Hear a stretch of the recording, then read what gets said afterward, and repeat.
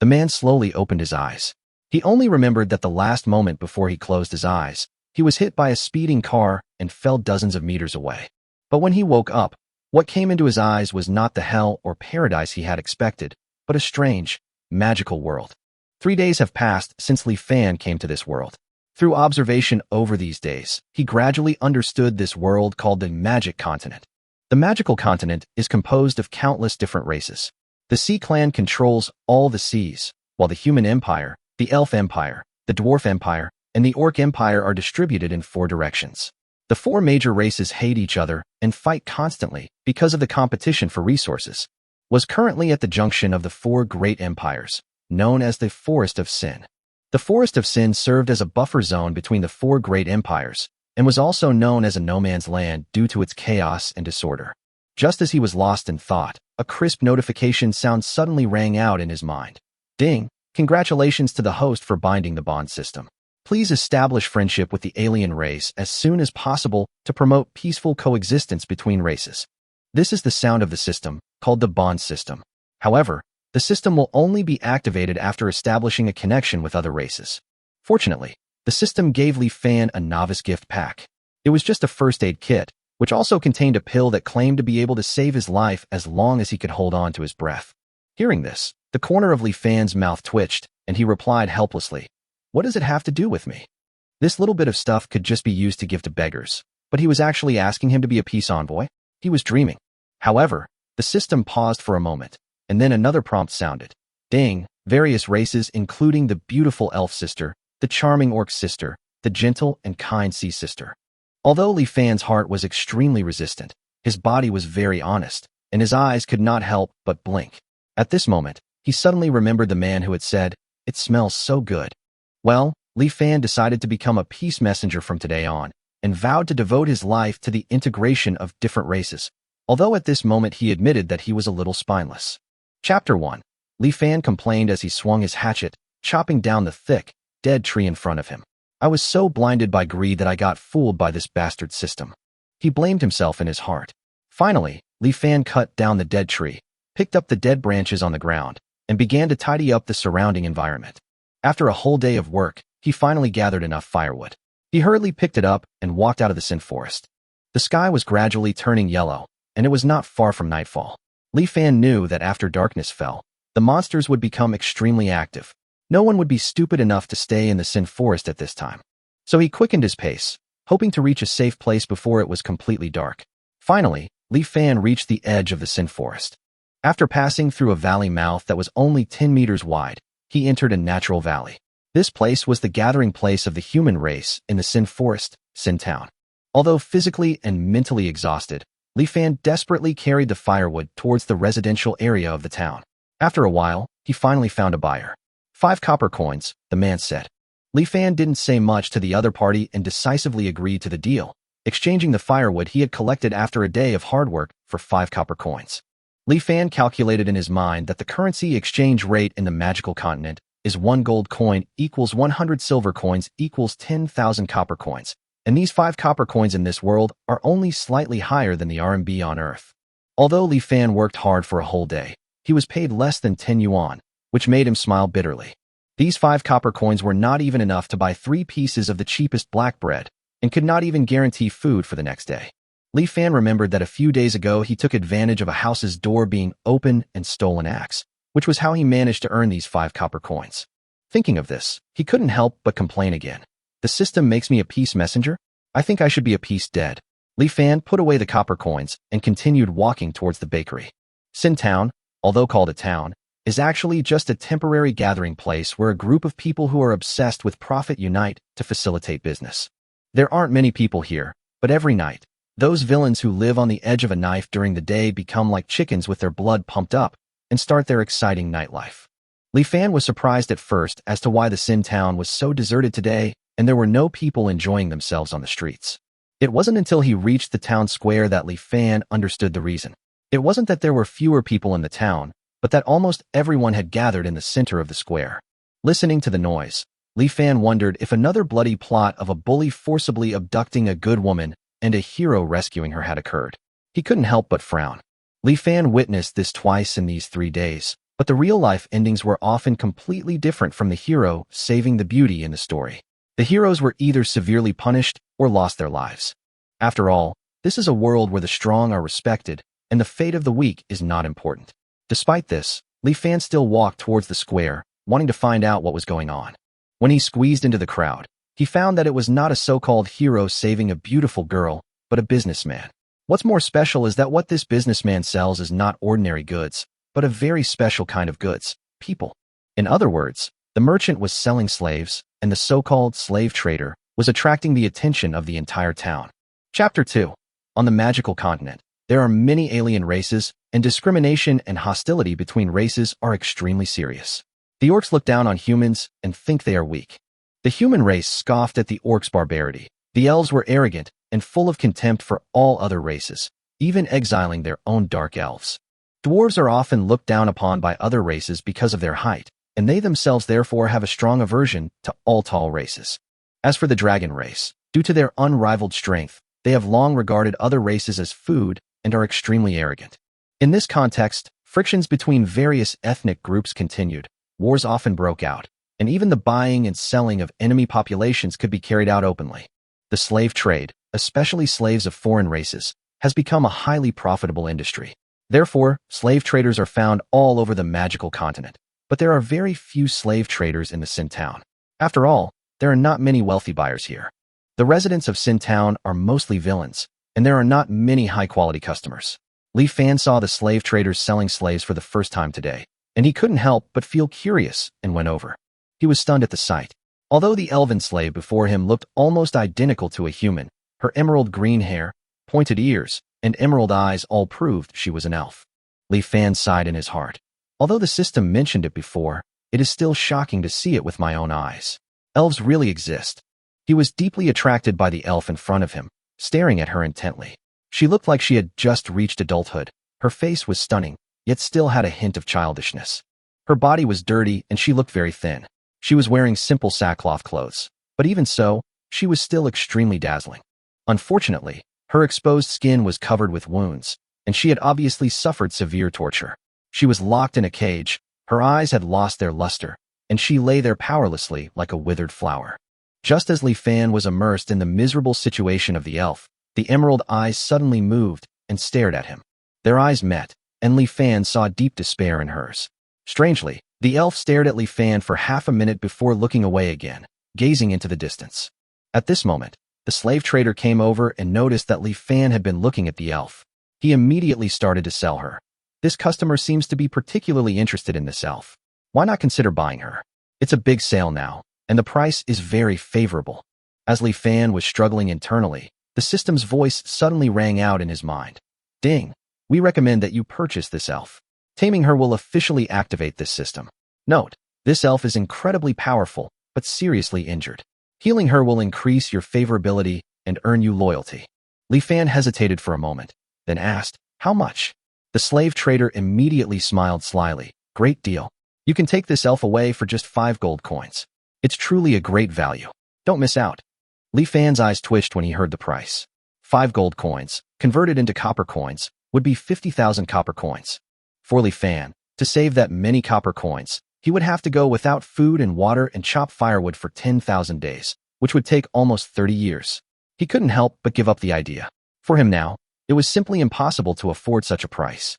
The merchant seemed to sense Li Fan's hesitation and hurriedly explained, Don't think it's expensive, sir. Normally, an ordinary elf would cost at least 10 gold coins. An elf with such beautiful appearance and talents like this, unless it's seriously injured, would cost at least 50 gold coins. Li Fan did not continue to argue with the businessman. He shook his head and turned to retreat behind the crowd. The businessman saw this, and a flash of disappointment flashed in his eyes, but he immediately started selling to others. A few people nearby started discussing. Brother, are you really not going to buy it? An elf is only 5 gold coins. Who knows if we'll encounter it again next time? If we can all pool our money, we can buy it and share it among ourselves. Idiot, don't you see why others don't take advantage of this? Another person responded coldly. Yes, this profiteer didn't even put a restraining collar on the elf, which means her injuries are very serious. Someone analyzed. She's so badly injured. Even if we spend a fortune to save her, she'll probably still suffer serious after effects. That profiteer won't take her to Winter City for treatment. If he can cure her, won't he make more money? Li Fan listened to these discussions and finally understood the reason. The elf's injuries were too severe. Even if he spent 5 gold coins to buy it, he might end up with an elf that wouldn't live long. This transaction was too risky. Li Fan pondered quietly. An idea flashed through his mind, and his eyes suddenly lit up. He smiled slightly, glanced at the merchant and the caged elf, and then calmly left the square. Night fell, and as time went by, darkness gradually enveloped the earth. Li Fan closed his eyes in the stable to rest, and did not open them until 4 in the morning. His life in this world was hard. He earned 5 coppers for chopping wood, spent 4 coppers on 2 loaves of black bread that was as hard as stone, and the remaining copper was used to pay for accommodation in the stable. What's worse is that he has no idea when he will be attacked by monsters or die from the cold in the coming winter. Li Fan knew that only by activating the system could he change his current fate. Although he had not yet activated the system, he was absolutely unwilling to miss this opportunity. He now has 2 options to activate the system. First, sell the first aid pills in the novice gift pack to the slave trader, so that the trader will definitely be willing to pay the price of the pills for the elf. Li Fan then used this reward to buy a cheap alien slave, like a dwarf slave. Dwarf slaves were cheap and could be bought for less than a gold coin. The price of elves is ridiculously high. Almost all of them cost more than 10 gold coins. Secondly, Li Fan decided to use his own method to rescue the elf. Chapter 3. 4 o'clock in the morning is the sleepiest time of the day. Even the hooligans who are having fun on the streets fall asleep in the alleys or in the arms of women. Li Fan knew that this timing was crucial for him. Last night, he had already found out the inn where the slave traders were staying and planned his route in advance. At this moment, he quietly left the stable and carefully walked through the shadows of the street. As if born for this kind of stealth activity, Li Fan successfully arrived in front of the slave traders' inn. The hotel before him was a 2-story building surrounded by a wall. He hid in the corner, breathing rapidly, his inner tension gradually increasing. There were no laws in Sin Town, and there were no consequences for killing someone. Li Fan knew that if his next move was discovered, the best outcome would be being shot on the spot. But he also knew that the more urgent the moment, the more he needed to remain calm. He adjusted his breathing while carefully analyzing the situation. Li Fan knew that a slave trader wouldn't come to Sin Town alone. It was impossible for a trader to come alone, or else his body would be found in the wilderness the next day. During the day, he saw several strong men guarding the prison van.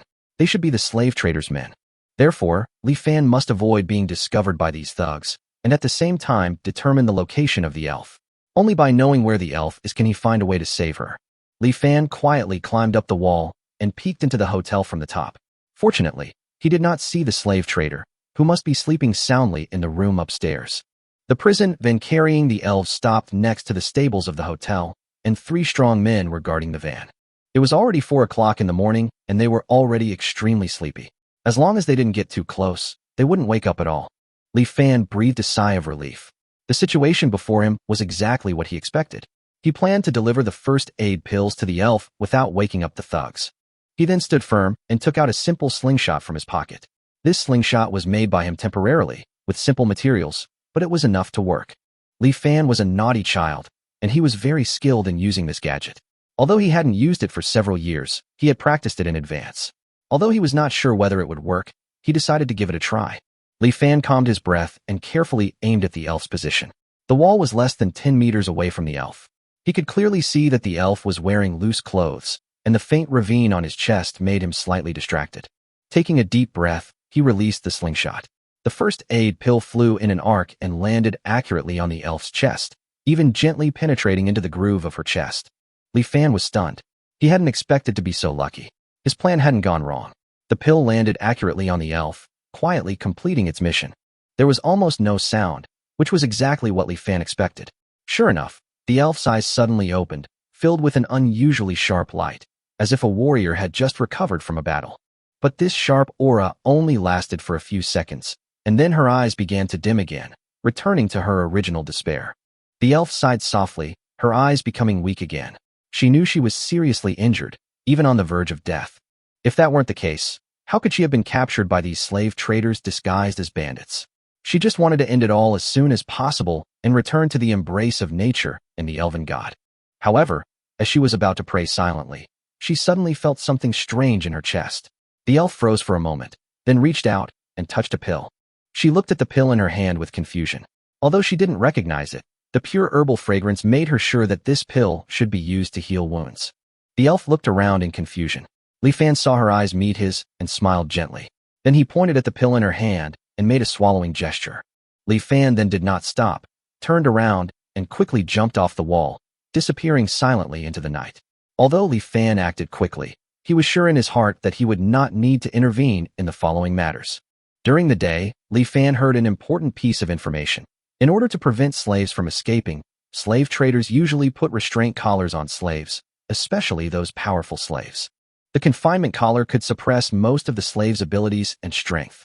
Although the elf was extremely powerful, she was too seriously injured, so the merchant did not put the confinement collar on her, which provided Li Fan with an opportunity. Li Fan's plan was very simple. Give the elf the first aid pills, use the pills to heal her injuries, restore her to her original strength, and then take the opportunity to let her escape. The elf watched Li Fan disappear into the darkness, unable to recover for a long time. She hesitated for a moment, but finally swallowed the pill. The pills worked incredibly quickly, and the wounds on the elf healed almost completely within seconds, leaving no traces behind. She even discovered that some of her past ailments had also been cured. How is this possible? Even the holy medicine in our tribe cannot recover so quickly from such an injury.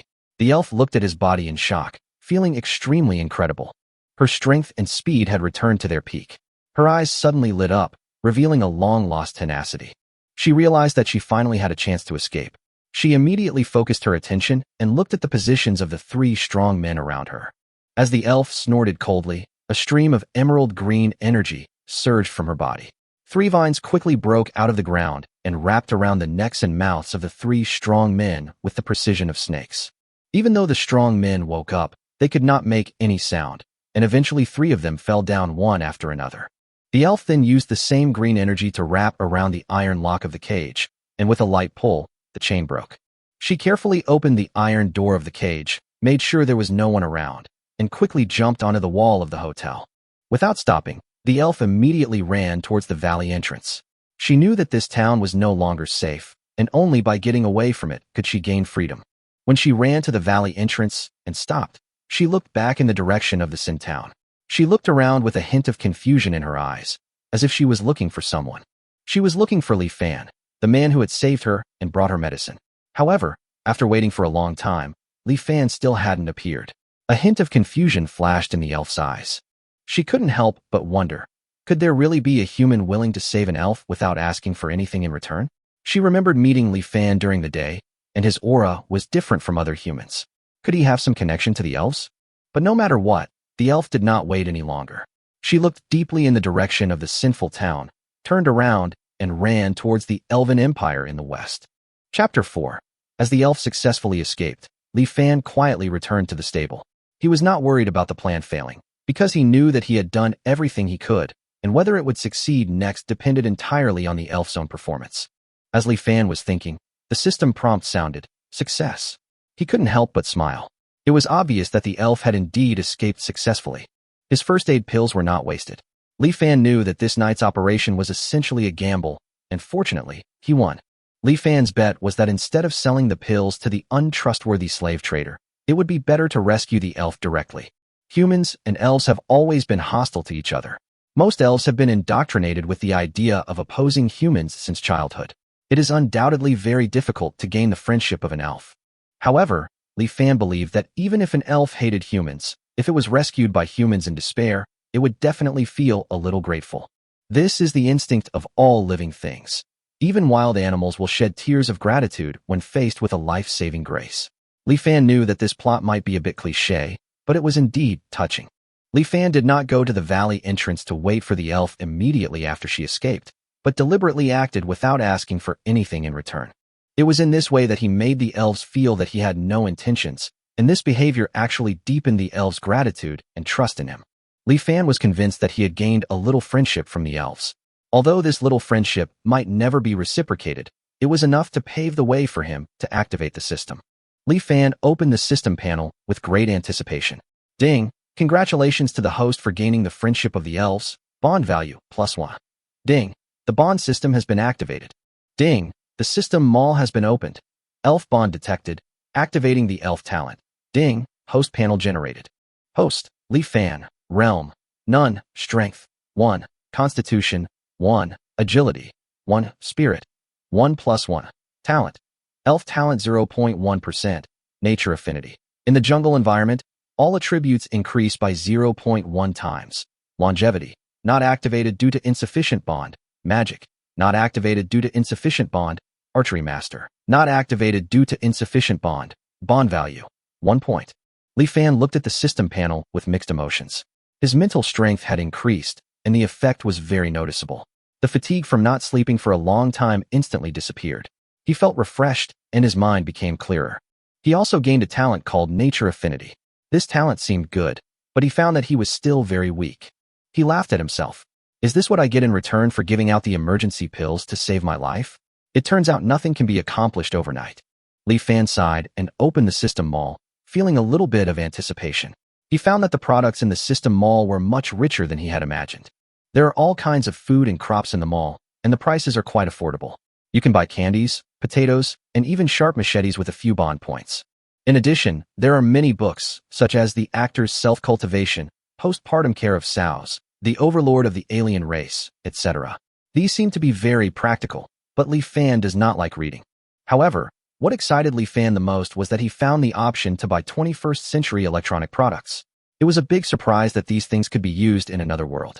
Li Fan even fantasized that after he gained more bond points in the future, he could hug a young lady of another race in this alien world and live a happy life reading novels and playing games.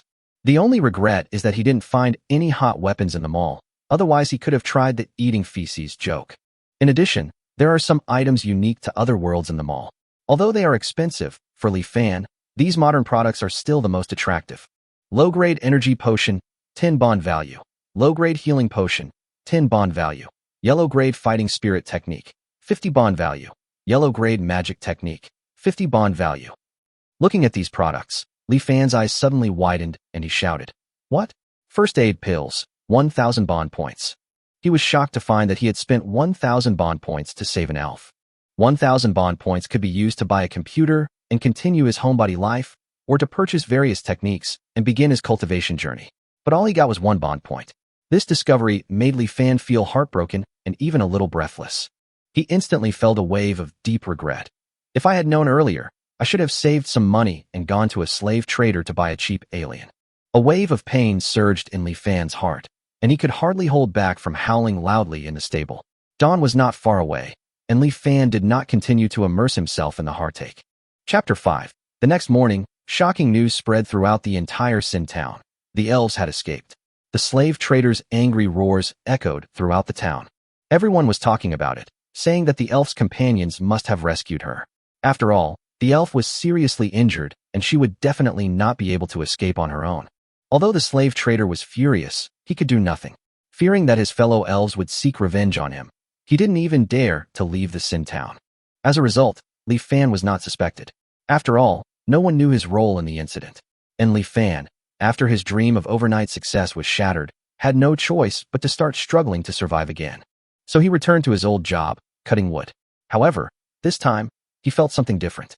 With the addition of his nature affinity talent, Li Fan experienced a noticeable change.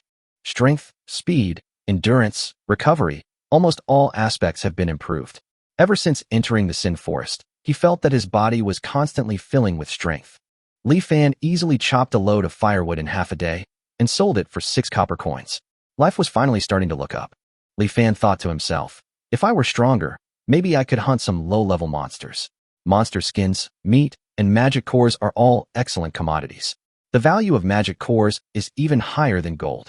He knew that hunting monsters was one of the 2 most profitable things in Sin Town.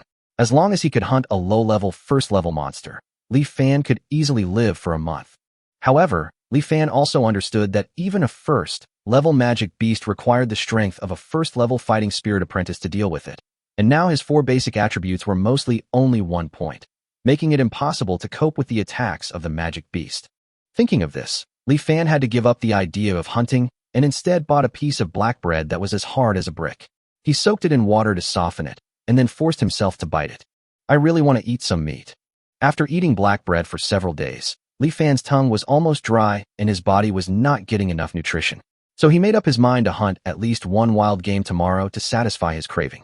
The next morning, Li Fan walked into the Sin Forest with his hatchet.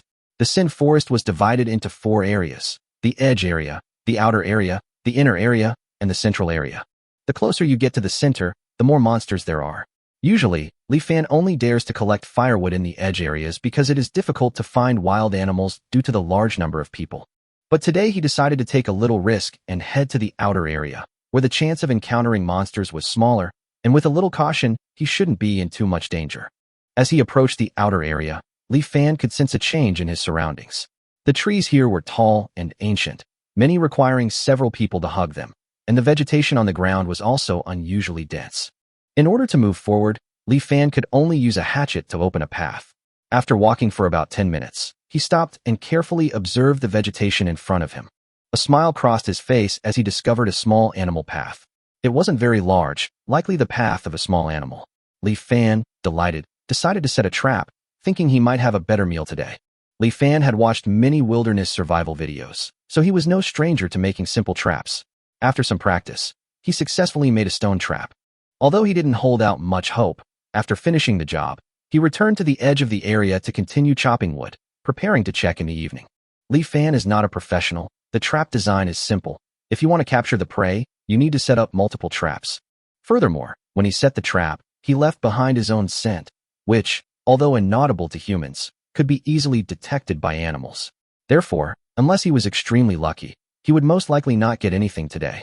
However, contrary to Li Fan's expectations, when he came back to check the trap in the evening, he was surprised to find that the trap was moving. The stone slab had been triggered, and a rabbit not far away was trapped in the trap, its hind legs broken, and it was frozen in place. Li Fan couldn't help but be stunned. The rabbit didn't take the opportunity to escape. Li Fan was overjoyed and immediately began to imagine enjoying a delicious roasted rabbit. Great! This rabbit is big and fat. It will be enough jerky to eat for several days. God bless me, he muttered to himself, thinking about the smell of roasted rabbit while anxiously walking towards the rabbit. It is not easy to catch a rabbit with bare hands. Rabbits have flexible limbs and can run away very quickly, but this unlucky rabbit was too seriously injured to escape. Li Fan grabbed the rabbit's ears and easily lifted it up. This rabbit weighs at least 7 or 8 kilograms, enough to make dried meat for a few days. Eating too much will cause a sore throat. Li Fan swallowed his saliva and prepared to take the rabbit to the river to cool off, and then make it into a roasted rabbit for enjoyment.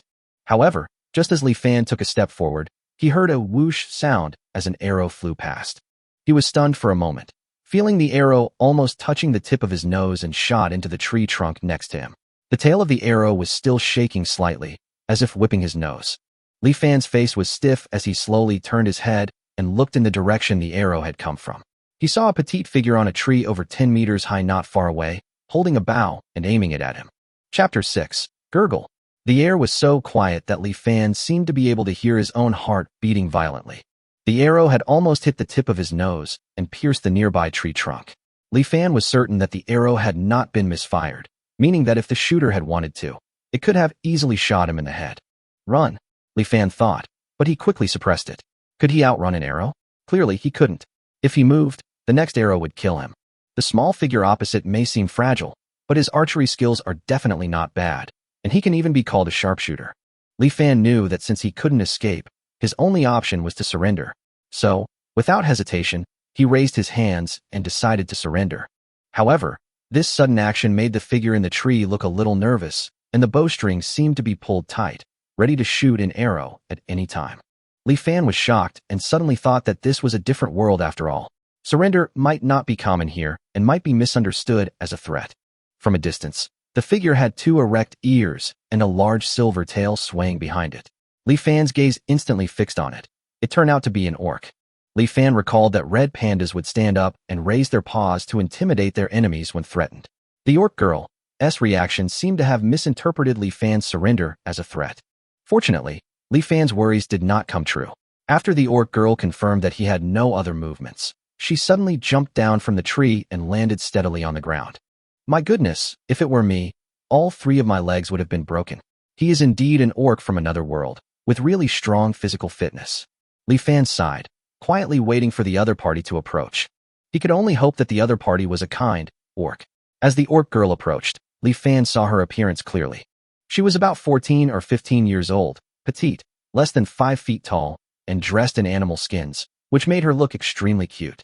Especially her deliberately serious face, which had a kind of fierce temperament. However, what caught Li Fan's attention most were her ears and tail. Her ears were pointed, clearly orcish features, and the silver tail behind her was swaying from time to time. Is this an orc from another world? Li Fan thought to himself. Although he was a captive at the moment, he still couldn't help but be curious about this orc girl. After a closer look, he felt that this was not a red panda beast man, but more like a wolf girl. Wolf beast men were usually very vigilant, and their sensitive ears would react to the slightest movement. At this moment, she gripped her bow tightly, aimed at Li Fan, and approached him step by step. Li Fan maintained a surrender posture, trying not to attract her attention. Human, hand over what you have. Silver-haired wolf girl uttered a clear and somewhat childish voice. Li Fan breathed a sigh of relief. It turned out to be just a robbery, so he didn't need to worry too much. He thought to himself, I'm so poor that I only have a hatchet left. The only valuable first aid kit I have has long been hidden in the system space. Okay, fine, I'll hand over everything right away. Li Fan responded and put down the hatchet in his hand. Shoot. The wolf girl looked at Li Fan in confusion, as if she didn't understand what shoot meant, but she didn't ask any more questions and still stared at him vigilantly. Li Fan saw the look in her eyes when she turned to him, and suddenly realized her anger and began to move faster. No, that's not right. How come surrendering only aroused her anger? Li Fan pondered this in his heart, then replied, Didn't you ask me to hand over everything? Besides this hatchet, all I have left is this set of clothes. These words seemed to stun the wolf girl for a moment. She hurriedly asked, Aren't you a hunter? I saw a rabbit in the trap you set. I put it there specifically to lure you out. Don't you hunters always carry healing potions when you go hunting? Give it to me. Li Fan was stunned. It turned out that his crude trap was deliberately set by her. He smiled bitterly and replied, I'm not a hunter. Just look at my hatchet and you'll know. I'm just a woodcutter. The wolf girl was obviously shocked by Li Fan's answer. She was stunned for a moment and asked, You are not a hunter, so why did you set a trap? Plum. Just made this to collect some firewood. The wolf girl was completely stunned. The bow and arrow in her hand were a little unsteady, and her emotions began to become confused. She began to mutter softly, What about my sister? The wound. Li Fan looked at her expression and felt that this was an opportunity. So he quietly took a step back, ready to take the opportunity to slip away. However, the wolf girl's eyes were sharp, and she noticed Li Fan's movements. She pulled the bow hard, aimed the arrow at Li Fan again, and said angrily, It's all because of you damn humans. If it weren't for your sneak attack, my sister wouldn't be injured. Since I can't save you, don't even think about living with her. The wolf girl's voice grew increasingly agitated, ready to shoot at any moment. Li Fan waited nervously, but unexpectedly, she hesitated several times. What's going on? You threaten with your mouth, but you're hesitating in your heart. Li Fan felt relieved, but still didn't dare to let his guard down. Li Fan took the opportunity to say, Wait, the herbs you need for healing are also for saving people, right? I have learned some medical skills, maybe I can help you. The wolf girl was stunned and obviously didn't believe it. You have studied medicine? Li Fan knew that he didn't know medicine, but he couldn't deny it at this time, otherwise it might cause more danger. So he said firmly, I am really a doctor. Just yesterday, I treated a seriously injured person. Although this sounded a little unreliable, Li Fan said it with confidence based on the matter of the first aid pills. The wolf girl's expression became complicated. She hesitated for a moment and finally said, Okay, if you lie to me, you will bear the consequences. Menacing threat didn't make Li Fan nervous, it actually made him want to laugh. However, given the weapon in the other party's hand, Li Fan didn't dare to act recklessly and could only follow the direction pointed by the wolf girl. Chapter 7. Li Fan followed the wolf girl for 10 minutes and finally stopped in front of a hidden cave. Go in. The wolf girl pointed at the cave entrance with a bow and arrow in hand. Li Fan did not resist, succumbed to her threats, and had to walk towards the dark cave. The cave was not small. Li Fan walked in the dark for more than 10 meters until he came to a cave hall about 7 or 8 meters high. In the center of the cave hall was a bonfire, illuminating the surroundings. The cave was simple, with almost no other items except a few large stones. There was a bed made of animal skins next to the campfire. Wolf girl about 20 years old, with long silver hair and a fluffy silver tail, almost exactly the same as the wolf girl behind Li Fan. Li Fan recognized her immediately as the wolf girl's elder sister. However, she was unconscious with her eyes closed. Sister, are you okay? Wake up. The wolf girl squatted nervously beside the bed, holding her sister's hand, her expression full of worry. Li Fan saw this scene and realized that what she needed most now was help. Saving people is the most important thing. Tell me what kind of injuries she suffered first. Li Fan interrupted the wolf girl's emotions and reminded her that the most important thing now was to get treatment. Although Li Fan did not know medical skills, he knew that there were books on medical skills in the system mall, and he could use these books to help treat the wolf woman's injuries. The wolf girl calmed down a little and began to explain. She was bitten by a poisonous snake. Poisonous snake? Li Fan frowned and fell into deep thought. In a world without anti-venom, detoxification is not easy. He hurriedly asked, where was she bitten? The wolf girl pointed to her sister's calf. Li Fan followed her instructions and saw 2 small wounds on her sister's calf near the ankle. The area around the wounds had turned black, and it was obvious that she had been poisoned for some time. Pushed the wolf girl away without hesitation and hurriedly wrapped her legs with a belt, trying to slow down the spread of the poison. The wolf girl saw Li Fan's actions and immediately became furious. She drew her bow and arrow, her eyes full of hostility. What are you doing? Li Fan didn't dare to stop and continued to focus on treating the wound. Saving people is important. Get out of the way quickly. He quickly took out a dagger from his waist and began to cut open the wound, preparing to suck out the snake venom. What are you doing? The wolf girl's voice was a little panicked, as if she didn't understand Li Fan's intention. Li Fan explained, the snake bite wound is too small. Only by cutting the wound open can the remaining snake venom be sucked out. After saying that, he made a cross-shaped incision on the wound without hesitation, and black poisonous blood quickly flowed out. The wolf girl watched this scene and was surprised to find that Li Fan actually sucked the poisonous blood into his mouth without hesitation. At this moment, Li Fan was completely unaffected by the poisonous blood. The wolf girl was a little shocked and suddenly felt that the human in front of her was not as hateful as she had imagined. Although she had previously believed that all humans were enemies, she suddenly felt that Li Fan was not so bad after all. Li Fan ignored the wolf girl's thoughts and continued to carefully absorb the poisonous blood. After a while, the black poisonous blood in the wound finally turned bright red, and Li Fan breathed a sigh of relief. Is she okay? The wolf girl asked hurriedly. Li Fan shook his head. Although the poisonous blood has been sucked out, she is still in danger. The remaining toxins still need to be removed. He then asked, do you know what kind of snake bit her? The wolf girl shook her head helplessly. I don't know. She was bitten by a snake while out hunting. When I went out, I saw that she had fainted. Li Fan frowned, unsure of what kind of venomous snake she'd been bitten by. Even though such a situation would be difficult to resolve on Earth, he still decided to take a gamble. Where does your sister usually hunt? Li Fan continued. The wolf girl nodded. I know. Take me there, Li Fan said hurriedly. He remembered hearing that where venomous snakes are found, there's an antidote within 7 steps. He hoped he could find the antidote this time. Soon, the two came to a dense forest. Through the wolf girl's keen sense of smell, they finally found the bloodstains left by the girl's sister on some weeds. Looks like this is it. Li Fan looked at the herbs around him, but he didn't recognize any of them. He asked the wolf girl, but she was also confused. Li Fan could only seek help from the system mall to see if he could find a way to detoxify the poison. He found that there was an antidote in the system mall, but it cost a whopping 10 bond points, and he only had 1 point. The only thing he could afford was some books, so Li Fan used 1 bond point to buy a book on detoxification for common venomous snakes. The knowledge in the book quickly flooded into Li Fan's mind, and he quickly learned how to find herbs that could detoxify. Then, Li Fan successfully found several herbs that could treat snake venom based on this knowledge. The two hurriedly returned to the cave with the herbs.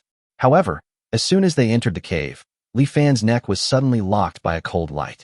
Chapter 8. The dagger was pressed tightly against Li Fan's neck. The cold blade made him pause, and his heartbeat suddenly accelerated. Li Fan hurriedly made the French military salute again, raising his hands high in a gesture of surrender. Sister, you're awake. The wolf girl Dina was overjoyed to see her sister wake up.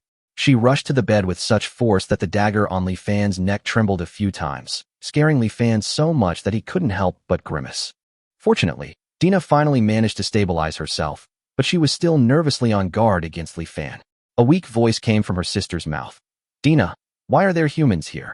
Li Fan opened his mouth to explain, but the dagger on his neck pressed tightly against his skin, forcing him to shut up quickly. Obviously, Dina's sister was much more wary of humans than Dina herself. At this time, Dina also noticed Li Fan's reaction and hurriedly explained to her sister. Sister Anna, it's like this. After a moment, Dina told Anna everything that happened. A strange expression gradually appeared on Anna's face, especially when she heard Li Fan lift up her animal skin skirt and help her suck out the poisonous blood from her calf. Her face changed. However, this expression only lasted for a moment, and then Anna returned to her serious look. Her vigilance towards Li Fan did not decrease, but became even more severe. Dina, you're still too careless, Anna said sternly. We orcs have been fighting humans for years, and you should know how cunning humans are. He may seem to be helping us, but how can you be sure he won't bring people to capture us? In the eyes of slave traders, we are just as valuable as elves.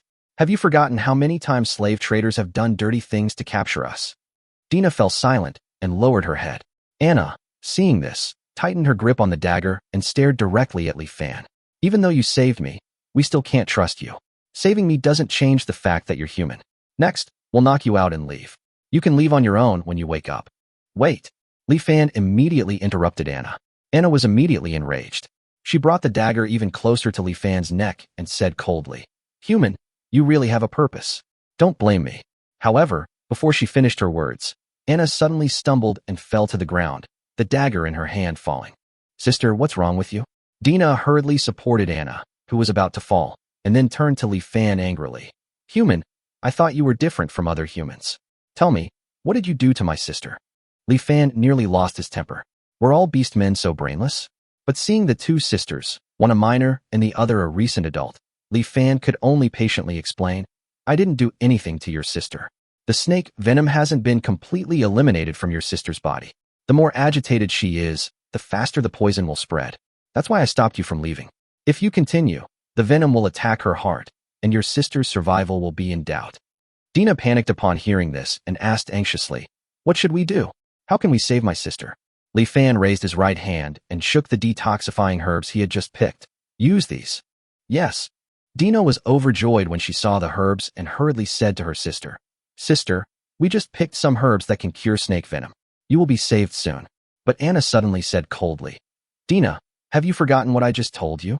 Her face was pale, her breathing rapid, but she still held it in, saying coldly, Never trust humans easily. What if there's something wrong with those herbs? What if he's already contacted his companions? Do you know what the consequences will be if you trust humans? A trace of doubt flashed in Dina's eyes. She looked at Li Fan, then at her sister's pale face, hesitant. But sister, you. Anna took a deep breath and continued, I will be fine. Even if I am gone, at least you are still here. We can't all die, especially considering those tribesmen who believe in us. If we all die, what will they do? Sister, sister. Dina couldn't help crying out loud, and tears also fell from Anna's eyes. Li Fan looked at the emotional entanglement of the two sisters and felt speechless. Could this be a Qiangyao drama? He hurriedly interrupted. Wait, don't cry yet. I have a solution. Shut up. We won't trust humans. Anna interrupted Li Fan mercilessly. Li Fan felt a surge of heat in his heart and sighed deeply. He thought to himself, the racial hatred in this world is truly appalling. Even though he wasn't a native of this world, Li Fan knew that this hostility towards humans was incomprehensible. But he didn't give up. He knew he couldn't let his emotions ruin this precious opportunity. Li Fan faced Anna and said calmly, Let me ask you, if you die, what will happen to your sister? She's still a minor. Do you think she can really survive in this sinful forest? Anna replied subconsciously, Of course she can. We silver wolves are natural hunters. Hunting? Bullshit hunting. Li Fan interrupted her with a cold expression. No matter how strong your silver wolf clan is, weren't you bitten by a poisonous snake in the end? Can you guarantee that your sister won't encounter the same thing? Anna opened her mouth, was stunned, and did not refute. She instantly understood that no one could guarantee themselves or those around them would be safe from danger. She was also worried about her sister, but trusting Li Fan meant they might be captured by the slave traders, who might even sacrifice her to allow Dina to escape. Li Fan saw Anna's stubbornness and knew she wouldn't change her mind easily, so he turned the conversation to Dina. He asked, Can you really watch your sister die? Of course not. Dina answered without hesitation. Li Fan smiled and said quickly, Then, let me tell you what I have to say. Anna still wanted to stop her, but Dina said to her sister, Sister, you're my only relative now. I don't want to lose you. Let's listen to his advice, shall we? Dina's eyes showed a determined look. Anna looked at her and finally said nothing. Dina turned her head to look at Li Fan, her silver pupils erect, full of wildness, as if anyone who tried to deceive her would be torn apart. Chapter 9. Li Fan was originally forced to save Anna, but as he gradually understood the world, he decided to help her voluntarily. Although he knew in his heart that his main purpose was to establish a bond with Dina and Anna, thereby activating his innate skills and increasing his strength. Ever since establishing a bond with the elves, Li Fan realized that any bond with an alien race would bring a bonus to his talents, which was undoubtedly the best way for him to quickly become stronger. Li Fan knew that the gifts of fate often have chips behind them. He understood that no one in this world could remain ordinary forever, and if he chose to give up, his future would be filled with endless despair. So, without hesitation, he decided to give it a try and see if he could change his fate. Anna was a difficult person to convince, but even so, Li Fan was determined to save her. "Isn't your biggest worry that I might be a slave trader and betray you?" Li Fan asked directly. Dina and Anna nodded. Li Fan continued, "If I were really after money, my fear of death would be even more obvious." Dina and Anna nodded again. Li Fan smiled. "Then tie me up. If I betray you, Dina can kill me at any time." These words stunned the Wolf sisters. They hadn't expected Li Fan to come up with such a simple and effective solution. The core of this method was that Li Fan completely gave his life to them, using this method to build trust. Despite the risks, Li Fan believed this method would succeed, especially since he knew trust was the fastest path. He chuckled inwardly, having never expected his cooperation to be so unbelievable. He was convinced that successfully unlocking the orc's talents and improving his own strength was his most important goal at the moment. After he proposed his plan, Dina and Anna finally agreed. Dina tied Li Fan up with ropes, but she was clearly too soft-hearted to tie them tightly enough, forcing Li Fan to personally instruct her on how to tie them.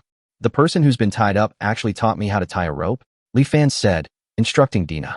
This scene made Dina and Anna feel very strange. They looked at Li Fan and had some doubts in their hearts. But no matter what, Dina tied him up tightly according to Li Fan's request. The rope was tied very tightly, making it almost impossible for Li Fan to move. After seeing Li Fan tied up, Anna began to use the detoxifying herbs.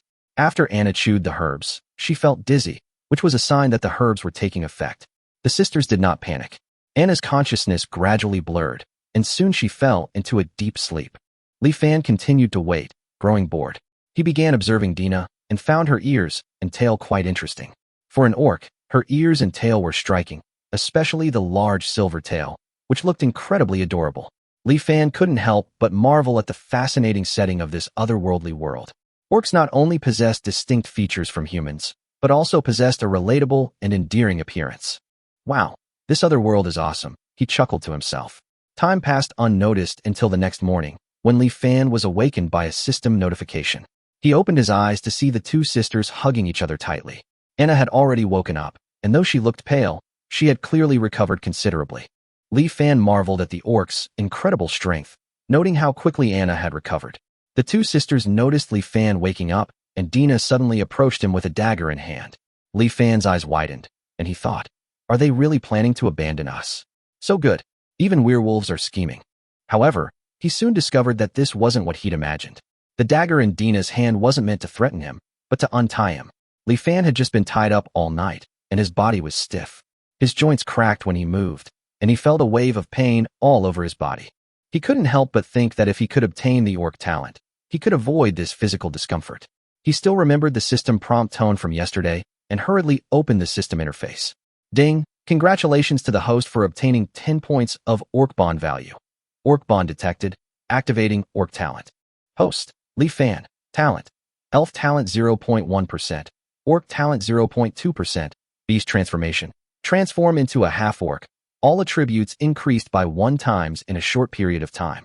Talent skills: nature affinity, beast transformation, bond value. 10 points. Li Fan was stunned when he saw this information. He suddenly gained 10 bond points, his strength doubled, and his body aches instantly vanished. Even more surprising to Li Fan was the fact that the orc skill, beast transformation, could double his attributes in a short period of time. It was truly a magical skill. Chapter 10. After Anna recovered, Li Fan finally gained some trust, although it was still weak, just a trace. The two sisters began to roast a rabbit by the campfire. It was the rabbit that Dina had caught in the trap she set yesterday to lure Li Fan out. There wasn't much meat on a rabbit, and wild rabbit meat is particularly lean. Roasted rabbit meat was a bit tough, and naturally, the flavor wasn't great. Li Fan, who hadn't eaten meat in several days, couldn't resist trying it, despite the fishy smell. However, as he took a bite, his expression suddenly changed. The rabbit meat was incredibly fishy. Even though the blood had been drained, the pungent smell was still hard to mask. Without any seasoning, Li Fan almost wanted to spit out the meat. Worse still, the rabbit meat was completely flavorless, not even salty. Li Fan then noticed that Dina and Anna hadn't added any salt when grilling the meat. Li Fan was somewhat disappointed by the old, woody, fishy, and tasteless rabbit meat.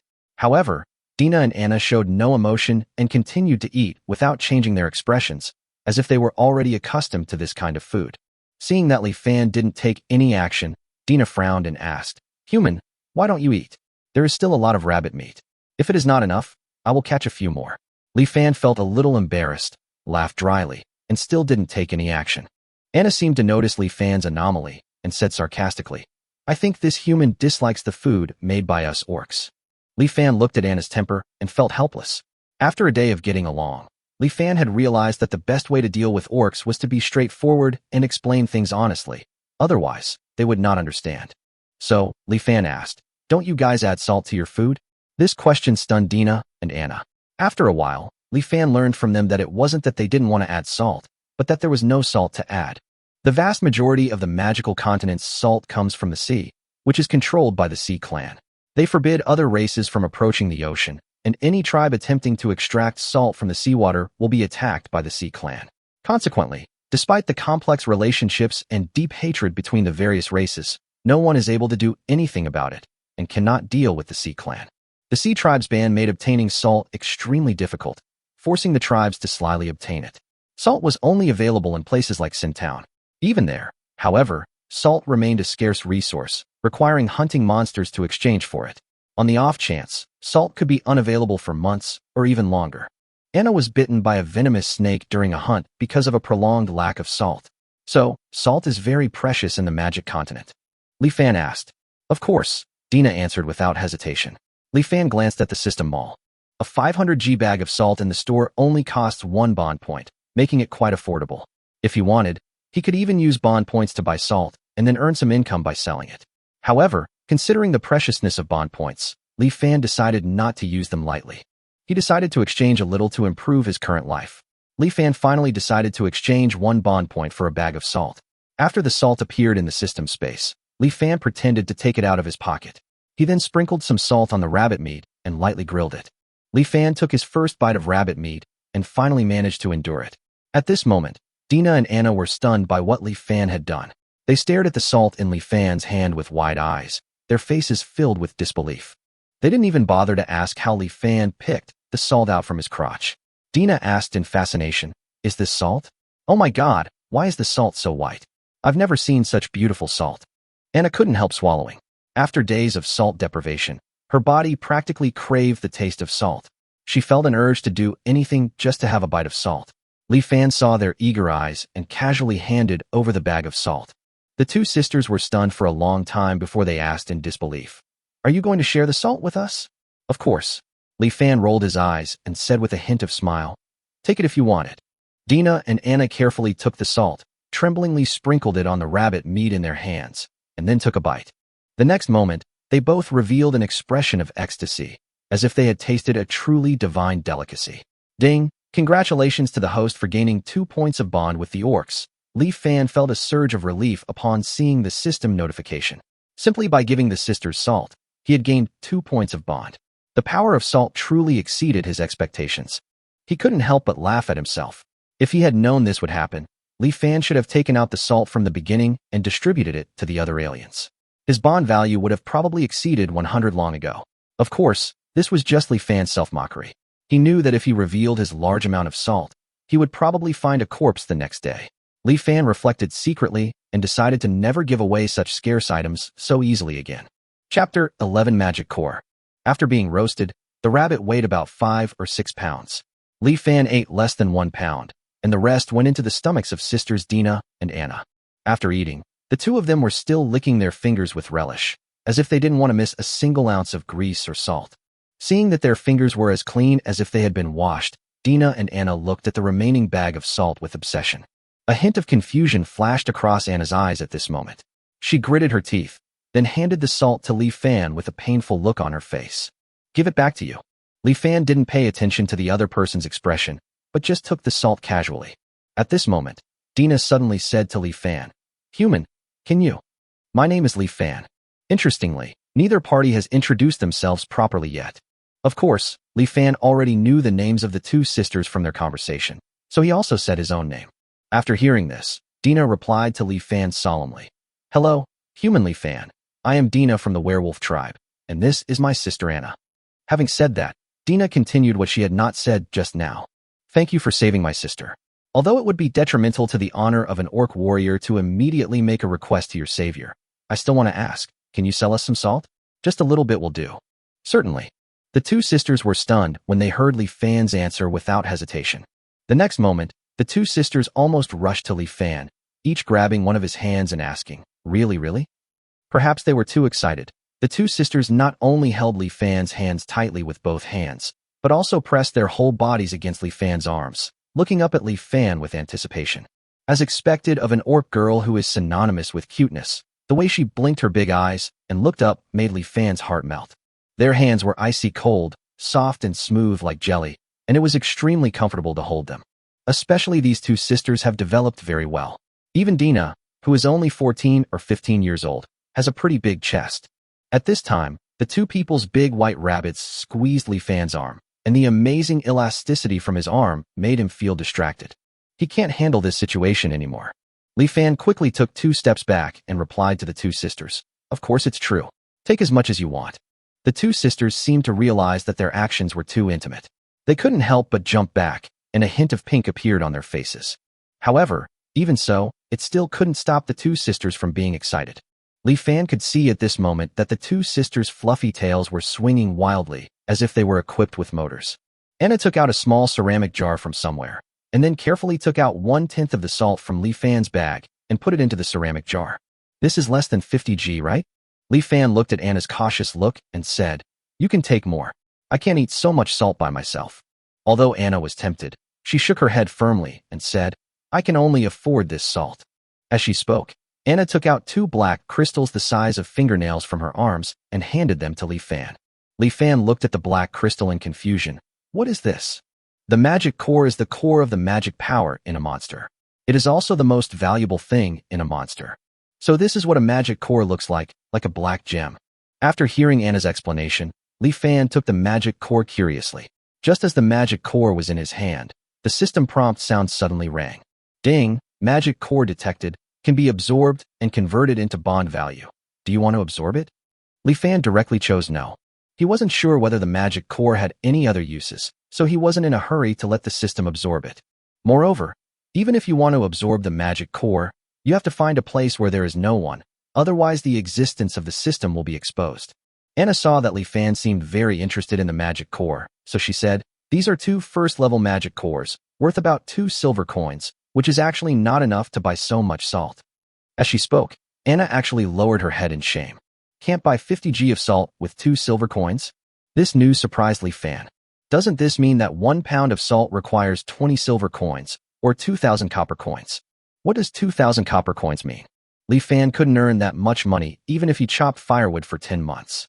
Converted into RMB, it is over 2,000 yuan.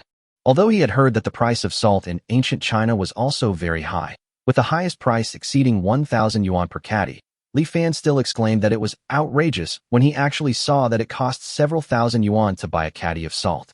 According to Anna, this is the normal price of salt in the Sin Forest. Li Fan knew without guessing that there must be a huge premium, otherwise ordinary people would not be able to afford salt. Later, Anna explained that those living in the Forest of Sin were people who were intolerable to the 4 empires, so it was normal to have a premium. Li Fan can get his compensation at this price with complete peace of mind. Having said that, Li Fan did not intend to do so. He thought he was greedy for money, but he would not take advantage of 2 little girls. Besides, salt is not a rare thing for him. Li Fan directly picked up his bag of salt and poured it into Anna's ceramic jar until the jar was full. Li Fan still had half a bag of salt left in his hand. "I swear to God, I exchanged half a bag of salt for 2 first-level magic cores, 2,000 renminbi. If this happened on Earth, it would be an exaggeration to say that you are a profiteer. You are even more vampire-like than a vampire. But in the other world, you will only be appreciated." Dina's face was so happy that it looked like a flower. Anna was much calmer. She was very principled and looked like she was determined to return the extra salt to Li Fan. Li Fan persuaded Anna to accept the jar of salt.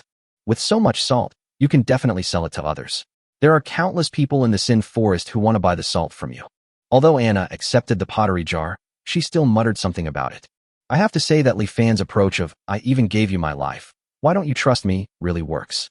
Ever since Anna cured the snake venom, this guy who was wary of him before has become much nicer to him. Coupled with Li Fan's action of offering salt just now, Anna's friendliness towards him can be said to be rising rapidly. Anna's tone of voice was much gentler at this time, and her complaints sounded like she was acting like a spoiled child, making it hard for Li Fan to imagine that she was threatening him with a dagger yesterday. No wonder some people always say that the orcs are simple-minded and stubborn. Isn't he simple-minded and stubborn? Once they find out that you have no ill intentions, they will instantly respond with the greatest kindness and will even consider you even if it means they suffer losses themselves. Is there anyone more simple-minded and stubborn than this? Chapter 12 Cultivation Methods of Different Races. With so much salt, you can definitely sell it to others. There are countless people in the Sin Forest who want to buy the salt from you. Anna's words provided Li Fan with an interesting piece of information. Are there a lot of people in the Sin Forest? Then why have I only run into you two outside of Sin Town, even though I've been in the Sin Forest for several days? Anna was not surprised by Li Fan's question, and even Dina beside her knew the reason. Next, the two sisters explained the reason to Li Fan. The Forest of Sin is much, much larger than you imagine. You humans aren't the only ones active here. There aren't even just one gathering place. The area near the Human Empire in the east is where you humans gather, which is what you call the Sin Town, and the area near the Elf Empire in the west is where the elves gather. There are gathering places of dwarves near the Dwarven Empire in the south, and gathering places of orcs near the Orc Empire in the north. Those who can enter these gathering places are usually members of the 4 major clans. But not all of our people can enter the gathering place of our own country. Those who have been abandoned by their own countries, that is, those who are not tolerated by the 4 major nations, cannot enter the gathering place. Just like the Dark Elves among the elves, the Dark Elves are a race despised by the elves. The gathering places of the elves will not allow Dark Elves to enter. The same goes for witches among humans, sinners among dwarves, and weaklings among orcs. Besides that, there may be countless alien races living in the Sin Forest, such as giants and vampires. They often have some remarkable places, but because their tribe is small, they can't establish a gathering place. There are many, many people like this in the Forest of Sin, hundreds of them, and all of them are short of salt. Now you know how precious salt is in the Sin Forest, right? Li Fan was shocked after hearing this. He realized that there were so many alien races in the Sin Forest. However, he had always lived near human settlements, so he had never encountered these alien races. At the same time, Li Fan was secretly surprised. If there were so many alien races, as long as he could find a way to build good relationships with them, the bond value would increase rapidly. It seems he needs to find a way to get more salt. Although Li Fan can use bond points to exchange, the price of 1 bond point for 1 pound of salt is not high. But Li Fan was too short of bond value. Up to now, he only had 11 points of bond value in his whole body. Li Fan's goal is to practice and become stronger. The lowest level of yellow grade skills also requires 50 points of bond value. It is unknown when he can get enough. Therefore, unless it was necessary, he would not use bond points to exchange for a large amount of salt. Thinking about it, Li Fan decided to go back to the Sin Town first to see what the price of salt was there. Li Fan said goodbye to Dina and Anna and agreed to meet again tomorrow, hoping that they would introduce him to some alien races in the Sin Forest. The two sisters agreed immediately. After parting with Dina and her sister, Li Fan calmly found the firewood he had chopped yesterday and returned to the Sin Town carrying the firewood. Fortunately, Li Fan didn't have many friends, so no one noticed when he disappeared for a night. The firewood was exchanged for 6 copper coins, which was a pitifully small amount, but there was no doubt that this was Li Fan's entire fortune. It is simply wishful thinking to want to buy salt with this little money. Fortunately, Li Fan still has 2 first-level magic cores on him. After exchanging the magic cores for silver coins, he should be able to buy salt. Li Fan has also found a place to trade magic cores. Whenever mentioning the other world, it seems that the mercenary guild cannot be avoided. Mercenary guilds naturally exist in the magical continent, and the place where magic cores are traded is the mercenary guild. Moreover, Li Fan heard that the mercenary guild not only issued various bounty missions and recovered Warcraft materials and magic cores, but also intervened in the trade of salt and various rare goods. Anyone with a discerning eye knows that the mercenary guild is not simple, so the mercenary guild where mercenaries come and go is actually the most peaceful place in Sin Town. Soon Li Fan arrived in front of the most luxurious and largest building in Sin Town. This is the Mercenary Guild. After Li Fan entered, he asked the staff in the guild and found out that if he wanted to handle affairs in the Mercenary Guild, he had to register as a mercenary first. Registering as a mercenary is very simple. You just need to report your name and then pass the attribute test stone test to generate a mercenary certificate. Name: Li Fan. Do you want to practice fighting spirit? I haven't practiced before. Does that mean I can't register if I haven't practiced before? Don't worry, you can still register. I'm only asking for registration. Now, please place your hand on this attribute test stone. Attribute test stone? Yes, this attribute test stone can detect your 4 attributes: strength, constitution, agility, and spirit. As we all know, the level of basic attributes represents a person's potential. We will assign you corresponding privileges based on this. Li Fan became curious upon hearing this. He had wanted to practice for a long time, but he had not been able to do so due to insufficient bond value and no one teaching him. Now that I heard from the staff in front of me that basic attribute values are related to the potential for cultivation, there is no reason not to ask. After Li Fan's persistence for half an hour and reluctantly taking out a copper coin to pay a heavy bribe, he finally figured it out under the staff's disgusted eyes. It turns out that everyone in the magical continent can practice, but the methods of practice are different among different races. For example, the elves practice magic, the orcs practice a kind of power called chi and blood, and the dwarves focus on tempering their bodies. In addition, there are countless alien races, most of which have unique cultivation methods. As for the humans to whom Li Fan belongs, they cultivate a power called fighting spirit. That's right, it's the fighting spirit that has grown to its peak. The so-called magic is a kind of magic that can communicate with the ubiquitous magic in nature, triggering one spell after another that is enough to destroy the world. Chi and blood are a special energy cultivated by the orcs from their flesh, blood, and bones. Not only can they make the orcs extremely powerful, but they can also have a terrifying healing speed. It is rumored that in addition to this, chi and blood have some extremely strange uses, which are also extremely mysterious. The dwarves' method of tempering their bodies is even more amazing. It is said that they treat their bodies as metal and constantly temper them, eventually gaining a physique that is stronger than any weapon. The fighting spirit of humans is no less powerful.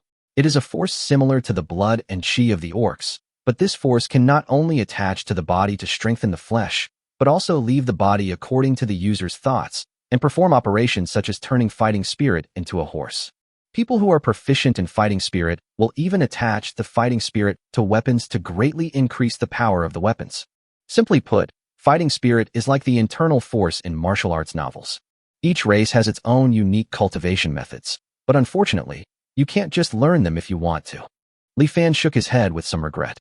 According to the staff, only elves can learn magic, and only orcs can cultivate chi and blood. The dwarf's method of tempering the body is also a unique skill of the dwarves. It's not that you can't learn it, but you might die after learning it. The cultivation method of each race is in line with the characteristics and talents of the race, so the race can practice. Once they don't match, terrible consequences often occur. Just like the dwarves' method of tempering the body, if humans try to learn it, they would probably be smashed into meat paste immediately. Without the dwarves' special physique, there is no possibility of successful practice. Even if humans learn the orcs' method of controlling chi and blood, the chi and blood produced will be extremely weak, and the practitioners may even explode and die due to the riot of chi and blood. As for the human race learning the magic of the elves, the most likely possibility is that their brains were burned by the powerful mental power. Li Fan is undoubtedly a human being. Even if he comes from another world, he is still a human being. Therefore, Li Fan could only learn fighting spirit. This was a huge blow to Li Fan, who had some admiration for magic. Come to think of it, magic, just by reciting some spells, can easily trigger miracles. How can it not make people yearn for it? For example, if you are traveling in the wild and feel thirsty, you can perform a water magic and immediately have endless water. When you're hungry, use wind magic to roll in your prey, and then use fire magic to roast it. After eating, use water magic and fire magic to take a hot bath, and finally use earth magic to build a house on the spot and have a good sleep. Wow, life is so comfortable these days. Of course, these are just Li Fan's imaginations. In fact, although magic is convenient, it cannot be as convenient as Li Fan imagined. Later, Li Fan learned from the staff that even if the elves could learn magic, each elf could only learn magic of one attribute in its lifetime, and it was impossible to be as convenient as Li Fan imagined. Chapter 13: The Importance of Basic Attribute Points. The dream of becoming a magician was shattered, and Li Fan could only put all his hopes on fighting spirit. The staff of the Mercenary Guild also explained at this time why they needed to test the basic attributes. In the magical continent, whether it is magic, blood, fighting spirit, or methods of tempering the body, all cultivation is closely related to the basic attributes of the practitioner. For example, human fighting spirit is divided into 9 levels. Each time a person is promoted to a higher level, his basic attributes will increase tenfold. Assume that a person's basic attribute points are Strength 1, Constitution 1, Agility 1, Spirit 1. Then when he cultivates Do Chi and becomes a level 1 Do Chi apprentice, his basic attributes will become Strength 10, Constitution 10, Agility 10, Spirit 10. It can be seen how much influence a person's basic attributes have on their future growth. Therefore, if a person's basic attributes are very high, as long as he grows up, he will become extremely powerful. The Mercenary Guild will naturally record such people and grant them some privileges, which can be regarded as an investment. On the contrary, if a person's basic attributes are too low, not only will he not receive any privileges from the Mercenary Guild, but even the rewards for completing commission tasks will be charged a large amount of handling fees by the Mercenary Guild, and he may not even be able to obtain the right to purchase precious items such as salt. Li Fan was a little nervous after hearing this. His total attribute points were only 6 points. It was not known whether this attribute point was high or low among humans. If it was too low, he would not even be qualified to buy salt, which would be troublesome. Thinking of this, Li Fan hurriedly asked the staff. Li Fan breathed a sigh of relief after hearing the staff's reply. According to the staff, the sum of all attribute points of a normal person is mostly only 5 points. If you have 6 to 7 attribute points, you can be considered to have excellent qualifications. If you have 8 to 9 attribute points, you can be called a genius. If one has 10 or more attribute points, he will be called a chosen one by God. When such a person appears, he will be invited by the royal family. No matter how humble his previous status was, he can become a royal guest and enjoy the rights of a great noble. The sum of Li Fan's attribute points is 6, which means that Li Fan has excellent qualifications. The right to purchase salt is certainly not a problem. He can even enjoy a 9.5% discount when purchasing items in the Mercenary Union. After all, the value is only slightly higher than that of ordinary people, and the privileges enjoyed are also the lowest. The discount can only be said to be better than nothing. Li Fan was still very happy after hearing this, because he suddenly remembered that his basic attribute points could be increased.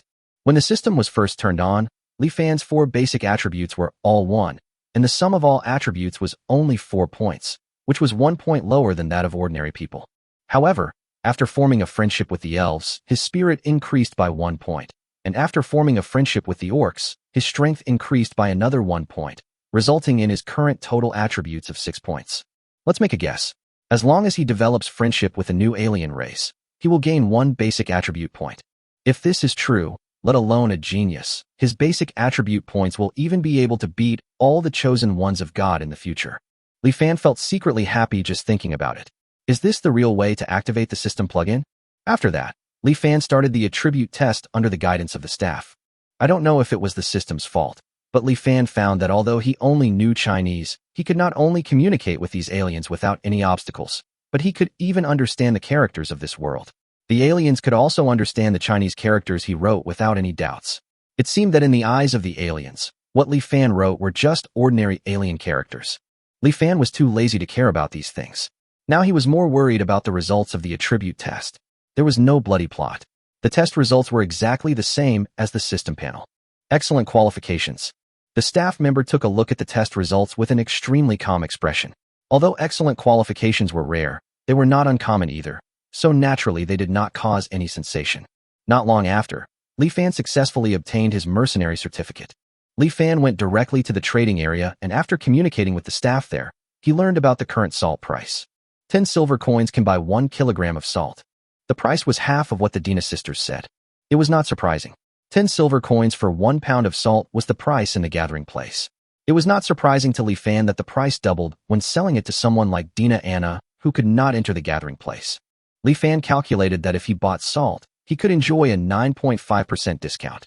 In other words, you can buy 1 kilogram for only 9 silver coins and 50 copper coins. After this calculation, Li Fan discovered something incredible. As long as he bought a pound of salt, he could make 10 silver coins and 50 copper coins by reselling it. My goodness, why am I still chopping firewood? I will never be able to chop firewood in this life. However, Li Fan soon gave up the idea of being a middleman because he found that there was a purchase limit on salt. Although his qualifications were excellent, he had not yet cultivated his fighting spirit and lacked authority, so he could only purchase 5 kilograms of salt a year. This amount is only enough for Li Fan to eat himself. It is not enough to use this amount of salt to enhance his friendship with other ethnic groups. Seeing that the purchase of salt was limited, and Li Fan had enough money on him, he decisively gave up buying salt and kept the 2 magic cores that he had originally planned to sell. Returned to the stable. That's right, it was still the stable. Li Fan, who had no money, could only afford to live in the stable, which cost 1 copper coin a day. Fortunately, there are few newbies coming to Sin Town, so there are few people who cannot afford to stay in a hotel and can only live in the stables. Li Fan can have the entire stable to himself. At this time, there were only a few horses accompanying him, so it was quite quiet. Seeing that there was no one around, Li Fan took out the 2 first-level magic cores. Are you going to let the magic core be absorbed by the system? Damn, capital is really the same everywhere. Even the nobles in the other world are monopolizing Do Chi. Li Fan cursed angrily. In the mercenary guild, Li Fan saw that it would take an unknown year to exchange the fighting chi technique from the system, so he couldn't help but ask the staff in the guild about practicing fighting chi. After hearing this, Li Fan almost died of anger on the spot. Anyone who is human can learn Do Chi, but only a few can actually learn it and become a first-level Do Chi apprentice. Why? Because if you want to become a Do Chi apprentice, you must first have a Do Chi technique to learn. However, in the human empire, almost all fighting skills are in the hands of the nobles. The nobles hold on to the fighting skills, and only family members can inherit them. Therefore, there are usually only 2 types of people who can learn fighting skills. One is a descendant of nobility. The other type is people who sign a contract with the nobles and voluntarily become servants, so that they can obtain the skills rewarded by the nobles. Li Fan traveled through time in a physical body and had no background, so it was naturally impossible for him to have a cheap aristocratic father. Therefore, if he wanted to obtain the fighting skills, he could only sign a contract with the nobles besides the system mall. However, it is obvious that the nobles are not kind people. It is conceivable that even if you sign the contract, you will definitely get the worst skills. Moreover, the contracts on the magical continent are not signed for fun. Once a contract is reached, it cannot be breached. It is a real contract, and if it is breached, the gods will punish it. That's right, the gods of the magical continent really exist. Under such a binding contract, once you sign the contract, you have to be a dog if the nobles tell you to be a dog, and a pig if they tell you to be a pig. Fortunately, Li Fan has another option. He can purchase it through the system mall. However, the bond value has always been Li Fan's pain point. Now, Li Fan couldn't wait any longer, so he decided to absorb the magic core and give it a try. He didn't know how much bond value this level of magic core could bring him. At least 2 or 3 o'clock, right? System, absorb a level 1 magic core. Li Fan planned to try one first. Ding, start absorbing the first level magic core. Ding, absorption completed. In just 3 seconds, a first level magic core was absorbed, and the original black magic core turned into gray dust. Li Fan raised his hand, and it flew away with the wind. Then the system prompt sounded again. Congratulations to the host for obtaining a bond value of 0.1. Li Fan stared blankly at the system prompt, and after a long while he uttered a thunderous roar. Are you serious about this 0.1? I'm going to kill your damn system. Chapter 14, Lone Wolf. The next morning, Li Fan left the Sin Town early and walked towards where Dina and Anna were. He didn't see the 2 sisters until he reached the entrance of the cave. Li Fan didn't care and just thought that the 2 sisters were taking a nap. Could it be that I'll be able to see the Beastman girl sleeping soon? I'm getting excited just thinking about it. Li Fan showed a wicked smile on his face and walked straight into the cave without saying hello. However, the next scene surprised Li Fan. Gone, 2 such big orc girls are gone just like that. Dina and Anna were not in the cave at all. The bonfire in the cave had long been extinguished, and even the bed made of animal skins was missing. I was careless. I should have thought of it earlier. Orcs are always very vigilant. How could those 2 sisters really trust a human like me so easily? I guess they left the cave as soon as I left yesterday. Li Fan suddenly got a headache. It turns out that friendship is not so easy to establish. Otherwise, why would it be so difficult to obtain bond value? Dina and Anna didn't completely trust him. Li Fan's mind was in a mess. After waiting in the cave for several hours without seeing Dina and Anna, he finally gave up. Before leaving, Li Fan thought for a moment, took out the remaining half bag of salt, and placed it in the empty cave. Then Li Fan left without looking back. Shortly after Li Fan left, Anna's figure suddenly appeared at the entrance of the cave. She walked into the cave cautiously and finally set her sights on the half bag of salt. But she did not take the half bag of salt. She just stared at it for a moment, then turned and left the cave. Then Anna disappeared into the dense forest.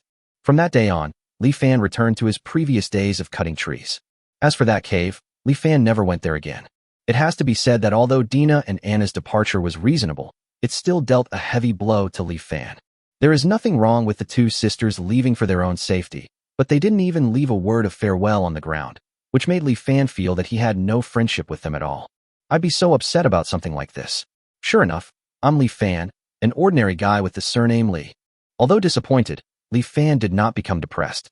Now, in addition to chopping a load of firewood every day, he would explore the outer areas of the Sin Forest in the hope of encountering new alien races. However, after 3 days, he still didn't encounter any alien races. At most, he met some human mercenaries doing guild tasks around him. Li Fan sighed and thought, we're still too close to where humans gather. That's why we haven't seen any aliens in 3 days. Instead, we encountered a demon beast. The horror of Warcraft is simply incomparable to that of ordinary beasts. Even the lowest level 1 Warcraft has 4 basic stats above 10. Whether it is running, jumping, or destructive power, in Li Fan's eyes, it is like a Superman. It is no exaggeration to say that 10 Li Fans cannot defeat a level 1 monster. Fortunately, the level 1 monster was the prey of a mercenary team. If Li Fan had faced it alone, he would not have seen the sunrise the next day. Although this is the outer area, it is still full of dangers. Li Fan feels that he needs to be more careful. Thinking about this, an idea suddenly flashed through Li Fan's mind. I don't know. Has Dina Anna ever returned to the cave and seen the half bag of salt I left behind? As soon as this thought came to mind, Li Fan suddenly wanted to go back to the cave and take a look. Yeah, I just went back to recycle that half bag of salt. Yes, as an outstanding young man who has received 9 years of compulsory education, how could I allow such a waste to happen? Yes, that's right. Thinking about it, Li Fan seemed to have found an excuse and immediately walked towards the cave. Perhaps because this time they did not start from the Sin town, the location of the cave was difficult to determine. The journey that was supposed to take half an hour took Li Fan nearly an hour. Are you lost? Li Fan hesitated for a moment. Getting lost in a dangerous place like the Forest of Sin could be fatal. Li Fan didn't dare to gamble with his life, so he immediately turned around and walked back. As he walked, an object in front caught Li Fan's attention. It really was a mass of matter, after all, a large mass of dark brown poop. Li Fan's expression suddenly changed, because he thought that this pile of shit represented that there were wild beasts or monsters around, but he didn't know whether it was left by wild beasts or monsters. Li Fan prepared for the worst and immediately quickened his pace. However, the more you try to avoid certain things, the more you cannot avoid them. Roar. Li Fan had only run a few dozen meters when a beast roar that he had never heard of before came over. Li Fan looked back and his expression suddenly changed.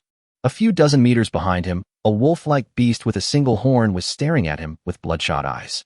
It's a monster, and it happens to be a lone wolf that excels at speed. Li Fan secretly cried out that it was not good. This unicorn wolf was a relatively common monster. He had seen a task about the unicorn wolf in the mercenary guild, and there was also an introduction to the unicorn wolf on it. Unicorn wolf, a level 1 monster. The unicorn horn on its head can be used as a material for weapon forging. It is particularly good at speed, with an agility value of nearly 20 points.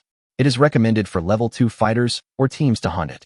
This unicorn wolf has an agility value of nearly 20 points, while Li Fan, even with the blessing of natural affinity, only has an agility value of 1.1, a difference of more than 10 times. There is no hope of escape at all. However, Li Fan is not a man who will give up. In an instant, a hint of determination flashed in Li Fan's eyes. Animalization. With a low roar from Li Fan, a little hair seemed to grow all over his body, and then a powerful force filled his whole body. Under the beast transformation skill, Li Fan's 4 basic attributes instantly doubled. Strength, 4.4.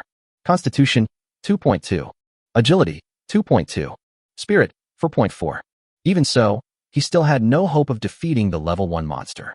Li Fan immediately turned around and ran towards the sinful town. How could the unicorn wolf, which was dozens of meters away, let go of the food in front of it? It immediately took a step and ran towards Li Fan. The distance between the two was shortened instantly. The next second, the unicorn wolf came behind Li Fan, pounced on him, and bit his neck with its ferocious mouth. But Li Fan seemed to have anticipated this. He suddenly rolled over and dodged it, while waving his right hand towards the unicorn wolf in the air. A large piece of white crystals suddenly flew towards the unicorn's face. Although the unicorn wolf is a magical beast, its intelligence is similar to that of ordinary wild beasts. It never expected this. Moreover, its body was still in the air and it couldn't avoid it at all, and the white crystals instantly covered its entire face. Roar! The one-eyed wolf staggered and almost fell. After a roar, he shook his head wildly. Obviously, his eyes were blurred by the white crystals. Seeing this, Li Fan couldn't help but sigh that he had used the trick of spreading ashes like a gangster very well. Of course, what he scattered was not ashes, but salt, which he had just urgently redeemed from the system mall. The power of this salt is much greater than that of dust. Having your eyes blurred by the salt should be able to hold the unicorn back for a while. Li Fan took the opportunity to run away. Chapter 15. A Knife. Roar. The roar of the unicorn wolf continued to be heard behind him, and the roar was full of anger. Obviously, the unicorn wolf had been angered by Li Fan's despicable behavior just now, but because its eyes were still closed, it did not catch up immediately. Li Fan listened to the roars and seemed to be able to understand the anger that wanted to tear him apart. Besides being terrified, he could only run with all his might. However, there were dense forests all around, and vines blocked the way from time to time, so Li Fan couldn't run fast at all. Roar! In less than a minute, the roar behind him suddenly approached at a high speed. Li Fan's face changed drastically, but there was nothing he could do. In less than 10 seconds, the unicorn wolf appeared again, not far behind Li Fan. The other person's already scarlet eyes were stimulated by the salt and turned red as if they were stained with blood. At this moment, he stared at Li Fan's back with hatred in his eyes. The next moment, the unicorn wolf rushed over again, but this time it did not jump into the air, but ran directly towards Li Fan's neck and bit him. At this time, Li Fan waved his hand fiercely behind him without looking back. This action immediately reminded the unicorn wolf of what had just happened, and he quickly closed his eyes and stepped back.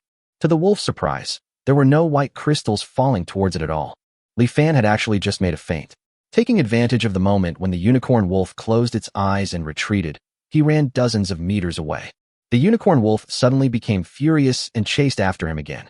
This time, it would not let Li Fan succeed. The lone wolf caught up with Li Fan for the third time.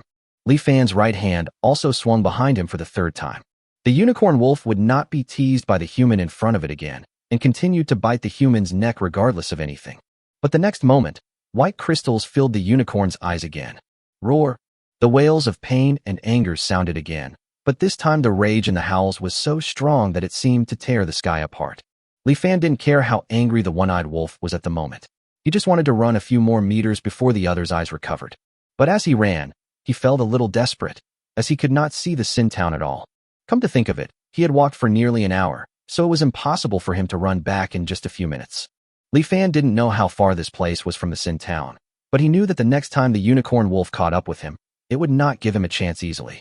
Nearly a minute later, the howling of the unicorn wolf came closer again. Li Fan's expression suddenly changed, and the hair on his body quickly faded away. It was obvious that it was time to activate his beast transformation skill. Strictly speaking, the beast transformation skill has no time limit. The beast transformation skill can enhance a person's explosive power and consume a person's physical strength. As long as the physical strength is sufficient and the body can withstand this explosive power, it can even be activated indefinitely. However, Li Fan's physical strength was not enough to support him using the beast transformation skill for a long time. In an instant, Li Fan felt that his speed had slowed down by half, and at the same time, he felt a strong sense of fatigue, and his legs seemed to be shaking. When it rains, it pours. Li Fan was a little desperate, but still did not stop. A few seconds later, the figure of the unicorn appeared behind him as expected. Li Fan looked back, and in the time it took him to turn his head, the unicorn wolf had already come behind him, with its ferocious mouth wide open. Looking at the bloody mouth full of fangs, Li Fan still swung his right hand behind him. This time, the unicorn wolf seemed to have learned its lesson and become more ruthless. It simply closed its eyes and bit towards Li Fan without caring about anything. Crackle! The unicorn wolf still failed to bite Li Fan this time. A rapid and terrifying sound suddenly came from in front of it. It felt as if a mountain was collapsing and the earth was cracking. The horrifying sound frightened the unicorn wolf directly. The sound, which sounded like a natural disaster, made it feel fear deep down. The unicorn wolf, which was originally extremely ferocious, was now crawling on the ground and trembling constantly. Soon after, the crackling sound stopped. The unicorn wolf was still crawling, its entire body still shaking. It was not until more than a minute passed, and there was still no movement around that the unicorn wolf opened his eyes. There was no landslide, and the earth did not crack. There were only countless red scraps of paper and a pungent smell around. The lone wolf didn't understand what was going on, but after a moment, it recalled the humans who had scared it away 3 times. It suddenly realized that it had been deceived by that cunning human again. No one could describe the anger in the lone wolf's heart at this moment. But one thing is clear, the lone wolf is going crazy. Again and again, 3 times, 4 times. The lone wolf is completely crazy. Its blood-red eyes no longer held any rationality, only a mad, murderous intent and a single belief, to kill the human who had been fooling it. This time, it will never retreat. Even if there is an endless abyss ahead and the sharp claws of the devil, it will bite off the human's neck before it dies. Roar! Less than a minute later, the unicorn wolf caught up with a crazy roar, just like the previous times. Li Fan listened to the roar that was getting closer and closer to him, and this time he was really desperate. No matter how many tricks you use over and over again, there is a limit to what you can do. The windproof lighter and firecrackers I just bought with 2 bond points should be the limit of my small tricks. Facing the crazy unicorn, Li Fan didn't think that throwing firecrackers would be useful. Am I going to die like this? Li Fan was somewhat unwilling to give up, and kept searching for useful things in the system mall. Unfortunately, his bond value is only 8 points, so he can't buy any practical items. At this time, the lone wolf caught up with him for the 5th time. Looking at the unicorn wolf approaching quickly, Li Fan panted and suddenly stopped. Since he couldn't run away, he decided not to run anymore. At this moment, there was a fierceness in Li Fan's eyes. Perhaps it was at this critical moment of life and death that he suddenly remembered a question he had read before. What does one do when faced with death? In the past, when faced with this kind of problem, Li Fan would never think about it seriously because death was too far away from him. Now, however, he seemed to have the answer. As for Li Fan, what he needs to do is very simple. Li Fan pulled out the hatchet tied at his waist and pointed it at the unicorn. A ruthlessness that had never been seen before flashed in his eyes. There's only one thing he has to do before he dies, to strike his enemy with a knife. The unicorn pounced on him, and Li Fan no longer ran away. He swung a fierce knife at the unicorn wolf. The result seemed self-evident. Wolves were always described as having iron heads and tofu waists. Their heads were very hard, but Li Fan's neck was fragile enough. It was estimated that the unicorn wolf would be able to break it with 1 bite. But Li Fan couldn't care less about that at this moment. All he was thinking about was, even if I'm going to die, I have to bite off a piece of the enemy's flesh. Call out. However, just when the man and the wolf were about to face life and death, an arrow cut through the air, making a sharp whistling sound, and with a puff, shot into the unicorn wolf's right eye. The unicorn wolf couldn't help but howl and jumped back instantly. Li Fan, who had saved his life, immediately retreated calmly. Then the man and the wolf both turned their eyes in the direction where the arrow came from.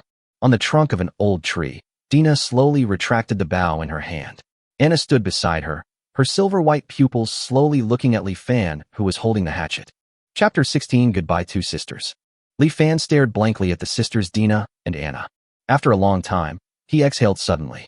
He remembered that Anna was a level 2 orc warrior, and it would be no problem for her to deal with a level 1 unicorn wolf. Which meant he was safe, right? The next moment, Li Fan's body relaxed, and the fatigue accumulated before came flooding back. He instantly collapsed to the ground, unable to even move a finger. Anna and Dina noticed Li Fan's appearance. After looking at him for a few seconds and finding that Li Fan was just exhausted, they turned their attention back to the unicorn wolf. A skilled warrior will never underestimate his opponent just because he is weak.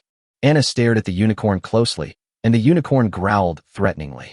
Anna and the unicorn at this moment are just like the unicorn and Li Fan just now. But now the dominant party is not Lone Wolf, but Anna. Anna didn't say any more nonsense. She took a step forward, and her figure instantly disappeared on the tree trunk. This was not teleportation, but the speed was so fast that Li Fan could no longer see clearly. The one-horned wolf is also unclear. This level 1 monster simply couldn't keep up with the speed of the level 2 orc warrior Anna. It fell into anxiety the moment Anna disappeared. The beast's natural instincts were frantically warning it, but it was all in vain. When Anna appeared again, she was already standing next to the one-eyed wolf. The next moment, Anna pulled out a dagger and stabbed it towards the unicorn's forehead. Although the one-eyed wolf saw Anna's movements clearly, it only had time to lift its foot. With a puff sound, the dagger in Anna's hand had already pierced its brain. The blood-red color in the one-eyed wolf's eyes quickly faded, and along with it, its vitality disappeared. This level 1 monster that chased Li Fan like a stray dog simply fell down like that. Power want power. Li Fan, who witnessed this scene, longed for power for the first time in his heart. He wanted to become stronger, very, very strong, strong enough to be able to control his own destiny. The Silver Wolf clan's hopes are pinned on us. Even if the chance of that human betraying us is small, we cannot take that risk. 3 days ago, after Li Fan left the cave, Anna solemnly said this to Dina. Dina opened her mouth, hesitated, and said, "But Li Fan saved you. He was even willing to guarantee it with his life." Anna looked at Dina and sighed. "But have you forgotten? It was because Father trusted that human that he lost the battle and the Silver Wolf clan became sinners. Otherwise, why would we have fled here?" Dina was slightly stunned after hearing this, lowered her head, and stopped talking. The lone wolf finally died, and the crisis was resolved. At this time, Li Fan was so tired that he just wanted to find a place to sleep. However, this was the wilderness, and he could only force himself to get up. He looked up at Anna in front of him. She was lifting the body of the unicorn and placing it on her shoulders. Then she called out to Dina in the tree and walked towards the north. Dina jumped down the nearly 10-meter-high tree trunk lightly. When she passed by Li Fan, she looked at the tired Li Fan with concern, but did not speak to Li Fan and trotted to catch up with Anna. "What do you mean? Ignore him?" Seeing this, Li Fan wanted to turn around and leave. Li Fan is also a man of integrity. However, if he is brave enough, he may not live long. Given his current physical condition, any ordinary beast can kill him. Li Fan had no choice but to catch up with the pair of sisters in front of him. To Li Fan's surprise, after walking for less than 5 minutes, the familiar cave entrance appeared in front of him. Li Fan recalled the journey and realized that he was really lost just now. It can be said that he missed the way by a hair's breadth. Otherwise, he would have reached the cave entrance earlier and would not have walked for 30 minutes longer, let alone encountered the lone wolf. If he hadn't cleverly delayed the unicorn and ran to the vicinity of the cave, he might not have met the sisters Dina and Anna. By then, he would probably just have to wait to become wolf shit. At the entrance of the cave, Anna and Dina walked straight into the cave without greeting Li Fan. Li Fan hesitated for a moment and followed him in. There was nothing in the cave as before, except that the bonfire was lit again and the animal skin bed was laid out next to it again. This scene seems to indicate that the sisters had returned to the cave a long time ago. Seeing Li Fan enter the cave, the two sisters still didn't say anything. Anna was now skillfully cleaning up the unicorn's body with a dagger. She cut off the unicorn horn, peeled off the wolf skin completely, and finally dug out the magic core. The most valuable things of a unicorn wolf were all taken by Anna. Anna then dug out the unicorn's internal organs, and then put the whole wolf on the campfire and roasted it. Dina helped Anna take the unicorn's internal organs outside the cave for processing. When Dina came back, there was still no one talking in the cave. There was only the sound of burning branches crackling and the sound of wolf meat sizzling and oozing oil. This silence made Li Fan extremely uncomfortable. Somehow, he always had the illusion that he was being caught as a heartless man and was enduring the other party's silent accusation.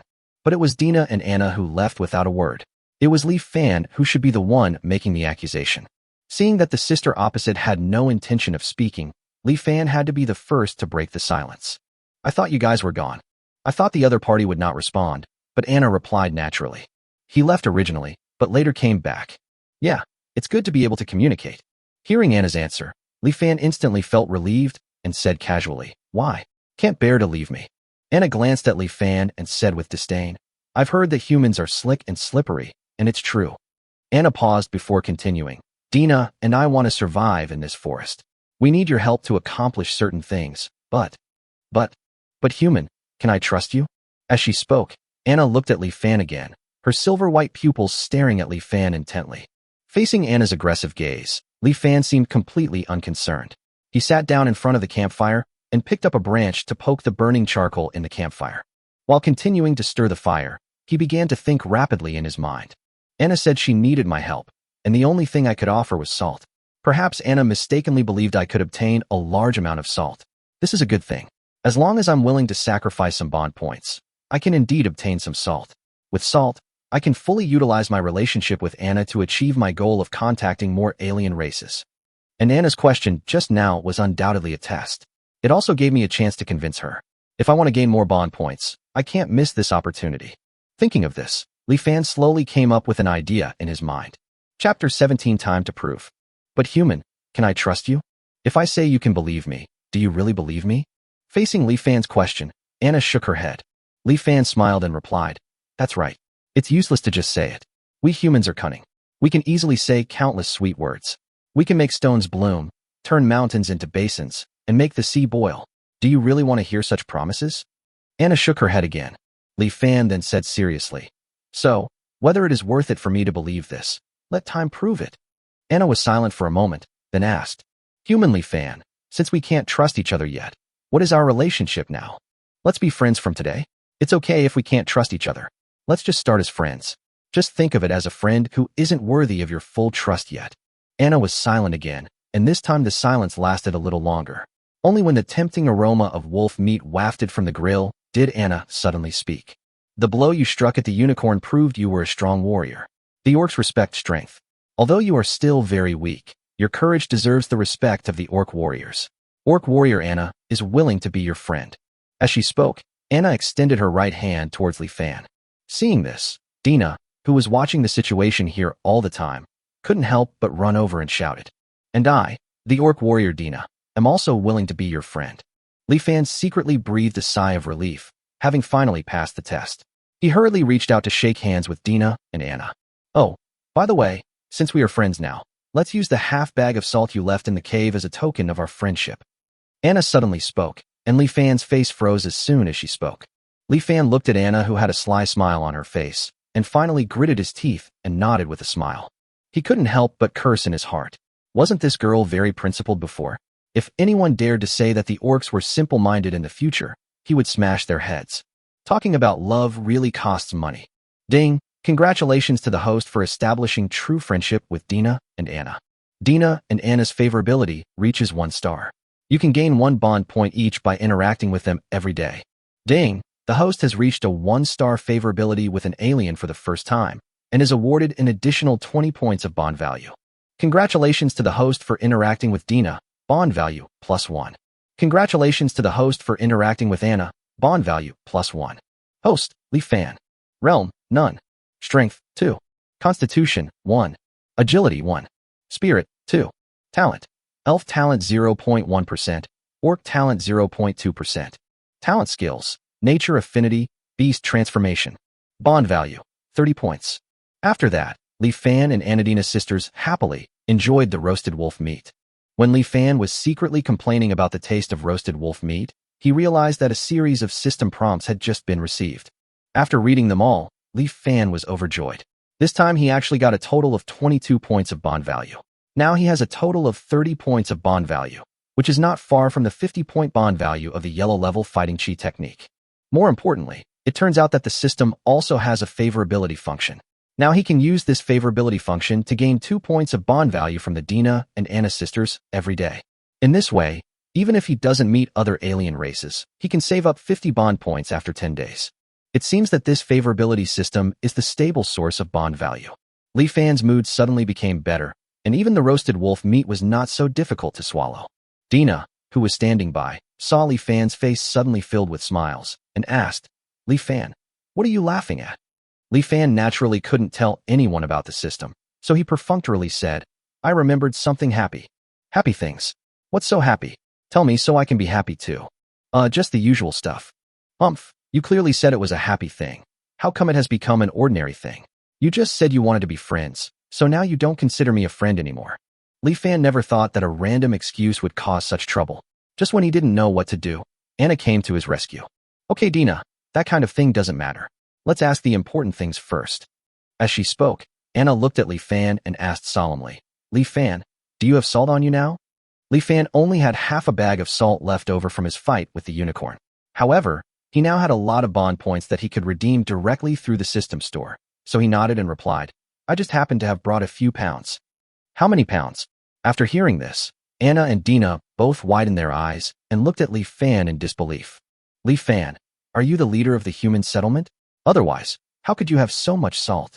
There is indeed a mayor in Sin Town. It is said that he was sent by the human empire to manage Sin Town.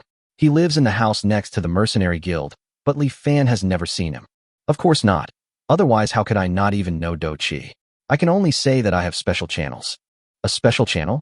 Anna's eyes lit up when she heard this, and she quickly continued to ask, "Then can you get more salt?" Li Fan nodded.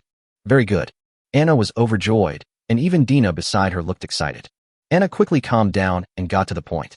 I know that even if you have special channels, you still have to pay a price to get the salt, right? We won't take your salt for free. Tell me, what do you need us to do? Li Fan thought about it, and quickly came to a conclusion.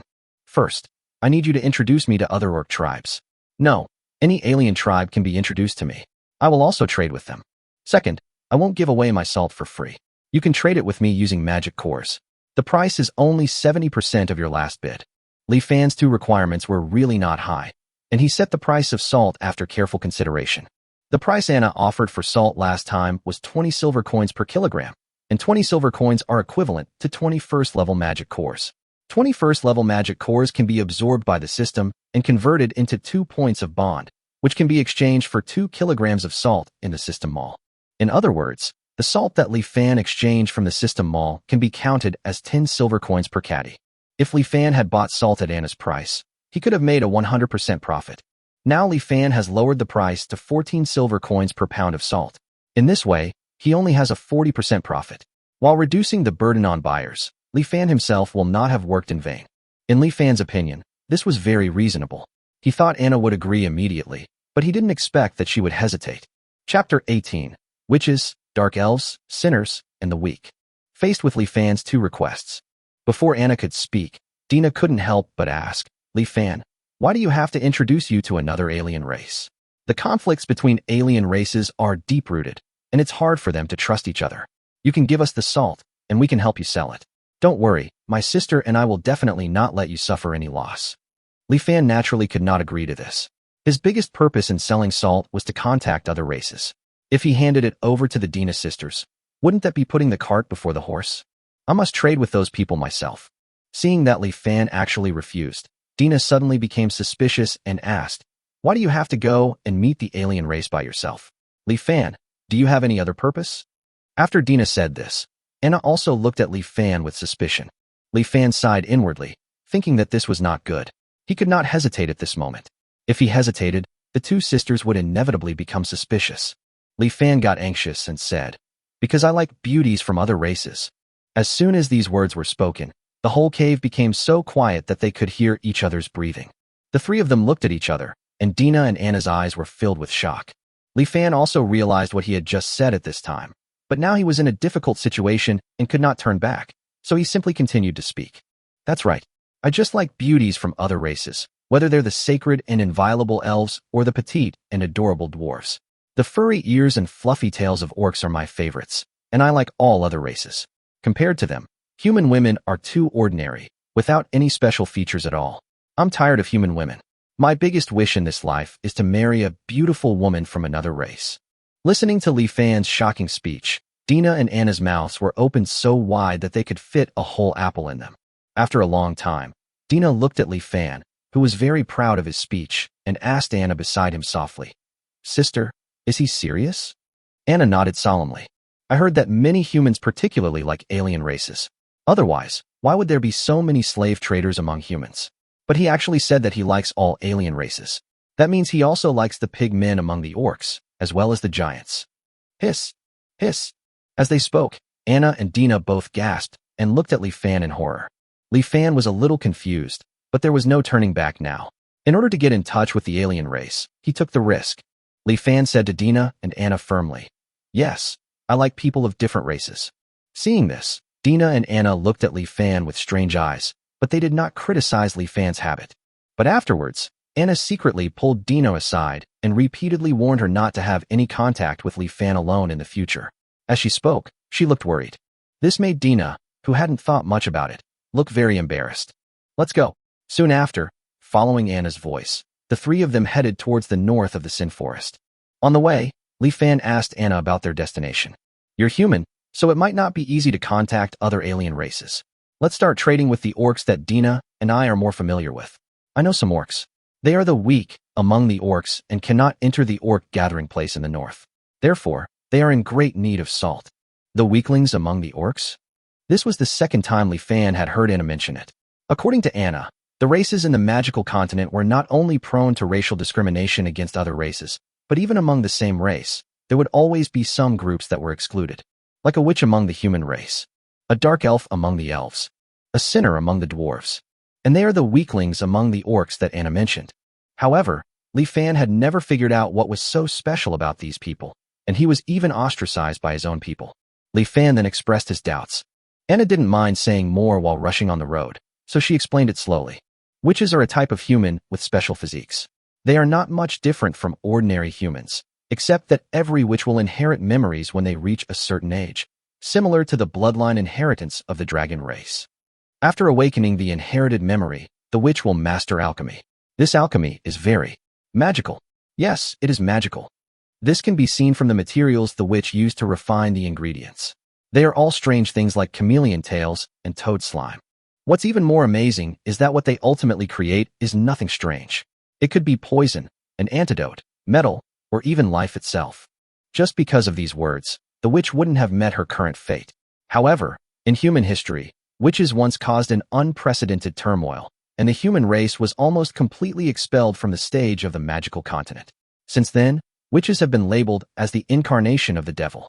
Once discovered, they will be burned at the stake. Therefore, once a witch awakens, she will flee the human empire and hide in the Sin Forest. The elves are a race that relies on magical attributes to differentiate their groups. Dark elves are those that possess dark magic. Dark magic itself is strange and can easily make other elves uneasy, especially the king of the elves, the light elves. Light and darkness are inherently opposed, and therefore the light elves and dark elves are also at loggerheads. Under the leadership of the light elves, the entire elven race is unwilling to interact with the dark elves. The dark elves, constantly ostracized by all the elves, became enraged and separated from the elven race. Eventually, the dark elves drifted across the world, and perhaps some exist in the Forest of Sin. As for the sinners in the Dwarven language, it's literally defined as dwarves who have violated Dwarven laws. How should I put it? The laws of the dwarves are extremely strict. No, their laws are quite strange. Even minor crimes like theft and fighting can lead to a dwarf being exiled. And as everyone knows, dwarves love to drink, and when they do, they tend to cause trouble. That's why there are quite a few dwarves in the Sin Forest.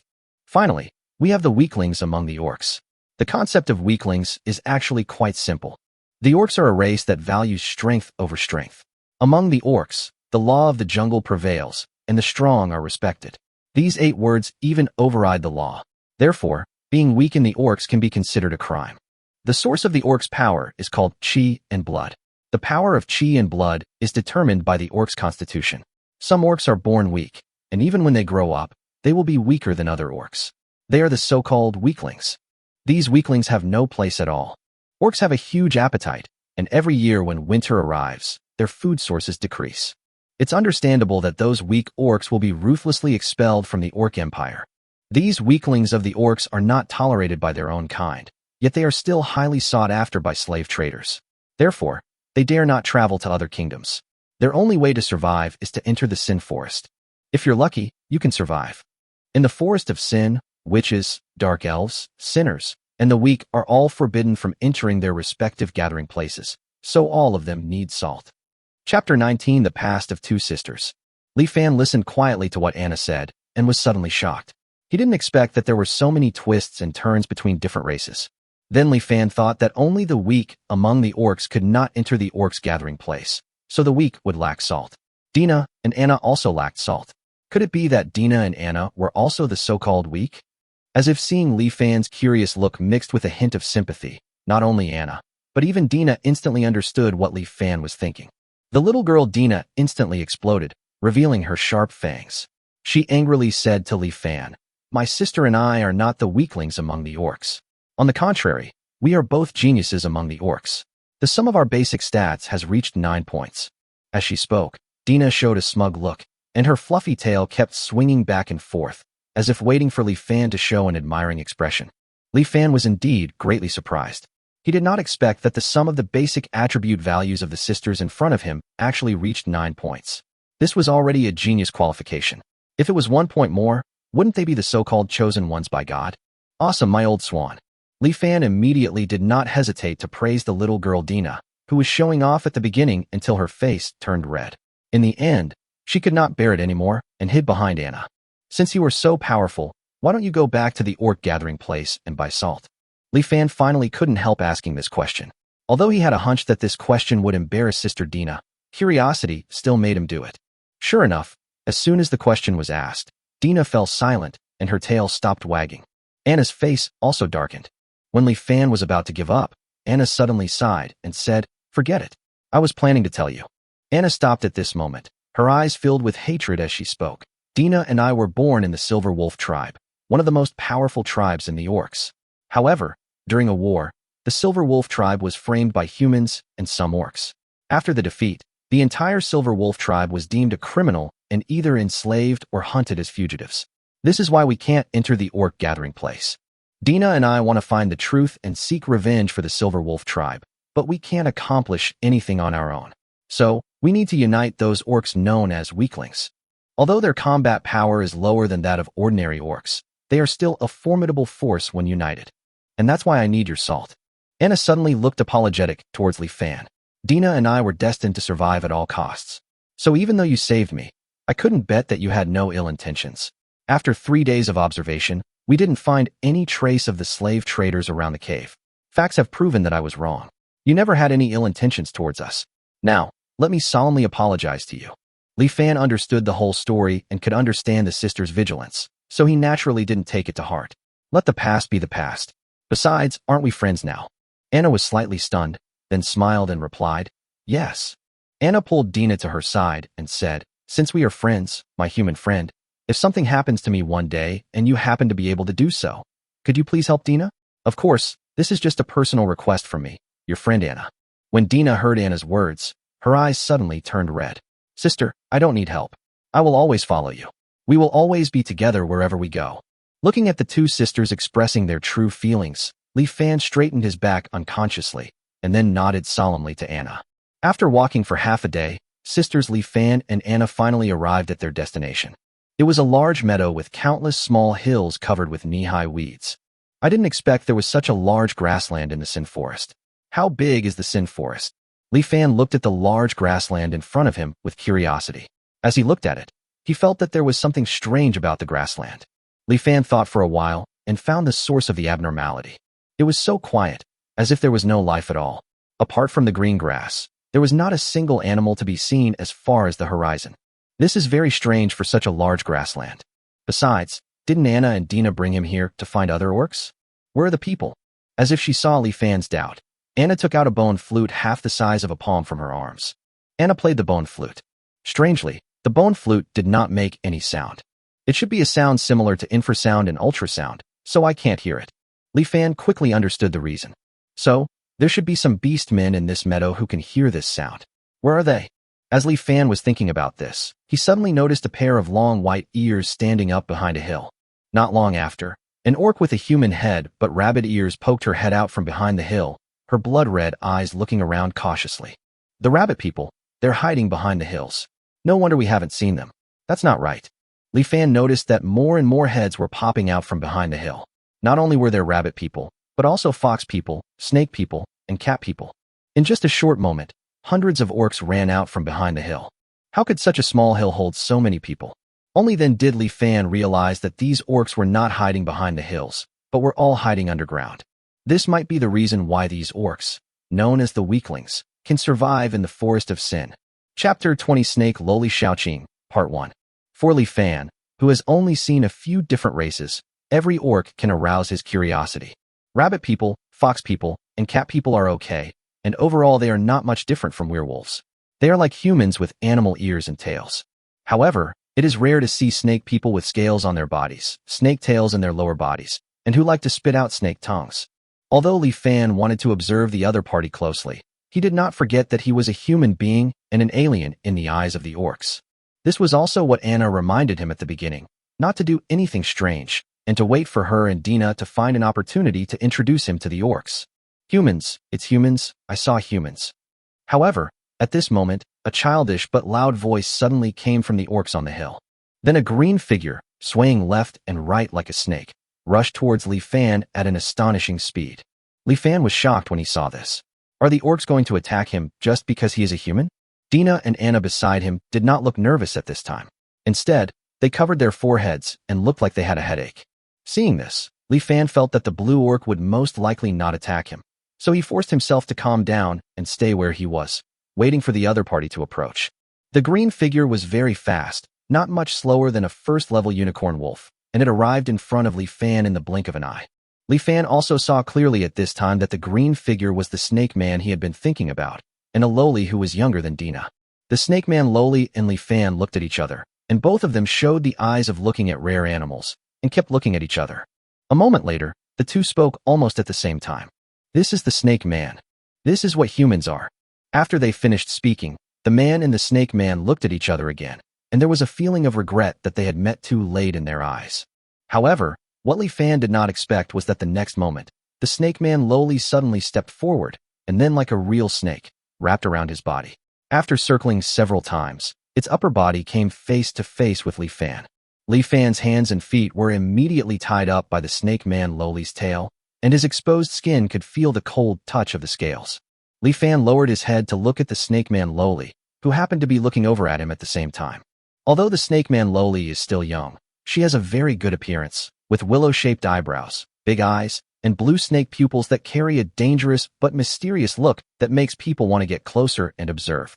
Coupled with her pretty nose and pink lips, it is conceivable that she will be a disaster for the country and the people when she grows up. However, Li Fan, who watched from a close distance, not only did not feel any excitement, but instead felt a creepy feeling.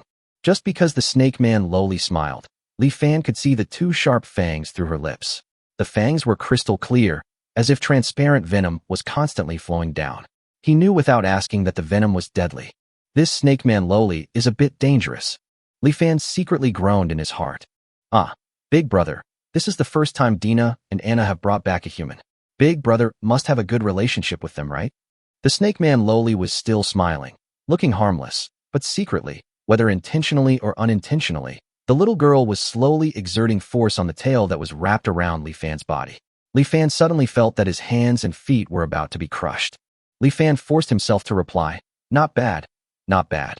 Hey, Big Brother, why is your face so red? Is it too hot? We snake people have cool bodies. Let me help you cool down." As the snake man loli spoke, her upper body pressed against Li Fan's chest, but her tail wrapped around him even tighter. Li Fan was speechless at this time.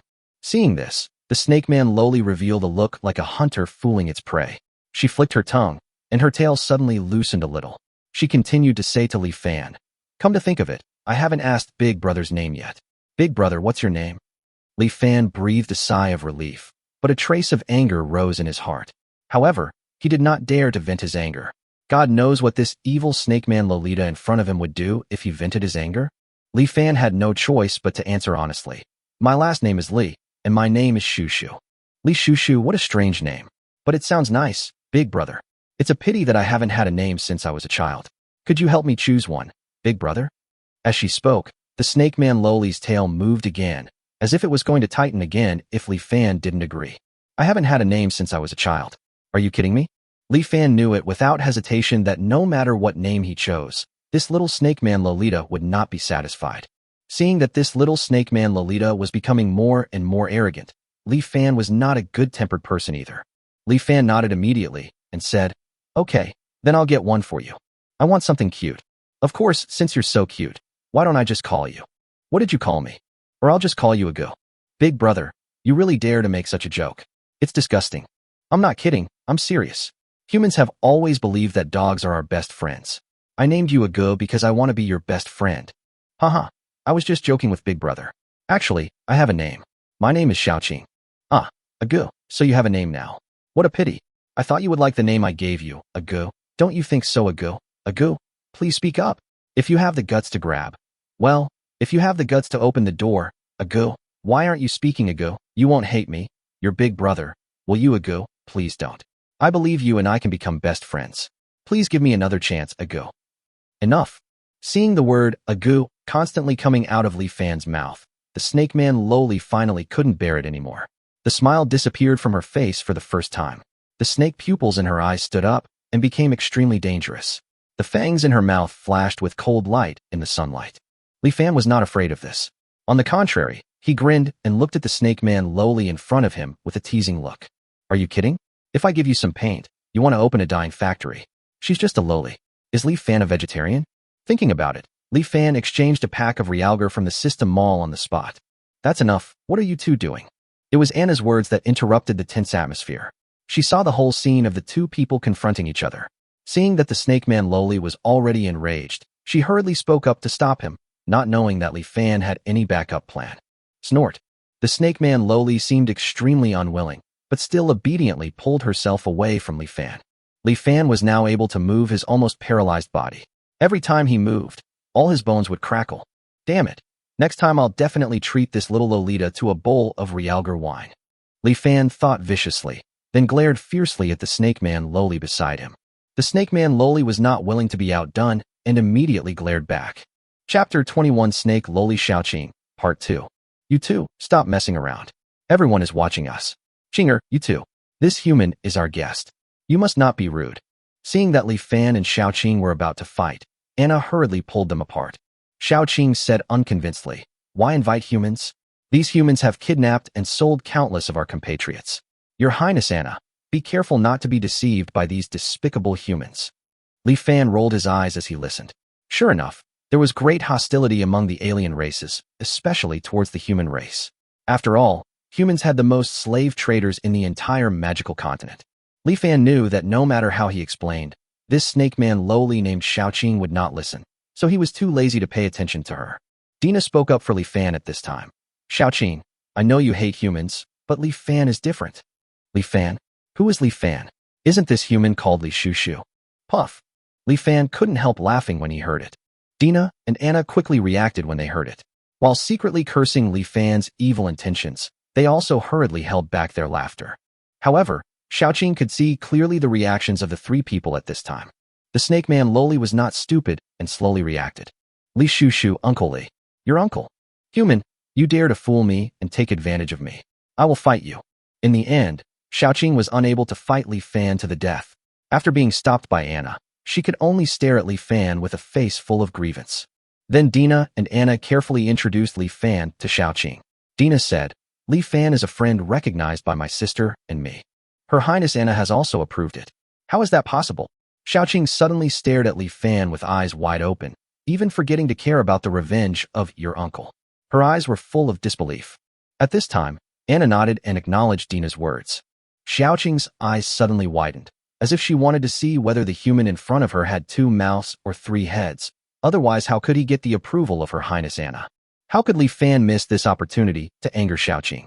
He proudly put his hands on his hips and looked at Xiaoqing with a smug expression. This expression immediately made Xiaoqing so angry that she gritted her teeth and slammed the grass around her with her long tail. Seeing this, Anna had to speak again. Okay, Xiaoqing, he is indeed a friend I recognize, and I invited him here this time for an important matter. What important things can a mere human being do? He's here to sell salt. What? Xiaoqing was also shocked when she heard this. Salt is too precious in the Sin Forest, especially for people like them who cannot enter the gathering place. As long as it is related to salt, they cannot remain indifferent. Li Fan also cooperated at this time and took out a bag of salt. Xiaoqing stared at the bag of salt, her eyes full of disbelief. There actually is table salt, and this salt is so white and pure, the quality seems to be several times higher than what we bought before. I have some vision, Li Fan continued to show off. He had seen the salt from this world in the mercenary guild last time. The salt from this world was yellow-brown in color and had a strange smell. He didn't know how many impurities it contained. How could it be compared with the fine salt he had refined?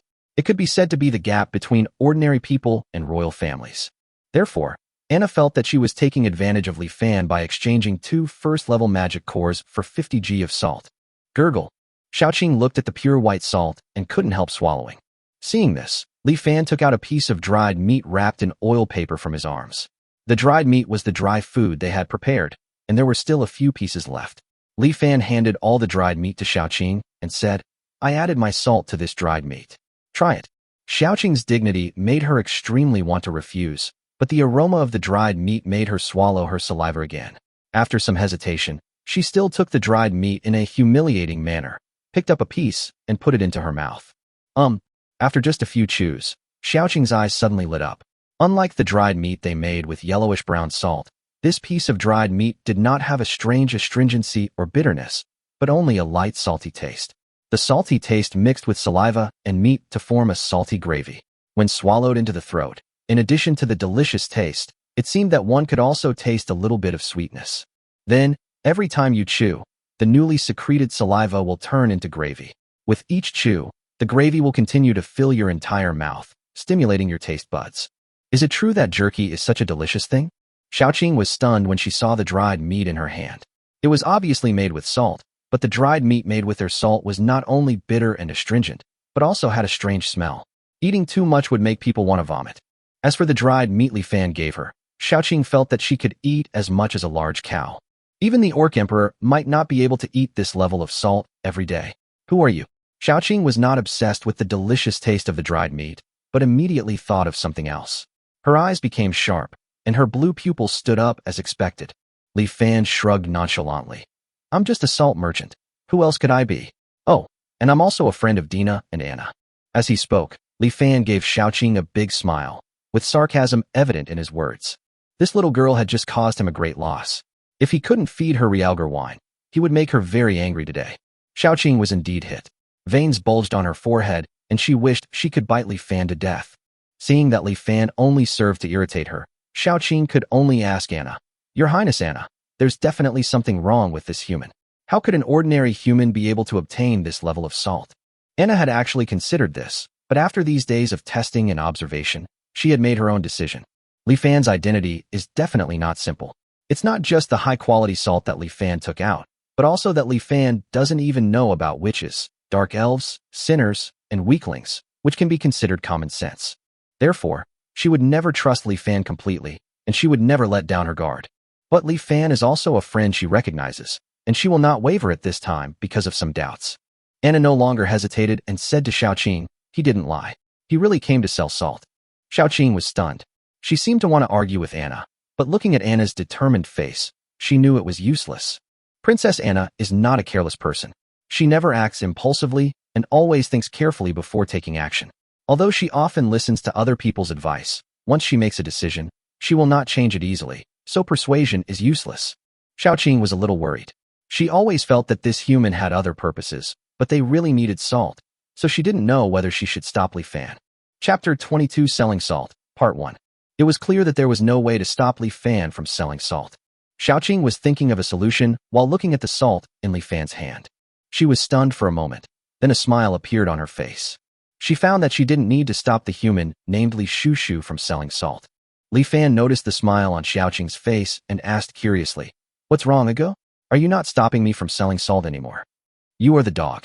Xiaoqing's smile suddenly tightened, and her cyan snake pupils glared at Li Fan. The next moment, she smiled again and said, Stop you? Why should I stop you? Anyway, no orcs will buy your salt. Li Fan looked confused. Upon seeing this, Xiaoqing looked at Li Fan with disdain and said, You must be the descendant of some human noble, huh?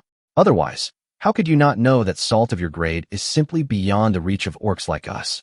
Li Fan almost laughed out loud after hearing this. It turned out that the reason why this girl was so proud was because of this. Then Li Fan might disappoint her. Now it was Li Fan's turn to be proud. He jokingly said to Xiaoqing, Of course you can afford it. After all, my salt only costs 14 first-level magic cores to buy 1 kilogram. What? Impossible. The worst salt costs 20 level 1 magic cores per pound. How can your salt be cheaper than regular salt? Because the salt is mine, I said the price it should sell for, and that's how much it should sell for. Is that reason enough? You humph. Xiaoqing's face showed dissatisfaction, but her eyes revealed that she was already moved. After all, it is such high-quality salt, and the price is so cheap. Li Fan was not surprised by this. When it comes to interests, few people can remain indifferent. And this is exactly the method he used to conquer these orcs. Humph. So what if you only have 14 level 1 magic cores per kilogram? Xiao Bai and the others won't dare to come and buy you once they see you're human. Xiaoqing's eyes rolled as she moved closer to Li Fan. A sly smile flashed across her face as she said, Human, how about this? I'll help you sell salt. The price is still 14 level 1 magic cores. For every kilogram of salt you sell, you only need to pay me 4 level 1 magic cores. No, 3 will be enough. How about that? I promise to help you sell all your salt. Li Fan looked at Xiaoqing speechlessly. This little girl acted as a middleman and had even surpassed him. But strictly speaking, he, Li Fan, was also a middleman. Li Fan naturally rejected Xiaoqing without mercy. Xiaoqing naturally mocked Li Fan mercilessly and even bet that the orcs on the hill would not even get close to Li Fan. What Xiaoqing said made sense. The beastmen on the hill had already noticed the existence of Li Fan, the human, when Xiaoqing called out. Perhaps because of the presence of Dina and Anna, they had no intention of attacking or escaping. But they always kept a distance from Li Fan, and while talking to each other, they looked at Li Fan with vigilance. It seems that in the eyes of these orcs, humans do not have a good impression. Dina and Anna were also a little troubled by this. Their original plan was for the two sisters to communicate with the orcs first, and after they had reached an understanding, they would invite Li Fan over to trade. By then, the orcs would be prepared and at least would not be too disgusted. Now that Xiaoqing had been pestering them, the orcs did not run away immediately, but they were still wary of Li Fan and would not approach him easily. Lu Sun once said, "It takes a lot of courage to be the first person to try something new." This is exactly the situation at the moment. If it weren't for the first orc who dared to come and buy salt, the remaining orcs would not have been able to get close to Li Fan. Xiaoqing was very happy to see Li Fan in a deadlock, and she started to promote herself again. "See, I told you that you can't sell it. Just listen to my advice and let me help you sell salt, right?" Unfortunately, there was no worry on Li Fan's face at all. At this moment, Li Fan looked at Xiaoqing and suddenly twisted his mouth into a crooked Dragon King smile. He said, "Let's make a bet. Let's bet on whether I can sell the salt. If I can't, I'll give you 3 pounds of salt. If I sell it all, from today on, your nickname will be a Go. Do you dare to bet?" Xiaoqing was about to agree, but looking at Li Fan's slanted smile, she always felt that this smile was very weird. But in the end, Xiaoqing agreed. "Why not bet? If you lose and dare to regret it, I will show you how powerful the snake people are." "Oh," Li Fan laughed disdainfully. "Are you kidding? He will lose. If he can put on the smiling face of the crooked-mouthed Dragon King, there is no reason for him to lose." Li Fan no longer waited for Anna to give him advice. Although he was not a great talent, he did not think of himself as a waste. Opportunities always come to those who take the initiative, not those who just wait for others to help them. Thinking of this, Li Fan took 2 steps towards the hill. Just with these 2 steps, many orcs on the hill actually took out their weapons. Li Fan didn't care, but he also stopped and shouted loudly in the direction of the orcs. "Hello, fellow orcs. As you can see, I am a human. Although I am a human, I am also a salt merchant. Yes, I am here to trade salt today." Although the orcs on the hill heard it all, they didn't believe it. Not only did they not approach, no one even asked questions. Dina and Anna also helped at this time and said, "My fellow tribesmen, this human is not lying. He is indeed here to trade salt. His salt is of high quality and cheaper than those from the gathering areas." Despite Dina and Anna's persuasion, the orcs on the hill finally withdrew their weapons, but still none of them had the intention to come forward and ask questions. Xiaoqing sneered as she watched from the side, but she also understood that trading salt was a good thing for their orc tribe, so she did not make things difficult for Li Fan at this moment. Several minutes passed, and when Xiaoqing thought Li Fan was about to give up, Li Fan made another move. Li Fan took off a package of animal skins from his shoulder, opened the package, and placed one small bag made of animal skin after another in front of him. These small animal skin bags are filled with salt. Ordinary orcs simply cannot buy a whole kilogram of salt at one time. So on the way, Li Fan divided the salt into small portions at Anna's suggestion. According to the rule that 14 level 1 magic cores equal 1 gene of salt, divide the gene of salt into 14 portions, so that one portion contains exactly 1 level 1 magic core. At this time, Li Fan took out a total of 70 portions, which is 5 kilograms of salt. As a result, his bond value was only 25 points. Xiaoqing, who was standing by, looked at the 70 portions of salt, and her mouth was watering. She wished she could bite Li Fan, poison him, and then snatch the salt away. But after looking at Dina and Anna, she could only reluctantly put the idea aside. But Xiaoqing changed her mind and realized that as long as Li Fan couldn't sell the salt, wouldn't she be able to get 3 kilograms of salt for free? 3 gene of salt is not a small amount. Thinking of this, Xiaoqing hurriedly wiped the corner of her mouth. I don't know whether she was wiping away saliva or the venom from her fangs.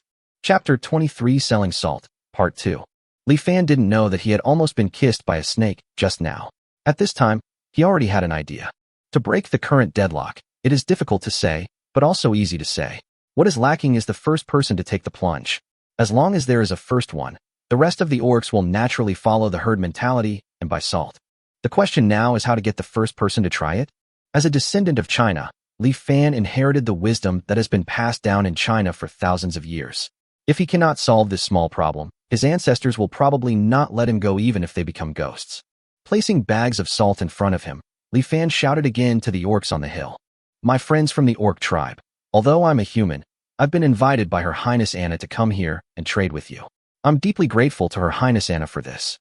To repay Her Highness Anna's generosity, I've decided to give a small bag of salt to the first person who trades with me for free.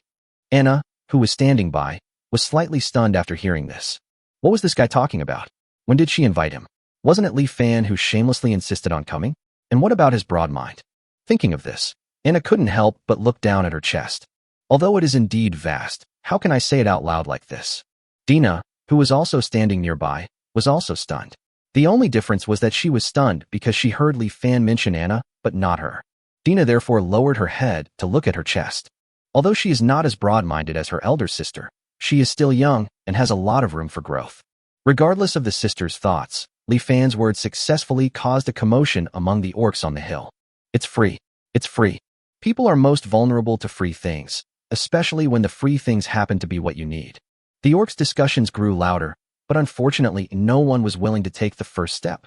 Xiaoqing was slightly relieved when she saw this. To be honest, when she heard it was free, she was actually a little tempted, but in order to defeat Li Fan, she still held back. Just when Xiaoqing thought that Li Fan's plan had failed, a thin figure suddenly emerged from among the orcs on the hill. He was a young foxman, younger than Xiaoqing, probably less than 10 years old. Compared with other orc boys and girls, he looked particularly thin, and the hair on his ears and tail was dull. At this time, he crawled out from a group of orcs, his lifeless eyes staring at the direction where Li Fan was. His target was the bags of salt. The foxman boy looked hesitantly at the salt in the distance. Finally, he seemed unable to resist the temptation and took the first step towards Li Fan. However, before the foxman boy could take another step, an old, calloused hand grabbed his shoulder. Miyuki, what are you doing? Are you going to trust that human? Have you forgotten what will happen if you trust a human? They won't take action now. But if you trust them once, they'll try every possible way to gain your trust, until one day they trick you out of their territory and sell you to a slave trader.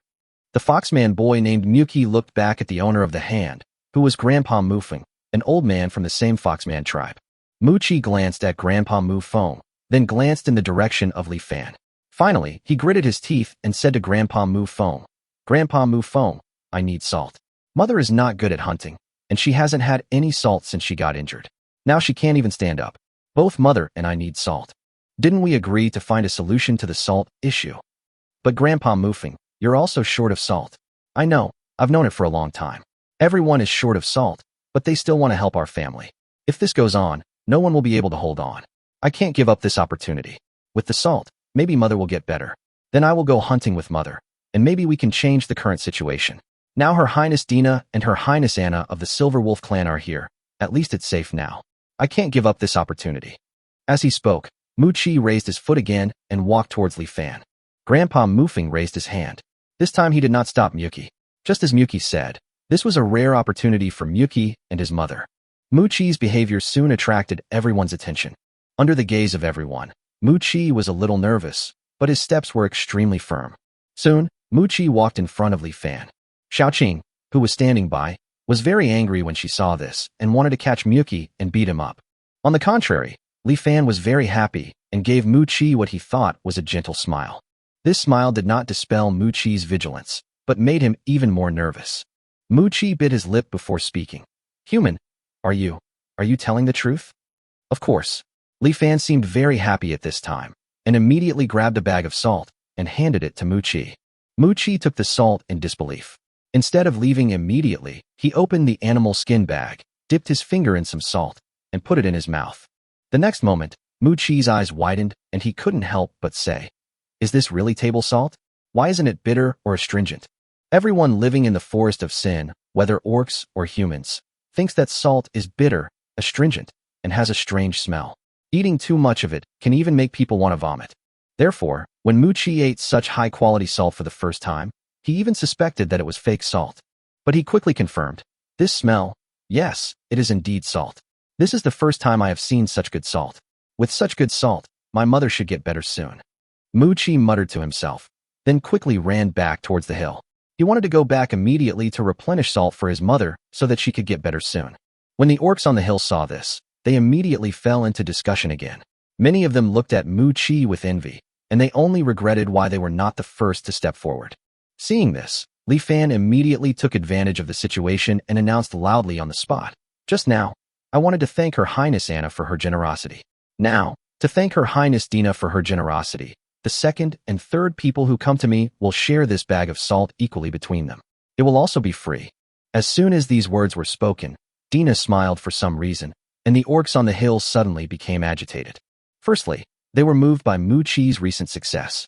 Secondly, Li Fan gave the salt very happily and hardly said anything. What the orcs fear most is that cunning humans will deceive them. Now that Li Fan really only gave them salt and did not make any other requests, they immediately became interested. Soon, just a few seconds later, two orcs walked towards Li Fan. One of them was Grandpa Mu Feng. He brought another foxman to Li Fan. Grandpa Mu Feng stared at Li Fan without saying anything, while the other foxman didn't say anything at all. It can be seen that the two fox people are still very wary of Li Fan. Li Fan still didn't care and happily handed over another bag of salt. Grandpa Mu Feng took the salt, said nothing, and left with the other foxman. Chapter 24 Great Harvest. Shanyang set up a tree to gain people's trust. When facing life's difficulties, there are countless examples in the wisdom passed down for thousands of years that can provide you with solutions. Li Fan used it simply, and the effect came out. After 2 consecutive successful attempts to obtain salt, the remaining orcs were ready to move. But they still had no intention of getting closer. But this time it was not because they were still on guard, but because they were waiting for Li Fan to speak, or rather, they were expecting Li Fan's third possible thank you. Li Fan was also prepared. The last time, the next one will be the final thank you for this transaction. Xiao Qing glared at Li Fan fiercely. "You've already thanked Dina and Anna. Who else can you thank this time?" Li Fan grinned and continued. "To thank Her Highness Dina and Her Highness Anna for their generosity, I've decided that for the 4th to 10th person who comes to trade with me, 1 level 1 magic core will be exchanged for 2 bags of salt." "Shameless," Xiao Qing said, gritting her teeth. She knew that she had already lost when Li Fan came up with the first thank you. Even though she was unwilling, she had to admire Li Fan at this time. Such a strategy was too effective against the current orcs. Sure enough, the orcs on the hill were already unable to contain themselves. They had just figured out the weight of each bag of salt. According to the price given by the people from the gathering place, the value of Li Fan's bag of salt was already more than a first-level magic core. Now it was 2 bags, and they were of such high quality. The orcs who were already excited started running instantly, fearing that they would be left behind. The remaining orcs saw this and hurried to catch up. Finally, Li Fan sold it to the 7 orcs in the front for the price of 1 first-level magic core and 2 bags of salt. Although the remaining orcs were somewhat unwilling, after seeing Li Fan's bags of salt, which were full of weight, they finally bought them with satisfaction at the price of 1 first-level magic core for 1 bag. In just a few minutes, the 70 bags of salt in front of Li Fan were sold out. It took Li Fan less than 10 minutes from the beginning when all the orcs were wary and unwilling to get close to the current sale. During these 10 minutes, not only was all the salt sold, but the orcs' vigilance towards Li Fan also collapsed. At this time, many orcs dared to stay beside Li Fan, looking at him curiously.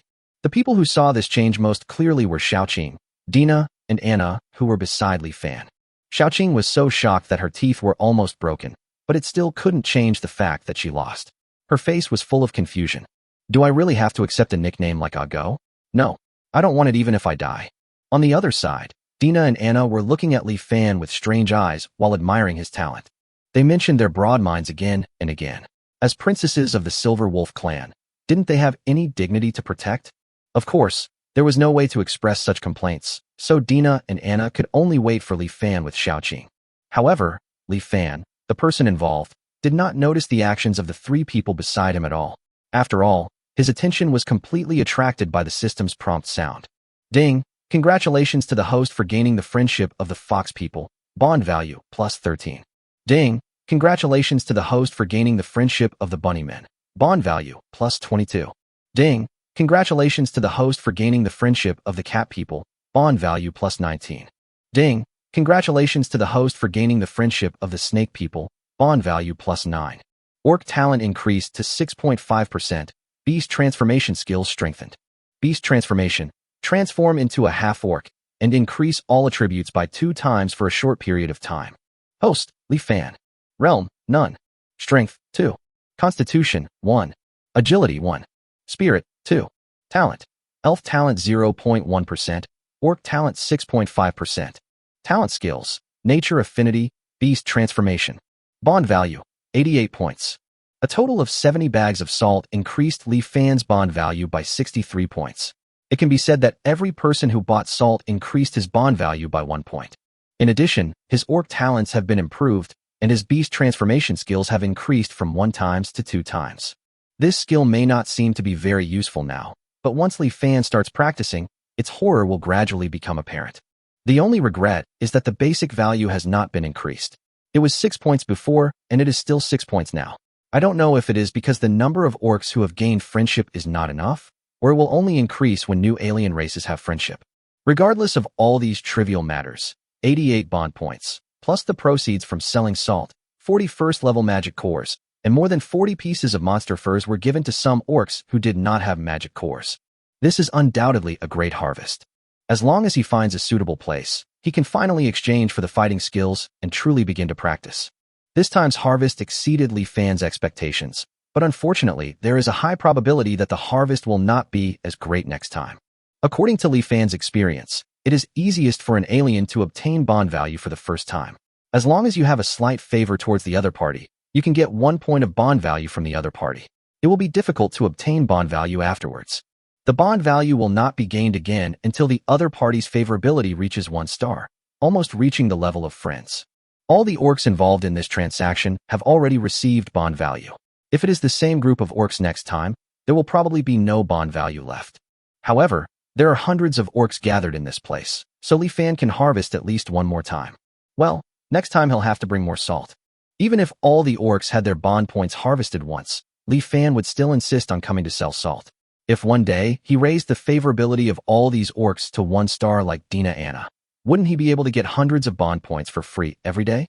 Life in the other world is finally back on track, and his future is full of hope. Li Fan was in a good mood at this time. Just when he was about to go find Dina and Anna, Li Fan was suddenly stunned. He felt a certain gaze. Li Fan glanced around and finally saw long white ears and a pair of red eyes behind the hill. He is a rabbit man, about the same age as Xiaoqing, about 13 or 14 years old. But unlike Xiaoqing, who was always full of cunning, there was only curiosity in those eyes, not even fear or vigilance. This was the first orc Li Fan encountered who was so unguarded that he became interested. Moreover, the other party had white hair and red eyes. It is said that most Chinese people are obsessed with white hair and red eyes. I don't know if this statement is true, but Li Fan really likes the setting of white hair and red eyes. What's more, the rabbit people themselves are a potential disaster no worse than Xiaoqing. Li Fan tried to wave at the bunny Loli.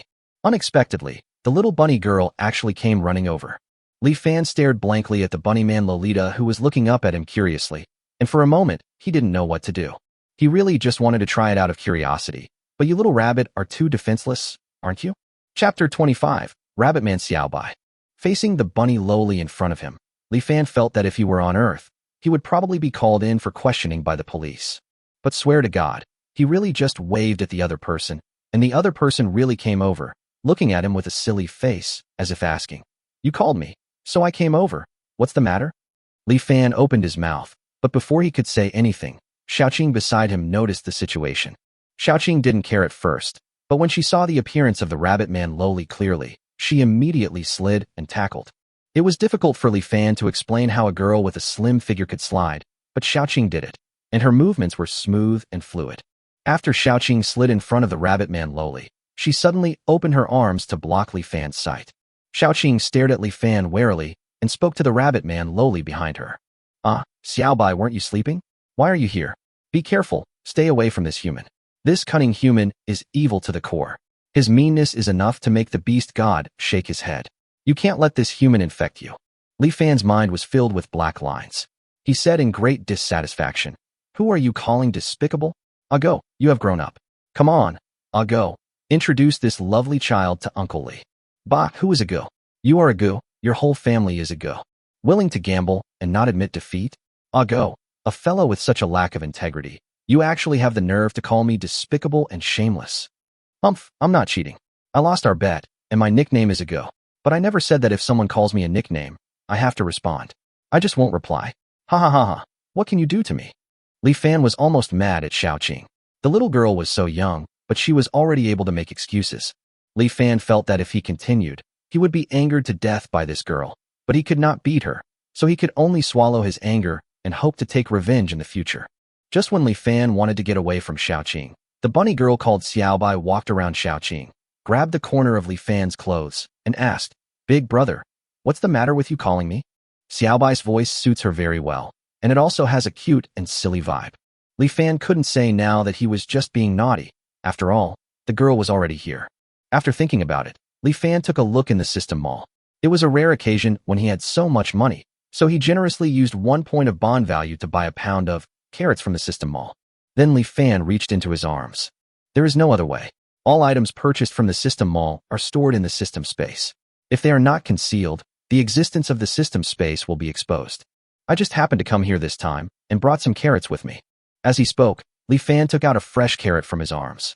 However, this ordinary carrot instantly attracted the attention of Xiaobai, Xiaoqing, and Dina's sisters.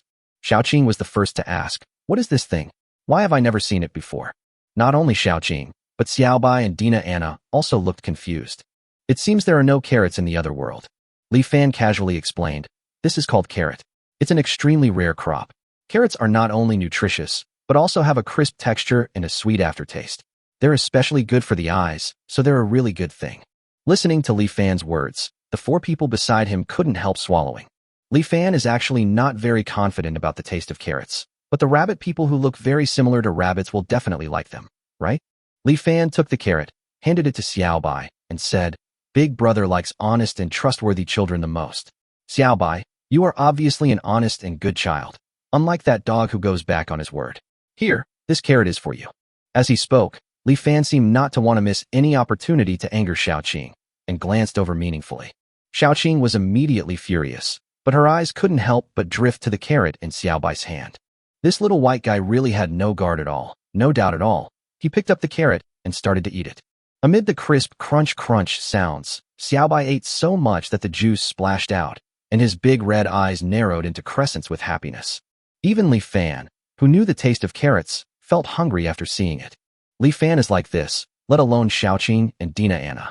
Seeing the remaining 3 girls staring at him with their big eyes, Li Fan had no choice but to reach into his arms. Fortunately, there are 5 carrots in 1 pound.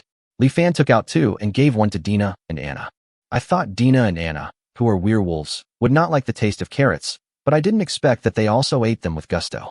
Later, Li Fan realized that there were very few edible crops in this world, and the staple food in the Sin town was only bread.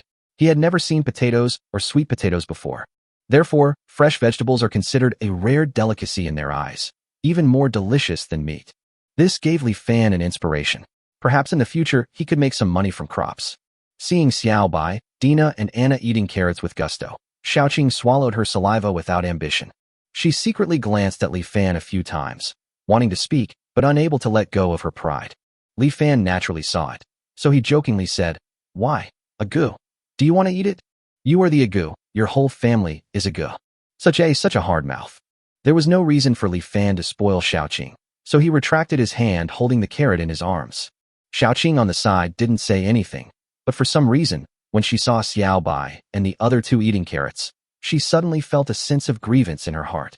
The more Xiaoqing thought about it, the more aggrieved she felt. She immediately said to Li Fan, "Humph, if she doesn't want to eat it, then don't eat it. What's the big deal? Don't think that just because you give Xiaobai that carrot, she'll get close to you.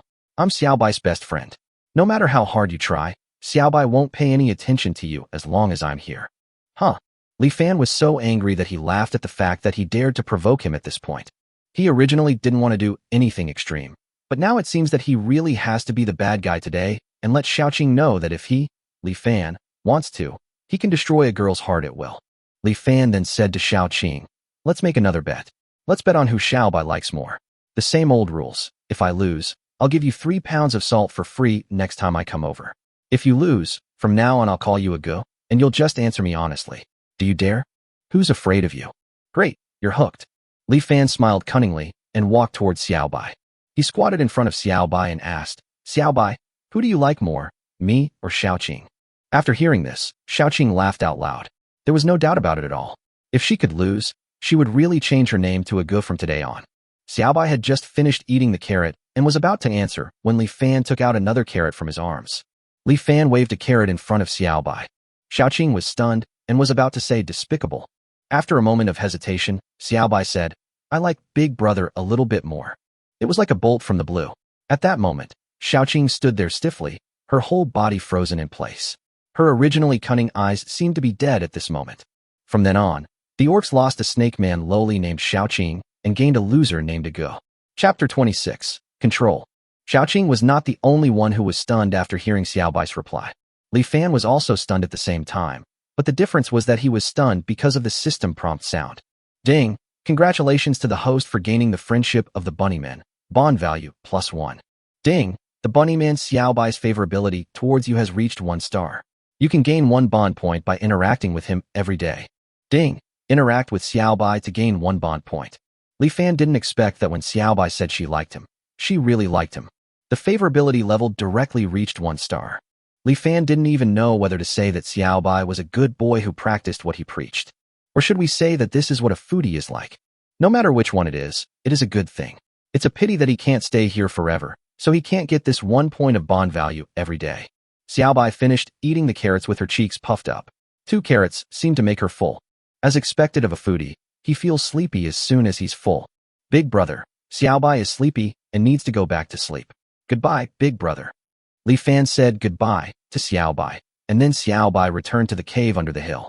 In order to prevent sneak attacks from monsters, the orcs living here had the rabbit people who were good at digging holes dig a lot of tunnels underground. The tunnels are complex and connected with multiple exits, like a maze, which can block most enemies. Many powerful monsters have been trapped to death in the maze. Unfortunately, these orcs did not trust Li Fan enough at the moment, so Li Fan did not have the chance to see the wonders underground. Li Fan looked back and saw that Dina and Anna had not returned yet. Dina and Anna's goal is to unite the orcs here, form a force, and prepare for the revenge and revival of the Silver Wolf clan in the future. Therefore, the two of them were now in the underground cave, negotiating with the orcs. Li Fan had nothing to do, so he could only stay where he was and wait. Fortunately, there was a little snake man Lolita next to him at this time. Li Fan was not bored when he saw the other party's defeated look. After an unknown amount of time, Xiaoqing seemed to have finally recovered from the blow. She glanced around and found that Xiaobai had disappeared, leaving only that annoying human. The damn human was still laughing at her. Xiaoqing didn't give Li Fan a good look at all. Xiaobai was her best friend, so she naturally understood Xiaobai. In Xiaobai's eyes, there was only food and sleeping. If the human in front of her had not taken out the carrot that she had never seen before, Xiaobai would never have betrayed her. Everything was to blame on this human named Li Fan. This Li Fan has been targeting her from the beginning. Now everyone has carrots to eat, but she doesn't. It turns out that all humans are bad. Thinking of this, Xiaoqing felt more and more aggrieved, and her eyes turned red with this unprecedented feeling.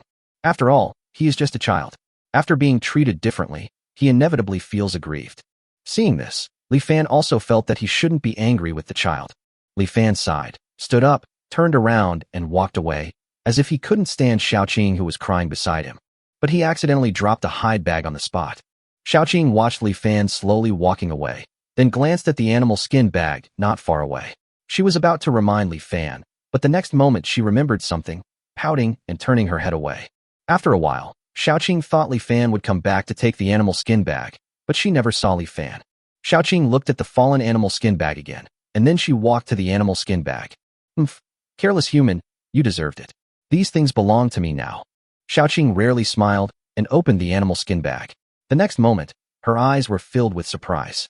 I saw that the animal skin bag contained 2 small bags of salt and a juicy carrot. All the orcs who could not enter the gathering place were short of salt, and Xiaoqing was naturally short of salt too. She had wanted to buy some, but because of her previous actions, she was embarrassed to buy salt from Li Fan. I didn't know what to do at first. Fortunately, she has salt now. Xiaoqing looked at the 2 small bags of salt with a hint of surprise in her eyes. How magical, the salt is actually snow white. Xiaoqing had a smile on her face. She carefully put away the salt, then picked up the carrot and took a small bite after hesitating. It's not that delicious, is it? Having said that, she still held the carrot and ate it one bite after another, with such joy. If Li Fan saw this scene, he would probably complain. A snake is actually gnawing on a carrot, my old swan. Before Xiaoqing knew it, she had eaten most of the carrot, and the grievance in her eyes disappeared. As she was chewing, Xiaoqing suddenly snorted fiercely. Humph, you stinky human. Do you think I don't know that you left these things behind on purpose? Forget it. I'll just treat it as your apology for your rudeness. I'll accept it with reluctance, hee hee. Well, this carrot is really delicious. At the same time, not far away, Li Fan heard the system prompt sound. Ding! Congratulations to the host for gaining the friendship of the snake people, bond value +1. Ding! The snakeman Xiaoqing's favorability towards you has reached 1 star. You can gain 1 bond point by interacting with her every day. Ding! Interact with Xiaoqing to gain 1 bond point. Looking at the system prompt, Li Fan showed an evil smile and muttered to himself. Little girl, you fought with me, but I still had you in my hands, didn't I? Ha ha ha. The evilness of that laughter was really unworthy of the word human. More than an hour later, Dina and Anna finally came out of the underground cave. Li Fan didn't know what the two men talked about with the orcs here, but their expressions were not very good. Li Fan was also very tactful and did not ask. Then the three of them started to return. After nearly half a day's journey, the three finally returned to the cave before it was completely dark. Li Fan naturally couldn't stay in the cave overnight. Before leaving, he looked at his spoils with some distress: 40 first-level magic cores and 43 first-level monster furs. The magic core is fine. It can be hidden on the body, but the 43 pieces of monster fur are still a big heap even if they are tied tightly. It was only then that Li Fan realized that the system space could only store items in the system mall. If he wants to have storage space for storing monster furs, he needs the bond value to open the storage space. Li Fan took a look at the price. Wow, 1 cubic meter requires 100 bond points. Li Fan gave up directly. And finally Li Fan could only choose to leave most of the fur in the cave of the Dina sisters. He returned to the Sin town with all the magic cores and 5 first-level monster furs. That night, Li Fan sold the furs at the Mercenary Guild. Although Li Fan did not practice fighting spirit, these furs only came from the lowest level of magical beasts, so they did not arouse any suspicion. Each piece of fur cost 50 copper coins, and Li Fan finally got 250 copper coins. Therefore, Li Fan finally left the stable today and moved into the only hotel in Sin Town. Chapter 27, Level 1 Dochi Apprentice. Damn it. This crappy hotel costs 5 copper coins a day, and it doesn't even include food. Li Fan looked at the room of less than 10 square meters which only had a bed and a table, and shook his head helplessly. Never mind, it's better than the stables, but I only have 2 silver coins and 56 copper coins on me right now. I can't even stay in an inn like this for long. I guess I need to sell more monster pelts. Thinking about this, Li Fan did not rush to find Dina and Anna. He did not forget that his bond value was finally enough to buy fighting skills. From today on, he will become a Dochi apprentice. Human fighting skills are divided into 6 levels, from 1 to 6 in ascending order. Each level you upgrade will increase your basic attributes by 10 times. The basic attributes of a level 1 Dochi apprentice are 10 times that of an ordinary person, and the basic attributes of a level 2 Dochi apprentice are 10 times that of a level 1 Dochi apprentice. Therefore, although basic attributes are important, realm is equally important. There is a huge realm between you, so even if you are a chosen one by God, it is difficult to fight against someone of a higher level. Li Fan's basic attributes are not low, and he even possesses the powerful skill of beast transformation, but now he can never defeat a first-level fighting spirit apprentice or a first-level magical beast. Therefore, he had long wanted to cultivate fighting spirit. Li Fan couldn't wait to find the yellow-level fighting chi technique in the system mall and bought it without hesitation for 50 bond points. In an instant, the method of cultivating yellow-level fighting spirit appeared in his mind. Li Fan sat cross-legged on the bed according to the method of the exercise, then made hand gestures and began his first practice. After purchasing books from the system mall, Li Fan discovered that there is a great benefit when purchasing knowledge-related items such as books from the system mall. That is, when you buy the skills, the system will integrate all the knowledge of the skills into your brain, as if you learned it after studying from scratch for several years. Relying on the knowledge mastered in this way, Li Fan would have no difficulty in learning even if no one taught him. Not long after, Li Fan cultivated his first wisp of fighting spirit through the correct practice method.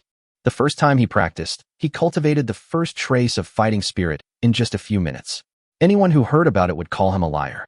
But Li Fan actually did it. Li Fan did not get carried away. He knew that this was just the beginning and the next step was the key. Li Fan changed his training method and continued to perform another set of hand gestures. The strand of fighting spirit he had just cultivated entered his dantian. The fighting spirit continued to rotate in the dantian and eventually turned into a cyclone. Then the cyclone began to rotate, and Li Fan could clearly feel a suction force coming from his dantian. Under this suction force, a special energy in the surrounding air was constantly absorbed by him, entering his dantian and merging into the cyclone. The cyclone continued to grow larger and stronger. 1 inch, 2 inches, 9 inches. until the sky went from light to dark. After a whole day of practice, the fighting cyclone finally reached 10 inches. Li Fan also suddenly opened his eyes at this time. In an instant, a golden light burst out from his eyes and slowly dissipated after a moment. Is this the strength of a level 1 Dochi apprentice? Li Fan exhaled a breath of foul air. He looked at his hands and could feel the huge difference between himself and before he started practicing. An indescribable powerful force surged in his body. Feeling the Dochi in his dantian, although it was his first time to come into contact with Dochi, Li Fan felt that he could already operate the Dochi with ease. As long as he has the thought, the fighting spirit will surge out from the dantian and appear in any part of your body. Then you can feel that part of your body has been strengthened and has endless power. Dochi is like your child, allowing you to do whatever you want with him. Li Fan could say that if his fighting spirit was not too weak to leave his body, he felt that he could use his fighting spirit to transform into the appearance of a horse, which is the so-called fighting spirit turning into a horse. Li Fan then took a look at the system panel. Host, Li Fan. Realm, Level 1 Dochi Apprentice. Strength, 210. Constitution, 110. Agility, 110. Spirit, 210. Talent, Elf Talent 0.1%, Orc Talent 6.7%. Talent Skills, Nature Affinity 0.1, Beast Transformation 3. Bond Value, 40 points. Sure enough, all his basic attributes were increased to 10, and he now had the strength to completely defeat the Unicorn Wolf. Add to that his 2 innate skills, and I'm afraid that few level 1 monsters can defeat him. I am so horrible now. In the outer area of the Forest of Sin, Li Fan held a hatchet in his hand, his eyes fixed on the Unicorn Wolf in front of him, not daring to relax for a moment. The increase in strength did not make Li Fan arrogant. The first thing he thought of was to get familiar with his current strength as soon as possible. Fighting is undoubtedly the most effective and efficient method. Li Fan always remembered that he was chased all the way by the Unicorn Wolf like a dog. When they met at this time, he and the unicorn were like enemies meeting, and they were extremely jealous of each other. Roar! The Unicorn Wolf stared at Li Fan with its blood-red eyes, growling continuously. It felt threatened, and its beast instinct told it that the human in front of it was dangerous. It hesitates whether to flee or attack. Soon it made a decision. Roar! With a roar, the Unicorn Wolf moved its limbs, quickly approached Li Fan, and then opened its bloody mouth to bite him. The lone wolf is still as fast as ever. Li Fan hurriedly circulated the fighting spirit in his body, and in an instant, the power filled his whole body. Even though Li Fan is now a level 1 Dochi apprentice, his attribute points have been strengthened 10 times, plus the talent of natural affinity. His agility is as high as 11 points, but it is still far behind the Unicorn Wolf, whose agility is close to 20 points. Fortunately, Li Fan's spirits were so high that he reached 10 PM. The level of spirit value is extremely important even for humans who do not know magic. After all, the higher the spirit value, the stronger the will be, and even the reaction speed will be faster. The 22 points of spirit value directly gave Li Fan a reaction ability far beyond that of the Unicorn Wolf. Although the Unicorn Wolf was fast, Li Fan still dodged it by moving sideways in advance. Then Li Fan took advantage of the moment when the Unicorn Wolf had no time to turn around and chopped at the wolf's waist with a hatchet. Bite! With a crisp snapping sound. Although Li Fan's hatchet injured the unicorn's waist, it broke at the moment it hit the opponent's bone, and only half of the hatchet was left in his hand. Fuck, this ordinary weapon really doesn't work. I must get a good weapon when I have the chance in the future. Li Fan had no time to curse, as the Unicorn Wolf had already turned around and attacked. The injury made the Unicorn Wolf almost crazy, and he rushed towards Li Fan regardless of anything. Li Fan's super high reaction ability came into play again. This time he did not dodge, but rushed forward, then rolled over and landed under the Unicorn Wolf. Holding the half-broken hatchet tightly, Li Fan used it as a dagger and stabbed it towards the unicorn's abdomen. With a puff sound, the hatchet stabbed into the soft belly of the Unicorn Wolf. There are no bones here. Li Fan grinned fiercely and pulled the hatchet back violently. With a ripping sound, a nearly 1-meter-long hole was torn open in the unicorn's abdomen, and its internal organs immediately fell to the ground. Not long after, the lone wolf took its last breath. Chapter 28, Terrifying Beast Transformation Skills. Seeing that he had easily killed a lone wolf, although it was expected, Li Fan still felt proud. Roar, roar, roar. Before he could feel proud for too long, 3 unicorn wolves suddenly jumped out of the forest behind him. Li Fan was shocked. This unicorn wolf was actually a social animal. It seemed that he was able to escape last time thanks to his running far enough. Li Fan was not panicked. The current situation was neither good nor bad. Li Fan had no difficulty dealing with a lone wolf thanks to his reaction speed that far exceeded that of the other party. But if he had to deal with 3 unicorns that were faster than him at the same time, even he would be in great risk. Forget it. This is a good opportunity to test how powerful I am now when using the Beast Transformation skill. Beast Transformation skill can be said to be Li Fan's trump card. In order to hone his combat skills, Li Fan originally did not intend to use it. But now he discovered that the lone wolf was a social animal, and he was worried that if he delayed too long, he would be surrounded by the wolf pack, and then he would be doomed. Therefore, he wanted to fight quickly and decisively. At this time, the 3 unicorn wolves cooperated very well, spread out, and slowly approached Li Fan from 3 directions. Faced with this situation, it is easy for people to only care about the front and not the back, and only care about the head and not the butt. Animalization. Li Fan did not hesitate and immediately used his beast transformation skills. In an instant, his entire body, except for his face, was covered with fine black hair. In the blink of an eye, Li Fan seemed to have turned into an ape man, with exaggerated muscles bulging all over his body. It was also at this moment that a force appeared in Li Fan's body that seemed to burst his entire body. This power was extremely violent, running rampant in his body, completely unlike fighting spirit that obeyed his command. Beast transformation is indeed a skill of the orcs. Without a strong physique like an orc, it would be impossible to sustain it. Li Fan could feel at this moment that if he didn't release the power in his body, he might really burst. Li Fan no longer hesitated and exerted all his strength in an instant. His entire body turned into an afterimage, so fast that even the unicorn with an agility of nearly 20 could not see clearly.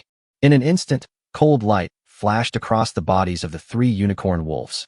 Before the 3 unicorn wolves could figure out what was happening, a huge hole suddenly appeared in its abdomen, and its internal organs fell to the ground. The 3 unicorn wolves only had time to let out weak howls before they slowly died. Li Fan took back the hatchet and looked at his system panel. Host: Li Fan, Beast Form. Realm: Level 1 Dochi Apprentice. Strength: 66. Constitution: 33. Agility: 33. Spirit: 66. Talent: Elf Talent 0.1%, Orc Talent 6.7%. Talent Skills: Nature Affinity 0.1, Beast Transformation 3. Bond Value: 40 points. The current value is the result of the double amplification of Natural Affinity and Beast Transformation. Under such abnormal values, the deaths of the 3 unicorn wolves are not unfair at all. After Li Fan roughly understood his limits, he hurriedly ended his beastly state. Even though only a few seconds passed from use to completion, Li Fan still felt tingling all over his body. Although the beast transformation skill is powerful, it somewhat exceeds the limits of my body. If the orc's talents continue to increase and the beast transformation skill is further improved, I might not even dare to use it. Li Fan didn't expect that he would have a headache because the effect of his skill was too strong. However, this problem is actually very easy to solve. As long as he continues to improve his strength and reaches a level 2 fighter, his physical fitness will exceed 100, and then he can use the beast transformation skill without any problems. Thinking of this, Li Fan immediately became motivated and decided to continue practicing his fighting spirit after returning. But before that, I have to clean up the situation in front of me. Li Fan glanced at the corpses of the 4 unicorn wolves. Every monster corpse was of great value. Li Fan was short of money right now, so he immediately took the broken hatchet and started to clean up the unicorn wolf's corpse. After just a few minutes, he gave up. Not only could the hatchet not cut off the horn on the unicorn's head, but it was also difficult to cut through the fur. In just a few minutes, the remaining blade of the hatchet was already full of holes, and it was obvious that it was unusable. Li Fan couldn't stay here any longer. God knows if he would be surrounded by a group of lone wolves if he waited any longer. Are we going to send these 4 lone wolves to Dina and Anna's side? No, I can't bother Dina and Anna with everything. Otherwise, in their eyes, I'll become an incompetent person who likes to rely on others. This is fatal in the eyes of the orcs who respect the strong. In order to improve friendship and favorability, this must be avoided. Looks like I have no choice but to carry them all back. But then, it'll be a bit conspicuous. I hope it won't reveal that I've suddenly mastered fighting spirit. Only at this time would Li Fan be glad that he had no acquaintances in the Sin Town. I should also consider the issue of weapons. No matter how many axes I have, they won't be able to defeat the monsters. I need to get a good weapon. I heard that dwarves are best at casting and construction. If I have the chance to establish friendship with dwarves, I must ask them to help me make a good weapon. Thinking of this, Li Fan tied the 4 unicorn wolves together with a rope. Rise! With a light shout, Li Fan carried the 4 unicorn wolves weighing nearly 1,000 pounds on his back, and he was only struggling a little. Not long after, Li Fan returned to the Sin town and walked straight towards the mercenary guild with the unicorn on his back. At this time, he naturally attracted the attention of many people, but when those people saw that Li Fan was carrying the lowest level 1 unicorn wolf, they quickly looked away. Li Fan therefore successfully entered the mercenary guild and found the guild staff. Coincidentally, it was the middle-aged man who registered his mercenary certificate last time. He seemed not to remember Li Fan, and just asked Li Fan to show his mercenary certificate according to the procedure. The middle-aged man holding the mercenary certificate was suddenly stunned. Almost instinctively, he asked Li Fan, "You haven't cultivated your fighting spirit yet? How did you kill these lone wolves?" The last time Li Fan registered for his mercenary certificate, he did not practice Do Chi. This information was recorded on the mercenary certificate, so the middle-aged man was surprised. Li Fan did not explain, but stretched out his right hand. The fighting spirit flowed into his right hand, and then Li Fan clenched it fiercely. There was a pop sound, as if the air was exploded by Li Fan. This one move alone is enough to prove that Li Fan is now a strong man with fighting spirit. Seeing this, the middle-aged man understood why Li Fan could kill the unicorn, but his curiosity became even stronger. There aren't many people in Sin Town, so the middle-aged man doesn't receive many visitors every day. At first, he didn't recognize Li Fan, but now when he saw the mercenary certificate, he slowly remembered that Li Fan was the ordinary person who had just come to register for a mercenary certificate a few days ago. He still remembered that Li Fan had bribed him with a huge sum of 1 copper coin and asked him to talk a lot about fighting spirit, which made his throat almost smoke. This young man was clearly just an ordinary person at that time. So why did he suddenly become a Do Chi apprentice with Do Chi now? The middle-aged man remained calm on the surface, but his eyes slowly narrowed at this moment. Chapter 29: Stockpiling Salt. Although the middle-aged staff member was confused, he did not ask any more questions in the end. He knew very well that Li Fan would not tell him anything even if he asked him, so he just wrote it down. Li Fan's unicorn was then successfully purchased by the mercenary guild. The magic core of a unicorn wolf costs 1 silver coin. The unicorn horn costs 50 copper coins, and the fur costs 50 copper coins. Wolf meat is not valuable, and several hundred kilograms of wolf meat is finally calculated to be 1 silver coin. In the end, Li Fan got a total of 9 silver coins, which can be considered a lot of money. Now he had a total of 11 silver coins and 56 copper coins on him, so he didn't have to worry about the hotel expenses for a long time. As expected, hunting monsters is one of the most profitable projects in the Forest of Sin. As for why it is one of the most profitable projects, it is because there is a more violent slave trade. Rather than buying slaves and doing shameful things, Li Fan now wants to continue practicing. Although his strength increased countless times in an instant, level 1 Do Chi apprentice was obviously not Li Fan's end point. He would definitely become stronger next time. As soon as he returned to the hotel, Li Fan began to practice fighting spirit. But not long after, he suddenly frowned. It's not that there's something wrong with the cultivation, but the speed of cultivation is too slow. He had just practiced for nearly an hour, but the fighting energy cyclone had hardly changed. The training process from a level 1 Do Chi apprentice to a level 2 Do master is to rely on the Do Chi vortex in the Dantian to continuously absorb Do Chi and finally condense Do Chi into liquid form. As long as he could condense 10 drops of liquid Do Chi, he could break through to the level 2 Doja. He had just practiced for an hour, and the Do Chi vortex showed no sign of condensing into liquid Do Chi. Am I too impatient? Yeah, I just made a breakthrough, and I'm thinking about breaking through again. How can it be that fast? Li Fan began to be patient and continue to practice.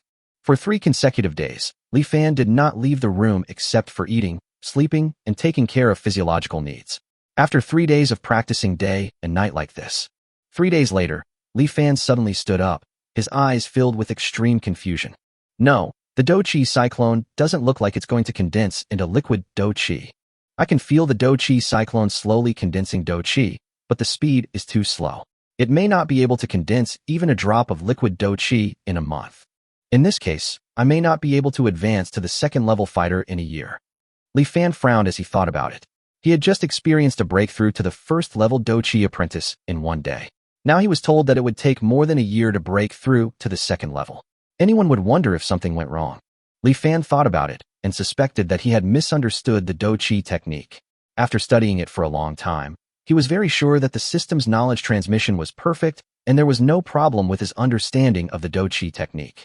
Li Fan couldn't find the reason after searching for a long time, so he had to give up temporarily. He decided to meet Dina and Anna tomorrow. 1. It is time for a new round of salt trade.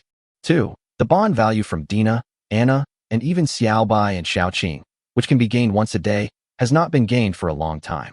3. It would be a good idea to ask Dina and Anna indirectly about the reason why the breakthrough has slowed down. Although the cultivation methods of orcs and humans are different, some things are ultimately the same, and maybe they can give him the answer. The next day arrived in a blink of an eye. Li Fan left the Xin town early in the morning. After making sure that no one was following him, he slowly walked towards the cave where Dina and the others were.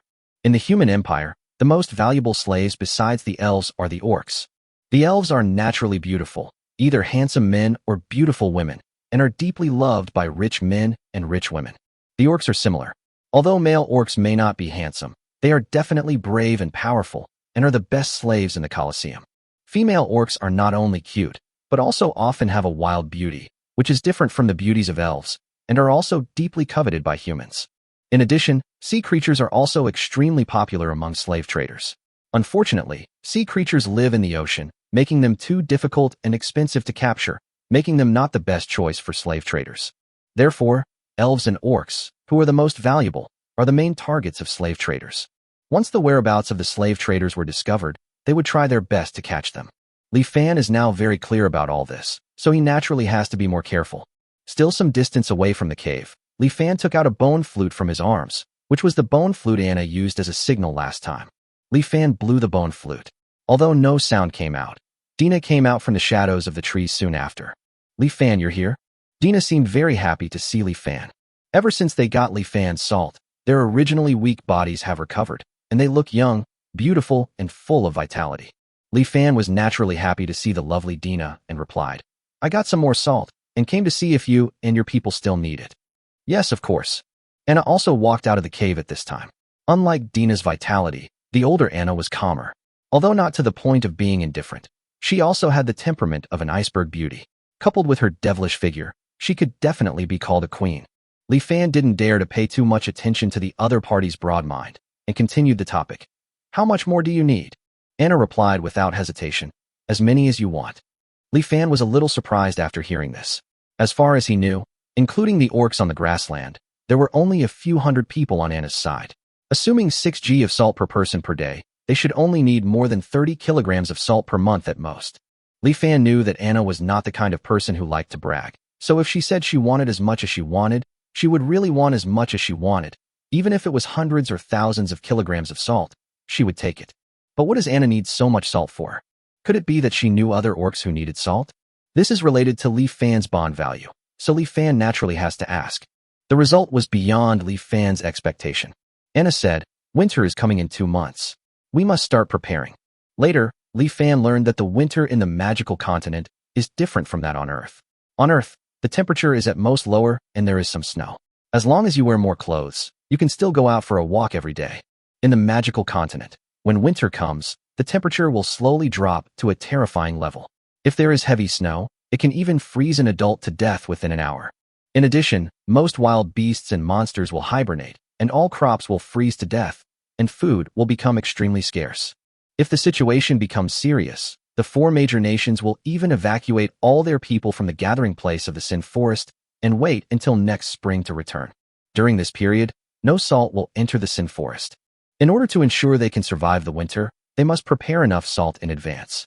That's why Anna dared to say that she would take as much as she could. After all, it was salt prepared for the next 3 or 4 months. Even if it weighs thousands of pounds, Anna won't think it's too much. Chapter 30: The 4 Levels of Gongfa. Thousands of kilograms of salt, all exchanged for bond points, would cost thousands of bond points. Because of the price difference, Li Fan can sell salt with 1 bond value for 1.4 bond values. It seems profitable, but there is a big problem. Even if the trading partner is an orc who makes a living by hunting, the number of magic cores they have is limited, and they can only exchange some salt for monster furs and monster materials.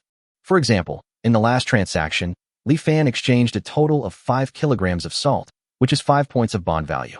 But in the end, he only got 40 first-level magic cores by selling salt, and the rest were all monster furs. Even if the system absorbs 40 first-level magic cores, it can only obtain 4 points of bond value. In this way, he might have more and more money, but the bond value would not be enough to cover his expenses. This is not the result Li Fan wants. If the transaction continues like this, Li Fan will soon be unable to provide salt due to insufficient bond value, and then he will not be able to obtain the magic core, and the salt that is the bond with the orcs will be severed.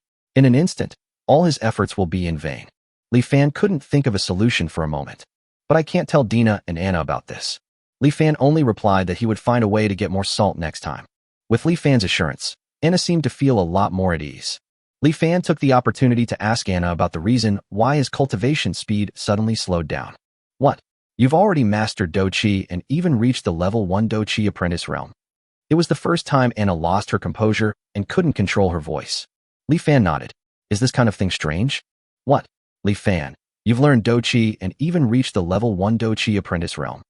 However, Dina immediately lost her composure and screamed. Li Fan scratched his head. He didn't expect Dina and Anna's reactions to be so big, as if they had seen a ghost. Seeing this, Dina and Anna seemed to understand that Li Fan was losing his common sense again. This situation has happened many times, so the two sisters were not surprised and explained it. The fighting spirit of the human race, the blood of the orcs, the magic of the elves, and the body training of the dwarves. Although they are different powers, the difficulty of cultivation is similar. It took Dina and I nearly 10 days to comprehend the first strand of Qi and blood power. From comprehending Qi and blood to cultivating to the level 1 orc warrior, it took us almost half a year. That's it. Dina and I are among the orcs with the best qualifications. It's normal for those with poor qualifications to take several years to break through to the first level of orc warriors. And you, in just a few days, went from an ordinary person to a level 1 fighter. What's so strange about that? Anna seemed to be almost laughing at Li Fan's ignorance. Dina on the side directly gave Li Fan 2 words, pervert. Li Fan was stunned after hearing this. Is it so difficult to practice from level 0 to level 1 fighter? If they told Dina and Anna that he had only practiced for 1 day, no, he had only practiced for a whole day to break through to the level 1 fighter, they would explode on the spot. Li Fan didn't tell anyone about this incident because it was too shocking. However, a problem also arises. It only took such a short time to cultivate from level 0 to level 1 fighter, which means that Li Fan has a good aptitude for cultivation. But why did it take him a year to cultivate from level 1 to level 2? If it takes him a year, how long does it take for others to be promoted from level 1 to level 2? It took me 5 years, and Dina only 4.5 years, to successfully break through to level 2. Of course, our speed is still considered the fastest among the orcs. After hearing this, Li Fan immediately understood that his cultivation speed was really incredible. It is 4 or 5 times faster than Dina and Anna, who are practicing the fastest. Even the so-called chosen ones cannot match this speed of practice. Li Fan thought about it, and felt that his rapid cultivation speed was most likely related to the fact that he had unlocked the talents of the elves and orcs. The bond system has always had many hidden functions, such as the incredible effect of changing basic values. It is not surprising that it can now speed up the practice speed. It's really powerful.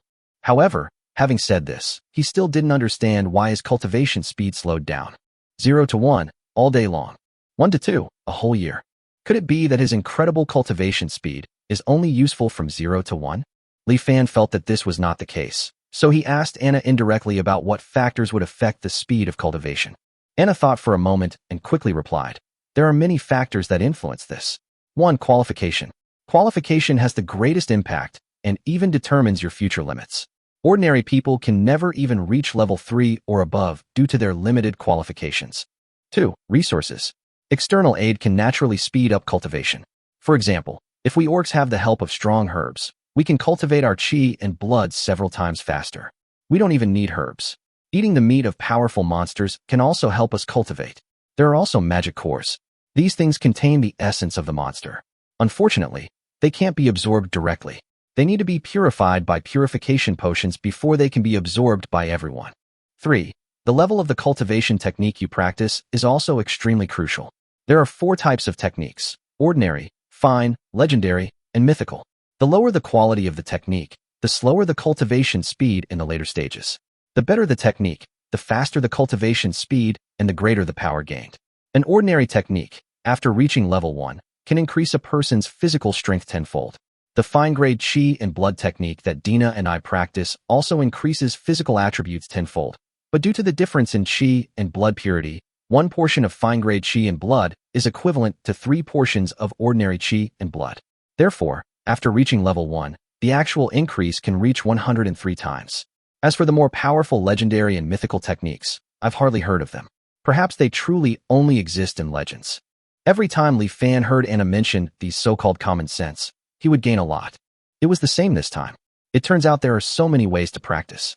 Based on the 3 influencing factors mentioned by Anna, Li Fan remembered the martial arts he was practicing, and the one displayed on the system mall was a yellow-level martial arts. Could it be that there are better techniques above the yellow level? Thinking about this, Li Fan secretly opened the system mall to check it out. I didn't expect to find it. Xian level Do Chi technique, 500 bond value. Sure enough, there are better skills, and as soon as Li Fan saw the name, he knew that these skills must be arranged according to the order of heaven, earth, and yellow, which correspond exactly to what Anna said: myth, legend, fine, and ordinary. However, this insidious system actually hid the skills of the last 3 levels. At this time, the earth level and heaven level fighting skills could not be searched in the system mall. Li Fan reluctantly clicked on the Xian level fighting technique. Ding! To practice Xian level Do Chi techniques, you need to first learn Huang level Do Chi techniques. Ding! It has been detected that the host has practiced the yellow grade Do Chi technique and has met the requirements. Ding! The host's bond value is insufficient, and he cannot purchase the Xian level Do Chi technique. Wow! It turns out that this Tiandi Xianhuang technique needs to be practiced step by step. Doesn't that mean that if he wants to practice heaven level Kung Fu, he has to master all the earth level, profound level, and yellow level Kung Fu as well? But the yellow rank requires 50 bond points. The mysterious rank requires 500 bond points. It can be imagined that the earth rank requires 5,000 bond points, and the heaven rank requires 50,000 bond points. Looking at this series of numbers, Li Fan at this moment realized the true meaning of the 4 words, endless time. Chapter 31 Conjectures about the system. Li Fan finally figured out why his cultivation speed suddenly slowed down. The level of the yellow grade fighting skills was too low, which affected his cultivation speed. But he also found a solution. Using natural treasures and magic cores to assist in cultivation can speed up the process. However, there are no natural treasures, and the magic core needs to be purified by a pharmacist, so it cannot be used now. Then there is a more difficult method left. Purchase the Xian level fighting skills. Okay, everything is back to the starting point, no bond value. No matter how much time has passed, the system always seems to make Li Fan understand that bond value is everything. It is the stepping stone for him to settle down and embrace a better future. If you want to form bonds, you must continue to make friends with people of different races and build a world where multiple races can coexist peacefully. And this is exactly the future that the system wanted when Li Fan bound himself to the system. Thinking of this, Li Fan felt as if he was always being controlled by the system, constantly working hard for the future that the system wanted. Of course, Li Fan can resist. The system has not yet shown any intelligence, as if it is a machine that only acts according to a preset program. Therefore, if Li Fan wanted to, he could give up instantly. I don't care about that damn bond value. I just want to chop wood every day, eat black bread, and live in a stable. Li Fan can do this, and the system will not punish him for it. But if Li Fan wants to survive in this sinful forest and get the good life he dreams of, he must work hard to gain bond value. And this seems to have fallen right into the system's trap. All this is such a coincidence, as if it was designed. From then on, Li Fan began to guess that his time travel was not an accident, but someone or some existence had analyzed his personality and desires and chose him, who had just died unexpectedly, to travel through time and become the master of the system. As for who did this and what was their ultimate purpose, Li Fan felt that as long as he continued to become stronger, he would definitely know. Now Li Fan can only persuade himself that this dog system is ultimately just a convenient prop that serves him alone. Only by thinking this way would he feel less aggrieved. Even so, Li Fan secretly swore that if he ever met the person who designed all this in the future, no matter whether the other party had good intentions or bad intentions, he would use his sandbag-sized fist to kiss the other party's face, and at least kiss him twice, once on the left eye and once on the right eye. How much salt did you bring this time? After Anna explained the matter of cultivation speed, she quickly asked about salt. Li Fan took out the salt he had prepared long ago. This time he exchanged a total of 10 kilograms of salt. As a result, his bond value was only 32 points at this time, 2 of which came from his interaction with Dina Anna today. Anna looked at the 10 bags of salt, and her eyes lit up. So many. Li Fan did not reply. He was worried that if too many people came to trade furs this time, he would soon have no bond points to exchange for salt. If he could not produce salt, he would not be able to obtain bond points soon. If the orcs could not survive the winter, it would be the end of them. Dina and Anna did not notice Li Fan's sadness and immediately headed to the grassland where the orcs were. This time, Li Fan also became a fighter, and the three of them finally didn't have to walk slowly for half a day. With the support of fighting spirit and blood, it took Li Fan and the other two just over an hour to reach the grassland again. As Anna blew the silent bone flute, the orcs soon appeared. This time, apart from being alert to the surroundings at the beginning, they no longer guarded against Li Fan. Instead, they came to Li Fan impatiently to trade. Li Fan immediately took out all 10 kilograms of salt, and the price was still the same as last time. 14 first-level magic cores and 1 kilogram of salt.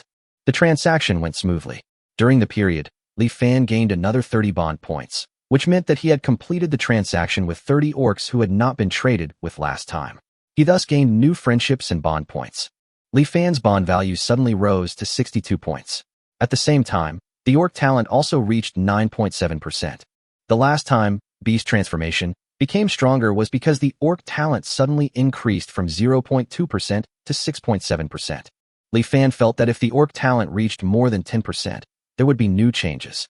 He just didn't know whether the beast transformation skill would continue to become stronger or new orc talent skills would appear. Li Fan naturally hoped it was the second one. Otherwise, not only would he not benefit, but the beast transformation skill would be too overbearing and he would not dare to use it. The transaction was quickly concluded. In addition to the invisible gains, such as bond value, Li Fan also obtained 5 second-level magic cores and 36 first-level magic cores. The rest were all monster furs and materials. The value of a second-level magic core is 10 times that of a first-level magic core.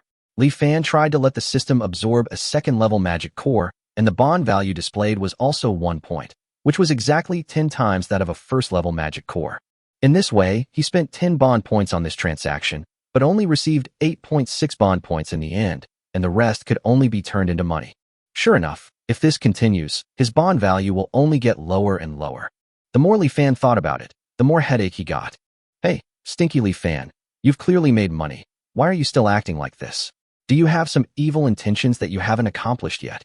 A clear and pleasant voice sounded beside Li Fan. Li Fan turned around and saw who else it could be except the snake man lowly Xiaoqing. Li Fan grinned and said to Xiaoqing, "It's Go. I haven't seen you for a few days, and I missed you so much. Also, what bad intentions could I have? I'm just trying to see if I can help you get more salt before winter." When Xiaoqing heard the word Go, the scales on her lower body were about to explode. She glared at Li Fan fiercely, wishing she could bite that annoying tongue and make it rotten to pieces. Li Fan has never been afraid of anything more than a look. He's not bragging. His slogan for a while was, "My eyes can kill gods." Li Fan immediately glared at Xiaoqing and said, "What? Are you going to cheat again? I'll go." When Xiaoqing heard this, she immediately remembered the second time she lost the bet to Li Fan, and her fair face became gloomy at this moment. However, it is obvious that Xiaoqing is a lowly with backbone. After a long time, she finally said with a look of grievance, "Okay. Go. I'm here." Chapter 32, Poisonous Salt. What's going on? She clearly came over to ask out of kindness because she saw that the bad guy was worried, but this bad guy only wanted to bully her. Xiaoqing felt the aggrieved feeling again and turned her head away from Li Fan. Li Fan found it funny. He actually had some idea of what Xiaoqing was thinking. It's not that he really wanted to bully this tsundere lowly, but teasing a child occasionally is a rare pleasure, and he really couldn't help it, so he did it unconsciously. Seeing that the little girl was angry, Li Fan reached into his arms and exchanged 1 bond point for 5 carrots in the system mall. He took out one and handed it to Xiaoqing, saying, "Why are you angry, Go? Come here. Uncle Li will give you a carrot. Don't be angry anymore." Xiaoqing glanced at the carrot but didn't touch it. Li Fan was surprised that the girl could resist the temptation of carrots. Fresh vegetables were scarce in the entire Sin Forest. This is especially a favorite of orcs who eat meat all day long. How could the little girl resist the temptation? Li Fan was just thinking this when Xiaoqing suddenly stretched out her hand, snatched the carrot away with lightning speed, and started to eat it. Li Fan rolled his eyes and asked, "Where's Xiaobai? I also prepared carrots for her." Li Fan's carrots are not exchanged for nothing, but are used as an excuse to talk to Xiaoqing and Xiaobai.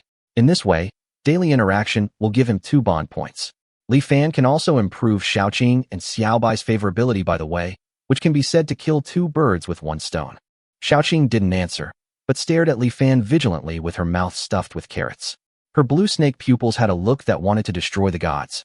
No, don't even think about getting close to Xiaobai. Li Fan had his own solution when he saw this. He took out another carrot from his arms and broke it into two pieces. The fresh and tender carrot was almost juicy. Li Fan took the opportunity to shout, "What delicious carrots!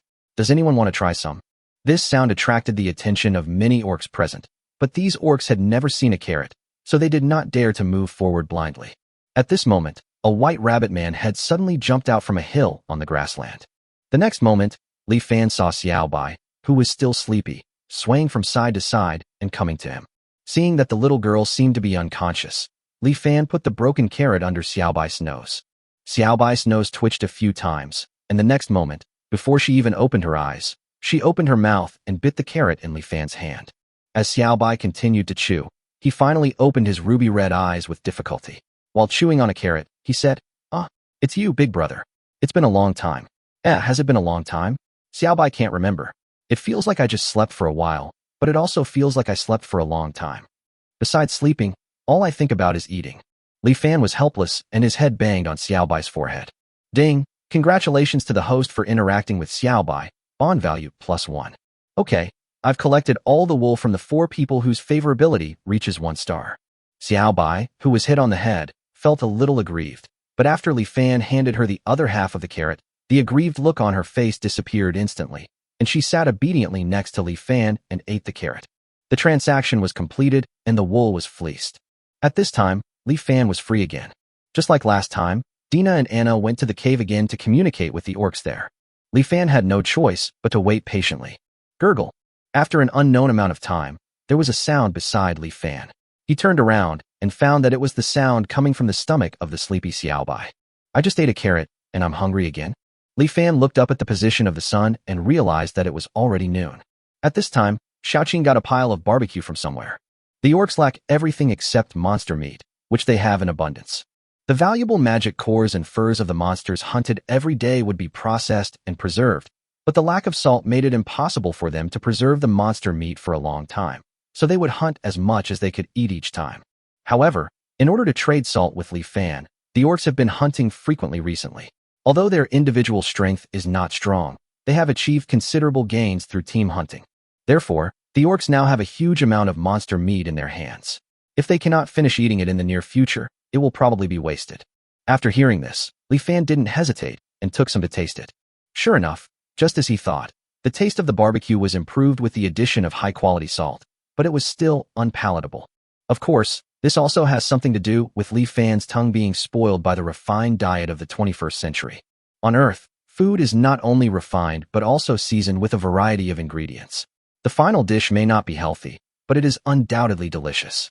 Maybe next time I can try exchanging some condiments and get some Earth delicacies like braised pork, hot pot, and fried chicken for Dina and the others to try. In fact, it was Li Fan himself who was greedy, but the bond value was too precious, so he was reluctant to exchange it. Unlike the picky Li Fan, Xiaoqing and Xiaobai ate with gusto. Since they started using Li Fan's high-quality salt, all food seemed extremely delicious to them. Even the food in the Orc Empire cannot compare with what we have now. Seeing that Li Fan stopped eating after just 2 bites, Xiaoqing asked curiously, "Smelly Li Fan, why aren't you eating anymore? Is this enough for you humans?" Li Fan couldn't say that he didn't want to eat it because he thought it tasted bad, right? So he perfunctorily said that he had eaten on the way. The mischievous Xiaoqing seemed to see through Li Fan's true thoughts and snorted coldly. "Humph, you humans only like to quibble over food.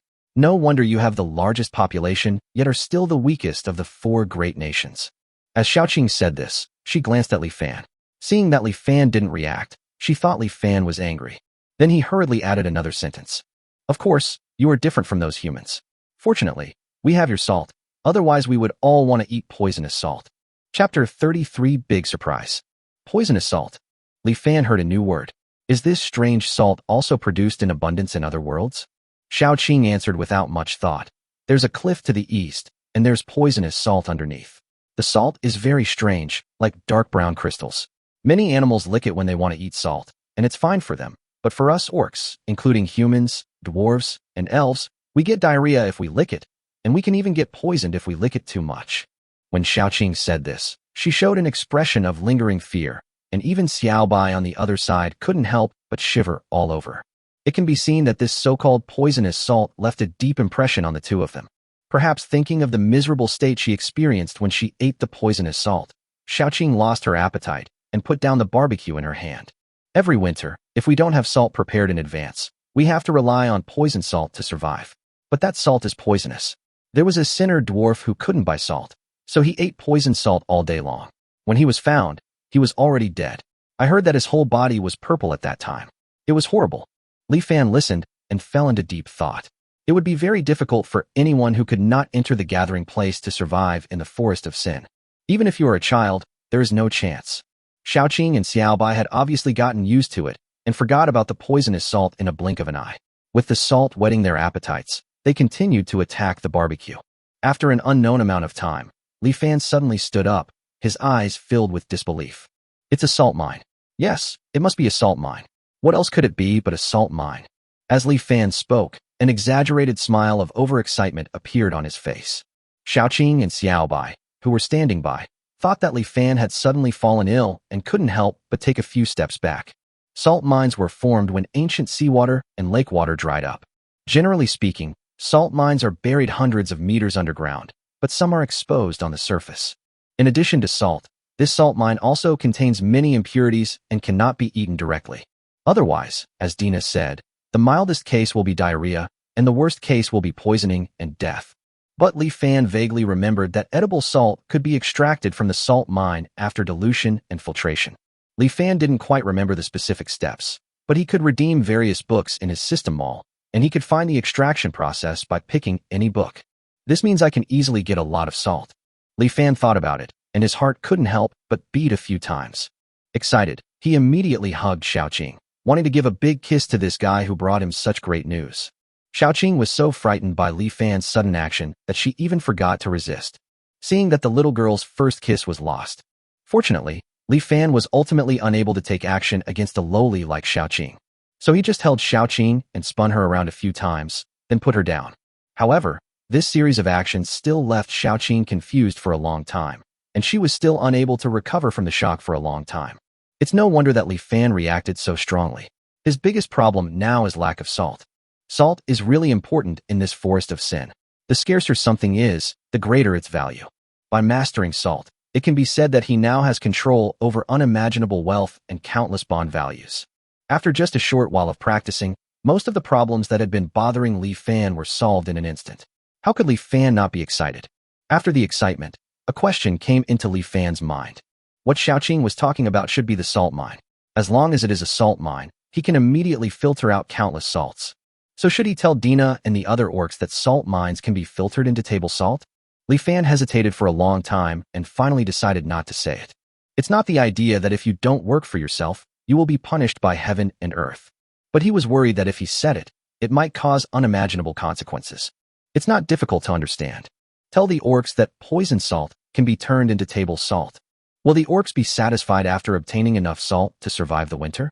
Definitely not. Orcs may be simple-minded, but that doesn't mean they don't have their own little tricks. Faced with salt that can turn into endless wealth, the honest orcs will definitely use the salt to gain benefits.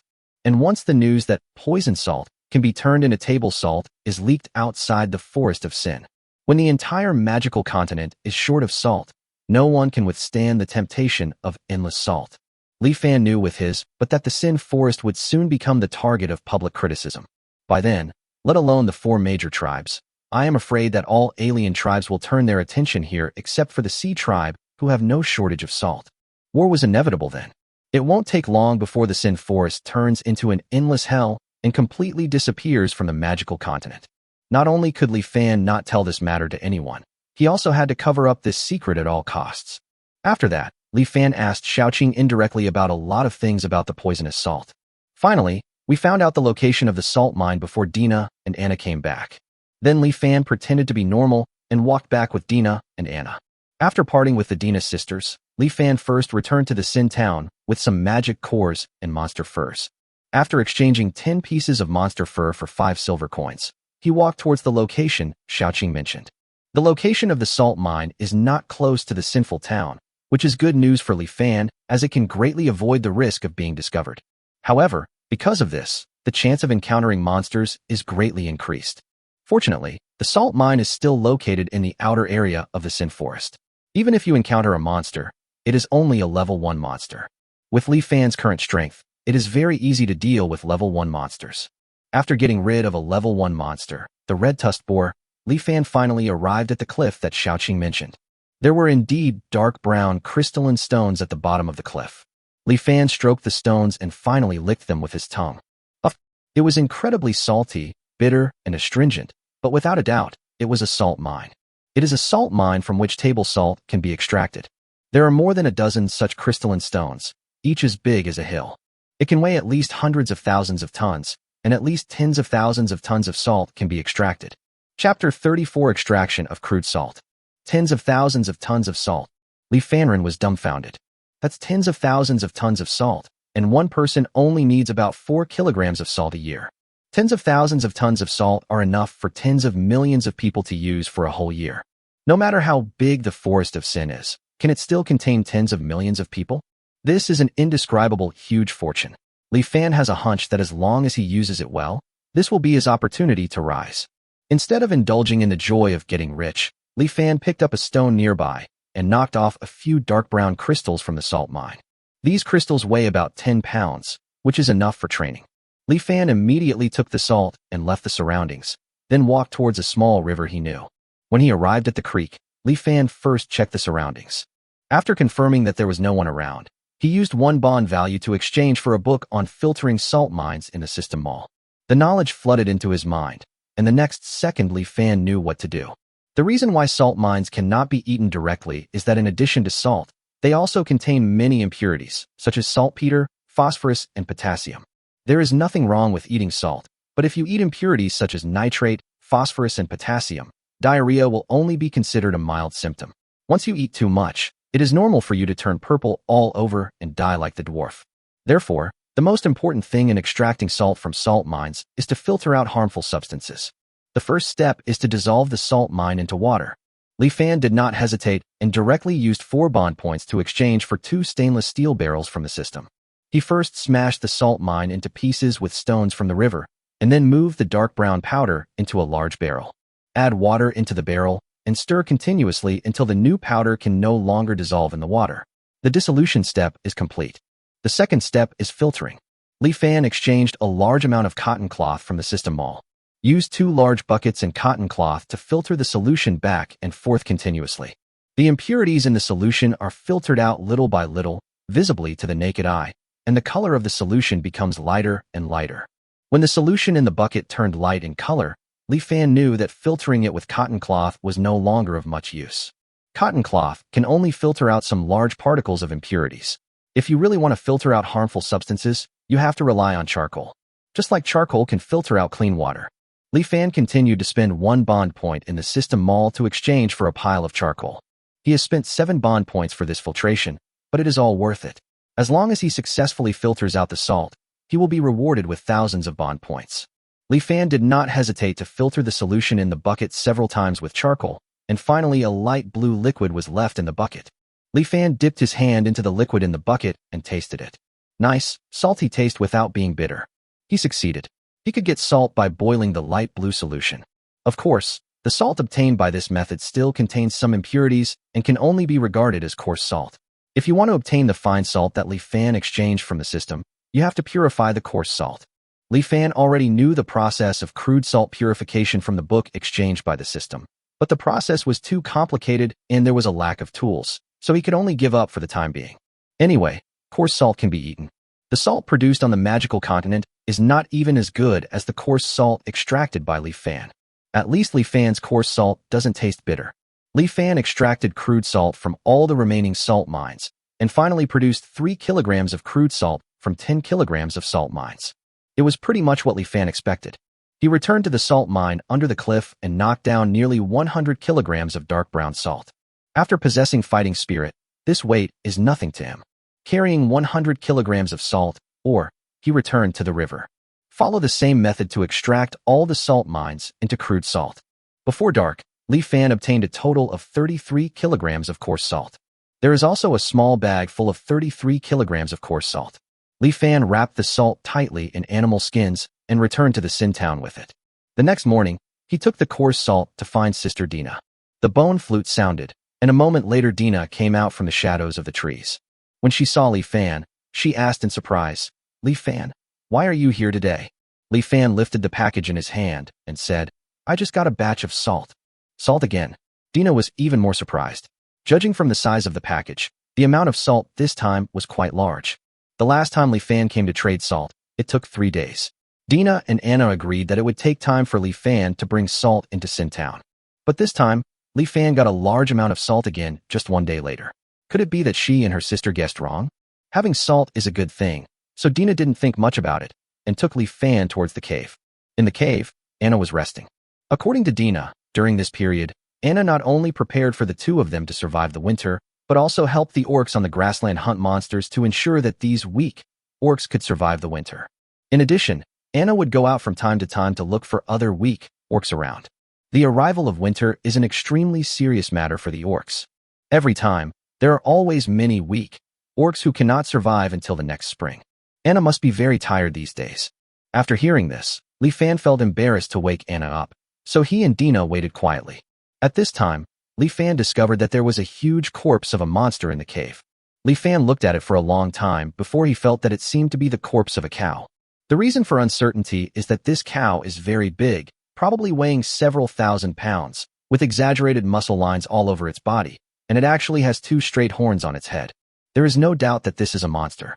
Dina noticed Li Fan's gaze and said, "This is a level 2 thunderbolt. It can release lightning attacks. It is one of the most powerful level 2 monsters. It took my sister some effort to kill it. It will be our food for the next few days." Beef. Li Fan looked at the Lei Mang Nyo and immediately thought of all kinds of beef dishes on Earth. Unfortunately, the most common beef on Earth cost dozens of dollars per kilogram. At that time, Li Fan, who had just graduated, could only afford beef noodles or braised beef noodles, the kind that sold hundreds of millions of servings a year but could not even use up a whole cow. After that, he swore that when he had money, he would eat the best quality beef to his heart's content. Unfortunately, he traveled through time in a car accident not long after. When you think about it, he's dead and the money hasn't been spent yet. Li Fan hurriedly shook his head to put aside the unpleasant memory and continued to look at the Lei Mang Nyo, thinking that the beef from this alien world should not be bad, especially since this is Warcraft meat. It is rich in energy and protein, at least 10 times that of ordinary beef. It should be good for making a steak. Li Fan couldn't help swallowing. Dina saw this pathetic scene clearly. She covered her mouth with her hands and laughed secretly while pointing at the thunderbolt. "If you want to eat it, feel free to take it. My sister and I can't eat much anyway. We'll have to throw it away if it goes bad in a few days." Orcs have no way of preserving meat. Normally, they hunt as much as they can eat. This is why they need to hunt frequently. When food is scarce in winter, they will hunt a lot before winter. When winter comes, there will be natural refrigerators everywhere. If they throw food on the ground, it will be frozen hard the next day. As long as they prepare enough food, it can sustain them until the next spring. Chapter 35-2 Star Favorability. Eating has always been the most important thing in people's lives. After all, you will eat for the rest of your life. How can you not care about something you have to do every day? Eating is obviously very important to the orcs because they are particularly good at eating. Unfortunately, they don't know how to cook delicately, so when they come across meat, they either grill it or boil it in water, and sometimes they even eat it raw when they are very hungry. Li Fan would definitely not do that. The country where he was born was the most particular about food. People not only had to eat enough, but also had to eat well. How to make beef delicious. The simple and delicious way to cook it is of course to fry it. That is, to fry the steak. Li Fan first found a flat stone outside the cave, washed the stone clean, and placed it on the campfire. While the stone was being preheated, Li Fan borrowed a dagger from Dina and cut 2 axe-shaped steaks with a piece of rib from the ribs of the thunderbolt. These were the famous tomahawk steaks. If you want to eat something delicious, the tomahawk steak is definitely the best. Seeing that the stone had been preheated, Li Fan first took some fat and fried it on the stone. After the oil was secreted, he coated the entire stone with the oil. Li Fan then reached into his arms and took out a bottle of black pepper that he had just exchanged from the system mall. Black pepper and beef are a perfect match. Good beef can become a top-notch delicacy with just some black pepper and salt. Li Fan sprinkled black pepper evenly on both sides of the tomahawk steak, and then he took out salt from the animal skin bag. This time he specially took out his homemade coarse salt. Sprinkle kosher salt on both sides of the tomahawk steak and rub it evenly with black pepper. Then Li Fan placed the tomahawk steak on the smoking stone. This is easy. The sound of oil boiling under high temperature was heard instantly, followed by an enticing aroma. Dina, who had not cared at first, was instantly attracted by it. She shrugged her nose. Her silver-white eyes suddenly lit up, and she stared at the steak intently. The meat of the thunderbolt is indeed more delicious than the meat of ordinary monsters, but in Dina's opinion, it just has less odor and is softer, and is not much different from ordinary monster meat. But what about the steak in front of her now? Dina stared at it, and swallowed her saliva involuntarily. Although she was once the princess of the Silver Wolf clan, she still avoided roasting and boiling her food. The orc's bold cooking method made the taste always the same. However, why does Li Fan's special method now make the monster meat emit such an attractive aroma? And what is the black powder just now? Dina could swear that she hadn't even smelled such a fragrance on those high-level monster meats. This is undoubtedly due to this special method and the black powder. A moment later, 2 medium-rare tomahawk steaks were ready. At this time, the beef is the most tender and juicy. After many days, Li Fan saw the delicious food on Earth again. How could he resist it? Relying on his body strengthened by fighting spirit and not afraid of the heat, he took a bite directly. The bite actually made it juicy, and the light red juice splashed everywhere. Dina, who was watching from the side, widened her eyes and saliva began to flow out of her mouth like crazy. The steak is still red at this time and is incredibly soft. It can be described as melting in your mouth. Li Fan almost couldn't help but swallow his tongue. In less than a minute, he had finished 2 palm-sized tomahawk steaks. Li Fan immediately picked up the second one. Seeing this, Dina beside him opened her mouth slightly, stretched out her hand, and then retracted it embarrassedly. She looked so shy and adorable. Li Fan found it funny and stopped teasing the other person, so he handed the tomahawk steak over. Dina pretended to be reserved at first, but after taking a bite, she immediately turned into a hungry wolf and could finish the tomahawk steak in less than a minute. Li Fan picked up the dagger again and walked towards the thunderbolt. The bowl weighed several thousand pounds and could be cut into at least a dozen tomahawk steaks, which was more than enough for them to eat. Dina had just finished her tomahawk steak, and Li Fan had already prepared a few more. The next moment, the steak was sizzling on the stone again. Perhaps attracted by the aroma of steak, Anna woke up at this moment.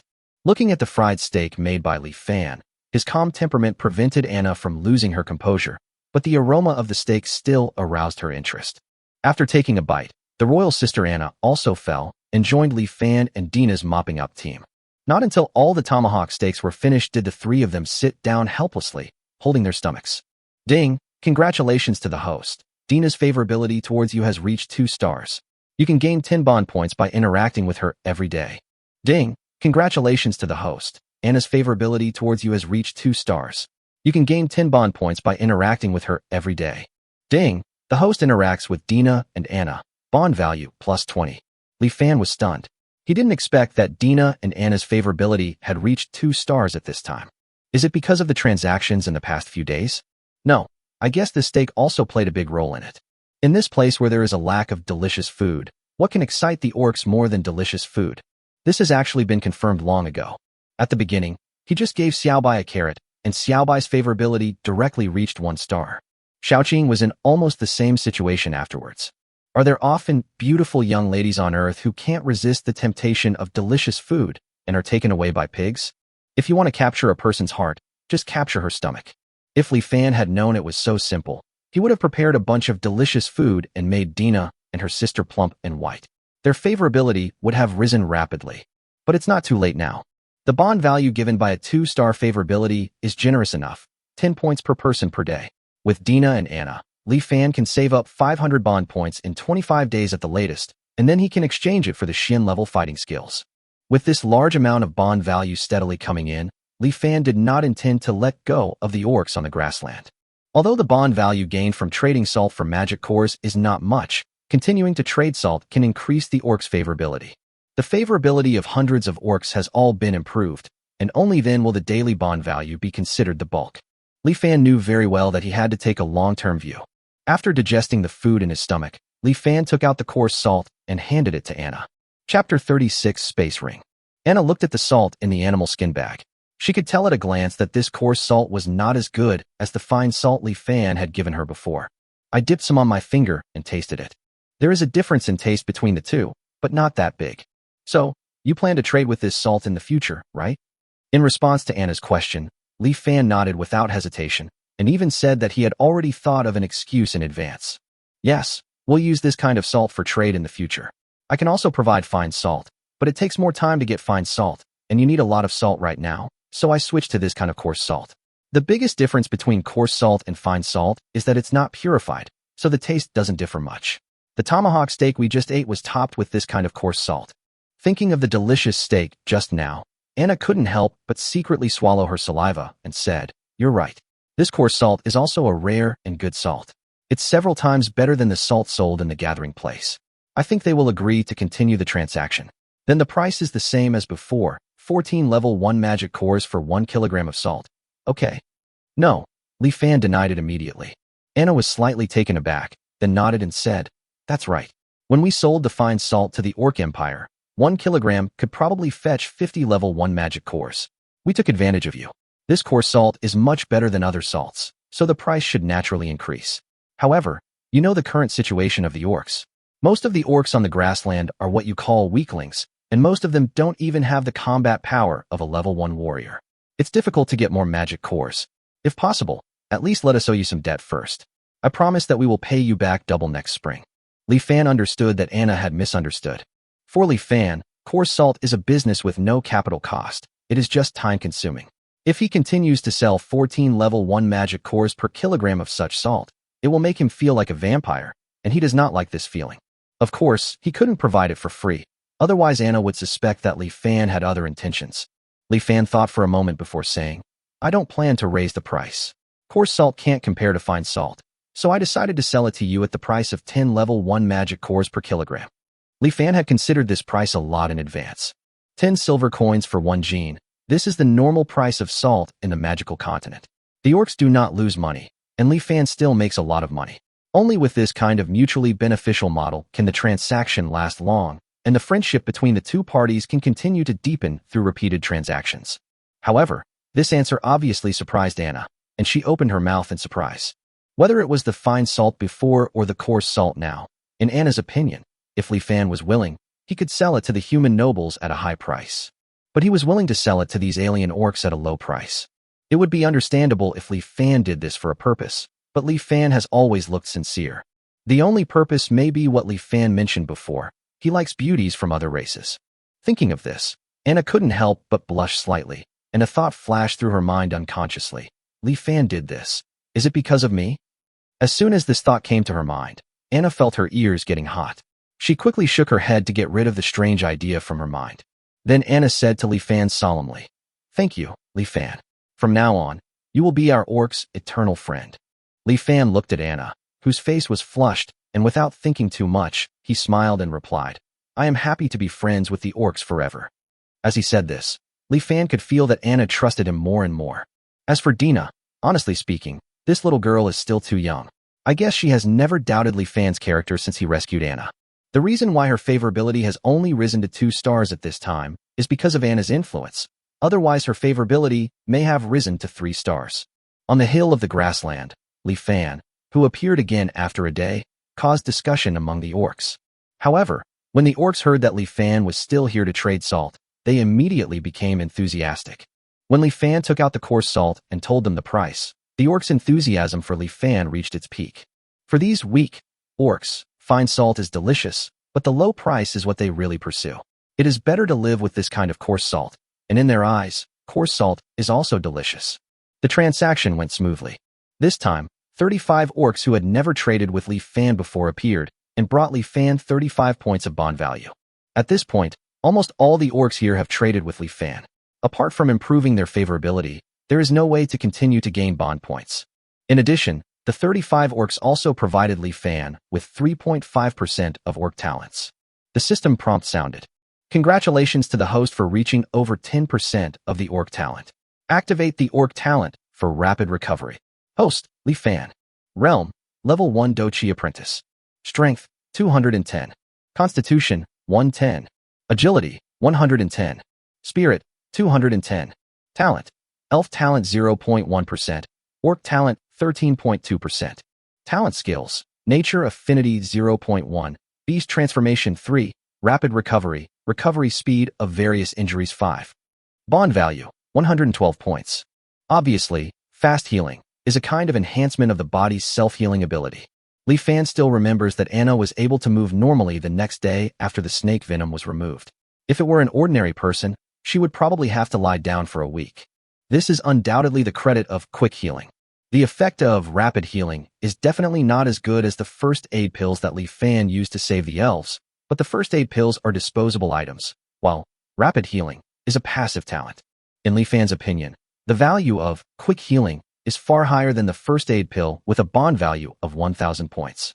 If that elf had the talent, quick healing, it would probably be able to recover secretly and find a chance to escape even without the first aid pills. Li Fan understood the value of this talent skill very well, so he was very satisfied with it. After the transaction was completed, Li Fan specially called Xiaoqing and Xiaobai over. After asking the local orcs for some beef, Li Fan fried a few steaks on the spot. The taste of the steak unsurprisingly shocked Xiaobai and Xiaoqing. Especially Xiaoqing. Her eyes were wide open. She couldn't understand why the monster meat that she had long been tired of eating suddenly became so delicious in Li Fan's hands. But Xiaobai didn't care about all this. She just buried her head and ate hard. After all, if she said one more word, she would have to eat one less bite. In the end, the two little girls ate nearly 10 kilograms of steak. After eating, he lay on the ground and couldn't move. Although the favorability between the two has not risen to 2 stars, Li Fan feels that it should be not far from 2 stars. It is estimated that after more than 10 times, these 2 small wolves can grow into big wolves, and it will definitely be exciting to pull them out then. After that, Li Fan and Dina Anna left the grassland where the orcs were. When he came, Li Fan only carried a bag of salt. When he returned, there was a small mountain of packages on his back. After completing the transaction of 33 kilograms of coarse salt, Li Fan obtained a total of 100 level 1 magic cores and nearly 500 pieces of monster fur. At this time, Li Fan had a total of more than 200 magic cores and 640 pieces of monster fur. With so many Warcraft furs, not only is it a problem how to sell them, but even where to put them becomes a problem. Although the cave where Dina and Anna live can still accommodate them, the furs have a smell. If they continue to keep such a large number of monster furs there, how can they survive? Li Fan finally decided to take away all the monster furs. However, he did not directly enter the Sin Town with the monster fur, but stopped a few hundred meters away from the Sin Town. Li Fan glanced at the system panel at this time. At this time, his bond value has reached 112 points. Li Fan gritted his teeth, and it was enough to exchange for storage space. The so-called storage space is actually a space ring. The space ring can store and release everything except life. It is an extremely convenient prop, and can be said to be what every mercenary dreams of. This kind of space ring is not a product unique to the system, but it is rare. According to Anna, only noble members of the orc tribe have it. Anna was supposed to have one after she came of age, but unfortunately something happened to the Silver Wolf tribe before that. Such a precious item can be exchanged in the system mall with only 100 bond points, and the internal space is as large as 1 cubic meter. Li Fan's bond value is not much. In order to exchange it for the Xian-level fighting skills as soon as possible, he should not have exchanged it. The problem is that both the large amount of Warcraft fur and the crude salt extracted from the salt mine are secrets that Li Fan does not want others to discover. If you have a space ring, you can avoid being discovered to a great extent. Although he felt sorry for losing 100 points of bond value, Li Fan finally chose to exchange it. Chapter 37 10 Days. Li Fan held the space ring and waved it towards the pile of monster fur in front of him. The next moment, all 640 pieces of monster fur disappeared. Fortunately, most of these furs came from small magical beasts. Li Fan tried his best to stuff them all into the space ring. Li Fan was delighted. There were often desperate aliens around the salt mine who went to eat the poisonous salt, so Li Fan had to repeatedly confirm whether there was anyone around. With a magical artifact like the space ring, he would be much safer next time he went to the salt mine to dig salt. Normally, this space is extremely safe for storing monster furs.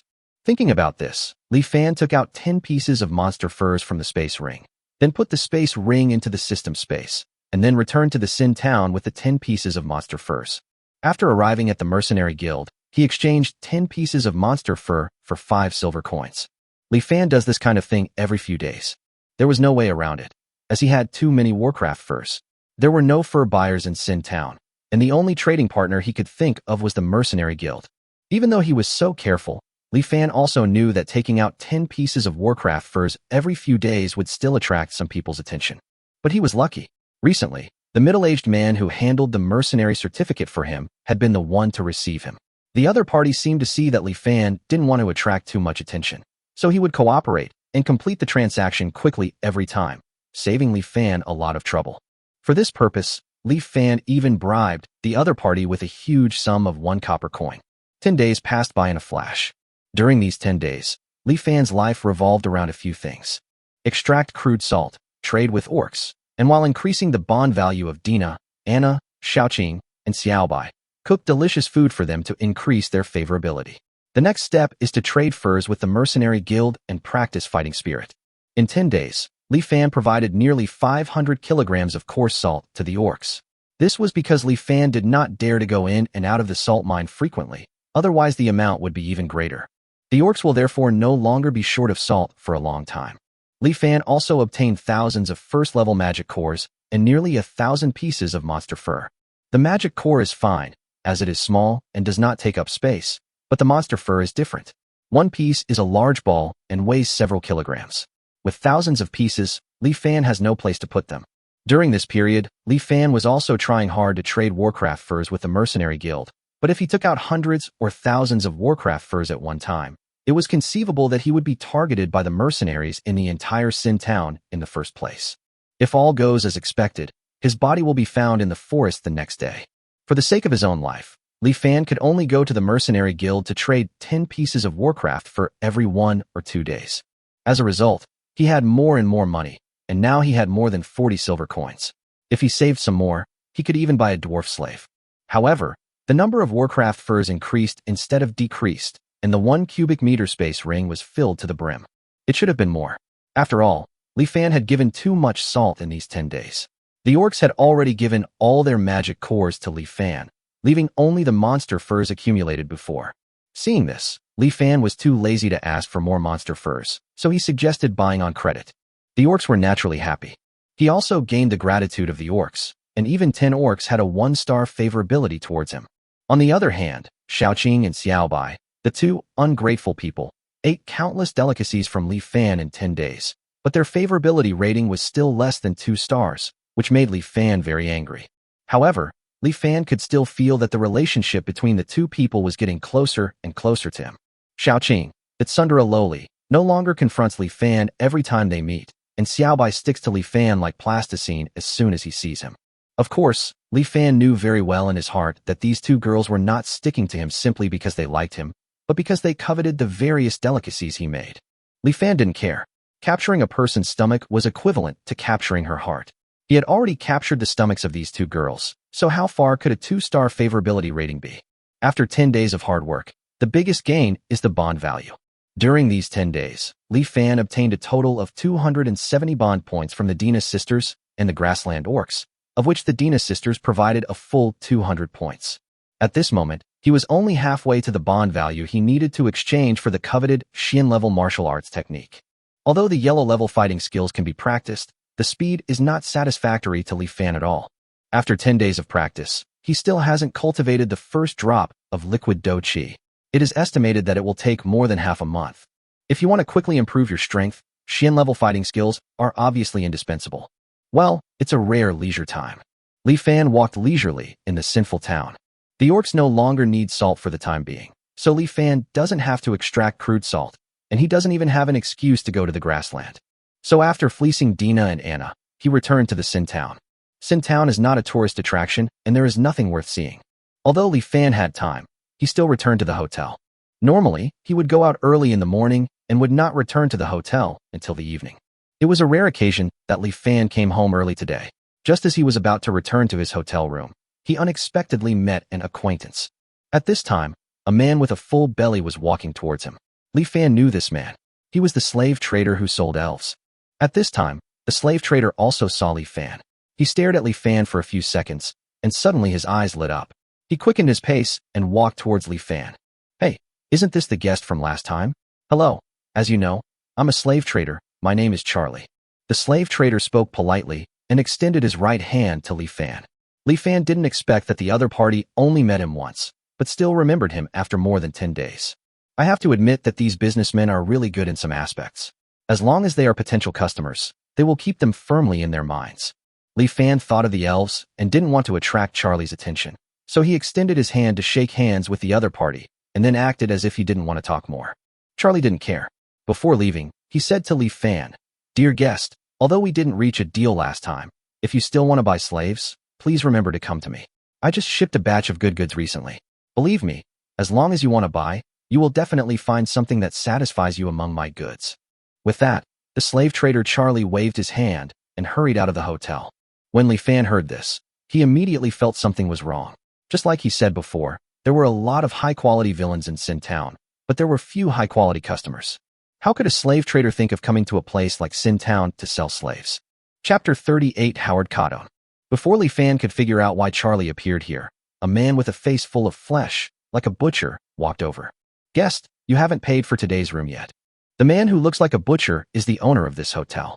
I heard that he was also a notorious mercenary when he was young. Later he was injured and retired, but his reputation remains. Only such a person would dare to open a hotel in the Sin Town. Hotel room fees can be paid in one lump sum for several days, or even a month, or you can pay it once a day. If you forget to pay the room fee on a certain day, your room will be cleared immediately and your luggage will be thrown away. Li Fan chose to hand it in once a day. Anyway, his things were all kept in the space ring, so he was not worried about the room being cleared out.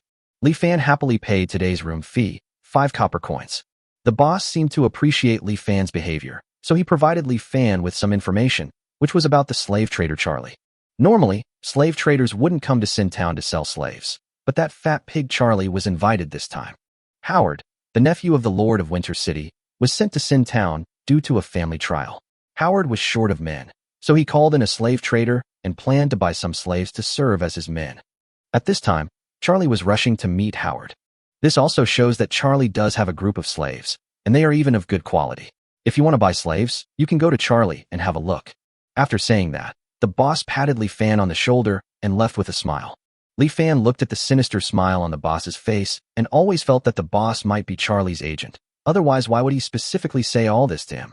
Li Fan was actually a little tempted to buy slaves, but he only had more than 40 silver coins on him now, and he didn't dare to sell all the monster furs in a short time.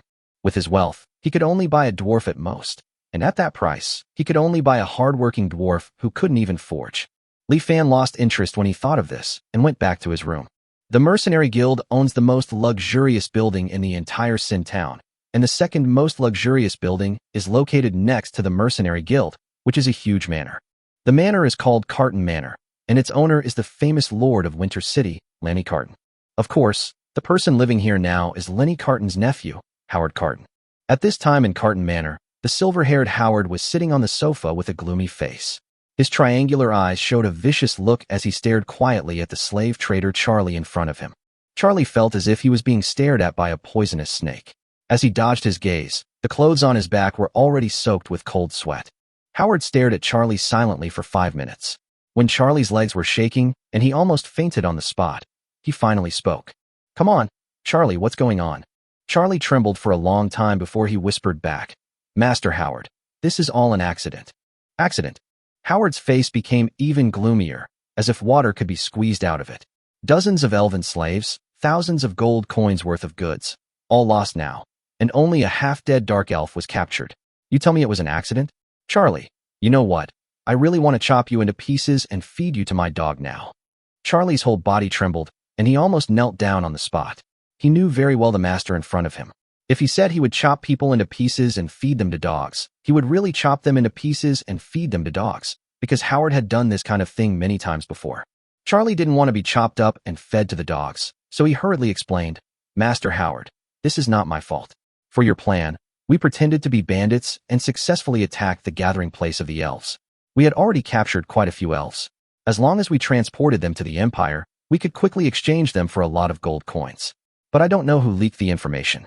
A dozen days ago, a seriously injured wood elf was rescued by her companions. Some elves learned the truth and kidnapped all the elf slaves when they were about to enter the Empire. If the dark elves hadn't been despised by the elves, that dark elf would have been rescued long ago. No one expected that Charlie, the slave trader, came to the Sin Town not to sell slaves, but to mix with Howard, the nephew of the city lord, and implement a plan to plunder the elves. Although the two parties are in a cooperative relationship, it can be seen at a glance that Charlie's status cannot be compared with Howard's. Charlie carefully glanced at Howard's face at this moment and found that he showed no signs of attacking. Then he continued tremblingly. So this matter can't be blamed on me. It's all the fault of the person who leaked the information. Howard frowned when he heard this. Although there were constant frictions between elves and humans, if the border city lord's nephew pretended to be a bandit and plundered the other side's population, it would still cause considerable trouble if it was discovered, or even war. Howard was getting more and more annoyed as he thought about it. This time, he had lost more than he gained. Who leaked the information? Charlie looked embarrassed, but he didn't dare to hide it perfunctorily. I don't know. I'm still investigating it with all my strength. Howard was stunned by these words, and the next moment his triangular eyes revealed a terrifying viciousness. Howard laughed out loud in anger. Haha, so what you just said was actually just your guess. It's also possible that no one leaked the information at all. It's more likely that you were careless and caused the wood elves to escape, which led to the elves rescuing the captives, right? When Howard said this, Charlie's face turned extremely pale. He quickly explained, No, Master Howard, that wood elf was only a level 2 warrior. She resisted the most fiercely at the time and was almost killed on the spot. It's impossible for her to recover from that kind of injury immediately. It was only possible that her companions saved her. So someone must have leaked the information to her companions before that. Fortunately, Li Fan was not present. If he had been there, he would probably have discovered that in order to activate the system, he had inadvertently disrupted an elf kidnapping case. Howard didn't care about Charlie's explanation. He only knew that his plan had failed, and the reason for the failure was related to Charlie. In the final analysis, it's all your greed that caused this trouble. If you hadn't wanted to sell even the dying wood elf, you wouldn't have been taken advantage of. Not only did you lose the wood elf, but you also leaked our affairs. Charlie, could it be that I've been too kind lately, making you think my mission is unimportant? Howard is kind. Charlie seemed to have heard the funniest joke in his life, but of course he didn't dare say it in front of Howard. Charlie could only desperately promise that he would find out the identity of the leaker as soon as possible. Seeing the murderous intent in Howard's eyes, Charlie could no longer hold on and knelt on the ground begging bitterly. Howard's expression changed several times, but he finally seemed to hold back and shouted, I'll give you 3 days to find out who the leaker is. I'll torture him to death myself. Now get out of here. After hearing this, Charlie felt as if he had been pardoned and ran away. Chapter 39 Dark Elves. After Charlie left, a middle-aged strong man walked out of the room next to Howard's. The burly man glanced at the gloomy Howard, then said, Master, are you going to let Charlie go just like that? I'm afraid he won't be able to find the leaker, so he will definitely find a scapegoat and kill him before handing him over to you. Howard pressed his hand against the corner of his eye and said with a headache, I can't kill him for now.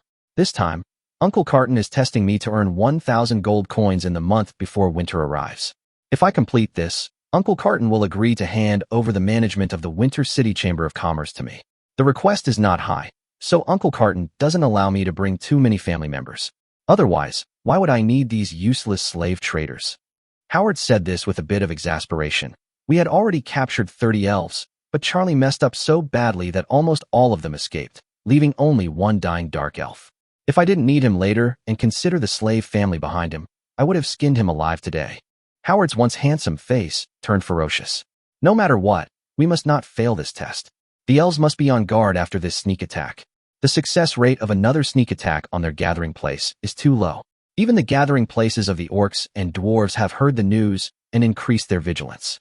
Our greatest hope now is those weak orcs and sinner dwarves. Kai, you are the only one I can trust the most. You must help me find intel on those weak orcs and sinner dwarves. The middle-aged burly man called Kai nodded and then walked out of the room. Only Howard with a gloomy face was left in the room. He muttered to himself as his eyes gradually turned red.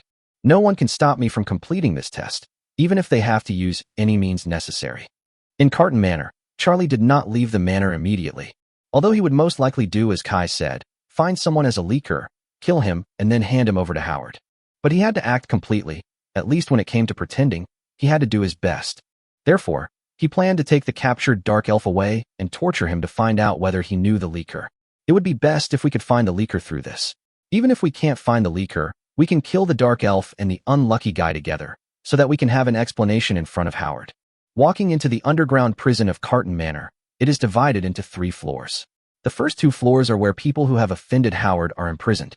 The 3rd floor was where slaves were held. Charlie went straight to the third floor. The further down he went, the darker and damper the surroundings became. There was also an indescribable smell, a mixture of mold, feces, and rotten meat. Mold is natural, while feces and rotten meat belong to slaves. This is the treatment and fate of most slaves. Standing on the muddy ground and relying on the light of the oil lamp, Charlie could barely see a dark-skinned, white-haired woman in the corner of a cell. This is the dark elf. The wheat-colored skin and white hair are the hallmarks of the dark elf. Charlie heard from his men that although this dark elf came to save other elves, he was abandoned at the critical moment because the leader of the rescued elves was a light elf. Charlie didn't know how irreconcilable the contradiction between light and darkness was, but he sneered at the fact that they abandoned their own people on the spot to save them. Those elves seem extremely holy, but in the final analysis, they are no different from humans, or even from him, a slave trader.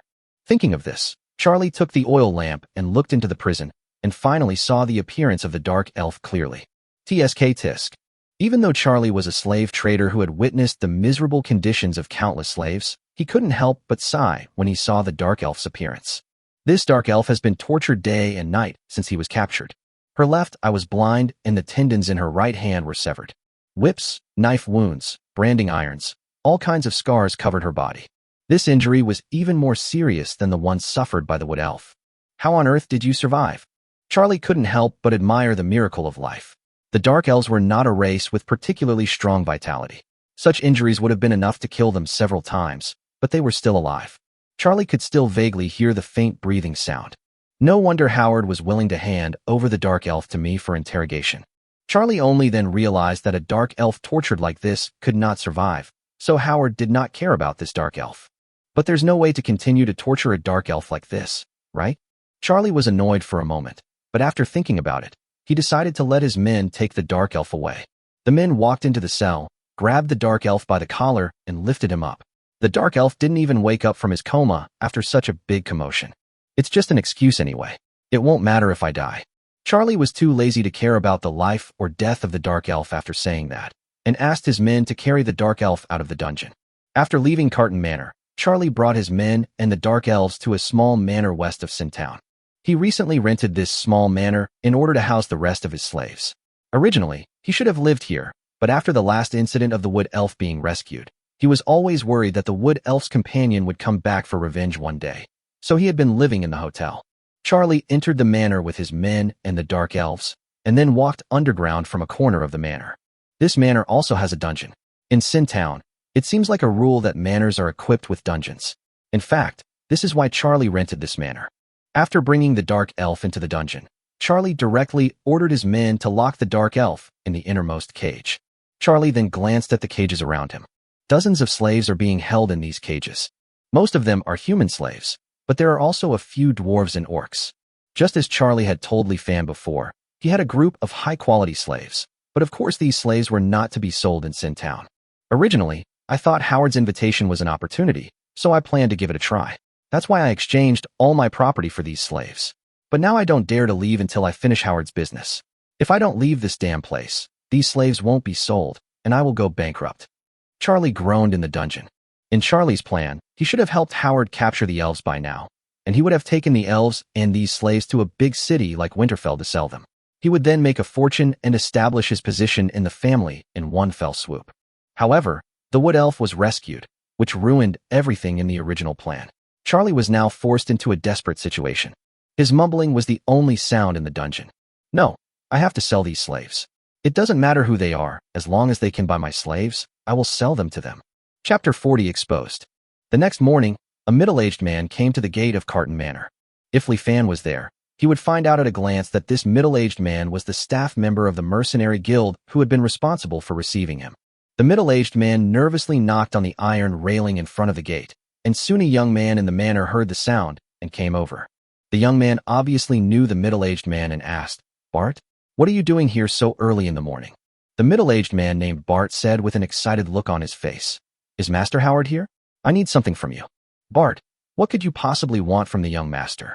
Our young master is very busy. How could he have the time to see a piece of crap like you?" "Is it true?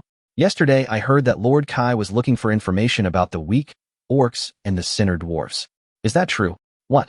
How could a lowly member of a mercenary guild like you possibly have such information?" Yes, I know some information about the orcs. Please go and inform Master Howard for me. What? Bart, you're not here to cause trouble, are you?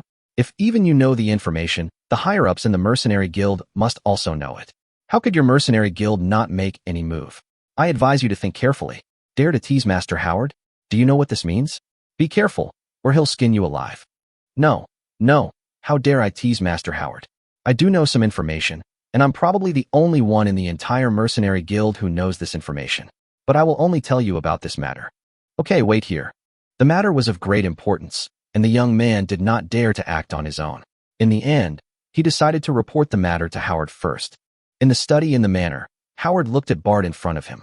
Bart, a former resident of Winter City and a low-level employee of the Mercenary Guild, offended a baron of Winter City 3 years ago and was forced to be transferred to Sin Town. Sin Town is a paradise for moneymakers. Whether hunting rare magical beasts or accidentally capturing aliens, it is enough to make a fortune, but these two things obviously have nothing to do with the staff of the Mercenary Guild. Here, staff like Bart had no benefits other than taking risks in vain.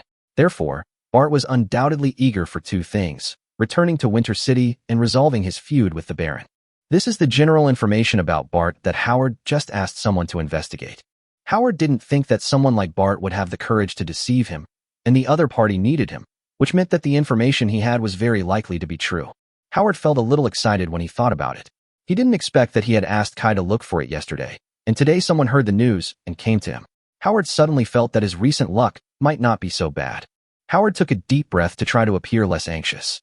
Howard calmed down and asked, "Tell me, Bart, what information do you know about the orcs?" Bart stood in front of Howard, lowering his head carefully. This was the first time he had seen a big shot like Howard. While feeling fearful, he also seemed to see an opportunity to return to Winterfell from him. This made him excited, and he quickly replied, "Master, I think I have a way to find the orcs, and it is likely those weak orcs who cannot enter the orc gathering place." "What? Are you telling the truth?" It turned out to be the weak orc he was looking for. Howard no longer cared about pretending to be steady and stood up from the sofa. His triangular eyes stared at Bart, as if Bart in front of him would be torn to pieces in the next second if he dared to lie to him. Bart shuddered, swallowed his saliva, and then said carefully, "How dare I deceive the young master? It's just that the young master." Howard knew what Bart wanted this time and immediately said, "I know what you want. As long as your information is true, I will have you brought back to Winterfell. Not only will I help you resolve your grievances with the Baron, you'll even get a large reward from me." Bart immediately said with great joy, "Thank you, Master. Thank you, Master." Howard waved his hand impatiently. He was in no mood to listen to such nonsense. "Stop talking nonsense. Tell me, what's the information?" Seeing this, Bart took a deep breath and told everyone what he had discovered over the past 10 days. "Young Master, a strange man recently came to Sin Town. He was just an ordinary person at first, but after just a few days, he became a level 1 Dochi apprentice." Howard's eyes widened immediately, and then he glared at Bart, cursing. "How is that possible? He went from an ordinary person to a level 1 Dochi apprentice in just a few days? Do you take me for a fool? No, he must have been hiding his strength and you just didn't notice. Otherwise, if someone could really advance from level 0 to level 1 Dochi apprentice in just a few days, the whole human empire would have been buzzing with news, and those old guys in the Imperial Capital Academy would have been alarmed." Bart also thought this might be the case, so he did not refute it. Howard's face darkened. "Isn't that the information you have? What the hell does this have to do with the orcs?" Bart hurriedly shook his head. "No, young master. This incident simply made me pay attention to that man. It was after this that I discovered the information about the orcs from him." Howard was a little impatient and scolded. "Hurry up and explain it to me, or I will peel off your skin." Bart sensed Howard's hostility and hurriedly shared his findings. "That man's name is Li Fan. I've been keeping an eye on him ever since he suddenly became a level 1 Dochi apprentice. There's definitely something fishy about that man named Li Fan. Every few days, he'd bring out a batch of Warcraft furs to trade with the Mercenary Guild, and the quantity he traded was quite large. So, I started to pay more attention to him. In the days that followed, whenever he showed up, I'd take the initiative to greet him. Then, one day, I noticed something suspicious about the Warcraft furs he was trading." Howard looked puzzled when he heard this. "What's the doubt?" Bart said with a look of shock on his face. "I noticed some peculiar scratches on the fur of several monsters. Those scratches weren't made by monsters, but by 5 fingers, much like those of a human. I've worked in the Mercenary Guild for many years, and I can tell at a glance that those aren't ordinary scratches made by humans.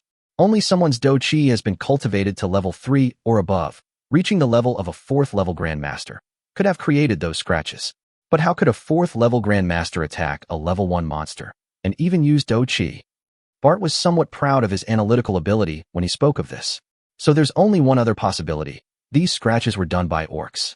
As you know, orcs have fingers that are exactly like humans, and they cultivate a power called Chi and blood.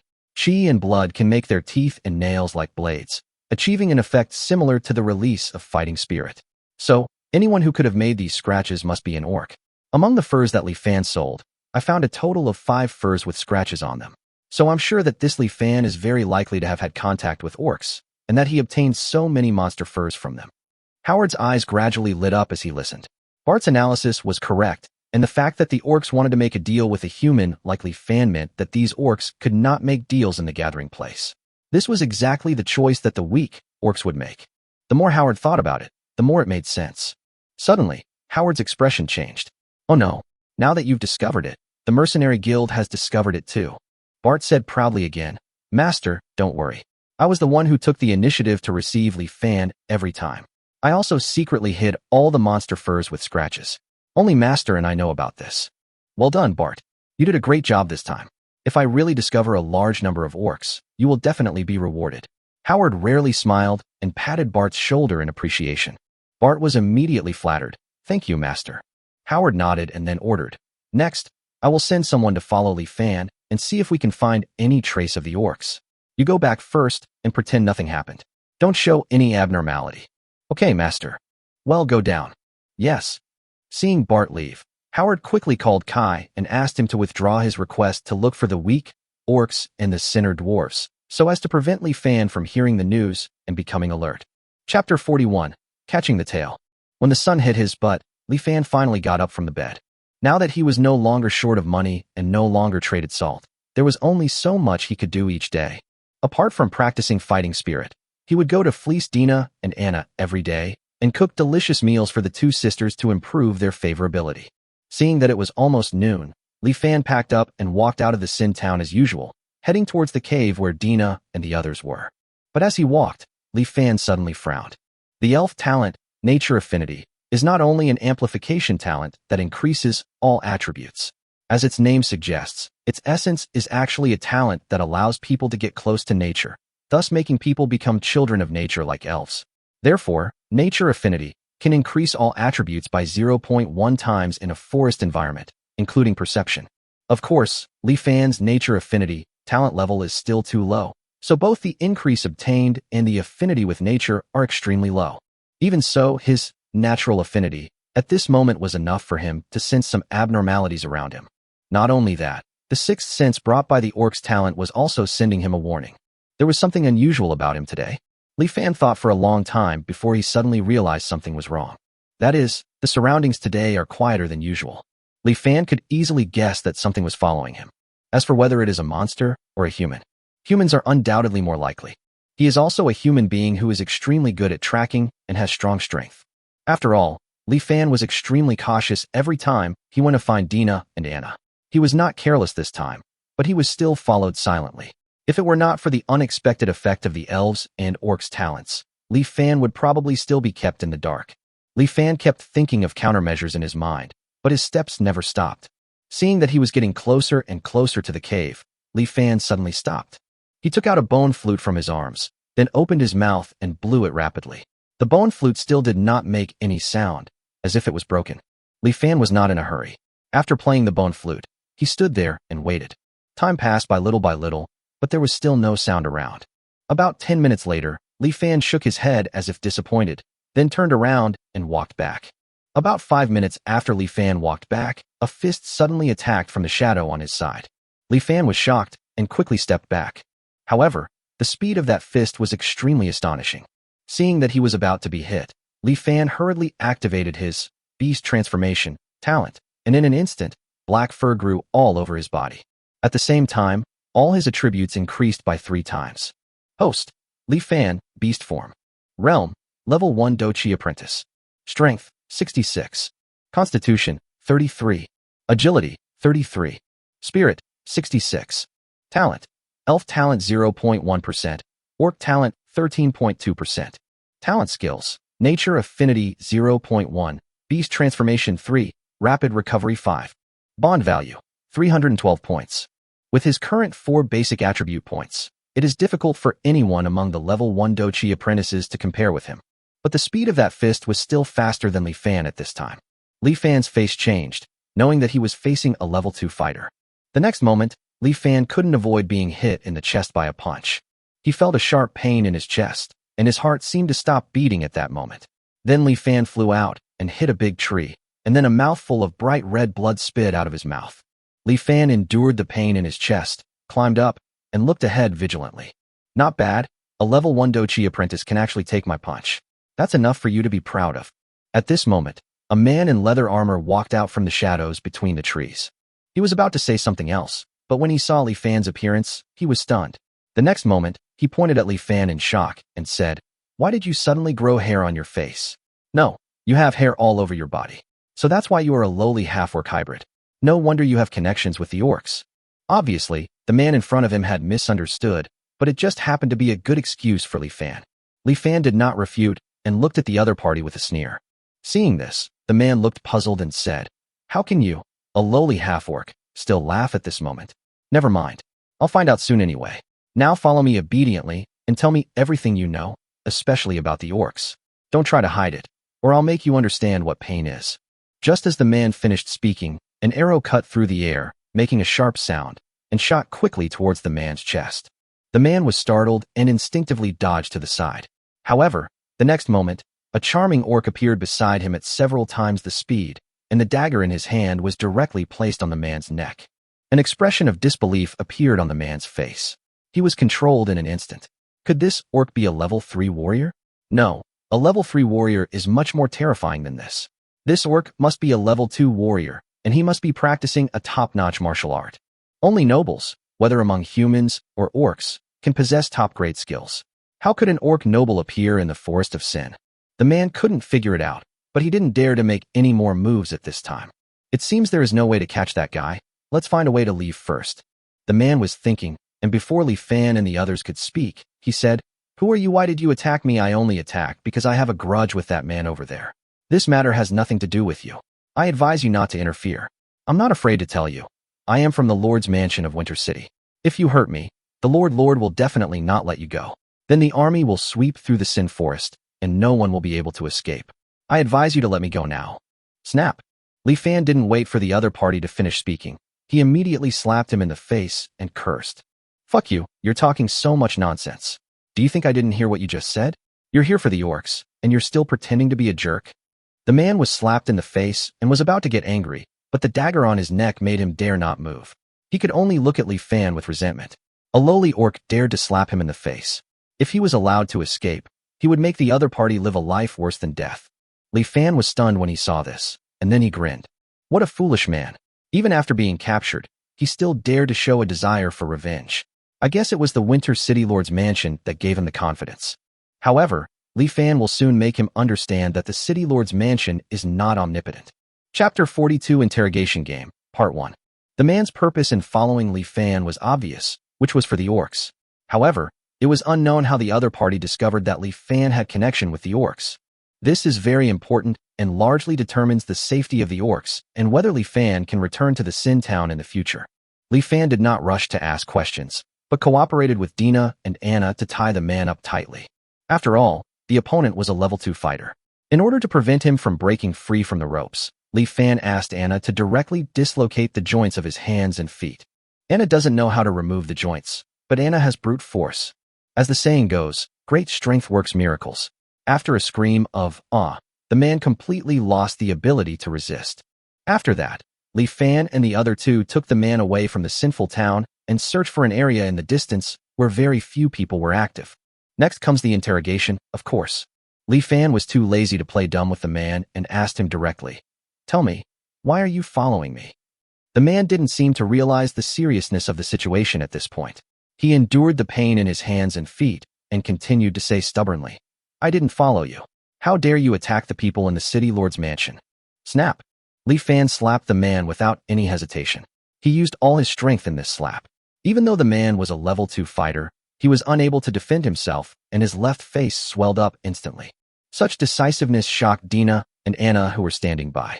In the eyes of Dina and Anna, Li Fan has always been a relatively peaceful person, but Li Fan today seems a little different. Dina was even a little afraid of Li Fan at this time. In contrast, Anna quickly accepted Li Fan's current appearance. After all, she still remembered the ruthlessness that Li Fan showed when he was forced into a desperate situation by the lone wolf, and he was determined to bite off a piece of flesh from the enemy, even if he died. Therefore, she understood very early on that Li Fan was not as gentle as he usually appeared, but rather had a ruthlessness hidden deep in his bones. The orcs, who respect the strong, have no aversion to such people, but rather admire them. Anna didn't say anything, but just pulled Dina to her side and let Li Fan perform without any interference. Li Fan continued to ask the man, "I'll give you another chance. Tell me, why are you following me?" The man seemed to realize his situation at this point, and the resentment in his eyes finally subsided. He suddenly said, "I didn't follow you on purpose. I just thought you might be a good opportunity, so I followed you to see if I could make some money." This excuse was more convincing than the previous two, but unfortunately the man had revealed from the very beginning that his target was orcs, so saying these now was just a weak excuse. This time, Li Fan did not hit the man nor interrupt him. After all, he had already said that he would only give the other party one more chance. Now that the other party did not cherish it, then he should take it seriously. Thinking about it, Li Fan suddenly turned around and said to Anna, "Lend me your dagger. By the way, you and Dina should go somewhere else to rest for a while." Anna understood Li Fan's meaning instantly. After hesitating for a moment, she handed her dagger to Li Fan, and then walked away with the somewhat confused Dina. As for Li Fan's safety, there is no need to worry. The joints of the man's limbs have been removed. No matter what Li Fan does, the other party cannot threaten Li Fan. Seeing Dina and Anna walking away, Li Fan walked towards the man with a dagger in his hand. Li Fan thinks that he is not a bloodthirsty person, or even a cold-blooded person. He had never even killed a few chickens or ducks, so naturally he couldn't kill people with a blank expression. But all of this is based on the premise that others cannot threaten his life and safety. Once someone violates this foundation, Li Fan will use practical actions to tell that person how cruel Li Fan, who is afraid of death, can be in order to survive. Just like now, Li Fan squatted in front of the man, the dagger in his hand flashing with cold light, looking at the man expressionlessly. Faced with such a Li Fan, the man finally felt a little scared. Just as he was about to speak, the dagger in Li Fan's hand had already been swung out. A cold light flashed across his little finger, and the next moment, the tip of the man's little finger was cut off. The man's face suddenly changed, but this level of pain was nothing to a warrior of his level, so he was able to endure it without making a sound. Li Fan didn't care about it, and asked again, "Speak now." The man narrowed his eyes at Li Fan, then suddenly sneered. He could tell that Li Fan had never killed anyone, and had barely even seen blood. Otherwise, why would he just cut off the tip of his finger? This level of damage could only scare a child. How far could someone who had never seen blood go? Could they really dare to kill someone? The man felt that Li Fan would not dare to kill him in the end. Another factor that fueled his confidence was his pride in the Winter City Lord's Mansion. Winter City was the only point of contact between Sin Town and the outside world. If Li Fan offended Winter City, he would have nowhere to go once winter arrived, and would ultimately freeze to death in the Sin Forest. With these 2 points, the man gradually regained his confidence and simply ignored Li Fan's questions. Li Fan waited for a while, but the man didn't answer. Looking at his expression, he probably knew his choice. Li Fan seemed to have anticipated this and said calmly, "Very good, let's continue." The next moment, the dagger in Li Fan's hand flashed with a cold light. The man with his joints dislocated could not dodge, so the tip of his ring finger was also cut off by Li Fan. Although he knew he would not die, the man still felt uncomfortable watching his flesh being cut off piece by piece. The man glared at Li Fan and was about to speak, but Li Fan suddenly grabbed the man's clothes and pulled hard, tearing off a large piece of cloth. Under the man's puzzled eyes, Li Fan stuffed the cloth into the man's mouth. Li Fan smiled again, as if explaining to the other party, "Didn't I tell you that I'm interrogating you? So, before I ask any questions, even if you want to answer, you're not allowed to." The man was stunned and made a humming sound, wanting to say something. It's a pity that Li Fan didn't give him a chance. He didn't ask any questions now, so even if the man wanted to confess, he was not allowed to. That's right. Li Fan seemed to have suddenly remembered something interesting and said to the man, "If it's just this kind of interrogation, it's a bit boring. Why don't we play a game? I won't explain how to play the game. I'll just show you a live demonstration." Hearing Li Fan's inexplicable words, the man felt something was wrong, but he couldn't say anything because his mouth was blocked. Li Fan started his game. 1, 2, 3. Li Fan read out a number every second at a moderate speed. When he read 3, Li Fan swung the dagger in his hand. The next moment, the tip of the man's middle finger was cut off. At this time, the man had lost the tips of 3 of his fingers, and drops of blood were flowing from his fingers. Li Fan didn't stop and continued counting. 1, 2, 3. He still read out a number every second, and still neither hurried nor slow. When he read to 3, Li Fan swung the dagger in his hand. The only difference was that this time the man lost the tip of his index finger. This time the man was finally frightened and kept making humming sounds, trying to speak. Unfortunately, he didn't cherish the opportunity to speak before, and now he can't get it just because he wants it. Li Fan ignored it because he had not given the other party permission to answer, so the other party could not answer. The game will continue. Chapter 43 Interrogation Game, Part 2. Li Fan was lucky to be born in a peaceful era, so he had never interrogated anyone. He probably didn't know how to interrogate others. But he is an old bookworm. As an old bookworm, he would inevitably read some knowledge that he would never use in his lifetime from books written by some strange authors. He once saw some scenes about how to interrogate the enemy, and he was wondering, if he were to interrogate the enemy, what method would he use? After thinking about it, he actually came up with some methods, which he originally thought he would never use in his lifetime. I didn't expect he would use it today. The method was somewhat cruel, and the process made Li Fan somewhat uncomfortable, but he would not stop. After all, he understood very well that being kind to the enemy was being cruel to himself. 1, 2, 3.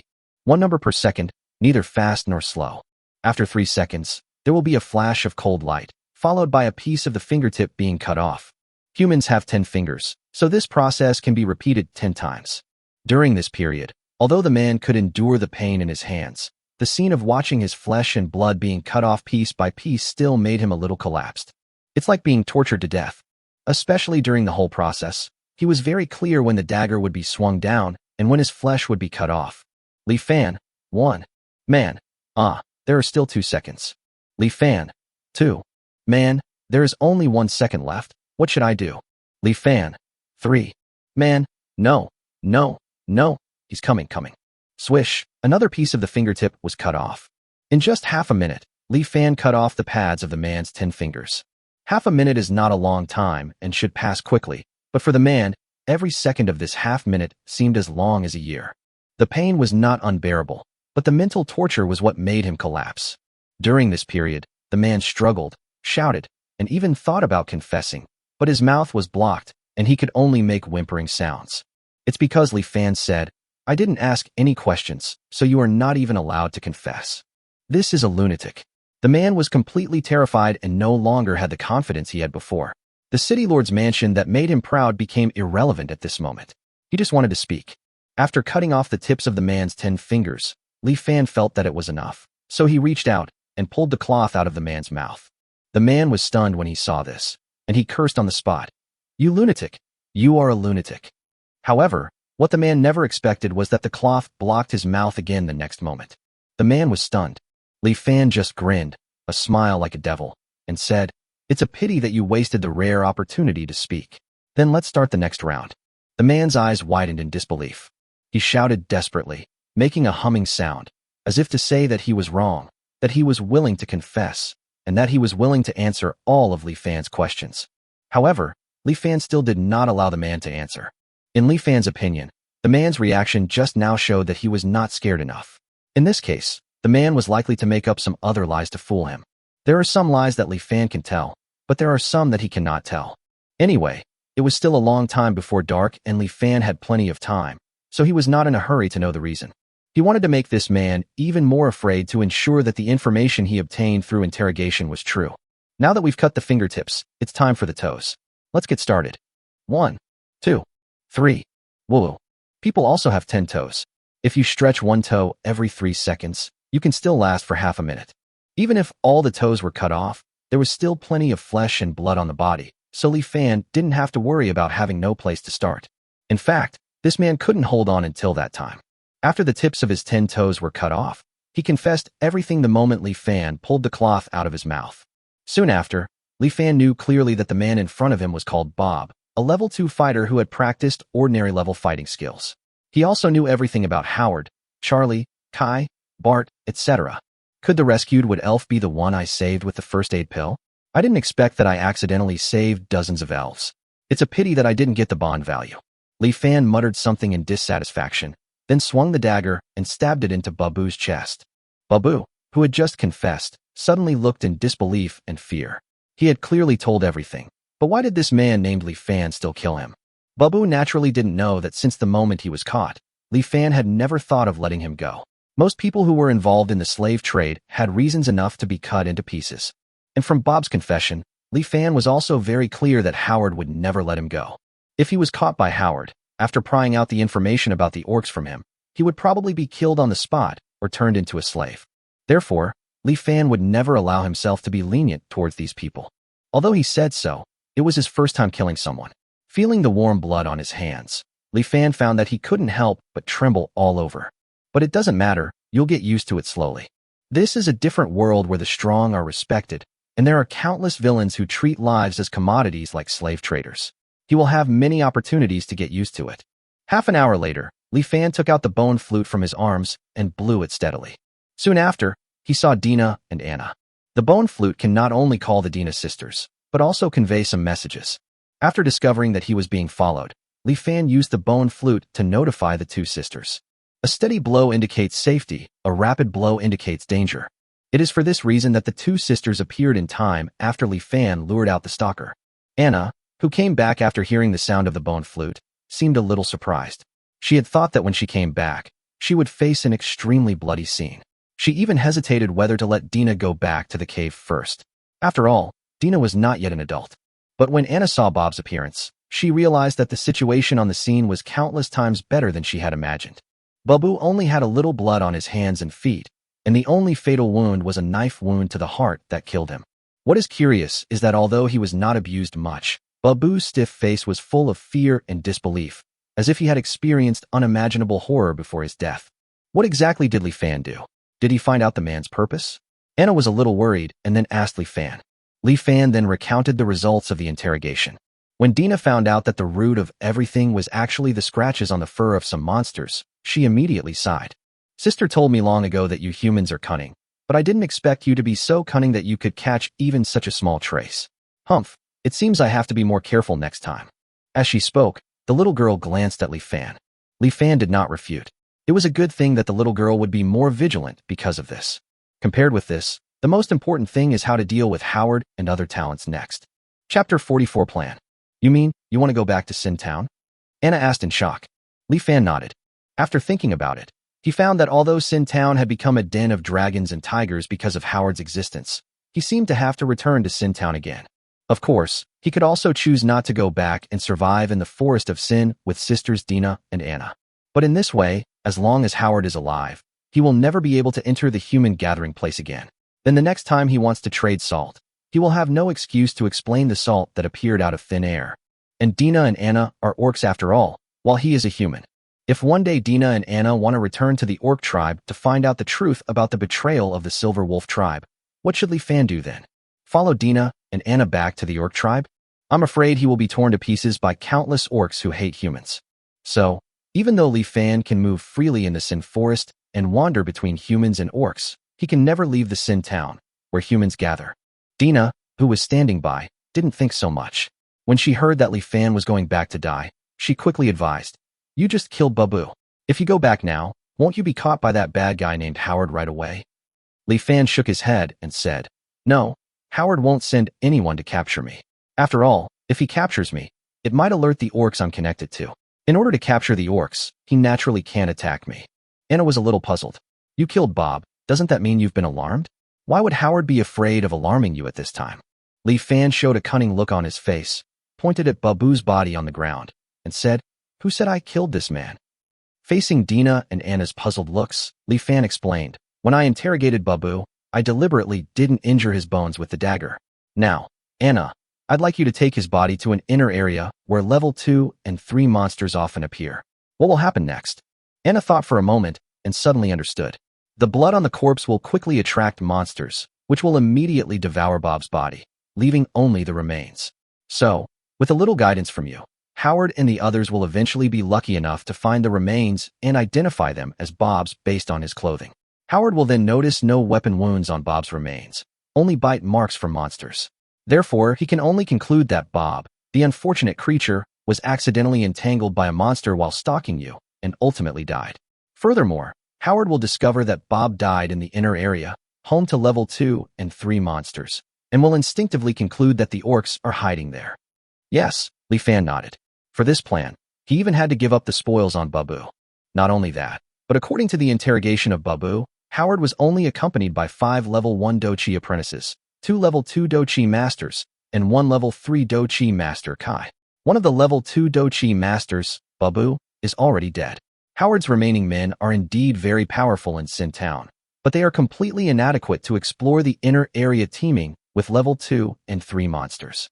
Therefore, Howard couldn't alert me and had to follow me. He relied on me to lead the way to find the orcs in the vast inner area. This way, my safety was guaranteed. Anna was stunned after hearing this. This plan was linked together, as if Li Fan had planned everything after discovering that he was being followed. She used the different rhythms of the bone flute to warn the sisters, then used herself as bait to lure out the stalker Babu, and worked with the sisters to capture Babu without triggering a fight. He successfully interrogated Bob without hurting his bones, and then used Warcraft to fake Bob's death. At the same time, he created doubts and misled Howard, making him think that the orcs were hiding in the inner area, so that Howard did not dare to attack him easily. Then, the initiative is in Li Fan's hands. Li Fan can use this opportunity to lure Howard to continue following him, and then design an ambush to eliminate Howard and his gang in one fell swoop. Dina on the side obviously didn't understand what was going on. She opened her white eyes wide and looked innocent. But Anna had already understood Li Fan's series of plans. At this time, Anna even felt a little scared. The man in front of her seemed to be more amazing than she thought. The saying that humans are cunning should be used on this man most appropriately. At this moment, Anna secretly vowed that even if she separated from Li Fan in the future, she would never become his enemy. The plan has been arranged, and the next step is naturally implementation. Li Fan carried Bob's body on his back and went to the inner area of the Sin Forest with Dina and Anna. On the way to the inner area, the chance of monsters appearing increased greatly as expected. Within half an hour, they encountered 3 of them, but fortunately the highest one was only a level 2 monster. In front of Dina and Anna, who have practiced the fine-grade chi and blood skills. Although they are both at level 2 strength, Dina and Anna's fine-grade chi and blood skills can increase their attributes by 30 times, which is 3 times that of the ordinary level. Ordinary level 2 monsters are no match for the 2 sisters. A few hours later, the 3 arrived at the inner area of the Sin Forest. Li Fan threw Babu's body casually into an open space, and then rolled back and forth in the surrounding grass for a few times so that some weeds and flowers that were only found in the inner area would stick to his body. In the end, Li Fan only needs to walk all the way back to the Sin Town from here. After that, Howard, who discovered that Bob had disappeared, would follow the footprints left by Li Fan and the clues on his body to find Bob's remains, thus falling into Li Fan's trap. After thinking it over several times and confirming that the plan was fine, Li Fan took Dina and Anna back. Chapter 45 Goodbye Slave Trader Charlie. More than half an hour later, Li Fan and Dina Anna were already 1,000 meters away from the sinful town. Of course, the Dina sisters cannot enter the Sin Town. Li Fan was about to say goodbye to the 2 sisters when Anna suddenly spoke up. So you are a half-orc? Li Fan was stunned, realizing that he was seen by Anna when he was using beast transformation to deal with Babu. Although this is a misunderstanding, it does not do Li Fan any harm. It is even beneficial and can well explain the source of Li Fan's beast transformation skills. Li Fan was about to admit it, but suddenly it occurred to him that he might unlock the talents and skills unique to the elves in the future, or even the talents and skills of the dwarves, dragons, giants, vampires, and other races. How would he explain it then? Li Fan's eyes rolled, and he suddenly had an idea. He said to Anna, "Yes, I do have the blood of both humans and orcs." Anna had already guessed it, and after hearing it, she just nodded calmly. Although humans and orcs do not get along, love that transcends racial conflict still exists, otherwise how could the orcs exist? Although both humans and orcs look down on half-orcs, Anna advocates that the strong are respected. Li Fan's strength is improving rapidly, and he is cunning. He will definitely be a strong man in the future. Anna will naturally not look down on him just because he is a half-orc. Anna was still thinking about whether she should speak to comfort Li Fan and ask him not to care about his bloodline. But Li Fan's next sentence shocked her. Li Fan continued, "Not only do I have the blood of humans and orcs, I also have the blood of elves, dwarfs, dragons, so many, that I don't even know the blood of them all. Dina and Anna were stunned and completely shocked. Li Fan didn't care about all that. For the sake of convenience in the future, he decided to just lie once and for all. Because my family has always had a strange habit. That is, any man in my family will like beautiful women from other races, whether they are elves, dwarves, or even dragons and sea creatures. As long as they are beautiful women from other races, we like them all. Therefore, through generations of intermarriage with other races, it has been passed down to my generation, and I have the blood of countless other races in my body. These words were like a bolt from the blue to Dina and Anna, leaving them feeling shattered on the outside and tender on the inside. Is it possible? The two sisters opened their mouths wide and stared at Li Fan with wide eyes. Even their tails that were shaking like a perpetual motion machine stopped shaking. At this moment, Li Fan's family was filled with indescribable mystery in their eyes. Li Fan had just crossed the valley entrance and stepped into the sinful town when he suddenly noticed that someone not far away suddenly walked away quickly. If it were in the past, Li Fan would not care and would not think that this man's departure had anything to do with him. After all, he was absolutely a low-level nobody in the Sin Town not long ago. However, now that he knew about Howard, Li Fan guessed that this person was most likely Howard's spy. Li Fan's guess was correct. After seeing Li Fan, the spy immediately returned to Carton Manor and reported the news to Howard. In other words, you only saw Li Fan coming back alone, but didn't see Babu? Yes, master. Howard frowned after hearing this. Kai, who was standing beside him, said at this time, Master, could it be that Babu was discovered by that Li Fan, or even killed? Howard thought for a moment and shook his head. Bob shouldn't have been discovered. If Li Fan really had discovered that Bob was following him, why would he have come back to Sin Town so brazenly? Kai thought about it and found that it was indeed the case. Then he continued, if Babu had not been discovered, why hasn't that guy come back now? Howard was also thinking about this problem. He always felt that something was wrong with the plan. Kai then suggested, Master, do you want to capture Li Fan and interrogate him directly? Howard hesitated after hearing this. Although this was the most effective method, it was also easy to make mistakes. If Li Fan had regular contact with the orcs, suddenly capturing Li Fan would inevitably alert the orcs. The matter involved intelligence about the orcs, and there was no room for error. Once the orcs were alarmed and ran away, his plan would be ruined. Howard felt that before he could take action against Li Fan, he had to find out where Bob was now. Howard immediately ordered Kai, don't alert Li Fan for now. Kai, have Huck follow Li Fan secretly and make sure to find out where Babu is. Huck is another level 2 fighter under Howard. His strength is even stronger than Bob. He is also Howard's most trusted subordinate besides Kai. After hearing this, Kai immediately went to find Huck. Not long after, an ordinary-looking man left Carton Manor and walked towards Li Fan's location. Soon Huck found Li Fan. In order not to arouse Howard's suspicion, Li Fan returned to the Sin Town and went to the mercenary guild as usual to sell 10 pieces of Warcraft furs. What was different from the past was that at this moment, Li Fan was sneering in his heart as he looked at Bart, who was still treating him warmly as always. Li Fan really didn't realize before that the reason why this guy was so enthusiastic was because he discovered his secret. It was a pity that Li Fan had spent a huge sum of 2 copper coins to bribe Bart. If it weren't for Bart, Li Fan wouldn't have so much trouble at this time. After he deals with Howard, he will definitely settle the score with Bart. Li Fan did not stay in the mercenary guild for too long. After trading the monster furs, he turned around and returned to the hotel. Coincidentally, he happened to see the slave trader Charlie returning from outside. Li Fan learned from Bob that Charlie was also Howard's subordinate, and he originally planned to ignore him. But Charlie also saw Li Fan at this time. At this time, Charlie's mind was full of how to sell the slaves under his command. Therefore, as soon as he saw Li Fan, his eyes lit up and he quickly approached this potential customer. Oh, we are truly destined to meet, my dear. This is the 2nd day in a row that we have met by chance. Such a fate must be the guidance of God. So how about it? Are you considering buying a slave now? In view of God's guidance, I will definitely give you the best discount. As usual, Charlie started selling his slaves as soon as they met.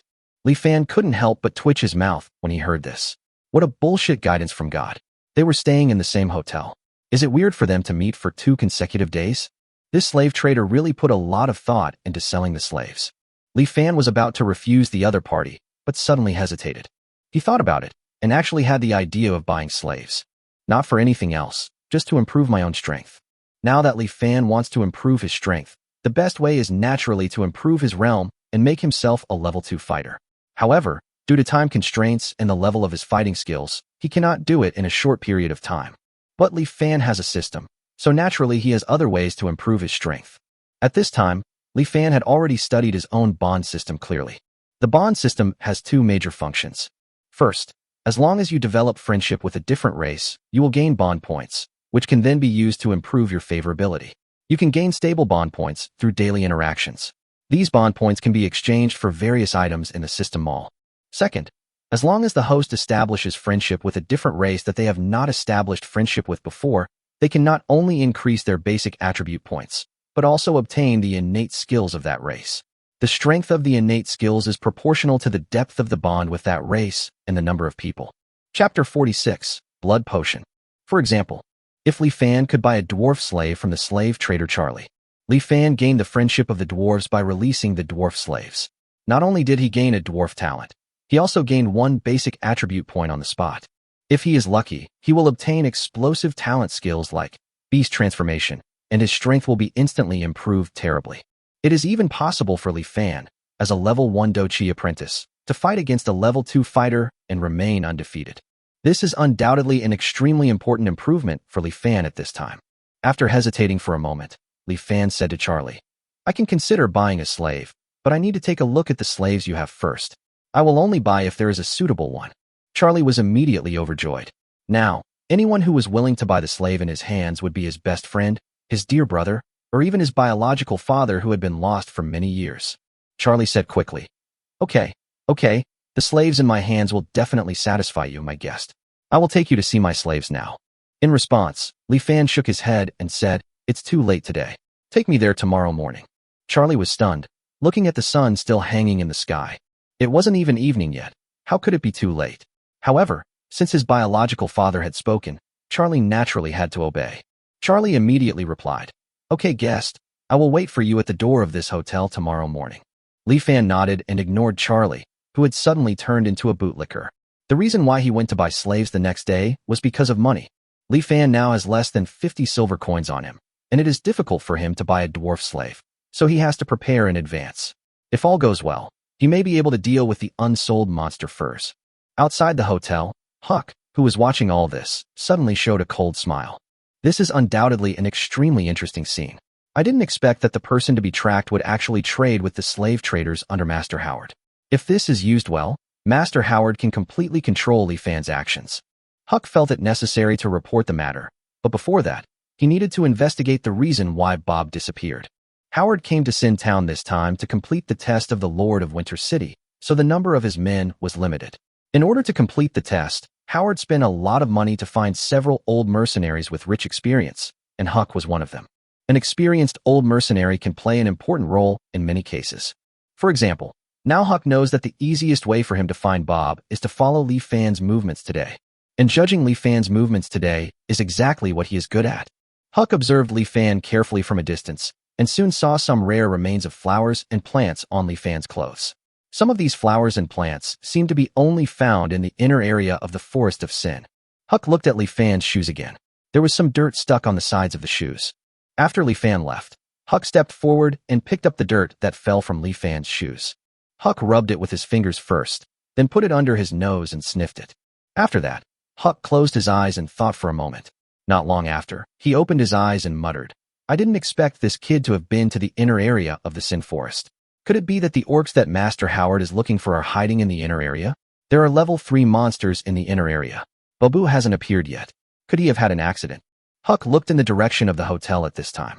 Seeing that Li Fan was not planning to leave the hotel today, he walked towards the outside of the Sin Town.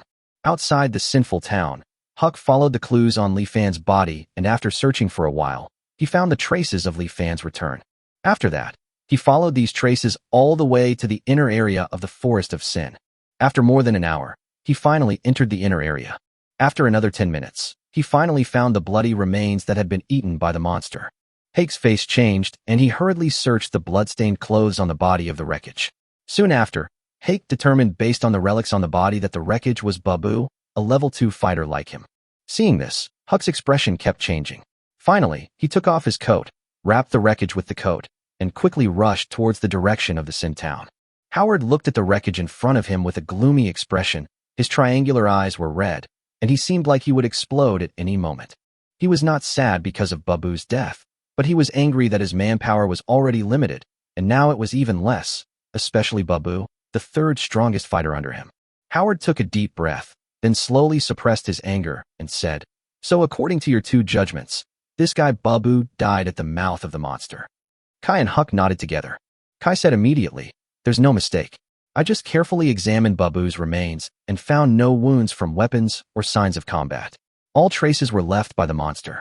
Babu was a level 2 fighter after all. Li Fan, a level 1 fighting Chi apprentice, couldn't kill him even with a sneak attack. And weak orcs don't have the power of level 3 fighters. All the evidence shows that Babu was killed by a monster. He must have been careless and was attacked from behind by the monster while following Li Fan." Howard cursed angrily at this, but he could do nothing about it. Then he remembered the key point and immediately asked Huck, "Have you found any trace of orcs near Babu?" Huck shook his head. "No, but Babu died in the inner area of the Sin Forest. I think the orcs are probably hiding in that inner area." "The inner area?" Howard asked doubtfully. "There are level 3 monsters active in the inner area. How can these weak orcs who can't enter the orc gathering place survive in the inner area?" Huck's extensive experience once again came in handy. He said, "Master, the orcs make their living by hunting. They've mastered the habits of many magical beasts and know how to drive them away. Even the weaker orcs with low combat power can survive in the inner area. However, this makes it difficult for us to find these orcs. With just our numbers, we simply can't move freely within the inner area of the Sin Forest." Howard nodded after hearing this and said with a headache, "So, we can only wait for Li Fan to lead us to find the orcs." "Yes, Master. During this period we'd better not let that Li Fan discover our presence." "Then how long do we have to wait?" "Winter is coming in another month and a half. This year is the year of divine punishment that comes once every 10 years. Not only will winter last for more than 5 months, but the temperature will also be lower than in previous years, which may even cause a monster riot. If we can't capture the orcs before winter arrives, we will have to retreat to Winter City, and my test will fail. So, no matter what, we must capture those orcs as soon as possible." Howard's expression darkened as usual as he spoke, and his tone became unquestionable. Seeing this, Kai said, "Young master, don't worry. Winter is approaching, and the orcs must be trying to gather supplies like salt. I guess Li Fan will go to the orc hideout again soon. If Li Fan doesn't go there before winter arrives, we can capture him and interrogate him. This will likely alert the orcs, but we won't have to worry about it by then." After hearing this, Howard's expression improved a little. At this time, Huck suddenly said, "Master, I just found some interesting information. Maybe we can use it to lure Li Fan to the orc hideout as soon as possible." Howard perked up immediately and asked, "What information?" Huck immediately told the conversation between Li Fan and Charlie. "As long as Li Fan buys Charlie's slave, we can have Charlie secretly feed the slave the crazy blood potion. Once this crazy blood potion erupts, only the orcs can resolve it. Since Li Fan has connections with the orcs, he must know this. To save his slave, he will definitely seek the orcs' help. Then, can't we follow him to find the orcs' hideout?" Howard's triangular eyes widened as he listened to Huck's words. A sneer slowly appeared on the corners of his mouth. "Good idea. The crazy blood potion is precious, but as long as we capture the orcs, everything will be worth it." As he said that, Howard hurriedly sent someone to call Charlie over. Chapter 47: Buying Slaves. The next day, Li Fan got up early for a rare occasion. In order to improve his strength, he did not dare to be as casual as before. As soon as Li Fan walked out of the room, he saw Charlie waiting for him at the door. The strange thing is that Charlie's face today seemed to lack the anxiety of yesterday. Yesterday, he was so eager to buy Li Fan's slaves without his knowledge. Li Fan didn't care and followed Charlie towards the manor that Charlie rented. After entering the manor, Li Fan followed Charlie directly to the dungeon. The pungent smell in the dungeon made Li Fan frown, but he didn't say much. He followed Charlie all the way and listened to Charlie's continuous introduction of the slaves in the cage. "Look, sir, this human slave is in his prime, offering excellent labor. You only need to provide him with 2 meals a day, consisting of the cheapest black bread and water. His labor will yield returns tens or even hundreds of times the original. Such a cost-effective slave can be purchased for just 50 silver coins. And this young slave girl over here has just reached adulthood this year. After our training, she's very good at serving people. If you like, you can take her away for just 80 silver coins. Don't think it's expensive. We put a lot of effort into training her. Let me tell you, she's still a virgin, so she's definitely a top-notch item." It seemed that Charlie wanted to introduce all the slaves under his command. Li Fan interrupted him directly and said, Today, I am only interested in alien slaves. Charlie became even happier after hearing this. After all, the price of alien slaves was much higher than that of human slaves, and the profit that could be obtained from the former was also greater. Naturally, Charlie was happy. Charlie hurriedly took Li Fan towards the depths of the dungeon. Would you like to see this orc slave? This male bull orc is the second most powerful of all my slaves, with the strength of a level 2 warrior. But don't worry, we have put the latest restraint collar on him.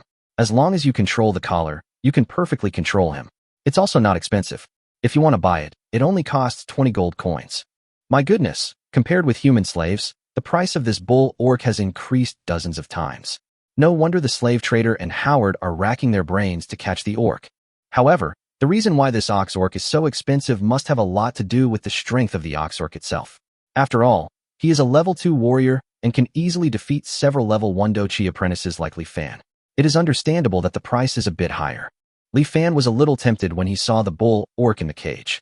The level 2 strength was a huge help to Li Fan now, and this slave happened to be an orc. As long as Li Fan brought this bull orc to Dina and Anna, the bull orc would definitely be willing to repay Li Fan with all his strength. Of course, the price was that Li Fan had to give the bull orc his freedom. The Ox Tribe orcs were undoubtedly a good choice, but the price of 20 gold coins discouraged Li Fan. Even if he gave up all his wealth, he might not be able to collect 20 gold coins. Besides, the orcs have already established a friendship with him. Now having another orc as a friend will not improve his personal strength much. It is better to give priority to other alien races. Li Fan said directly to Charlie, I don't want orcs. Do you have any other alien slaves? Charlie looked surprised after hearing this. If he wanted alien slaves, the best ones besides elves would be orcs. This Li Fan had connections with the orcs, yet he would actually reject the orc slaves in front of him. Charlie couldn't understand it, but it was a good thing that Li Fan didn't want the bull orc slave in front of him. Because of the special nature of its refining process, the crazy blood potion can only be made by the orcs. If Li Fan bought an Ox Tribe orc, it would be difficult for him to drug the Ox Tribe orc. Charlie thought about it and brought Li Fan to the dwarf slaves. The dwarves are very similar to humans, but they are generally not tall. No adult dwarf is taller than 1.5 meters, like a dwarf. Although they are not tall, their appearance does not stop growing. They often have short bodies, but overly mature faces. Male dwarves like to grow big beards, and most of them look like little old men. Female dwarves are quite normal in this regard, and although they are not tall, the development of certain parts of their bodies does not shrink because of this. Therefore, the proportion of dwarf women with baby faces and big breasts is extremely high. Having said that, it is still difficult for female dwarves to win the favor of human buyers. After all, dwarves are a group that practices physical training, and they also like forging and building, so every dwarf is as strong as a calf. Most female dwarfs are not immune to this. Although they have the huge advantage of baby faces and big breasts, they also have a set of configurations like a Barbie doll. There are really not many buyers who like this type of women. This is also the reason why dwarves are cheaper than elves and orcs. Charlie has a total of 9 dwarf slaves, most of whom are male, including 5 dwarves with level 0 strength, 4 dwarves with level 1 strength, and no dwarves with level 2 strength. A dwarf with level 0 strength usually costs 80 silver coins each, while a dwarf with level 1 strength costs 4 gold coins each. Li Fan thought about it. In fact, any dwarf can help him open the dwarf bond, so he can just buy the cheapest level 0 dwarf. However, after buying the level 0 dwarf, it will be of no use to him after it can help him open the dwarf bond, and may even become a burden to him in the future. Li Fan does not want to abandon the dwarf he just bought immediately. And if he buys a dwarf with the strength of a level 1 warrior, at least the dwarf will not be a burden when he escapes. Thinking about it, Li Fan was about to choose a level 1 dwarf when he suddenly remembered what Charlie had just said. The bull orc, a level 2 fighter, is only the second most powerful of all Charlie's slaves, and the most powerful one isn't among the dwarf slaves. Could it be that Charlie's most powerful slave is a human slave? Li Fan asked Charlie curiously. Charlie hesitated for a moment before reluctantly saying, My most powerful slave is not a human, but an elf. When Li Fan heard this, he immediately understood that the elf Charlie was talking about should be the dark elf. Li Fan was also shocked when he heard from Babu that a dark elf who had long since separated from the elves was willing to save his former elf compatriots regardless of danger. However, the light elf, the king of the elves, would betray his savior at the last moment because of his prejudice. The so-called proud and holy elves are ultimately full of intrigue like humans. At this moment, in Li Fan's eyes, the elves were nothing more than this. However, he was extremely concerned about the dark elf, and he decided to see the dark elf with his own eyes. Li Fan deliberately showed an interested look and said to Charlie, "It's an elf slave? I want to take a look at this elf slave. If she's suitable, I'll buy her." Charlie didn't show any surprise after hearing this, but instead a trace of sadness appeared between his brows. After all, the dark elf was not his slave at all. Howard gave it to him for interrogation. How could he dare to sell it to Li Fan casually? Besides, the dark elf knew that he had disguised himself as a bandit and attacked the elven gathering place. If the dark elf told Li Fan about this, Li Fan, who had connections with the orcs, would definitely be on guard.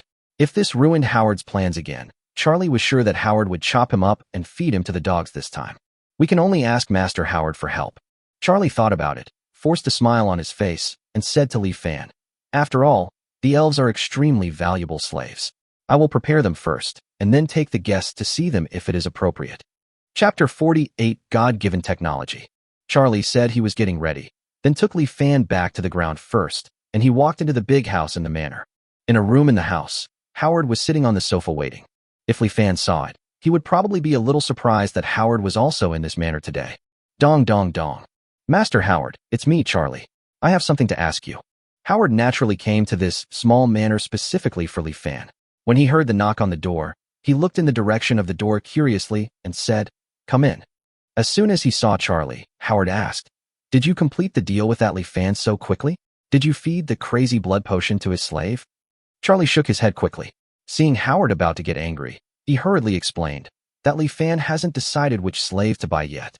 Why? He doesn't want to buy slaves anymore. No, but he kind of wants to buy that dark elf. What? Howard was extremely surprised to hear this.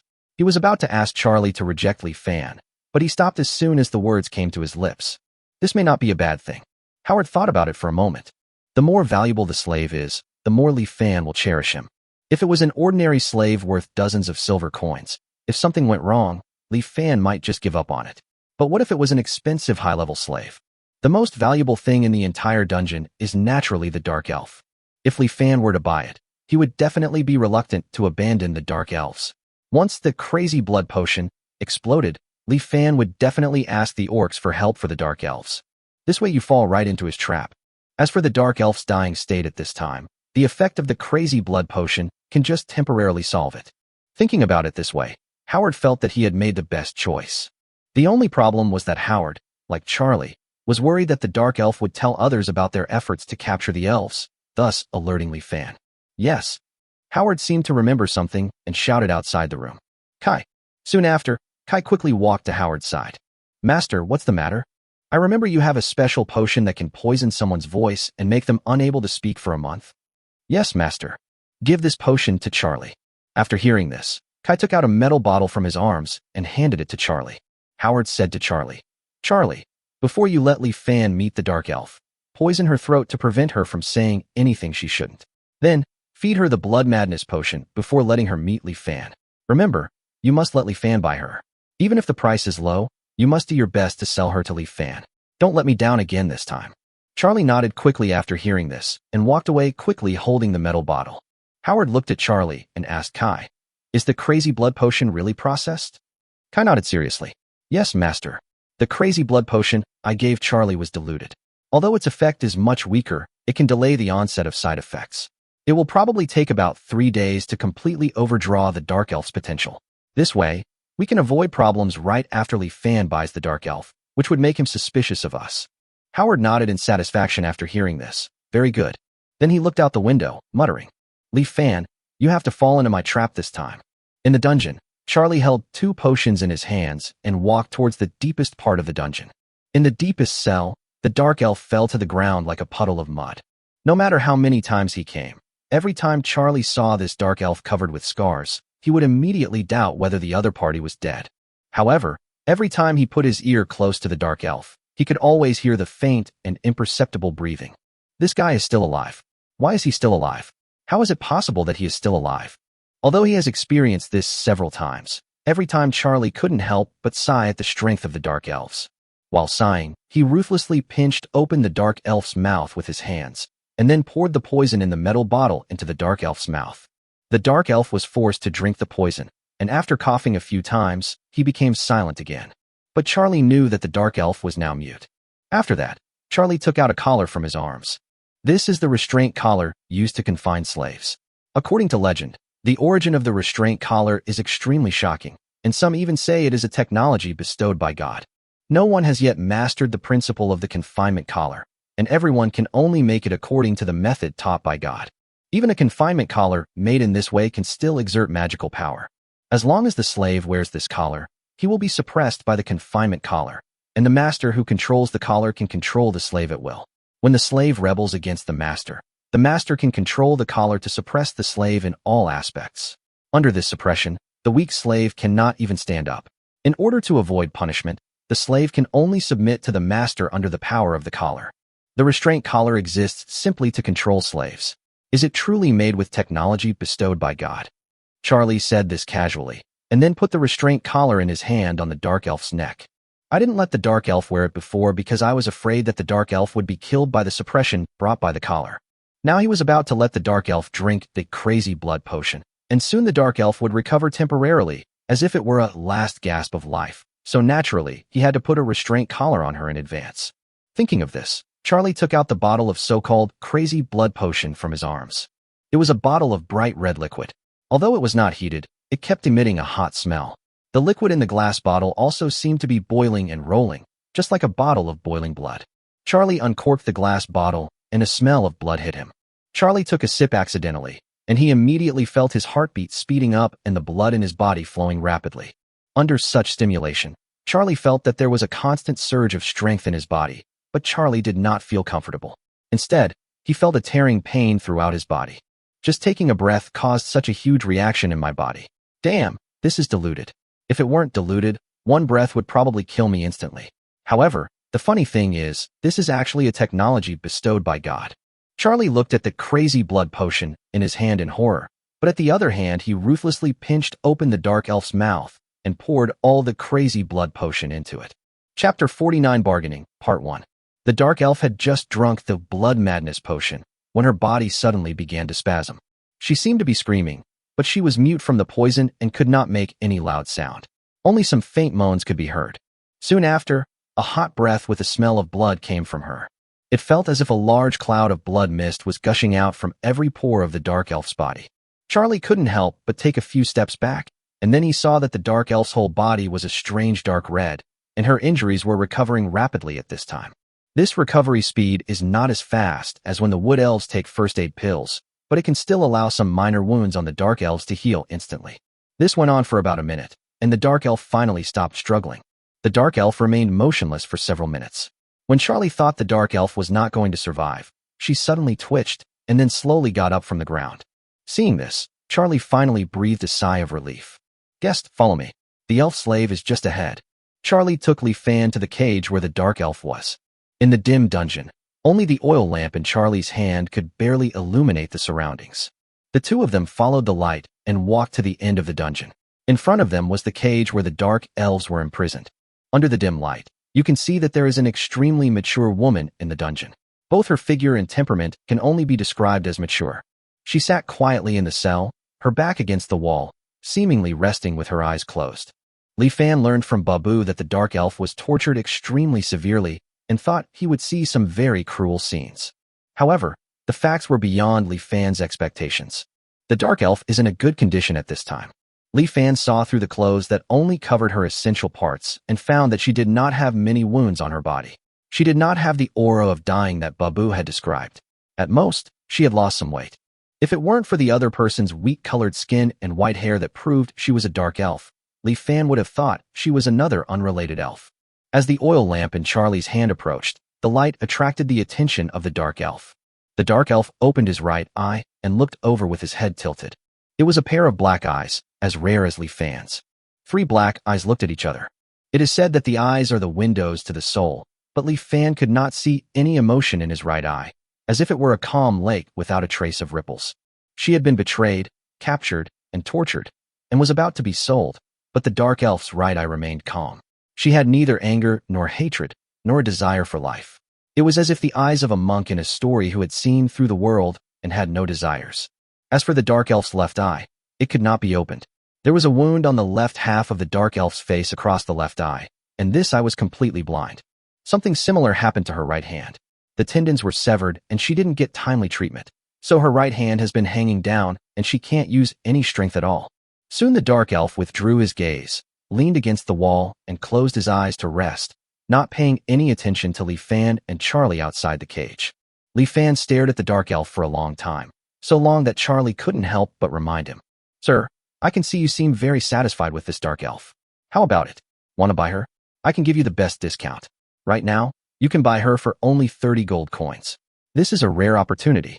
Dark elves are rare in number, and they roam the entire magic continent. Many people will never encounter one in their lifetime, so you can imagine how precious they are. Moreover, the dark elf before you is extremely powerful. At her peak, she was a level 3 expert, with few rivals in the entire Sin Town. Although she is slightly injured now, she still possesses at least level 2 strength. With her around, you will be much safer in a place like Sin Town. Charlie kept boasting. Li Fan immediately retorted, minor injuries? Whether it's a blind left eye or a crippled right hand, which one can be considered a minor injury? I don't think she can even defeat that Ox Tribe Beastman now, right? When Charlie heard this, he immediately realized that Li Fan was trying to lower the price. In fact, Li Fan did have this idea. At first, Li Fan learned from Babu that the dark elf was seriously injured and dying. Under this premise, although he was curious, he had no intention of buying it. However, the current condition of the dark elves is countless times better than Li Fan imagined, and the strength of the dark elves themselves is strong enough. Buying them will undoubtedly help him. The most important point is that the dark elves will never become a team with Howard. The enemy of my enemy is my friend. After considering many aspects, Li Fan decided to buy the other party now. Since he wanted to buy it, the first priority was of course to find a way to lower the price. He couldn't possibly afford 30 gold coins. However, Charlie is not a new businessman, so he will not let Li Fan get what he wants easily. That's not right, sir. Although this dark elf's injuries are serious, dark elves are natural assassins and can use every part of their body to its fullest potential. Losing one eye might have some impact, but she's a master of both hands and can use her left hand as nimbly as her right. If you buy her, there's no need for her to be treated. She'll immediately become your protective force. 30 gold coins is really not expensive. It turns out that dark elves have this kind of talent. Li Fan heard about it for the first time. Although he was curious, he couldn't show it at this time to avoid affecting the bargaining. Li Fan immediately began to refute Charlie. So what if she has fighting power? If fighting power is all you need, you might as well buy that oxen orc from earlier. At least she's not damaged. Don't you understand why I chose to buy this dark elf? But look at all the scars on her face. She's practically disfigured. Her body is covered in scars as well, like she's been through a mountain of knives. Even if dark elves are rare, you wouldn't be able to fetch a high price for one like this even if you sold it to the human empire, would you? If used well, many defects can become advantages, such as lust. At this time, Li Fan was hinting at Charlie in the name of lust. Li Fan planned to buy the dark elf for its body. With this reason, Li Fan could greatly weaken the importance of strength, and the scars and defects on the dark elf's body could become conditions for bargaining. Sure enough, Li Fan's words made Charlie hesitate. Charlie naturally knew why elf and orc women could be sold at high prices among humans. Most humans bought elf and orc women just for that matter. From this point of view, the dark elf at this time is indeed not worth 30 gold coins. Charlie gritted his teeth and said, well, since I've already said I'd give you the best deal, you can take the dark elf away for just 20 gold. Incidentally, this dark elf is still a virgin, so as long as we turn off the lights, you can still have a great experience. Chapter 50 Bargaining, Part 2. The price was cut by 1/3 at once, which was a good result, but Li Fan still couldn't afford 20 gold coins. Li Fan had no choice but to grin and say, 20 gold coins? With 20 gold coins, I can buy 25 of the slave girls I just saw. Wasn't she also pure? And now, you're selling me a dark elf covered in scars for 20 gold coins. Li Fan's face was full of disbelief. Charlie also looked incredulous. Oh my god, a rare dark elf, who was a level 3 warrior at his peak. If such a dark elf had no flaws, a group of people would rush to buy it like crazy even if he sold it for 200 gold coins. Although there are some more defects now, how can you still complain that 20 gold coins are too expensive? If Master Howard hadn't insisted that he sell the dark elves to Li Fan, Charlie would have wanted to kick Li Fan out on the spot. This time Charlie did not retreat. Li Fan naturally refused to back down. The next moment, the two of them seemed to have turned into aunties bargaining in the vegetable market, and they engaged in a verbal battle that lasted for a long time. Master Charlie, Lord Kai wants to see you. In the dim dungeon, the sudden sound not only scared Li Fan, but also scared Charlie so much that his fat body trembled. The two looked in the direction of the sound and found that it came from a servant of the manor. Seeing that the two were frightened, the servant repeated, "Master Charlie, Lord Kai wants to see you. He wants to ask about the slaves." Li Fan was slightly stunned when he heard Kai's name. He had heard the name Kai from Bob. He was Howard's personal bodyguard and a level 3 warrior who could kill Li Fan in an instant. Why is this guy here? Did Howard already know that he was coming to Charlie to buy slaves? Since Howard has personally taken action, there must be something wrong with this slave trade. Li Fan thought a lot in an instant, but he didn't dare to show it on his face. After all, in the eyes of Howard and others, Li Fan at this time didn't even know the existence of Howard and Kai. This may also be the reason why Kai dared to ask his servants to tell him his name directly. The reason why Kai asked his servant to come in to report was not because he really had something to find Charlie, but Howard wanted to remind Charlie not to forget what he had instructed him to do. Charlie finally remembered what Howard had said before. Yes, his main purpose today was to sell the Dark Elf to Li Fan, but his usual habit made him unable to help but bargain with Li Fan. It had probably dragged on for too long, and Master Howard guessed this, so he had his servants remind him using Kai's name. It almost ruined Master Howard's business again. Charlie secretly wiped the cold sweat from his forehead, then pretended to be calm and replied to the servant, "I know. Tell Lord Kai that I will be there soon. The slaves prepared for him have arrived. Ask him to wait for me for a while." After that, Charlie turned to Li Fan and said, "Forget it. You're lucky, sir. As you can see, I have another big client coming to trade with me soon. I'm too lazy to bargain with you. I'll sell this dark elf to you for 10 gold coins." Li Fan did not appreciate this. Sure enough, there was a problem. Li Fan was clear about the relationship between Kai and Charlie. What Charlie said was undoubtedly just an excuse to sell the dark elves to him at a low price. "Charlie, no, it should be said that Howard seems to want me to buy the dark elf." This thought flashed through Li Fan's mind, and he smelled the scent of conspiracy. Howard is going to play infernal affairs. Li Fan quickly rejected this idea. He was very clear about one thing, that is, the dark elves could never be in cahoots with Howard. In this case, Li Fan decided to buy the dark elf. First of all, the dark elf is indeed a good helper. A natural assassin must also be a natural bodyguard. After all, assassins understand assassins best. With the existence of such a dark elf, Li Fan's safety will be qualitatively improved. Secondly, since this is Howard's conspiracy, if Li Fan doesn't buy it at this time, no one can tell whether Howard will be desperate and attack him directly because the plan fails. In addition, there is another point that is in Li Fan's favor. Now that he knows Howard wants to buy the dark elf from him, can the price of the dark elf be a little lower?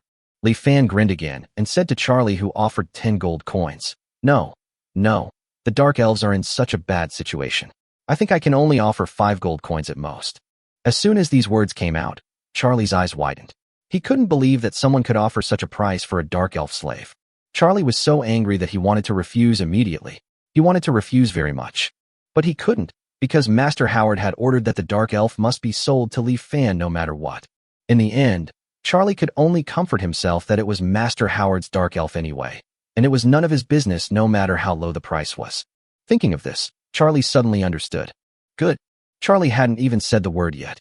Li Fan saw that Charlie wanted to compromise, so he immediately seized the opportunity and continued to speak before Charlie agreed. "After buying the dark elf for 5 gold coins, you also have to give me a level 1 dwarf." Yes, not all of the 5 gold coins can be used to buy the dark elf. Charlie must give him a level 1 dwarf.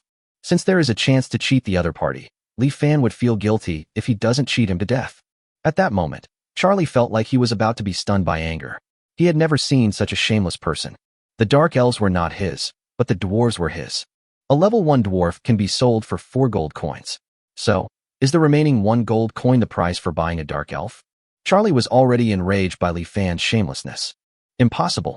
Charlie's words had just come out when the servant not far away happened to say at this time, "Master, it's not good to let Lord Kai wait too long." Charlie's anger was suppressed by the servant's words. Even so, Charlie still said with his last bit of stubbornness, "Impossible. I can't give you a level 1 dwarf. The most I can give you is a level 0 dwarf." Li Fan could almost hear Charlie's frustrated roar when he said this. Li Fan sneered secretly and finally put on an unwilling look, nodded reluctantly, and agreed to the deal. Soon, Charlie opened the dark elf's cage. The dark elf was still sitting in the corner with her eyes closed. The scene of Li Fan bargaining with Charlie just now did not make her react at all. "Come out!" Charlie yelled at the dark elf in the cage. After waiting for several seconds, The dark elf did not respond.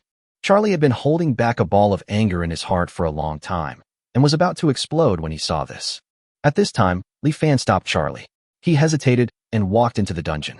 Li Fan squatted face to face in front of the dark elf, and the dark elf finally opened his right eye. The three black eyes looked at each other again.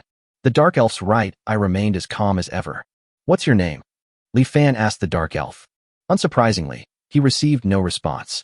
Li Fan nodded upon seeing this, and seemed to understand somewhat what the dark elf was thinking at the moment.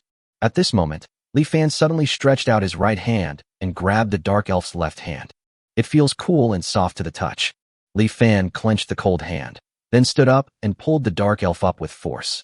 During this period, the dark elves did not resist at all. Seeing this, Li Fan said nothing and directly pulled the obedient dark elf out of the cage. Silent, disillusioned with the world, despairing of the world. No matter which one it is, Li Fan is not worried. He is very confident and believes that he will always find a way to gain the trust of this dark elf. If words can't do it, let him do it over a long period of time. Chapter 51. Buy slaves and get silver coins. Taking the dark elf with him, Li Fan and Charlie went to select a level 0 dwarf. Li Fan's requirements for the dwarfs are simple. They must be physically healthy and preferably strong. Therefore, Li Fan finally chose a particularly strong middle-aged male dwarf. Next, of course, is payment time. Charlie breathed a sigh of relief. He could finally get rid of the damn robber. Using 5 gold coins to buy a dark elf and a dwarf. If that's not robbery, then what is it?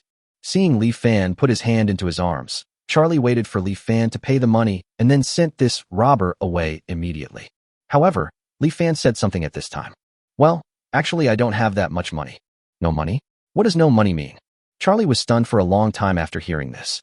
When he came to his senses, veins appeared on his forehead. Seeing that Charlie was about to explode, Li Fan quickly said soothingly, "Although I don't have enough money, I can use things to compensate." Charlie felt that this was the most frustrating deal he had ever made in his life. However, when he thought of Howard's request, Charlie could only grit his teeth and suppress his anger while asking, "I wonder what you are going to give me as compensation, customer?" Fur of Warcraft." Li Fan answered without hesitation. Charlie hesitated for a moment, then sneered, "Sir, I'm not an ordinary businessman. I have no interest in buying furs. You won't accept it?" "No, you will accept it." Li Fan grinned and interrupted Charlie before he could retort. "If the profit I offer is high enough, why can't you accept it?" Charlie was stunned. The word profit touched his businessman's heart. Charlie hesitated for a moment again and finally asked, "How much profit can you give?" Merchants are all about profit. As long as the profit is enough, they don't care whether they are fur traders or slave traders. After all, a good businessman is one who can make money. Seeing Charlie slowly taking the bait, Li Fan continued, "You know the price of Warcraft furs out there, right?" Charlie nodded. "Of course. The fur of a level 1 monster is worth 60 copper coins, and the fur of a level 2 monster is worth 6 silver coins. This is the price in the Human Empire, and the Mercenary Guild will naturally not purchase furs at this price. In the Mercenary Guild of Sin Town, level 1 monster fur is only worth 50 copper coins." Li Fan narrowed his eyes after hearing this, feeling secretly proud. He naturally didn't know the price of Warcraft fur in the Human Empire, so he said this on purpose and got the outside market price from Charlie in one go. With the market price, Li Fan felt confident and said, "In that case, what if I sell it to you for 40 copper coins per level 1 monster fur?" Although selling it to the Mercenary Guild is also an option, Li Fan does not want to attract another Howard who covets the orcs because of a large number of monster furs. Therefore, Li Fan set his target on Charlie. Anyway, Howard and the others had guessed that he, Li Fan, had connections with the orcs, so Li Fan simply stopped hiding his batch of monster furs and just used Charlie to deal with all the furs. Charlie's heart skipped a beat when he heard the price Li Fan offered. Buying for 40 copper coins and selling for 60 copper coins is a 50% profit, a return rate that is enough to make all merchants take risks. In fact, there was no risk in this transaction between Li Fan and him. Charlie thought about it and gradually became moved. Seeing this, Li Fan dropped another bombshell. "I have nearly 900 level 1 monster furs and 50 level 2 monster furs. If you're willing, you can trade them all at the same price as before." "What? So many?" Charlie couldn't help it anymore after hearing this. With such a large amount of Warcraft fur, he could make a profit of nearly 3 gold coins by simply reselling it in the Human Empire. With this money, even if he suffered losses on the slaves he owned, he still had a chance to make a comeback.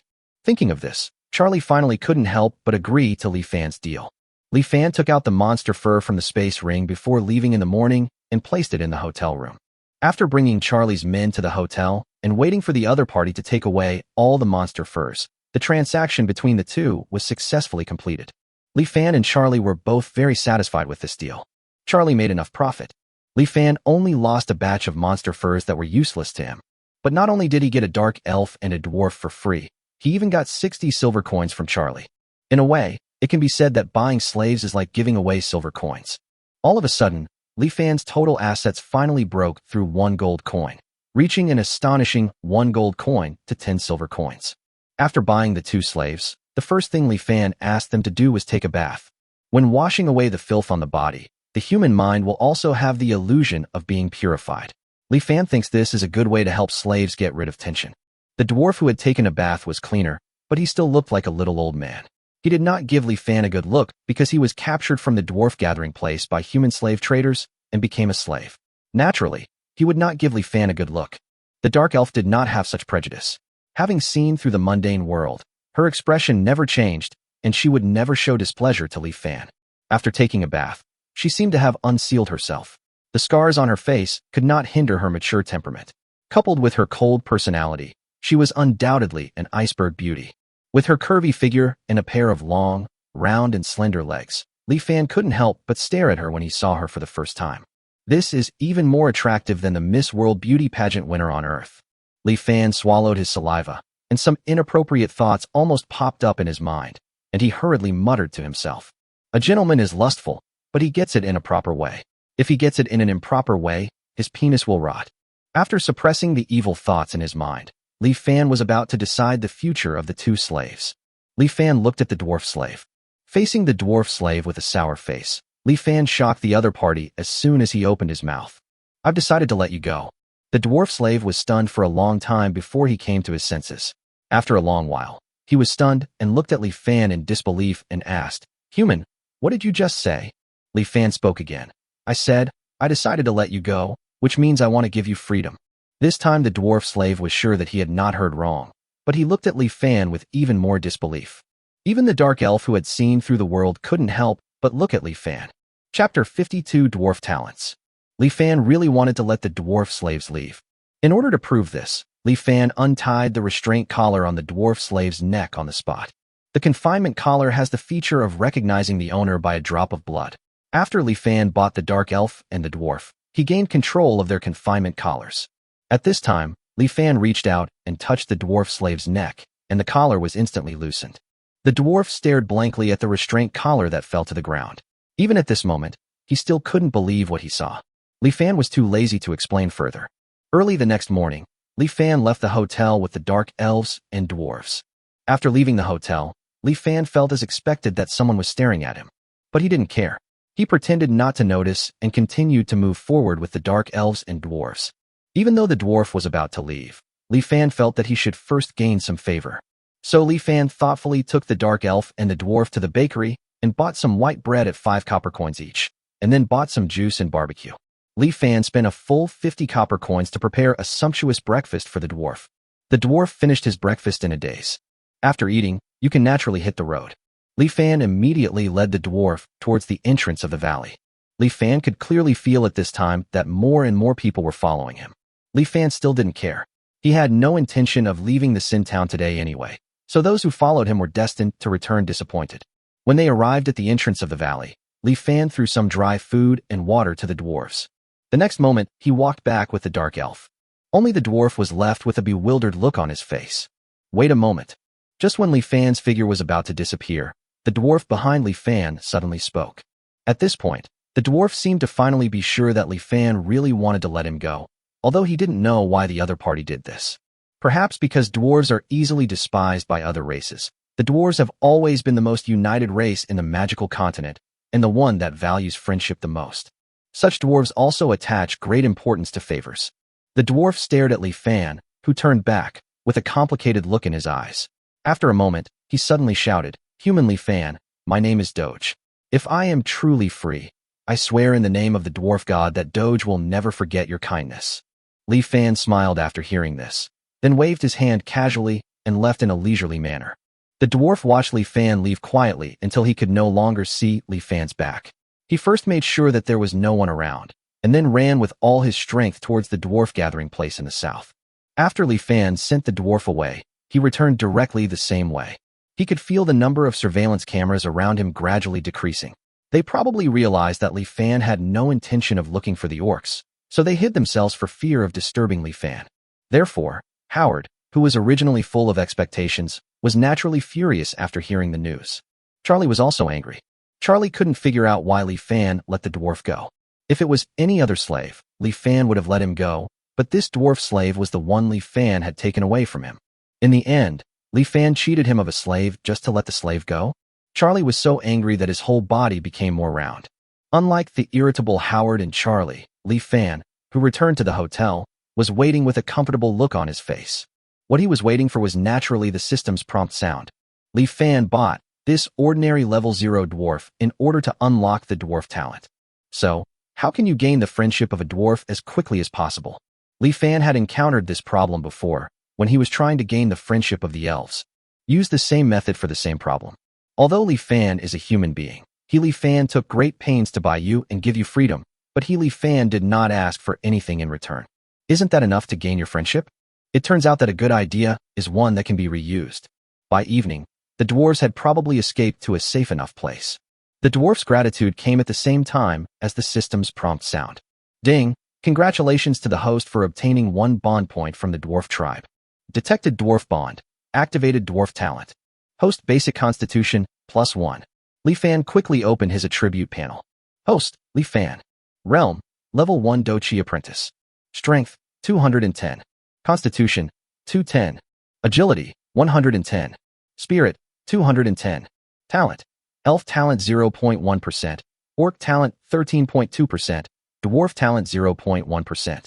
Talented skills, Nature affinity 0.1. Beast transformation 3. Rapid recovery 5. Poison resistance. Dwarves who have forged their bodies to the limit possess strong resistance to poisons, becoming immune to level 1 poisons and possessing a certain resistance to level 2 to 3 poisons. Bond value, 312 points. Li Fan looked at the panel. Just like the first time he unlocked the system, it was another result that made him unsure whether to say he was satisfied or dissatisfied. He was satisfied that his basic attribute points had indeed increased by 1. Now his total basic attribute points had reached 7 points. If he could increase 1 more point, he would be able to officially enter the realm of genius. However, it is a bit difficult for him to obtain the next attribute point. He probably has to look for it from races such as the Sea Clan, the Vampire Clan, and the Dragon Clan. What I am not satisfied with is that the talent skill I got this time is Poison Resistance. Poison Pit is indeed important in many cases, but it is not what Li Fan needs now. What he needs is a talent skill like Beast Transformation that can immediately enhance combat effectiveness. There was no point in complaining, so Li Fan simply stopped thinking about it. Since the system is unreliable, Li Fan can only rely on himself to find a way to deal with Howard. Now he at least has the help of a dark elf. As long as he plans well, he may be able to wipe out Howard and his gang in one fell swoop. Just as Li Fan was thinking about the plan, he suddenly discovered that the dark elf was not in a good condition. Although Li Fan couldn't tell the dark elf's complexion due to its skin color, he discovered that the dark elf's walking posture seemed a little strange since morning. By now, the strangeness was becoming more and more obvious, as if the dark elf was holding back something, and his steps were full of disfluency.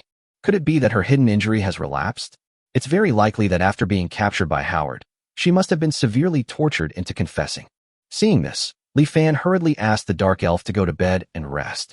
For this reason, Li Fan even temporarily stopped his plan to deal with Howard. Otherwise, if the dark elf suddenly fell down after the plan started, causing the plan to fail, that would be fatal.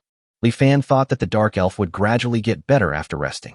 However, on the 3rd day, Li Fan discovered that the dark elf's condition had become even worse. At this time, the dark elf had difficulty even standing up. Her body was shaking all the time, and she was completely soaked in cold sweat, as if she was soaked in water. Even so, the dark elf did not let out a scream. Chapter 53 Li Fan's Secret Medicine. It's not that she doesn't want to scream, it's that she can't scream. Seeing that the dark elf had lost consciousness, he still didn't make any sound. At this time, Li Fan finally realized that this dark elf had been poisoned and made mute. Moreover, The Dark Elf's current condition was definitely not a relapse of any hidden illness. It was most likely that he had been poisoned. Why would Howard and the others do such a thing? The answer is not difficult to guess. Howard and his team have always been targeting orcs. The reason why he went to so much trouble to do this was undoubtedly for only one purpose: to force Li Fan to find the orcs. Based on this, Li Fan continued to reason. Although I don't know what the Dark Elves did, the orcs must have a way to solve this problem. Otherwise, why would they force me to go to the orcs? Li Fan understood everything in an instant. Looking at the Dark Elf curled up and trembling, he gritted his teeth in anger. Howard, just wait for me. Li Fan growled and hesitated for a moment before carrying the Dark Elf on his back. He picked up a rope and tied the Dark Elf to his back. If he wants to save the Dark Elves, he has to find the orcs. Even if Li Fan was ruthless enough and did not save the Dark Elves, Howard, whose plan had failed, would have to take tough measures by then, and he would still be forced to find the orcs. At this moment, Li Fan understood that he had no choice. Now, Li Fan's only advantage is that although it seems that the enemy is in the dark and we are in the light, in fact, Li Fan has already known all of Howard's thoughts. As long as he can make good use of this advantage, Li Fan still has a chance. Before leaving the hotel, Li Fan put on a huge hooded cloak for himself and the Dark Elf, and the cloak wrapped around the two of them. However, the moment Li Fan stepped out of the hotel, he was still sensitive to some vague gazes. Li Fan, who had anticipated this, did not retreat. He had never expected that a cloak could deceive those spies. Li Fan carried the Dark Elf on his back and walked straight towards the entrance of the valley. Not long after, at Carton Manor, the spy reported Li Fan's whereabouts to Howard. He finally took the bait. We can't let him get away this time. Hake on the side immediately said, Master, let me go this time. I will definitely find the traces of the orcs. In the eyes of normal people, it is completely sufficient for a level 2 fighter to track a level 1 fighting apprentice. But after the last example of Bob, how could Howard be careless? He shook his head on the spot and said, No, I want to be absolutely sure this time. Kai, you go with Huck. A level 2 fighter and a level 3 fighter went to track Li Fan, a level 1 fighting apprentice. Li Fan also brought a Dark Elf with him. There couldn't be any problems this time. If there were any more mistakes, Howard would eat the sofa under him on the spot. Under Howard's firm will, Kai and Huck could not help but put aside their disdain for Li Fan and immediately set off to chase in the direction of Li Fan. Shuttled through the Forest of Sin, Li Fan headed straight towards the inner area of the Forest of Sin. He didn't know who Howard sent to follow him this time. But to be fair, if he, Li Fan, were Howard, he would definitely let the strongest Kai take action personally. Li Fan could only assume that Kai was following him from behind. A level 3 fighter. All attributes amplified 1,000-fold. Hit me head on. Li Fan felt so powerless for the first time. Li Fan didn't dare to seek help from Dina and Anna. Even though the sisters practiced exquisite chi and blood skills and had genius level qualifications, they were only level 2 after all, and still could not cross the realm to deal with Kai. The only result then will be total annihilation. So, now Li Fan has to rely on himself to get rid of the follower behind him. This is undoubtedly an extremely difficult task.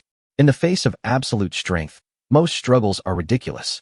It is no exaggeration to say that even if Kai stood still at this time, Li Fan would not be able to kill him.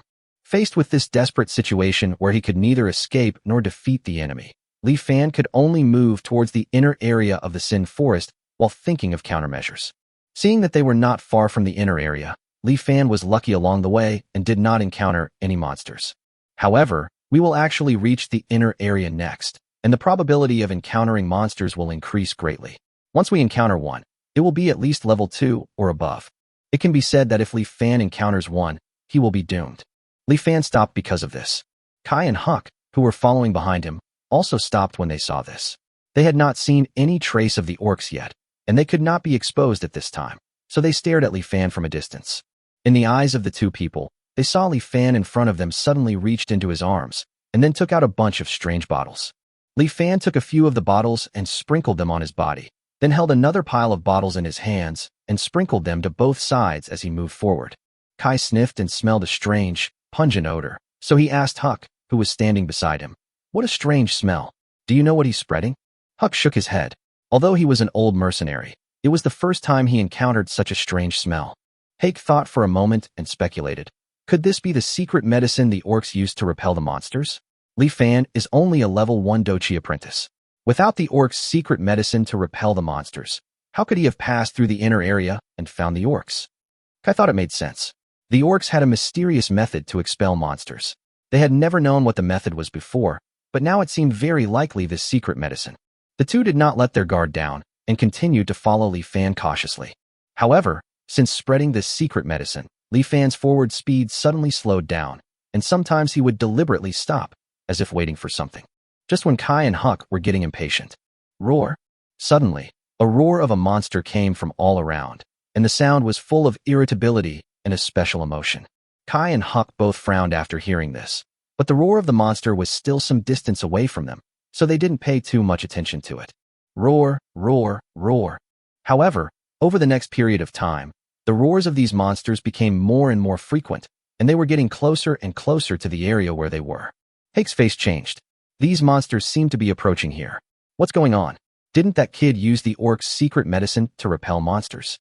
Kai was also constantly pondering the reason, and then he realized something and suddenly said, "No, who said that kid just used the secret medicine to drive away monsters?"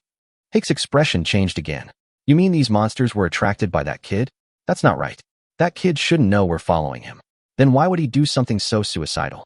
At this point, Kai finally guessed what was going on and immediately yelled at Huck. Idiot, Babu must have been killed by this guy. He knew about us from the beginning and we were fooled. Now come with me to catch that guy.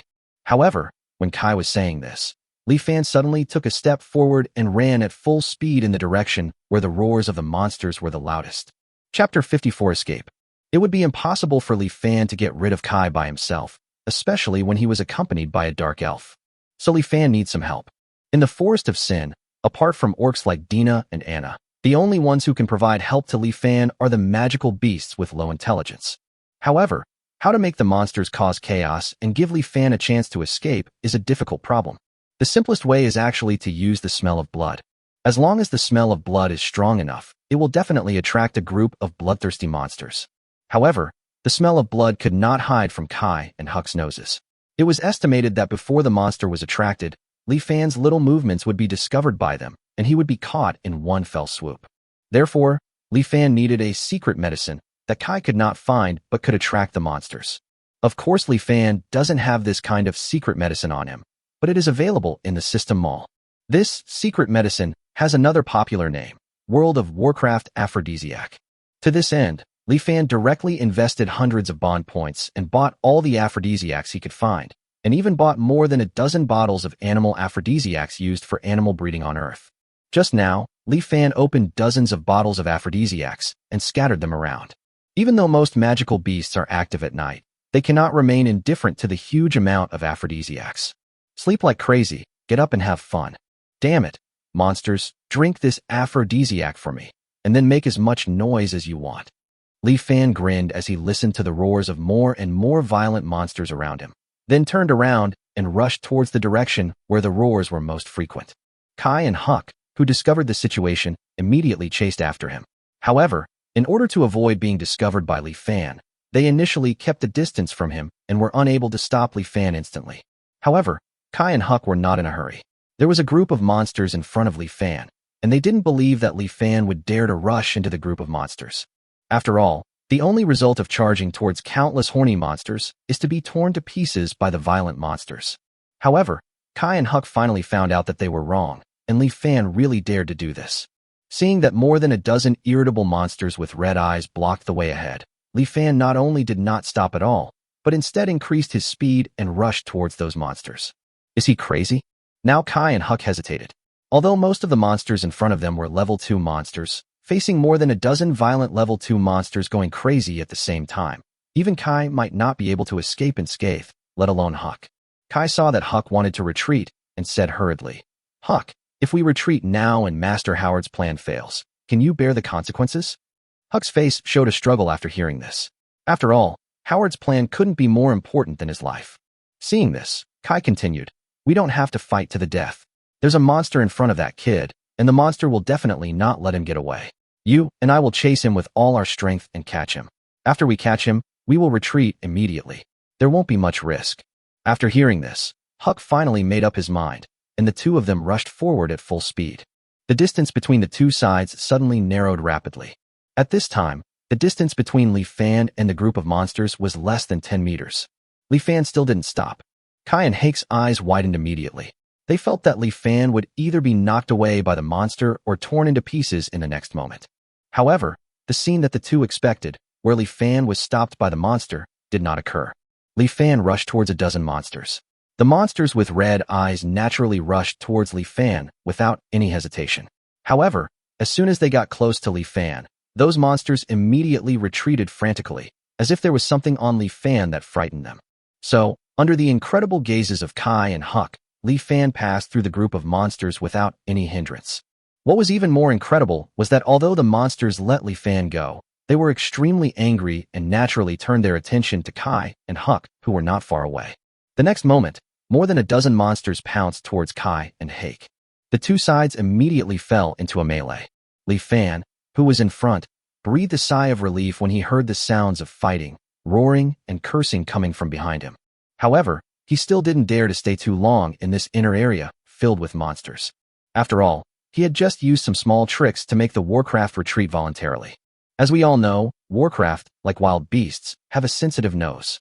In addition to sprinkling countless aphrodisiacs, Li Fan also sprinkled a whole bottle of industrial alcohol and several bottles of different types of odorants on himself. It is conceivable how stimulating the smell on Li Fan is now. Therefore, when those monsters approached Li Fan, they were immediately choked by the irritating smell on Li Fan. The strong smell was enough to sting their eyes and made them sneeze and retreat frantically. Relying on this little trick, Li Fan finally escaped from Kai and Huck's pursuit. But this is just a small trick after all. If Li Fan encounters a monster that is not afraid of smell, he will have no way to deal with it. Li Fan didn't dare to stay where he was and immediately ran towards the outer area of the Sin Forest. Until night fell, Li Fan finally made a big circle and came to the cave where the Dina sisters were. During this period, in order to avoid leaving traces of his body odor, Li Fan took off all his and the Dark Elf's clothes and threw them away. Fortunately, there were some spare clothes in the space ring. Otherwise, Li Fan would have to meet the two sisters naked. Li Fan did not enter the cave directly, but stopped and took a deep breath.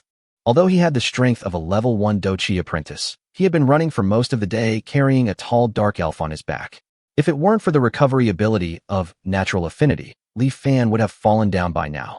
Li Fan calmed his breathing, then took out the bone flute and played a steady melody that represented safety. Soon after, he saw Dina and Anna coming out to greet him with surprised looks on their faces. The reason why Dina and Anna were surprised was simple. It was about to get dark, and it was the first time that Li Fan came to see them at this time. It was definitely too late for Li Fan to go back at this time. Could it be that this guy was going to stay with them today? When Dina and Anna thought of this, they looked at Li Fan with strange expressions. Li Fan didn't have the energy to care about so many things. He tore off his cloak, revealing the Dark Elf who was still unconscious behind him. When the two sisters saw this, they immediately knew that something had happened. Without saying anything, they immediately took Li Fan and the Dark Elf into the cave. Li Fan quickly told Dina and Anna everything that had happened and his speculation about the status of the Dark Elves.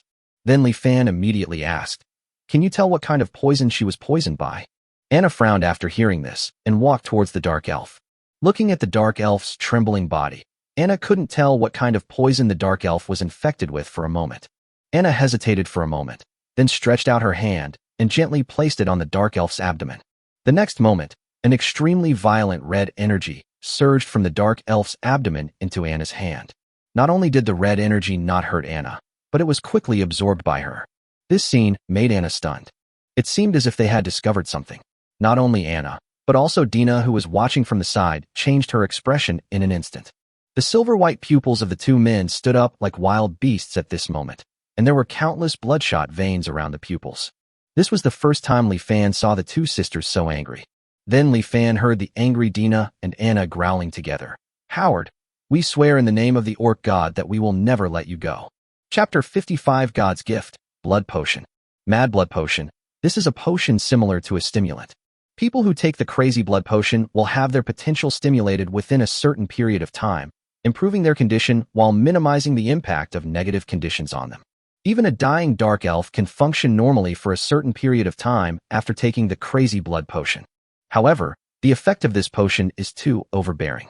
The user will stimulate their potential at the beginning, but will eventually overdraw their potential. If it is not resolved in time, it will eventually cause irreversible and huge damage to the user's body. In severe cases, death is natural. However, What made Dina and Anna so angry was not the side effects of the blood madness potion, but it is the method of refining this crazy blood potion. According to Dina and Anna, this crazy blood potion was actually made by orcs who had practiced chi and blood, and it can't be a dead orc. This even involves a war between orcs and humans. Many years ago, some humans mastered several techniques bestowed by God. Using this God-given technique, they were able to refine mad blood potions on living orcs. The blood of the orcs used as refining materials will gradually condense into their hearts over a few days, and they will eventually die in immense pain. If you cut open the orc's heart at this time, you can get a liquid condensed from the essence of the orc's whole body. This liquid containing the violent power of chi and blood is the so-called crazy blood potion.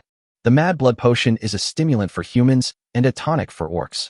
Orcs can even absorb and refine it directly. This is why only orcs can deal with the blood madness potion.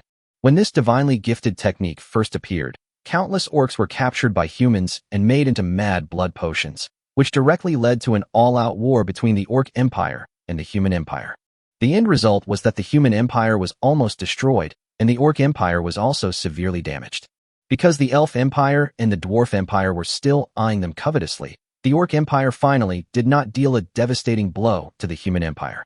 The two parties only agreed to destroy all people and things related to the mad blood potion, otherwise the war will restart.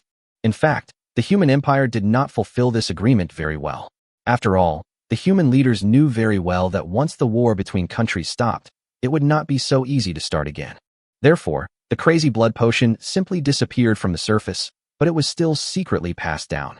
The Orc Empire, which was recuperating, could do nothing about it. Even if they were held accountable, the cunning Human Empire would never admit it. However, one thing is very clear. All orcs have only one attitude towards the mad blood potion. Anyone who is related to the mad blood potion will be the mortal enemy of the orcs. Although Anna and Dina were angry at this time, they did not forget to save people first. Anna pressed her hand on the dark elf's abdomen again, and streams of bright red energy were continuously guided out by her, but Anna did not absorb this energy. Although absorbing the energy of the mad blood potion can make orcs quickly stronger, the mad blood potion can also be said to be the blood and flesh of an orc in some ways. Absorbing this ability is like allowing her to devour the flesh and blood of her compatriots. Anna would rather die than absorb this energy just to increase her strength. Anna channeled the bright red energy from the dark elf's abdomen while dispersing it around. For a moment, the entire cave was filled with a bloody mist. Li Fan just took a puff accidentally and felt his whole body excited, while his muscles felt as if they were being torn apart. Hiss! Li Fan gasped in pain and couldn't help but look at the dark elf, thinking, has this guy been silently enduring pain dozens of times this magnitude these past few days? Thinking of this, a surge of irritability surged in Li Fan's heart. This irritability was not caused by absorbing the blood mist, but because he, Li Fan, was now a little angry. As Anna channeled the bright red energy, the dark elf's body began to change. Her body was becoming thinner at a speed visible to the naked eye. After just a moment, the originally well-proportioned body had become so thin that only skin and bones were left. Whether it was on the face or other parts of the body, Li Fan could even clearly see the shape of the bones. Li Fan believed that the dark elf at this time was a mummy that had been sealed in dust for thousands of years. Just when Li Fan was worried that the dark elf would die of exhaustion, the bright red energy finally stopped flowing out of Anna's hand, pressing on the dark elf's abdomen. Anna withdrew her hand, but her face did not relax at all. Instead, she sighed. Li Fan had a bad feeling when he saw this and asked quickly, "How is she?" Anna glanced at Li Fan and hesitated for a moment before saying, "The remaining effect of the crazy blood potion has been completely drained out of her body. However, before that, it had already completely overdrawn her potential. Coupled with her already severe injuries, her body is now no better than a broken sack, especially her internal organs. I can't do anything. Unless I have the legendary holy medicine of the elves, she won't be able to hold on for much longer." Li Fan was stunned after hearing this, and looked at the dark elf with a dull look. Li Fan realized it. The dark elf in front of me is about to die. Although Li Fan had killed someone before, that person was an enemy. After killing the enemy, Li Fan would feel fear, but he would never hesitate. But now, an elf he had only known for a few days was about to disappear before his eyes. Life is so fragile. He was fine just 2 days ago. Li Fan understood the fragility of life, but he couldn't accept it. Is the real fairy tale that good people don't get rewarded? She was captured in order to save her former tribesmen. Even after being captured, She would rather die than reveal the whereabouts of her tribesmen. She is a good person. How can a good person die like this? Li Fan clenched his fists tightly, not even noticing that his nails had pierced his skin. No, she can't die. I don't believe that good people don't get good rewards. Besides, she's my slave. I haven't even spoken to her yet. I've only seen one expression on her face. She can't just die like this. The next moment, Li Fan muttered something like a madman, and a hint of determination flashed in his eyes, making him walk towards the skinny dark elf without hesitation. Li Fan squatted in front of the dark elf, his eyes already moved to the system panel. I remember seeing something called healing potion in the system mall when I turned on the system. Thinking about this, Li Fan started searching in the system mall and soon found the target. Low-grade healing potion, 10 bond value. Li Fan exchanged a bottle without hesitation. At this time, Li Fan didn't care about being exposed and took out a low-grade healing potion out of thin air in front of Anna and Dina. This is a bright red liquid, a bit similar to the blood bottle in the game, and also a bit similar to the blood madness potion. Therefore, when Dina and Anna saw it, they were shocked. However, when Li Fan opened the low-grade healing potion, the two sisters suddenly calmed down because they did not smell the violent blood power of the mad blood potion from this bottle of potion. Li Fan helped the dark elf up with one hand and pointed the low-grade healing potion at the dark elf's lips with the other hand. As expected, the dark elf couldn't open his mouth at this time and couldn't even swallow instinctively. Li Fan has never been the kind of person who would act pretentiously at such times. Without hesitation, he poured the low-grade healing potion into his mouth and kissed the dark elf on the mouth. Chapter 56 Healing Potion. In the cave, Dina and Anna stared with wide eyes at Li Fan kissing the dark elf on the mouth. Their silver eyes couldn't help but stand up, and they didn't want to blink. As Anna watched, she suddenly realized what was happening. She covered Dina's eyes with her hands despite her protests, but she herself continued to stare.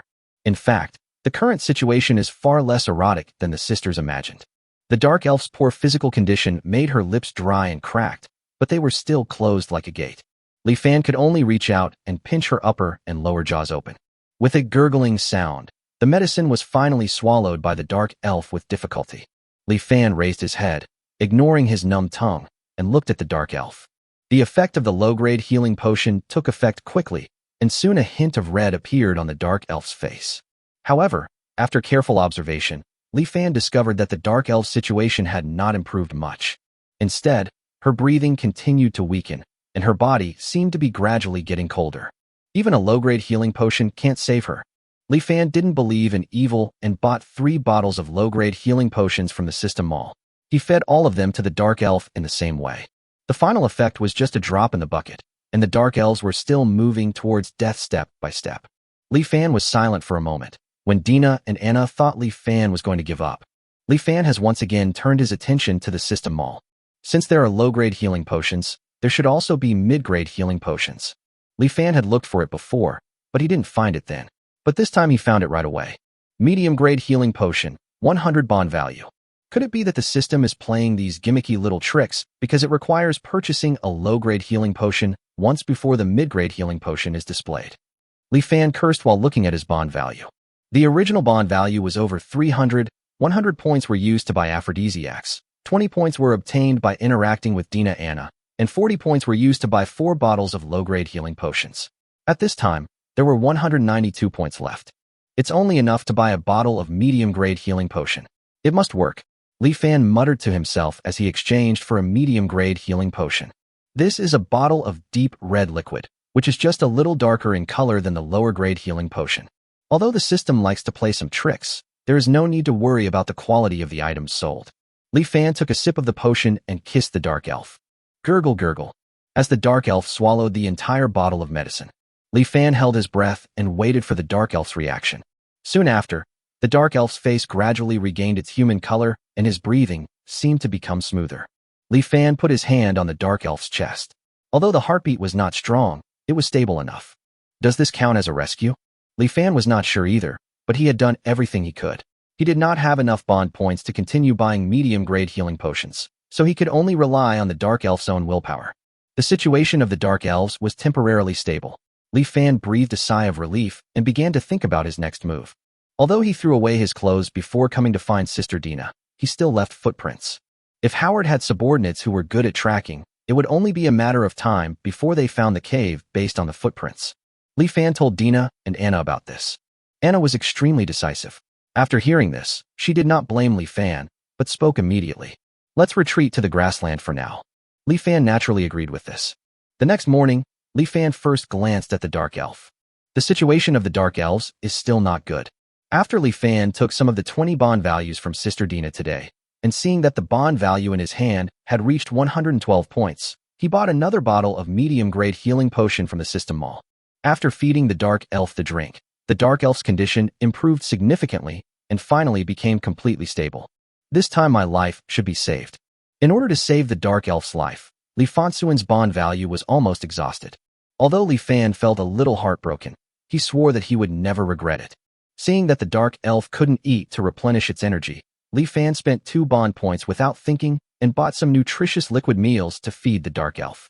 After that, Li Fan carried the dark elf on his back and walked towards the grassland with Dina and Anna.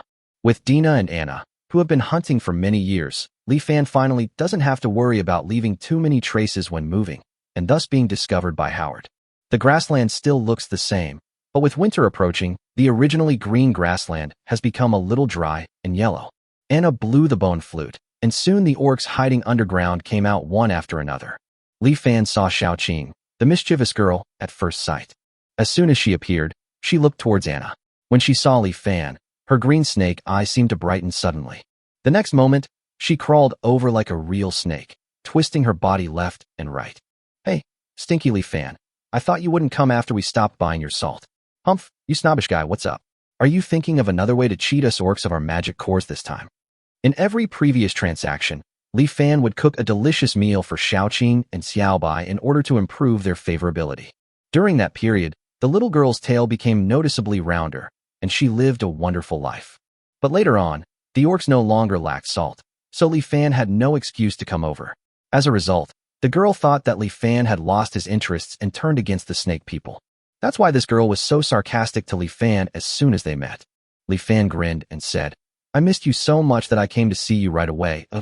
Xiaoqing was very happy when Li Fan said the first half of the sentence, but after he said the last 2 words, her face suddenly fell and she immediately opened her mouth, revealing her crystal-clear fangs and biting towards Li Fan. Hey, you bite people as soon as you meet them, and you still say you are not a dog.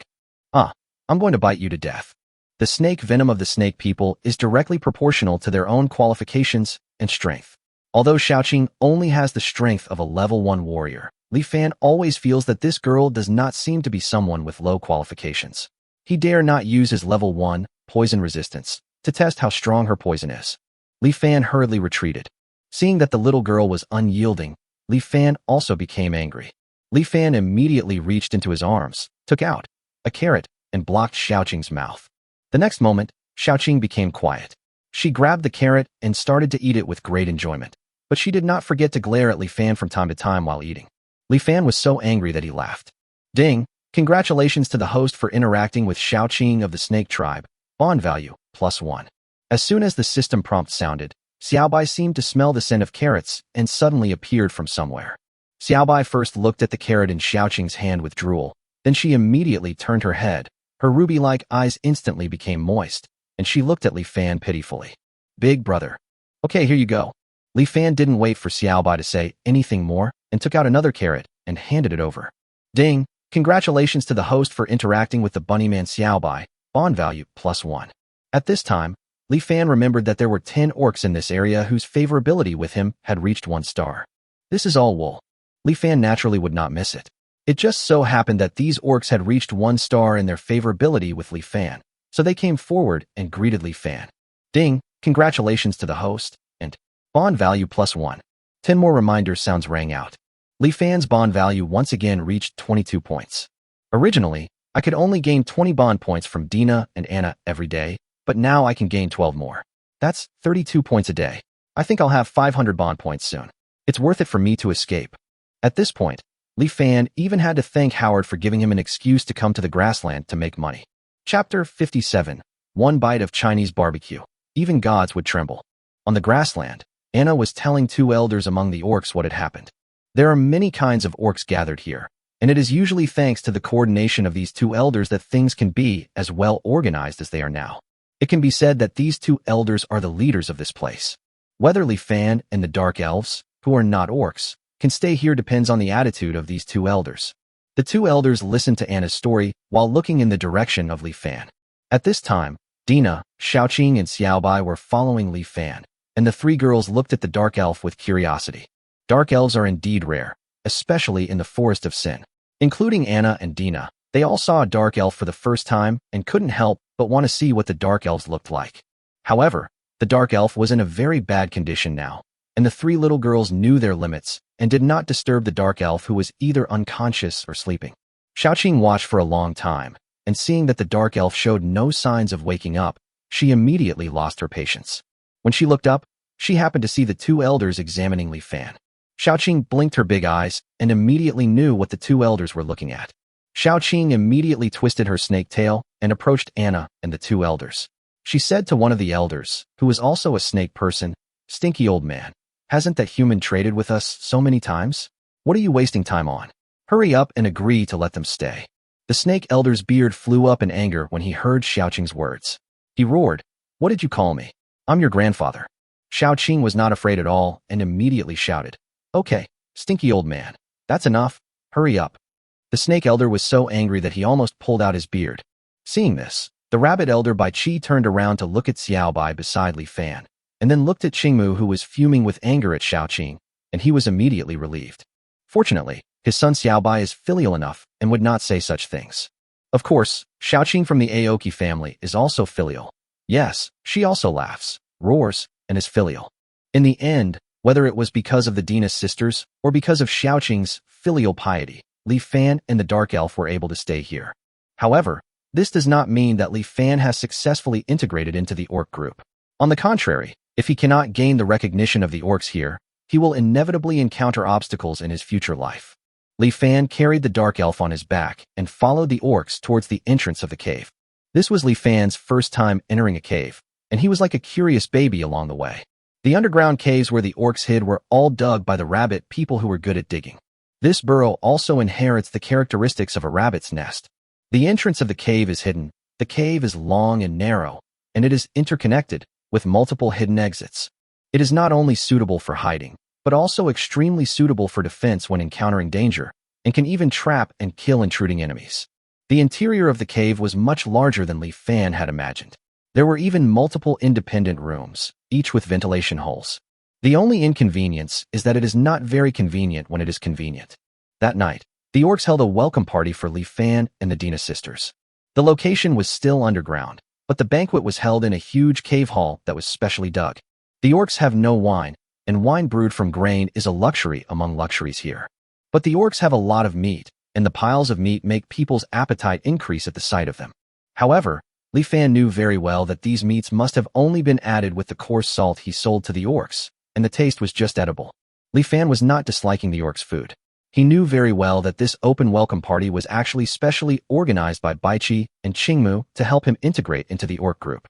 Li Fan naturally would not miss this opportunity. With a turn of his eyes, he had an idea. Li Fan immediately spent 10 bond points and bought several kilograms of barbecue ingredients from the system mall, just as he was about to find a grill to perform a Chinese barbecue for these orcs. Xiaoqing and Xiaobai had already brought a grill-like device as if they had expected it. Looking at the two girls' drooling mouths, Li Fan was doubtful for a moment. Isn't this so-called welcome a trap set by these two greedy girls? The corner of Li Fan's mouth twitched, but he finally took action. Beef and mutton skewers, human pork belly, crude kidney, spicy chicken wings, bone-in meat. One after another, delicate skewers sizzled on the charcoal, and the aroma of the grilled skewers began to spread around, as if an aroma bomb exploded, instantly filling the entire cave hall. The orcs who were busy eating raised their heads together, sniffed their noses, and then turned their eyes to Li Fan. Looking at the grilled skewers with red oil in Li Fan's hand, and then looking at the rough big lump of meat in his own hand, the orc suddenly felt that the grilled meat in his hand was not fragrant anymore. Gurgle, gurgle, gurgle, gurgle. The next moment, the sound of swallowing saliva filled the entire cave hall. At this time, the first batch of skewers in Li Fan's hand were finally grilled. Xiaoqing, who was standing by, couldn't wait to reach out to grab it. With a snap, Xiaoqing's outstretched hand was immediately slapped down by Li Fan. Xiaoqing immediately glared at Li Fan. Li Fan ignored them and walked slowly towards Baichi and Qingmu with the first batch of skewers in his hand. "Two old men, this is the barbecue I made. Try it and see how it tastes." As he spoke, Li Fan divided the barbecue into 2 portions and handed each to the 2 elders. "Just kidding. Now that I know who is in charge here, I naturally have to bribe him." Li Fan knows this bit of social etiquette. Although these barbecues are not worth much, orcs don't know how to make them, so they are undoubtedly the best for bribing. Qingmu seemed to remember that Xiaoqing was upset because Li Fan called him a stinky old man, so he immediately put on a serious face and seemed not to accept it. Bai Qi on the side didn't have such concerns. He took the skewers from Li Fan with a smile and took a bite of the original kidney. Sizzle. Bai Qi has very good teeth. When he takes a big bite, the raw kidneys burst with oil. Bai Qi squinted his eyes while chewing, and the next moment his eyes suddenly opened, and he finished a large piece of crude kidney in just a few bites.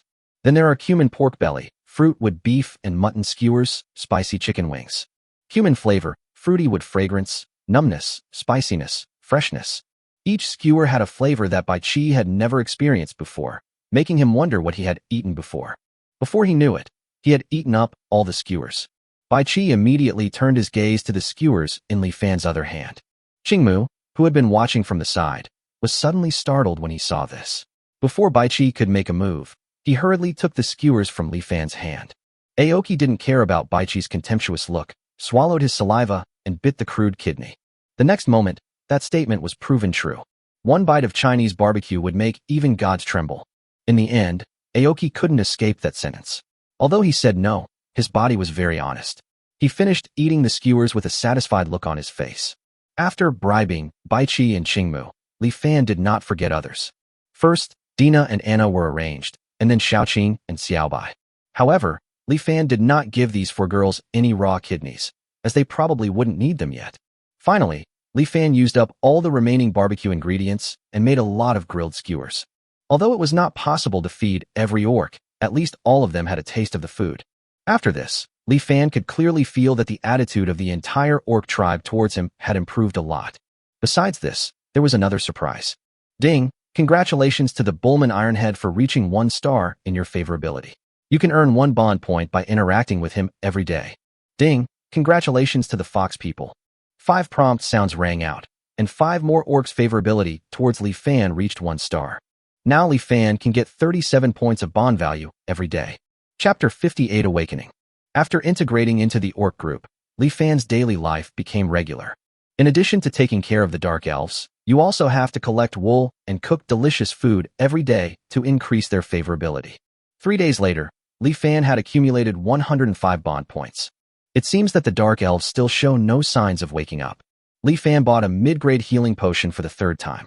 After he fed the potion to the dark elf's condition only improved slightly, but it still did not wake up. How serious is this injury? The effect of the mid-grade healing potion seems to have weakened. Could repeated use cause drug resistance? That's right, healing potions aren't a panacea. For a condition like this that's so fundamentally damaged, it's definitely necessary to slowly recuperate. Li Fan no longer forced the dark elf to recover quickly. Besides, he also needed to accumulate bond value. In order to deal with Howard, his realm should be improved. If he wants to improve his realm quickly, he must have the Xian-level fighting skills. Another 2 days passed. On this day, Li Fan made a delicious breakfast for Xiaoqing, Xiaobai, and Dina's sisters. The system prompt sound suddenly rang.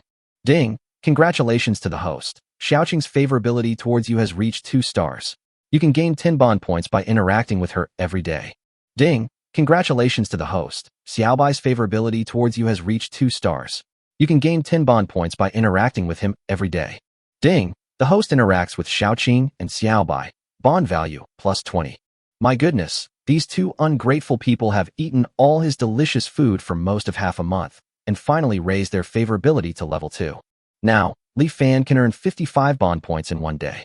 He glanced at his remaining bond value. 97 points, which means that in just 8 days, Li Fan will finally be able to exchange for the Xian-level fighting skills. Li Fan, in a good mood, stuffed himself with food, and then went to look at the dark elf as usual. After these few days, Li Fan finally understood how difficult it is to be a caregiver. After all, he was the one who wanted to save the dark elves, so he naturally had to take on the responsibility of taking care of the dark elves. So he was responsible for the dark elves eating, drinking, defecating, and urinating. He took care of all the dirty work, even washing the dark elf's clothes. In addition, in order for the dark elf to recover sooner, Li Fan would use 6 bond points every day to exchange for 3 nutritious liquid meals. Under his care, the dark elf's body was finally no longer so exposed, and his face had a lot more color. Everyone around saw it all, including Dina, Anna, and even Xiaoqing, who came to ask him about it. Why would you do this for this dark elf you've only known for a few days? Li Fan had never been able to answer this question before. Is it like he thought before, hoping that good people will be rewarded? Li Fan couldn't be sure. Until this day, he finally knew the answer.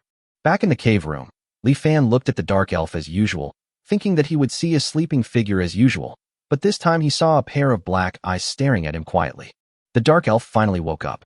At this moment, an extremely strange emotion surged in Li Fan's heart. He couldn't tell whether it was satisfaction, vanity, or something else. Of course, it could also be that he was simply happy for saving a life. All in all, it feels pretty good. This may be why he was able to do this for the dark elves. As expected, it's enough to make people happy that good people will be rewarded in the end. The awakened dark elf remained silent. It's normal. After all, she was poisoned and became mute. Li Fan didn't know what to say to this dark elf who was neither familiar nor unfamiliar to him. The relationship between the two is somewhat subtle. Although Li Fan had never spoken a word to the dark elf, he had seen the dark elf from head to toe. Unfortunately, the dark elves at that time were definitely not very beautiful. The skin is exposed and clings to the bones, and the body is rough and covered with scars. It's nothing like now. He's almost become fat and plump. Shaking his head, Li Fan got rid of the strange thoughts in his mind. Seeing that the dark elf had no intention of communicating using paper and pen, Li Fan simply kept silent. As usual, I redeemed a liquid nutritious meal from the system mall and fed it to the dark elf mouthful by mouthful. Liquid food is naturally not very delicious. It is bland and has no taste at all. The dark elf did not complain at all and cooperated very well. Every time Li Fan fed her a bite, she would open her mouth and eat another, like an obedient puppet. After dinner, Li Fan thought about it and then pulled the dark elf out of the cave. The orcs around were curious when they saw that the dark elf had woken up. However, the dark elf was an alien race, and the orcs were always wary of unfamiliar alien races, so no one except Xiaoqing and Xiaobai approached. Li Fan brought the dark elf to the back of a hill. At this time, the sun rose, shining on the faces of Li Fan and the dark elf with a hint of warmth in this autumn day. Li Fan stretched out his body, then spent 2 bond points to exchange for a large bathtub from the system mall. I took out the stainless steel bucket I bought when filtering the salt, filled it with some water, lit a bonfire next to it, and boiled some hot water. It took an hour to fill the entire bathtub with hot water. Li Fan found a set of his own change of clothes from the space ring and stuffed it into the dark elf's pocket without caring whether it fit or not. Take a shower first. After saying that, Li Fan took Xiaoqing and Xiaobai, who were very interested in the bathtub, away. The dark elf silently grabbed the clothes given by Li Fan and watched Li Fan disappear behind a hill. She seemed stunned for a moment, then reached out and touched her neck, where a restraint collar should have been. This restraint collar is indispensable for a slave owner to control his slave, but the one around her neck had been untied at some point. Isn't this human afraid that she will run away? The dark elf couldn't understand. What is also puzzling is why she survived despite being so seriously injured. Was it also done by this human? The dark elf stood there for several minutes, her gaze looking into the distance without focus, and no one knew what she was thinking. Cull. In autumn, if you don't wear enough clothes, you will shiver as soon as the wind blows. Although the dark elf was not wearing much, the wind could not make her body feel cold. The dark elf looked down at the bathtub at this time, and she reached out and scooped up a handful of hot water from the tub. But I'm afraid that such hot water can even warm people's hearts. The dark elf slowly took off his clothes and then stepped into the bathtub. She closed her eyes as the hot water flooded over her head and surrounded her entire body. It was a feeling warmer than the sun. The dark elf looked refreshed after taking a bath, as if he had become a different person. The skin seems to be full of moisture, becoming soft and smooth. Seeing this scene, Xiaoqing and Xiaobai immediately clamored to take a bath too. Li Fan was too lazy to care about these 2 girls. He cooked the millet he exchanged from the system by the campfire. Sure enough, it would be better for the patient to eat a few meals of millet porridge to nourish his stomach first. The slowly cooking millet porridge kept rolling until a layer of rice oil floated on the surface. Then Li Fan scooped a bowl and handed it to the dark elf. The dark elf was as obedient as ever. She took it and drank it without caring whether it was hot or not. Seeing this, Li Fan hurriedly snatched the bowl back and waited until it was cool enough to eat before handing it back to the dark elf. This time, the dark elf did not rush to drink it all in one gulp, but drank it slowly in small sips. Soon after eating a bowl of millet porridge, she felt a little more energetic. Before Xiaoqing and Xiaobai finished their bath and took the pot away, Li Fan filled a bowl for the dark elf and himself.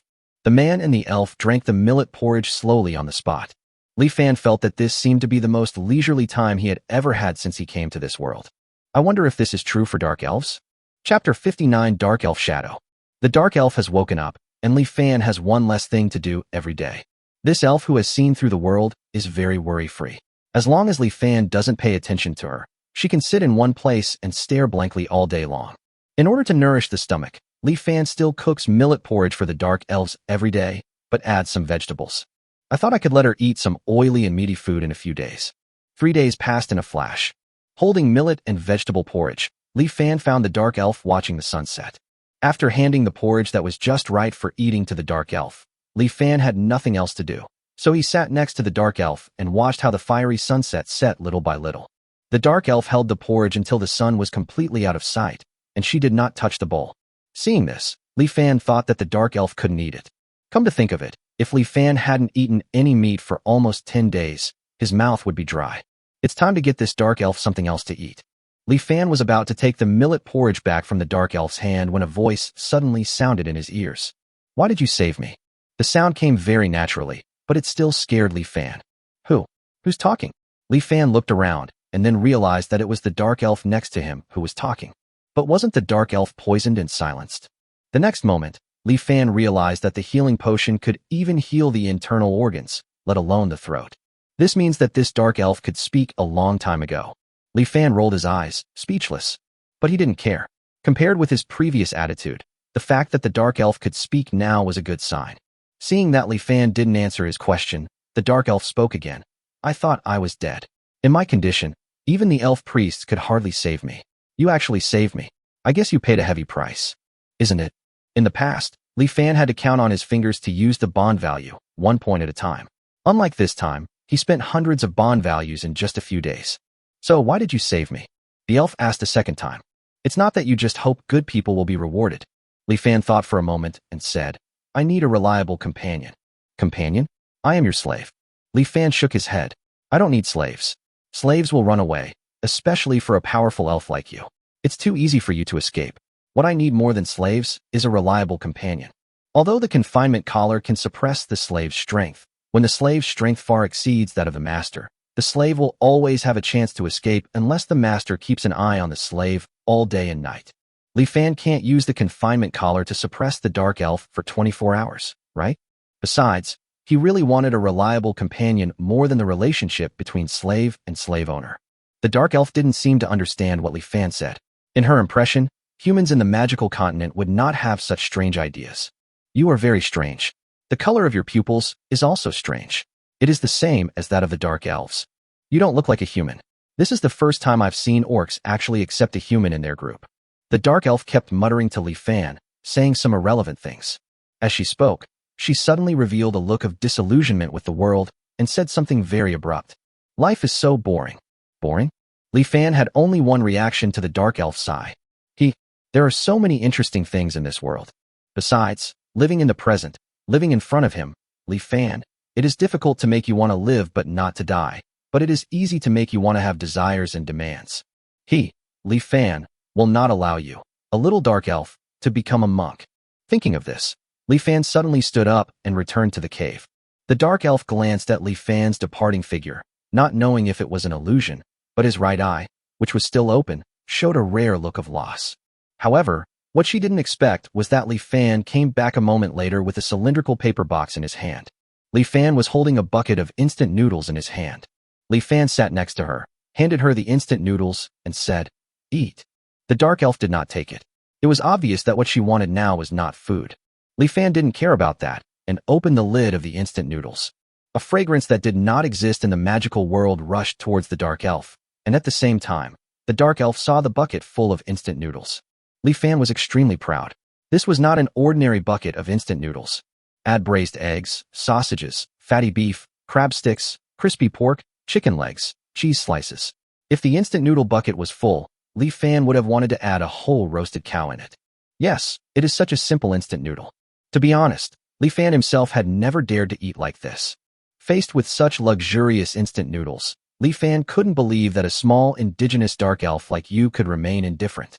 Sure enough, although the dark elf didn't intend to take it at first, as the smell wafted over, she couldn't help but shrug her throat, and soon after, she finally took the bucket of instant noodles.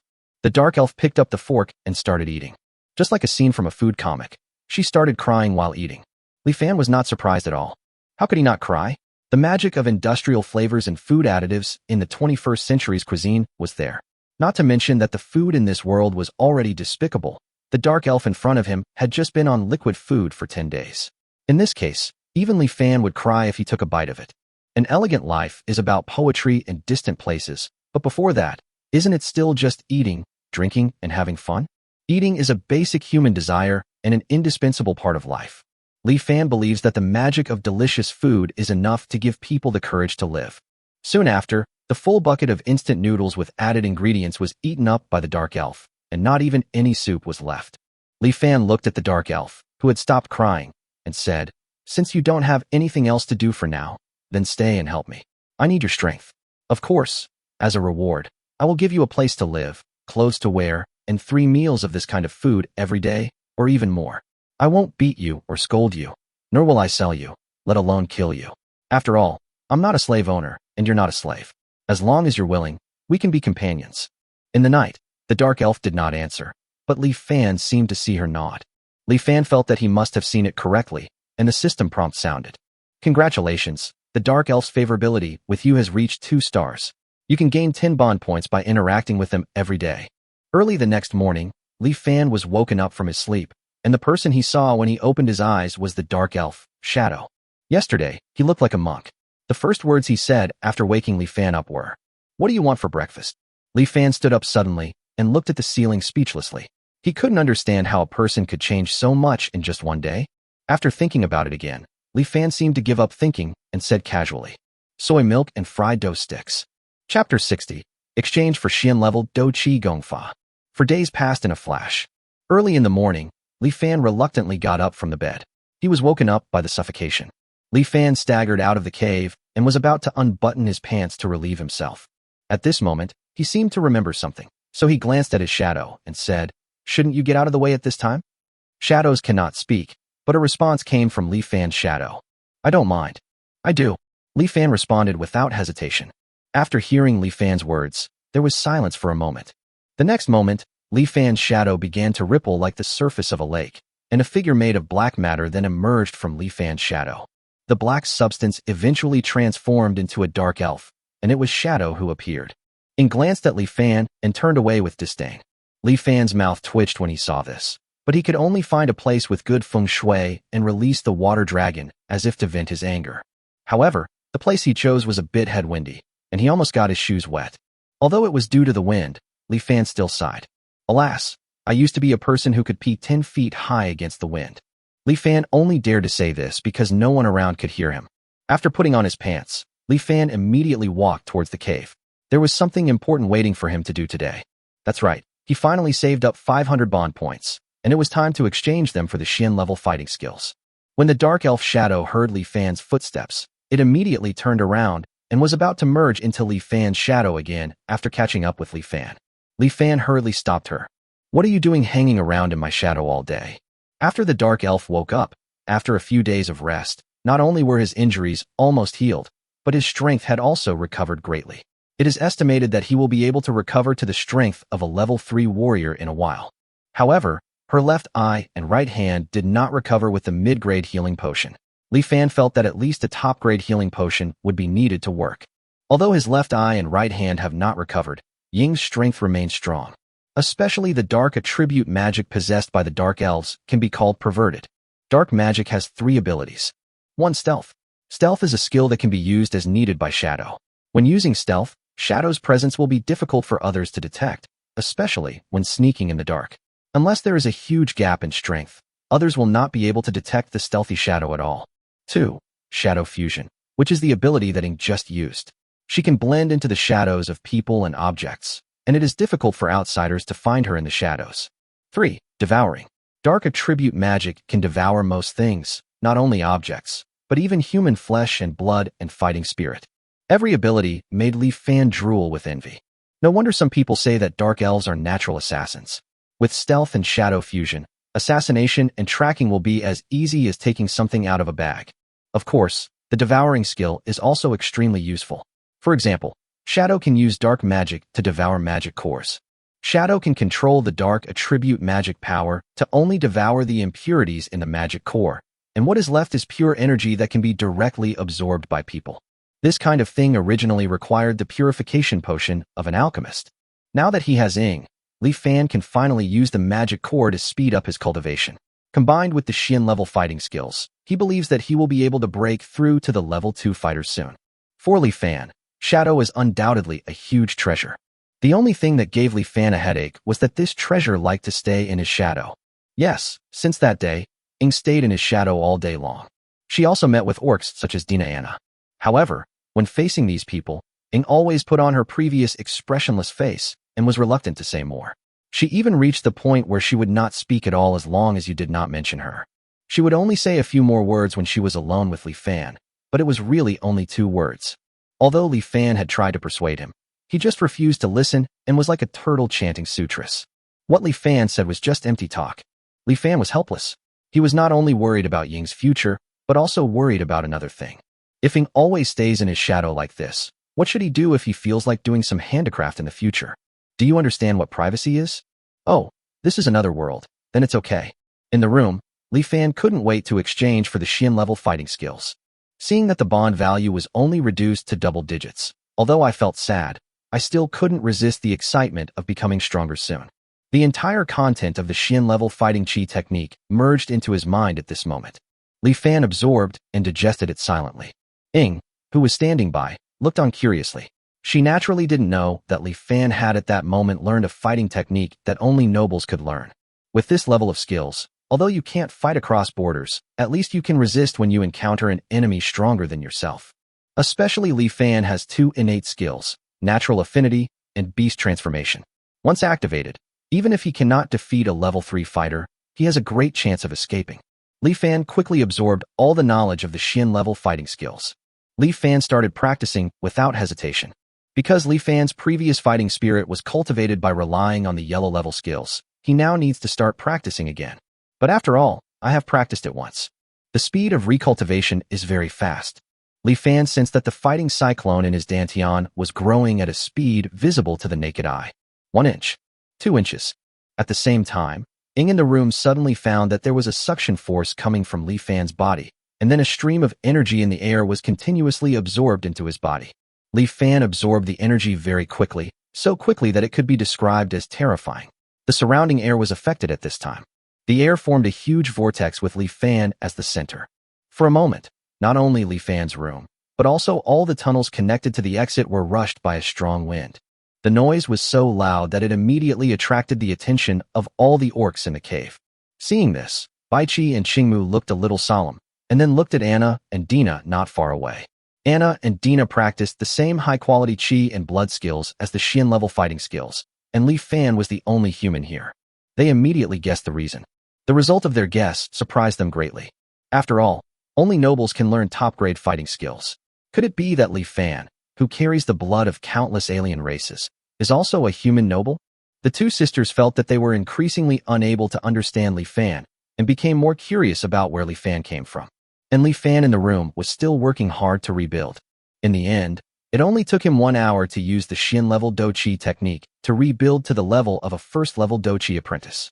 Next, he will immediately sprint to the level 2 fighter realm.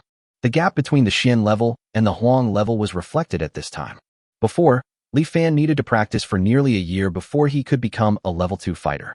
Now that he has practiced the Xian level fighting skills, Li Fan feels that if he works hard, he will be able to step into the level 2 fighter realm in one fell swoop. Chapter 61, A Little Difficulty. Li Fan's practice lasted for 3 days and 3 nights. 3 days and 3 nights later, when he opened his eyes, 10 drops of liquid Douqi had condensed in his dantian. And this is the mark of a level 2 fighter. Seeing this, Li Fan opened the system panel as usual. Host, Li Fan. Realm, level 2 fighter. Strength, 210,103. Constitution, 210,103. Agility, 110,103. Spirit, 210,103. Talent. Elf talent 0.2%, Orc talent 13.2%, Dwarf talent 0.1%. Talent skills. Nature affinity 0.1, Beast transformation 3, Rapid recovery 5, Level 1 poison resistance. Bond value, 10 points.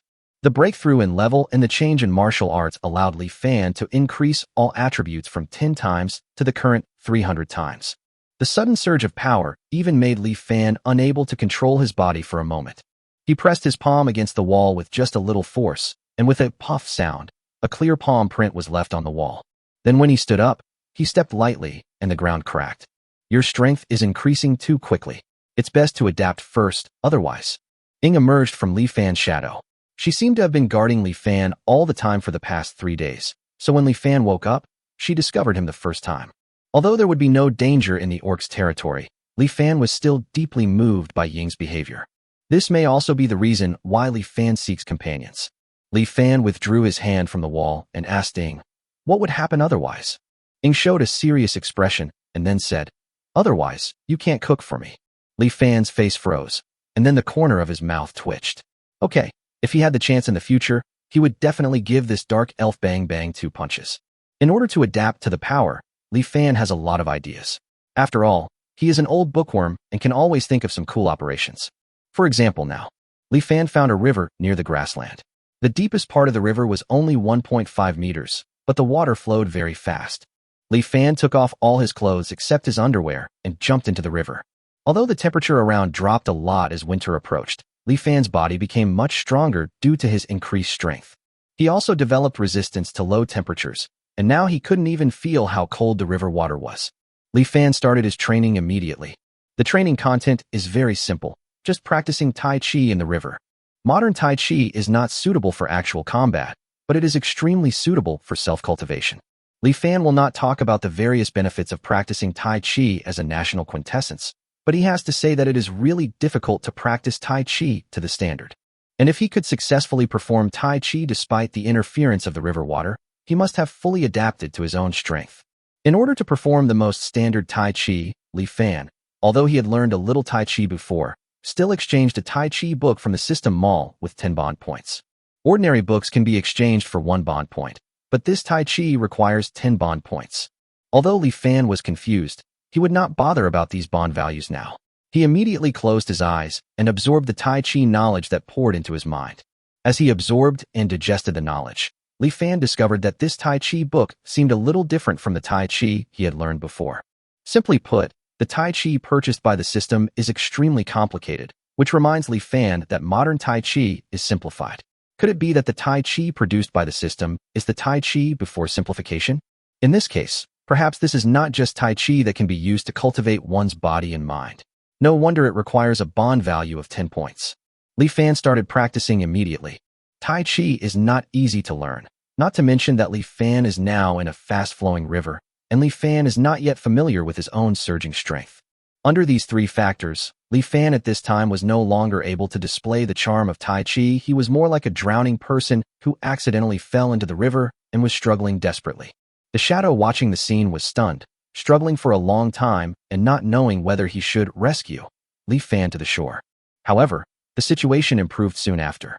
After practicing for most of the day, Li Fan finally achieved some results before nightfall. At this time, some of the moves in Li Fan's Tai Chi could be seen. I have to mention that Tai Chi is really beautiful, and every move and posture is in line with the ultimate truth of heaven and earth. Although Li Fan displayed this beauty perfectly, the charm of Tai Chi itself still piqued the curiosity of Ing standing by, making the dark elf watch intently. Seeing that it was about to get dark, Li Fan took Ing back to the cave. Of course, Li Fan did not forget to take advantage of the situation. He just wanted to find some fun and chatted with all the orcs whose favorability with him was above 1 star. Another full 55 points of bond value were credited. In addition, the favorability of the shadow suddenly soared from 0 to 2 stars. Think about it, he can earn 65 bond points every day. As long as he accumulates it for less than 100 days, Li Fan can even exchange it for the Earth-level fighting skills.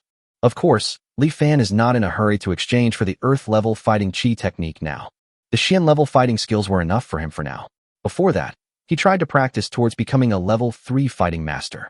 I found that in order to become a level 3 do shi, all you need to do is condense the liquid do qi in your body to 100 drops. By practicing the Xian level fighting skills, he could achieve another breakthrough in a month at most. This speed is not slow at all. According to Anna, it takes about 10 years for a normal person to go from level 2 to level 3. Even Anna, who has a genius talent and has been practicing qi and blood since she was a child, is now 18 years old and is still a little short of breaking through to level 3. With this comparison, why could Li Fan be dissatisfied with his current cultivation speed?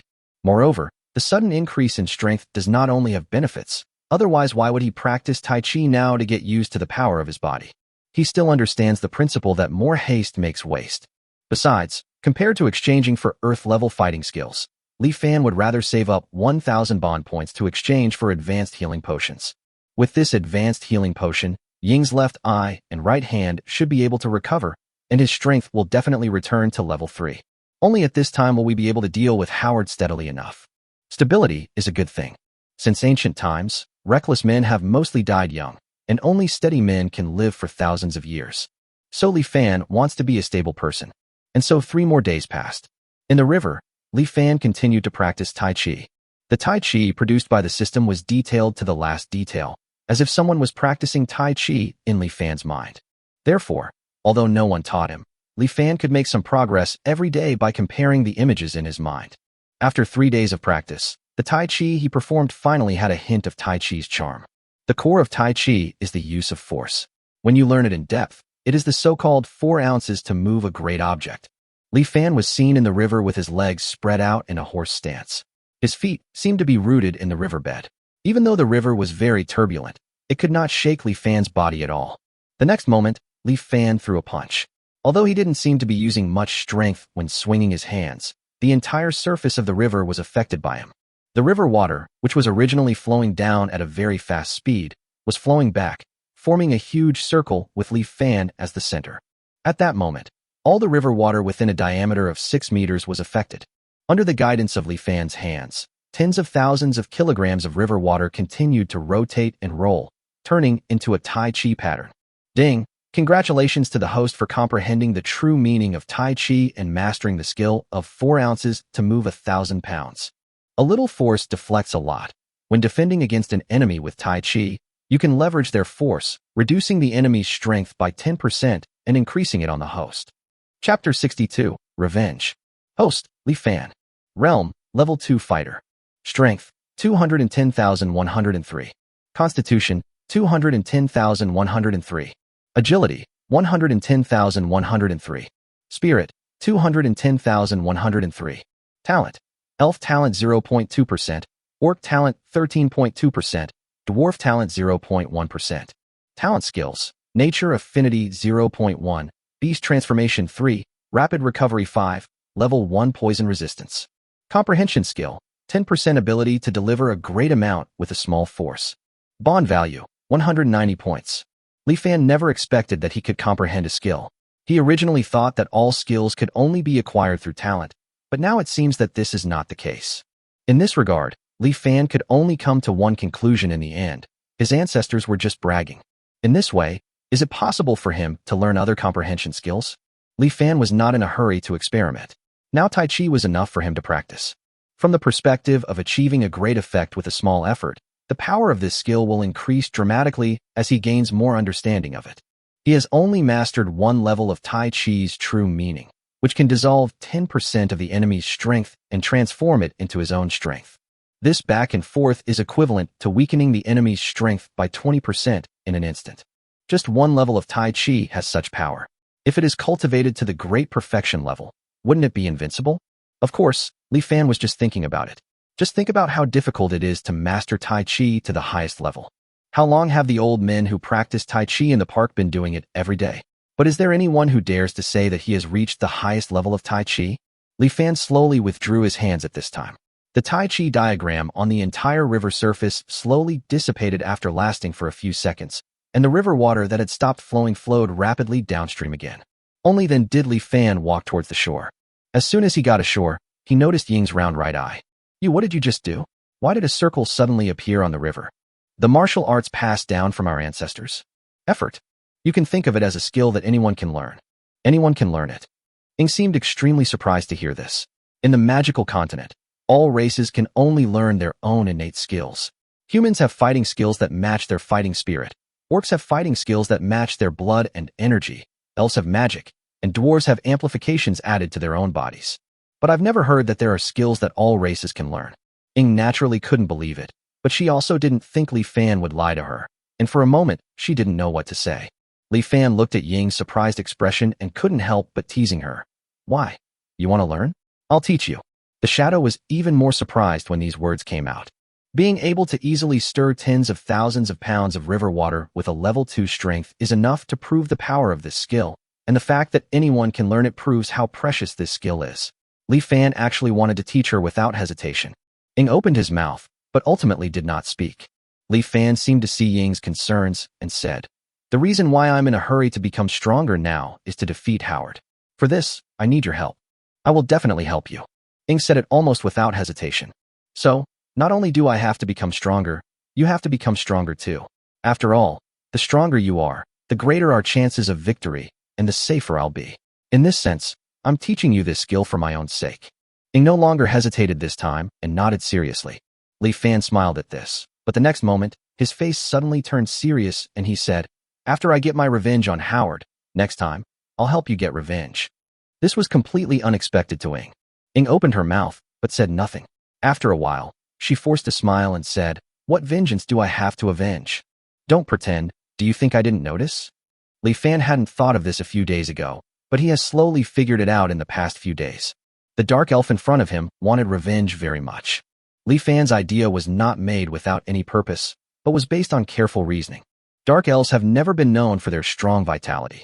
However, facing injuries that could have killed Li Fan several times, why was Ing still able to survive? Li Fan couldn't imagine how strong a willpower Ing needed to persevere during this period. The previous shadow showed a world-weary attitude. How could a world-weary person have such a will? So what is it that keeps Ing alive? Li Fan thought about it for a long time, and finally felt only anger and hatred towards the betrayer. Facts proved that Li Fan's guess was correct. After being silent for a moment, Ing seemed to give up her excuses. She glanced at Li Fan and slowly told him a story about herself. A long time ago, the Dark Elves separated from the Elven race, and we Dark Elves began to wander throughout the magical continent. My father died when I was very young in order to protect my mother and me. Since then, my mother has always wanted to return to the elves. Perhaps that's why my mother has been telling me about the pride of the elves since I was a child. She often told me that the elves love each other. Even though the Dark Elves separated from the Elven race because of the Light Elves, it still couldn't change the fact that all elves are family. I've heard my mother say this countless times, and I always thought it was true. Until the day my mother passed away, she still told me that Dark Elves are also members of the elves, and that we will never forget our kinship. She told me to definitely return to the elves. That's why, when I first met that wood elf and she asked me for help, I immediately agreed. However, just as we were about to escape, the Light Elf pushed me towards the enemy. I still remember his last words. If the Light Elves, who are a royal family, were saved by the Dark Elves, someone in the tribe would clamor for you despicable creatures to return. Actually, I've known for a long time that the Light Elves hate us Dark Elves. But, when Ing said this, he suddenly clenched his teeth and showed an extremely unwilling expression. But how could he stab me in the back at that time? Why did he stab me in the back at that time? In that case, what about all the things my mother has been saying to me? The torture was hard, but compared to the backstabbing, compared to the words of my mother being trampled upon, it was nothing. Not worth mentioning. After hearing this, Li Fan seemed to understand why Ing had such a look of disillusionment when he first met her. It wasn't because she had seen through the world, but because the Light Elf's betrayal made her begin to doubt whether her mother's teachings over the years were correct. The things I had believed in since childhood were completely overturned by a stab in the back, and then everything seemed to become unimportant. However, precisely because of this, Li Fan felt that this matter could not be let go. Just as he hopes that good people will be rewarded, he will naturally not tolerate evil people going unpunished, especially when this evil person is involved with the people around him. Li Fan grinned at this time, a smile that was a little scary, revealing 2 rows of white teeth, and said, "So, you actually want revenge?" The Dark Elf's face showed hesitation at this moment. She hesitated for a long time before saying, I don't know. No, you know. Li Fan was very sure of it, because he, Li Fan, was a man who would never give up revenge, and he was the type of person who would never let go of his grudge. So he could see it. You want revenge. Chapter 63. Repay evil with kindness. How to repay kindness. At this moment, Li Fan was like a bewitching demon, constantly trying to provoke Ying's desire for revenge. Ying listened but still showed a helpless smile. But how can I take revenge? Kill the elves who betrayed me. Right? Li Fan answered without any hesitation. Ying fell into confusion again. I risked my life to save them, and now I'm going to kill them. What are all my previous efforts worth? So, do you still think I want to kill them? Deserve to die. Why? At this moment, Li Fan seemed to have no idea what hesitation meant, and every word he said was spoken with the most determined intention. Even in that situation, you still held on to your last breath, unwilling to die. Wasn't it all for revenge? Don't deny it. What could give people more motivation to live than having enemies? So you just want revenge. You want to make those who trampled on your mother's beliefs pay the price. You want revenge so badly that even death can't take you away. Then go get revenge. We are not saints. Saving them is out of kinship. Killing them is out of personal vendetta. I can save them, but I can also kill them. If it were me, next time, if I encountered this kind of thing, I would still save my compatriots. And the next time I'm betrayed, I'll still come back to fight. I have a clear conscience when killing people, and I have no regrets when saving people. A traitor can't make me give up saving people, and my kinship can't make me let the traitor go. After all, I live for myself, think for myself, live for the justice in my heart, for my selfish interests, and for my clear distinction between gratitude and resentment. Since revenge is what you want in your heart, then you must take revenge. If I don't report it, I will feel unhappy. Li Fan blurted out everything that came to his mind. Just as he had said, he hoped that good people would be rewarded, and he would never allow evil people to go unpunished. If you repay evil with kindness, how will you repay kindness in the future? Li Fan didn't know whether Ying had taken his words to heart, but Ying's face was a little less confused after all. If people lose their goals, they will be lost and stay where they are. Just like Ying these days, he seems normal, but he has nothing he wants to do.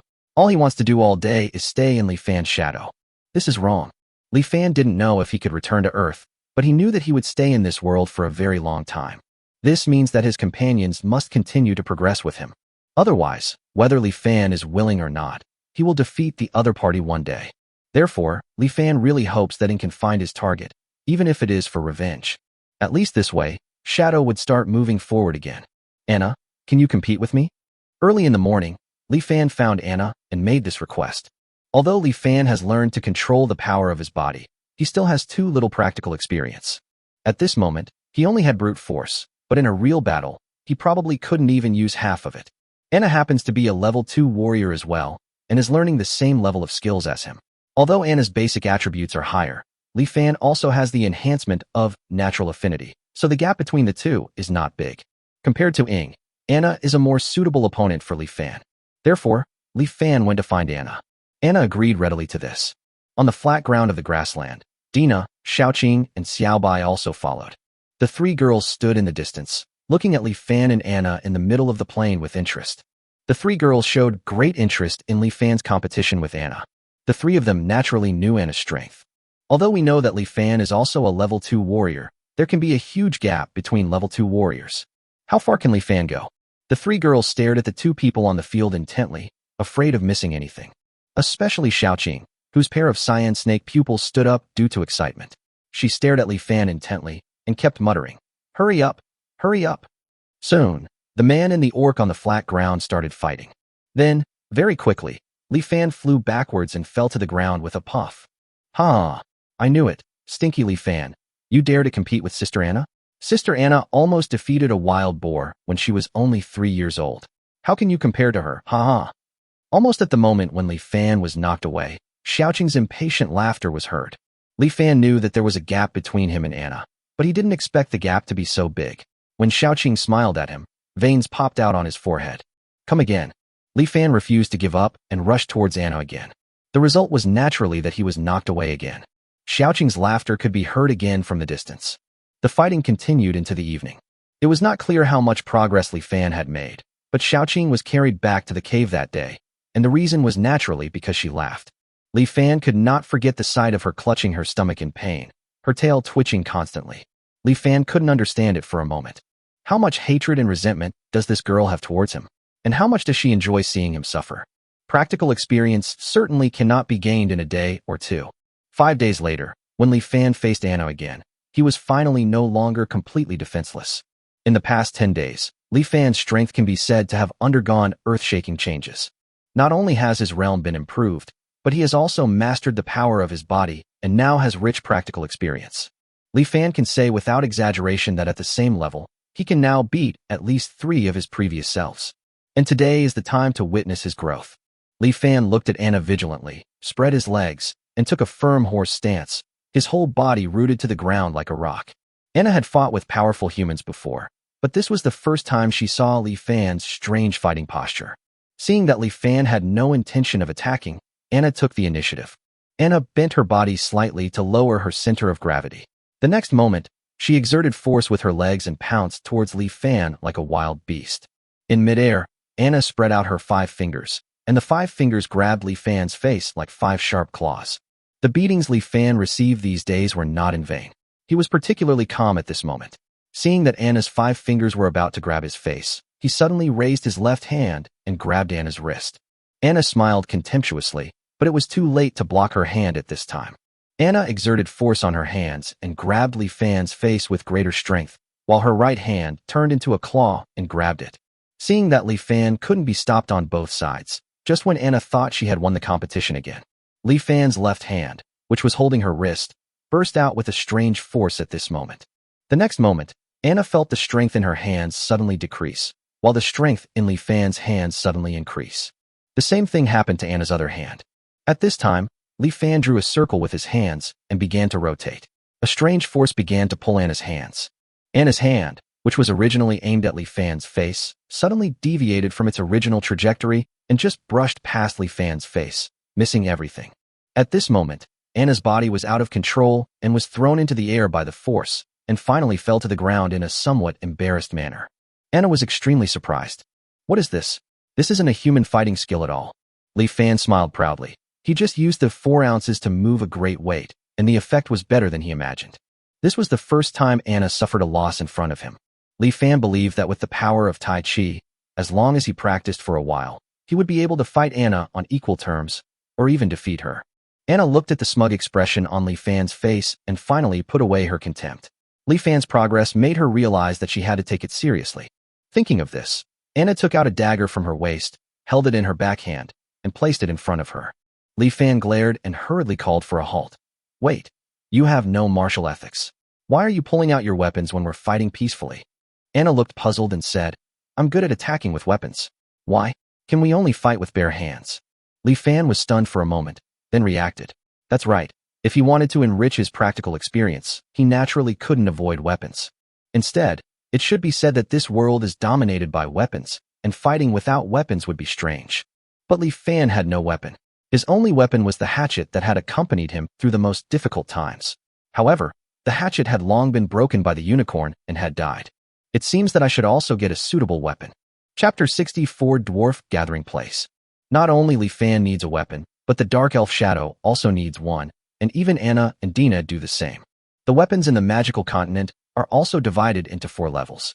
Ordinary, fine, legendary, mythical. The weapons in Anna and Dina's hands can only be described as ordinary. As for the hatchet Li Fan had before, it was not even an ordinary weapon. The importance of weapons is self-evident. With the same force, the difference between being punched and being stabbed is self-evident. Therefore, a good weapon is actually the fastest way for Li Fan to become stronger. Moreover, Li Fan wanted to enrich his combat experience, and without a weapon, the effectiveness of the sparring would be greatly reduced. Li Fan immediately decided to get himself a good weapon. Although there are blacksmiths in every race in the magical continent, when it comes to the quality of weapons, no race dares to compare with the dwarves. It can be said that 90% of the good weapons in the magical continent are forged by dwarves. If Li Fan wanted to get a good weapon, the best way would be to find a dwarf. However, everyone knows that those short guys have the most difficult personalities to get along with. It's not because they are arrogant, but because these guys have been looked down upon for their height and appearance for many years, so they have great prejudice against other races. Even if you want to convince the other party, can you still convince them when they are not even willing to talk to you? Although Li Fan learned all this from Anna, he still wanted to give it a try. Seeing this, Anna stopped persuading him and even offered to be Li Fan's guide. Anna did this for a reason, which was that she was very curious whether Li Fan could deal with those stubborn dwarves. After all, Li Fan successfully integrated into the orc group and established a deep friendship with a dark elf. Nowadays, it doesn't seem strange to deal with a group of dwarves. If Li Fan really managed to deal with those dwarves, perhaps she could also benefit from it and wouldn't have to worry about weapons anymore. In the end, there were 4 people in the team that went to look for the dwarves: Li Fan, Ying, Anna, and Dina, who insisted on going. In fact, Xiaoqing and Xiaobai, who was pulled over by Xiaoqing, also clamored to go, but the 2 girls were finally pulled back by Baiqi and Qingmu before they set off. Li Fan felt relieved after seeing this. To be honest, it might not be safe to search for the dwarves this time. If these 2 level 1 guys follow him, and something goes wrong, won't Baiqi and Qingmu fight with him? For safety reasons, Li Fan did not consider contacting the dwarf gathering place immediately. Their target this time was the Sinner Dwarf. Anna and Dina were not sure about the exact location of the Sinner Dwarf. However, according to Dina and Anna's experience, the Sinner Dwarves, like the weak orcs, will appear near their respective gathering places. However, they were now located in the north of the Sin Forest, while the dwarf gathering place was located in the south of the Sin Forest, with the central area of the Sin Forest in between. There are level 3 Warcraft activities in the inner area of the Forest of Sin, and no one knows how terrifying the central area is. Li Fan and his 3 companions could only carefully bypass the human gathering place in the east and finally head south. During this period, it was thanks to Yakich's presence. With this stealth skill activated, Shadow could be described as elusive, moving back and forth in the densely vegetated forest without making any sound. It is simply not something that mercenaries of level 1 or 2 can discover. Along the way, under Ying's leadership, Li Fan and his team bypassed all human mercenaries and finally arrived safely at the south of the Sin Forest. The climate in the south of the Sin Forest is much warmer than in the north, but it is also much more desolate than in the north. According to Anna, this is because there is a huge mineral vein on the south side, and because of that mineral vein, there is very little vegetation around. The gathering place of the dwarves is built on this mineral vein. Since the gathering place of the dwarves has been confirmed, Li Fan feels that as long as he searches around the gathering place, there should be a high probability of discovering the existence of the Sinner Dwarves. The 4 people were divided into 2 groups at this time. Dina and Anna are natural hunters, so there is no need to worry about them working in pairs. Although Li Fan can only be considered a novice in this regard, he can hold Ying's thighs tightly, and there is nothing to be afraid of. The 2 parties agreed to meet at the same place in 3 hours and then separated. In the blink of an eye, 3 hours passed. Li Fan and Ying searched the entire area, but found nothing. When the 2 returned to the meeting place, they found that Dina and Anna had already returned. But the 2 sisters didn't look well. Didn't you notice it either? Li Fan asked curiously. Even if there was no harvest, the 2 sisters wouldn't be so depressed, right? Dina and Anna shook their heads at the same time, and then Dina immediately explained. We found the Sinner Dwarf, but... Just what? Anna took over at this time and continued. It's just that they seem to be very wary of us. Isn't this a normal thing? Li Fan was very confused.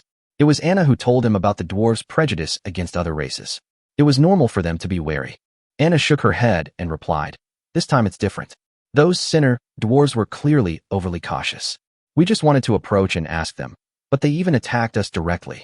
Li Fan was also shocked when he heard this. He hurriedly looked up and down at the 2 sisters several times. Seeing that the 2 sisters were not injured, he continued to ask Anna, what happened? Anna looked thoughtful and said, I don't know the specifics, but I found quite a bit of blood around those Sinner dwarves. I'm afraid they've been involved in a battle a few days ago, which is why they're so aggressive now. This is not really good news. This kind of thing happened at this time. Li Fan could imagine that if he wanted to ask the dwarves to help forge weapons next time, the difficulty would definitely be doubled. Li Fan asked curiously, who would attack these Sinner dwarves?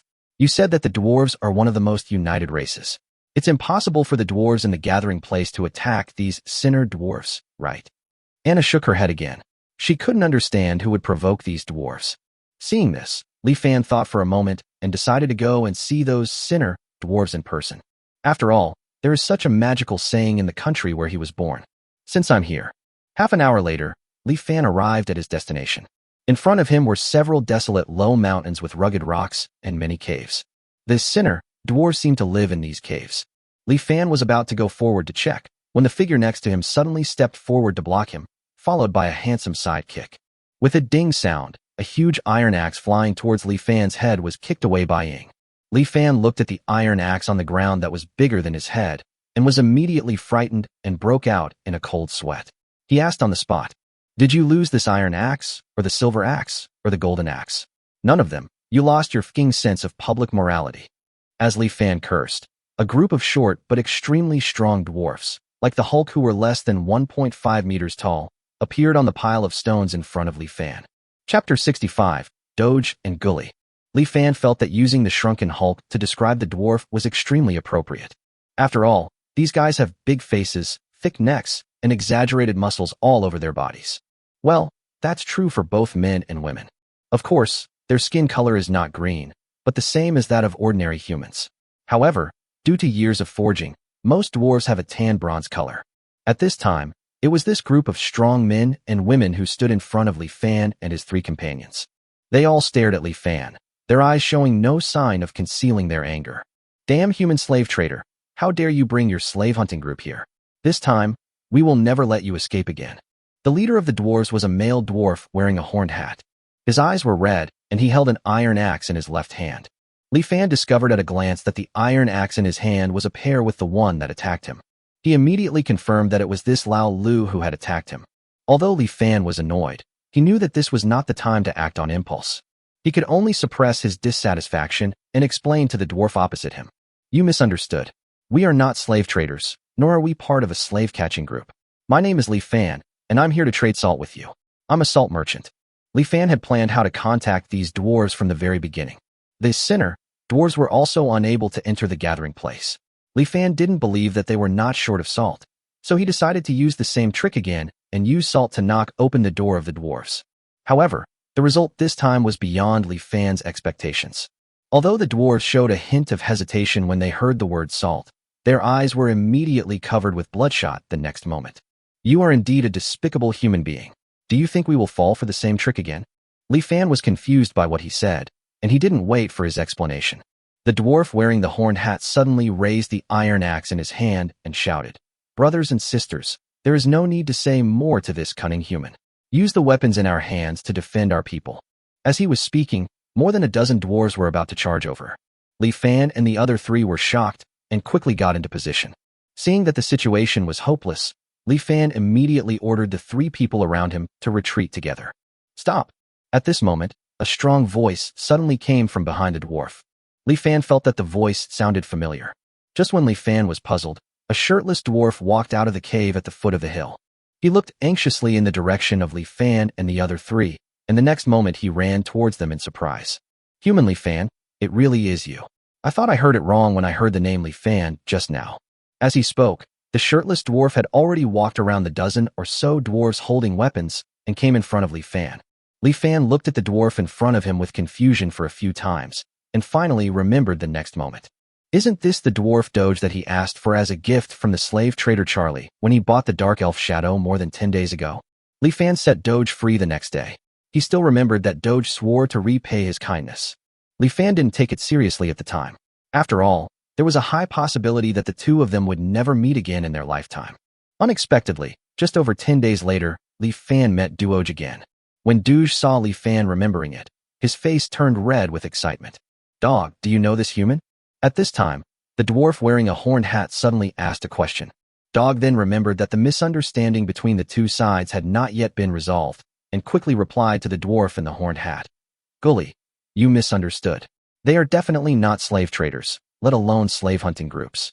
I was saved by this human, Li Fan, otherwise I would still be imprisoned in the slave trader's cage."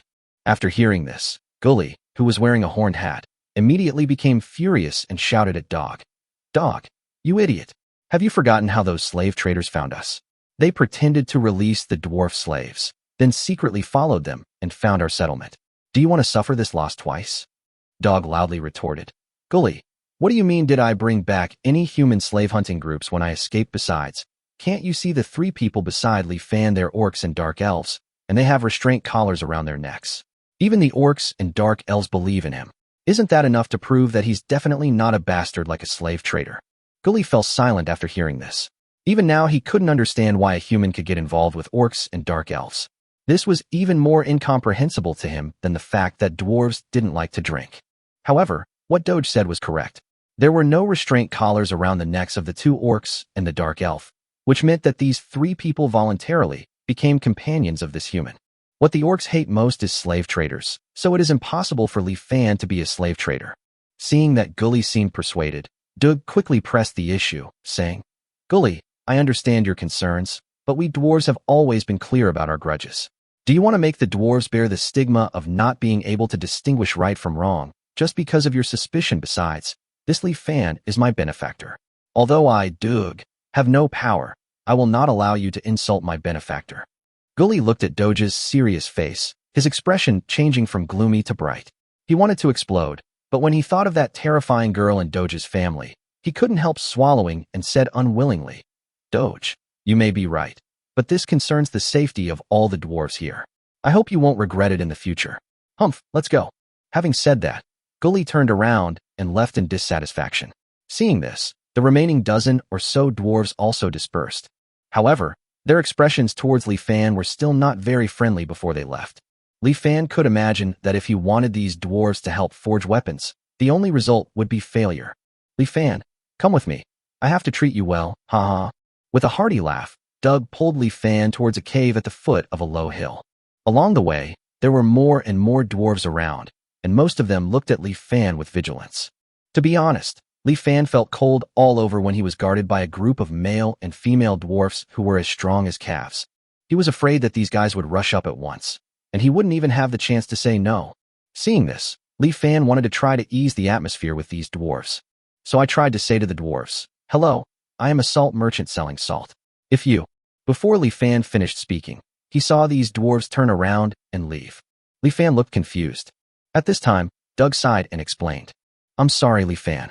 I guess Gully just talked to them, so they are extra wary of you, but I guarantee they didn't do it on purpose." Then, Doge explained why the dwarves were so vigilant now. Chapter 66 Dozina. Just 2 days ago, a dwarf escaped from the slave traders. This was something to celebrate, and we immediately took him in. However, no one expected that this was actually a trap set by slave traders. The slave trader deliberately let the dwarf go. At the same time, the slave trader's slave hunting group followed the dwarf and used this to find this place of residence. They approached us posing as salt traders and then suddenly attacked.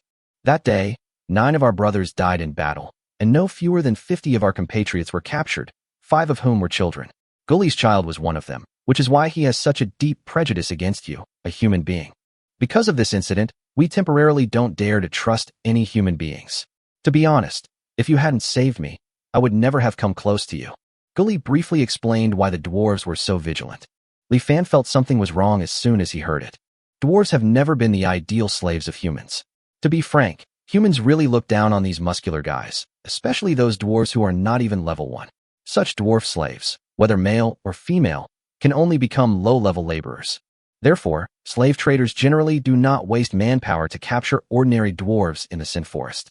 As for capturing dwarves above level 1, heavy casualties are the norm in the face of those crazy and reckless men who practice body training, and the final harvest may not even be able to cover the price paid. This also eliminated most slave traders' ideas about the dwarves. However, this time, it was a slave trader who did this thankless task. There must be something strange about it.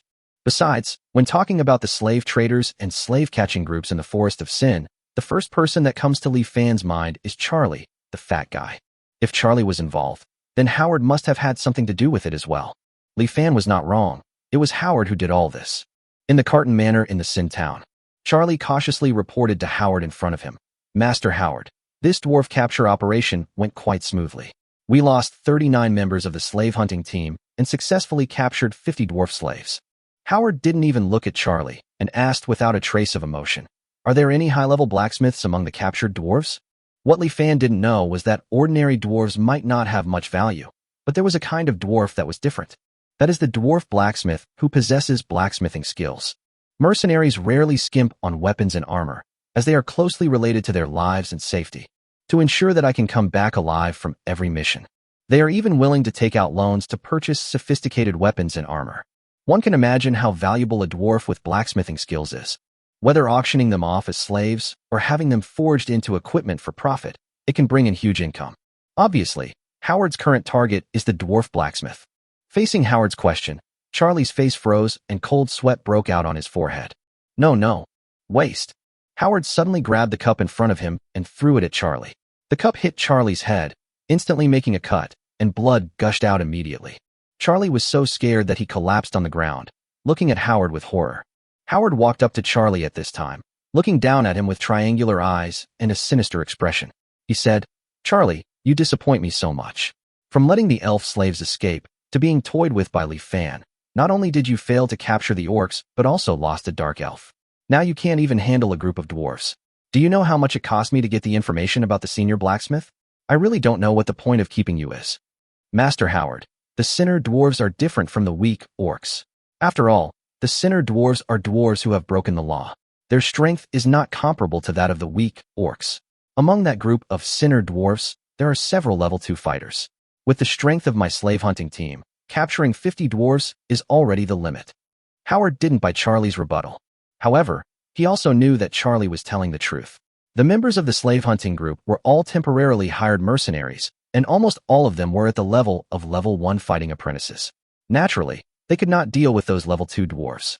Moreover, a total of 39 mercenaries died this time, and the value of the 50 dwarves was not even enough to offset the compensation. What's worse is that with the casualties this time, there are now very few mercenaries willing to continue staying in the slave hunting group. The more Howard thought about it, the gloomier his expression became.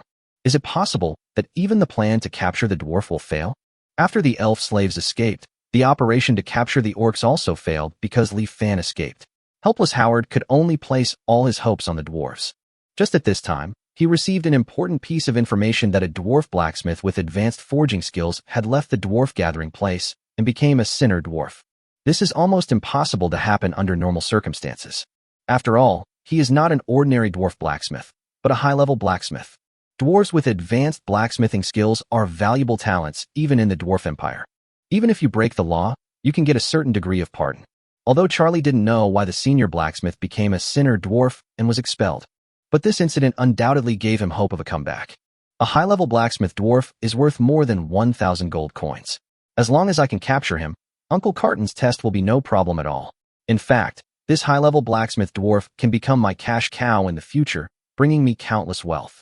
Howard felt a surge of heat in his heart when he thought of this. No, we must find a way to capture that high-level blacksmith dwarf, no matter what the means or consequences. An unprecedented determination flashed in Howard's eyes. He suddenly sat down at the table, took out a piece of paper, and wrote a letter. Howard was well aware of the consequences of sending this letter, but he could no longer control it. "Kai." As Howard called out, Kai walked into the room. Howard handed the written note to Kai and said, "Send it to Winter City immediately." Kai nodded and walked to the window. With a whistle from Kai, a bird of prey that looked very similar to a falcon flew from the sky and finally landed in Kai's hand. Kai tied the note to the falcon's feet and threw the falcon into the air. The falcon flew around the manor and finally flew east, which was the direction of Winter City. Under the leadership of Doge, Li Fan and his 3 companions walked into a spacious cave. The cave is very shallow. There is a large cave hall after passing the entrance. In addition to 2 simple residences, there is also a huge forging platform. At this time, the charcoal fire on the stove was still burning fiercely, and a woman in her early 20s was pulling the bellows hard beside the stove. Doug walked up to the woman and proudly introduced her to Li Fan and the other 3. "Allow me to introduce you. This is my daughter, Dozina." Li Fan took the opportunity to glance at Dozina, and his eyes suddenly lit up. Chapter 67, Such a Handsome Girl, Part 1. Li Fan was amazed not because of how beautiful Dozina was, but because it was the first time Li Fan saw a dwarf woman who was not a Barbie doll. Of course, Dozina's appearance is not bad either. Under her bronze skin, her face is less soft than that of ordinary women, and more angular, with some pretty facial features. Obviously, Dozina is not the type who can stun others at first sight, but the more you look at her, the more attractive she becomes. She is the type that is very pleasing to the eye. She doesn't have exaggerated tendon muscles, but she is stronger than human women. The muscle lines on the arms can be clearly seen, and the 8 abdominal muscles under the hem of the clothes are also very obvious. Like a military beauty who has served for many years. It's just that she is a little short, less than 1.5 meters, although this is already the ceiling among dwarves. Let Li Fan evaluate Dozina in front of him in just one sentence. What a handsome girl. Although Doc was still introducing Dozina, Dozina herself ignored Doc. She seemed to have just drunk some wine. Her face was a little red, and she also exuded a strong smell of alcohol. Under such circumstances, she still worked efficiently. Dozina's arm muscles were tensed, and the huge bellows were whistling as she pulled them. The charcoal on the stove lit up with golden flames at this time, and a long metal strip in the middle of the charcoal turned red and then yellow at a speed visible to the naked eye. At this time, Dozina stood up, grabbed the pliers used for blacksmithing, and picked up the long metal strip. She walked to the forging table, picked up the hammer, and started hammering. The long metal strips kept changing shape under her hammer, and impurities like iron filings were constantly being removed. 10 minutes later, the long metal strip turned into a machete less than 1 meter long. After Dozina tempered the machete, she looked at it carefully for a moment. In Li Fan's opinion, the machete was made very well, with a bright and flawless blade and beautiful shape. It would definitely be better than his previous hatchet after it was opened. Tisk. However, after seeing the machete, Dozina's face showed only disgust. The next moment, Dozina threw the machete and it fell into the corner of the cave with a ding sound. In that corner, there were dozens of the same machetes. Obviously, the situation just now was not the first time it happened. It was not until this moment that Dozina looked at Li Fan and the other three for the first time, and it was really just one glance. The next moment, she walked to the table next to the forging table and grabbed a bottle of wine on the table. With the sound of gulp gulp, he drank the whole bottle of unknown light yellow wine. Then Dozina walked towards her residence. As expected, she was planning to go to bed. This scene made Dugu a little embarrassed. Dugu hurriedly grabbed Dozina and said, "My dear daughter, at least give your father some face in front of outsiders." Dozina still didn't respond. Seeing this, Doug said again, "After all, they are your father's saviors. You are so ignorant of etiquette." Hearing this, Dozina suddenly stopped. She looked up again and took a good look at Li Fan and the other three, then staggered over. Dozina walked up to Li Fan, stretched out her right hand, and said to him, "So the human that Dad was talking about is you. No matter what, you saved my dad's life. I will help you forge a weapon when I have the chance in the future." She said this in a somewhat arrogant way, as if her willingness to help Li Fan forge weapons meant that Li Fan would make a fortune. Although arrogant, Li Fan had to admit that this was a very interesting dwarf woman. At first, the other party probably saw that he was a human, and based on the relationship between humans and dwarfs, they completely ignored him. However, when she heard that Li Fan was her father's savior, Dozina immediately put aside her prejudice. Dozina said this casually just now, but Li Fan could feel the sincerity in her words. It was obvious that this woman was really grateful to him and was really willing to make a weapon for him. From this we can see that this woman has a clear distinction between gratitude and resentment and is worth making friends with. Li Fan couldn't help but sigh secretly for the second time. Her looks are really worth it. She is a cool girl inside and out. Thinking of this, Li Fan also stretched out his right hand and shook Dozina's hand. The next moment, Li Fan's complexion suddenly changed and turned into the color of liver. The shadows beside him tensed up instantly, their bodies suffused with black magic. Even Dina and Anna looked alert. Dozina on the opposite side was stunned when she saw this. Then she came to her senses and quickly let go of her hand, saying, "I'm sorry, I forgot you're not a dwarf, and I didn't control my strength." Li Fan gritted his teeth and looked at his right hand, which was now purple, and his eyes were twitching in pain. However, Li Fan still managed to hold back and said to the three women beside him, "I'm fine, don't be nervous." If Dozina did it on purpose, Li Fan would naturally not let it go, but Li Fan knew very well that Dozina did not do it on purpose, and the other party was just doing a normal handshake.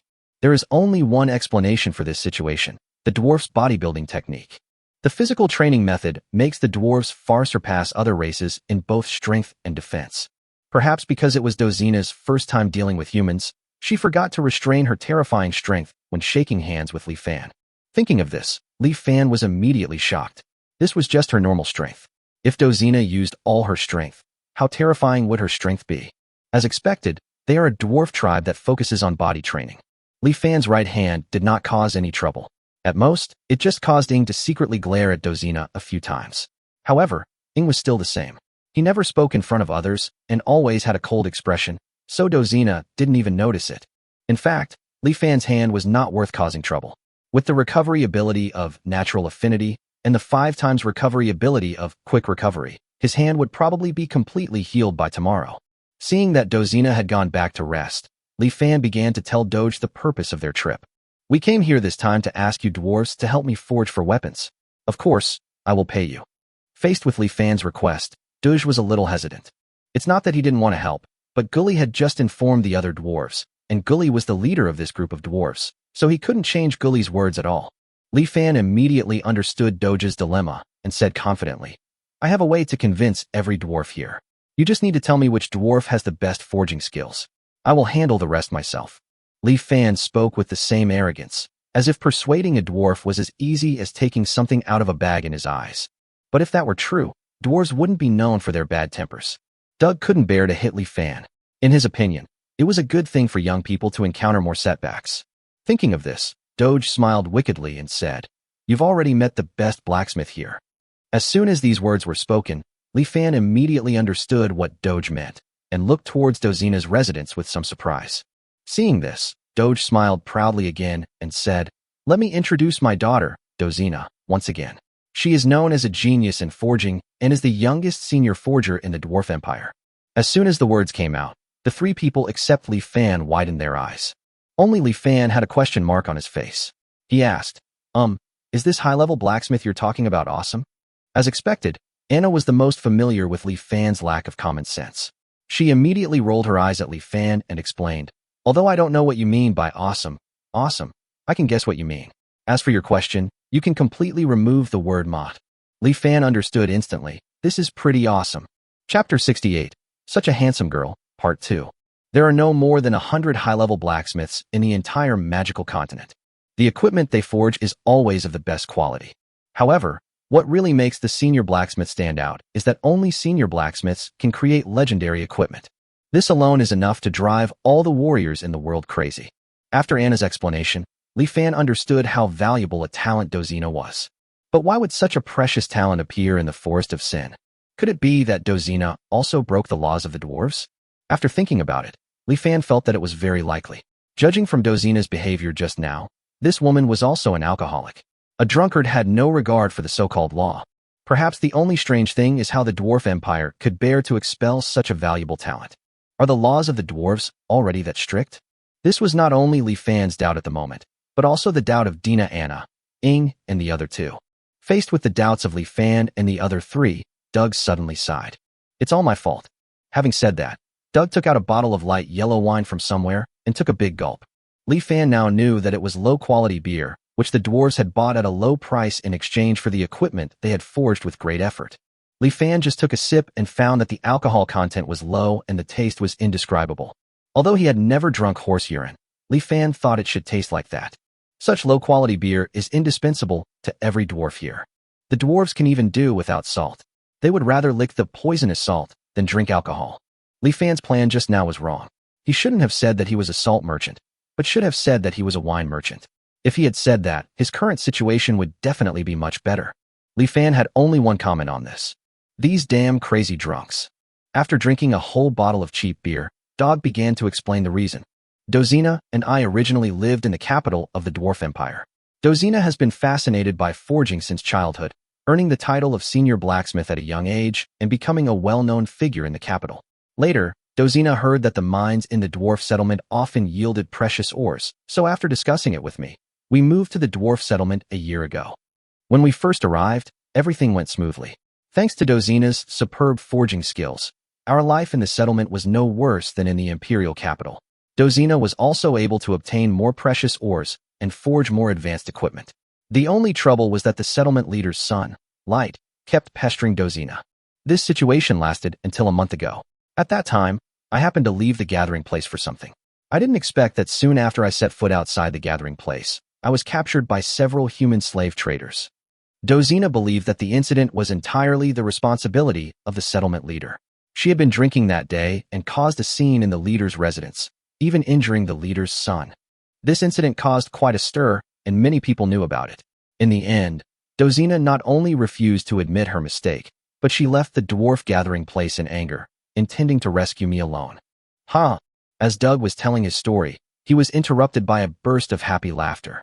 Everyone turned to look at the source of the laughter, Dozina, who had just woken up.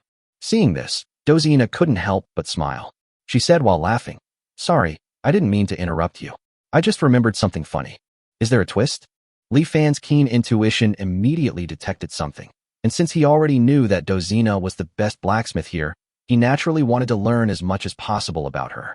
With this in mind, Li Fan immediately smiled and said to Dozina, "Since it's so funny, why not tell it out loud so that everyone can have a laugh together?" Dozina shook her head and didn't seem to have much desire to share. How could Li Fan give her the chance to refuse? He immediately glanced at the place where Dush had just taken out the wine. The next moment, Li Fan grabbed a bottle of cheap beer with an invisible hand and threw it towards Dozina. Dozina instinctively reached out to catch it. She looked at the low-quality beer and then at Li Fan. Haha. Dozina suddenly burst into a hearty laugh. The next moment, she opened the bottle of wine and gulped down a few mouthfuls. With the wine, she started to talk. "Interesting human. Okay, I'll tell you about it. Actually, the main reason I left the dwarf gathering place was not because I was angry, but because I injured the leader's son." When Doge heard this, he immediately asked Dozina angrily, "Why? Did that old man Linus kick you out of the dwarf gathering place just because of something like this?" Dozina seemed to think of the funny scene again, so she smiled and nodded. Dog was so angry that his face turned red. He said bitterly, "Linus, that old fool. Whoever gave him the courage to privately expel a senior blacksmith. I will never let him go." Dozina laughed again, and this time she seemed unable to help herself and took the initiative to share what made her laugh. "After my father was captured by the slave traders, I was really angry. I went to the city lord's mansion where my father was given the mission and started making a scene. Linus won't see me at all, but that loser Light comes looking for me on his own initiative. That loser actually wanted to make me submit to him in exchange for saving my dad. He even tried to force himself on me at that time." It seemed that this was the first time that Doug knew about this hidden secret. Upon hearing this, his face turned from red to black and then to purple, causing Li Fan on the side to worry that his head would explode. But before Dog could say anything, Dozina took a few more sips of wine and suddenly grinned, revealing 2 rows of snow-white teeth. She said with an extremely happy laugh, "Ha, I could stand that loser. I kicked him right there and then. That kick instantly popped his balls. It was two balls at once." At this point, Dozina could no longer laugh and tears came out of her eyes. From her laughter, one could tell that she must have been feeling extremely happy at that time. Li Fan's expression changed. "Wow," he exclaimed. Although he said something like, "A gentleman who is lustful should get it in a proper way, otherwise his penis will be rotten," this sister really did it when she had something to do. It's really awesome. Although he felt some pain down there, Li Fan still felt refreshed when he heard the ending. Li Fan couldn't help but sigh for the 3rd time. She is indeed a handsome girl. Li Fan knew what happened afterwards even without Dozina telling him. The chief's son was crippled. Even if Dozina was a senior blacksmith, she would be of no use in front of the chief who had lost his mind. Dozina immediately escaped from the dwarf gathering place and joined the nearby group of sinner dwarves. Doge escaped back shortly after that, and before he could enter the dwarf gathering place, he met Dozina. Naturally, Doge had no choice but to stay here. Chapter 69 Black Heart Erguo 2. I already know why you're here. Since you saved my father and I promised you, I will naturally help you forge a weapon. Dozina recovered from her laughter. She didn't like beating around the bush, so she got straight to the point. Seeing the handsome girl in front of him being so direct, Li Fan also said directly, "No, I want you to help me forge for weapons."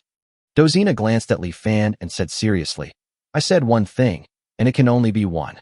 Doge seemed to notice the unusual tone of voices and hurriedly explained to Li Fan, "Li Fan, I'm not bragging about my daughter. In the dwarven capital, even if a duke came to Dozina to forge equipment, she wouldn't necessarily pay attention. In the past year since she came to the gathering place, she hasn't even taken the initiative to forge equipment for others.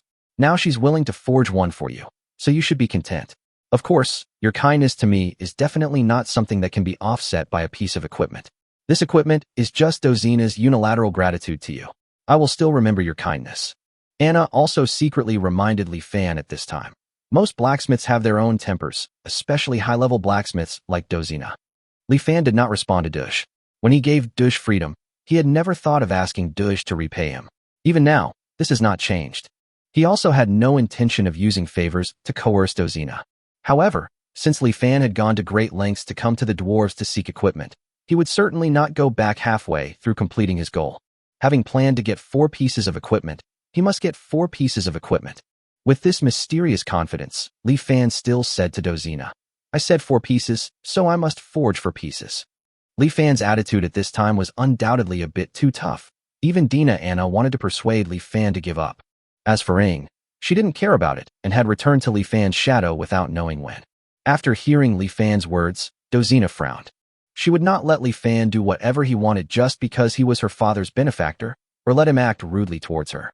She was already restrained by not kicking Li Fan immediately. Seeing Dozina frowned, she was about to lose her temper. Li Fan, who had been prepared, took out his space ring at this moment, and the next moment, a bottle of white wine with a black five-pointed star printed on the bottle was taken out by Li Fan. The wine bottle was neither big nor small, only 500 milliliters. Such a small bottle of wine was probably not enough for the dwarf to drink in one gulp, but it cost Li Fan 5 points of bond value. It is the famous liquor that is well known in China, Black Heart Erguo. Dozina had never seen this kind of wine, or rather, she had never seen wine as pure as water, so she looked at Li Fan in confusion. Li Fan didn't keep the secret and immediately opened the lid of the black-hearted Erguo. The next moment, a rich aroma that could not be compared to beer wafted out. Sniff. Before Dozina could move, Doge next to her was already sniffing and looking at the bottle of black-hearted Erguo in shock. The dwarf's body seems to be cursed by alcohol, and almost every dwarf becomes addicted to alcohol. Dwarves often say that wine is their blood, and a dwarf without wine will dry up and die. Doug is undoubtedly an old drunkard. He has definitely drunk a lot of alcohol. He always thinks that as long as it is alcohol, it won't make much difference if he drinks it. However, this time he felt that he was wrong. Even from a distance, he could smell the aroma of wine in the air. It was so pure and had no peculiar smell. The fragrance was pervasive and lingered for a long time. If he held it in his mouth, it would probably make him fall over. As the aroma of wine overflowed, Dozina gradually lost her composure. She and her father had lived in the imperial capital before, so naturally they had drunk a lot of fine wine. The noble's favorite wine, the common people's favorite beer, the rare honey brew, the elves' unique flower brew. She has tasted them all at different levels and grades. But no other wine could compare to the aroma of the wine in Li Fan's hand. This rich aroma was like an exploding furnace, stimulating every inch of her skin. Dozina felt like countless ants were crawling on her body, forcing her to crave the bottle of wine in front of her. Li Fan saw the behavior of the father and daughter clearly, and couldn't help but reveal a smile of success on the corner of his mouth. There is nothing in this world that cannot be negotiated as long as you have enough chips. When negotiating with merchants, profit is the best bargaining chip. When arguing with diners, delicious food is the best bargaining chip. And when dealing with dwarves, who are born drunkards, the best bargaining chip is naturally fine wine. Give merchants enough benefits and they will do anything for you. Giving diners delicious food will make them shut up and admit defeat. Give the dwarf good wine. Then Li Fan said he wanted to make 4 weapons, not to mention 4 pieces of equipment. Even 10 pieces of equipment are not impossible. This is the confidence that Li Fan gained in convincing the dwarf. Seeing Dozina's hungry look, Li Fan decided to give her something big. Thinking of this, Li Fan picked up the black-hearted Erguo and waved it towards the cave entrance. Most of the bottle of Erguo was poured out of the cave. No. When Doug saw this, he almost immediately let out a useless scream. Dozina also widened her eyes and glared at Li Fan, as if Li Fan had done something against the law. Li Fan ignored it and waited quietly. A moment later, a dwarf happened to pass by the cave entrance. The next moment, the dwarf suddenly stopped, with a look of confusion on his face, and kept moving his red nose, as if he was looking for something. After the first one, there was soon a second and a third. As more and more people came, the entrance to the cave where they were was soon blocked by the dwarves. At this moment, Li Fan was confident that as long as he paid with the remaining half bottle of wine in his hand, he could instantly gain the friendship of any dwarf present. Seeing more and more dwarves outside the cave, nearly 50 of them, Li Fan stood up and walked in front of them, saying, "Dear dwarf friends, in addition to being a salt merchant, I am also a wine merchant, and this bottle of Black Star Ergua is the wine I sell. I know that you dwarf friends have some bad impressions of me as a human, but there is a saying in my hometown, when you are away from home, everyone is a friend. I want to make friends with you, so now I would like to invite you to try this bottle of wine in my hand. I wonder if you dwarf friends are willing to give it a try." When the dwarves present heard this, they all hesitated, but only for a moment. These dwarves were willing to eat poisonous salt just to drink. So how could they be afraid of drinking a stranger's wine, especially since the wine was so overly fragrant? A dwarf on the spot couldn't stand it anymore and shouted loudly, "Move aside, let me try." As he spoke, the dwarf squeezed in front of Li Fan and grabbed the wine bottle in Li Fan's hand. When Li Fan saw this, he quickly hid the Erguo in his hand behind him. The dwarf glared, his eyes widening as if they were bells, and angrily asked Li Fan, "Human, what do you mean?" Chapter 70, Plundering the Passing Geese. "Human, what do you mean?" Li Fan rolled his eyes after hearing this. "Just kidding, with your big mouth. The half bottle of Erguo-2 in his hand is probably enough for you to swallow in one gulp. This is half a bottle of Erguo-2 worth 2.5 bond points. You want to drink it all in one breath? Are you dreaming? Li Fan ignored the dwarf's anger and said calmly to him, "Friend, stretch out your hand with your palm facing up."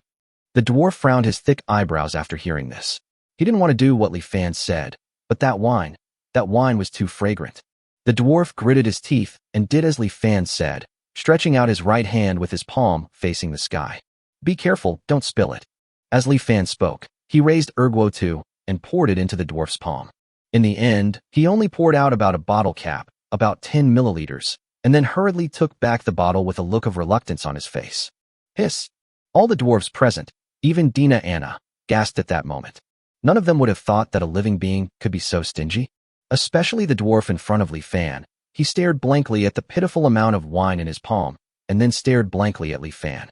The next moment, it seemed as if fire was burning in his eyes. "Be careful not to spill it. If you do, I won't give it to you again." However, just when the dwarf was about to get angry, Li Fan suddenly said this. The dwarf looked at Li Fan, then at the wine in his palm. He really wanted to splash the wine on Li Fan's face and take a sip of his own aged phlegm, but the aroma of wine from his palm made him hesitate. At this moment, it seemed as if a balance was constantly swinging in the dwarf's mind. How could a dwarf warrior suffer such injustice? If he really drank it, the dignity of the dwarf race would definitely cry. But it smells really good. Finally, the dwarf turned his anger into drinking capacity and painfully sucked the wine from his palm into his mouth. Erguo-2 tastes spicy at first, but has a sweet aftertaste when it passes through the throat and feels like a burning flame when it enters the stomach. What a wonderful wine. The dwarf's face flushed suddenly, and he frowned fiercely. This made the surrounding dwarves think that he was poisoned. Only Li Fan knew that this was because these dwarves had been drinking beer with a lower alcohol content all year round, and now they were suddenly drinking distilled high-concentration Erguo-2, which was a normal reaction. As the surrounding dwarves gradually became restless, that dwarf suddenly exhaled a breath of hot air, and the next moment his brows relaxed. Good wine." As he spoke, the dwarf licked his palm and gave Li Fan a thumbs up. At first he thought Li Fan was stingy, but after actually drinking it, he understood. How could such delicious wine be allowed to be drunk casually? The dwarf left with a hearty laugh, feeling that after drinking this sip of wine, his life was not lived in vain. Ding! Congratulations to the host for obtaining 1 point of bond with the dwarf. Dwarf talent increased by 0.1%. Li Fan looked at the dwarf who left in a leisurely manner, then glanced at the system prompt, grinned, and thought to himself, it really works. If Li Fan really just wanted to prove that Erguo-2 tasted good, he could just give it to Duokina to drink. So why is he going to all the trouble to do this? Of course it's for the bond value. As the saying goes, a thief never leaves empty-handed, and a passing goose plucks its feathers. Since Mr. Li has arrived at the dwarf's residence, how could he not pluck any wool? That's right, none of the dwarves present today can escape. Not to mention the dwarves, as long as he can get the wool, even the god Li Fan will do it for you to see. Thinking of this, Li Fan suddenly showed a big smile and said, "Who wants to try it next?" I. Okay, come one by one. Everyone will have a chance.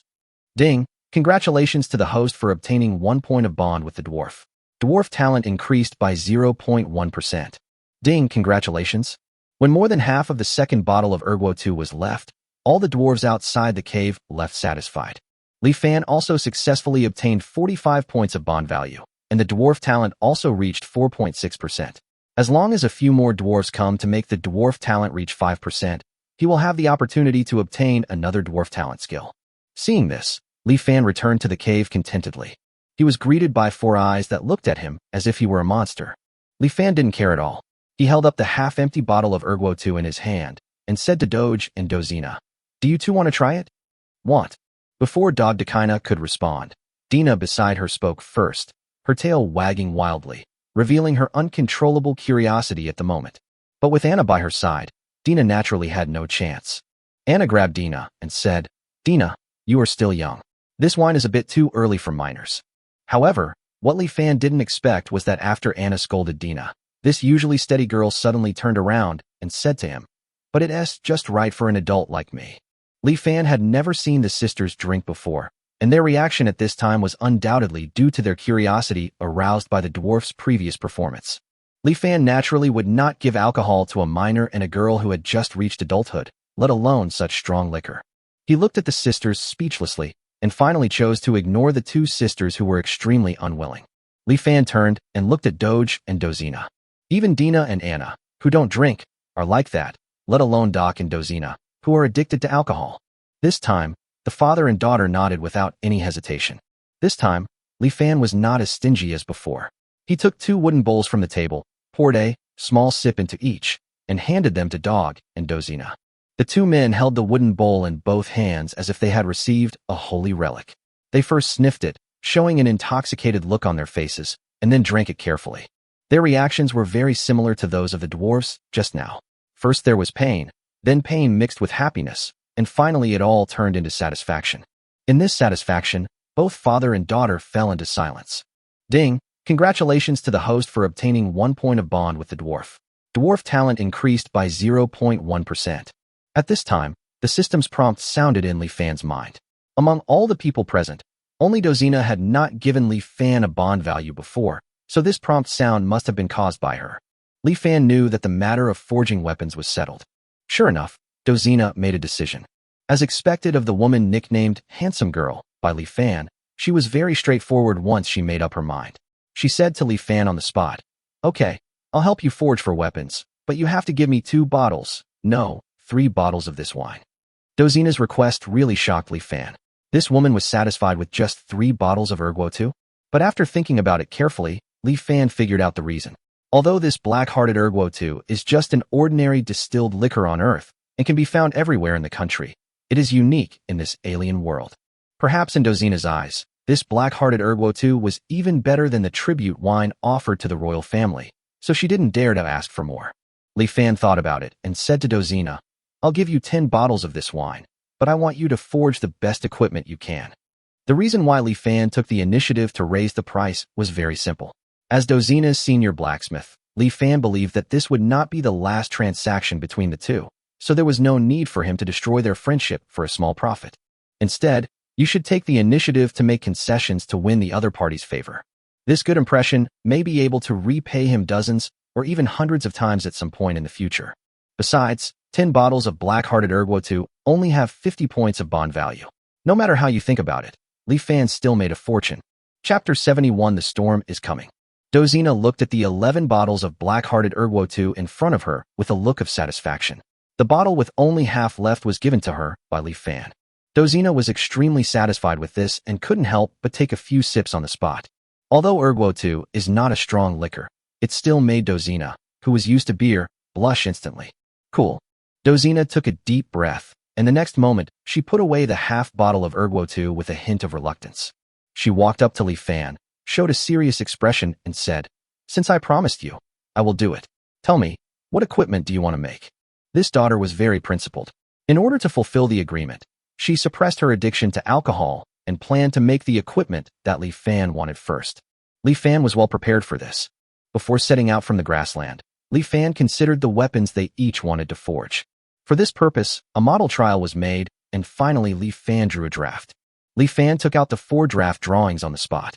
Dozina looked at the 4 draft drawings in her hand, and her eyes lit up because this draft drawing was too detailed. Everything from the requirements to the size is available.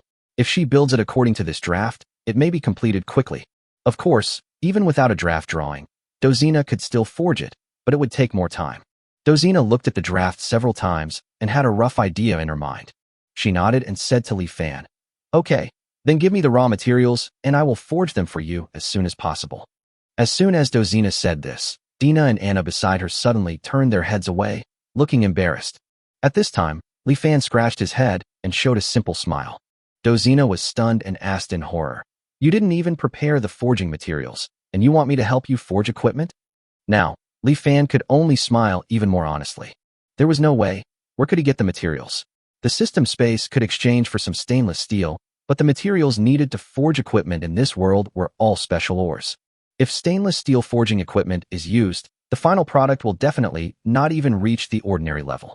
Simply put, Li Fan's plan from the very beginning was to get something for nothing. Seeing this, Dozina roughly understood the current situation. Dozina was almost laughing because of Li Fan. It was the first time she met such a shameless person. Should she say that he was worthy of being a human being? Dozina held her head with her hands in pain, not knowing what to do for a moment. Li Fan approached with a grin on his face and said, I heard that you dwarves also have a hobby of collecting ores. I guess you have a lot of good ores on hand. If you use your ores to forge weapons for me, it will be like selling the ores to me. I will pay for the ores. Collecting precious minerals can be said to be the only hobby of dwarves besides drinking. The happiest moment for a dwarf is undoubtedly to drink fine wine and sleep next to the minerals. Li Fan dared to bet that Dozina's collection of minerals was right next to her residence. Dozina glanced at Li Fan and said disdainfully, Since you know that dwarves like to collect minerals, then you should know that we can't sell you our precious minerals. Li Fan was quite disdainful of this. What did he mean by impossible? He just said it was impossible to help him forge for pieces of equipment? Nothing is impossible in front of Li Fan. Li Fan immediately said to Dozina, What's the point of collecting minerals? It's better to collect wine. As he spoke, Li Fan exchanged fine wine from the system. Liquor, beer, wine, rice wine, and even medicinal wine. For each type of wine, Li Fan found 3 or 4 different types. After Li Fan used a full 100 points to exchange for a full 20 bottles of wine, Dozina finally surrendered to these fine wines. She couldn't understand how this man got so many fine wines that she had never even heard of. Mother iron ore, this is the ore that Dozina treasures. It is said that an iron or vein can only produce a maximum of 100 kilograms. And what Dozina had in her hands was a full 500 kilograms. According to Dozina, when she killed Light, the son of the leader of the settlement, she took nothing but a few bottles of wine and this mother iron ore. Unexpectedly, it was Li Fan who benefited in the end. As Dozina spoke, she had already started forging. However, what Li Fan did not expect was that this forging would take a full 5 days.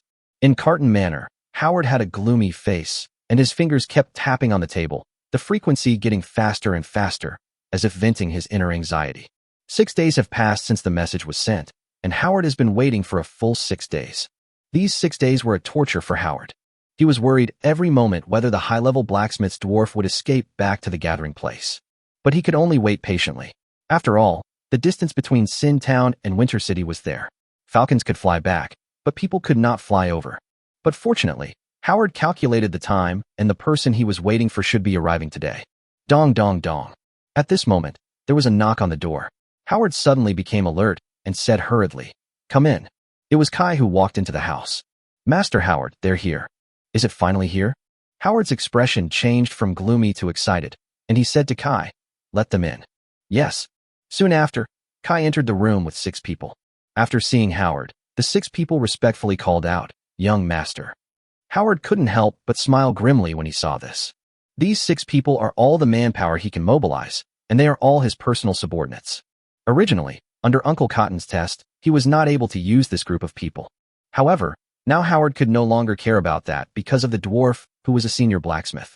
Howard knew very well that when these people appeared in Sin Town, it meant that Uncle Cotton had failed the test of him, and he was very likely to be unable to take over the Chamber of Commerce in Winter City.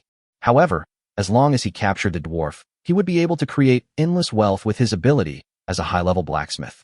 As long as he has enough wealth, he can even create his own Chamber of Commerce. That senior blacksmith must be caught. So, after Charlie failed, Howard chose to give up the test without hesitation and called all his trusted subordinates to Sin Town. Just to be sure, if he wasn't afraid that someone would compete with him for the ownership of this high-level blacksmith's dwarf. Howard even wanted all his relatives, including Uncle Cotton, to send people to complete the capture. But Howard also knew very well that there was not much family affection among the nobles. In the face of sufficient interests, the family affection of the nobles was as fragile as the persistence of the businessmen. If he really invited Uncle Cotton, then this senior blacksmith would eventually fall into the hands of the most powerful Uncle Cotton. For this reason, Howard had to block the news and finally could only call his 6 confidants. But it's enough. Howard showed an expression of confidence. These 6 confidants, plus Kai and Huck. As long as these 8 men are there, Howard doesn't believe that there is any force in this sinful forest that can withstand the 8 of them. Chapter 72 Weapons in Hand. On the 5th night after Dozina started forging, Dozina, with 2 panda eyes, finally forged the last long sword after 5 days of high-intensity forging. After taking a closer look at the long sword in her hand, even Dozina, who had many years of forging experience, couldn't help but nod. 4 weapons, each one a style I've never seen before, yet each one possesses both power and beauty. Where on earth did that guy find the blueprints? Dozina was full of curiosity. If she had to forge these 4 weapons under Li Fan's wine offensive, then when she started forging the first one, she did it voluntarily. Following the drawings given by Li Fan, every time a weapon was completed, her eyes would light up. The novel and interesting settings on these drawings completely overturned her forging career. In the past, every blacksmith would copy the equipment according to the old style and formula again and again. However, after seeing the 4 weapons designed by Li Fan, Dozina felt that maybe she could add some of her own ideas when forging in the future. Maybe she could forge some interesting equipment from this. The next morning, 100 meters away from the dwarf's residence, Li Fan was fighting with Anna. These days, Li Fan and his 3 companions lived in the dwarf's cave. Li Fan, who had nothing to do except to collect 30 points of bond value from the 3 women every day, and the rest of the time he would practice with Anna to improve his actual combat ability. After waiting for 6 consecutive days, this morning, Dozina finally found them with the 4 forged equipment. The 4 of them couldn't wait to take over their weapons. Dina's bow was a recurve bow, but there were no recurve bows in the magical continent, so Dina was full of doubts when she first saw the drawings of the recurve bow. However, after Dina tried shooting a few arrows with the recurve bow, she immediately hugged the recurve bow, as cautious as a child holding a mobile phone for the first time. No wonder Dina was so excited. Compared with the longbow she originally used, the recurve bow was smaller in size and required less effort to draw the bow. However, the power of the arrow shot out would not be reduced at all because of these 2 points. The smaller size is just right for her as she often hunts in the forest, and the more labor-saving design allows her to shoot more arrows. It can be said that this recurve bow is perfectly suitable for Dina. Anna's weapon is even more interesting. Li Fan came up with it after thinking about it for a long time. Anna's original weapon was a dagger, but Anna's best weapon was not the dagger. It should be said that she can use any melee equipment flexibly. Based on Anna's werewolf nature of liking to attack with claws, Li Fan finally designed a pair of claw gloves for Anna, similar to the ones worn by Wolverine. This design also appeared in the magical continent for the first time, and Anna fell in love with this claw cover at first sight. Anna, wearing claw gloves, kept waving her hands, and countless cold lights seemed to tear the air in front of her. Li Fan could imagine that if this thing grabbed him, he would be minced into meat in minutes. Then comes Shadow's equipment. Shadow's best skill is naturally dark magic, but elves don't need a wand to use magic. In addition to dark magic, dark elves are best at assassination and close combat. The most suitable weapon for Shadow is naturally a dagger. But Li Fan also gave some suggestions. At this moment, Ing was holding 2 daggers, one large and one small, and the 2 daggers were connected by an almost invisible transparent silk thread. And this is exactly what Li Fan suggested, the mother and child dagger. Ing can use both hands flexibly, although her right hand cannot exert force now.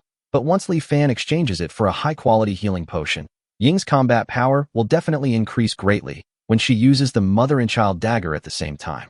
Moreover, the silk thread connecting the mother and child dagger is also made of extremely tough material. It can approach the enemy silently and wrap around the enemy's neck in an instant, completing a perfect assassination. Ordinary mother and child daggers can also be used for throwing and then quickly retrieved with the help of silk threads. Ing also liked this design very much, but unfortunately the problem with her right hand prevented her from trying it to her heart's content. Finally, there is Li Fan's own weapon.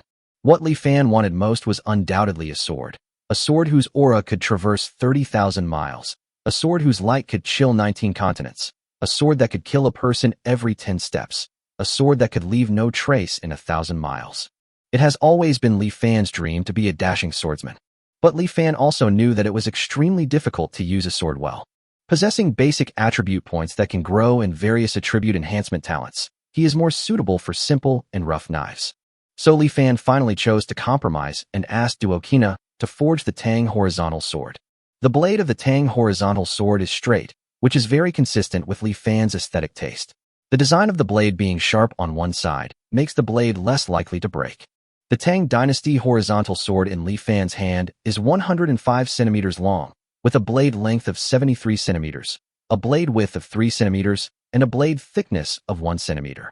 Li Fan swung it a few times. This length was just right for chopping. It was very easy to use whether it was one-handed or two-handed. No matter from which point of view, this Tang horizontal sword perfectly meets his requirements. Li Fan seemed to understand Dina's feelings at this time, and he also grabbed Tang Hengdao's precious hand and touched it again and again.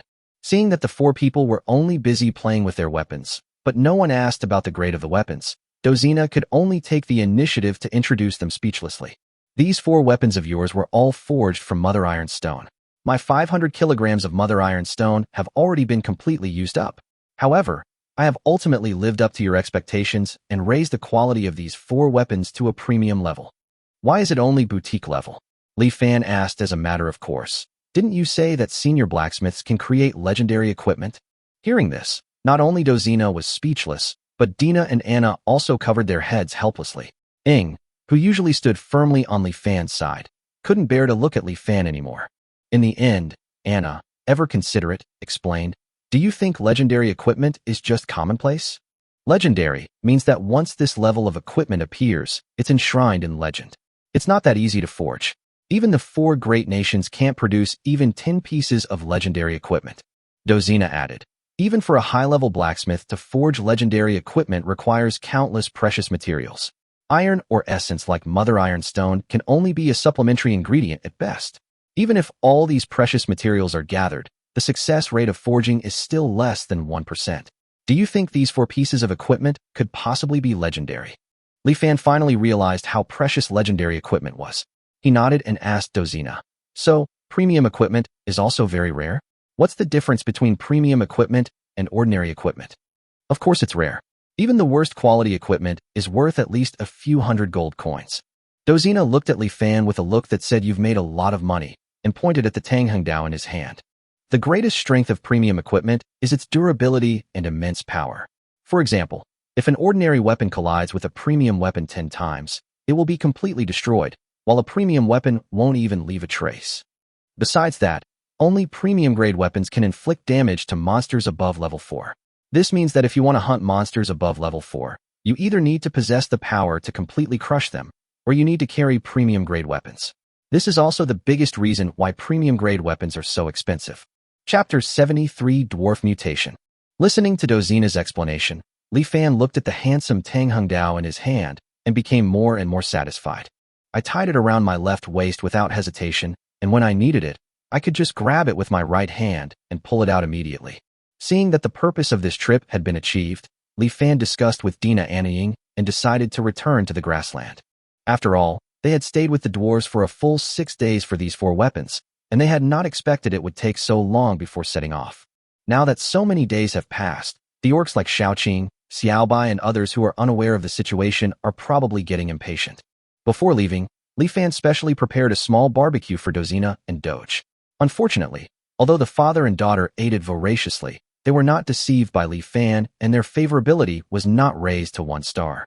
Li Fan had no choice but to say goodbye to the other party reluctantly. On the way back, they still had to pass through human settlements, so Shadow's stealth skill was naturally indispensable. However, strangely, the 4 of them encountered almost no human mercenaries along the way. Although he didn't know the reason, as long as it had nothing to do with him, Li Fan was too lazy to explore it. Bored, Li Fan took a look at his system panel to see how much bond value he needed to buy a top-grade healing potion. Host, Li Fan. Realm, Level 2 Fighter. Strength, 2,300. Constitution, 2,300. Agility, 1,300. Spirit, 2,300. Talent, Elf Talent 0.2%, Orc Talent 13.2%, Dwarf Talent 4.6%. Talent Skills, Nature Affinity 0.1, Beast Transformation 3, Rapid Recovery 5, Level 1 Poison Resistance. Comprehension Skill, 10% ability to deliver a great amount with a small force.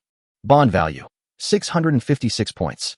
This time, by interacting with 3 women who all had a 2-star favorability, Li Fan's bond value not only did not decrease, but increased. In addition, the dwarf's talent has also been increased to 4.6%. It's a pity that there were still a few missing in the end. Otherwise, if the dwarf talent was increased to 5%, he would be able to obtain a new dwarf talent. This made Li Fan secretly decide that if he had the chance in the future, he must go to the dwarf tribe again. If he could get the dwarf tribe's body refining skills, thinking about Dozina's terrifying strength, it would definitely increase his strength dramatically. Thinking of this, Li Fan was about to close the system panel. At this moment, Li Fan was suddenly stunned and realized that something was wrong. He hurriedly and carefully looked at the system panel. The dwarf's talent is 4.6%. No, how could it be 4.6%? I remember clearly that after gaining Dozina's friendship, the dwarf's talent should have reached 4.7%. Li Fan was stunned. He was very sure that he remembered it correctly. Could it be that the system displayed an error? This situation had never happened before. It can't be that if someone we've already established a friendship with changes their heart, their talent percentage will decrease, right? Li Fan felt that this should not be the case. Apart from anything else, Anna had mentioned before that dwarves were more united and extremely sentimental. Since the dwarf had established a friendship with Li Fan, it was impossible for the friendship to sour in the short time that Li Fan was away. So what's going on? Li Fan thought about it for a long time, but couldn't figure it out. He looked at the system panel again, unwillingly. What? This time, Li Fan couldn't help but scream out loud, attracting the attention of the three women beside him. However, Li Fan didn't care about that at this time. He just looked at his system panel in shock. The system panel showed dwarf talent 4.5%. In less than a minute, the dwarf talent percentage decreased by another 0.1%. Li Fan had a bad feeling. And just when Li Fan hesitated, he saw that the dwarf talent on the system panel was reduced by another 0.2%. The more Li Fan looked at it, the more shocked he became. The speed of the decrease was not slow. What happens if it drops to 0? Li Fan didn't know what would happen, but he knew he had to stop this situation. Li Fan ignored the three women's inquiring looks and closed his eyes to think. The talent percentage has never dropped before, but it has dropped continuously this time. It must be because something happened during this period. I didn't encounter any accidents along the way, so I can be ruled out as the cause for now. Then it's more likely that something went wrong with the dwarves. Every 0.1% of the dwarven talent represents a dwarf who has developed a friendship with me. Under what circumstances would my friendship with the dwarves disappear? Have you ever resented me? Impossible. The percentage only decreased after I left the dwarven settlement. Before that, I hadn't done anything to make the dwarves resent me. Wait, what if the dwarf I befriended died? At that moment, Li Fan suddenly opened his eyes, and he felt that he seemed to have found the answer. Yes, every 0.1% of dwarven talent represents a dwarf with whom he has established a friendship. If that dwarf dies, his dwarven talent will naturally decrease by 0.1%. So, just now, for dwarves who had developed friendship with him were killed in succession. Li Fan was shocked. He knew very well what this meant. Someone is attacking the dwarf group that Dozina is in. What? The three women standing by were shocked when they heard what Li Fan was muttering. How do you know? Anna hurriedly asked Li Fan. If Li Fan was a liar, Anna would not care at all, but she knew Li Fan well. Li Fan was not someone who would joke about such things, so the news was very likely to be true. The only question is, how did Li Fan know this news? Li Fan shook his head. He couldn't tell anyone about the system, so naturally he couldn't explain the source of the information. Fortunately, Anna and the others were not the type to get to the bottom of things. Seeing that Li Fan didn't want to talk, they stopped asking and shifted the question to another point. Anna looked at Li Fan and asked, if Dozina and the others are really attacked, what are you going to do? This is exactly what is giving Li Fan a headache right now. Who would attack the dwarves? As long as we consider the previous experience of the dwarves being attacked by the slave-catching groups, we can quickly guess that it was most likely done by the slave-catching groups. And there is a high probability that this slave-hunting group is composed of Charlie and Howard's subordinates. Thinking of this, Li Fan couldn't help but sigh at Howard's madness. First it was the elves, then the orcs, and now the dwarves. Howard is willing to offend the remaining 3 of the 4 major tribes just for money. Facing such a crazy guy, Li Fan thought it would be best to kill him with one strike. Otherwise it would leave a root of trouble and he would be retaliated against in the future. However, now that Dozina and the others are in danger, Li Fan cannot remain completely indifferent. Perhaps the only good news is that Li Fan remembers that the strongest subordinates of Howard are only Kai at level 3 and Huck at level 2. If this hasn't changed, with Ing around, there won't be much risk for them to rescue people. However, this matter is not something that Li Fan can decide alone. Li Fan immediately told the 3 women his guess, and then said, let's vote together. The results will determine whether we go to rescue people or not. I choose to go. The first one to speak was Dina. This girl was the youngest and the softest-hearted. She had been with Dozina for several days and naturally had feelings for her. Thinking that the recurved bow in her hand was also forged by Dozina, she decisively chose to save her. Then came Anna on the side. Anna obviously thought more than Dina. The mission of clearing the grievances of the Silver Wolf clan made her hesitate for a long time. But after she heard Dina's choice, she looked at Dina helplessly and dotingly, and finally chose to save people. Li Fan now turned his gaze to Ing. I'll choose whichever one you choose. Ying's answer was not unexpected. Li Fan had a headache, as the final decision was in his hands. Li Fan could only calm himself down and finally analyze the current situation carefully. Ying has recovered her level 3 strength. Although her left eye and right hand prevent her from exerting her full strength, she has no problem holding Kai back. He and Dina Anna are both level 2, and they are practicing top-notch skills, so it is very easy for them to deal with Hack together. Even if they finally realized that the situation was impossible, it would be easy for the 4 of them to escape. After analyzing the risks, Li Fan finally couldn't bear to abandon the pretty girl, so he said, "Then go save her." Chapter 74, Desperate Situation.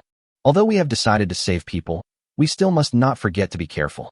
Li Fan handed the bone flute used for communication to Ying. Ying then activated the stealth skill to explore the way ahead, while Li Fan and the other 2 followed behind. Whenever Ying spots an enemy, she blows a silent bone flute to warn them. The journey was smooth, and we didn't encounter any abnormalities. 2 hours later, they were still a few kilometers away from where Dozina and her friends lived. Anna and Dina suddenly moved the animal ears on their heads at the same time, then reached out to stop Li Fan. Shadow played the bone flute. As Anna spoke, she and Dina looked around vigilantly. Li Fan also put his hand on the hilt of Tang Hung Dao. Not long after, Ying returned, speaking in his usual cold voice. "We've spotted the dwarves. They're being chased by 50 humans, fleeing towards the center of the Sin Forest. Most of the humans are level 1, but there are 3 level 2 warriors and 1 level 3 warrior. The dwarves only have 4 level 2 warriors, so they're constantly running. Dozina is among them." Shadow's dark magic was indeed powerful. With the combination of stealth and shadow fusion, he was able to clearly investigate the situation ahead in just a short while. Although the strength of these slave hunting groups was somewhat different from what he had guessed, it was still within Li Fan's expectations. Li Fan thought about it and decided to try a sneak attack and kill a human with level 2 strength first. By then, the 4 of them plus the dwarves would have a total of 7 level 2 warriors and 1 level 3 warrior shadow, which would be enough to crush the slave-catching group. Thinking of this, Li Fan took the 3 women and quickly moved towards the center of the Forest of Sin. They had to be prepared in front of the slave-hunting group and kill the enemy with 1 strike. Call out. However, what Li Fan did not expect was that they had only advanced for less than 5 minutes when a cold light suddenly appeared in front of them. The cold light was so fast that it reached Li Fan in an instant, and Li Fan had no chance to react at all. Fortunately, the shadow beside him noticed it at the first moment, and the dagger in his left hand instantly blocked the cold light. At this moment, a figure was also forced back by the shadow. Who? Facing Ying's scolding, the figure slowly raised his head. He was a thin old human with a wretched appearance and a particularly large mouth. I never expected that there would be someone in this sinful forest who could withstand my attack. As the old man spoke, he opened his big mouth and licked the corner of his mouth with his tongue, like a hunter seeing his prey. He is Li Fan. Before Li Fan could speak, a voice came from behind the old man. Then 3 figures appeared behind the old man. The 4 of them were obviously in the same group. Among them, there was an ordinary-looking man standing on the left. His expression suddenly changed when he saw Ying's appearance. "Hey, the dark elf is not dead, and has almost recovered. How is that possible? Li Fan, how did you bring the dark elf back to life?" Li Fan frowned, very sure that he didn't know the ordinary-looking man in front of him, but the other party knew him. Li Fan recalled Babu's description of Kai and Huck. He glanced at the ordinary-looking man and said tentatively, "Are you the Huck? Who is Kai?" Hake seemed a little surprised that Li Fan recognized him, but he didn't care too much. He said, "As expected, Babu was killed by you." "Yes, I am Hake. As for Lord Kai, is he still driving away the dwarves over there?" "Drive away." Upon hearing this word, Li Fan understood everything instantly. It turned out that the slave-hunting groups that surrounded the dwarves were not hunting down the dwarves, but driving them away, probably to drive them away from the dwarf gathering place. Then the real masters of the slave-catching group lay in ambush here, waiting for the dwarves to come to them. But unexpectedly, before the dwarves arrived, Li Fan and the other 3 fell headfirst into the trap. When Li Fan thought of this, his expression suddenly changed. In this case, doesn't it mean that the 3 level 2 and 1 level 3 slave-hunting groups are not the main force, and the real main force is the 4 people in front of him? How strong are these 4 people in front of him? Seeing Li Fan's expression change, Huck grinned and said, "You guessed it? You're really smart enough to deceive me and Lord Kai. It's a pity that even if you're smart, you won't be able to escape this time, because Master Howard has dispatched a total of 4 level 3 warriors and 4 level 2 warriors this time." Huck said this with a smug smile. He continued, "In this Sin Forest, no one can stop the 8 of us. If we weren't afraid of alerting the dwarves in the gathering place and starting a war, we would have captured dozens of dwarves long ago. But it's a good thing now. We unexpectedly caught a big fish like you. Master Howard has been thinking about you day and night. He will definitely be looking forward to meeting you." As he spoke, Huck suddenly said respectfully to the other three, "Masters E, Air, and Lao Bu, please don't kill Li Fan. This guy once deceived Master Howard, and Master Howard has been obsessed with him for a long time. If we capture him alive, Master Howard will definitely reward us." Lao Bu is the wretched old man, and AE and Air are the other two level 3 fighters here, and those two are actually rare twin brothers. When the three heard what Huck said, they all nodded indifferently. After all, the soldiers in front of them were just a group of level 2 warriors, not worth their attention at all, and it would not be difficult to capture them alive. Then let's get started. The dwarves are almost here. Let's take care of these four before they arrive. Don't let them ruin Master Howard's plans. As the wretched old man Abu said this, he rushed towards Li Fan first, with the twins Ai and Air following closely on his left and right. Abu seemed to be very interested in Li Fan. He grinned with a lewd expression and slashed at Li Fan's face with a dagger. Ing was about to stand in front of Li Fan, when Ai, who was on Abu's right, rushed up and blocked Ying's way. As for Air, he rushed towards Dina and Anna. With 4 level 2 warriors facing 3 level 3 warriors, the situation at this moment can be said to be hopeless. At this moment, Li Fan no longer cared about Dozina, and there was only one thought in his mind: find a way to escape with Dina and the others. However, in the face of absolute strength, the tricks that can be used are extremely limited. For the first time, Li Fan felt that he could not think of any countermeasures at all. Anxiety filled his heart. Seeing that Abu's dagger was about to chop at him, Li Fan angrily drew out Tang Hungdao and slashed at the dagger fiercely. The wretched old man looked at Tang Hungdao with great disdain and swung the dagger at him casually. With a ding sound, Abu's expression suddenly changed. Although the ordinary dagger in his hand shook off Tang Hungdao, a fingernail-sized hole was opened on the blade by Tang Hungdao. It's actually a high-quality weapon. Abu looked at the Tang Hungdao in Li Fan's hand with fear. If he was hit by this fine weapon, even if he was a level 3 warrior, he would be seriously injured in an instant. But this fear did not last long, and the next moment, greed was all that remained in Abu's eyes. This is a high-quality weapon. If he can get it, his actual combat power will be increased by at least half. No, I must get this strange knife. Abu thought about it, and immediately narrowed his eyes and stared at Li Fan. Chapter 75: The Two Sides Meet. In the Forest of Sin, the moment the two sides fought, Li Fan and his 4 companions were at an absolute disadvantage. Ying's left hand tightly grasped the mother dagger of the mother and child dagger and slashed at Hajime in front of him with a backhand. Ai used a rapier, which, under his thin body, transformed into messy afterimages and continuously attacked Ing. Ing ultimately suffered at the hands of his left eye and right hand, and could only passively defend against Hajime's attacks. On the other side, Dina and Anna faced off against Air. Ai and Air are indeed twins. They both use the same rapier, and their swordsmanship is equally sharp. As soon as Air raised his hand, he launched a violent attack towards Anna. Facing the sword shadows that were coming at her like raindrops, Anna swung her hands and put on the claw gloves. The claw gloves created a series of afterimages, and the air was filled with the sound of ding-dang-dang metal collisions. Although the claw gloves blocked countless attacks for Anna, under the suppression of the realm, some sword shadows still passed through the defense network formed by the claw gloves. Anna's arms were cut by the rapier at some point, and bright red blood flowed out instantly. Fortunately, Dina, who was more than 10 meters away, shot arrow after arrow to support Anna. In order to avoid these arrows, Air had to temporarily suspend his attack. Anna thus got a chance to breathe, otherwise she would have fallen under Air's sword in no time. The one who was in the worst situation at this time was Li Fan. After the wretched old man Abu set his eyes on Li Fan's Tang Hungdao, he immediately pounced on him without stopping. The first fight between the two took only a moment, and the next moment, there was a cut on Li Fan's face. The wound was close to Li Fan's left eye. If it was a little higher, Li Fan's left eye would probably be blind. TSK, what a pity, it was so close. As Abu spoke, his hands did not stop at all. The next moment, he pounced again. His figure was so fast that it seemed as if he used space jump, and he arrived in front of Li Fan in an instant. He stabbed Li Fan with a dagger, seemingly casually, but his speed was as fast as a ghost. Animalization. Li Fan didn't dare to hesitate at this moment.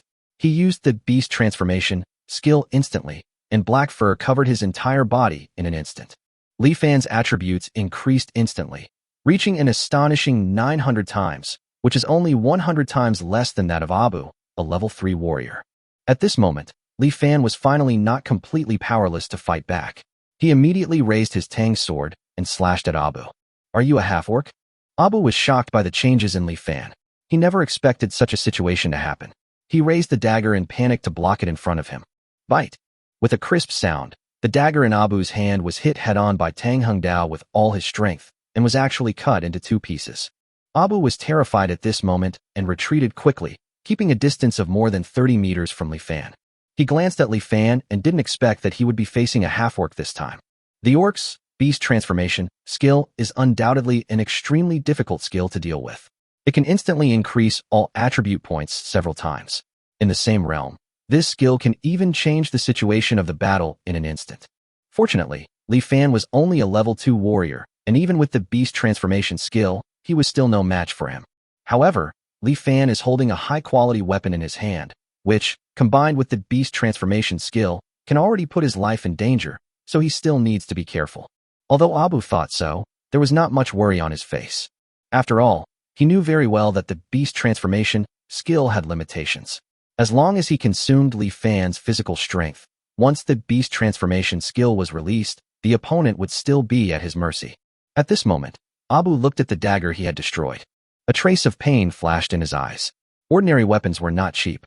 One would cost at least a few gold coins to buy, and yet they were destroyed like this. Fortunately, a warrior like him must have prepared spare weapons. Abu threw away the half-broken dagger in his hand, reached out to his waist, and took out a new dagger.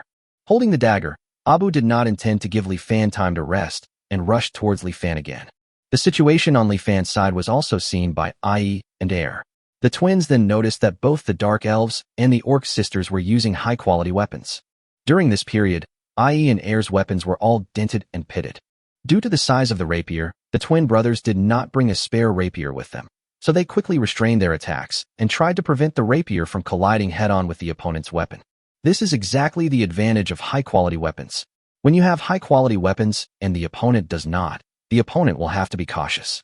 Otherwise, once the weapon in his hand is destroyed, his combat effectiveness will inevitably be greatly reduced, and he will be on the verge of defeat. At this time, the only one who did not take action was Huck. Hake thought that with 3 level 3 fighters taking action, he would have no chance to attack at all. Unexpectedly, all 3 battlefields were in a stalemate. Of course, this stalemate is only temporary. Anyone with a discerning eye can see that it won't be long before Li Fan and the other 2 will be defeated. However, the cautious Hake still planned to take action. He wanted to deal with Li Fan first, then the Orc sisters, and finally the Dark Elves. Otherwise, it will affect the important task of capturing the senior blacksmith later. Just as Huck was sneaking towards Li Fan. Pa pa pa. Suddenly, there was a sound of dense footsteps coming from the forest not far away. Huck's face changed. Could it be that the dwarves have arrived? Huck's guess was correct. A few seconds later, 40 dwarves suddenly emerged from the dense forest behind. The 4 dwarves led by Gully and Dozina rushed to the front and were the first to discover Li Fan, Abu, and others. For a moment, dwarves like Gully and Dozina were stunned. They never expected that they would meet Li Fan and others while running for their lives, and it seemed that Li Fan and others were also fighting with others. What's going on? Dozina asked as she led the dwarves towards Li Fan and others. Seeing so many dwarves, Abu, Ai and Air had to retreat. Dina, Anna, and Ing were thus able to escape and retreated to Li Fan's side.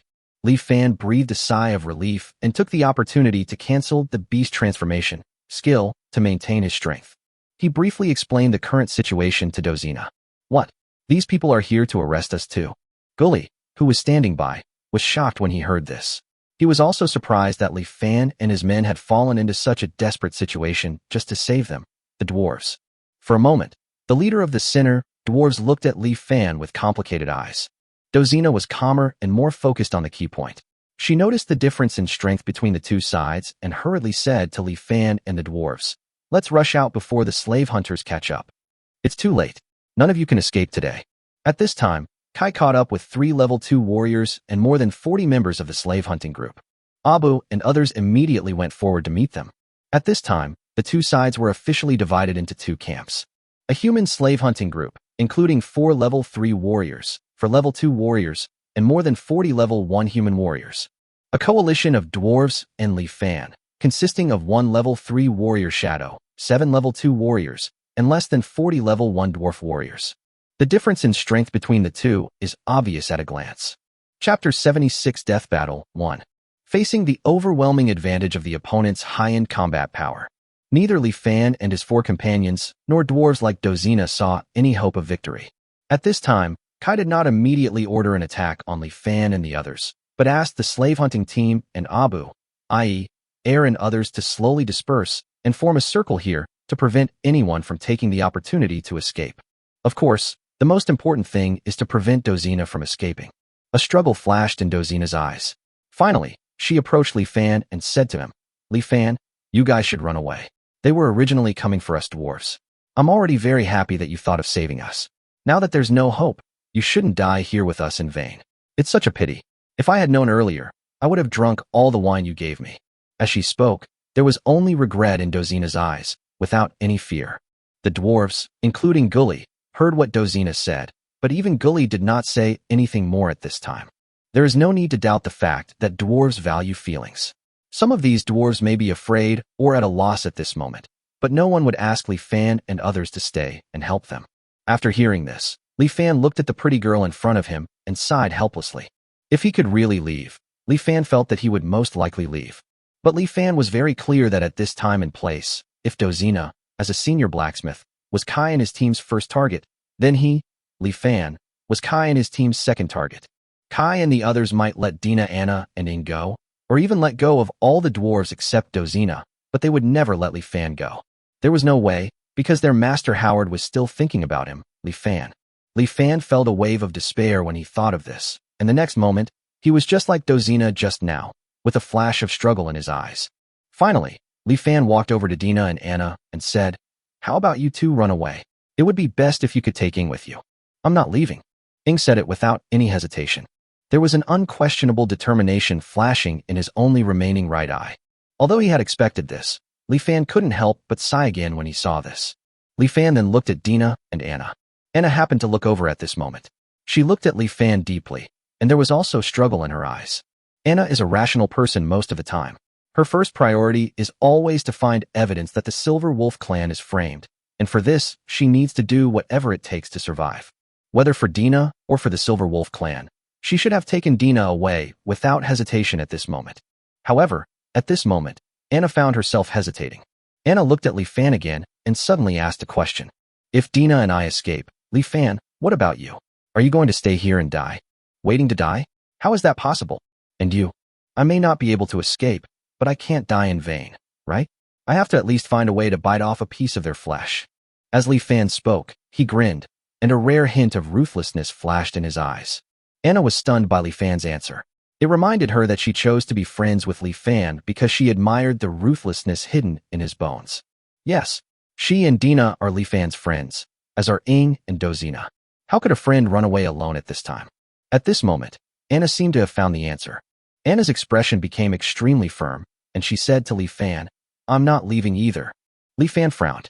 Just as Anna thought Li Fan was her friend, Li Fan also sincerely thought that Anna and Dina were his friends. Li Fan didn't want his friends to stay and wait for death with him. However, before Li Fan could persuade him, Anna suddenly spoke at this time, speaking in a low voice. Listen to me, Li Fan. We might still have a chance. I just tested Ayer's strength. Maybe I can kill him. These words surprised everyone around. No one expected that Anna's strength could actually be comparable to level 3. It's just that I need time. If there are other level 3 warriors around, they will definitely not watch me succeed. Anna added at this time. No one doubted the truthfulness of what Anna said. Li Fan has already started thinking of a solution for this. While thinking, he said, Shadow can stop a level 3 warrior. I can also barely lure away that Abu with my beast transformation skill. There is still one left. There were too many high-end fighters on the opposite side. Even if Li Fan and others tried their best, they could only hold back 2 of them. However, there was still one level 3 warrior that no one could deal with. Dozina suddenly stepped forward and said, I'll lead the last one away. Everyone turned their eyes to Dozina. Some of them seemed to be hesitant to speak, especially Doge, who was not far away.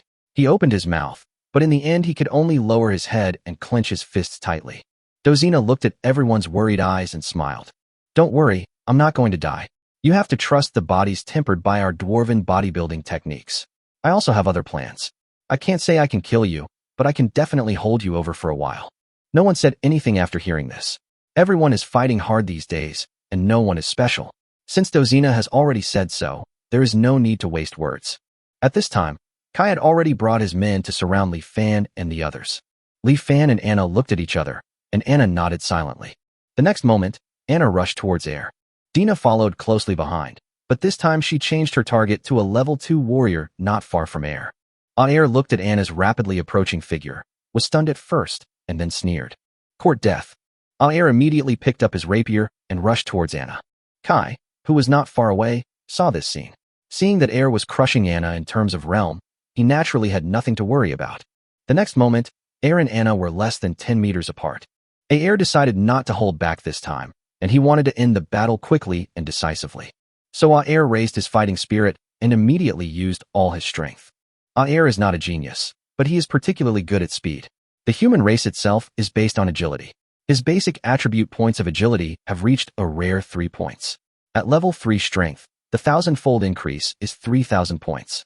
This speed, when exerted at full strength, is no longer visible to ordinary people's naked eyes. Even Anna could only vaguely see a series of afterimages. Anna's speed is actually not slow. After all, Anna is a genius with a total of 9 basic attribute points.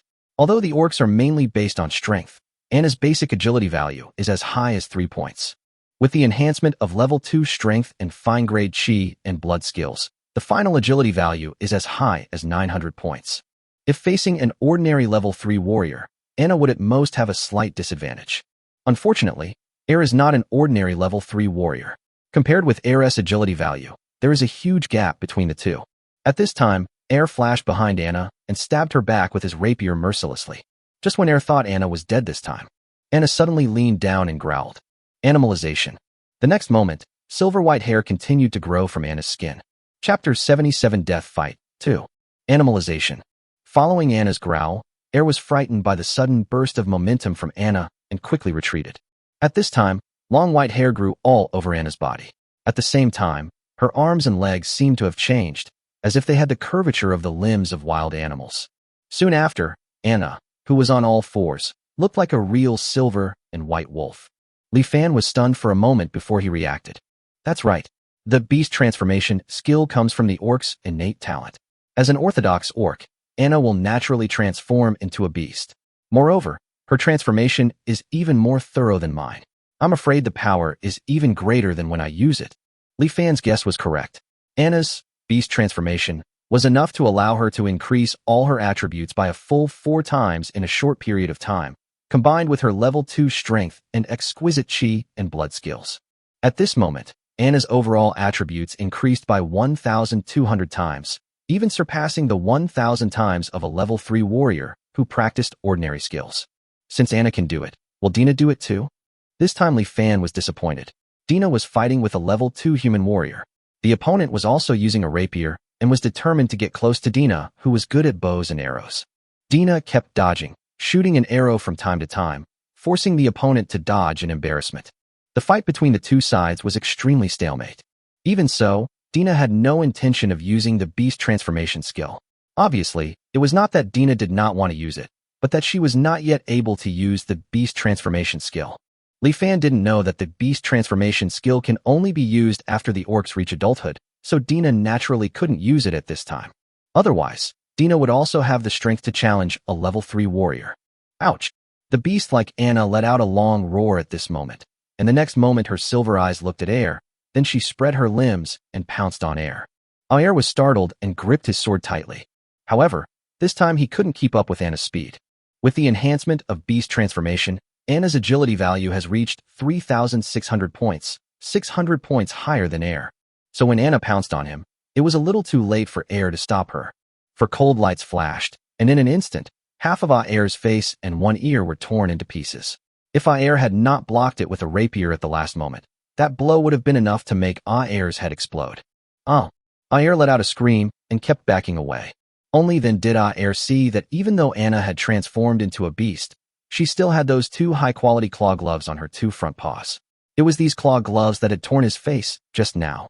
As Air was frightened, anger and strong murderous intent surged in his heart. Kai was also paying attention to the situation on Air's side. When he saw the scene, he immediately stepped forward to help. How could Li Fan and others allow Kai and others to disturb Anna's battle? They were about to start their own plan. Get out of here, I'm going to kill her myself. However, at this moment, Air stopped Kai with a roar of murderous intent, and Li Fan and others also temporarily stopped their actions. Air carefully touched the wound on his face. Just one touch caused his face to twist in pain, which then aggravated the wound on his face, causing even greater pain. Air felt like he was about to explode with anger, although he didn't care about his appearance. As long as he had strong power, he could get whatever he wanted. But just think about it. With his face injured like this and one ear missing, even if the wound heals, he will definitely become a ghost. He would probably have to live under the strange gazes of countless people from now on. Thinking of this, Aer could no longer suppress his murderous intent towards Anna. He would not allow anyone else to interfere. He wanted to kill the orc woman with his own hands, and he was capable of killing the orc woman with his own hands. Aer stared at Anna intently. At this moment, he suddenly took a deep breath, and then suddenly pulled back his right hand that was holding the rapier. Kai and the others seemed to see what Aer was trying to do, and no longer insisted on going forward to help. This scene made Li Fan feel a little uneasy, but unfortunately he had no idea what Aer was going to do. Anna also felt uneasy. Perhaps because she was the one facing Aer head-on, her feelings were even stronger. She could sense that what was about to happen was dangerous. But Anna would not back down because the beast transformation skill had a time limit, and she had to kill Aer as soon as possible. Anna growled and rushed towards Aer again. At this moment, Aer didn't move, but stared at Anna with his bloodshot eyes. Anna was less than 10 meters away from him. Fighting skill, piercing strike. A loud shout suddenly came out of Aer's mouth, and the next moment Anna saw the rapier in Aer's hand burst into a dazzling white light. The white light flashed violently, and as Aer's rapier stabbed forward, it appeared in front of Anna in an instant. Anna was startled and swung the claws on her front limbs to grab the white light. But the white light was too fast, and even Anna's 600 points higher agility than Aer's couldn't make up for it. In the end, Anna only managed to grab the back end of the white light with her claws. The white light that was originally shooting towards her eyebrows shook, deviated from its original trajectory, and shot towards her left side. The next moment, Anna felt a sharp pain in her left shoulder. Anna quickly jumped back and turned to look at her left shoulder. It seemed as if someone had dug a round, bloody hole there, and bright red blood was constantly gushing out. Anna looked horrified. If she had been hit on the head by this move just now, a hole would have been dug out of her head that was transparent from front to back. This is the fighting skill cultivated by human fighting spirit. It is so powerful and truly terrifying. Anna was still frightened and looked at Aer more cautiously. But Anna did not despair. Since she had seen this move before, she was prepared and would not be hit easily by the opponent again. Aer was naturally aware of this, but he was not in a hurry either, because he also knew the weakness of the beast transformation skill. Even if he could not kill Anna immediately, as long as he relied on fighting skills to delay time, when the beast transformation skill time was up, that would be the end of Anna. Both sides stared at each other with their own thoughts, and no one dared to relax at all. At this moment, Anna suddenly gave Li Fan a look. Li Fan recognized it immediately. This was Anna's look asking him to carry out the plan just now.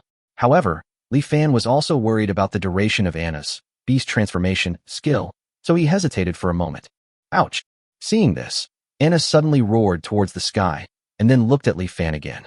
This time, her silver eyes were firm, as if telling a word. Believe me. Li Fan was stunned.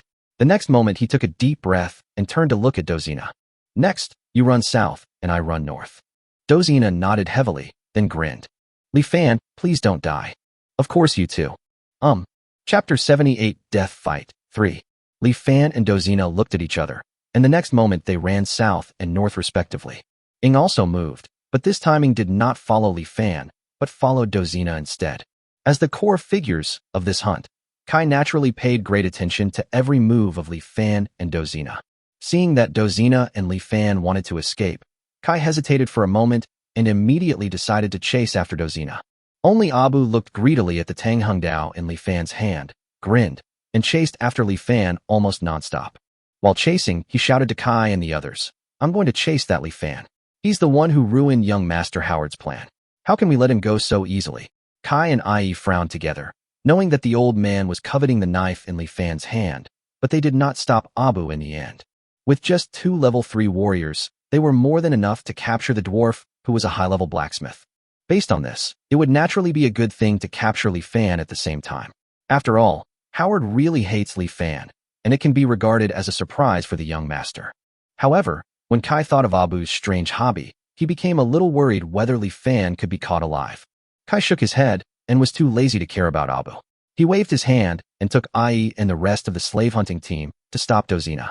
Seeing this, the dwarfs, led by Gully, immediately charged towards Kai and his men. The two sides were on the verge of a fight and fell into a huge melee. While Gully chopped down the human slave hunting group beside him with his 2 axes, he led the remaining 2 level 2 dwarf warriors to stop the last 3 level 2 warriors under Kai. The remaining level 1 dwarf warriors tried their best to stop the members of the slave hunting group. This is part of their plan. As for Kai and E, the 2 level 3 fighters, Gully and the others had no choice but to watch them rush towards Dozina and Ing. Facing Kai and Ai who were chasing after her, Dozina never looked back, but just kept running towards the south.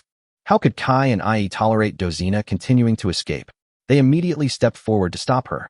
At this moment, Ing grabbed the mother dagger and swung the child dagger towards Kai and Hajime. Brush. Pulled by the silk thread, the dagger drew a huge arc in the air and slashed towards Kai and Ai. Disdain flashed in Kai's eyes, and he drew his rapier to cut off the dagger. This dagger is also a fine-grade weapon. You can't resist it head-on, Hajime warned, holding back Kai who was about to move forward and stepped back to avoid the dagger. Kai couldn't help but break out in a cold sweat after hearing this.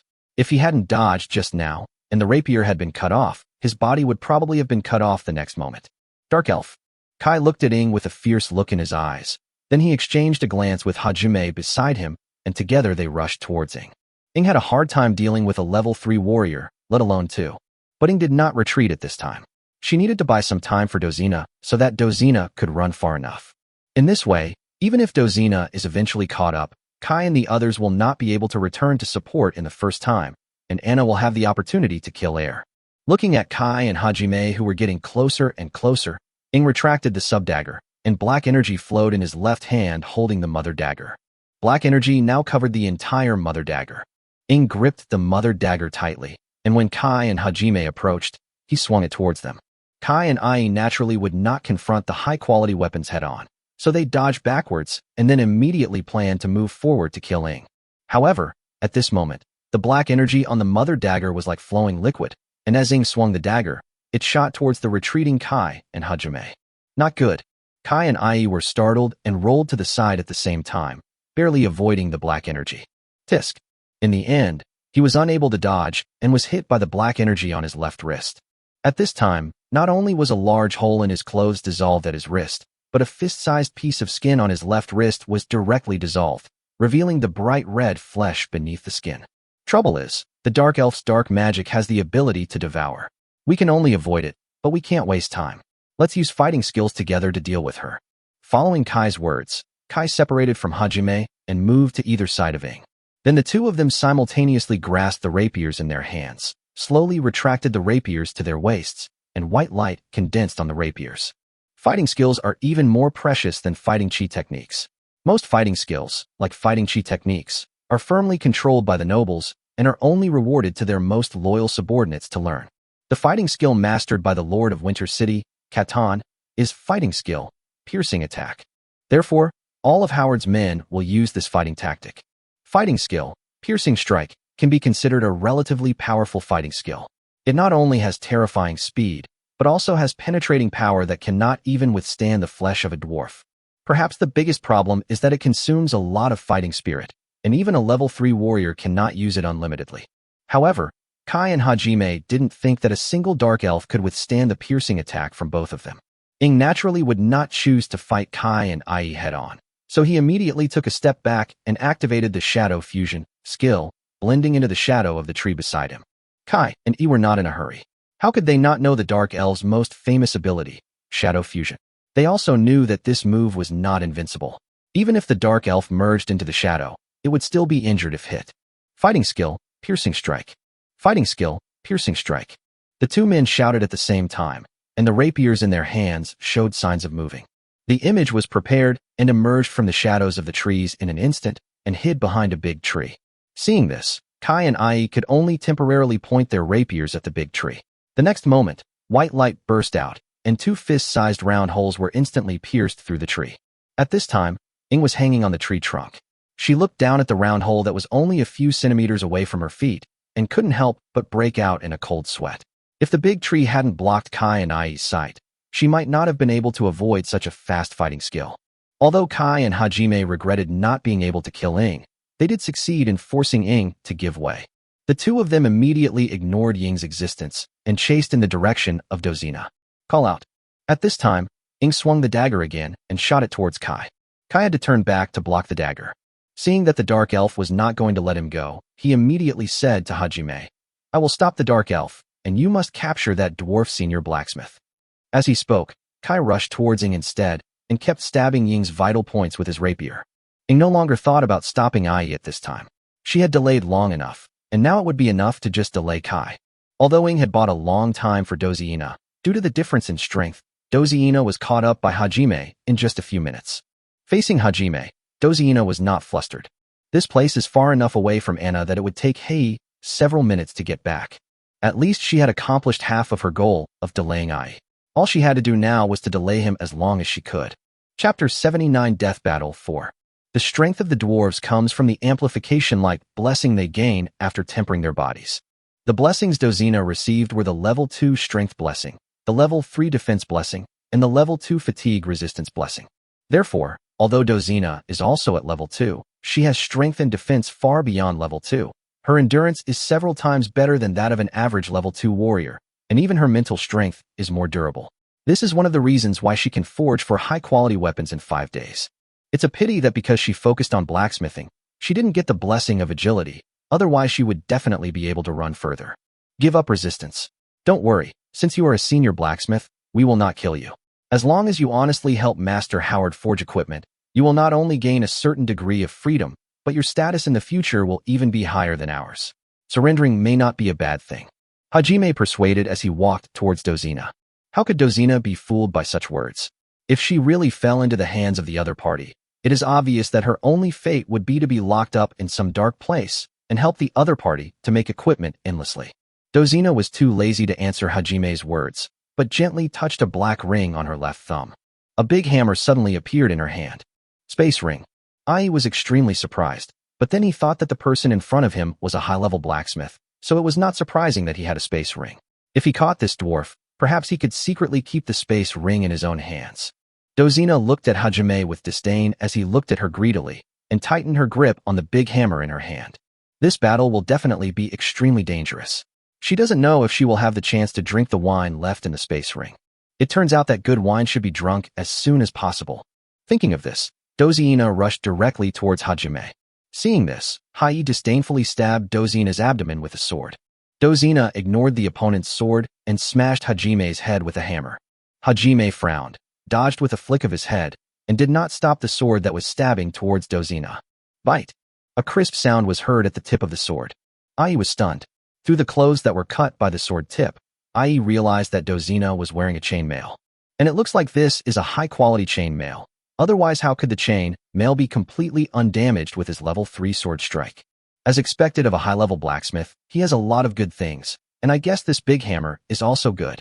Ai's greed grew even stronger as he watched Dozina come at his head with another hammer. He suddenly raised his rapier in anger and slashed at Dozina's arm. Dozina had no chainmail on her arms. However, Dozina still picked up the big hammer and hit Ai's head regardless. It looked like Dozina's arm was about to be cut off by Hajime. At this moment, Hajime suddenly realized something and hurriedly retracted his rapier, then awkwardly dodged Dozina's hammer. Haha, human, don't you want me to forge equipment? Cut off my arm and see if I can still help you forge equipment? Not to mention cutting it off. Even if it injures you, if you accidentally leave sequelae, you will see whether the master behind you will let you go. Dozina seemed to have Ai in her sights. She arrogantly didn't care whether her arms would be injured or not, and kept raising the hammer to smash towards Ai's head. Faced with such a shameless tactic, Ai was a little annoyed. If I can't hurt your hand, I'll chop off your leg.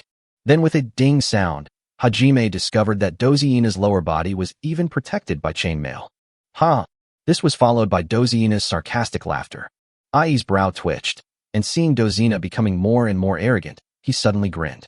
That is to see if your link can withstand my fighting skills. The next moment, Hajime's right hand, which was holding the rapier, slowly retracted towards his waist. Dozy Ina immediately saw that Hajime was about to use the fighting skill, piercing attack. Dozina took a deep breath, without panicking, and held the big hammer in front of her chest with both hands. Seeing this, Ai grinned again. Fighting skill, piercing strike. A white light flashed and instantly pierced into Dozina's abdomen. Ai deliberately avoided the vital points with this attack, but it was enough to make the dwarf in front of him lose his ability to resist. However, after a ding sound, although the white light successfully pierced the link, it suddenly stopped after penetrating Dozina's abdomen a little. The next moment, Dozina hit Hajime with a hammer as if she had expected it. Ai was shocked, not understanding why he pierced the link, but still didn't hurt the dwarf in front of him. Fortunately, he was fast enough and managed to dodge Dozina's hammer at the critical moment. Ai, who was retreating, looked at Dozina's abdomen in surprise and suspicion. There was some blood flowing out, but not much. It was obvious that his rapier had only pierced the skin of Dozina's abdomen. Hajime thought about it, and finally understood what was going on. It turned out that although the piercing attack pierced the chainmail, it also consumed most of the force. When it then pierced into Dozina's abdomen, it was blocked by the amazing defensive power of the dwarf's body. In this case, unless Ai attacks Dozina's head, neck and other parts regardless of her life or death, there is no way to capture Dozina alive in a short period of time. Thinking of this, Ai's face became a little gloomy. This was the first time he had encountered such a frustrating battle. Seeing Hajime's frustrated expression, Dozina couldn't help but laugh out loud. The high-quality chainmail combined with the dwarf's amazing defensive power, coupled with Ai's reluctance to kill her, was the source of her confidence in holding Ai back. In this way, her goal was truly achieved. Next, Dozina just hopes that everything will go smoothly for Anna and Li Fan. To the north of Dozina, Li Fan used the beast transformation skill from the moment he started to escape. After his strength was raised to level 2, his physical fitness also improved a lot, and his physical strength was completely different from what it was before. After running for several minutes in beast form, he still had not reached the limit of his physical strength. Unfortunately, Abu's basic agility is also 2 points, which becomes 2,000 agility points after the amplification. However, Li Fan's agility after the amplification was only 990 points, and he was caught up by Abu soon after. In fact, at this point, Li Fan's goal of delaying Abu has been achieved. It's just that Li Fan thinks further than Dozina. Li Fan knew very well that even if Anna still had a trump card, she probably wouldn't have much strength left after killing Air. After that, it's hard to say whether Anna can help Ing. Even if Anna still has the strength to help Ing kill the second level 3 warrior, can Anna continue to help Dozina and him? It's not so easy to kill all 4 level 3 warriors. So Li Fan knew from the beginning that until the last moment, no one would come to help him deal with Abu in front of him. Li Fan not only had to hold back Abu, a level 3 warrior, but also had to find a way to kill him. Otherwise, he would be dead. Li Fan couldn't help but smile bitterly when he thought of this. Either you die or I die. Interesting. It's so fucking funny. Chapter 80 Death Battle 5. You little brat, do you think you can escape? The wretched old man Abu stared at Li Fan in front of him, his big mouth revealing an unpleasant smile. Li Fan did not answer, but stared at Abu, thinking about what other ways he could use to deal with Abu in front of him. Seeing that Li Fan didn't say anything, Abu suddenly smiled exaggeratedly. Are you trying to escape? Ha ha ha. I like people like you who don't give up easily, because... Before Abu could finish his words, he suddenly rushed to Li Fan. At that moment, that wretched face revealed a hideous smile that was enough to scare people. Because it's more interesting to kill like this. As he spoke, Abu slashed a dagger towards Li Fan's abdomen. Li Fan hurriedly grabbed Tang Hungdao and slashed forward. Abu casually stepped back to avoid the knife. Then he raised the bloody dagger with a smile on his face, and his cloudy eyes looked at the dagger as if he was appreciating a work of art. As for whose blood was on the dagger, it was self-evident. Li Fan had already felt the sharp pain in his abdomen and saw a cut more than 10 centimeters long above his belly button. However, whether it was intentional or Li Fan's previous knife attack just forced Abu to retreat, the wound was not deep and only cut through a layer of his skin. Li Fan gritted his teeth and stared at Abu. At this time, Abu placed the dagger across his front, and then, under Li Fan's puzzled eyes, he opened his mouth and licked the blood on the dagger. TSK. It's indeed the blood of a young man. It tastes so good. Ha. Abu smiled and looked very happy. Is this old man still a pervert? Just when Li Fan thought Abu would continue laughing for a while, Abu's expression suddenly changed, and his figure pounced on him like a ghost. When Li Fan wanted to stop it, it was too late. The next moment, a cut appeared on Li Fan's left arm. When Li Fan swung the Tang Hung Dao, Abu had already retreated 10 meters away. Li Fan took the opportunity to look at his left arm. There was another wound about 10 centimeters long. The wound was still not deep, just a cut on the skin. When Li Fan looked at Abu again, Abu had already licked the blood on the dagger again. He noticed Li Fan's gaze and said teasingly, "Fresh blood is the most delicious. I once drank the blood of 3 girls one by one. I still remember that feeling. No, just thinking about it makes my throat itch. I'm so thirsty. I wonder if your blood is enough to quench my thirst." As he spoke, Abu bent down and leaped forward, then pounced in front of Li Fan for the 3rd time. This time, he swung the dagger and cut Li Fan's leg. The cut was still more than 10 centimeters long, and only a little flesh was cut. This time, Abu had already retreated far away before Li Fan swung the Tang Hung Dao. He seemed to enjoy this cat-and-mouse game immensely. He would never make more moves each time, and once he succeeded, he would retreat far away to enjoy his trophy.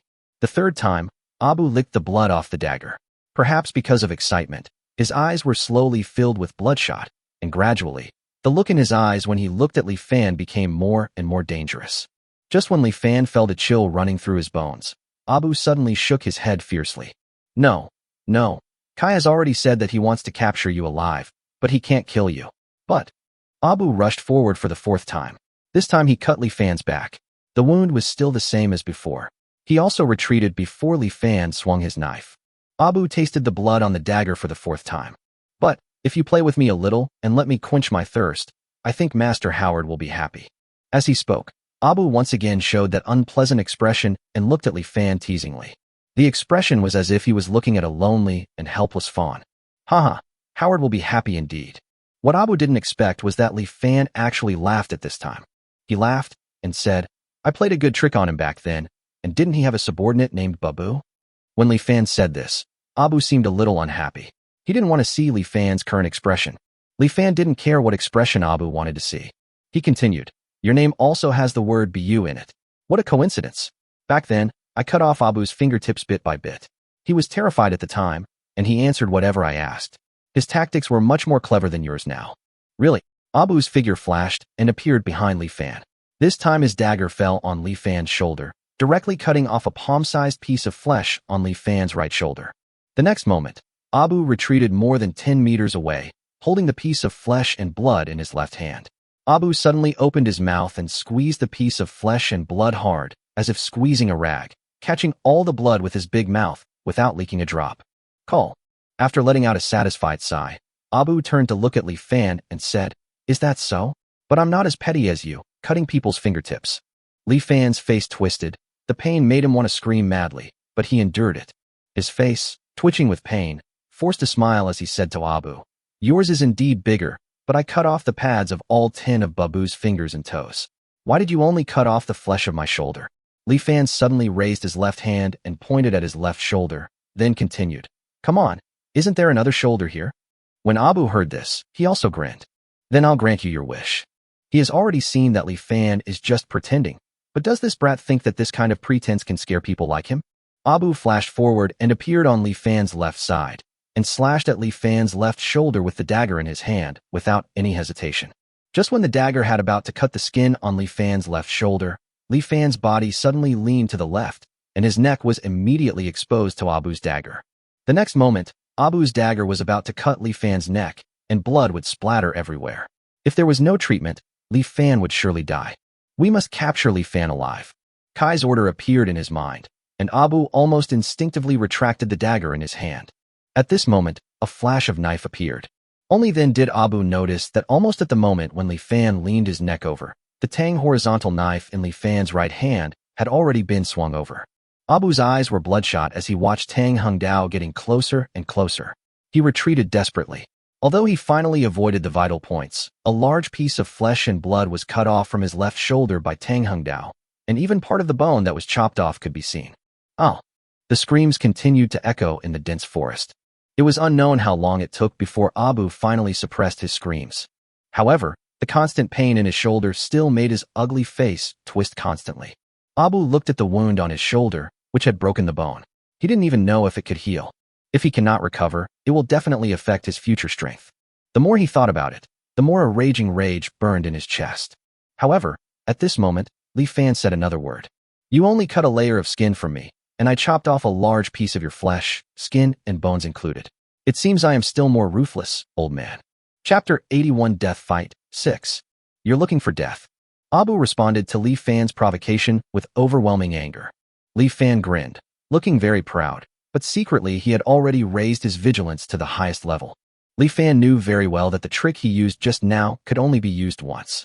If he dared to do it again next time, Abu would definitely cut off his head without hesitation. However, Li Fan didn't stop mocking Abu. Instead, he intensified his taunting and said to him, "You dare to hold back in a life-or-death fight?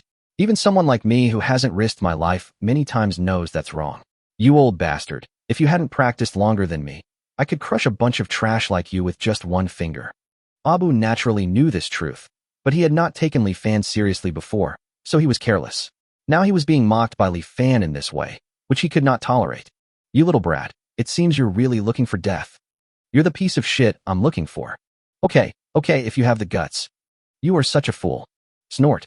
Li Fan's words finally completely ignited Abu's anger. At this time, Abu's eyes were almost dyed red by bloodshot. He turned the dagger in his hand and held it. Then Abu's right hand slowly retracted along the side of his waist, and a dazzling white light burst out from the dagger at this time. That was the starting move of fighting skill, Piercing Strike. Li Fan's breathing became heavy at this moment, but he still showed a look of disdain on his face. Li Fan raised his face at a 45-degree angle, looked down at Abu, and then finally slowly uttered two words. "Waste." Abu's eyes suddenly widened, and the next moment he rushed towards Li Fan. 2 meters away from Li Fan, Abu shouted, "Fighting skill, Piercing Strike." Li Fan quickly raised his hand to block Tang Hungdao in front of his chest. However, at this moment, a white light flashed and stabbed towards Li Fan's defenseless abdomen. In an instant, the white light passed through Li Fan's abdomen and out from behind his waist. When it passed through a big tree, it instantly pierced the tree, and then the white light slowly dissipated. Li Fan's abdomen was left with a blood hole as big as a fist, which was transparent from front to back and left like a big tree. Abu smiled grimly and said disdainfully to Li Fan in front of him, "You ignorant little brat, how dare you anger someone?" Snap! Before Abu could finish his words, a hand grabbed his injured left arm. Abu looked up and saw Li Fanzheng with blood all over his mouth and a ferocious smile on his face. Abu seemed to have guessed something. Letting go. As Abu roared, he instantly exerted force with his left arm, trying to break free from Li Fan's hand. However, his left arm had just been injured, and he couldn't use much strength for a while. Abu could only kick with his feet, trying to use his brute force to pull his left arm back. A little effort can achieve great results. But at this moment, a strange force suddenly surged out of Li Fan's hand, and under this force, Abu's body suddenly stopped. And at that moment, Li Fan grinned, revealing his teeth stained with blood. He used up his last bit of strength and swung the Tang Hungdao in his right hand fiercely forward. A cold light flashed across Abu's neck. The next moment, the expression on Abu's face froze, leaving only the look of disbelief in the last moment. The surroundings fell into dead silence at this time, and the only sound that could be heard was the sound of blood dripping from Li Fan's abdomen. After a few seconds, blood suddenly appeared on Abu's neck, and then a bloodline appeared around Abu's entire neck. The next moment, countless blood gushed out from the bloodline. Abu's head tilted and separated from his body, and fell to the ground with a thump.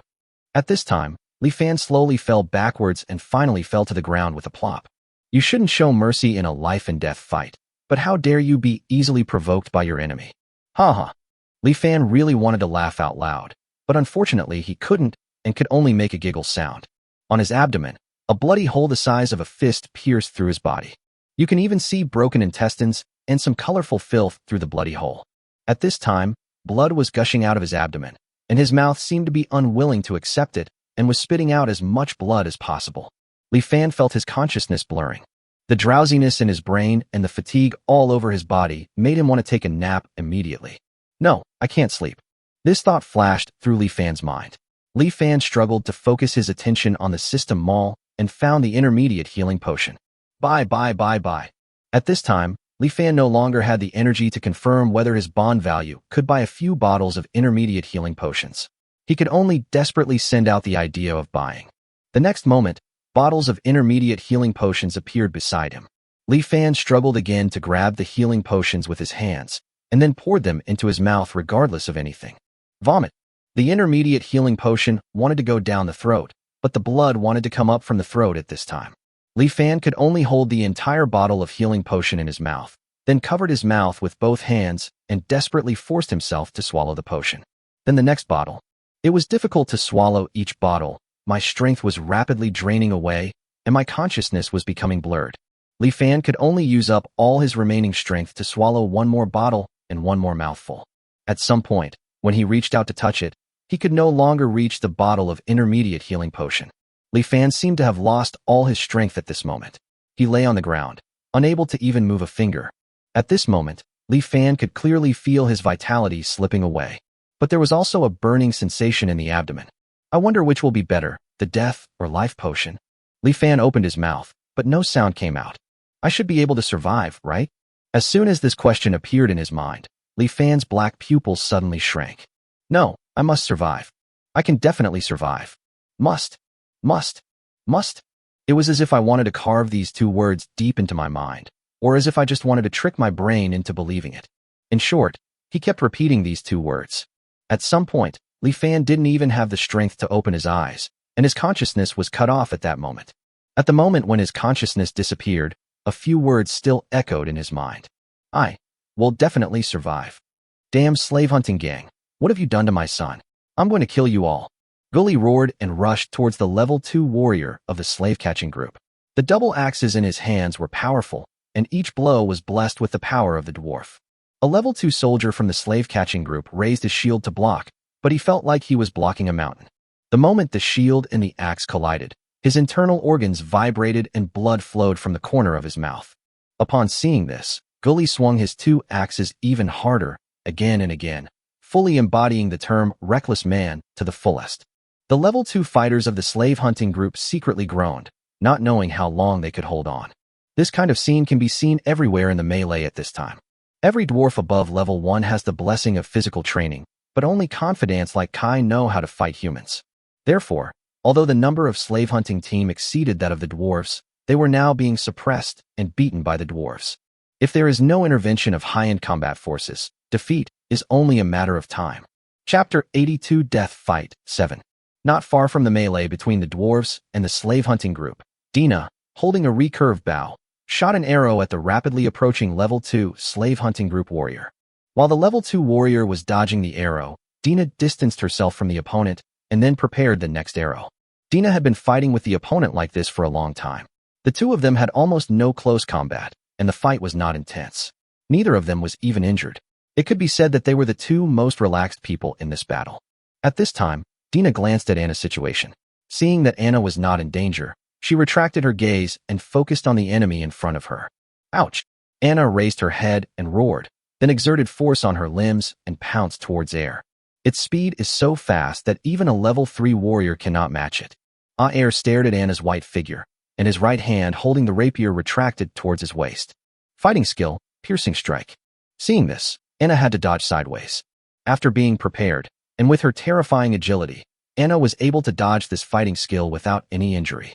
However, this is under the condition that both parties keep their distance. For this reason, it was extremely difficult for Anna to attack Air. The two sides fought back and forth for a long time, neither side thinking about the immediate outcome, but waiting. The wait is to see who can hold on longer. The orc's beast transformation will consume a lot of physical strength and blood, and fighting skill. Piercing attack will also consume a lot of physical strength and fighting spirit. By now, both of them have almost reached their limits. However, Anna's true strength was only level 2, and she was the first to collapse. Anna, who had transformed into a white wolf, suddenly staggered, and then the white hair on her body quickly retracted into her body. Soon after, she returned to her orc appearance. Anna knelt on one knee on the ground, gasping for breath with a pale face. At this moment, she seemed to have no strength to stand up. When Air saw this, he was overjoyed. After all, he had persisted longer, and he would become the final winner. Air walked towards Anna with a sinister smile, raised the rapier in his hand, and was about to stab Anna. Call out. There was a sound of Air being cut, and Air sensed the danger. He turned around and saw a sharp arrow shooting straight towards his head. Air hurriedly raised his rapier and slashed it in front of him, finally chopping the arrow away. At this time, Air turned his gaze to the person who shot the arrow, Dina. The next moment, Air suddenly sneered. Behind Dina, The level 2 slave hunting corps soldier who had been fighting with Dina was surprised to see that Dina dared to attack Lord Air while fighting with him. The level 2 slave catching corps warrior was immediately furious and took the opportunity to approach Dina, grinning and ready to chop Dina to death with his sword. However, Dina suddenly turned around, and her silver-white pupils opened up a slit like a beast, and the whole person looked like a silver wolf that was just ready to hunt. The next moment, Dina not only did not escape, but rushed towards the level 2 warrior of the slave hunting group. As soon as the two approached, Dina suddenly opened her right hand, turned it into a claw, and grabbed the level 2 soldier of the slave-catching group. The level 2 slave-catching corps soldier was startled and raised his sword to block. With a ding sound, as expected of an orc's hands and nails, the collision with the rapier made a sound like metal clashing. But it's not over yet. After Dina swung out a claw, she swung the recurved bow in her left hand and smashed it towards the level 2 warrior of the slave-catching group. Just as the level 2 slave catcher was about to raise his sword to block again, Dina reached towards her waist with her right hand, took out a dagger, and slashed at the neck of the level 2 slave catcher with her backhand. No. The level 2 warrior of the slave hunting group couldn't understand why Dina, who had just been chased by him, burst out with such strong melee ability. If she had this kind of melee ability, he would have died at the hands of the other party long ago. Could it be that this orc girl has been hiding her strength from the very beginning? As soon as this thought came to his mind, Dina's dagger cut his throat. Blood splattered everywhere, but Dina didn't even look at it. She turned around and rushed towards Air, as decisive as a hunter who had experienced countless hunts. Air saw this scene clearly, and he suddenly had a bad feeling. But after all, he is just a level 2 orc warrior. As long as he doesn't have the beast transformation skill, there is nothing to be afraid of. Air felt a little relieved when he thought of this, but he did not forget to hold up his sword and be on guard against Dina, who was rushing towards him. But when Dina was about to reach him, she suddenly stopped and said in a low voice, "Chi and blood battle method. Chi and blood battle method." Air was stunned. Why were there two voices? The next moment, Air realized that the other voice was spoken by Anna behind him. However, before Air had the chance to turn around, two more sentences were spoken. Sharing blood and life. Sharing blood and life. At that moment, a bright red energy suddenly surged out of Dina's body, which was the source of the orc's power, chi and blood. As soon as the chi and blood appeared, they rushed towards Air like blood-red lightning. When Air was terrified, he found that the energy and blood just passed through his body. Kai, who was not far away, seemed to remember something and shouted at Air in horror. That's the orc's blood and chi battle method, sharing blood and life. While shouting, Kai was about to go forward to support Air, but he was immediately stopped by the shadow in front of him. Air was stunned when he heard Kai's voice, and immediately understood that the orc's sisters had been preparing for this moment from the very beginning, and he had been tricked. Air turned his head in horror to look in Anna's direction, but as soon as he turned around, he saw Anna, who was unable to move just now transformed into the appearance of a white wolf again, and then the white wolf's claws swung towards his head. Puff!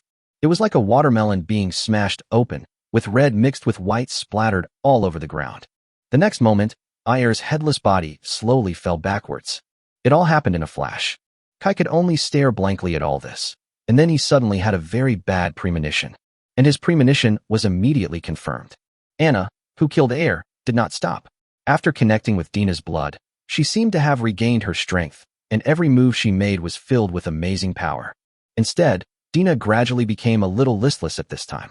Seeing this, Anna jumped and landed next to Dina. Dina immediately cooperated and climbed onto Anna's back. The chi and blood of the two suddenly became more closely connected. Anna no longer hesitated and ran quickly towards Kai. She had to kill Kai before she exhausted Dina's energy and blood. Seeing Anna coming at him aggressively, Kai retreated without thinking. He didn't understand why they, who originally possessed overwhelming strength, could actually lose at this moment. Kai now just wants to gather Ai and Abu as soon as possible. Only in this way can he stabilize the situation again. How could Ing, who was standing by, give Kai this chance? He stepped forward again to stop Kai. Get out of the way. Fighting skill, piercing attack. Kai used his fighting skills without hesitation to forcing back and was about to head to Hajime's location to reunite. Call out. At this moment, Dina behind Anna shot an arrow.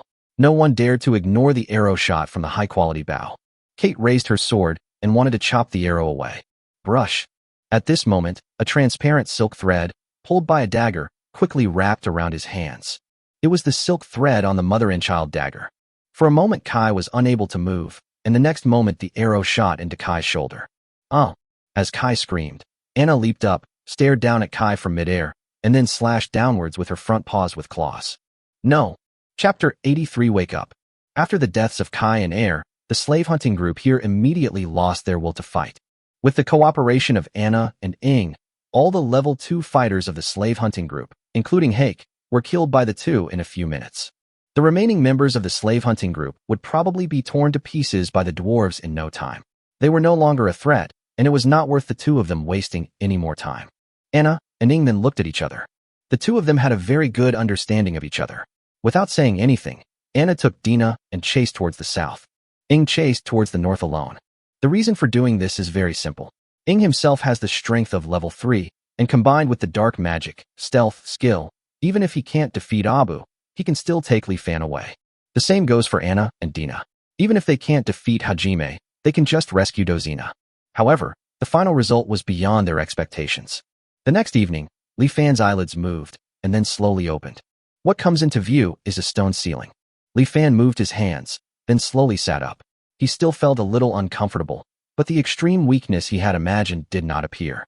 Li Fan couldn't help but lift up the clothes covering his abdomen to take a look. There was a scar the size of a fist, and the skin was tender, obviously having scabbed over not long ago. I survived. Li Fan sighed, and then looked around. At this time, he was in a cave, and what he was covering and lying on was all thick monster fur. Li Fan lifted the fur of the monster and slowly stood up. He first moved his body and only breathed a sigh of relief after making sure that there was nothing wrong with his body. It seems that the effect of the intermediate healing potion is quite good. Li Fan glanced at the system panel. Host, Li Fan. Realm, level 2 fighter. Strength, 2,300. Constitution, 2,300. Agility, 1,300. Spirit, 2,300. Talent, Elf talent 0.2%, Orc talent 13.2%, Dwarf talent 3.4%. Talent skills, Nature affinity 0.1, Beast transformation 3, Rapid recovery 5, level 1 poison resistance.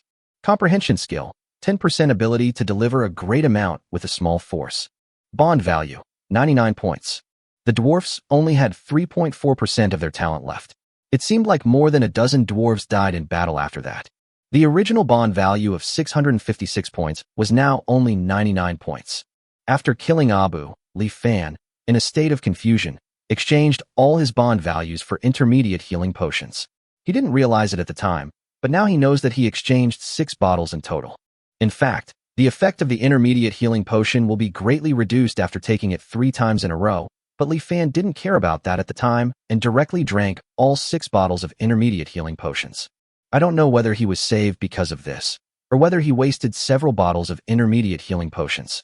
But compared to being alive, none of this seems to matter. Li Fan also knew the reason why the remaining bond value was 99 points instead of 56 points. The answer is on the system prompt page.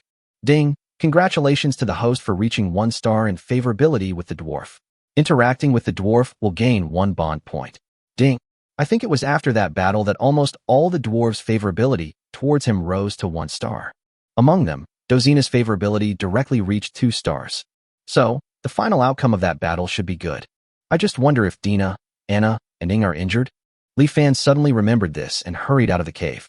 At this moment, a figure suddenly walked into the cave. Li Fan almost bumped into the other party, and both of them hurriedly took a step back. Only then did Li Fan realize that the person who came was the beautiful girl Dozina.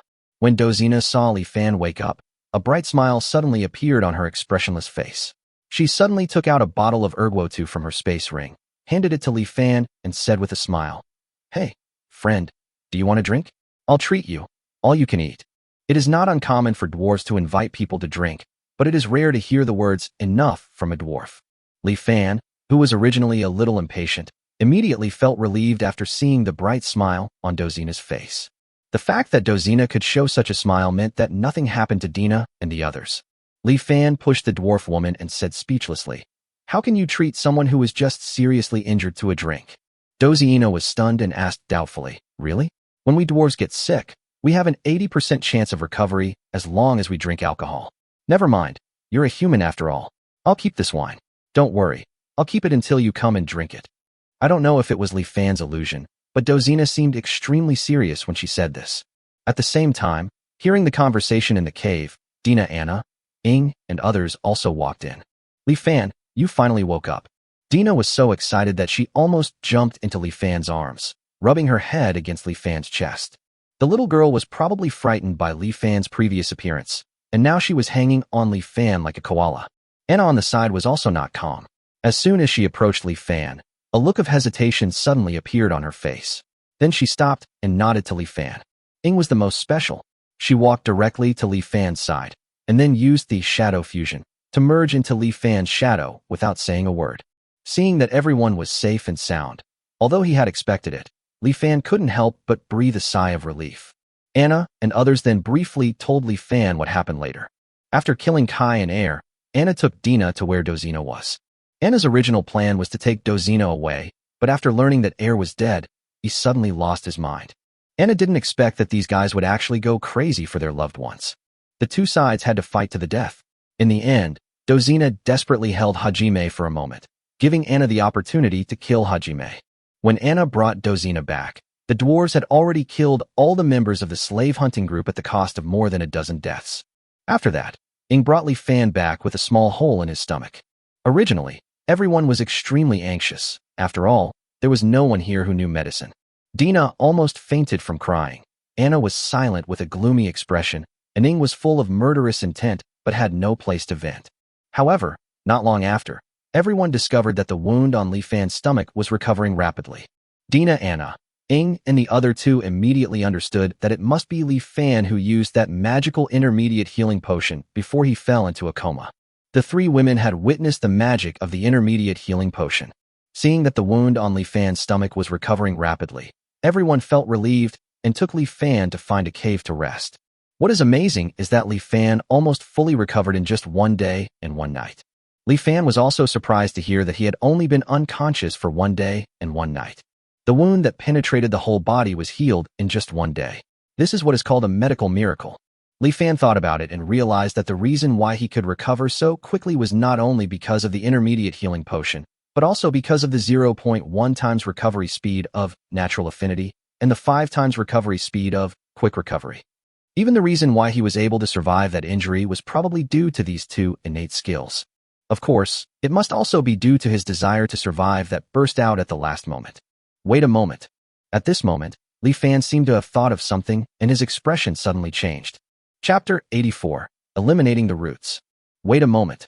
Everyone was still immersed in the joy of Li Fan waking up, but Li Fan suddenly spoke at this moment.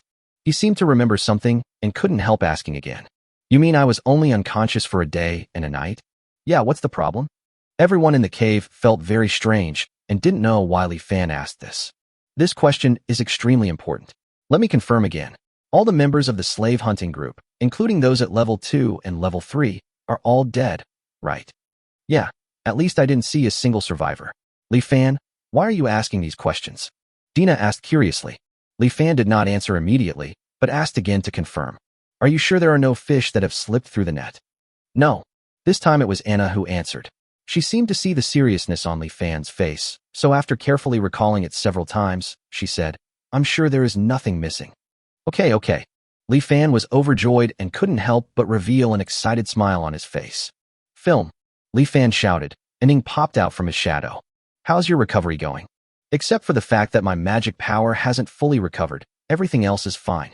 Okay, let's go somewhere together. Everyone listened to Li Fan's series of conversations with a look of confusion on their faces, watching as Li Fan was about to leave with Ing. Dozina, standing by, finally couldn't help herself and grabbed Li Fan, asking, Hey, where are you going now? You've just been badly injured. Is there anything more important than recuperating right now? Of course. What is it? After cutting the grass, it is natural to eliminate the roots.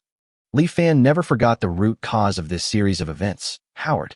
From the elves at the beginning, to the orcs later, and now the dwarves, the root of everything comes from Howard's ambition. After this battle, the crisis seemed to have been resolved, but Howard, the real mastermind behind the scenes, was still alive and well.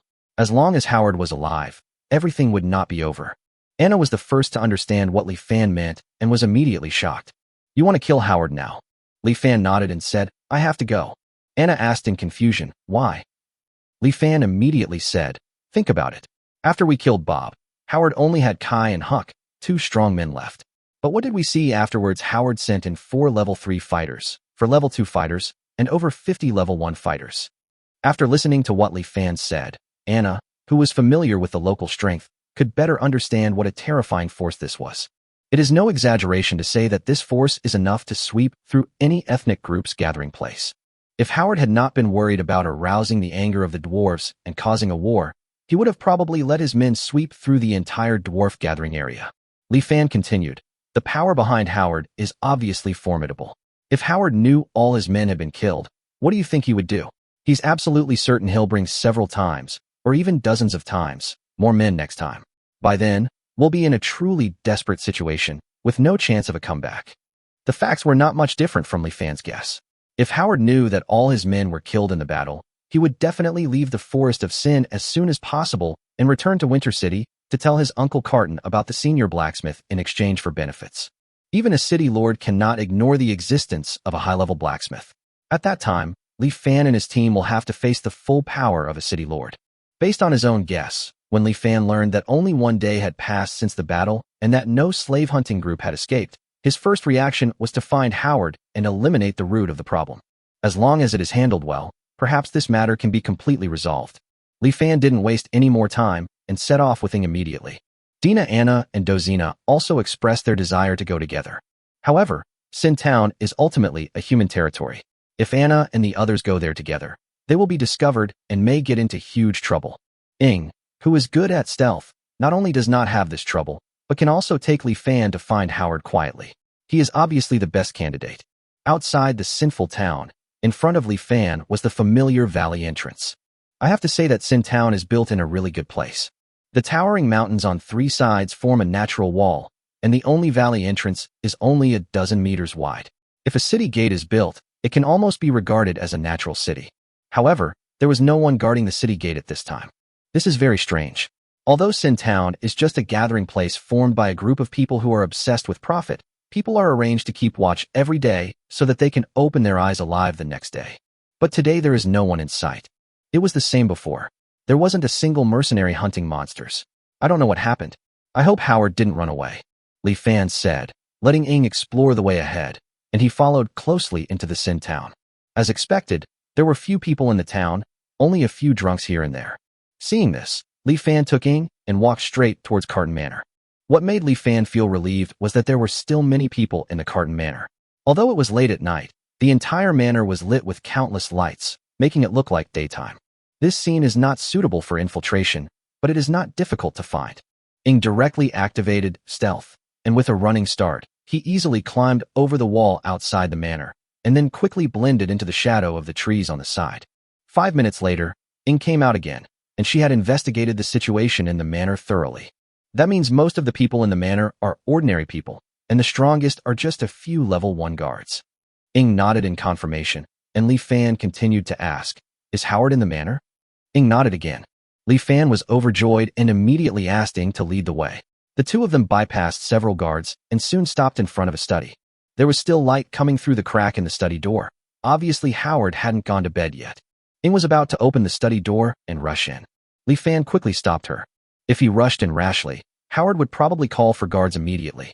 Although the guards were insignificant, they would alert those who were still staying in the Sin Town. Li Fan still had some things he wanted to ask Howard, and he didn't want to kill Howard immediately. Li Fan thought for a moment, then walked to the door of the study, took a deep breath, knocked gently, and said, "Master Howard, there's news about Lord Kai and the others." "What?" Howard's shocked voice came from the room, and the next moment the study door was forced open. However, before Howard could ask, a cold dagger was placed on his neck. Then Li Fan stood in front of Howard. He stretched out his right hand, put his index finger on his lips, and said softly, "Dear Master Howard, please don't make loud noises, otherwise we might crush your tongue in an instant." As he spoke, Li Fan showed a kind smile. Chapter 85, Year of Divine Punishment. 2 days had passed, a full 2 days and 1 night, but no news had been sent back from the slave hunting team. Howard had a bad feeling in his heart, but he knew very well the strength of Kai and his team. No one in this sinful forest could be their opponent. Howard felt like an ant on a hot pan. Without the talent to cultivate fighting spirit, his only way out was to do business. Now he had given up the Guild of Commerce in Winter City. If he couldn't even catch the dwarf who was a senior blacksmith, his future would be dark. At this moment, Howard was like a powder keg that could explode at any time. For this, he had beaten 2 servants to death, and even Charles fled. And just tonight, when Howard was anxious and couldn't sleep, someone suddenly reported that there was news about Kai. Howard almost stumbled over and opened the study door.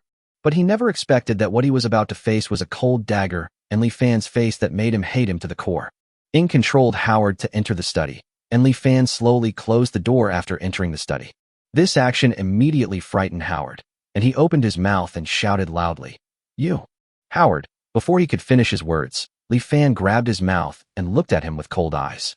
"Oh, dear Master Howard, I declare once again, for the sake of your tongue, please don't speak loudly. Otherwise, I promise that it will be the last time you speak loudly in your life, understand?"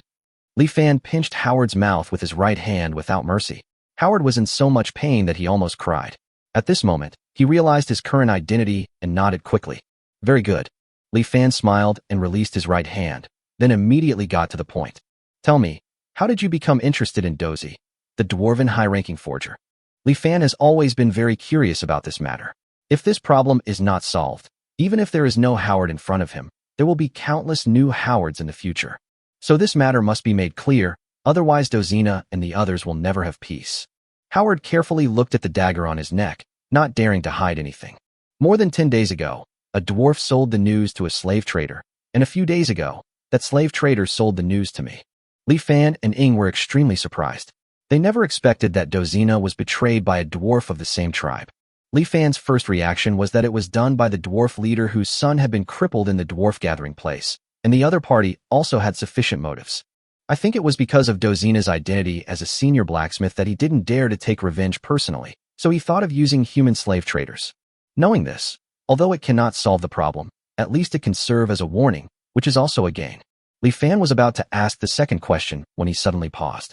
Li Fan thought for a moment, then suddenly approached Howard, reached out to move the dagger from Howard's neck, and then put his right hand on Howard's neck.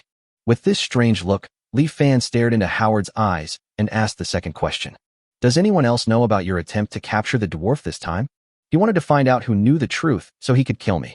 Howard sensed the meaning in Li Fan's words and said quickly, "And my uncle, Carton, the Lord of Winter City." Li Fan's eyes were always fixed on Howard. Suddenly he smiled and said, "In my hometown, there's a special method that can be used to determine if a person is lying. For example, a liar's heart rate will increase and his pupils will contract." Li Fan pointed at his eyes, then pointed at his hand that was on Howard's neck. Suddenly, his face turned cold, and he looked at Howard with murderous intent and said, "You were lying just now." In fact, Li Fan didn't understand any of this at all. He just wanted to trick Howard. The results were unexpectedly good. Howard was shocked when he heard Li Fan's words. He had never thought that there was such a magical method to identify lies in this world. He hurriedly said, I didn't. However, Howard kept saying, "I didn't lie" for a long time, but he still didn't have the confidence to finish saying the 3 words, "I didn't lie." Li Fan smiled again when he saw this. Well, just now he was not sure whether Howard was lying or not, but now he was sure that Howard was lying. After all, he was a native of another world and had never seen so many tricks. He was exposed with just a simple trick. What happened next was simple. After his lie was exposed, and under Li Fan's coercion, Howard finally confessed everything. When Li Fan learned that this guy had blocked the news in order to monopolize the advanced blacksmith, he immediately felt relieved. Since all the questions that needed to be asked had been asked, Li Fan did not plan to keep Howard. At this time, Howard seemed to understand his fate, but strangely, he was much calmer than Li Fan had imagined. Just then, Howard suddenly spoke. "You can't kill me. I guarantee that even if you kill me, you won't survive." How could Li Fan care about such a threat? He took the mother and child dagger from Ying's hand. He had to do it himself. Since he wanted to wipe out the roots, he should do this dirty work himself.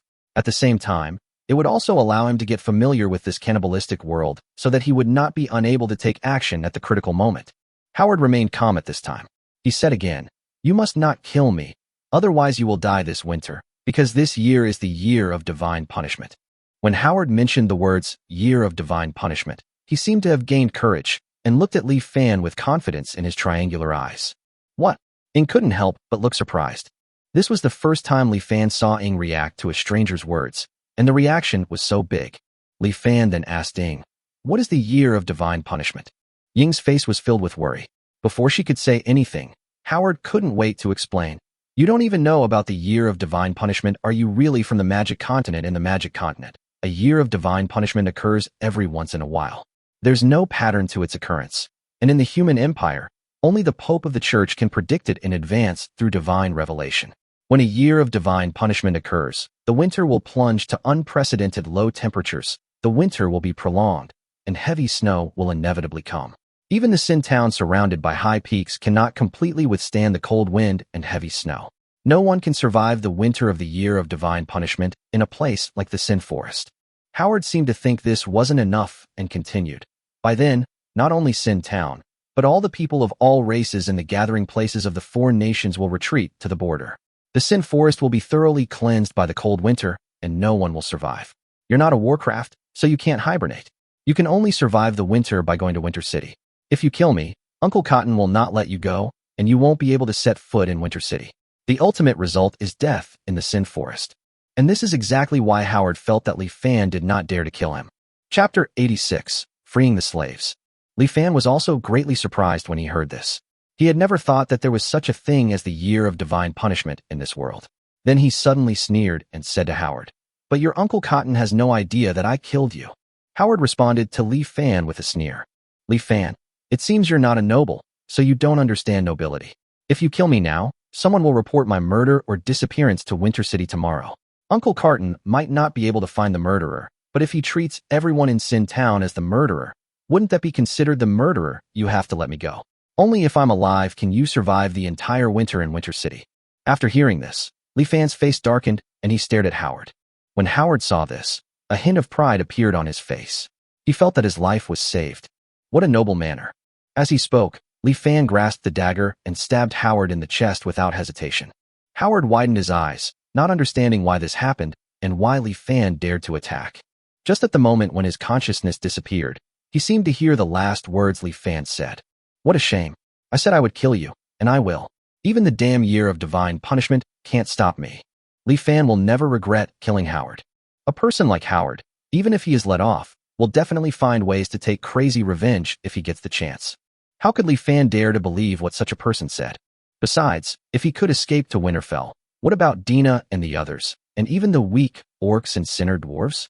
Could they also escape to Winterfell with him?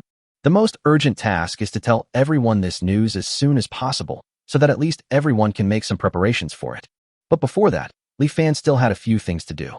In the underground cell of Carton Manor, the cell was sometimes bright and sometimes dark under the flickering firelight. The guard was yawning when a dark shadow suddenly appeared and swung a knife towards the guard's neck. The guard's body went limp and he fainted. These are all the guards. Next, let's see if the captured dwarf is here. Li Fan and Ing quickly searched through the 3 floors of cells. There were quite a few slaves in the cell. When they saw Li Fan and Ing appear, they just looked at them with numb eyes, and then went to sleep or stare blankly. Most of these slaves are humans, and no one knows how long they have been imprisoned here. They all look disheveled and skinny.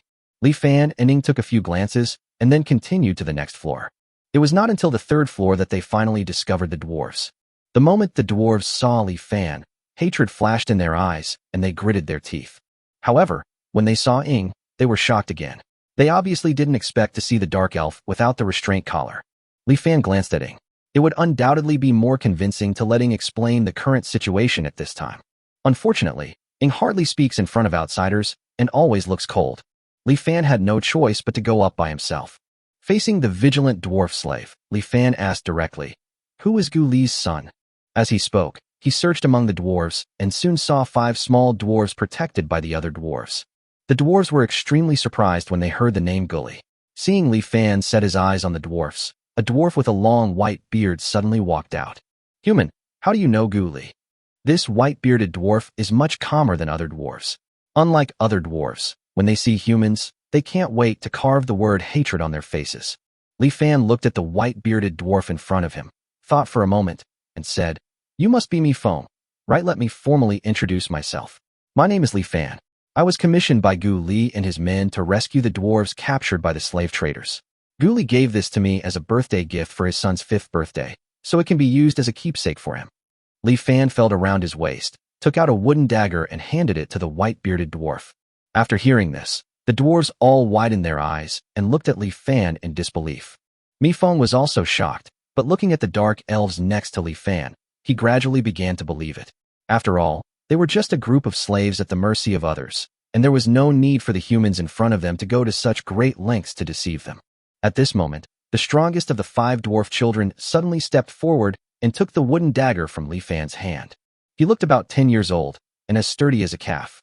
Holding the wooden dagger, he excitedly said, "Yes, this was a birthday gift my father gave me a few years ago. What this human said is true." After hearing these words, the dwarves finally believed Li Fan.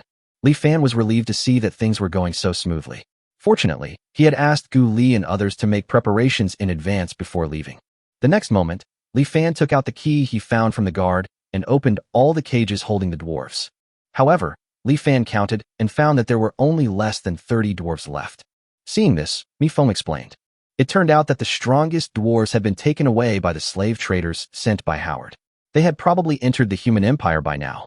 It would be impossible to rescue them. The other dwarves lowered their heads at this time, their eyes filled with bloodshot and hatred. It is conceivable that they may never see the dwarves they once knew again in their lifetime. Li Fan sighed, but there was nothing he could do. Seeing that all the dwarves were ready to escape, Li Fan said at this time, "The Shadow Society and I will take care of the guards in the manor later, but don't run away right away. There's another place in Sin Town where a group of slaves are being held captive. After we free the slaves there, we'll leave here together." The dwarves had no objection to this. Seeing this, Li Fan immediately took aim and started to act. There are not many guards in Carton Manor, but there are dozens of servants. Li Fan had no intention of killing innocent people. For these servants who were just ordinary people, he and Ing mainly knocked them out. However, the two were not so polite to the level 1 guards in the manor. As soon as Ing made a move, several level 1 guards died silently. Seeing that all the people in the manor had been dealt with, Li Fan was about to head towards the second manor. The second manor was the manor of Charlie, the slave trader. In fact, in addition to rescuing the slaves under Charlie, Li Fan's second goal was to get rid of Charlie. At this time, in the Sin Town, only Charlie knew about the grudge between Li Fan and Howard. As long as Charlie is dealt with, the Lord of Winter City may never know in his life that it was Li Fan who killed Howard. Chapter 87: The Forgotten Little Man. To Li Fan's disappointment, he did not see Charlie in Charlie's manor. After capturing a guard and questioning him, Li Fan found out that Charlie had run away out of fear after Howard beat the servant to death. This result left Li Fan speechless for a long time. This guy is really lucky. He escaped because of his cowardice. Li Fan couldn't just abandon everything and go hunt down Charlie. So in the end, he could only let this lucky slave trader go. As usual, after knocking out all the servants in Charlie's manor, Li Fan released all the slaves in the dungeon and announced on the spot that as long as they were obedient, they would all be free.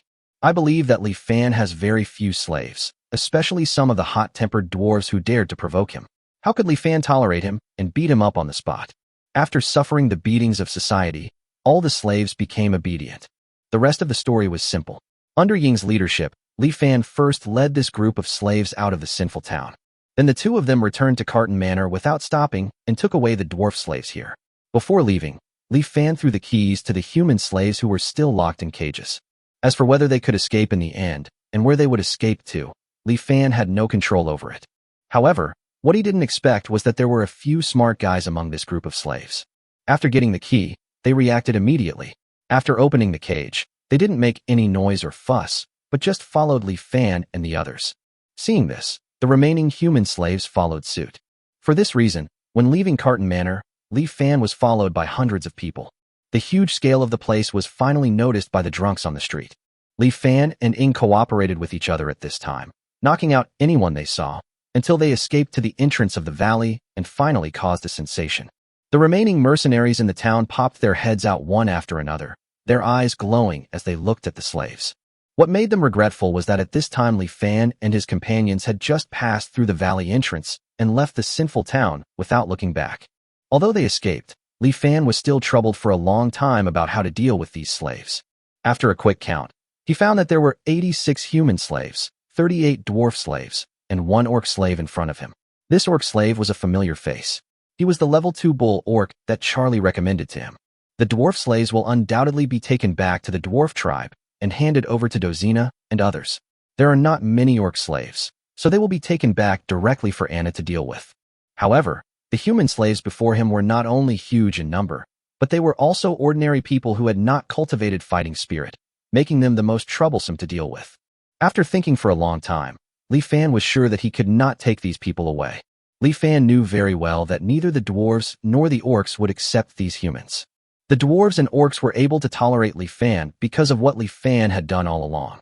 However, the most important thing for humans, dwarves and orcs, is vigilance.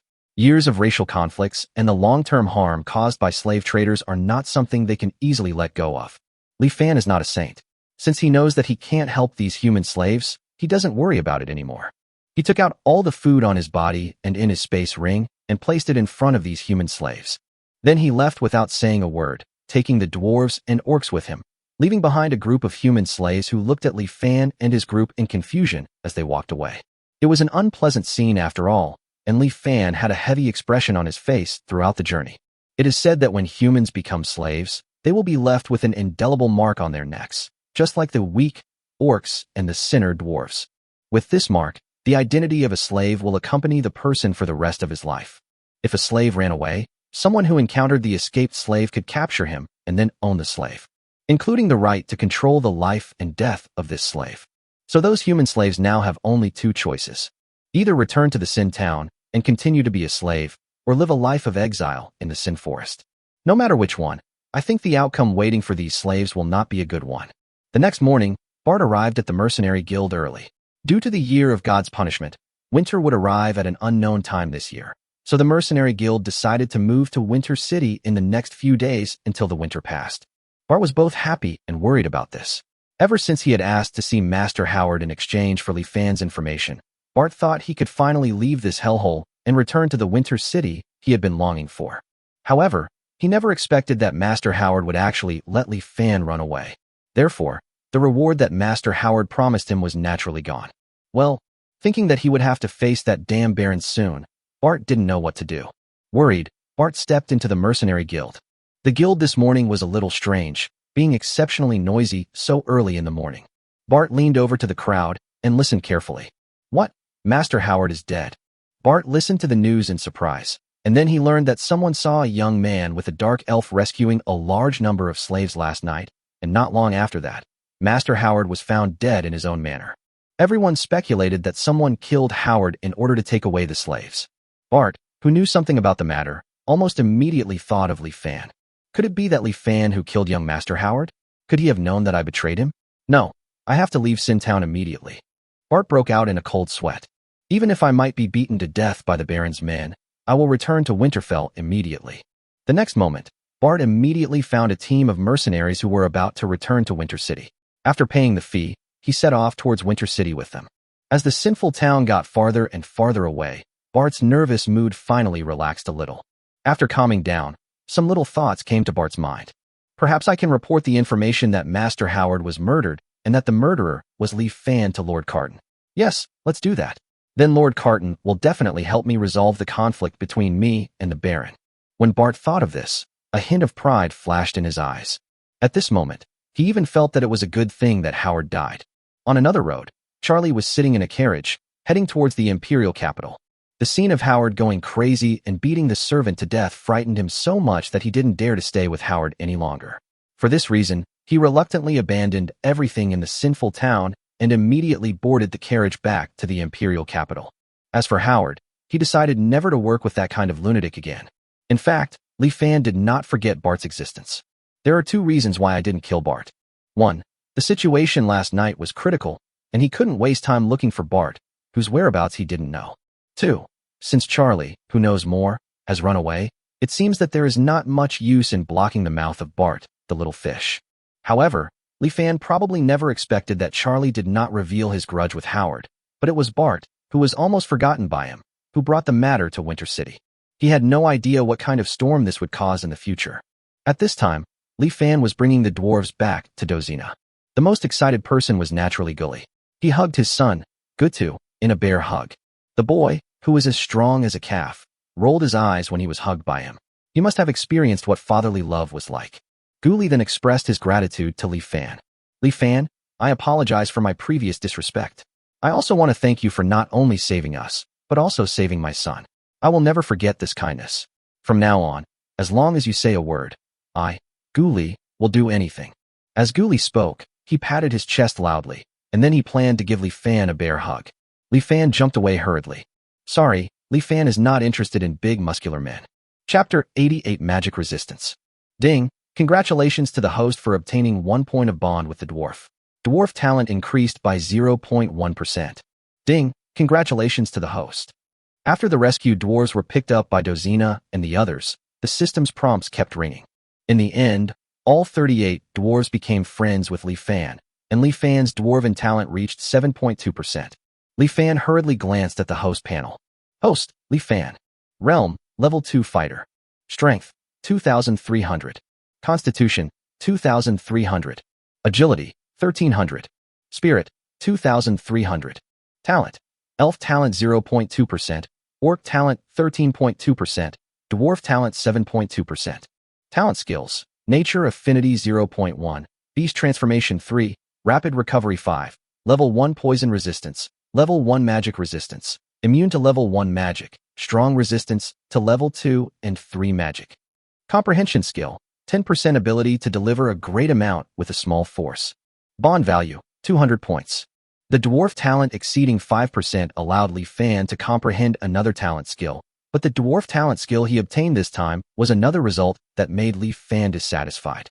It turned out to be magic resistance. In the magical continent, not only the elves can use magic, but also the dragons. Even the vampires and giants can use magic. Having such a talent skill that allows immunity to magic is a good reward in the long run. Unfortunately, Li Fan has never encountered an enemy using magic, so he estimates that this magic resistance will be useless for a long time. What? This year is the year of divine punishment. In the cave, both the Dina sisters, Dozina and Guli, were shocked by the news and opened their mouths wide. The next moment, a look of despair appeared in the eyes of the four people. The solemnity of the scene left Li Fan, who didn't know much about the year of divine punishment, somewhat bewildered. Seeing this, Anna rarely did anything to explain Li Fan's lack of common sense. She frowned and suddenly said with a serious expression, "This matter is of great importance. I must inform Baichi, Qingmu, and the others immediately. However, this matter concerns not only the survival of our orcs, but also the survival of the dwarves. Dozina, Guli, on behalf of the orcs, I now formally invite you to return to the orcs with me to discuss countermeasures together. If necessary, perhaps our two tribes will need to gather together to overcome this difficulty together. When life and death come together, the gaps between races become less important. In the words of the orcs, it probably means that you can only eat meat when you are alive, and in the words of the dwarves, you can only drink wine when you are alive. If you can't even survive, who will care about the so-called racial conflicts?" After hearing this, Dozina and Guli looked at each other and quickly nodded at the same time. Anna and the others were acting almost against the clock and immediately took Dozina and Guli and rushed towards the grassland. After traveling at full speed, the group returned to the grassland where the orcs were in half a day. Li Fan had just stepped onto the grassland. "Watch this." A clear and angry voice suddenly rang out. Then a green figure rushed over. The next moment, Li Fan felt dizzy and fell to the ground. Xiao Qing, who had just given Li Fan a sliding tackle, was now sitting on him in a rage, staring at him with a pair of cyan snake eyes, and angrily shouted, "Li Fan, you still remember to come back." As she spoke, the little girl showed her crystal-clear fangs and opened her mouth to bite Li Fan's shoulder. You can see that the little girl is really angry. However, no matter how angry Xiao Qing was, Li Fan didn't want to try how strong this guy's venom was. He hurriedly held Xiao Qing's cheeks with both hands to avoid being bitten. Then he said with a smirk, "What's wrong, Aga? Have you been away from me for so long? Are you worried about me and missing me?" "Who missed you?" Xiao Qing hastily denied. Then, realizing something, she quickly retorted, "You're the one, I'll go." "Humph, I'm worried about Dina and Sister Anna.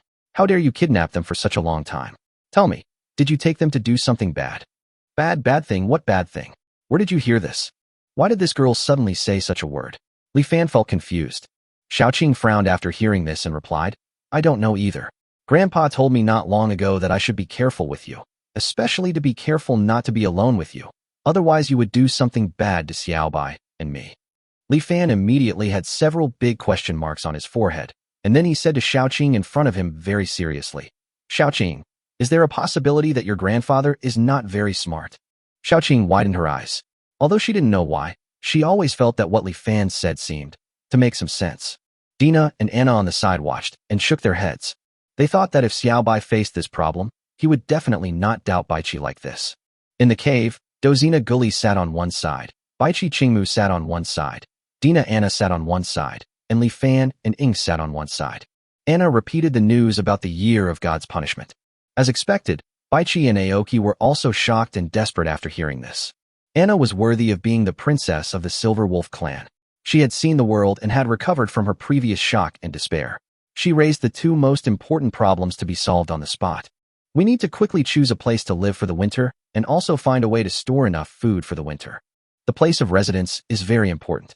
In the winter of the year of God's punishment, the caves where the orcs live now will probably be completely blocked by wind and snow in just a few days, and it is not a place to spend the winter at all. The dwarven caves were not much better.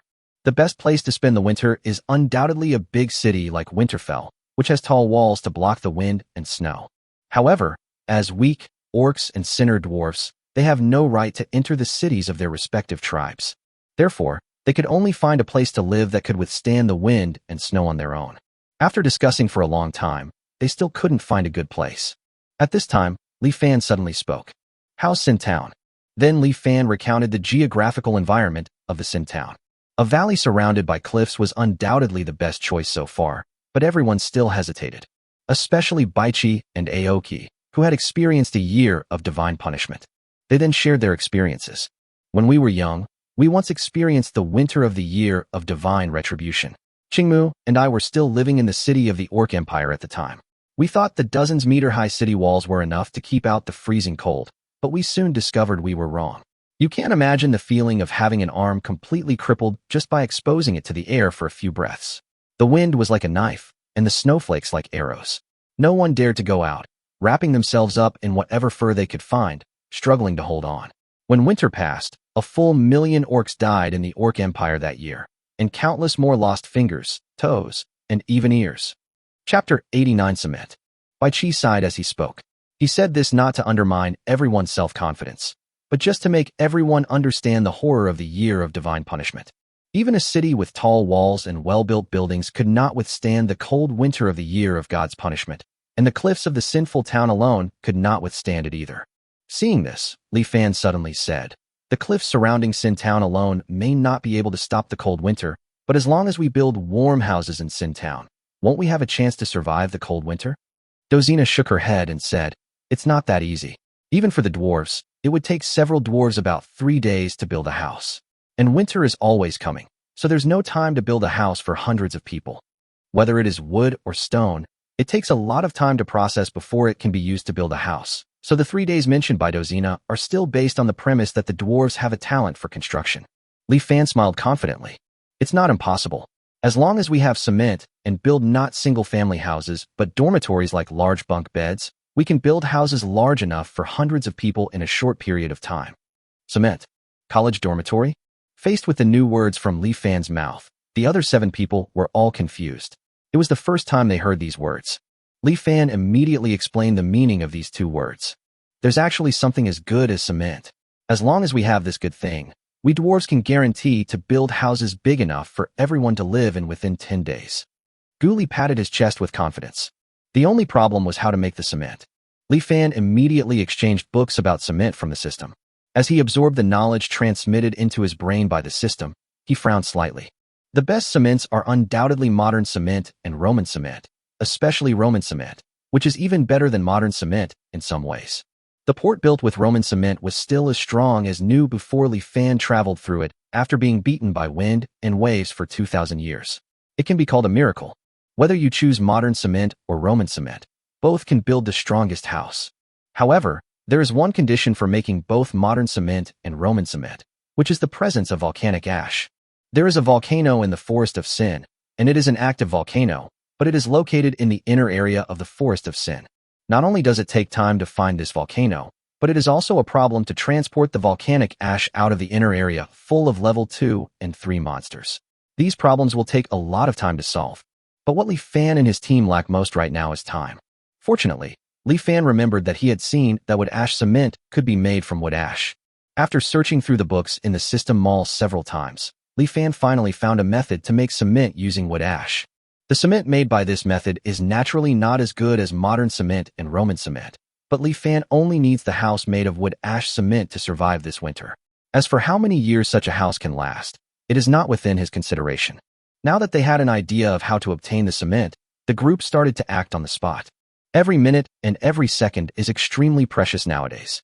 Howard said that when the year of divine punishment comes, the people in the gathering places of the 4 major races will evacuate. Li Fan plans to move to the Sin Town as soon as the human race evacuates. So Li Fan asked Ing to go to the Sin Town to investigate, and as soon as the people in the Sin Town left, he asked Ing to come back and report immediately. On the other hand, we began to try to make wood ash cement with the dwarves. To make wood ash cement, wood ash is of course indispensable. It is very easy to get wood ash. There is not much else in the forest of Sin, but there are many trees. The fallen bark and leaves are collected and burned to form ash. Put the wood ash into a bucket filled with water and stir it thoroughly to dissolve the potassium alkali in the wood ash into the water. Then pour out the water containing the dissolved potassium alkali. The remaining mortar is the main material for making cement. In fact, the mortar at this point can already be considered cement, but this type of cement cannot withstand rain and will dissolve as soon as it rains. Therefore, secondary calcination is required. Li Fan picked up the settled mortar. It was still a little burning on his hands, but it was not serious. The mortar was formed into balls and then placed in the fire to burn until the mortar balls emitted an orange-yellow light. They were then taken out and set aside to cool. After the mortar ball cools down, put it into water again to mature. The aging process will produce an exothermic reaction in which the calcium oxide in the mortar balls will generate calcium hydroxide when it meets water.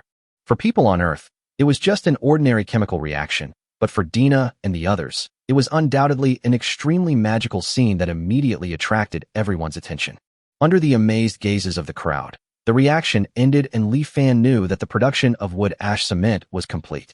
Li Fan then found sand and gravel and mixed them with wood ash cement. The mixture is kneaded into the shape of bricks, and after about 5 hours, the cement bricks will begin to solidify. At this point, the hardness of the cement brick is no less than that of wood, and as time goes by, its strength will continue to increase until it reaches its maximum hardness after 10 to 20 days. During this period, the dwarves could build all the houses first and then wait for the cement to solidify.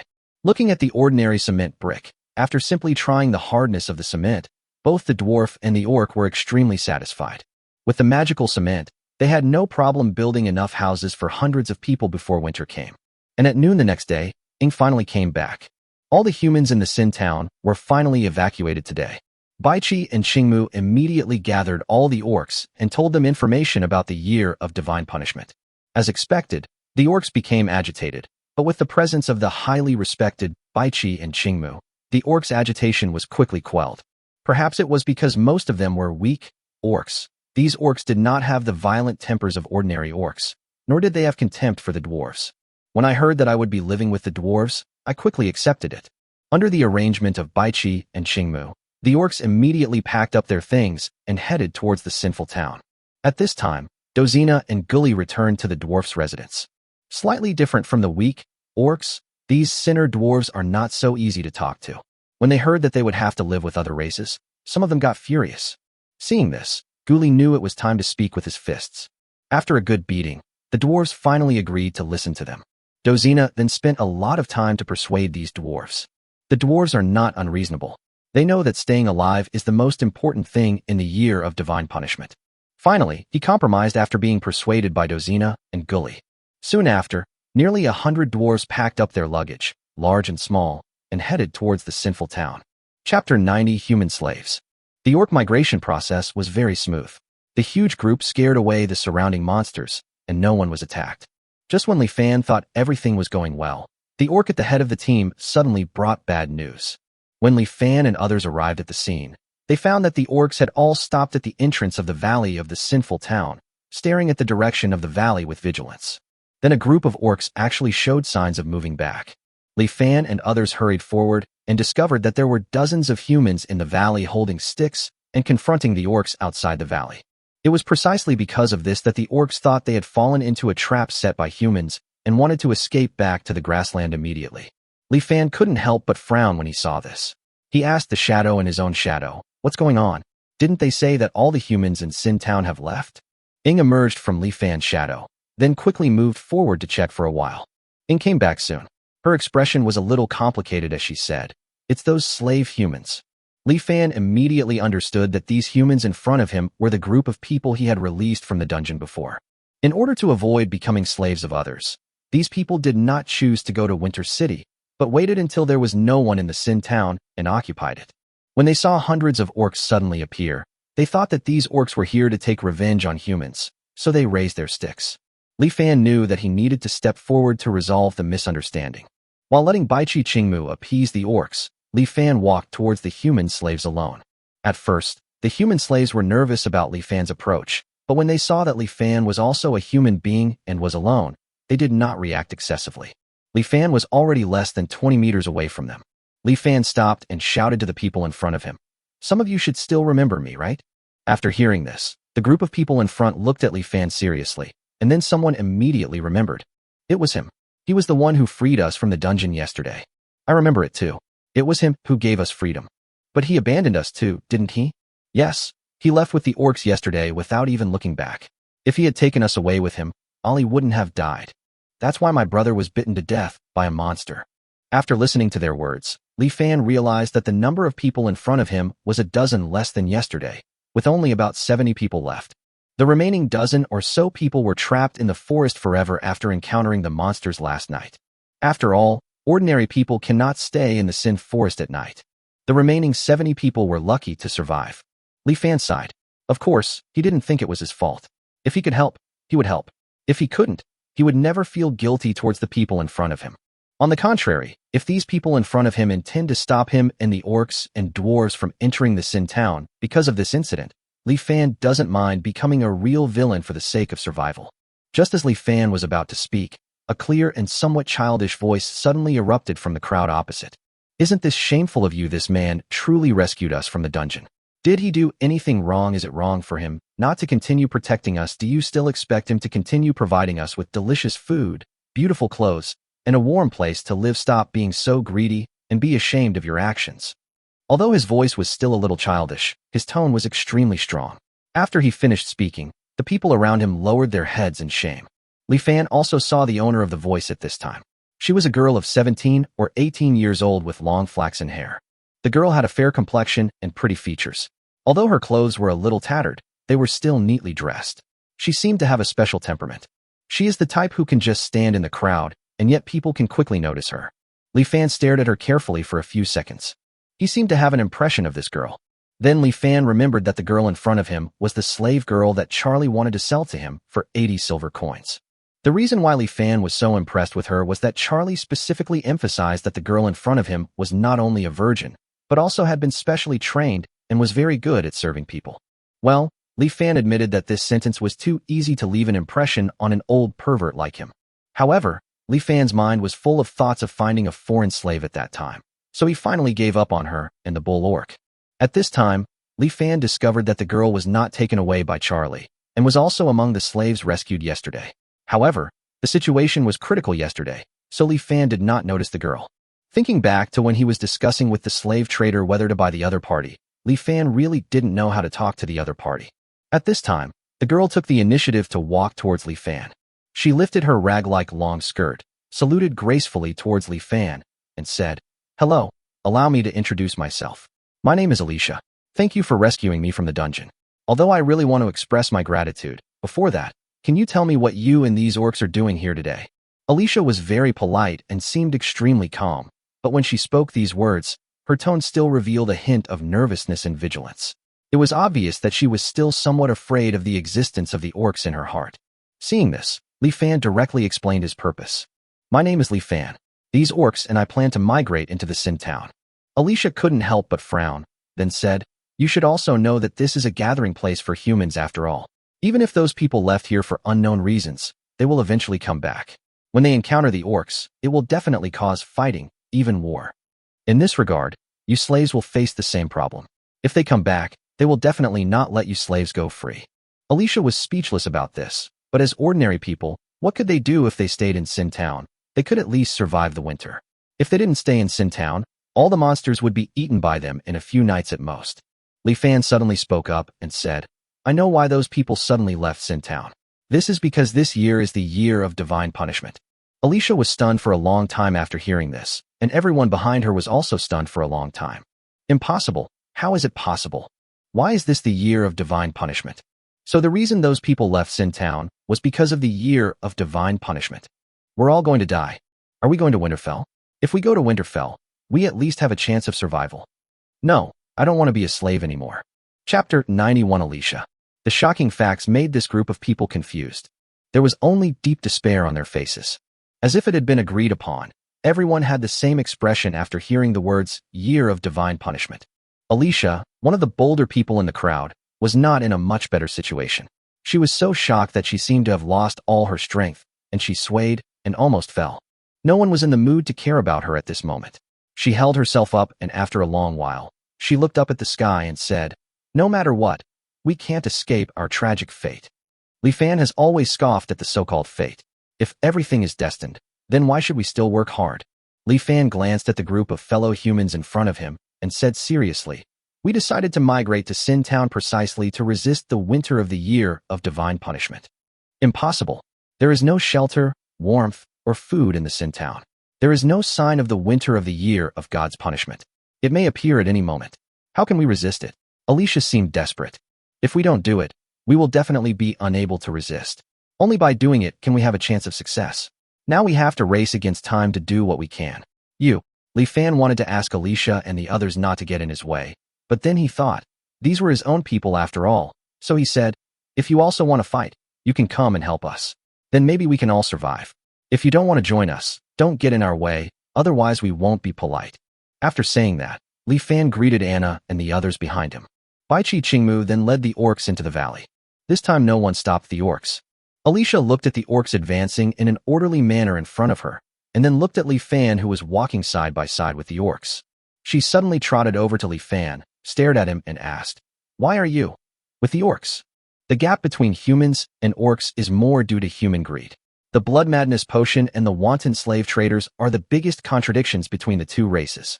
However, the human empire's several wars against the orc empire made humans regard the orcs' brutality on the battlefield as common sense. Most people's impression of an orc is almost always a brutal and irrational enemy. Similarly, the orcs' common sense about humans also comes from enemies on the battlefield and slave traders. In the eyes of orcs, humans are synonymous with cunning, greedy, and unscrupulous. The misunderstanding between the two tribes has been going on for a long time, so it is not surprising that Alicia cares about Li Fan becoming a companion of the orcs. Faced with Alicia's question, Li Fan could have given her a lot of reasons to slowly convince her. Unfortunately, time is too precious now. Li Fan pointed at the orcs and then at Alicia and said, "Only when they're alive are they orcs, and you're human. If we die, we're all just a pile of meat waiting to rot. There's no difference between us. Don't overthink it, girl. Now, just think about it. Do you plan to plant a flower with your own hands next spring, or do you want to grow a flower with your own corpse next spring?" After saying that, Li Fan looked around and didn't find any flowers, so he plucked a piece of grass and stuck it into the girl's long brown hair, then continued walking into the valley. Alicia stared at Li Fan's back, stunned for a long time. Then, she smiled and said firmly, "Since I'm going to plant some wheat, I'd rather plant a field that's enough to feed everyone." Then Alicia trotted in the direction of Li Fan. Seeing this, the people behind Alicia all showed hesitation expressions. They also heard what Li Fan said. No one didn't want to live, especially these slaves. While most people were still hesitating, a woman with long silver-gray hair took the lead and walked out of the crowd. The woman was wearing a long dress and had such lush long hair that it would make countless people with hair loss jealous and their faces distorted. Her exaggerated hair was spread out, completely covering her face, making it impossible to see her appearance. When this somewhat strange woman walked out, none of the slaves around her seemed familiar with her and just looked at her coldly. The strange woman didn't react at all. She said nothing and followed Alicia. Once someone took the lead, a group of people immediately followed. Most of those who stayed behind were indecisive people who followed suit, seeing they had no other choice. Anna and the others had no objection to Li Fan's decision, but they also made it clear that these humans must also work. Those who have not paid do not deserve to reap the rewards at this time. Li Fan thought so too, and he had already made plans. Although these humans are ordinary people, they also have things they can do. Wood ash cement requires huge amounts of bark and leaves. It would be a waste to have orcs and dwarves collect bark and leaves. Li Fan immediately arranged for all humans to go outside the valley to collect tree bark and leaves. While collecting, Let them burn the ashes. Li Fan then demonstrated the steps to make wood ash cement and asked them to follow. As for the orc's job, it is to collect sand and gravel. It is difficult to find these two things in the forest full of trees, but a little further away, near the salt mine, there is a stone area. Transport the gravel there back and crush the large stones to get gravel similar to sand. Not long after, the dwarves also arrived in the Sin town. The dwarves did not start building the house immediately, but discussed some details of building the house with Li Fan and others. Li Fan also gave his own suggestions at this time. According to what you said, in the winter of the year of divine punishment, the greatest threat, besides the low temperatures and freezing winds, is the heavy snow. The snow can pile up to several meters, or even dozens of meters high. Therefore, the house must be built on a higher ground, preferably on a hilltop to facilitate the drainage of the snow. Houses can't be built too high, as wood ash cement has limited strength.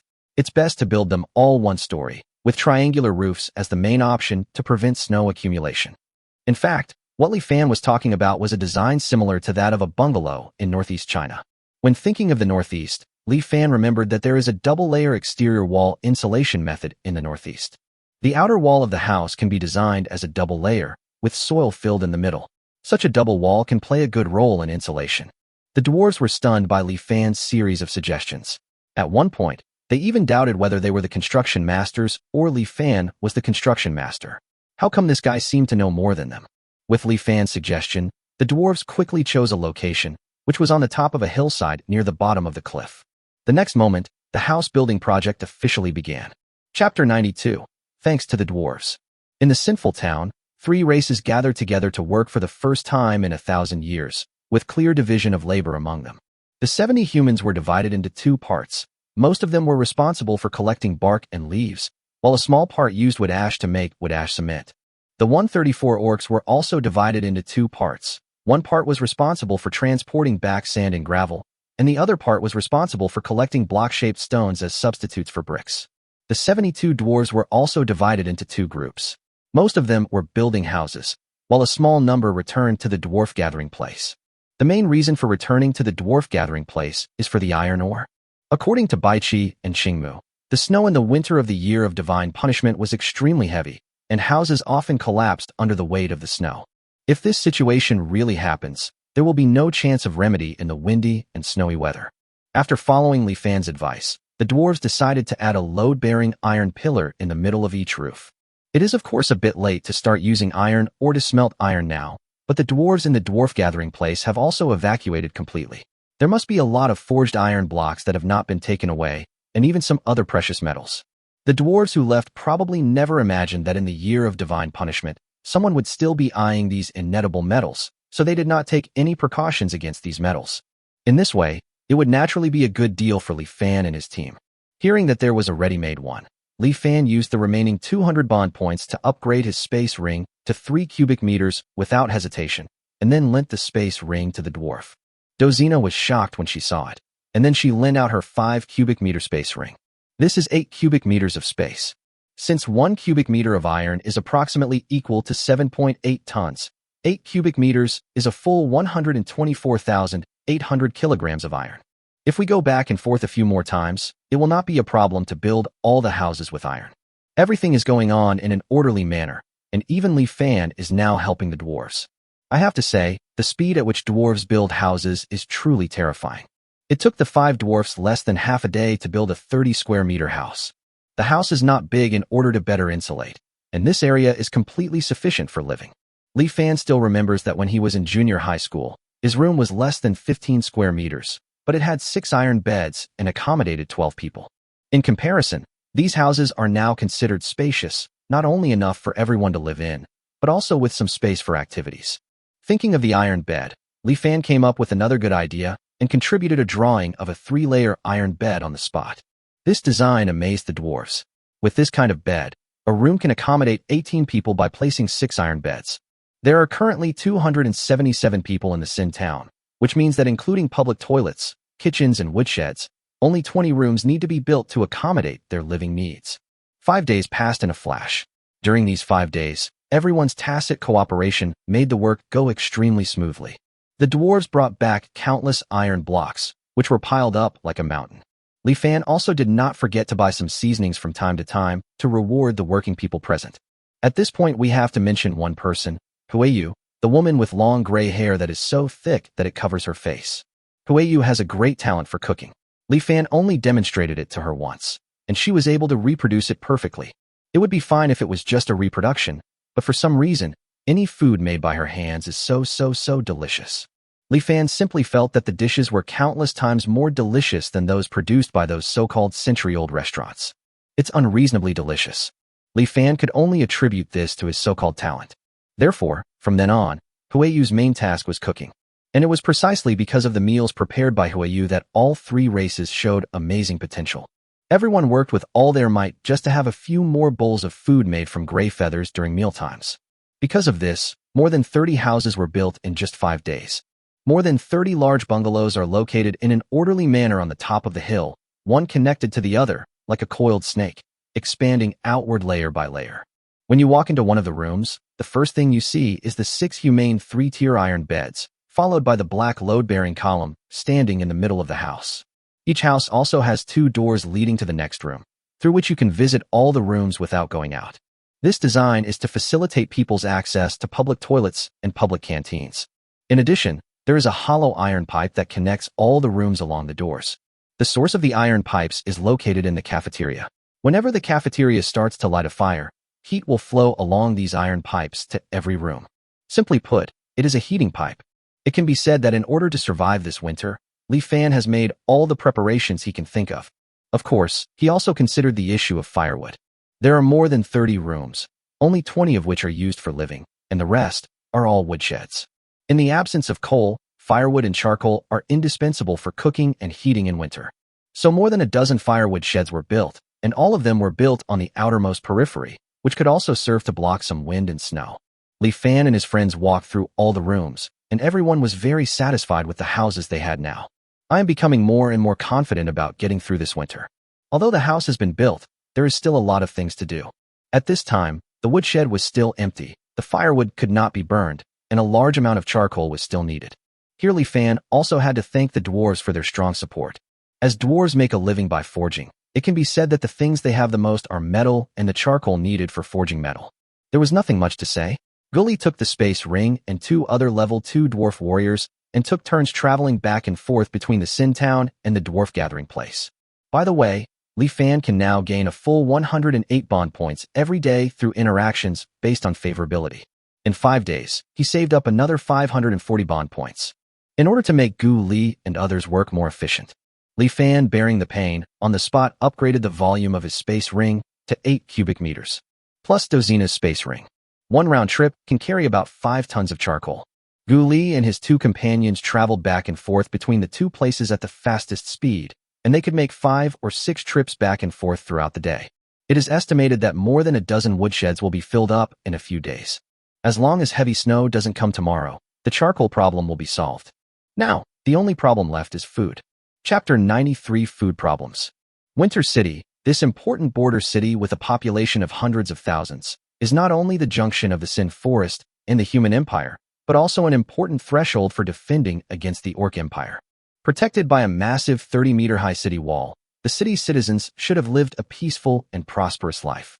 But ever since the news of the Year of Divine Punishment spread throughout the Human Empire, the entire city has been plunged into panic.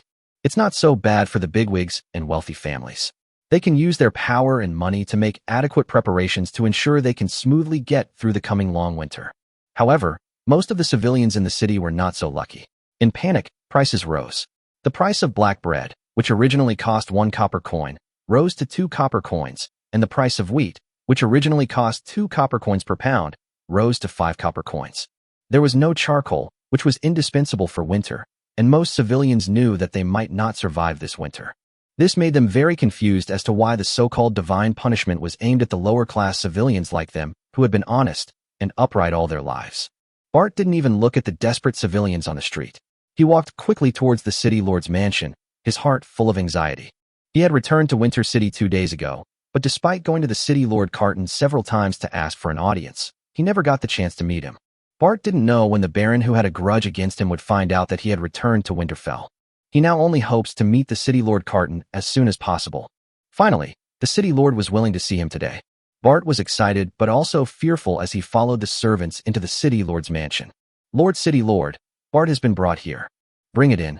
As the door of the study slowly opened, Bart finally saw the owner of this winter city, Lanny Cotton. Short silver hair, a dignified square face, and a pair of eyes that pierced like swords. Just one glance and Bart couldn't help but kneel down at the feet of the man in front of him. Carton seemed accustomed to this, and without asking Bart to stand up, he casually said, I heard about Howard's death 2 days ago, but I asked the people who returned from Sin Town, and even the mercenary guild didn't know who the murderer was. And you say you know who the murderer is? Yes, Lord Mayor. I just happen to know some of the circumstances, Bart said without hiding anything and told everything he knew. Carton nodded. You're actually a high-level blacksmith. No wonder Howard gave up on my test. I already know the general situation. I will help you fulfill your request, provided that what you say is true. Now go down first. Bart's face lit up with joy, and he quickly got up. After bowing respectfully, he left the study with the servants. At this time, a man who looked 80% similar to Carton walked over from the other side of the study. Father, do you want me to take people to kill Li Fan right away and bring back the high-level blacksmith dwarf to you? Carton looked up at his son and shook his head. Yoland, I've told you many times that you must think carefully before doing anything. Even the dead Howard did this better than you. No one can tell when the winter snow will fall in the year of divine punishment. Acting now would be gambling with your own life and the lives of the knights. It's not worth it. Yolanda Cotton pounded the sofa in front of him unwillingly. Did Howard die in vain? Of course not, Lanny Carton sneered. If Li Fan dares to come to Winter City, he won't be able to escape. If he doesn't come to Winter City, he won't survive this winter, even if... Lanny Carton glanced at the distant mountains, seemingly catching sight of the ferocious beasts within. Even if he found refuge in the winter snow, he won't be able to escape the subsequent beast tide. It's a shame for the senior blacksmith, but we should be prepared to deal with the beast tide that could appear at any time. The house was finally completed, and the charcoal was continuously transported back.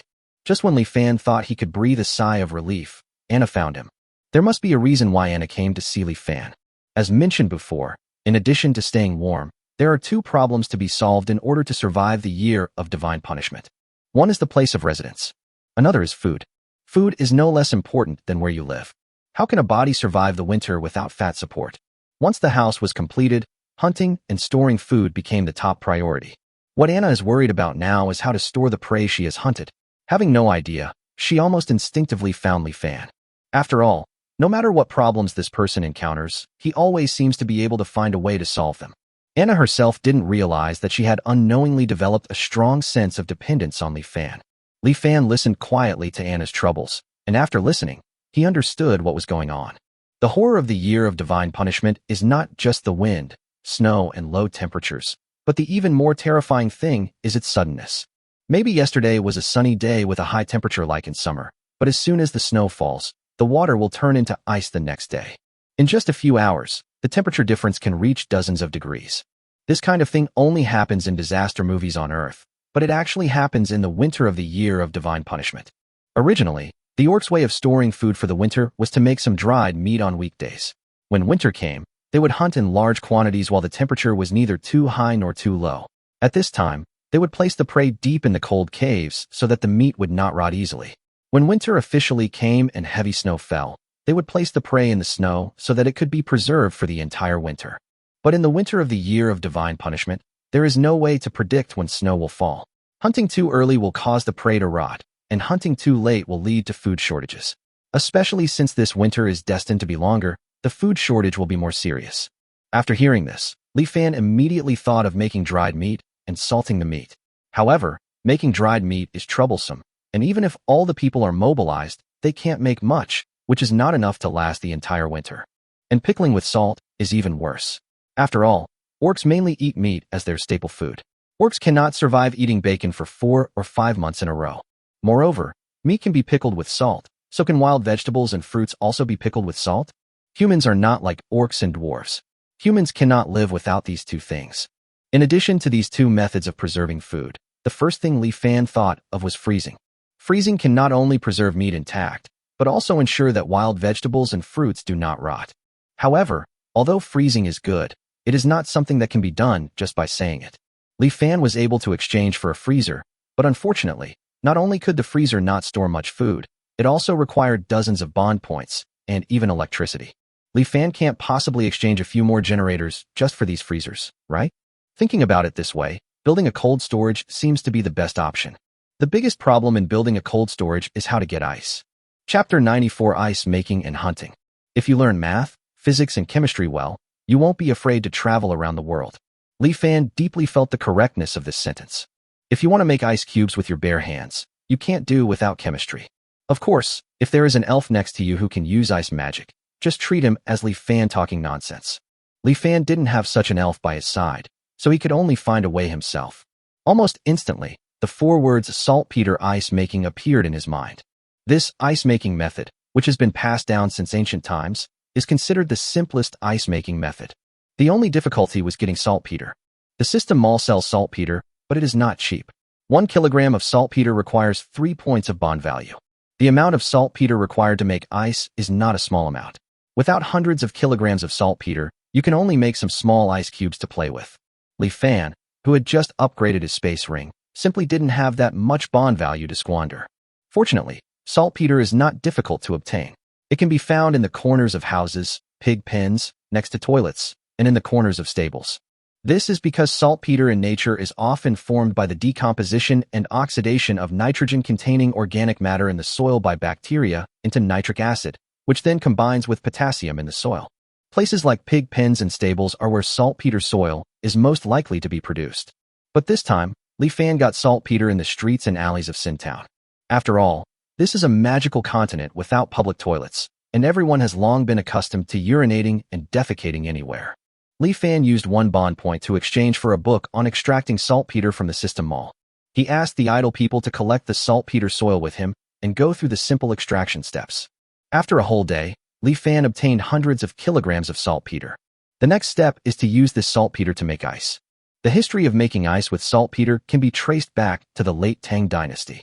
Even the ancients knew how to make ice, so there was no reason why Li Fan couldn't make ice. The dwarves were asked to help cast 2 copper rectangular containers, 1 large and 1 small. Large bronze vessels should be cast thicker, while small bronze vessels should be cast as thin as possible. First, pour drinkable water into the small copper container and then seal it. Place the small copper vessel inside the large copper vessel. First, add half water to the large copper container, then add half saltpeter and stir thoroughly. The saltpeter reacted with water and absorbed heat, and the temperature inside the large copper vessel began to drop sharply, soon falling below 0 degrees. Li Fan then ordered people to seal the large bronze vessel and wrap it with several layers of animal skin to keep it at a low temperature. After an hour or two, when the small copper container was opened, the water inside had frozen into rectangular ice cubes. Dina and the other little girls who came to join in the fun saw with their own eyes that the clear water turned into ice cubes, and they immediately looked at Li Fan in disbelief. Li Fan, I didn't expect that a human like you with thick eyebrows and big eyes is actually an elf. Otherwise, how could you know ice magic? Xiaoqing stared at Li Fan with wide eyes, an expression that said, "You actually lied to me." Li Fan was too lazy to explain the principle to these little guys. He first gave Xiaoqing a slap on the head, then knocked off a few pieces of ice and handed them to the dissatisfied Xiaoqing and several other girls, wanting to send them away. However, looking at Anna, who was like a curious baby next to him, Li Fan finally had to briefly explain the principle.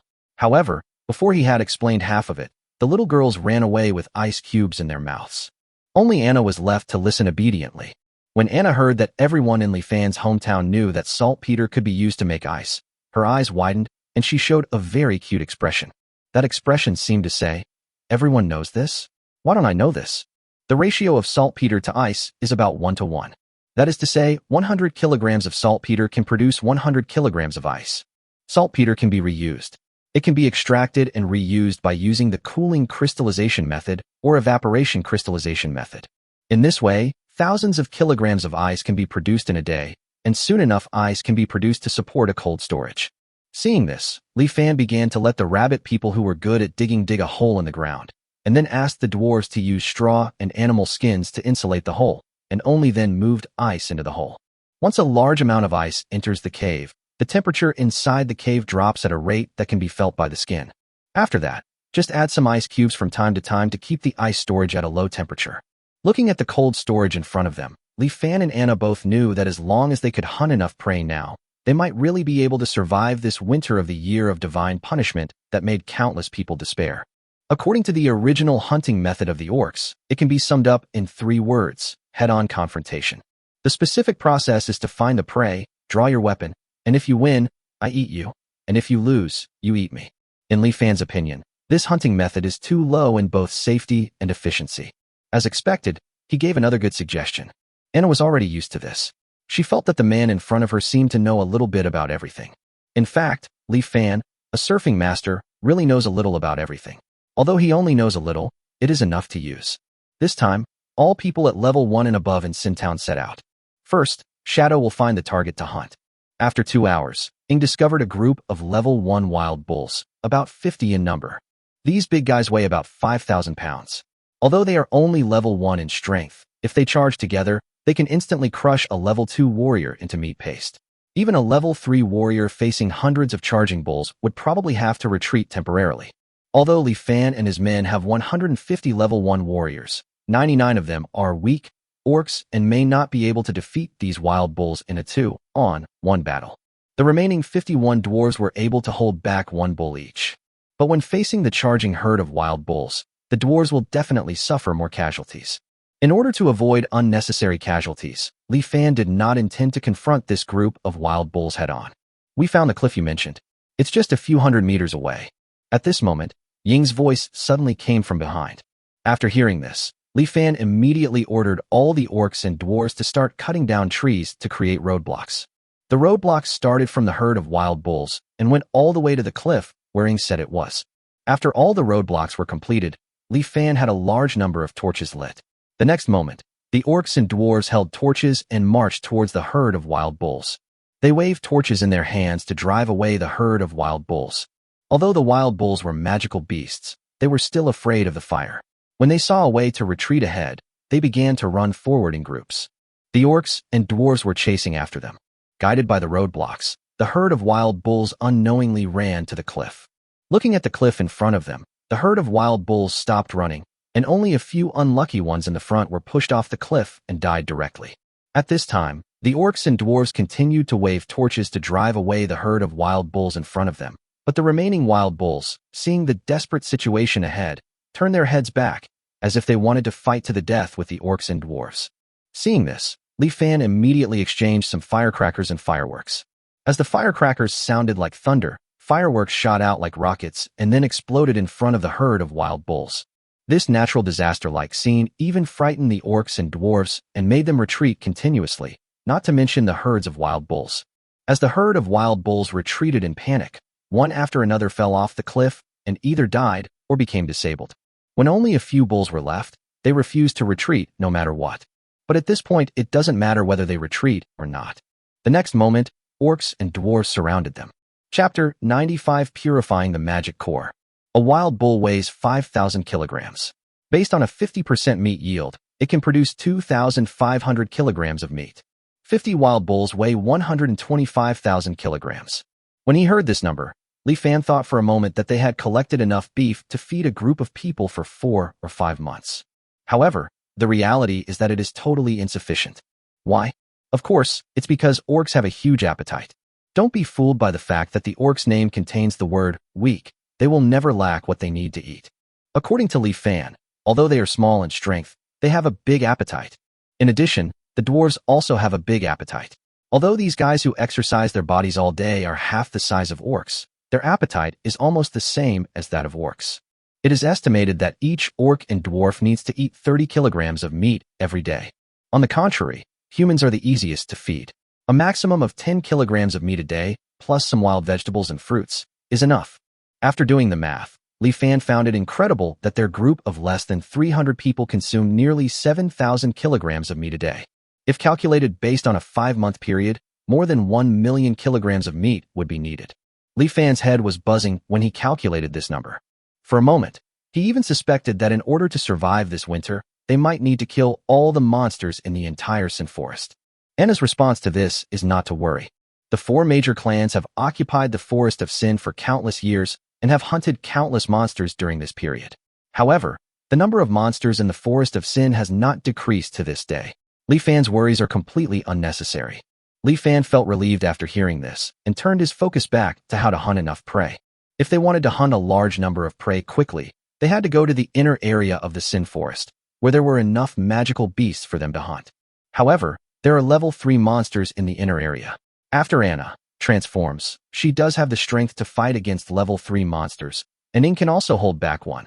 But if she encounters more than 3 level 3 monsters, casualties are inevitable. Li Fan himself still needs more than 10 to 20 days to officially enter the level 3 realm. It is estimated that by that time the heavy winter snow will have begun to fall. Li Fan thought for a moment, then suddenly looked at Anna and asked, Anna, you mentioned before that you were about to be promoted to the level 3 warrior realm. How long will it take? Anna guessed Li Fan's plan and shook her head. I'm definitely not far from becoming a level 3 warrior, but I don't know exactly when I'll break through. Maybe tomorrow, or maybe a few months from now. In other words, as long as there is external support, you will have a great chance of breaking through immediately? Li Fan said as he took out a magic core. He had exchanged these things for salt from the orcs, but he had kept them without using them. Now they might come in handy. Anna frowned as she looked at the magic core. Without purification through the purification potion, the magic core cannot be absorbed directly. Li Fan had obviously considered this and said, the shadow's dark magic power can devour the impurities in the magic core, leaving only pure energy. Anna still frowned. Although dark magic can absorb impurities, it consumes a lot of energy from Ing. I'm afraid Ing can't purify too many magic cores, right? Li Fan naturally took Anna's worries into consideration, so he exchanged a bottle of low-grade energy potion from the system space. Low-grade energy potion can instantly restore some of the body's energy and speed up energy recovery for the next hour. Use it once every 1 day, 10 bond points. This was the first time that Li Fan exchanged for a low-grade energy potion. When he told Anna about the effect of the low-grade energy potion, not only Anna, but everyone present widened their eyes. This kind of potion was unheard of, and even a witch might not be able to refine it, but Li Fan could take it out easily.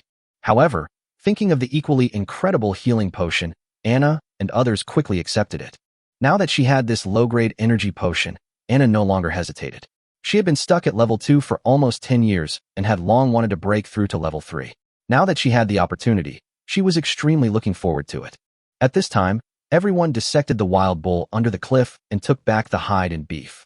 At Li Fan's repeated request, the orcs, with a hint of confusion, still took back some of the wild bull's internal organs.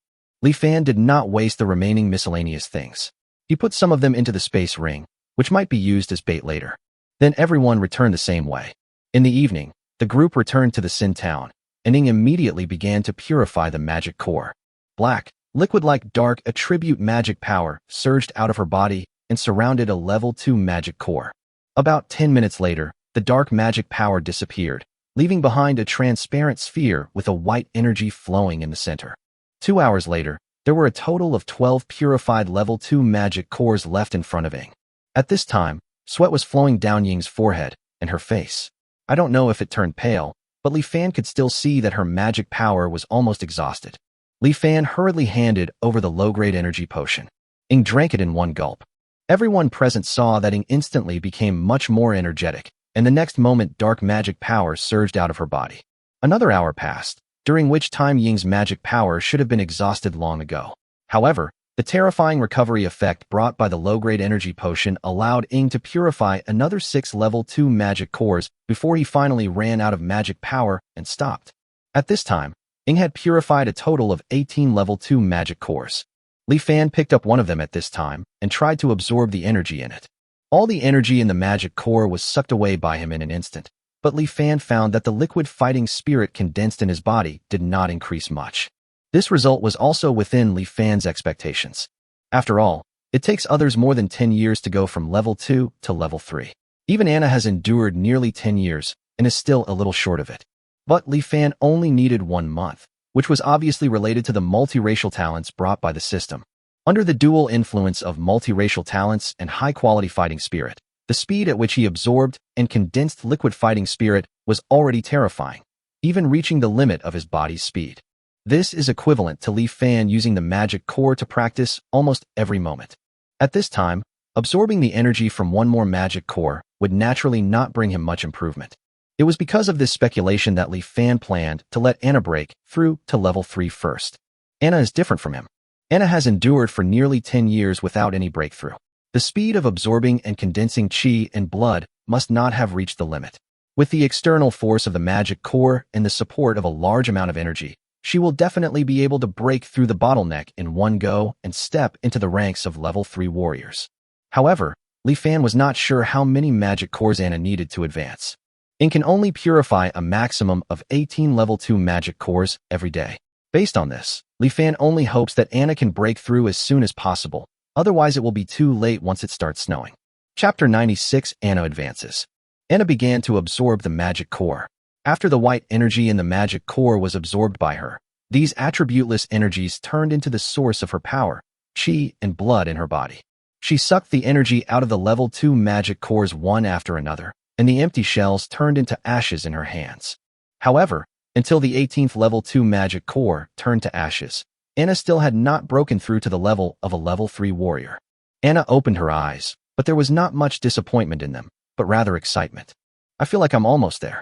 I estimate that a dozen more level 2 magic cores will be enough to break through to the level 3 realm. Li Fan was naturally happy for Anna after hearing this. However, he had only exchanged 20 level 2 magic cores from the orcs with salt, and the rest were all level 1 magic cores. He didn't know whether Anna would have any effect if she absorbed the level 1 magic cores. As for the fact that Anna did not have a magic core, the magic cores in her and the weak orc's hands had been exchanged for salt at the orc gathering place a long time ago. The situation of the sinner dwarves is the same. The difference is that the magic cores in the hands of the sinner dwarves are mostly exchanged for low-quality beer. The next morning, Li Fan and his group went hunting while waiting for Ying's magic power to recover. This time, they planned to clean up the area near the Sin Town. After completely clearing out the surrounding monsters, the human race, which consisted entirely of ordinary people, appeared at this time. They dispersed and searched for all edible wild vegetables and fruits around them. As for how to identify which wild vegetables and fruits are edible, Li Fan exchanged corresponding books from the system mall and explained it to them. At the same time, some dwarves and orcs also shared their experiences at this time. After half a day, the 70 people harvested hundreds of kilograms of fish. These wild vegetables and fruits didn't taste very good. After Dina, Xiaoqing, and other girls tried some, they all lost interest. However, Li Fan believes that when winter comes and everyone gets tired of eating meat, these wild vegetables and fruits will definitely become the most popular foods. Li Fan immediately decided to collect more. To this end, the hunting team, composed mainly of dwarves and supplemented by orcs, continued to clear out the monsters around the sinful town, collecting meat while ensuring the safety of the human team. In this way, in the evening, Li Fan and his team hunted another 50,000 kilograms of prey, and Ying's magic power finally recovered to a large extent. Seeing that it was getting dark, Li Fan led the team back to the sinful town. In the sinful town, Ying began to purify the magic core again. First, there were only 2 remaining level 2 magic cores.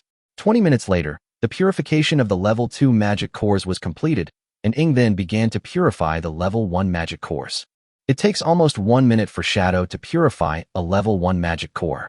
After replenishing a low-grade energy potion, Ying finally purified a total of 2 level 2 magic cores and 150 level 1 magic cores. Anna held the magic cores, took a deep breath, and then began to absorb the energy in the magic cores. At this moment, not only Dino was guarding Anna, but also Baichi Qingmu, Xiaoqing, Xiaobai, and even all the weak orcs were anxiously waiting by the side. The reason why the orcs are called weak is because their basic attribute points are too low. Most of the weak orcs have 1 point in each of their 4 basic attributes, and the total of their basic attributes is only 4 points. This not only means that the weak orcs are always the weakest in the same realm, but such qualifications also limit their strength limit. It can be said that it is impossible for strong people of level 3 or above to be born among weak orcs. In this sinful forest full of dangers, it is very difficult for such a weak orc to survive. Therefore, for these weak orcs, they really need a strong person to protect them. And the one most likely to become this strong person is Anna. Anna is not a weak orc. The reason she left the Orc Empire was because the Silver Wolf clan was framed, so she had to flee to the Sin Forest with Dina. For this reason, before meeting Li Fan, she had contacted the weak orcs in the Sin Forest many times, trying to integrate these orcs who were expelled because of their low qualifications. As for the fact that Anna wanted to become their leader, the weak orcs were not averse to it. What they cared about was Anna's strength. Anna is undoubtedly powerful, and her true combat power is enough to allow her to cross a realm and kill the enemy. As long as Anna breaks through to level 3, she can fight against a level 4 warrior without being defeated, or even kill him during the period of beast transformation. Level 4 combat power is the ceiling in this sinful forest. As long as Anna can successfully break through, she will have the power to protect the weak orcs in the Sin Forest. At this time, the weak orcs will probably really regard Anna as their leader. Therefore, the current situation is not only important for Anna, but also for the weak orcs present. Anna slowly absorbed the 2 level 2 magic cores. As the last bit of energy was absorbed by her, she did not advance to level 3. Seeing this, Anna immediately grabbed a handful of level 1 magic cores and continued to absorb them. The energy in a level 1 magic core is only 1/10 of that in a level 2 magic core, and its purity is also not as high as that of a level 2 magic core. However, given the number of level 1 magic cores, Anna still feels that the energy and blood in her body are constantly growing, until the last level 1 magic core turned into ashes in Anna's hands. When Li Fan was considering whether to exchange for a mid-grade energy potion, suddenly, a powerful aura burst out from Anna's body, and she finally succeeded in being promoted to a level 3 warrior. Dina jumped up excitedly and hugged Anna. Xiaoqing and Xiaobai also happily grabbed Li Fan's hands and shook them up and down. Baiqi Qingmu and all the orcs were cheering. The dwarves and humans who were originally joining in the fun seemed to be affected as well and joined in the cheering.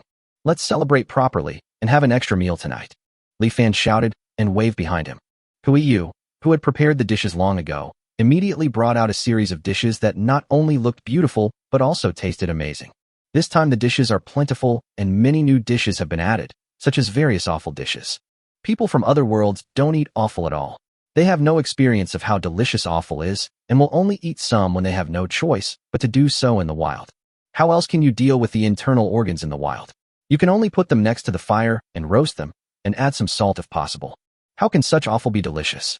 So when Li Fan asked them to keep the bull's internal organs, no one, whether orcs, dwarves, or humans, could understand. However, at this moment, when pots of braised meat with fire, beef offal covered with red oil, stir-fried lung slices, braised liver slices, a variety of offal dishes were placed in front of them. They were all stunned, especially when they smelled the tempting aroma, which made everyone present almost swallow their saliva. No one in Sin Town had any doubts about Huayu's cooking skills, so they didn't hesitate at all and started cooking these dishes in an instant. After taking a bite, almost everyone's eyes lit up.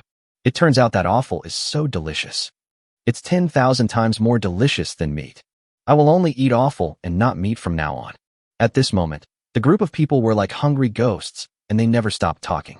Fortunately, there were enough internal organs left over, otherwise I wouldn't be able to withstand them eating like this. Seeing the lively scene, Dozina's eyes flashed with pain, and then she gritted her teeth and took out all the wine that Li Fan had given her. In that case, why not some wine? Seeing this, the other dwarves also contributed some of their own wine. The whole scene was instantly ignited, with a group of people eating food and drinking wine. At some point, people from the 3 races started to mingle together, linking arms with each other, toasting each other, and eating meat. At this time, there was no racial gap between them, and there was even no racial distinction. They were just a group of ordinary companions celebrating together. Li Fan, who was watching this scene, couldn't help but smile. Banquets are always the best place to enhance friendship. At this moment, he suddenly felt that the world where all races coexisted peacefully, as described by the system, did exist. Chapter 97 Hunting. Today, we're heading to the inner area of the Sin Forest to hunt. Unlike the previous 2 days, this time we'll encounter not only level 3 monsters, but also a large number of level 2 monsters. So, we need to be more careful and adjust our battle plan. Perhaps it was because Li Fan participated in most of the decision-making during this period, and whenever a problem arose, he would provide various useful suggestions, and finally relied on these suggestions to solve one problem after another. Unconsciously, everyone in the Sin Town would habitually follow Li Fan's orders. Li Fan did not disappoint this expectation and planned most things in an orderly manner.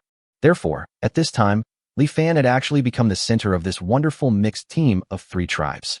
Of course, his status was not so transcendent because of this. He still needed to discuss important matters with Baiqi Qingmu Anna of the orcs, Dozina Gully of the dwarfs, and Alicia Huiyu of the humans. What we are going to discuss today is about hunting in the inner area of the Sin Forest. Ever since Anna was promoted to a level 3 warrior, everyone has the capital to operate in the inner area. However, For a group like theirs whose core force is only at level 1, it is still somewhat difficult to hunt in the inner area. After discussion, it was decided to use traps as the main hunting method. When it comes to traps, dwarves are the key. Although dwarves are not good at setting traps, they can forge various types of weapons, which can be used in conjunction with traps to produce amazing effects. Early this morning, Li Fan asked the dwarves to forge hundreds of iron spears and iron shields, hundreds of recurve bows, and nearly 1,000 sharp arrows, and finally added nearly 100 modern engineering shovels. The raw materials are made of iron blocks contributed by the dwarves and the tendons of monsters. With ready-made high-quality iron blocks, 72 dwarves started working at the same time and made all the equipment Li Fan wanted in just one morning. Li Fan equipped each level 1 orc with 3 iron short spears, a recurve bow, and a pot of arrows, and an engineer shovel. Each level 1 dwarf was given a large iron shield. At this time, there were still 30 orcs, 17 dwarves, and 70 humans left on the field, and their strength was not even at level 1. Li Fan arranged for these people to continue collecting wild vegetables and fruits around. Anyway, the surrounding monsters have been carefully cleared out by them, so Li Fan is not afraid that these level 0 people will encounter danger. Set off. The next moment, with Li Fan's order, a group of people headed towards the inner area of the Sin Forest. After 2 hours of travel, Li Fan and others finally arrived at the inner area. The number of monsters around has obviously increased, and the howling of monsters can be heard from time to time. As usual, Li Fan asked Ying to go and find a group of magical beasts suitable for hunting. With Ying's departure, the remaining people were not idle either. You don't always come across a suitable cliff. So this time Li Fan decided to set a trap in advance. The simplest and most useful trap is naturally to dig a deep pit, insert an iron short spear upside down in the pit, and then cover the surface with soil. However, when facing a large number of monsters, this kind of trap may be able to kill the monster running in the front, but once the trap is triggered and a deep pit is revealed, the monsters behind will not continue to jump into the pit. Especially when facing those monsters with strong jumping ability, they can jump dozens of meters with a light jump. If you want to stop them, you probably have to dig a pit hundreds of meters deep. Digging this kind of pit is not only time-consuming and labor-intensive, but also ineffective. Li Fan thought about it and asked the dwarves to cut down trees on both sides to make roadblocks, just like last time. Then he asked the orcs to start digging holes, but Li Fan asked the orcs to dig small holes, cylindrical holes with a diameter of about half a meter and a depth of 1 meter. Dig one every 2 meters. In this way, the orcs dug nearly 1,000 such potholes on the road within hundreds of meters. This is also thanks to the engineer shovel design drawings contributed by Li Fan. This thing can dig, saw, chop, stab, cut, clamp, buckle, hook, pry, hammer, and measure. If you encounter a tree root, you can cut it in half with just a few shovels. Especially for digging holes, it is so easy. Even a weak orc could dig a hole that met Li Fan's requirements in a few minutes. The entire site was dug out, and it was all completed in less than half an hour. At this time, the orcs were calm and not tired at all. Not long after, Ying also came back. She finally found the right target. On the hillside 3 kilometers away, there is a den of a group of lone wolves. Ying made a rough estimate and found that there were probably as many as 200 lone wolves in this den. Li Fan was immediately happy when he heard that it was his old acquaintance, Unicorn Wolf. However, the 2 times he encountered them before were both lone unicorns, so he didn't have much experience. This time, he had to face a whole group of unicorns, and according to Ying, there was a level 3 wolf king among these unicorns. As we all know, wolf packs and lone wolves are 2 completely different species, and wolf packs with a wolf king and wolf packs without a wolf king are 2 other species. Although most of these lone wolves are at level 1, Li Fan still doesn't dare to be careless. Li Fan called Gilidazina, Anadina, and others to discuss it together, and soon everyone came up with a plan. Chapter 98, Are You Angry About Stealing Your Cub? In the inner area of the Forest of Sin, at the foot of a hill, a giant black wolf with spiral horns on its head was leisurely basking in the sun. It was really a huge unicorn wolf, 10 meters long, including its tail. Its huge body was like a small mountain. It was the king of the unicorn wolf pack. Beside the wolf king, a group of female wolves were playing and biting each other. In addition, there are hundreds of adult wolves around the pack. These lone wolves are evenly distributed on all sides of the hillside with the wolf king as the center, as if they are guarding something. In addition to guarding the wolf king, they are also guarding the wolf den at the foot of the hill. In the cave under the hillside, in the wolf den built with hay, there were dozens of one-horned wolf cubs. Every little wolf cub here is the future of the tribe, and all the lone wolves will protect them with all their strength and raise them up. It was supposed to be a peaceful day, but at this moment, a dark shadow suddenly flashed towards the wolf's den. The Wolf King was extremely perceptive and immediately noticed something unusual. It looked up vigilantly, but there was nothing in that area except a few big trees and their shadows. A trace of human doubt appeared in the Wolf King's eyes. After a moment, it seemed to think that it had seen it wrong, so it shook its big head and lay down again with its eyes closed to rest.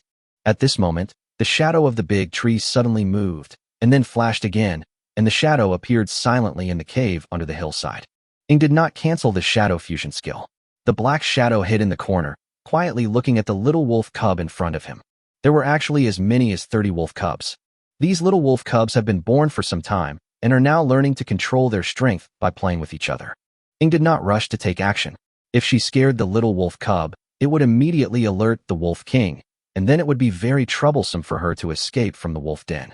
She has to wait for an opportunity. Release the arrow. At this moment, a powerful voice came from a distance, followed by a sharp arrow shot from a distance, and finally, with a puff, it accurately hit the neck of a unicorn wolf. The one-horned wolf let out a few screams, and soon fell to the ground, twitching and dying. This scene instantly alarmed the Wolf King, who suddenly got up and let out a howl. Ouch! The entire wolf pack heard the sound and became alert instantly. The next moment, a trace of anger flashed in the Wolf King's eyes. He left behind a few female wolves and led the surrounding wolf packs to chase in the direction where the arrow came from. Seeing this, the shadow in the wolf's den finally emerged from the shadows. The weird scene scared the little wolf cub so much that he started howling. Ing didn't care whether the mother wolf could hear him or not. He reached forward and grabbed the 2 wolf cubs. As if that wasn't enough, she stuffed the 2 wolf cubs into her arms and glanced at the remaining ones. At this time, she found a little wolf cub whose body was as black as ink and whose single horn was as beautiful as black crystal. Ing liked it, and without hesitation, he grabbed this wolf cub and another stronger one in his hands. The next moment, Ing spread his legs and ran out of the wolf's den. The female wolf who had just heard the noise and came in was knocked away by Shadow in an instant and could not stop Shadow for a moment. Ouch! Seeing that the Shadow had run away, the female wolf didn't even have time to get up, but raised her head and cried for help to the Wolf King in the distance. When the Wolf King heard the howling of the female wolf, he immediately realized that his home had been robbed. Its eyes blazed with anger. Ouch! At a command, the Wolf King mobilized the wolves and ran towards the wolf den. When the Wolf King returned to the den, he smelled a strange smell in the den at the first time. The next moment it discovered that several of its cubs seemed to be missing, especially its favorite black cub, which was also stolen. In an instant, the Wolf King's eyes turned blood red. Ouch! There was another howl, and the wolves, led by the Wolf King, chased madly towards the scent left by Ing. However, this time the Wolf King was careful and left more than 30 male wolves outside the wolf den to guard the remaining cubs. Thousands of meters away, Li Fan heard the Wolf King's angry howl, and he knew that Ing had succeeded. At this time, Dina, holding a recurved bow, flexibly shuttled between the branches and returned to Li Fan's side. The Wolf King has been enraged and is leading about 150 adult lone wolves in pursuit of Shadow. They are still 1,000 meters away from us. Everything is proceeding according to plan. As Dina spoke, she showed admiration to Li Fan. Obviously, the current situation was within Li Fan's expectations. Li Fan's idea was very simple. If he wanted to deal with such a large number of wolves, he had to lure them into the trap. However, it is not easy to lure wolves into a trap. Wolves are very smart, especially those with a Wolf King, and will not be easily fooled. However, Li Fan also had his own plan. After hearing Ing mention that there were wolf cubs in the wolf den, Li Fan immediately made this plan. The plan was simple: steal the Wolf King's cubs. I stole your cub, and I want to ask you, Wolf King, if you are angry. I want to ask you, Wolf King, if you will come to hunt me down? Not coming. If you don't come, I will steal your cubs next time and leave none for you. The Wolf King really couldn't stand it. When he saw his cubs being stolen, he immediately led the wolf pack to chase after them. Next, Li Fan just had to wait for the wolves to step into the trap. Li Fan waved his hand, and all the dwarves and orcs retreated to both sides of the trap, using branches and leaves to cover their bodies. Soon after, Shadow's figure gradually appeared in their sight, and the tall Wolf King and a group of lone wolves also appeared. The wolves were less than 200 meters away from the trap. Ouch!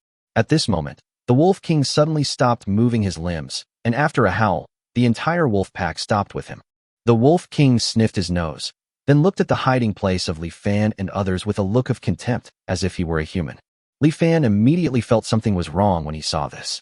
The Wolf King's nose was more sensitive than he had imagined. Could it be that he could smell their scent from such a distance? Li Fan hesitated for a moment when he saw this. Then he stood up alone and shouted to Ing. Ing, let me deal with the wolf cub in your hand. Ing understood what Li Fan said as soon as he heard it, and immediately squeezed the wolf cub in his hand gently. The wolf cub felt pain and started howling. When the sound reached the ears of the Wolf King, he became furious. However, after looking at Li Fan, there was still a hint of mockery in his eyes. This bastard has indeed discovered us, so he refuses to come forward. Li Fan felt a headache and simply shouted at the orcs and dwarves on both sides. Let's retreat. The orcs and dwarves pushed aside their covers without hesitation, stood up, and ran past the trap. When setting traps, they placed a stone in front of each hole to identify the existence of the hole. At this time, the group relied on this sign and successfully crossed the trap. At this time, Li Fan also reunited with Ing. Li Fan took the 2 wolf cubs from Ing, and each of them held one in his hand. The 2 men then ran through the trap, pinching the wolf cub from time to time, making it scream. Listening to the screams of the wolf cubs and watching Li Fan and the others running farther and farther away, the Wolf King's eyes were filled with struggle. Ouch! At a certain moment, it finally couldn't help it, let out a howl, and chased after Li Fan and the others. Chapter 99: Killing the Wolf King. The Wolf King finally caught up with the wolf pack. As expected, a few seconds later, the first unicorn wolf stepped into the deep pit dug by Li Fan and his team. When you are running at full speed, your feet sink into a deep pit, and the inertia of your body will carry you forward until your forelimbs are broken. Click, click, click. Woo, woo, woo. In just a moment, dozens of sounds of broken bones were heard, followed by the screams of the unicorn wolf. The Wolf King, who had been leading the way, also stepped into a deep pit at this time. Its right front leg sank suddenly, and the whole wolf lost its balance and fell forward. However, unlike ordinary unicorns, the Wolf King's body was too strong, and the pit could not break its forelimbs at all. It only made the Wolf King fall and slide for a long distance. Ouch! As soon as the Wolf King got up, he let out a roar, stopping the wolf pack from moving forward. It had obviously discovered this nasty trap. Seeing that more than 40 unicorn wolves had broken their front legs and could not even stand steadily, the Wolf King looked deeply at Li Fan and others in front of him, with deep hatred in his eyes. Li Fan seemed to have noticed this and looked back at the Wolf King, seeing that the Wolf King was about to give up chasing him. But Li Fan refused. If a wolf turns back, it is either to repay a favor or to seek revenge. How could Li Fan let go of this vengeful creature? Anna. Li Fan suddenly shouted in the direction of the Wolf King. The Wolf King is the source of wisdom of the wolf pack. Once the Wolf King is removed, the wolf pack will instantly become a mess, and there will naturally be a way to get rid of them all. So now we have to carry out the decapitation operation first. Anna emerged from the haystack beside the Wolf King. She used the beast transformation skill without hesitation. The next moment, a silver-white wolf appeared in front of the Wolf King. Before the lone wolf pack could react, Anna rushed towards the Wolf King with all 4 limbs running wildly. The size difference between the two was nearly 10 times, and at this moment, it was like a child rushing towards a giant. However, the Wolf King was not careless at all because of this. After all, Anna is very fast, even faster than it. The Wolf King couldn't help but let out threatening roars from his throat. However, Anna ignored the threat and rushed straight towards the Wolf King. Seeing this, the Wolf King finally couldn't help but pounce on Anna. He raised his front paws and grabbed Anna's head.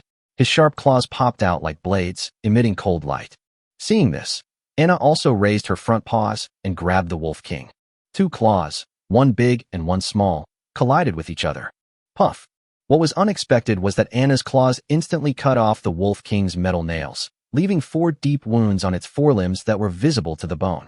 Roar! The Wolf King roared and jumped back quickly. It didn't understand why the two were almost as strong, but its claws were completely inferior to the others. Anna glanced at the claws on her paws at this moment and couldn't help but sigh. It's indeed a fine-grade weapon. The next moment, Anna no longer held back and pounced on the Wolf King again. She did not try to bite with her teeth, but instead used her clawed front limbs to continuously grab at the Wolf King. Under the extremely sharp claws, the Wolf King had no ability to resist at all. In just a moment, the scarred Wolf King fell down powerlessly. In just less than a minute, the level 3 Wolf King was easily killed by Anna. This is the true power of Anna using the beast transformation skill after reaching level 3. The lone wolf pack stared blankly at the Wolf King's corpse, unable to recover for a moment. Ouch! Anna stepped on the Wolf King's body and let out a roar. She wanted to intimidate the wolves in front of her. This is also Li Fan's suggestion.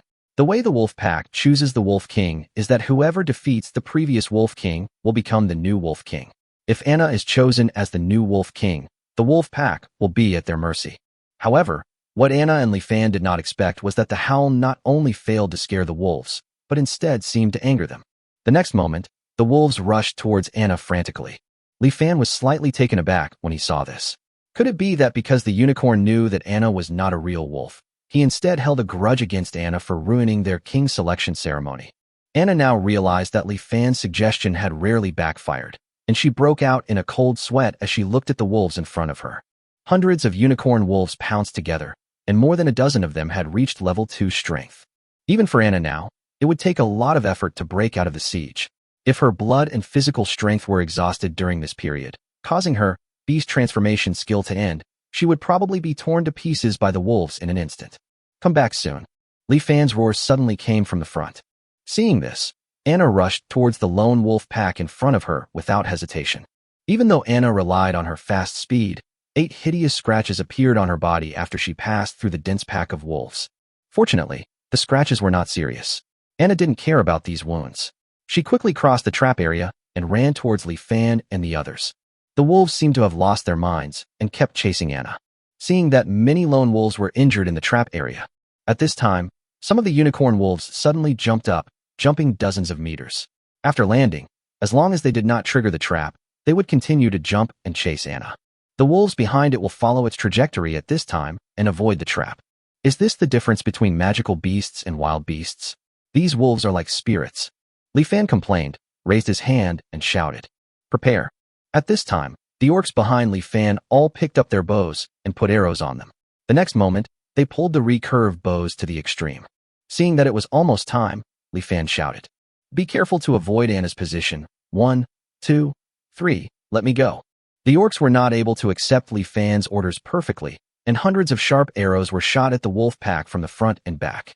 Although they had not practiced archery for a long time, relying on their large numbers, these sharp arrows eventually hit 20 or 30 unicorns, especially some lone wolves in the air who could not avoid the arrows.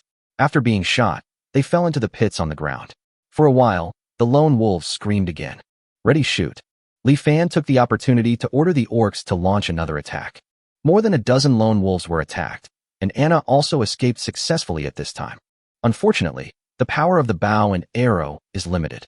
If it doesn't hit the vital point, the unicorn will quickly get up again. At this time, there were more than 60 unicorn wolves left, and these unicorn wolves were less than 50 meters away from Li Fan and his team. According to the speed of the unicorn wolves, it was not enough for Li Fan and his team to launch another attack. Seeing this, Li Fan gave up the idea of letting the orcs shoot again. Seeing that the two sides were about to engage in a melee, facing the crazy lone wolf pack, casualties were probably inevitable. Li Fan calmly said to the dwarf in front of him, "Build a shield." As Li Fan spoke, the dwarves standing in several rows in front of him suddenly raised their large shields and blocked the way. The area of more than 10 meters in front of the lone wolf was suddenly covered with huge black iron shields. Seeing this, the lone wolf was not afraid. It used all its limbs to jump up and was about to leap over the large number of iron shields in front of it. Chapter 100, Destroying the Wolf Pack. Facing the wolves attacking from the air, Li Fan was not panicked. Instead, he shouted at the orcs behind him, "Throw the short spears and knock them down for me." When the orcs heard Li Fan's words, although Li Fan had told them the plan at the beginning, they still couldn't help but feel a little timid when facing the ferocious wolf pack at close range. For a moment, several lone wolves in the front landed safely. As soon as these unicorn wolves landed on the ground, they couldn't wait to bite the surrounding orcs. Both sides were mostly level 1 in strength, but unfortunately the orcs were the weak orcs, and more than a dozen orcs were actually suppressed by these lone wolves. Seeing this, the orcs became even more panicked, and their originally neat formation became chaotic. Oh no, I should have thought of this. Among these orcs, there are many foxmen and rabbitmen who have no fighting ability. They haven't even had a few hunting experiences, so they panic when they really go into battle. We must stop these lone wolves quickly. If we don't stop them, the whole lone wolf pack will catch up, and I'm afraid many people will die. Li Fan became anxious and quickly asked Anna Dozina Gully and others to come forward to help. But at this moment, a particularly strong figure among the chaotic orcs suddenly let out a loud shout. Then Li Fan saw him holding a short spear in each hand, and he knocked away the unicorn wolves around him with a few strokes. Anna and others also took action at this time, and immediately cleared out all the unicorns among the orcs, and in the process knocked away several unicorns that pounced from the air. But at this time, more than a dozen lone wolves jumped over the shield area and pounced over. Seeing this, Li Fan shouted hurriedly, "Put up your spears, damn it." In panic, the orcs still reluctantly raised their spears as Li Fan requested. Cast. The next moment, before the unicorn wolf landed on the ground, the orcs threw out iron spears one after another. The damage caused by this short spear is not comparable to that of a bow and arrow, especially at short distances. The explosive power is enough to penetrate the body of a unicorn. More than 100 short spears were thrown out, and the dozen or so unicorns in the air became blockades. The falling short spears continued to kill nearly 10 unicorns. The short spear is very effective, Li Fan shouted hurriedly when he saw this. Next, prepare the short spear. Under Li Fan's command, the orcs raised their spears again. With the experience from the previous time, the orcs were no longer panicked this time and raised their spears steadily. Seeing the unicorn wolves jumping over the big iron shield in front of them, Li Fan calculated the height of the unicorn wolves and shouted at a certain moment, "Throw!" More than 100 short spears were thrown out at the same time. Facing the rain of short spears, the unicorn wolf in the air was like a living target and was easily pierced by the short spears, while the remaining short spears continued to stab at the unicorn wolf behind them. In a short while, 20 lone wolves were killed. At this time, there were less than 50 lone wolves still able to move on the field. By now, these lone wolves finally felt afraid. They let out threatening growls, but couldn't help but retreat. How could Li Fan let them go? He directly asked the orcs to throw out the last short spear together. After a dozen lonehorned wolves were killed by short spears, the remaining 30 lonehorned wolves turned and ran away. However, they forgot that there was a trap beneath them. These more than 30 lone wolves would be tripped by the trap after running a few steps. They stumbled and ran for more than 10 seconds, but could not run more than a few meters. Seeing this, Li Fan knew that this hunt had been successful. Everything that happened afterwards was no surprise. Under the leadership of Anna and Ing, all the people above level 2 chased after the unicorn wolves and captured all the more than 30 unicorn wolves. Li Fan was impressed by one of the braver bull orcs. He was the guy who had single-handedly knocked away several unicorns when the orcs were in chaos. This guy was extremely brave. He rushed to the front, mooing, and picked up a short spear and started stabbing wildly. In the end, he killed 7 or 8 lone wolves alone. Li Fan knew at first sight that this guy was definitely not a weak orc, and this guy also looked fierce and unfamiliar. Li Fan was sure that he had never seen him before, at least not several times. Although he's a bit reckless, he's a talented person. Li Fan couldn't help but note the other person's appearance, intending to find out who this hero was later. The wolf pack was destroyed, and the next step was to harvest the spoils. At this time, Ing approached Li Fan and reminded him, "There are still dozens of female wolves and more than 20 wolf cubs in the wolf den. Should we kill them all? Kill the mother wolf. As for the wolf cub," Li Fan looked at the dark little wolf cub in Yin Ying's hand. This little guy didn't understand what sadness was. His own tribe was destroyed, but he just looked at Li Fan and Ing in horror. "I wonder if I can tame these wolf cubs. If I can, they will be of great help in future hunts. But the winter of the year of divine punishment will soon arrive, and these cubs may not survive." Li Fan hesitated for a long time. Wow, what a cute little wolf. At this moment, Dina suddenly jumped out, staring at the little wolf cub in Ying's hand with her big eyes. Then Dina blinked her big eyes and looked at Ing and said, "Sister Ing, can I pet the little wolf?"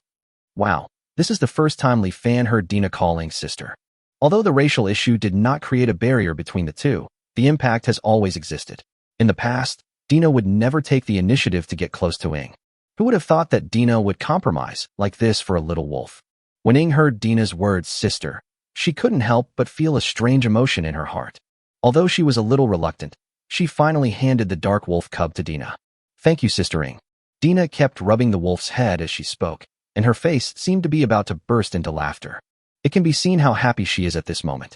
In fact, Li Fan underestimated the lethality of these cute little animals to women. Even Anna, who had just killed someone's father, couldn't help but look at Dina with envy when she saw the little wolf cub. However, her unfounded maturity made her feel that she could not be as childish as Dina, so she did not step forward. In fact, even Dozina couldn't resist the cuteness of the little wolf cub, so she came over. Li Fan estimated that if Xiaoqing, Xiaobai, Alicia, and Huiyu were not there, they would definitely have a similar reaction. If even orcs like these little animals, what other species can resist them? When Li Fan saw this, he already knew what to do. How much effort would it take to raise a few wolf cubs? At most, it would consume a few hundred pounds of fresh meat every day. Compared with the original 7,000 kilograms of fresh meat per day, this is only a fraction. Then just raise it. Chapter 101 Magical Paper. It is not difficult to eliminate 200 longhorned wolves, but killing 200 longhorned wolves without any casualties is not something that ordinary people can do. When Li Fan achieved this with the dwarves and orcs, especially when more than half of the team were weak orcs, these weak orcs had not even participated in a few hunts. In this situation, Li Fan himself could also feel the visible conviction of the people around him. At this time, even Anaguli and others were waiting for his orders. Li Fan asked Anna and Ing to take all the people with level 2 strength to the wolf den to kill the remaining wolves and bring back the wolf cubs. As for the remaining people, the dwarves were responsible for guarding the surroundings to prevent the smell of blood from attracting other monsters, and the orcs were responsible for collecting the corpses of the unicorns. Let orcs who hunt frequently deal with the corpses so that valuable items can be taken away as quickly as possible. There are not many unicorn wolf corpses. Even if only orcs are left to deal with them, each orc only needs to be responsible for 2 to 3 unicorn wolves. Half an hour later, seeing that almost half of the unicorns on the scene had been dealt with, Li Fan ordered 30 orcs to head towards the wolf den to help Anna and the others break up the unicorns in the den. Nearly half an hour passed. When Li Fan finished dealing with the situation, Anna and the others just came back with the spoils. At this time, the roars of many monsters could be heard around, all attracted by the smell of blood. Li Fan hurriedly ordered everyone to evacuate. 2 hours later, they finally returned to Sin Town before dark. The people who stayed in the valley all widened their eyes when they saw the mountains of spoils. Not only them, but everyone who participated in the hunt couldn't help but show a happy expression. This is a really great harvest. Alicia sighed as she recorded the data on a piece of paper. With nearly 300 people living together, data such as the amount of stored supplies, daily consumption, and missing items become particularly important. Li Fan prepared to choose someone to be responsible for recording these. When he proposed this idea in front of everyone, Alicia stood up on the spot and expressed her desire to take the job. No one expected that it would be Alicia who stood up. The education level in this world was appallingly poor. Whether it was humans, orcs, or dwarves, more than 90% of the people were illiterate. Almost only the nobles could receive a good education from childhood. And Alicia, who was once a slave, could actually read. Li Fan was actually quite optimistic about Alicia. The little girl was bold and brave, just like when she dared to speak up for him in front of a group of slaves. Li Fan felt that if she was born on Earth, with her personality, she would either be beaten by society and unable to get up, or she would definitely be able to climb very high. So Li Fan decisively handed the task to Alicia. At this time, Alicia had just finished recording the results of this hunting on a piece of white paper. Li Fan took the paper and took a look at it. First of all, there is wolf meat. The size of the unicorn wolf is not as big as that of the wild bull, but these unicorn wolves are also 3 meters long, and each weighs nearly 1,500 kilograms. In the end, each one can produce about 700 to 800 kilograms of meat. Among them, the level 2 unicorn is larger in size and produces more meat. Especially the level 3 unicorn wolf, who is the wolf king, weighs 20,000 kilograms, which is heavier than an elephant. In the end, Li Fan and his team obtained a total of 170,000 kilograms of unicorn wolf meat, taking a big step towards the small goal of 1 million. Then there are the magic cores, 1 level 3 magic core, 10 level 2 magic cores, and 173 level 1 magic cores. Together with the level 1 magic cores of the previous 50 wild bulls, if all these magic cores are purified, perhaps another level 2 warrior can be promoted to level 3. The 200 horns of the unicorn wolf are also good things. After seeing them, the dwarves said that they can be used to forge good short spears. The grade is not up to the fine grade, but they are also 200 ordinary grade to upper middle grade short spears. In addition to these, there are 200 wolf skins. When winter comes, these furs, which are usually an eyesore, become the most precious things. Finally, there are 30 wolf cubs. The popularity of these little things was just as Li Fan expected. Ing rarely spoke in front of everyone and took possession of the little black wolf on the spot. Anna, Dina, Xiaoqing, Xiaobai, Dozina, Alicia, and Huiyu also asked for one. As for Baichi, Qingmu, Guli and other rough guys, they were not very interested in raising wolf cubs. Wow, Li Fan originally planned to train it as a hunting dog, but in the blink of an eye it became a pet.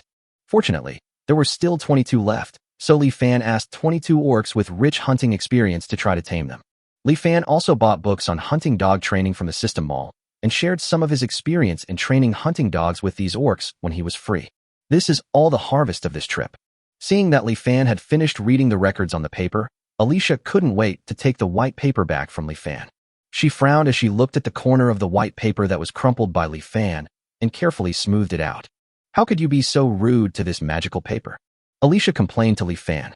Li Fan could understand why Alicia was making a fuss, because there was no such thing as a blank sheet of paper in this world. There aren't many literate people in the magical continent, so there aren't many places where paper is needed. Just grab a handful of leaves when going to the toilet. Therefore, most nobles used parchment and vellum. So, when Li Fan used 1 point of bond value to exchange for a stack of paper and handed it to Alicia, when Alicia learned that these were papers that could be used for writing, she felt as if she had discovered a divine object. Especially after writing on the paper, looking at the clear handwriting on the paper, Alicia treated the paper as a treasure. She couldn't even bear to see any wrinkles on the paper. In this regard, Li Fan couldn't help but secretly tell Alicia with some evil humor the wonderful uses of these papers after going to the toilet. After hearing this, Alicia's face suddenly turned red, and then her expression became uncertain, but Li Fan remembered that she hugged Baiji even tighter after that.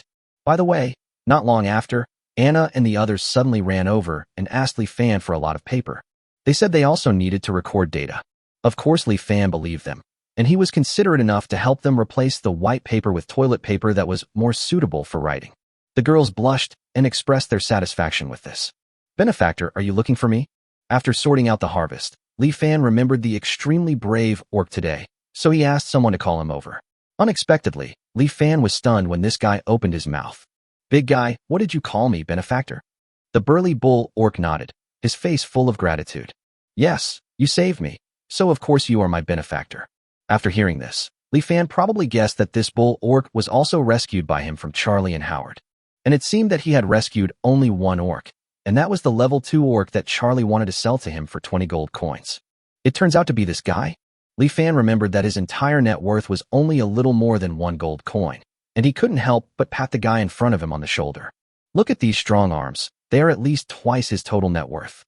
Chapter 102 Ironhead. "You're very brave, big guy. By the way, I haven't asked your name yet." Li Fan looked at the Ox Tribe orc in front of him. The orc in front of him was as strong as a calf, as strong as an iron tower, with well-defined muscles all over his body. Although he was not as handsome as him, Li Fan, his silly look was also likable. Li Fan couldn't help but nodded. With the strength of level 2 and such a physique, the rich ladies among humans will definitely like it. No wonder Charlie dared to sell it for 20 gold coins. It is estimated that the price can be doubled once it is sold to the human empire. The Ox Tribe orc naturally couldn't guess what Li Fan was thinking at the moment. He scratched his head foolishly and replied, "My benefactor, my name is Taitu." Ironheaded? Ironheaded? He certainly doesn't look very smart. Li Fan felt that the name was quite appropriate, but this guy kept calling him benefactor, which made Li Fan feel weird, so he quickly said to him, "Okay, stop calling me benefactor and just call me by my name, Li Fan." "That won't do. My father said I can't treat my benefactor carelessly, or he'll beat me to death." Taitu still had a silly look on his face, but he was very serious when he said this, and it seemed that he was determined not to be persuaded. Li Fan was speechless. "You can't call me your benefactor forever, right?" Taitu was stunned after hearing this, then nodded. "Well, benefactor, what you said makes sense. Then when I repay your kindness, I will no longer call you benefactor." Li Fan was also somewhat curious about what this big guy meant by repaying his gratitude, so he asked, "How do you want to repay me?" "My benefactor, how about I be your bodyguard? I will definitely protect you with my life. With me here." Before Taitu could finish his words, Li Fan's shadow suddenly rippled like the surface of water. The next moment, a black shadow flashed out, and the black shadow's slender and straight legs kicked sideways, and Li Fan saw Taitu fly out with a whoosh. Ying Wanyan's expressionless face rarely showed an ugly look at this moment. Looking at the direction where Taitu flew away, she seemed still dissatisfied and made an extremely rare reaction. Snort.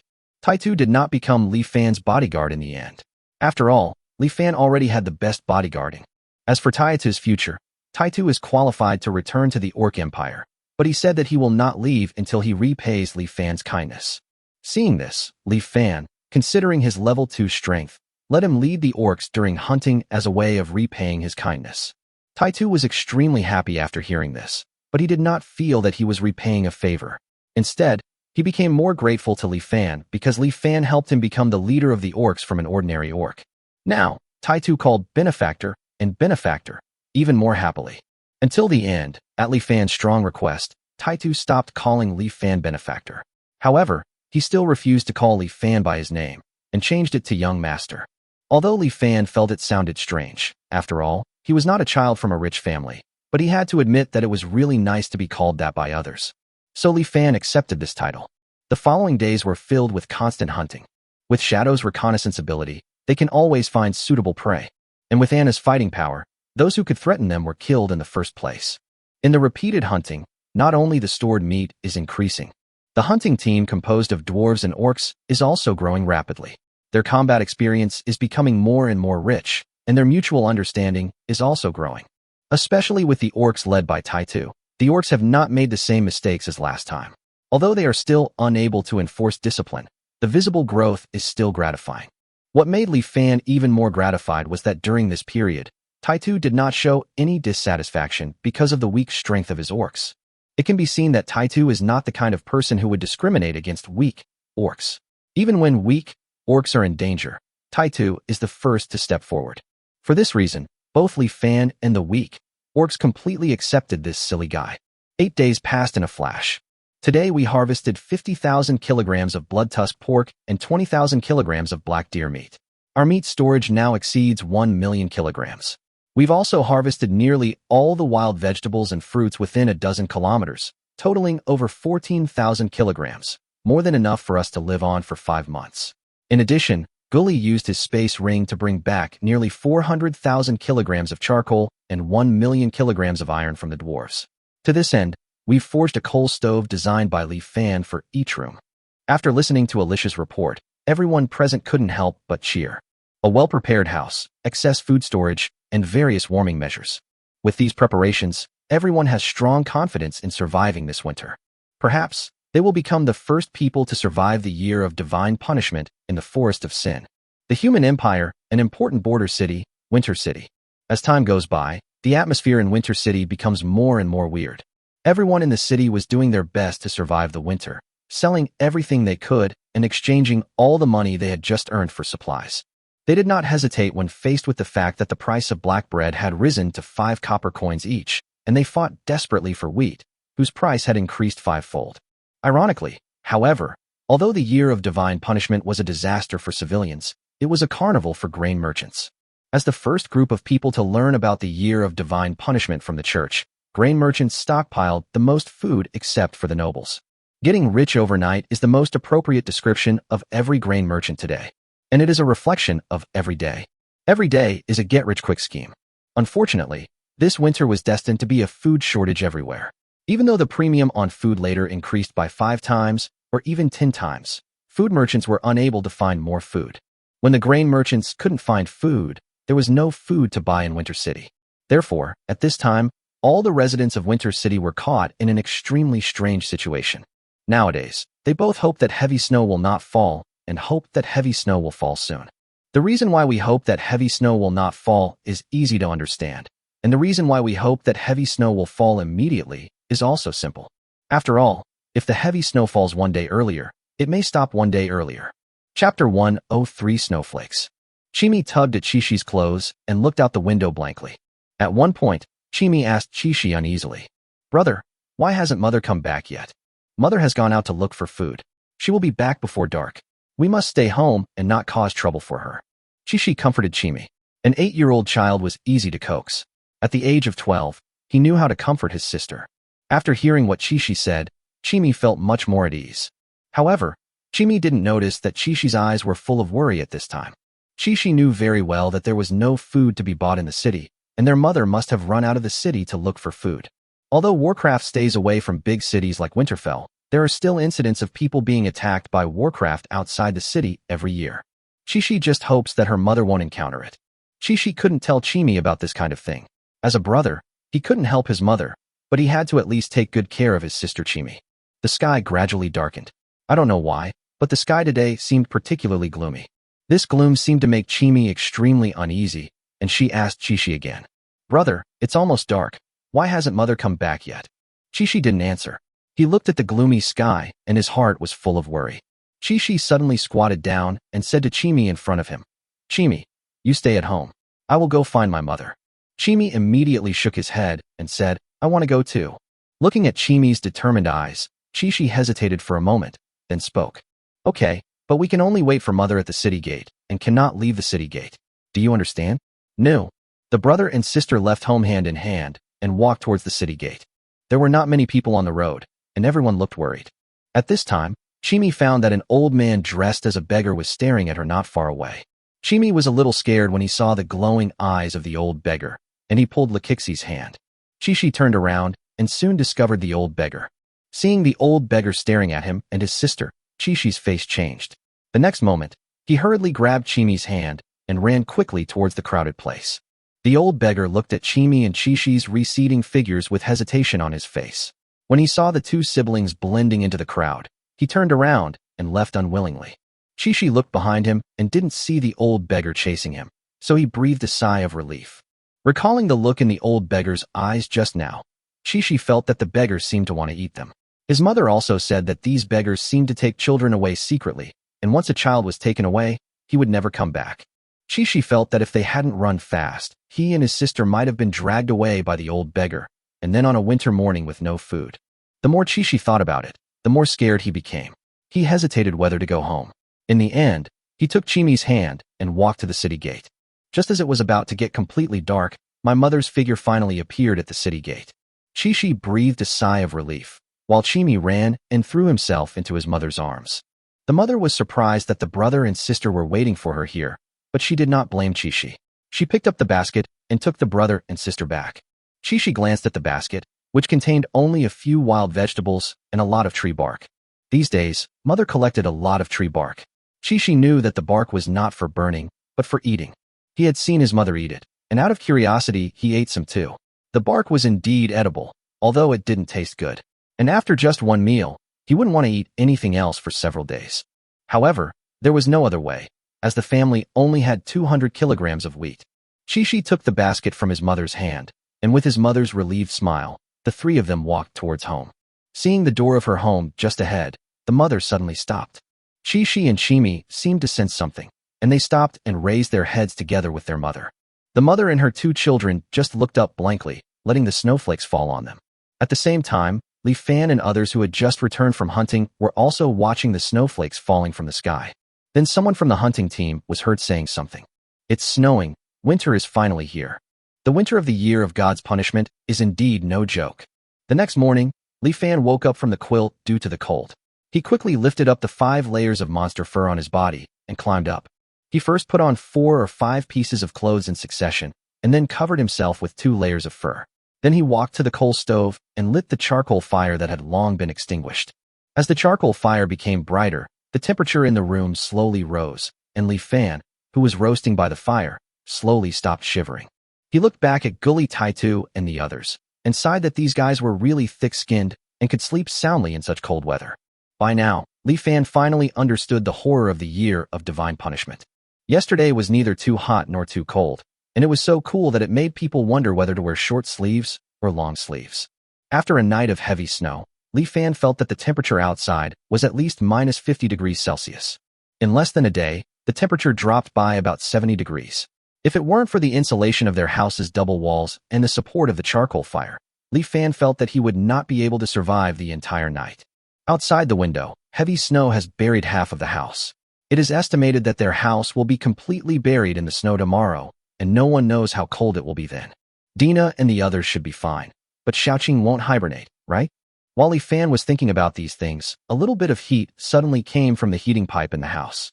With the coal stove, the heating pipes have become much less useful, but at least they can remind everyone that it's time to eat. At this moment, Gully and Taitu, who had been sleeping soundly, suddenly opened their eyes and quickly got up. Time to eat, time to eat. The two of them couldn't help but open the door of the next room without even putting on many pieces of clothes. The orcs and dwarves next door were also awakened. When they heard that it was time to eat, they got up and ran towards the cafeteria together. Li Fan looked at it speechlessly and shook his head. He slowly roasted the fire for a while before walking towards the toilet. The canteen and toilet are actually located in the middle of all the houses. The two rooms are built back to back, but at Li Fan's strong request, several walls were deliberately added in the middle. Li Fan followed the door opened by Taitu and the others and came to the bathroom, which was divided into men's and women's bathrooms. He first went into the men's restroom to release the water stored in his body overnight, then walked to the washing area and began to brush his teeth and wash his face. Orcs and dwarves do not have the habit of washing every day, which is more conducive to their survival in winter. Although Li Fan knew the reason, he still couldn't stand not washing at all. He explained to the orcs and dwarves the harm that not washing would cause to their teeth and skin. In the end, except for a few girls who loved beauty, the rest of the people sneered at what Li Fan said. Seeing this, Li Fan was too lazy to persuade them. After wiping his face clean, Li Fan walked towards the cafeteria next door and shouted at the same time, "Let's eat."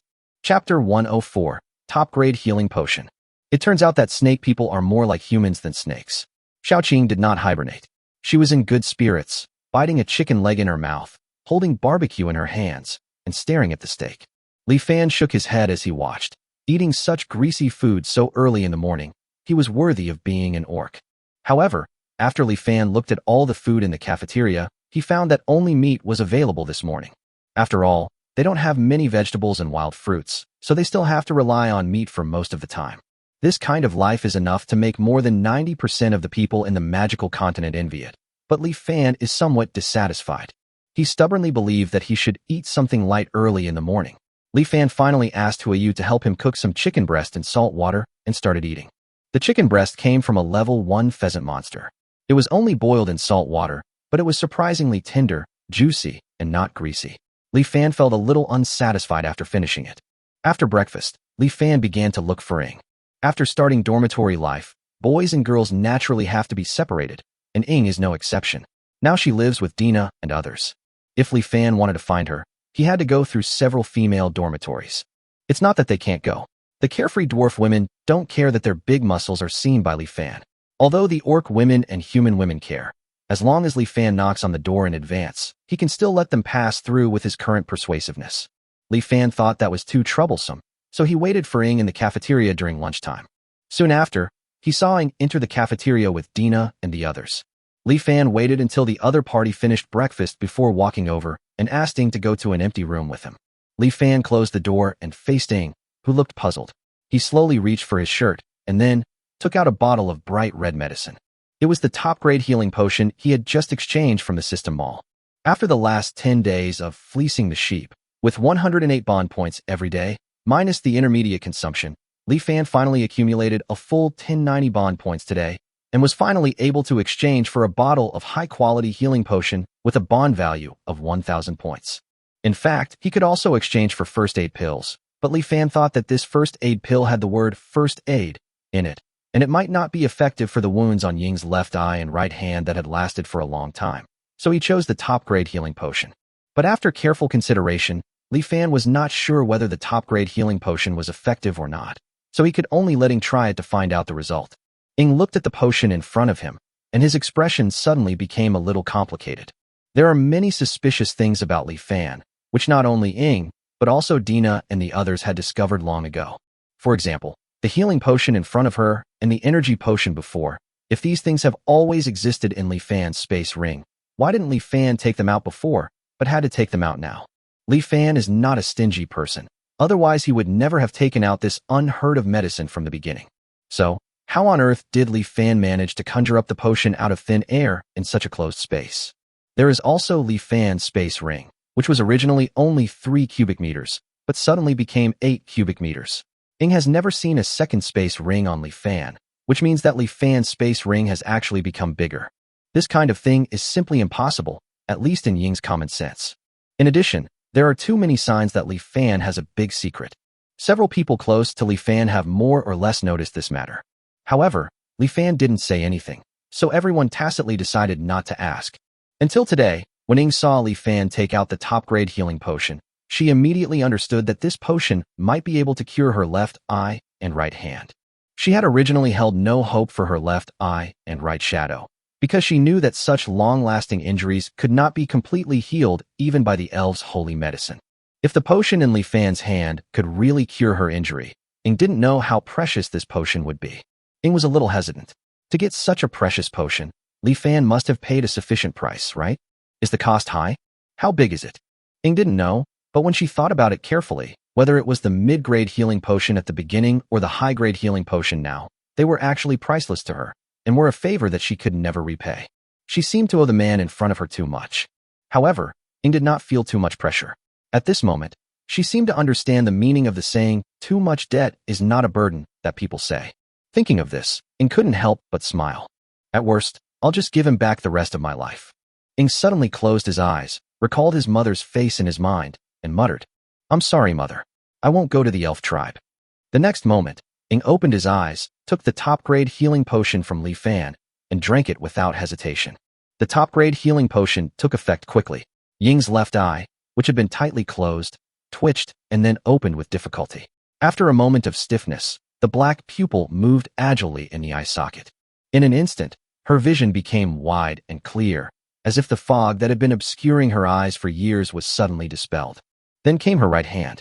Blue veins appeared on her originally weak right hand, and the blood vessels bulged like earthworms and crawled all over her right arm. Her right arm felt a stinging pain from the flames, yet it was filled with a strange pleasure. She couldn't help but hum. 5 minutes later, Ying stopped panting, and her right hand slowly recovered. Ying could feel the changes in her right hand. As soon as she thought about it, her right hand opened and closed at an astonishing speed, as if it could crush the air. Finally, Ying's entire body, the visible scars and invisible hidden diseases on his body were healing little by little, just like a tattered doll, being repaired to its original state bit by God through miracles. When everything was over, Ying felt endless power surging from his whole body. At this time, she has returned to her peak form. At this moment, Ying felt that if she was given the chance, she could kill the one-horned wolf king alone, although it would not be as clean and neat as Anna. After all, in addition to the exquisite skills, Anna also has the abnormal beast transformation skill. Ying has to admit that Anna has been promoted to level 3. However, dark elves naturally have their own advantages. As long as the venue and timing are right, a dark elf can kill any strong man of the same level with one blow. Even Anna is no exception. So Ying believed that in many places, she could be more useful than Anna and could better protect Li Fan. Li Fan didn't think as much as Ying. He spent the bond points to exchange for the top-grade healing potion, not for any reward from Ying, but to redeem the promise of partnership. Since they were partners, he naturally had to do his best to help each other. Seeing the dark elf in front of him, who seemed to have been reborn, the other party finally showed a look of confidence on his face. Li Fan was relieved and said something after hesitating for a long time. "Do you want to take a shower?" As the high-grade healing potion took effect, many black stains appeared on Ying's body, just like the scenes in a TV drama. To be honest, this smell is really intoxicating. Li Fan felt that he could not hold it any longer, so he had to remind Ying. Ying also slowly smelled the strange odor on his body. She was stunned. Oh. The next moment, she let out a scream and quickly opened the door. What was unexpected was that the moment the door opened, there were more than a dozen heads stuck to the door. Li Fan looked annoyed that these old men were actually eavesdropping. Fortunately, he didn't plan to do anything bad today, otherwise his reputation would be ruined. Xiaoqing and others stared at the two men with wide eyes. They clearly heard panting just now, so why were they still wearing these clothes? It seemed to be a misunderstanding, and everyone who missed the show looked disappointed. Then, under the gaze of Shadow Killer, they scattered like birds and beasts. Chapter 105 Stockings and Ventilation. Taking a bath in the winter of the year of divine punishment is an extremely luxurious thing, but this luxury is not a big deal for Li Fan and his friends. The bathtub he bought earlier had been thrown away, so Li Fan spent 2 bond points to buy another one from the system mall. Nowadays, he is no longer in a hurry to use the bond value, so there is no need to worry about it. After putting the bathtub in the girls' dormitory, he and Gully and others carefully brought back a pile of snow from outside the door. After heating it in a pot, it was poured into the bathtub. Li Fan thought about it, exchanged another bottle of shampoo and shower gel, and handed them to Ying. After telling Ying how to use them, he left the room to Ying. This bath took a long time. After the bath, she looked refreshed, and there was a faint fragrance on her body. At this moment, Ying is completely worthy of the word stunning. Her wheat-colored skin cannot hide her beauty. On the contrary, her healthy complexion and white hair are both her characteristics and her charm. At least Li Fan thought it looked good. And that S-shaped figure, Xiaoqing and Dina and other girls were so envious, and only the broad-minded Anna could compete with her. Ing also has a pair of long legs, slender and straight. Looking at those round thighs, Li Fan felt it was a shame not to wear white stockings, etc. Li Fan was stunned, then his eyes lit up. Yes, stockings, this is a good thing. The next day, the snow still didn't stop. The heavy snow directly covered all areas below the roof, and the temperature dropped a lot again. For this reason, Li Fan and his team had to light charcoal fire all night, not only to keep warm, but also to prevent the chimney of the coal stove from being buried by snow. At the same time, the temperature of the chimney could be used to melt the snow near the vents. Li Fan woke up early this morning. Unlike yesterday, he was not woken up by the cold. In addition to the coal stove, there is another reason. Li Fan lifted the fur of the monster and looked down at his lower body. After he lifted up his trouser legs, a layer of white stockings wrapped around his legs. Yes, he's wearing stockings. Humph, he had heard a long time ago that stockings are very warm. Now that he tried it, he found that the effect is indeed good. The most important thing is that the stockings are thin enough and will not make you look bloated like pants if you wear a few more pairs. Even if you wear several layers of stockings, the thickness is about the same as a pair of pants, but the warmth retention is equivalent to several pairs of pants. With these stockings, Li Fan can even go out wearing only a pair of pants. As for the issue of wearing stockings being embarrassing, it was not even within Li Fan's consideration. When he was young, he was a guy who preferred grace to warmth. But since graduation, he finally understood the importance of temperature. In the face of temperature, demeanor is worthless. Besides, stockings were originally made for men to wear. Is there anything wrong with him wearing them? If there was anything wrong, it was that he was wearing too fancy white silk. Next time, he decided to wear black stockings, a simpler color. When you have good things, you naturally want to share them. It takes 2 bond points to exchange for a pair of stockings. Women's things are expensive. Fortunately, after Li Fan got all the benefits today, he had 196 bond points.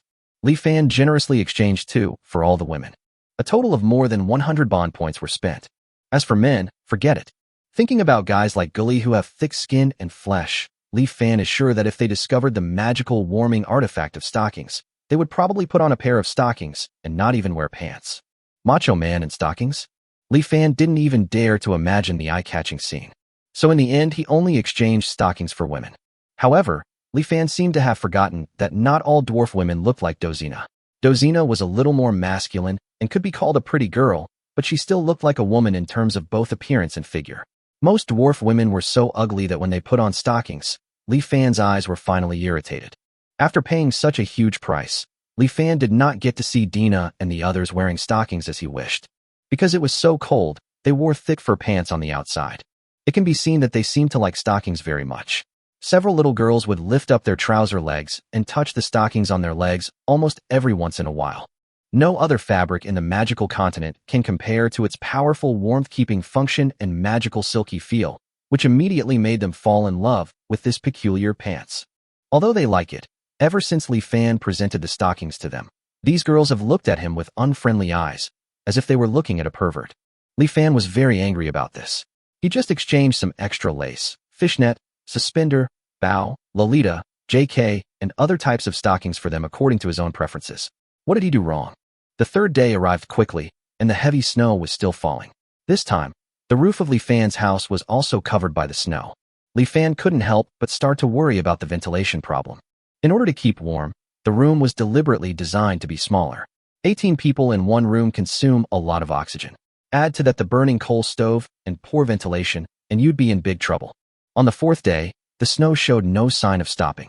The roof was completely covered with heavy snow, and Li Fan was woken up by the stuffiness in the morning. No, we can't hold on like this. We need to find a way to ventilate. At this time, Dina and the others also realized this problem and found him. Everyone discussed it, but came to no conclusion. It is not easy to ventilate at this time.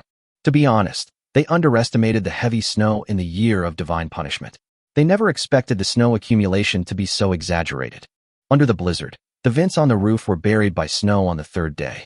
Li Fan and his team opened them several times, but each time they were immediately covered by heavy snow.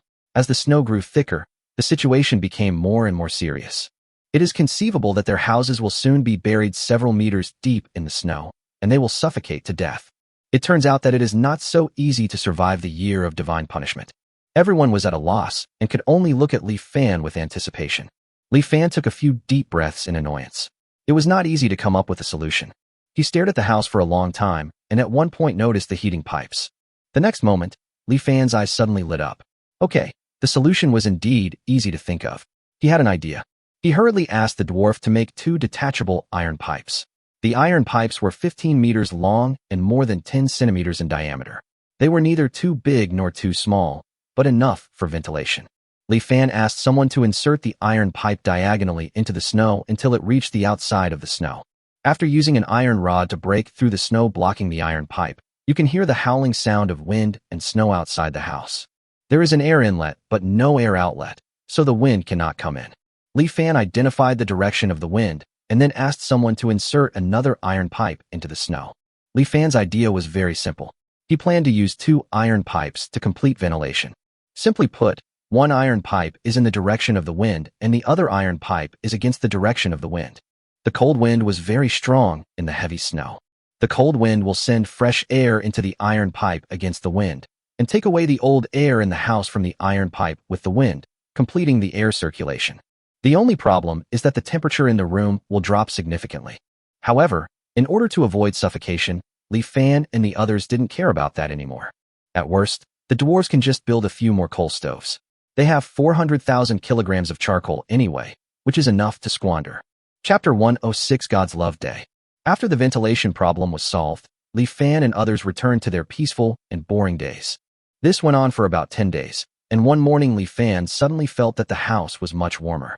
Li Fan tried to find the reason and discovered through the ventilation iron pipe that the wind and snow outside had stopped. Didn't they say the winter of the year of divine punishment would last for 4 or 5 months? How come it stopped after just a dozen days? Li Fan woke everyone up excitedly. Later he realized that he had made a mistake. The experienced Baichi and Aoki told him. It turns out that the heavy snow in the winter of the year of divine punishment does not fall continuously. The snow will magically stop twice every month. It is precisely because of these 2 opportunities to catch their breath that most people in the magical continent have the opportunity to survive the winter of the year of divine punishment. It was as if the gods could not bear to see the life on the magical continent completely destroyed, so they used their divine power to stop the wind and snow twice every month. Therefore, people called these 2 days of each month the day of God's love. God punishes on one hand, and God loves on the other. Li Fan couldn't understand what the people in this world were thinking, but he knew very well that he couldn't waste this opportunity and had to take advantage of this God's love day to clear the snow outside the house. Others had obviously thought of this too. Then everyone gathered together. Although the wind and snow had stopped, it was still extremely cold outside and ordinary people could not bear it. After testing, everyone found that only those with strength of level 2 or above could move around outside for a period of time after being properly dressed. As for level 3 Anna and Shadow, as long as they take good cold-proof measures, they can stay outside for a long time. In addition, there are dwarves above level 1. The dwarves' tempered bodies are more cold-resistant than ordinary people. Some level 1 dwarves even have the blessing of extreme cold resistance and can be active longer than level 2 orcs, comparable to level 3 Anna and Shadow. After having a clear idea in his mind, Li Fan began to arrange for everyone to put on their clothes. At this moment, he didn't care about the eye-catching effect and equipped Gully and others with the magical artifact of stockings. As the saying goes, no matter black silk or white silk, the one that can keep you warm is the good silk. With the use of stockings, Gully and his teammates' flexibility has been significantly improved. They are no longer as bloated as before and can't even run. Seeing that the snow-clearing team had already put on warm clothing, Li Fan opened the door to the outside. What catches the eye is a white wall of snow. Moo! Taitu, this stubborn guy, crashed into the snow wall without thinking and then struggled to make a passage to the ground in the snow. Everyone then climbed out. Because there was soft snow all around, they could only stand on the roof of the house. Even on the God's Love Day, when the wind and snow have stopped, there is still no sign of the sun in the sky. The sky is so gloomy that it seems as if the wind and snow will fall again at any time. Li Fan looked around and saw endless white. He looked down the hillside again, and then couldn't help feeling a little relieved. Fortunately, they built their house on the hillside, and the heavy snow slid down the slope a lot during the accumulation process. Now the Sin town at the foot of the hillside has been completely submerged in snow. The snow there is estimated to be almost 10 meters deep.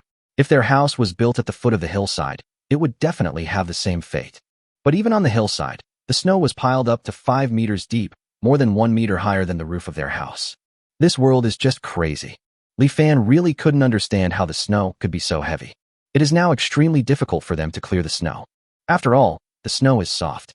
No matter whether it is an orc or a dwarf, once they step on the snow, they will sink into the snow and there is no way to shovel the snow. Li Fan thought about it and came up with a magical tool, the snowshoe. Snowshoes are large wooden boards tied under the soles of both shoes. The principle is to distribute the weight of the body over a larger area. With the help of snowshoes, people can walk on the snow. After telling the dwarves the design ideas, they immediately began looking for wood to make snowshoes. Soon, everyone in the snow clearing team was equipped with a pair of snowshoes and began to clear the snow around them. The advantage of building the house on the hillside is once again demonstrated. They don't have to shovel the snow slowly one shovel at a time. They just need to find a way to push the snow down the hillside. This is a piece of cake for reckless men like Gully and Taitu.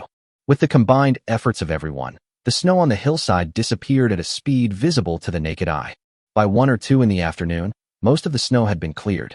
At the same time, in the central area of the Forest of Sin, this area that almost no one could reach was shrouded in darkness. A pair of ice blue eyes suddenly opened slowly in the darkness. As the eyes opened to the widest point, the owner of the eyes moved, and a majestic figure walked out of the central area little by little. In Winter City, Chi-Chi and her mother worked hard to shovel the snow, and her sister Chimi also took a wooden board to help. Due to poverty, their homes were far away from the city center and could only be built close to the city wall.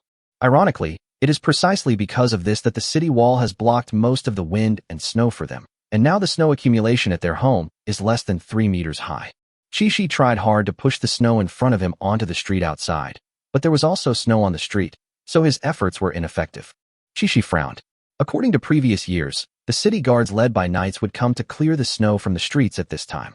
However, in this year of divine punishment, neither the knights nor the city guards showed up.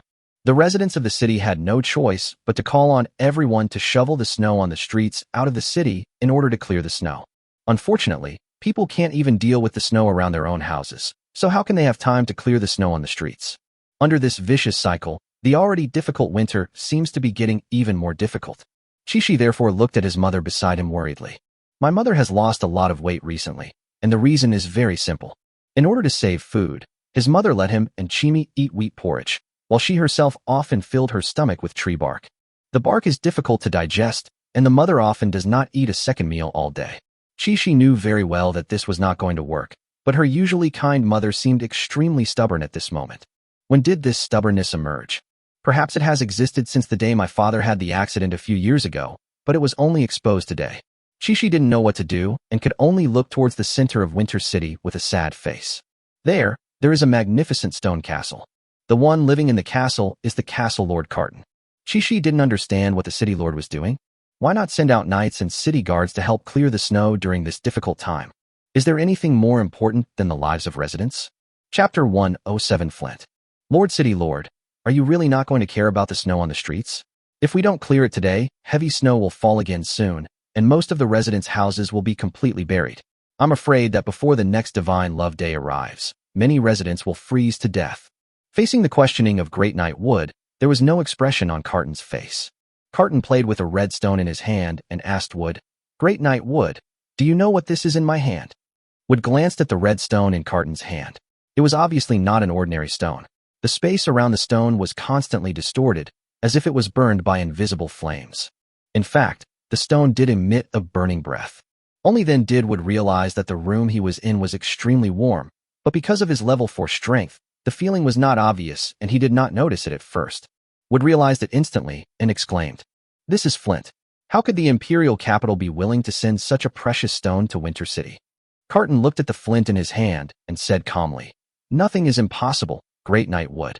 As early as the day the heavy snow fell, I had already placed some flint throughout Winter City. Therefore, the temperature inside Winter City is much higher than outside. Under such circumstances, as long as it is God's love day, the city residents can go out and clear the snow themselves. Their chances of survival are already very high, at least much higher than those in other cities. As Carton spoke, a ruthless look suddenly flashed in his eyes, and he continued, And even if there were no flint, I wouldn't use the knights and city guards for such trivial tasks as clearing snow. Why clearing the snow is no small matter. If we are not careful, more than half of the civilians in the city may not survive this winter. Wood stared at Carton with dissatisfaction in his eyes, and his fists clenched unconsciously. Cotton wasn't offended by Wood's rudeness. He simply said coldly, "Because there are more important things than protecting civilians." Great Knight Wood, since you haven't experienced the Year of Divine Punishment, you might not know that, in addition to the terrifying snowstorm, the Year of Divine Punishment also causes a strange phenomenon, a phenomenon that only occurs in towns near the Sin Forest and the Monster Mountain Range. What phenomenon? Beast Tide. During the winter of the Year of God's Punishment, weren't all the monsters in hibernation? That's why it's a strange phenomenon. During the winter of the Year of Divine Punishment, most magical beasts do indeed hibernate, but that's only the majority. Some magical beasts are still able to move, such as ice-attributed magical beasts and those with extreme cold resistance. These two types of magical beasts can even move in the wind and snow of the Year of Divine Punishment. When they can't find food in the wind and snow, they will trigger a beast tide and attack surrounding towns. The biggest task of the knights and city guards of Winter City right now is to guard against these magical beasts. As he spoke, Carton stood up and walked to the window. He looked at the city streets outside the castle and stared at the residents who were desperately clearing the snow. If we don't clear the snow, many residents may lose their lives. But if we fail to survive the beast tide, everyone in Winter City will lose their lives. Wood was silent for a moment, then hesitantly said, "But the beast tide hasn't arrived yet, has it? We can definitely go clear the snow first." Carton glanced at Wood. A hint of disdain flashed in his eyes. But since Wood was the only great knight under his command, Carton could only patiently explain. "Will a beast tide appear? When will it appear? No one knows. The only certainty is that starting from the first Divine Love Day, a beast tide could occur every day. Therefore, we must remain vigilant at all times. How can we waste the power of the knights and city guards for a few civilians?" Wood was speechless after hearing this. As if in a final act of persistence, he said, "Many people will die. They don't have much food to begin with, and now we have to clear the snow. Even if we stop the beast tide, there won't be many survivors left in Winter City. Population? Just a bunch of data." Cotton knew Wood's temper, so he didn't say this. In fact, the population of Winter City is really just a number to him. What he fears least is insufficient population, or what the human race fears least is insufficient population. Orcs are known for their powerful strength. They are natural warriors. Beast transformation, blood and blood warfare, sharing blood and life, rapid recovery. Their racial talents are almost all for combat. Elves are known for their spiritual power. They can use magic, and all of their racial talents are in line with nature. Although this has led to their arrogant and difficult-to-approach temperaments, they have gained longevity in nature. As long as they live long enough, strong ones will naturally emerge. This is why the elves are so powerful. Dwarves are known for their physique. They possess blessings gained from tempering their bodies, and their racial talents are all focused on resistance, making them the most tenacious of all races. We humans are known for our agility. Apart from our fighting skills, what is our racial talent? That's right, it is rapid growth and reproduction. Rapid growth is coupled with reproduction. Our human race has the most newborns of all races and is also one of the fastest growing races. What does the death of some people mean? As long as there is enough food and safe housing, it won't take much time at all for the vacant population to be filled. It was precisely because of this that humans were able to recover quickly after being almost wiped out by the orcs and return to their position as one of the 4 major tribes. Now he is stuck. As the Lord of Winter City, the most important thing he should do is to protect Winter City, a safe residence. This is not only for Winter City, but also for the towns around Winter City and for the entire human empire. Seeing that Carton had no intention of changing his mind, Wood gritted his teeth and had no choice but to leave. Looking at the back of Knight Wood, Carton quickly returned his gaze to the flint in his hand. If you want to protect Winter City from the beast tide in the Year of God's Punishment, you have to rely on this flint. Flint is one of the witch's alchemical products. As long as you carry flint close to you, even in the winter of the Year of Divine Punishment, those with chi can move in the wind and snow. I have to say that the witch can really make some good things, such as the Mad Blood Potion. It's a shame. Back then, that foolish king coveted the witches for their beauty and chose a madman, nearly poisoning the entire royal family. After the witches' defeat, the terrified royal family slaughtered almost all of them, and even singled them out as the culprits of the war between humans and orcs. He was such a foolish king. Otherwise, the witches wouldn't have fled the human empire so quickly after awakening. Carton muttered, and thought of the witch who was almost caught by him not long ago. What a pity.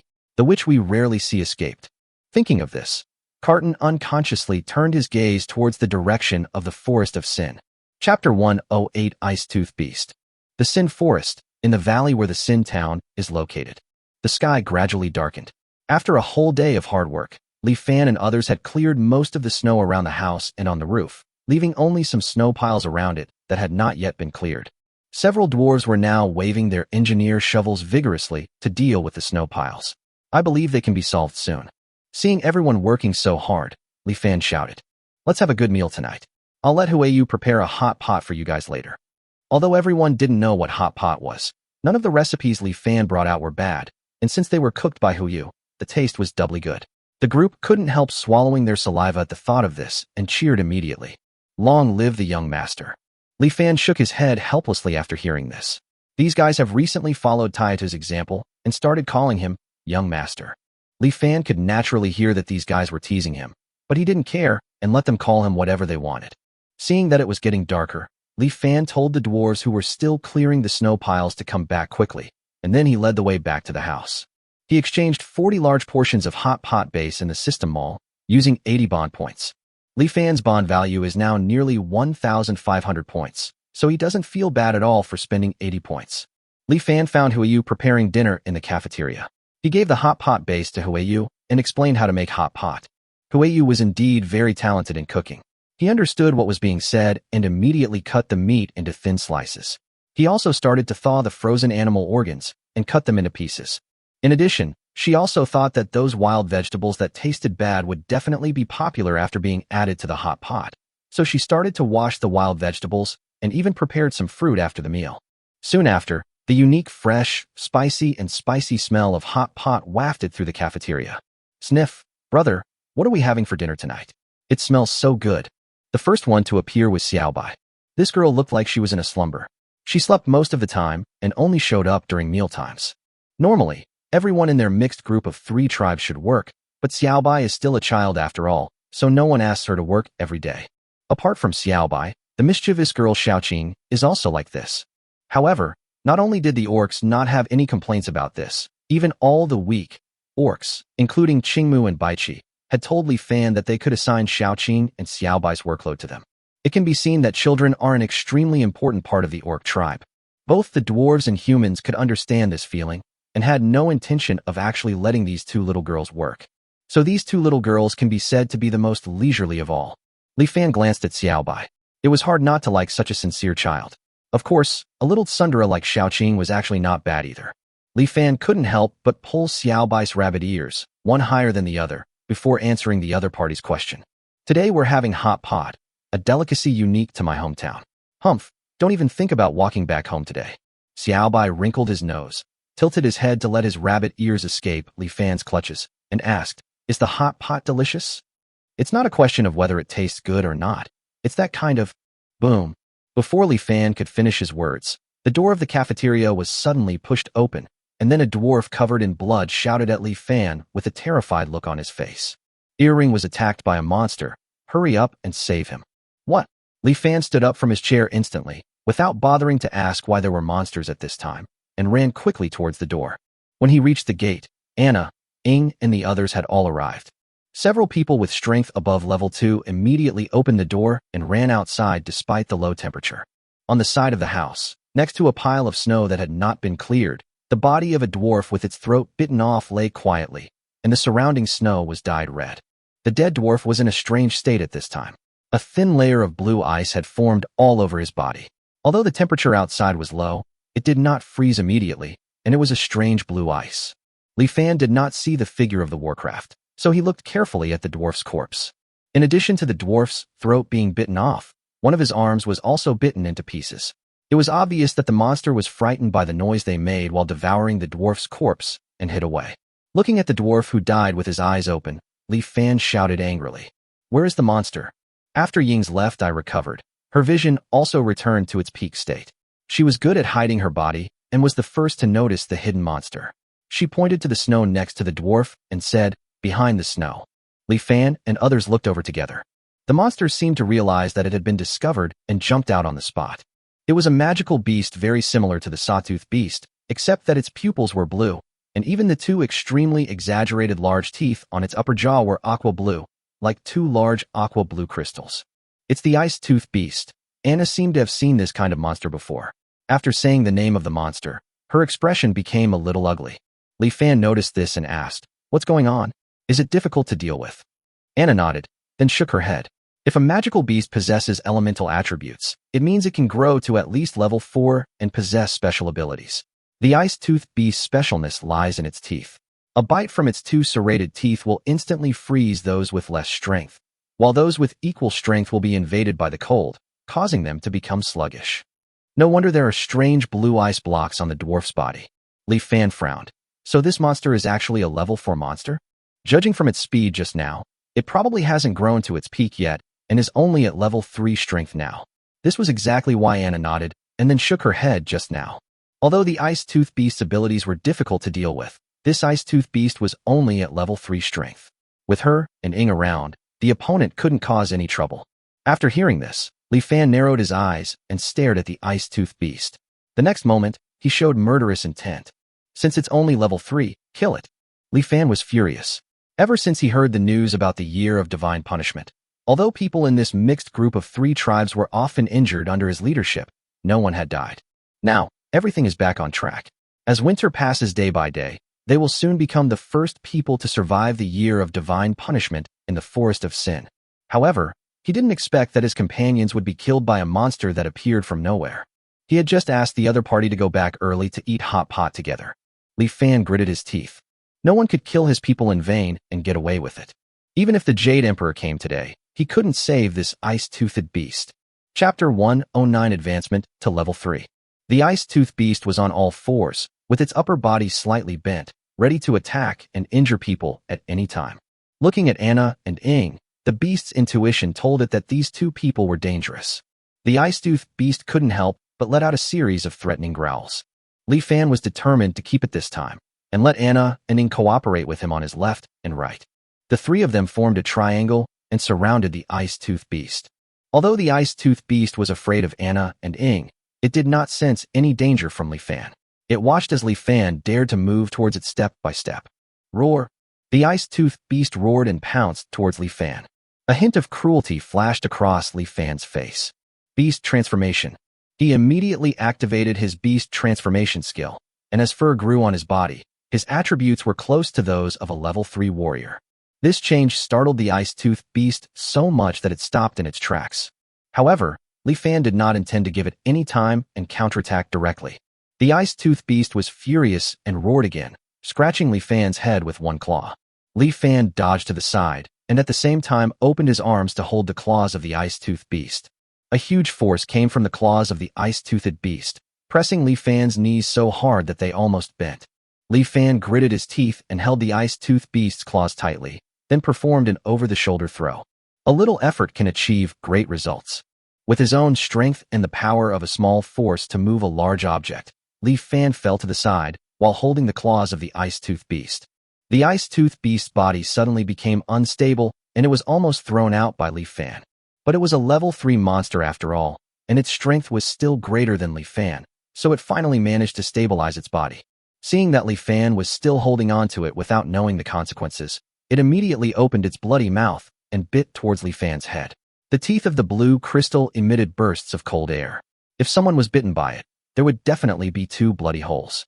Unfortunately, the ice-toothed beast seemed to have forgotten that it had more than one enemy. Just at the moment when Li Fan dragged the ice-toothed beast, Anna, who had transformed into a beast, grabbed the neck of the ice-toothed beast with one claw, and Ing, who always carried the mother-child dagger with him, cut the throat of the ice-toothed beast with a dagger. Puff! Puff! 2 sounds rang out one after the other. The next moment, the entire neck of the ice-toothed beast was bleeding and the blood was blue. It staggered 2 steps, opened its bloody mouth, but couldn't even roar. Then it fell to the ground weakly, and its heart slowly stopped beating. Li Fan and the other 2 breathed a sigh of relief. Even they didn't expect that they could kill the ice-toothed beast so easily. After the 3 confirmed that the ice-toothed beast had completely died, they first carried the body of the murdered dwarf Earring back. Inside the house, dwarves, humans, and orcs all looked at Earring's body with sad faces. From the time they arrived in this valley until now, they have spent almost a month together, and their feelings for each other have continued to deepen with each hunt. Earrings even had many friends among orcs and humans, but now he died so suddenly. At this moment, even those who are not very familiar with Earrings feel mixed emotions. The hot pot dinner in the evening was cancelled. Everyone just ate a few bites and returned to their rooms, except Li Fan and his friends. In the cafeteria, in addition to Li Fan and the Dina sisters, there were Qingmu Baichi representing the orcs, Dozina Gully representing the dwarves, Alicia and Huiyu of the human race, and Taitu and other level 2 warriors. Li Fan pointed to the corpse of the ice-toothed beast in the middle of the cafeteria and told the people who were not present about the situation. Li Fan directly asked the key question, why are there still magical beasts hunting in the winter of the year of divine punishment? At this time, everyone turned their attention to Aoki and Baichi, because they were the only 2 people present who had experienced the winter of the year of divine punishment, and only the 2 oldest of them would know more about the year of divine punishment. Aoki Hakahata did not disappoint and said, Ice-tooth beasts belong to the ice attribute and are extremely cold resistant. Today happens to be God's love day, when the temperature is at its highest in winter. This is why the ice-tooth beasts come out to hunt. After hearing this, Li Fan asked with some concern, doesn't this mean that as long as a magical beast has extreme cold resistance, it can come out to hunt on the day of divine love? Now they are the only living people in the entire Sin Forest. The other wild beasts and monsters are either frozen to death or in hibernation. It can be said that they are now the only prey in the entire forest of Sin. However, Bai Chi shook his head and said a worse result. It's not just God's love day. If the monster's extreme cold resistance is high enough, or if it's a level 4 monster with extreme cold resistance, it can move freely in the wind and snow even if it's not God's love day. Everyone frowned after hearing this. This was not good news. In fact, it was extremely bad news. None of the 3 mixed tribes in the valley could move around in the wind and snow of the year of divine punishment. If a magical beast that could move in the wind and snow ran into the valley to hunt, they would be trapped. There was no need for the monster to attack. As long as the other party destroyed their house, they would all be killed by the low temperature soon. Li Fan quickly thought of a countermeasure in his mind. He had an idea, but it was too late now. As the sky darkened completely, the whistling sound of the wind could be heard outside the house again. It was obvious that strong winds were blowing again and heavy snow was falling. At this point, they could no longer go out. Everyone discussed it for a while, but finally came to only one conclusion. We can only wait for the next God's love day to come. Hopefully, no monsters will enter the valley to hunt during this time. The next morning, when Li Fan woke up, he saw Taitu, who had been on guard all night. In order to prevent accidents at night, there are now people guarding every room. This isn't very effective, but it still works. Every day that followed was spent in vigilance. 4 days passed in a row, and today something good finally happened. Li Fan was finally going to be promoted to a level 3 warrior. More than a month had passed since he exchanged for a premium grade fighting technique, and on the day of the exchange he was promoted from level 1 to level 2. After a month of accumulation, he was promoted from level 2 to level 3. There were no surprises during the promotion process. After the breakthrough, Li Fan felt a powerful force coming from his body. This promotion was very timely. After he was promoted to a level 3 warrior, as long as he activated the beast transformation skill, although he could not fight against enemies of higher levels like Anna, he could at least hold back a level 4 enemy for a short period of time. However, just like the ordinary level fighting skills before, after level 3, the speed of practicing the fine level skills also slowed down. Li Fan felt it, and found that it would take at least 10 years to practice to level for using the top grade skills. Although Li Fan had guessed this a long time ago, he still felt a little regretful after confirming it. At this moment, letting him break through to level 4 warrior is the best way to solve the current dilemma. Chapter 110 Insufficient Authority. Although the top grade fighting skills could not help Li Fan advance quickly, but Li Fan was not worried. If the premium level doesn't work, let the legendary level do it. He immediately opened the system mall and found the page for exchanging fighting skills. I soon found my goal. Legendary Fighting Chi Technique. 5,000 bond points. Li Fan now has a total of 1,960 bond points, which increases by 108 points every day. He only needs to wait another 29 days to redeem it. As long as no monsters attack their house within this month, they will have resolved this crisis. Just when Li Fan wanted to breathe a sigh of relief, he was suddenly stunned. The next moment, he opened his eyes wide and stared at the system interface. Wait, what's with the last 4 words? On the system mall interface, there were 4 small words behind, Legendary Fighting Chi Technique, 5,000 bond value. The words were too small so he didn't notice them just now, but now he noticed the 4 words, Insufficient Authority. What do you mean by insufficient authority? Doesn't this system sell anything as long as you give it enough bond points? Why do you need authority now? Li Fan was stunned and clicked the redemption button on the Legendary Fighting Technique in disbelief. Ding, insufficient bond value, cannot be exchanged. Ding, insufficient permissions, unable to redeem. Please upgrade the system as soon as possible to increase permissions. Upgrade the system? The system can be upgraded? Then why don't you tell me how to upgrade the system? If you don't tell me, how can I know? The system is not intelligent, so it cannot answer Li Fan's question. Li Fan sat there with his mouth twitching. At a certain moment, he growled and cursed. You bastard system, I'll fuck you. Taitu, who was standing by, heard the voice and couldn't help but look at Li Fan and asked, a dog washing a bucket? Master, can a dog wash a bucket? Also, what does fuck you, immortal board mean? What's wrong with the dog washing the bucket? It ate your rice. Why do you care whether it washes the bucket or not? Li Fan replied to Taitu angrily, and then he continued with gritted teeth. As for fuck you. I mean fuck the immortal board. Haha, just imagine, fucking the ancestors of the dog system on the coffin board. How magnificent that would be. Ha ha ha. This sentence is definitely not translated like this, but Li Fan is happy to translate it this way at this time. As he spoke, Li Fan seemed to have gotten some relief and couldn't help but let out a series of hearty laughs. Only Taitu was left scratching his head for a long time without understanding what Li Fan was talking about. There is no hope of promotion for the time being, and Li Fan can only continue to wait for the next Divine Love Day to appear. Time passed day by day. Ever since the incident of Earring being ambushed and killed, everyone's emotions have been in a state of tension. No one even cared about the 30 unicorn wolf cubs. These little wolf cubs eat a lot, and their appearance changes every day. In just over 10 days, they weigh more than 20 kilograms and look very delicious. Another 7 days passed, and God's Love Day was just 3 days away. Everyone finally breathed a sigh of relief. That night, as usual, one person was assigned to guard each room. Then the group fell asleep. Boom. Just when everyone was sleeping soundly, a loud roar suddenly sounded, and Li Fan and others opened their eyes almost immediately. Without even having time to get dressed, he opened the door to the next room and rushed towards the source of the sound. As room after room was opened, more and more people gathered together. Everyone looked confused. Li Fan asked Alicia and Huiyu to count the number of people lightly. In the end, there were a total of 276 people, not one less. In other words, the sound just now did not come from the dormitory where we live. Li Fan thought about this and asked everyone, does anyone know what just happened? Li Fan just asked this question. A dwarf immediately stood up. Li Fan remembered him. He was one of the 4 level 2 warriors in the dwarf tribe, Big Eyes. The other 3 were Dozina, Gully, and a dwarf named Big Ear. Big Eyes said at this time, it should be the woodshed that collapsed. It happened to be my night watch today, and I live closest to the woodshed. If I heard correctly, it was the woodshed built on the outermost perimeter that suddenly collapsed.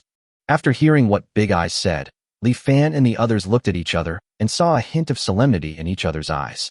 When the houses were first built, all of them were completed according to the same standards, so there is no such thing as a woodshed having particularly poor quality.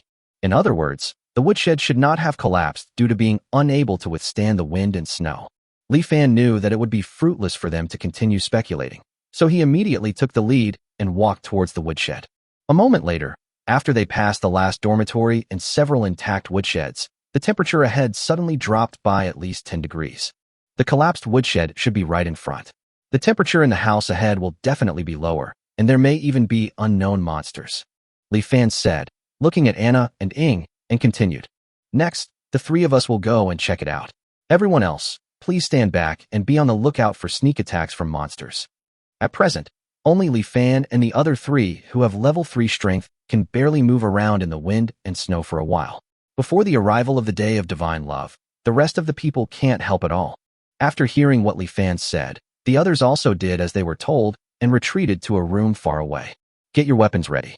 Li Fan took out the Tang Hung Dao from the space ring, and Anna and Ing also took out their own high-quality weapons. Ing stepped forward first and slowly opened the door. But the wind and snow were so strong that the door was blown open in an instant, and then the wind was as strong as a knife and snowflakes as hard as arrows poured into the room. The 3 of them instantly felt the chill, and their body temperature dropped rapidly. We can't delay, so let's confirm it quickly. Li Fan and the 2 women looked at each other, and then the 3 of them rushed out of the door together. There was a woodshed outside the door. The woodshed had not collapsed at this time, but a big hole was opened in the roof of the woodshed. Li Fan stared at the hole for a moment, then said to the 2 women beside him with a grim expression, there are scratches. This hole was really made by a monster. Let's go back first. Roar. Before Li Fan could finish his words, a black shadow flashed in from the hole in the roof and rushed towards him. Beast transformation. Beast transformation. Li Fan and Anna used the beast transformation skill without hesitation. The next moment, Li Fan swung his knife at the black shadow. Ing and Anna also jumped up and came to the two sides of the black shadow. The mother and child daggers and claws greeted the black shadow without any hesitation. The black shadow was not alarmed at all and stretched out a claw to grab Li Fan's Tang Hungdao. Tang Hungdao collided with the claw, but failed to cut it off. Instead, a large amount of sparks flew. This was the first time that Tang Hungdao failed to gain the upper hand in a head-on confrontation. Li Fan immediately understood that the opponent's claws were actually harder than ordinary weapons. When Li Fan looked surprised, the black shadow was even more surprised than him. The black shadow was slightly stunned when he saw that his claws were blocked. Then he dodged the shadow's dagger. However, he seemed to underestimate Anna's speed and ultimately failed to completely avoid Anna's claws. With a sizzling sound, Anna's claws left for not-so-deep wounds on the black shadow. The black shadow seemed to be frightened by this. Before Li Fan could see its appearance clearly, it instantly drilled out of the hole in the roof and disappeared in the wind and snow. Li Fan asked in surprise, "Gone?" Anna nodded, then looked at the claw gloves, which had some blue blood remaining on them. Chapter 111 Level 4 Ice Tooth Beast. Another Ice Tooth Beast. Looking at the blue blood on the claw gloves, Li Fan instantly understood the true identity of the black shadow. However, the strength of this ice-toothed beast is much stronger than the previous one, and it has even reached level 4. The wind and snow continued to pour into the woodshed, and the temperature of his body was constantly dropping. In just a few minutes, Li Fan felt his feet were frozen and numb. He hurriedly asked Anna and Ing to leave the room covered in wind and snow. At this time, everyone who heard the sound of fighting in the woodshed was anxiously waiting for Li Fan and the other two. When they saw Li Fan and the other two coming back, they hurried forward to inquire about the situation. Li Fan told what had just happened. When they heard that it was a level 4 monster, everyone's faces turned pale instantly. Level 4 monsters are not invincible. Anna can deal with them. After advancing to level 3, Anna activated the beast transformation skill, and coupled with the exquisite chi and blood technique, the increase reached 12,000 times, surpassing the 10,000 times of an ordinary level 4 warrior. Plus, Anna also has high-quality claw gloves. As long as the Ice Tooth Beast doesn't run away, she has every chance of defeating a level 4 Ice Tooth Beast. In addition, Li Fan is also a good fighting force. Li Fan's beast transformation skill is slightly inferior to Anna's and can only be amplified by 3 times. However, with the addition of high-quality fighting skills, the amplification can reach 9,000 times. During the beast transformation period, he can still hold back a level 4 monster. As long as Li Fan and Anna cooperate, with Li Fan restraining the Ice Tooth Beast while Anna looks for an opportunity, the two of them have a great chance of killing the Ice Tooth Beast. However, all this is based on the assumption that there is no wind or snow. Neither Li Fan nor Anna has resistance to extreme cold, and facing wind, snow and low temperatures will seriously affect their ability to perform. Moreover, the wind, snow and low temperature will greatly increase the physical consumption of the two people, which will cause the duration of their beast transformation skills to become abnormally short. It is estimated that they will run out of physical strength before they can kill the monster. It can be said that this low temperature just restrains the beast transformation skill. We were lucky this time. The Ice Tooth Beast destroyed the outermost woodshed. I guess we won't be so lucky next time. The old snake man Aoki ruthlessly pointed out this realistic problem. This time the woodshed was destroyed, and everyone just needed to block the room leading to the woodshed to ensure the temperature in other rooms. But if the Ice Tooth Beast attacks the dormitory next time, even if we finally repel it, a large number of dormitories will be temporarily unusable, and the roads between other dormitories and the cafeteria will be blocked.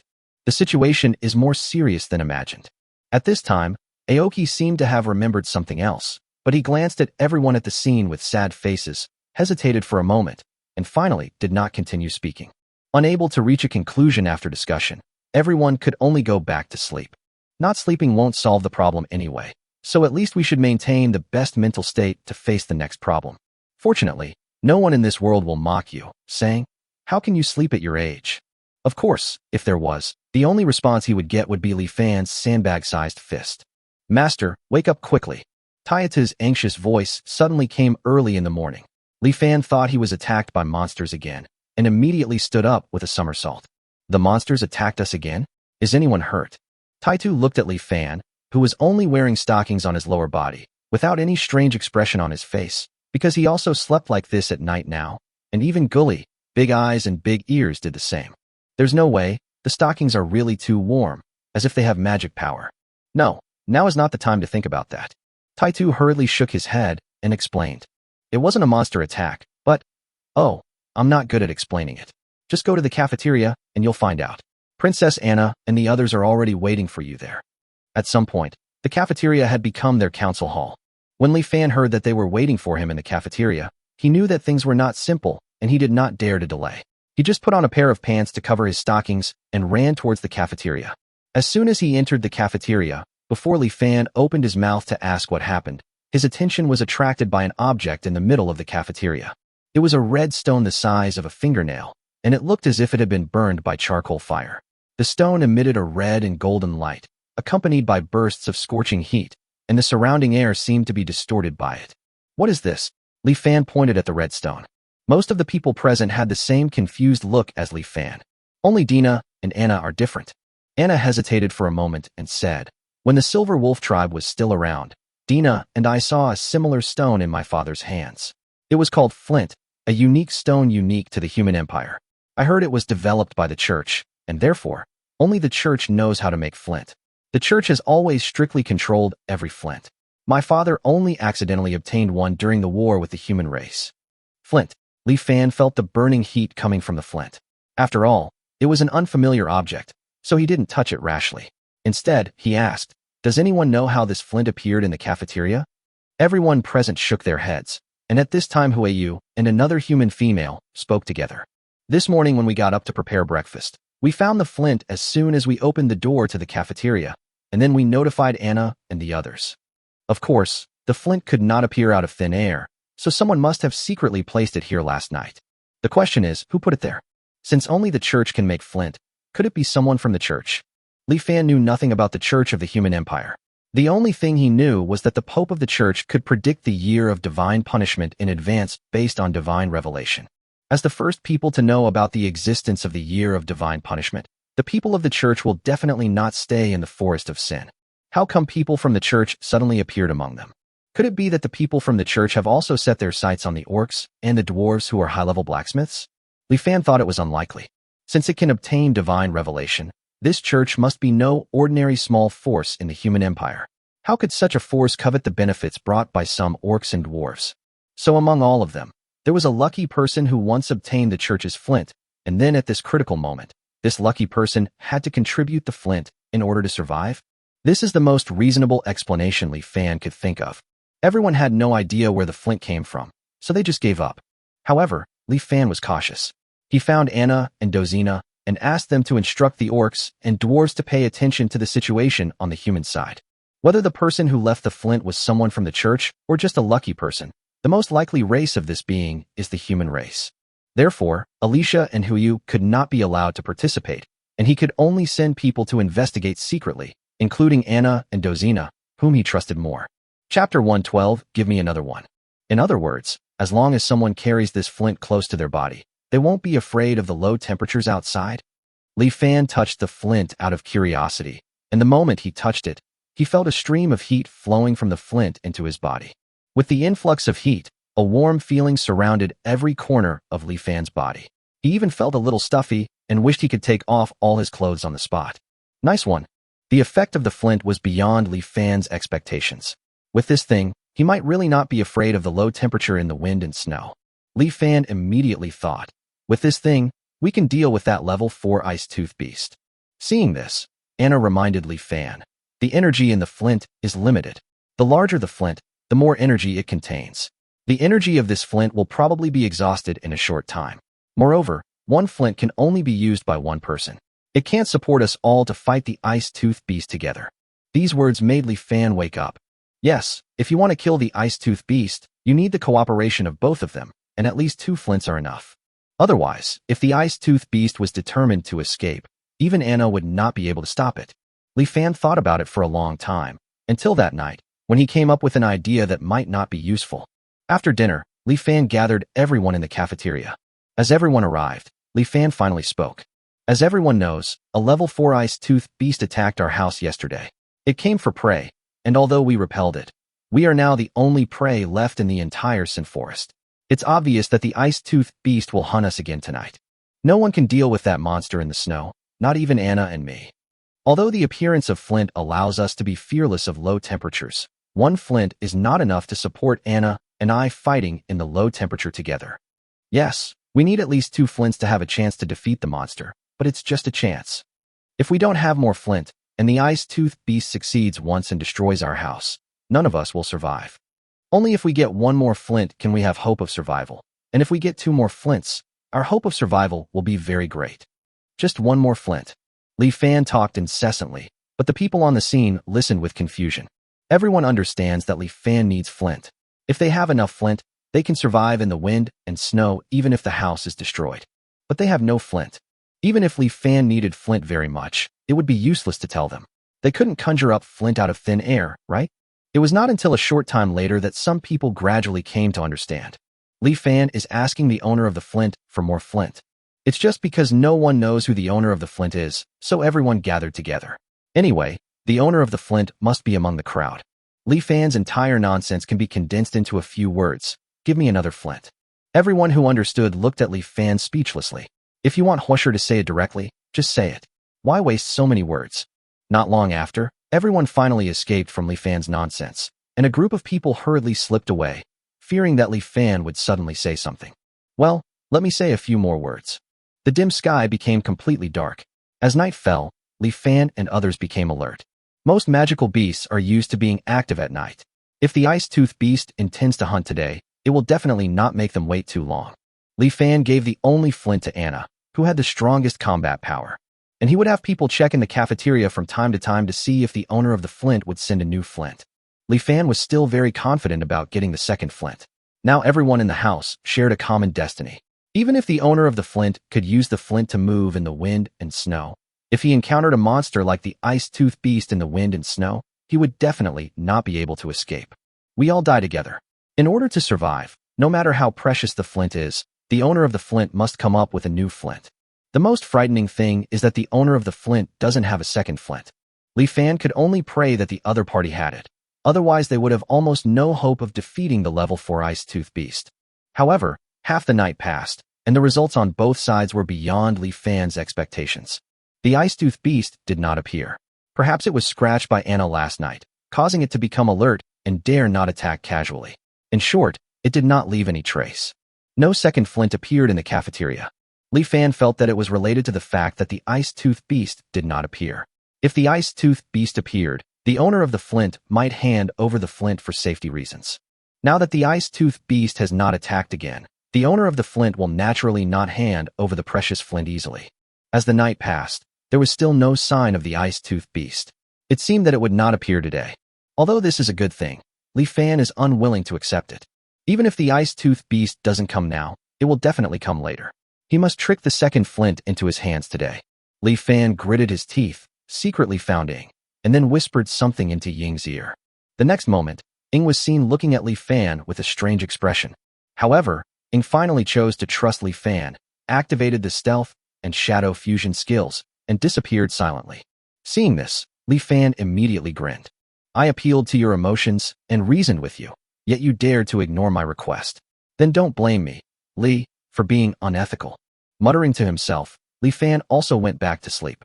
When it was almost dawn, boom, a loud roar suddenly sounded. Li Fan jumped up instantly, and then he rushed to the place where the roar sounded. The monsters are attacking again. Someone shouted, and everyone was a little panicked. Don't panic, everyone stay where you are and don't make any noise. Anna and I will deal with the monster. Li Fan shouted to everyone, and then continued to run towards the place where the roar came from. During this time, he met Anna with a serious face, and the two quickly arrived at their destination. It turned out to be a woodshed with a hole in its roof. The wind and snow poured into the room, causing the temperature in the surrounding rooms to drop sharply. Anna was extremely confused as to why this monster was arguing with the woodshed, but she didn't think much about it. She put on her claw gloves and was ready to face the ice-toothed beast at any time. However, Anna suddenly discovered that Li Fan's face did not show any tension at all. Anna was stunned, and then she found that Ying actually walked out slowly from the shadows in the corner at this time. Chapter 1:13 10,000 Magical Beasts. So, it was Shadow who destroyed the roof, And all this was a show you staged to force Flint's master? Anna looked at Li Fan in disbelief. Li Fan smiled awkwardly. If he didn't let the owner of the Flint know that they could be wiped out at any time, how could the other party willingly hand over the Flint? To sum it up in one sentence, humph, if I get angry, I will even smash my own house. I don't believe you dare not give me the Flint. Anna held her head. Although the man in front of her was reliable most of the time, it was only most of the time, not all of the time. In order to deceive the owner of the Flint, he deceived everyone, and even she only found out now. I guess everyone else is like ants on a hot pan, anxiously waiting for the outcome of their battle. Anna then remembered an important question and looked at Li Fan. The woodshed you destroyed is the one closest to the dormitory. Now the wind and snow are pouring in. You and the others can't get charcoal from here. How are we going to cook in the future? Are we going to have to carry the charcoal every time we cook? I won't do that. You're the one who did it. You'll have to do all the moving. Don't worry. Li Fan had thought about it long ago and said, the day after tomorrow is God's love day. Then let the dwarves speed up the repair of the house, and there will be no problem, right? Well, Anna finally understood. Li Fan had thought of everything long ago. He probably chose this woodshed to destroy it on purpose just to give the owner of the Flint a sense of oppression. Anna was too lazy to care and continued to ask Li Fan, what should we do next? Li Fan shrugged. Don't do anything. I've already come this far, and the owner of the Flint still refuses to hand over more Flint. I have no choice. Afterwards, the three pretended to repel the ice-toothed beast and then returned to let everyone go back to sleep with peace of mind. But who can sleep well after something like this happens? Except for Li Fan and the other two, the rest of the group lay on their beds in fear, tossing and turning for a long time before dawn. The next day, as soon as Li Fan got up, he saw a lot of panda eyes. Looking at Alicia and the others with haggard faces, Li Fan felt a little guilty, but he still felt that it was all worth it, because in the cafeteria, the second Flint was lying quietly on the ground. Anna and Ing, who were not far away, looked at each other and shook their heads helplessly. They really were deceived by him. Li Fan picked up the Flint with a little pride. At this moment, he was suddenly stunned, and then picked up a piece of white paper from under the Flint. There was only a line of words written on the white paper. That's enough. Don't push it any further. At the end of the sentence, there is a picture of a cat with bared teeth. After reading the information on the paper, Li Fan was stunned again. Then he couldn't help grinning and muttering. Interesting. 2 Flints are enough for Li Fan and Anna to move around in low temperatures. However, these 2 Flints are very small, not even the size of a fingernail, and it is unknown how long they can be used. Li Fan and the others didn't dare to use it carelessly. Li Fan's plan was to wait until night, letting rely on Flint to monitor outside the house, while he and Anna would be on standby at any time. Ying's combat power is not as strong as theirs in the beast transformation, but Ing is good at hiding and can find the ice-tooth beast silently. After Ing discovers the ice-tooth beast, Li Fan and Anna can catch it before it destroys the house. Everything is ready, just waiting for night to come. However, at this time, Qingmu and Baichi suddenly came to the door and then told Li Fan something with a serious face. Inside the room, the door was closed. All those with strength of level 2 and above gathered in the house. Qingmu looked at everyone and said with a heavy face, during the last winter of the year of divine punishment, Baichi and I were still in the Orc Empire. I didn't experience it, so I don't remember it clearly. It wasn't until yesterday that I remembered something. During the winter of the year of divine punishment, a beast tide would occur in places like the Sin Forest. Li Fan also remembered at this time that Qingmu did have an expression of wanting to say something, but hesitant yesterday, and it turned out that it was because of this matter. At that time, Qingmu was afraid of causing panic among everyone, so he did not tell this matter in front of everyone. However, the matter was of great importance, and he could not hide it from Li Fan and others. Otherwise, if the beast tide really happened, they might not even know how they died without being prepared. So Qingmu specially gathered all the strong men above level 2 today and told them about the beast tide. After hearing this, Li Fan and others also felt a little troubled. The level for ice-toothed beast had not been dealt with yet. Were there more monsters coming to attack? Perhaps feeling that Li Fan and the others' reactions were too calm, Qingmu frowned and continued. The beast tide was caused by magical beasts with extreme cold resistance. Logically, their numbers shouldn't be too large, but in reality, that's not the case at all. As he spoke, a deep sorrow appeared on Qingmu's face. I heard from a tribesman in Iron Blood City that on the 4th divine love day of winter, a group of black dots suddenly appeared on the horizon. They stepped across the white snow and approached rapidly. In the end, they discovered that those black dots were actually an endless supply of magical beasts, numbering over 10,000. 10,000 magical beasts. In an instant, everyone present widened their eyes and said this number in disbelief. Even Dina and Anna seemed to have heard of this for the first time. They widened their eyes and looked at Aoki with some suspicion. Anyone would have doubts when hearing the number 10,000.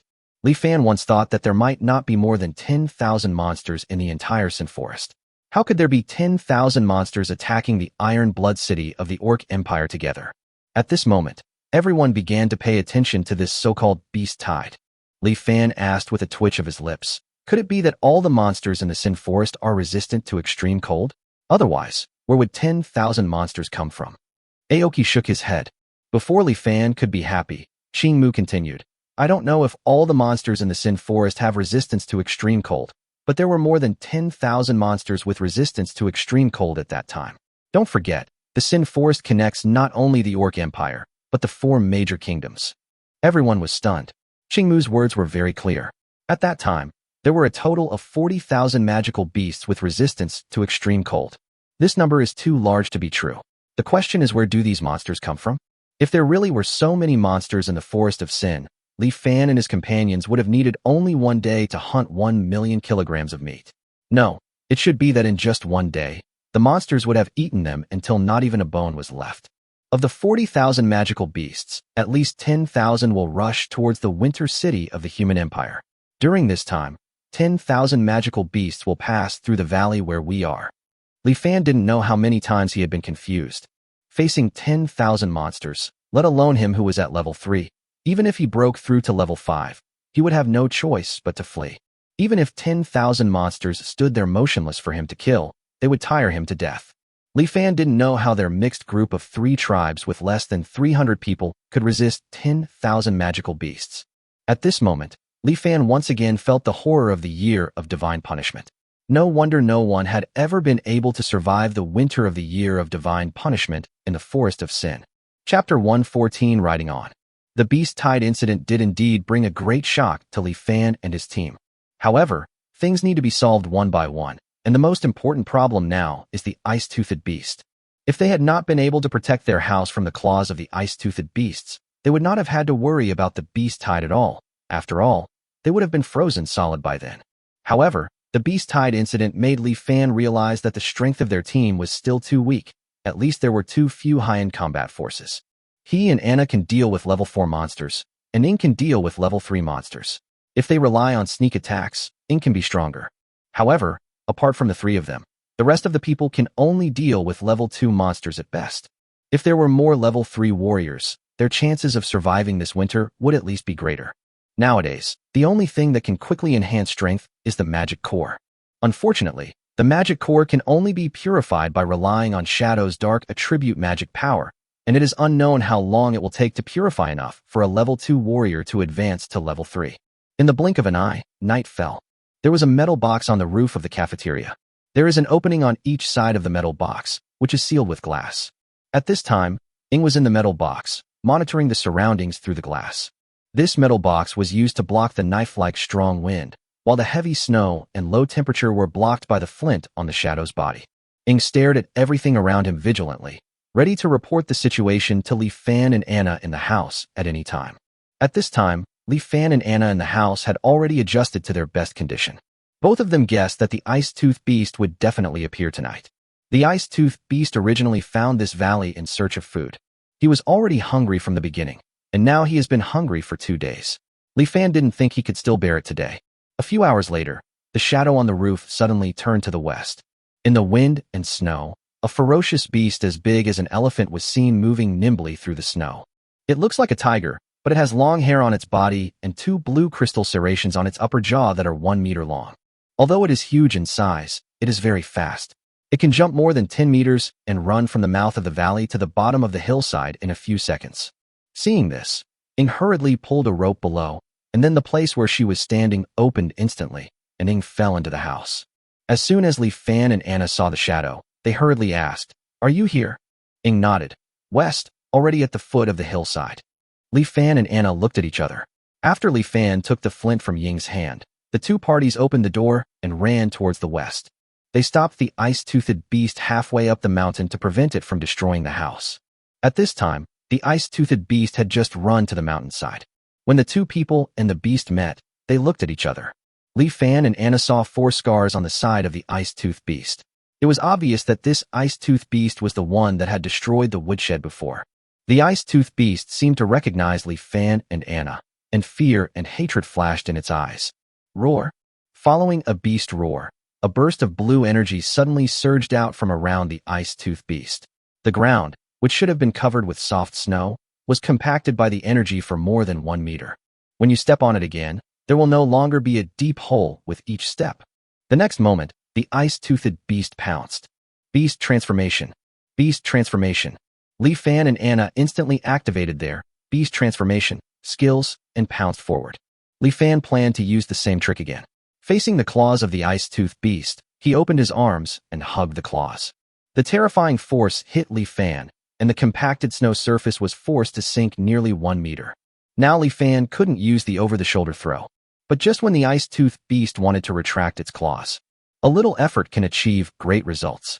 Li Fan used this move that was always effective, and indeed caused the ice-tooth beast's body to pause for a moment. Anna, who had been waiting for this moment, pounced on it instantly and scratched the neck of the ice-toothed beast with her front paws wearing claw gloves. Roar. Just as the 4 sharp blades on the claws were about to cut the ice-tooth beast's neck, the ice-tooth beast suddenly roared. In the next moment, a blue ice cone instantly condensed in its mouth and shot towards Anna's face. Careful. Li Fan was shocked and hurriedly reminded Anna. If Anna didn't avoid it, they would both die. In Li Fan's opinion, how could an ice-toothed beast compare with Anna? He was about to ask Anna to move away, but Anna had already reacted. From the scene just now, Anna already knew that the ice-toothed beast in front of her could use magic, so she was naturally prepared. In the end, she tilted her head to the extreme and avoided the ice cone. However, because of this, the ice-tooth beast took the opportunity to throw Li Fan away and avoid the 4 sharp blades of the claws. Li Fan, who was thrown away, got up and returned to Anna. The two looked at each other and saw helplessness in each other's eyes. An ice-toothed beast that can use magic is much more difficult to deal with. They don't even know how many types of magic this ice-toothed beast knows. It looks like tonight will be a tough battle. Just when the two were having a headache, the ice-tooth beast seemed to realize that they were not easy to deal with. It suddenly opened its bloody mouth, and strange blue light condensed around the ice-tooth beast. This scene immediately gave Li Fan and Anna a bad feeling. Without a second thought, the two turned around and left. Although the ice-tooth beast's magic had not yet been activated, both of them felt uneasy, knowing that this move was not simple and that if they didn't run fast enough, they would die. However, Anna was faster than Li Fan and she ran on 4 legs, so she quickly widened the distance between them. Li Fan suddenly felt a big danger hanging over his head. It's okay if you can't outrun the bear, just outrun your companions. The story instantly popped into his mind. Seeing Anna running faster and faster, Li Fan didn't care about anything else. He suddenly jumped forward and climbed onto Anna's back. Woo! Anna's eyes widened, and she staggered in shock, almost falling. Even in the silver wolf state, Li Fan seemed to be able to feel how embarrassed Anna was right now. But his life was at stake, so Li Fan not only did not let go, but instead opened his arms and hugged Anna's waist tightly. Anna gnashed her teeth, and even though she had transformed into a silver wolf, it didn't mean she had no feelings. She felt exactly the same as when she was in human form. Li Fan hugged her waist tightly, which made her shiver all over, and a strange feeling surged in her heart. This was the first time that someone other than Dina rode on her, and the first time that she was hugged by a man like this. The bastard Li Fan even clamped her tail with his feet, although Anna knew that this was an unconscious action of the other party. If Anna wasn't still running for her life, she would have wanted to bite Li Fan. After all, life is more important, so Anna could only force herself to keep running forward. The next moment, hundreds of ice cones condensed around the ice-toothed beast. Roar! With a roar from the ice-toothed beast, ice cones shot towards Li Fan and Anna. Fortunately, Li Fan and Anna ran decisively enough, and Anna ran fast enough. The two of them kept a sufficient distance from the ice-toothed beast. As a result, most of the ice cones lost their accuracy and shot past them. The few remaining ones were also dodged by Anna at the critical moment. Seeing that there were no more ice spikes, Li Fan hurriedly climbed down from Anna. He felt that if he was any later, Anna would probably slap him in the face. Fortunately, Anna has always been a person who considers the overall situation and will never lose her temper in times of crisis. Therefore, she has no intention of arguing with Li Fan, at least for now. Li Fan breathed a sigh of relief when he saw this. Thinking about the scene just now, he was still a little scared. If he hadn't climbed onto Anna, he would probably have been pierced into a sieve by the ice pick. Well, yes, he just had no choice, probably. Chapter 115 Strong Resistance. Although they escaped, the two of them had a headache. Facing the large-scale killing attack of the ice-tooth beast, they seemed to have no way to deal with it. At this time, the ice-tooth beast had already caught up with a roar, obviously not intending to let the two go. Li Fan and Anna looked at each other and knew that they couldn't run anymore. If they ran any further, they would reach the top of the hill. If the ice-tooth beast released that move in front of the house would definitely not be able to withstand it. Li Fan hesitated for a moment and said, "Let's give it a try. This time we'll attack it from both sides. As usual, I'll be in the front to attract its attention, and you go to the back and prepare to attack." Anna nodded and went around to the back of the ice-tooth beast from the side. The ice-tooth beast could sense who was stronger and instantly focused its attention on Anna. Li Fan immediately grabbed a handful of snow, clenched it tightly, and threw it at the ice-tooth beast. The ice-tooth beast was extremely cautious and quickly jumped to avoid it. However, when it saw that it was snow that was hitting it, it immediately roared at Li Fan in anger. Li Fan didn't care about that. He picked up Tang Hungdao and rushed towards the ice-tooth beast. However, the next moment, he turned around and ran, because the ice-tooth beast began to condense a large number of ice cones again. When the ice-tooth beast saw Li Fan running away, it slowly turned around and aimed hundreds of ice cones at Anna. Seeing this, Li Fan hurriedly turned around and rushed towards the ice-tooth beast, grabbing a handful of snow, making a ball, and throwing it over. The ice-tooth beast heard the noise, but this time it did not dodge and let the snowball hit it. Then it suddenly aimed all its ice cones at Li Fan. "You old six." When Li Fan saw this, he immediately knew that he had been tricked by the ice-tooth beast, and it was probably too late to run away now. Seeing this, Li Fan clenched the snowball in his hand and threw it towards the ice-tooth beast's eyes. Just as the ice-tooth beast was about to shoot all the ice cones towards Li Fan, the snowball suddenly exploded in front of it, and some snowflakes immediately bounced into its eyes. The ice-tooth beast shook the snow off its head nonchalantly, but at this moment it suddenly felt a sharp pain in its eyes. Roar! The stinging made the ice-tooth beast unable to open its eyes, and it kept roaring in panic. Right now, Li Fan roared in Anna's direction, and then threw another salt ball at the ice-tooth beast's head. That's right, the first two he threw were snowballs, but the third one was a salt ball. After two snowballs paralyzed the ice-tooth beast, the third salt ball came into play. This little trick is often used, and it always works. Now that the ice-toothed beast's eyes are irritated by the salt and can't open, it's a good opportunity for Anna to take action. Anna seized the opportunity, jumped behind the ice-toothed beast in an instant, and slashed her claws towards the back of the ice-toothed beast's neck. Although the ice-toothed beast cannot see, it can hear sounds. When it senses danger, it begins to jump around in panic. This move was really effective. Anna had originally intended to attack the back of its neck, but in the end it only left 4 hideous wounds on its back that were so deep that the bones could be seen. Blue blood gushed out instantly. The ice-toothed beast felt the pain on its back and roared angrily. The next moment, hundreds of ice cones suddenly shot out from around it. Li Fan was shocked because these ice cones were aimed at his direction. Li Fan quickly fell to the ground, and then he felt countless ice cones flying past him. That was a close call. Li Fan, who almost turned into a sieve, was scared and broke out in a cold sweat. The next moment, Li Fan and Anna took advantage of the victory and planned to kill this guy, while the ice-tooth beast could not open its eyes. Unfortunately, the ice-tooth beast was so powerful that it could barely open its eyes in just a few seconds. With its bloodshot eyes wide open, the ice-tooth beast glared at Li Fan. At this moment, compared to Anna, it seemed to be more wary of the despicable guy Li Fan. Seeing this, Li Fan silently took back the salt ball in his hand. It seemed that the ice-tooth beast would not give him the same opportunity again. Roar! This is indeed the case. Feeling the pain on its back, the ice-tooth beast no longer dared to underestimate Li Fan and Anna. The next moment, hundreds of blue lights condensed on the body of the ice-tooth beast. Li Fan and Anna had experience and immediately turned around and ran away. When the ice-tooth beast saw this, it actually sneered like a human. Then Li Fan and Anna saw that the ice-tooth beast did not chase any of them, but ran towards the top of the hill while condensing ice cones. Li Fan and Anna were both stunned, and the next moment their expressions changed at the same time. The two men realized that the beast was very clever and planned to destroy the house on the hillside to force them into submission. Although Li Fan and Anna knew that this was a trap set by the ice-tooth beast, they had no choice but to chase after it. Seeing that the ice-toothed beast was about to climb to the top of the hill, Anna roared and leaped towards it. The ice-toothed beast seemed to have anticipated this. It suddenly turned around at this moment, and a human-like cunning look flashed in its bloodshot eyes. Then, hundreds of ice cones shot towards Anna. At this time, Anna was in midair and had no way to dodge. She was about to die under the icicles. Seeing this, Li Fan quickly jumped up, turned his back to the ice cones, lowered his head to hug Anna's head, and tried his best to use his body to block Anna. Anna was stunned. She couldn't withstand the ice cones, so how could Li Fan withstand them? Just when Anna was worried about Li Fan, she suddenly heard a strange noise. Ding ding ding. Anna was stunned.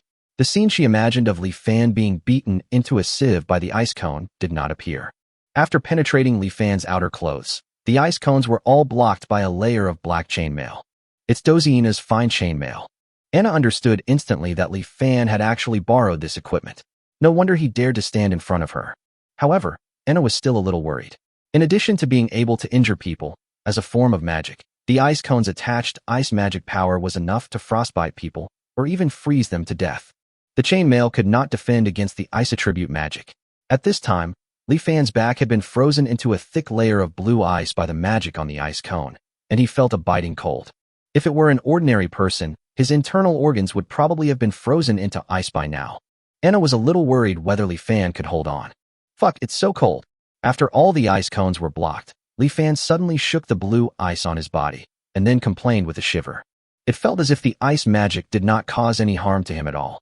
Anna's mind was full of questions, and she couldn't help but ask Li Fan, "Are you okay?" After Li Fan knew Anna's concerns, he almost instantly remembered the magic resistance that he once regarded as useless. Level 1 magic resistance, immune to level 1 magic, strong resistance to level 2 and 3 magic. Although the Ice-Tooth Beast is a level 4 magical beast, the ice cones it uses obviously do not reach the level of level 4 magic. With chainmail and level 1 magic resistance, it even has some of the effects of flint. The three-pronged defense resulted in the Ice-Tooth Beast's ice cones being completely ineffective. Li Fan, who slowly figured it all out, couldn't help but brighten his eyes, then grinned and looked at the Ice-Tooth Beast not far away. Chapter 116, Killing a Level 4 Monster. When the ice cones could no longer cause damage, the level 4 ice-toothed beast did not seem so difficult to deal with in front of Li Fan and Anna. Li Fan walked towards the ice-toothed beast with a chuckle, and the ice-toothed beast stepped back in some surprise and doubt. The ice-toothed beast didn't understand why the ice cone couldn't hurt the human in front of it. Seeing Li Fan getting closer and closer, the ice-toothed beast condensed an ice cone in front of it in despair. With a whoosh, the ice cone shot towards Li Fan at a terrifying speed. "Come on," Li Fan roared, then opened his arms and exposed his chest to the ice spikes. Boom. The moment the ice cone met Li Fan's chest, the clothes on Li Fan's chest were shattered, and then the ice cone also shattered on the chainmail. The shattered ice cone still retained some blue ice attribute magic power. However, as soon as this magic power approached Li Fan's skin, it seemed to be weakened by an invisible force, and only less than half remained.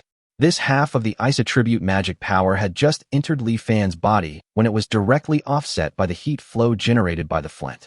Li Fan shook his body at this time, and the blue ice remaining on the chainmail fell off. The attack of the Ice-Tooth Beast was easily resolved. Seeing this, the Ice-Tooth Beast couldn't help but take another step back. It was a little panicked. The ice cone was its greatest reliance, but now the ice cone had lost its effect. Facing these two opponents with similar strength to it, it felt a strong sense of danger. Li Fan couldn't help laughing when he saw that the Ice-Tooth Beast seemed to want to run away.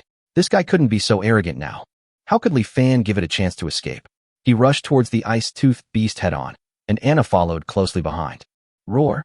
The Ice-Tooth Beast let out a threatening growl and once again condensed hundreds of ice cones. "Follow me carefully." Li Fan said something to Anna behind him, and then he raised his hands to protect his head. There was no chainmail protecting his head, and if he was hit by the ice spike, he would die on the spot. Roar! As the Ice-Tooth Beast roared again, hundreds of ice cones shot out at once. Ding ding ding. Although the ice cone was shattered, the huge force it brought almost made Li Fan retreat. Fortunately, Anna used her head to support his waist at this time. After a few seconds, all the ice cones were shot out, and a thick layer of blue ice condensed on Li Fan's body. Li Fan did a chest expansion exercise on the spot, and the ice on his body fell off one after another. The next moment he and Anna rushed towards the Ice-Toothed Beast again. Roar! The ice-tooth beast was still trying to condense ice cones again, but Li Fan didn't give it a chance. Tang Hung drew his sword, and Li Fan, holding the sword with both hands, slashed at the ice-tooth beast's neck from bottom to top. The ice-toothed beast retreated hurriedly. At this time, Anna, who had been hiding behind Li Fan, suddenly jumped up. The claws on her front paws slashed out 4 arcs of cold light in the air and slashed towards the head of the ice-toothed beast. The ice-toothed beast hurriedly condensed an ice cone in front of it and was about to shoot it at Anna. Is this fucking over? The Tang Hung Dao in Li Fan's hand retracted slightly, and then he imitated the style of fighting skill, piercing strike, and stabbed straight towards the ice cone with the Tang Hung Dao. Although Li Fan's learning was superficial, his posture was correct and the speed of this stab reached his peak speed. With a bang, the ice cone exploded directly in front of the ice-tooth beast, and the exploded ice cone also blocked the ice-tooth beast's vision. The next moment, Anna's slash also landed on the face of the ice-tooth beast. Puff! Anna's attack was so beautiful that it actually blinded the ice-tooth beast's eyes. The ice-toothed beast kept wailing and charging around. The two of them pursued the beast. Li Fan stabbed the ice-tooth beast's throat again, and Anna's claws grabbed the ice-tooth beast's head again. The blind, ice-toothed beast now became the target of the two men. After being attacked repeatedly by the two, he soon fell down. Finally won. The two looked at each other, and after unlocking the beast transformation skill, they couldn't help but breathe heavily together. Although the beast transformation skill is powerful, its horrific consumption is also a headache.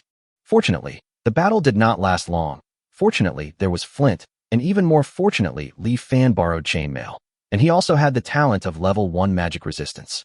Without so many factors, it would be impossible for the two of them to deal with the ice-tooth beast so quickly. Seeing that the crisis was temporarily resolved, the two did not rush back. Anna stared at Li Fan quietly, her silver pupils erect, like an angry cat. Li Fan naturally knew the reason. Wasn't it just to ride on her in order to escape? Are you planning to settle the score later? Well, Li Fan has been in this world for 2 or 3 months, and he has come to understand some things. Orcs take being ridden more seriously than one might imagine. The proud orcs would never allow themselves to be ridden like mounts. It was probably the same level of humiliation as being treated as slaves. Li Fan looked at Anna's angry expression and made a decision in his heart. He was a man who dared to act and take responsibility. Since he had done it, he was willing to pay the price. Li Fan took the initiative to walk in front of Anna. The next moment, Li Fan suddenly squatted down, supported his body on all fours in front of Anna's shocked expression, then turned to Anna and said something. Come on, I'll let you ride me too, then we'll be even. The blue veins on Anna's head suddenly popped out, and the next moment, she kicked Li Fan on the butt. Go to hell. With Anna's roar, Li Fan rolled out several times. Then Anna was seen walking towards the house angrily. Li Fan climbed up and rubbed his swollen buttocks, grinning and saying, This woman's kicks are really ruthless. Is she a tigress?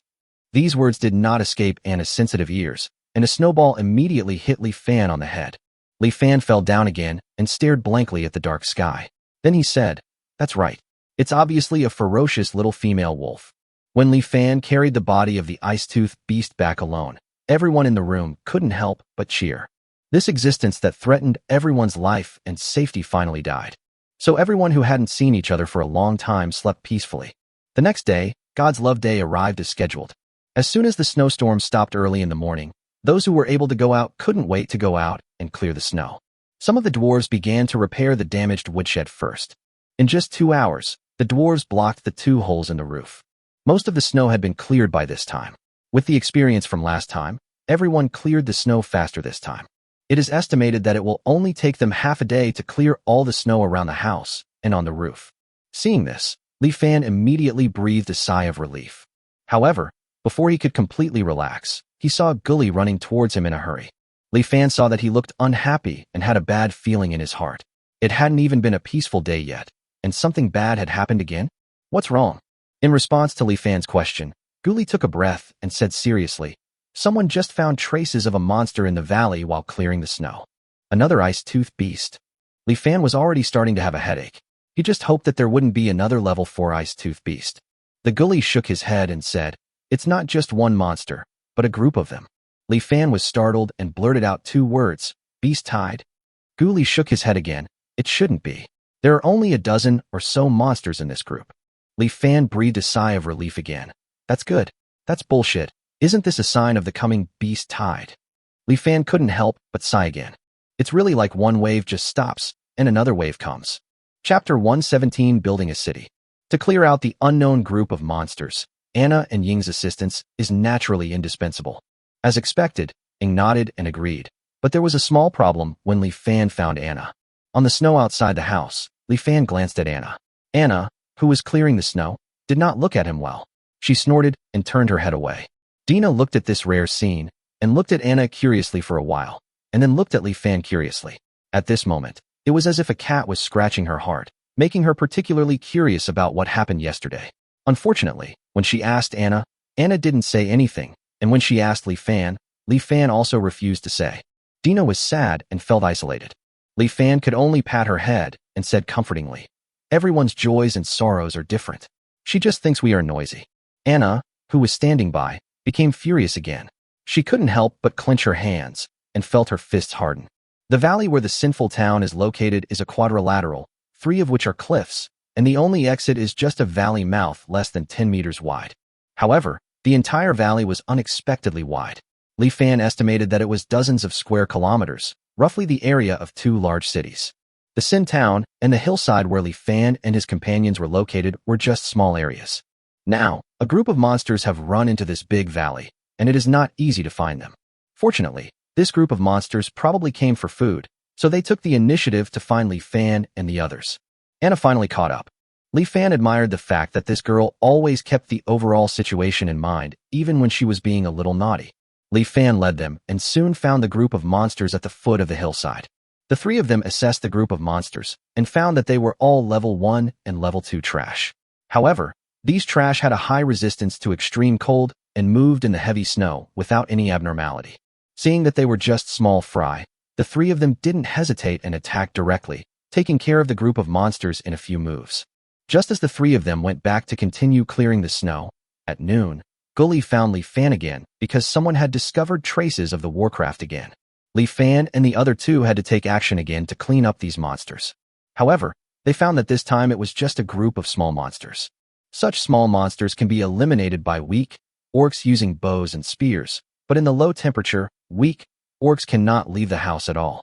The other capable people were busy piling up the snow, so Li Fan and his 2 fastest companions had to solve the problem quickly. Li Fan and his 2 companions had just finished clearing out the second group of magical beasts when they saw a few more magical beasts sneaking in from the direction of the valley entrance. Li Fan frowned and said, "No, the monsters are appearing more and more frequently. There are so many of them that have strayed into the valley. I don't know how many there are outside. More importantly, what should we do if another monster like the level 4 Ice-Tooth beast breaks into the valley? It is not every time that he can encounter a magical beast that can be restrained by him, and the energy of the flint has been consumed a lot before, especially the one Li Fan has, which may not be enough to last another battle. Without flint, there is no means to fight in the wind and snow.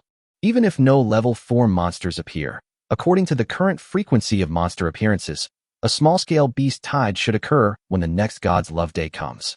No matter which one it is, it has the potential to destroy all of them." Thinking about the real beast tide waiting for them, Ying and Anna were filled with pessimism for a moment. The winter of the year of divine punishment will last for at least 3 or 4 months. We certainly can't hold on that long. We have to find a way to completely solve these problems. Li Fan muttered as he looked towards the valley entrance. In fact, Li Fan already has a plan, and this plan will most likely solve the problem once and for all, allowing them to live safely until the end of winter. Seeing that monsters appeared more and more frequently, although time was a bit tight, Li Fan felt that it was time to implement this plan. "I have an idea. Let's go back and reunite with everyone." Li Fan waved to Ying and Anna. Ying and Anna immediately showed surprised expressions. Afterwards, the 3 of them quickly dealt with the monsters and returned to the house together. Seeing that everyone had gathered, Li Fan slowly said, "I plan to build this valley into a city." 3 big question marks suddenly appeared in everyone's heads, and they looked at Li Fan with a look of, "Are you okay with your brain?" Although building a city can indeed help them survive the beast tide and protect them from the harassment of powerful monsters, is it so easy to build a city? Li Fan knew that this idea was too bold, but he was not speaking nonsense. Dozina couldn't stand it any longer and asked, "Do you know how long it takes to build a city?" "It's going to snow again in half a day. How are we going to build a city?" Li Fan grinned and said, "What a coincidence. According to my method, we only need half a day to build this city." "Impossible. Gully stood up on the spot. They were dwarves and had been involved in forging and construction, so they knew these things best. Although Li Fan had indeed done many incredible things during this period, Gully still didn't think that Li Fan could build a city in half a day. Dozina shared the same view and continued to ask Li Fan, "Let's not talk about anything else. Let's just talk about construction materials. Where are you going to find enough materials to build this city in this situation? We've already used up all the wood, ash, and cement." Li Fan did not answer directly, but suddenly walked out of the house. Soon he came back, and this time he was holding some snowflakes in his hands. Li Fan held the snowflakes in his palm and extended it forward. He said to the crowd, "I don't need wood, ash, or cement. What I have in my hand is enough to build a city." Snowflake. Anna looked at Li Fan's hand in confusion. Li Fan shook his head, and at that moment, the snowflakes on his hands melted. Li Fan pointed to the water accumulated in his palm and said, "It's water. I plan to use the water to build a city." Chapter 118, Building a City in Half a Day, Part 1. Everyone looked at the clear water in Li Fan's hand with a confused look on their faces and asked doubtfully, "Shui, are you sure you are not joking?" Li Fan grinned and waved for everyone to follow him out. Although there was no wind or snow at this time, the temperature outside was still terribly low. Some people who were not strong enough could only hide in the windows inside the house and watch. Everyone's curiosity was aroused at this time. After all, in their eyes, using water to build a city was really an incredible thing. Outside the house, Li Fan took out his space ring. He reached out and rubbed the space ring, and the next moment a ball of clear water suddenly appeared out of thin air. The clear water fell instantly, but it quickly solidified in mid-air before it hit the ground. The moment it hit the ground, the original clear water had turned into an oval-shaped ice cube. Li Fan waited for a few more seconds until the low temperature froze the ice hard enough. Then he picked up the ice. Li Fan threw the ice cube towards Dozina. After taking it, Dozina looked at Li Fan in confusion. Li Fan pointed at the ice in Dozina's water and said, "If a ball of water can turn into a block of ice, then a large ball of water can also turn into a large ball of ice. And if we have as much water as a city wall, then..." Dozina understood instantly. "Then we can turn it into an ice wall like a city wall. There's plenty of water in this valley, and all the snow on the ground can be turned into water. As long as we collect the snow and turn it into water, we might really be able to build a city in half a day." As she spoke, Dozina couldn't help but get excited. At this moment, she felt that what Li Fan said was completely feasible. Although the city that would eventually be built would be a winter-only city, it did not prevent this fantastic idea from shocking her. After being excited for a while, Dozina suddenly remembered a very important question. She asked Li Fan, "Although building a city with water can be completed quickly, can a city built with ice really withstand the attacks of monsters?" The ultimate purpose of their building the city is to resist the monsters. If they cannot stop the attacks of the monsters, there is no point in building the city no matter how fast. Seeing this, Li Fan had no choice but to give these natives from another world a good physics lesson. After water freezes into ice, the hardness of the ice is closely related to the temperature. The lower the temperature, the harder the ice will be. This is exactly the opposite of metal. The lower the temperature, the more brittle it becomes. Therefore, when Li Fan had a large amount of iron blocks, he never considered using them to build a house. Considering the characteristics of ice, now is undoubtedly the best time. In the year of divine punishment, the temperature all over the world is terribly low. Even though today is God's love day, Li Fan felt that the temperature outside had dropped below -50 degrees Celsius. At this temperature, the hardness of ice has reached 6 on the Mohs scale, which means it is harder than steel. In addition, there is another advantage of using ice to build a city. After the day of God's love passes and the wind and snow come, the walls built with ice will not only not break, but will only become thicker and stronger under the wind and snow. It can be said that there is no better city wall than ice today. After Li Fan explained this to everyone, although Dozina and others didn't quite understand it, they finally stopped doubting the defensive power of the ice. Everyone became extremely excited at this time. The situation was originally hopeless, but unexpectedly, they found a solution in the blink of an eye. Thinking of this, everyone looked at Li Fan with admiration in their eyes. Then everyone couldn't wait to start building an ice city around the house. Li Fan saw this and quickly stopped these excited people. "Stop, stop, stop. Are you going to build an ice city here?" Everyone looked at Li Fan with confusion. At this time, the naive Taitu asked, "Master, if we don't build it here, where should we build it?" Only then did Li Fan realize that his words had caused these guys to misunderstand him. Li Fan asked in return, "If we really build the ice city here, what if the monsters discover our tracks and surround the ice city. These words made everyone stunned, and they seemed to realize it. That's right. Ice City is too big a target. Once discovered by the monsters, it will quickly attract a large number of monsters, and sooner or later it will be conquered by more and more monsters. Apart from anything else, once the beast tide arrives, Ice City will definitely not be able to be defended. Seeing the excitement on everyone's faces slowly turning into despair, Li Fan hurriedly continued.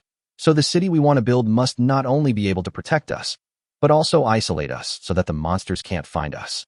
Hey, stop keeping us in suspense and just tell us what to do. We're used to it. Just do whatever you say. Isn't that all? Guli said irritably. Li Fan looked at the big guy speechlessly. It was rare for him to come up with a good idea, but he was not allowed to show off. Seeing that everyone was very impatient and there was not much time left before God's Love Day, Li Fan sighed and had to tell everyone his plan. Instead of building an ice city on the hillside, I intend to make the entire valley into a city. Li Fan then explained, the valley we're in is surrounded by cliffs on 3 sides, with only one exit.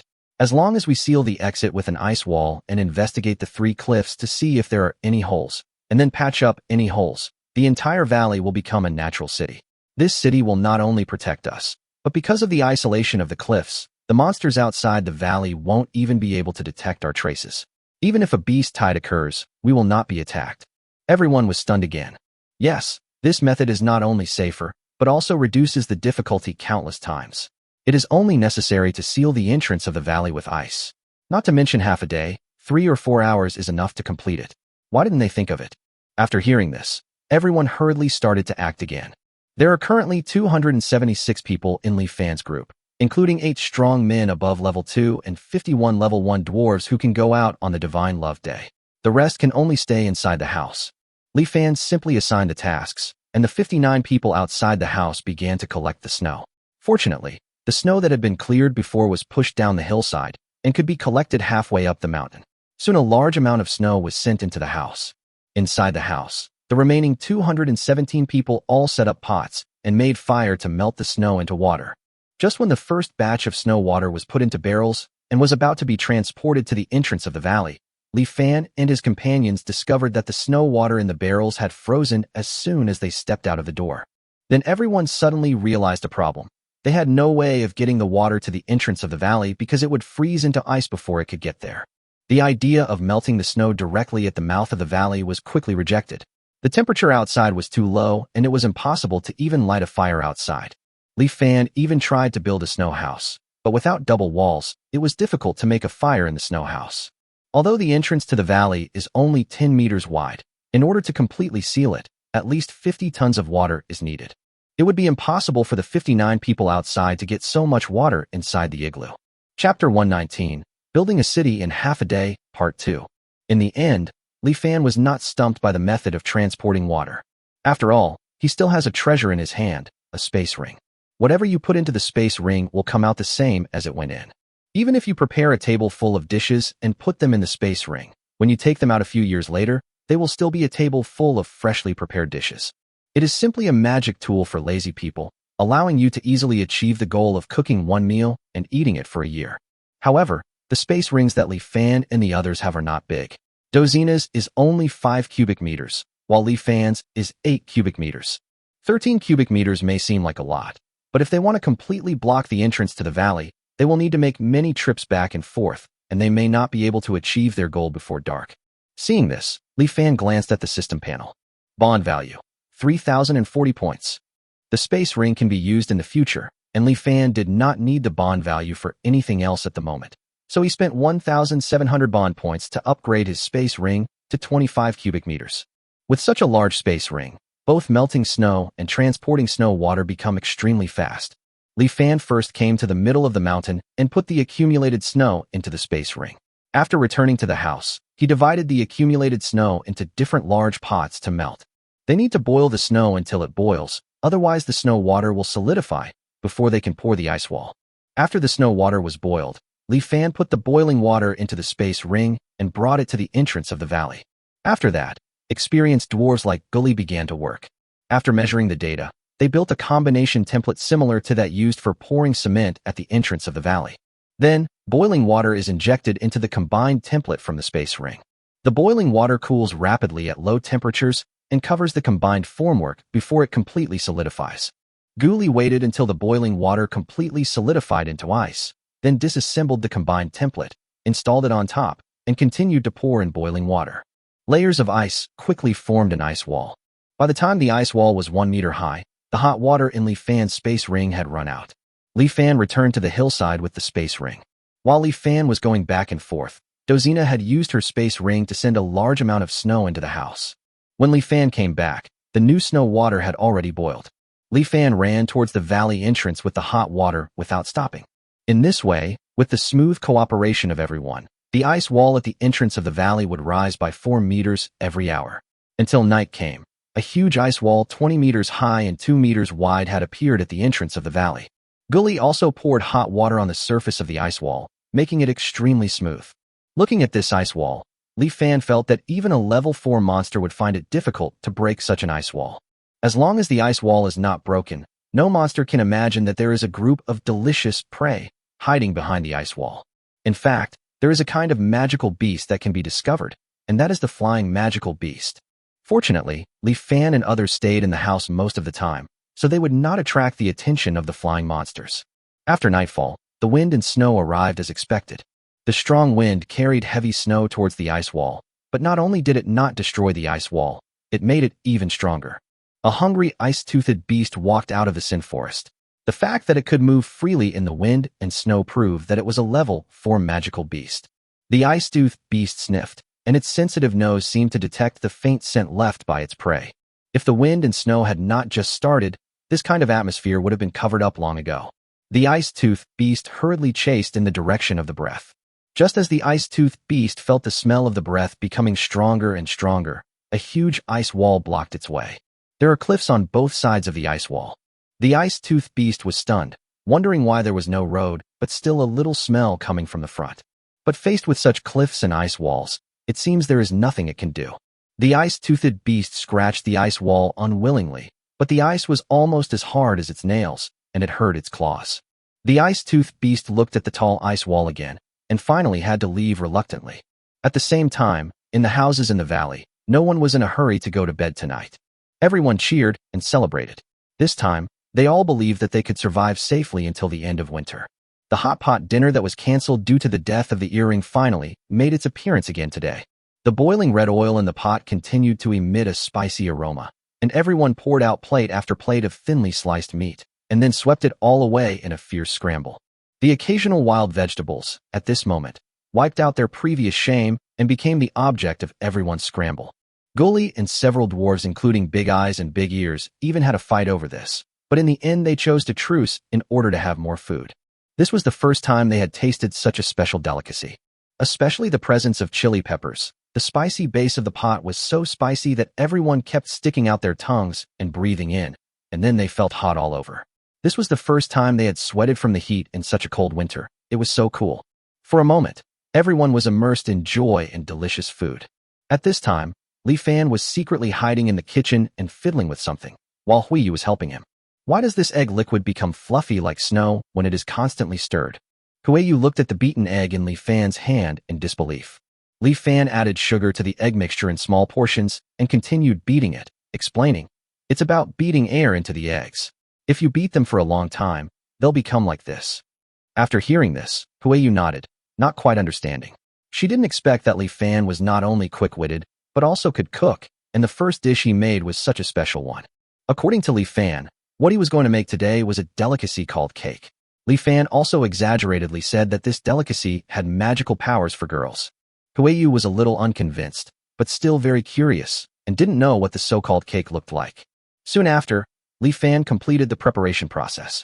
He opened the oven, moved the charcoal fire in the middle of the oven to both sides, and then placed the container filled with cake batter in the middle of the oven. Li Fan closed the oven door, and then all he had to do was wait patiently. Huiyu really loves cooking. At this moment, he is standing in front of the oven, constantly observing the cake in the oven through the gap in the oven mouth. As the cake batter gradually turned from yellow to golden, the air was filled with a rich and sweet smell. Sweetness seems to have a natural appeal to people, coupled with the milk and egg aroma in the cake. Gurgle. Huiyu glanced at Li Fan shyly. She was so tempted by the fragrance that she started swallowing her saliva. It seemed that this cake really had magic. As the cake was about to come out of the oven, the fragrance slowly reached its peak.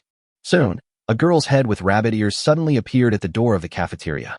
The girl stared at the direction of the oven with her ruby eyes, and there seemed to be transparent liquid secreted from the corners of her mouth.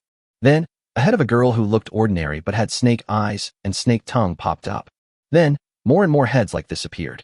Everyone's heads were fixed on the direction of the oven, their eyes filled with desire. Chapter 120 Cake. Li Fan made the simplest sponge cake without any cream on it, but such food was a dimensionality reduction attack to the natives of the alien world who were used to eating black bread. Seeing that the time was almost up, Li Fan opened the oven and took out the sponge cake with a golden baked surface. Ignoring everyone's desperate looks, he picked up the knife and cut 2 pieces from the sponge cake. A piece was handed to Huiyu. As the chef's assistant, he had the right to taste the food. Li Fan also picked up the second piece and started eating. Compared with specialized cake shops, the cakes he made were still a little inferior, but they were definitely delicious. After all, with so much sugar added, the dopamine secreted by the brain after consuming the sugar will make people feel happy. However, Li Fan also wanted to know how the natives of the other world would react to this. So he turned his gaze to Huiyu, who was standing beside him. Huiyu didn't expect that Li Fan would let her be the first to try it. Looking at the soft cake in my hand, the cake has just come out of the oven and is still steaming. It is the most charming moment. Huiyu took a bite without hesitation. It is soft and elastic, with a special milky aroma amidst the sweetness. Huiyu always thought that her cooking skills were top-notch, but she still couldn't imagine how such a delicious cake could be made with just eggs and wheat flour. She devoured the remaining piece of sponge cake in one gulp, then smiled happily.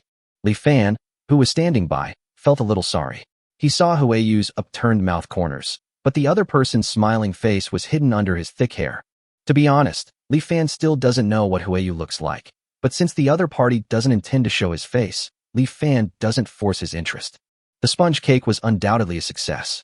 The guys outside the door who had just finished their hot pot, each with a bulging stomach, were still tempted by the aroma and couldn't help but want to rush in. Sure enough, the saying that dessert is placed in another stomach is true. Seeing this, Li Fan hurriedly cut 2 intact square pieces from the cake and put them into the space ring. As for the rest, they naturally could not escape the scramble of the crowd. It's a pity that a sponge cake less than 10 inches was fought over by more than 200 people. I don't know who will be able to have a bite in the end. Li Fan took advantage of the chaos and ran away. Before leaving, he happened to see Anna, so he waved to her. Anna seemed to be still struggling with the fact that Li Fan had ridden on her, but when she thought of the 2 pieces of cake that Li Fan had just hidden in the space ring, a look of hesitation appeared on her face. Finally, she gritted her teeth and walked towards Li Fan. Seeing this, Dina on the side became curious again and followed without hesitation. After solving all the troubles of survival, Li Fan can finally enjoy himself.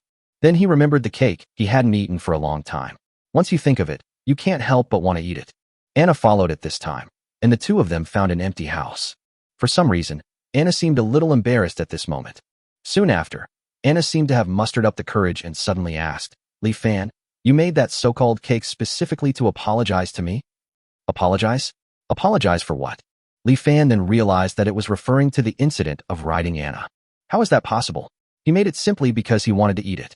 The reason why he didn't use bond points to buy it was because he hoped Huiyu could learn it so that he could achieve cake freedom in the future. As for an apology, when did Li Fan become such a considerate person? Thinking of this, Li Fan said without hesitation, Yes, I made this sponge cake specifically to apologize to you. As he spoke, his eyes were filled with unquestionable sincerity, which made Anna stunned. Is that so? In that case, I, the magnanimous orc warrior, will forgive your earlier rudeness. As she spoke, Anna's eyes fixed on Li Fan's space ring. Seeing that Li Fan didn't move for a long time, Anna's silver pupils narrowed, and she glared at Li Fan, as if blaming him for being tactless. That's it, a magnanimous orc warrior. Perhaps not a pot-bellied orc warrior. Li Fan almost laughed out loud, but he quickly suppressed his laughter. If she laughed at this moment, even the rational Anna would go berserk. Seeing the puzzled look on Anna's face, Li Fan stopped teasing her and immediately took out a piece of sponge cake. However, Li Fan did not hand the cake to Anna, but exchanged it for a bottle of canned cream. Li Fan shook the cream bottle, then pressed the switch above the cream bottle. Under Anna's incredible gaze, white cream continued to gush out and fall onto the sponge cake. What is this thing? It actually, Anna didn't know how to describe it. Li Fan was too lazy to explain. After spraying cream all over the surface of the two cakes, he also exchanged some strawberries for them and decorated them on the cream. Look, this is the complete cake. Come and try it. It's definitely several times more delicious than what they just ate. Listening to Li Fan's words, Anna took the plate hesitantly. Seeing this, Li Fan also picked up another plate with cream cake on it. Just when Li Fan was about to taste it. Call out. At this moment, a silver figure suddenly rushed out, followed by a green figure and a white figure. At some point, Dina, Xiaoqing, and Xiaobai all ran into this room. Dina obviously came here with Anna, while Xiaoqing and Xiaobai came to find Li Fan because they failed to grab the cake. Xiaoqing, the clever girl, guessed at the first moment that Li Fan would find a way to eat alone, so she immediately pulled Xiaobai over. However, she didn't expect that Li Fan would not only eat alone, but also eat alone in an upgraded way. It's just too much. The three little girls all had tears of emotion on their lips at this moment. They stared at the cake in Li Fan's hand, then looked up tacitly without saying a word. They just stared at Li Fan quietly with their big eyes. Li Fan's whole body stiffened, and he felt an invisible pressure. Facing the three Lolas with tears of emotion on their faces, Li Fan found that this bite of cake was so heavy. Okay. Li Fan gave up and put down the plate tremblingly. Seeing Li Fanxing handing over his cake with a look of despair, Anna beside him couldn't help but laugh secretly. Then she looked at the cream cake in her hand, carefully scooped a spoonful, and put it in her mouth after hesitating for a moment. After taking a bite, she seemed to understand why Li Fan said, "Cake has magic power for girls." This cake was so delicious that it was magical. At this moment, Anna put aside all her worries and immersed herself in the deliciousness of the cake. By the way, she gave full marks to the red fruit above. Cull. On the other side, the three little girls who brutally ate the cake corpse also looked happy. It was just too little, leaving them all with a look of unsatisfied satisfaction on their faces. Xiaoqing glanced at the empty plate and couldn't help but look at the cake in Anna's hand. Anna pricked up her ears in alertness. Seeing that Sister Anna, who was usually so generous, actually hid the cake behind her cautiously at this moment, Xiaoqing had no choice but to give up. But soon, Xiaoqing seemed to have thought of something and suddenly turned her gaze to Li Fan. The green snake pupils stared at Li Fan. Xiaoqing spit out the snake tongue and opened her mouth to speak. Li Fan, marry me. With a bang, Li Fan's head collapsed in response to her. Chapter 121 Wood and Chichichimi. 14 days passed in the blink of an eye. In Winter City, Nightwood walked out of the castle. Today is the third god's love day since the snow fell. Before we knew it, a month and a half of winter has passed. Unfortunately, these days will not end for at least another 3 or 4 months. As Wood walked down the street, he could no longer tell the difference between the street and the residents' houses, because everything was buried under the snow. Without the city guards to clear the snow on the streets, the efficiency of clearing the snow by the city residents themselves would be too low. Along the way, Wood saw many houses collapsed by the snow. As for the people living in the houses, he knew the result without having to guess. Well, Wood sighed, but was powerless to do anything. This situation did not only happen in Winter City. The city guards of other cities might help clear the snow, but Winter City also has its own advantages. There are a lot of flints arranged in the city, which makes it much stronger than other cities. With flint, not only will the temperature in the city rise, but the snow accumulation will also be greatly reduced. Wood felt that perhaps among all the human empires this time, Winter City suffered the least losses. Thinking of this, Wood continued to walk on the thick snow, patrolling the city to see if there was any place he, as a knight, could help. In the end, Wood helped many people clear the snow from their roofs and brought some food to some people. But can this really allow these people to survive until the end of winter? Faced with this problem, Wood knew in his heart that it probably wouldn't work. Puff! Just as Wood was thinking about this, a ball of snow was suddenly thrown out from under the snow and landed at his feet. Wood looked over and found that it was a wooden house buried in the snow. In front of the house, a little boy was struggling to shovel away the snow in front of him, and there was an even smaller and cuter girl helping him. Chi-Chi was panting, his handsome face turned red. He wiped the sweat from his forehead, then grabbed the shovel and plunged it into the snow. After trying his best, he pried the shovel with the help of Chimi. The snow on the shovel was very heavy. Chi-Chi tried several times, but couldn't move the shovel. Chimi wanted to help, but didn't know where to start. At this moment, Wood's big hands grabbed the shovel. Then he lifted it up gently and threw away the snow on the shovel. Chi-Chi saw someone snatching his shovel away, and he tried to take it back in a panic, but when he saw the man's clothes, he exclaimed in surprise, "Sir Knight." "No, Sir Grand Knight." As he spoke, Chi-Chi immediately pulled Chimi behind him, took several steps back, and looked at Wood somewhat at a loss. Wood glanced at Chi and Chimi, then waved his shovel and quickly shoveled the snow in front of the cabin onto the street. While shoveling the snow, Wood asked Chi and Chimi, "Kids, why are you clearing the snow? Where are the adults in your family?" Chi watched the snow around the house disappear rapidly under Wood's hands. He seemed to slowly relax his vigilance and then spoke. "Father was killed by a monster a long time ago, and Mother, she is sick." Wood was stunned and couldn't help but look at Chi and Chimi again. He knew very well what fate would happen to this pair of 10-year-old siblings in this situation. In silence, Wood cleared the snow in front of the cabin. Wood returned the shovel to Chi, who immediately said politely, "Thank you." Wood nodded, and just as he was about to leave, he saw Chimi, who was secretly looking at him with half of his head exposed from behind Chi. The little girl has big cute eyes. Wood couldn't help but think that if he had children in the future, they would probably be as cute as the two children in front of him. Wood paused, and after a moment's silence, he said to Chi and Chimi, "Take me to see your mother." Wood walked into the wooden house. The house was extremely simple. There was no furniture except a bed. It was obvious that most of the furniture had been cut down to make way for the fire. There was very little food in this family, only less than 2 bags of wheat and a pile of bark. This is an extremely poor family, the kind most likely to not survive the winter of the year of divine punishment.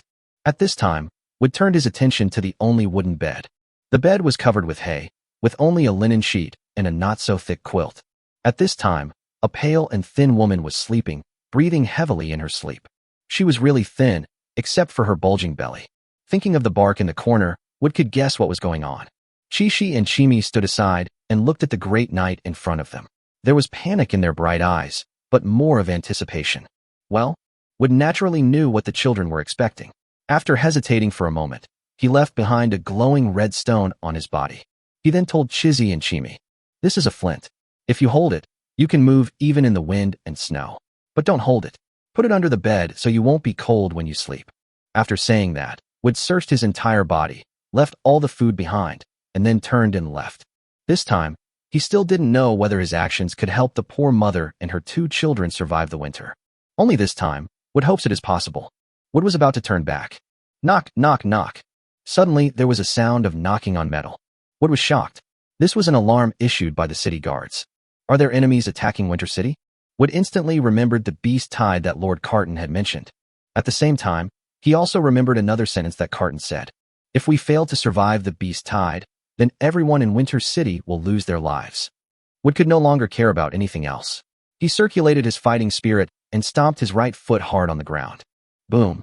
The surrounding snow flew in all directions as if it had been hit by a cannon, leaving behind only a huge hole. At this time, Wood had already jumped into the air. Suddenly, a green energy surged out from behind him and turned into a pair of wings. This energy is exactly Wood's fighting spirit.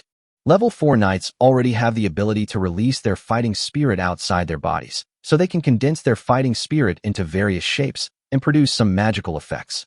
Just like Wood is doing now, condensing his fighting spirit into wings. Of course, the strength of level 4 is not enough for him to use this kind of fighting wings to fly, but it was enough to allow him to jump higher and even glide briefly. At this time, Wood used the power of his fighting spirit wings to jump onto the 15-meter-high city wall. Chapter 122, Wood's Concerns. What's going on? Wood asked loudly to the panicked city guards around him. When the city guards saw Wood, they immediately felt like they had found their backbone and shouted, "Great! It's Master Wood." Seeing that these city guards had no discipline at all, Wood frowned and asked again, "What's going on? Why did the alarm sound?" Seeing Wood's serious expression, everyone calmed down a bit and replied, "Someone on the west wall spotted a large group of monsters in the forest, so they sounded the alarm." Wood breathed a sigh of relief after hearing this. Fortunately, it shouldn't be a beast tide, otherwise the monsters would not stop in the forest at all and would definitely attack Winter City as soon as possible. Wood then continued to ask, "Do you know how many monsters there are?" "There are at least 100 of them. Most of them are hiding in the forest, so the exact number cannot be determined." After hearing the city guard's response, Wood nodded and then gave the order, "Don't attack outside the city for now. Have all the city guards concentrate and be ready to face the monster attack at any time. At the same time, send someone to notify the city lord's mansion." After Wood gave the order, he ran towards the West City District. He wanted to see with his own eyes what the group of monsters that even the city lord was afraid of looked like. The monsters are starting to attack. Why haven't the reinforcements arrived yet? Fortunately, they can't even jump onto the city wall. Wood heard the shouts of the city guards from afar. He thought the battle was extremely fierce, but when he got closer, he found that there were only a dozen monsters under the city wall, roaring and trying to jump onto the wall. However, these dozen or so monsters scared the 20 or so city guards into screaming and shouting. Wood felt that his forehead was covered with blue veins. He took a deep breath and shouted loudly, "Shut up, now everyone line up." The sound was like the roar of a lion, shocking all the city guards so much that they couldn't help but cover their ears and reveal painful expressions. Yes, it's great night, Wood. It was only then that the city guards discovered Wood's presence. The next moment, they hurriedly lined up as Wood had instructed, but no matter how you looked at it, the formation was not neat. Wood felt his anger rising again. These guys were lazy and cheating on weekdays, but they really failed when the real moment came. They probably only showed their might when they were bullying civilians. If these guys were not affiliated with the city lord's mansion, Wood would have wanted to throw them out of the city to feed the monsters. Wood sighed, too lazy to bother with these rubbish, and looked outside the city. After checking, I found that there were only a dozen level 1 and level 2 monsters. As for those hiding in the forest, there were also some low-level monsters and posed no threat to Winter City. Wood was too lazy to attack a monster of this level, so he gave orders to the 20 or so city guards. "Now, get your bows and arrows ready. Ready, shoot." Following Wood's words, more than 20 arrows were shot at the monsters in a disorderly manner, but in the end, only 3 unlucky monsters were hit. Are these the only ones who can protect the beast tide? At this moment, Wood was deeply worried about the future of Winter City. "Li Fan, can you tell me where I'm lacking?" "Well, you're not bad. I should say you're pretty good. Isn't that right?" Xiaoqing's face showed joy. "Then do you want to?" "Okay." Li Fan nodded without hesitation. "Ah." Xiaoqing was stunned. She didn't expect that Li Fan would agree so readily this time. It was obvious that no matter how much she begged before, Li Fan refused to agree. "Doesn't this mean that I will belong to this guy from now on?" When Xiaoqing thought of this, her fair face suddenly turned red at a speed visible to the naked eye. At this moment, she looked less like a snake person and more like a steamed shrimp. Unexpectedly, Li Fan suddenly said something at this time. "I just happen to be in need of someone to pour me some foot-washing water, so I'll take you in with reluctance. From now on, you'll be my servant, and I'll also change your name. I'll still call you Agu. It really suits you." "Huh?" The next moment, Xiaoqing finally realized that she had been fooled. Her little face turned from red to white, and then to blue at a speed visible to the naked eye. Now she really turned into a green snake. Li Fan couldn't help but applaud when he saw it, and he would like to call him the strongest face-changing Wang Xiaoqing. "Oh." Xiaoqing, who was angry and embarrassed, roared and pounced on Li Fan. She opened her mouth, revealing her crystal fangs, and bit towards Li Fan.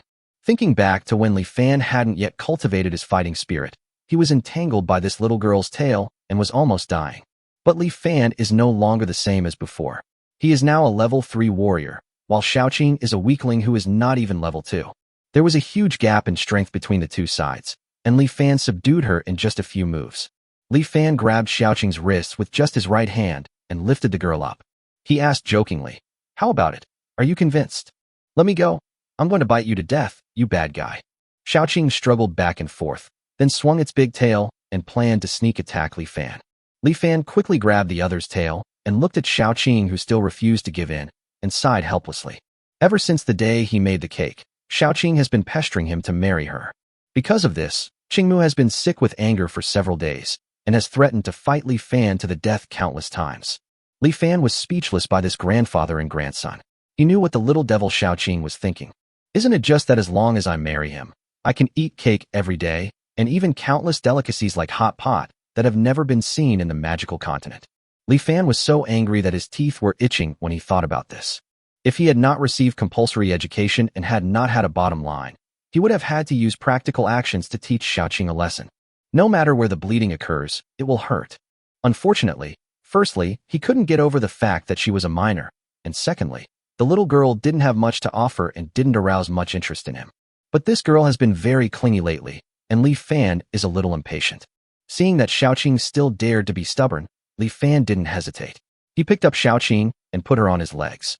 Then he raised his right hand and swung it down fiercely. Snap!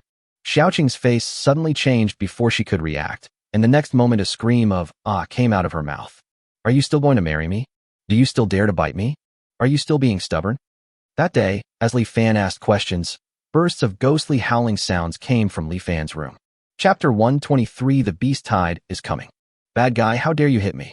My grandfather never hit me before. How dare you hit me? You bad guy. Xiaoqing lay on Li Fan's legs, accusing him with tears and snot. For a moment, Li Fan even doubted whether he had gone too far. But this worked very well. At least from that day on, Xiaoqing no longer dared to ask to marry him all day long. The only problem was that from that day on, the girl started calling him bad guy. When Xiaobai heard this name, he looked at Li Fan with pity. Big brother clearly gives Xiaobai delicious food every day. How can he be a bad person? Xiaobai realized that Xiaoqing was making trouble again. Xiaobai, who couldn't bear it, thought about it, and at a certain moment, she suddenly stepped forward and said to Li Fan, Big brother, Xiaobai knows that you are a good person. Huh? Li Fan's eyes twitched. At that moment, for some reason, he actually felt like he had been given a nice guy card. But looking at Xiaobai's innocent eyes, he couldn't get angry. He could only force a smile and rub Xiaobai's head. As for Xiaoqing, she laughed so hard that she fell under the table when she saw Li Fan looking frustrated. This girl, I guess she can eat 3 more bowls of rice today. The 4th God's Love Day is approaching. In the blink of an eye, winter has passed for nearly 2 months. After the ice wall was completed, Li Fan and others took advantage of the 3rd Divine Love Day to explore the cliffs on 3 sides again. After confirming that there was no place for monsters to sneak into the valley, they finally felt relieved. Now the entire valley is isolated from the outside world and will be their territory until the end of winter. However, Li Fan and others did not lose their vigilance. For safety reasons, they will continue to raise and thicken the ice wall at the valley entrance during future Divine Love Days. Apart from that, everyone's life was rather boring. The wind and snow prevented them from going out, and the group of people were counting the time. With each day that passed, they felt more hopeful. Thinking that he had actually survived the winter of the year of God's punishment in the Forest of Sin, it would definitely be something to brag about in the future. Unlike others, Li Fan and Ning still have things to do. Li Fan had previously considered letting Shadow purify the magic core to enhance the strength of some people in the group. However, with the closure of the valley and the elimination of the threat of monsters, this plan was temporarily shelved. Despite this, Li Fan still asked Ning to take time out every day to purify some magic cores in case of emergency. Before the 4th Divine Love Day arrived, Ning had purified all of his magic cores.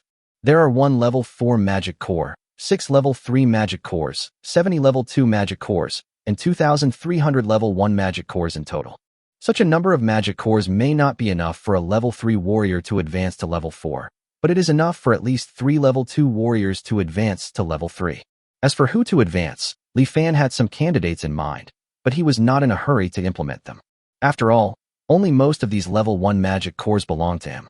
As for the remaining magic cores, some were hunted by the mixed group of 3 tribes, and some were the spoils shared by him, Anna, and others. It was not easy for Li Fan to distribute them casually.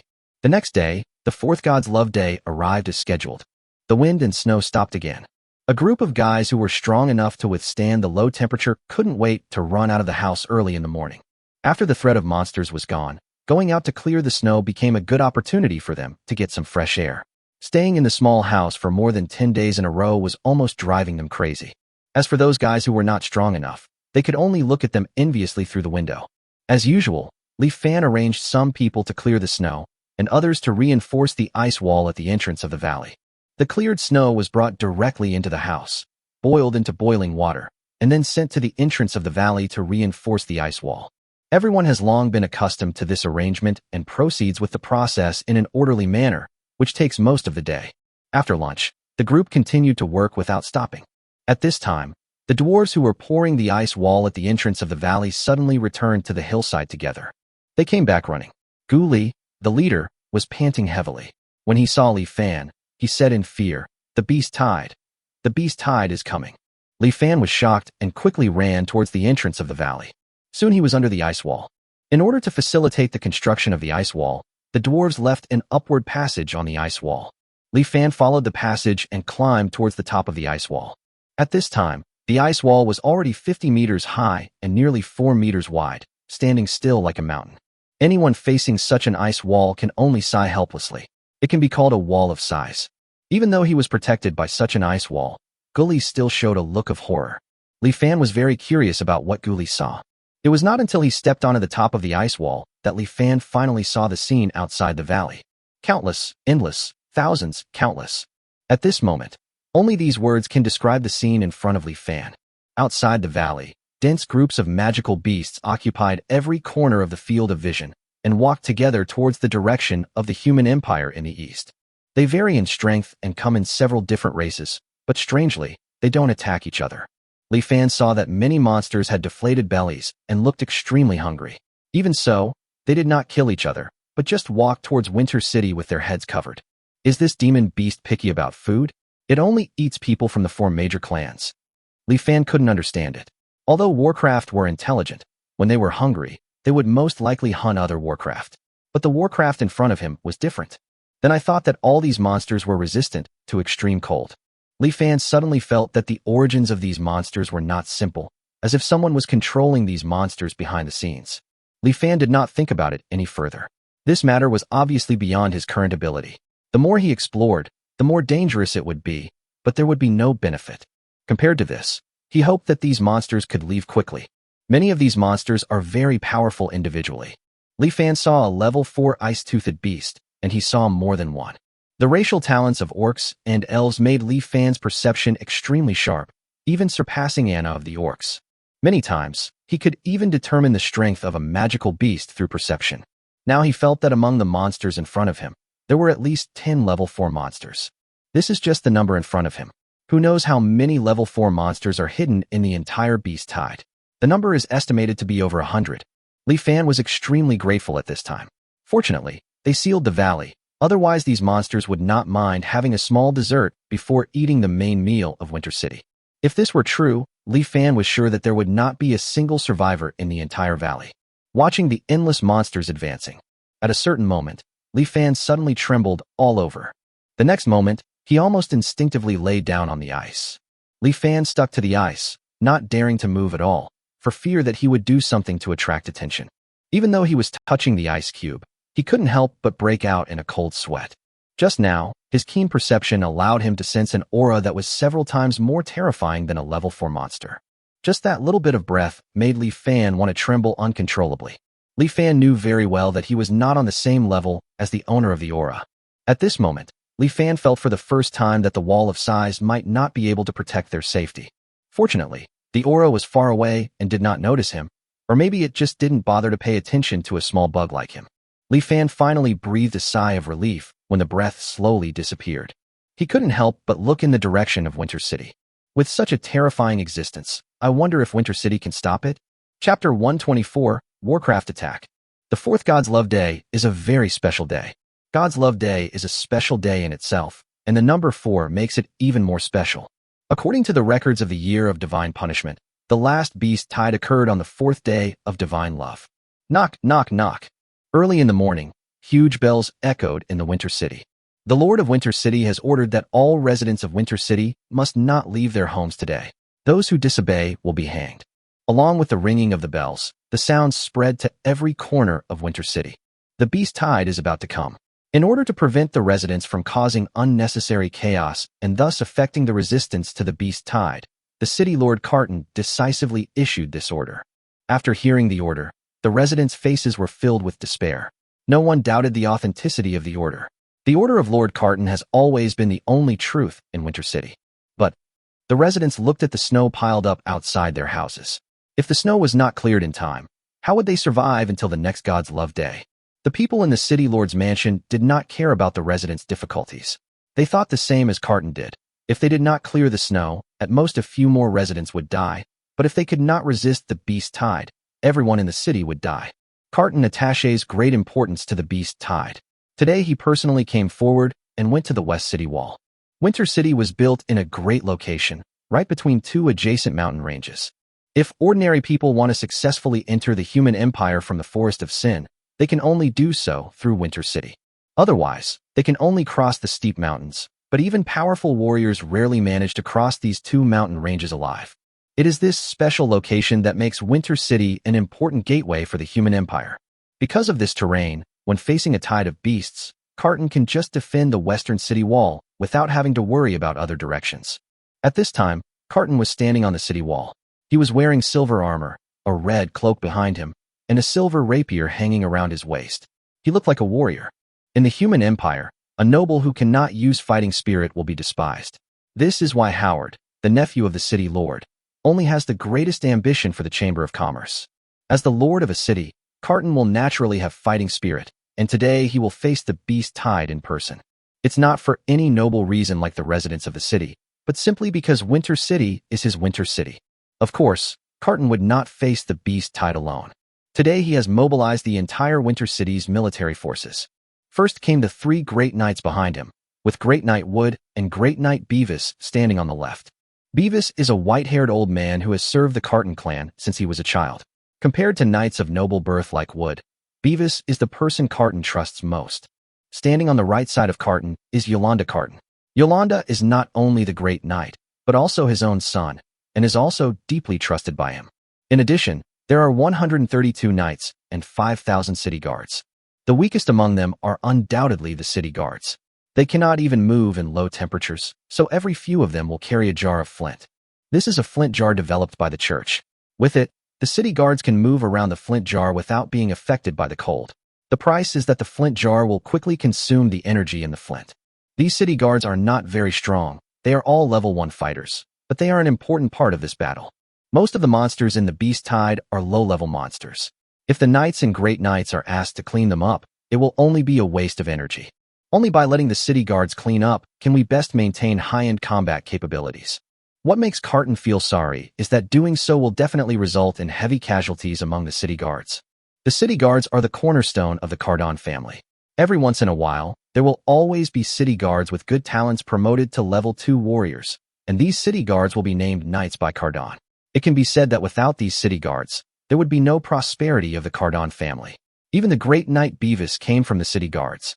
Therefore, Carton did not want the city guards to suffer too many casualties, but in order to defend against the Beast Tide, he had no choice but to do so. Above the city guards are the knights, who are all powerful warriors of level 2 to 3 and are the backbone of the Cardon family. Once a knight breaks through to level 4, he will be eligible to be named a Great Knight. The Great Knights are not only powerful, but also have a transcendent status. In Winter City, only Carton is qualified to command them. These more than 5,000 people are the entire combat force of Winter City. It is undoubtedly an extremely powerful force. If Winter City was not an important border city, the king would never have sat idly by and watched a city lord possess such powerful power. But even though he controlled such a powerful force, Carton still did not dare to be careless when facing the Beast Tide. Carton's face was serious as he looked towards the direction of the Forest of Sin, waiting for the arrival of the Beast Tide. At this moment, a man covered in a cloak suddenly appeared beside Carton and said, "Lord Carton, there is no need to be nervous. Even if your men cannot stop the Beast Tide, the church will not sit idly by." Carton glanced at the other party and replied expressionlessly, "Then I'll have to trouble you, Your Excellency the Bishop." "Ha ha." The man called the bishop laughed, and then continued, "However, Lord Carton, please don't forget the agreement between us after this." At this moment, Carton suddenly turned to look at the man and asked in confusion, "I have never understood why the church must build a church in Winter City. I wonder if the bishop can give me a reasonable explanation." The man grinned. "It's not about building a church in Winter City. The church wants to build churches all over the world." The man then opened his arms towards the sun and continued speaking in a fanatical tone. "We just want to bring God's gospel to every corner of the world. To do this, we are willing to give everything." Carton looked at the man again, nodded, and then looked away. He had long heard that the people in the church were all abnormal humans, and now it seemed that the rumor might be true. Not long after, a knight riding a dark wild boar galloped towards Winter City. Wild boars are domesticated level 1 black-scaled pigs. It is extremely difficult to tame a magical beast. There are less than 20 tamed magical beasts in the entire Winter City, and these magical beasts will not be allowed to be used unless it is a critical moment. This time, some efforts were also made to deal with the Beast Tide. Obviously, the knight riding the black-scaled pig was the one who went to scout the Beast Tide. The knight quickly reached the city wall. He knelt on one knee and said to Carton, "Report to the city lord. The Beast Tide is 5,000 meters away and will soon reach Winter City." Carton nodded, then turned back to the city guards and ordered, "Prepare bows and slings." Bows and arrows have always been precious instruments, and not many people know how to use them.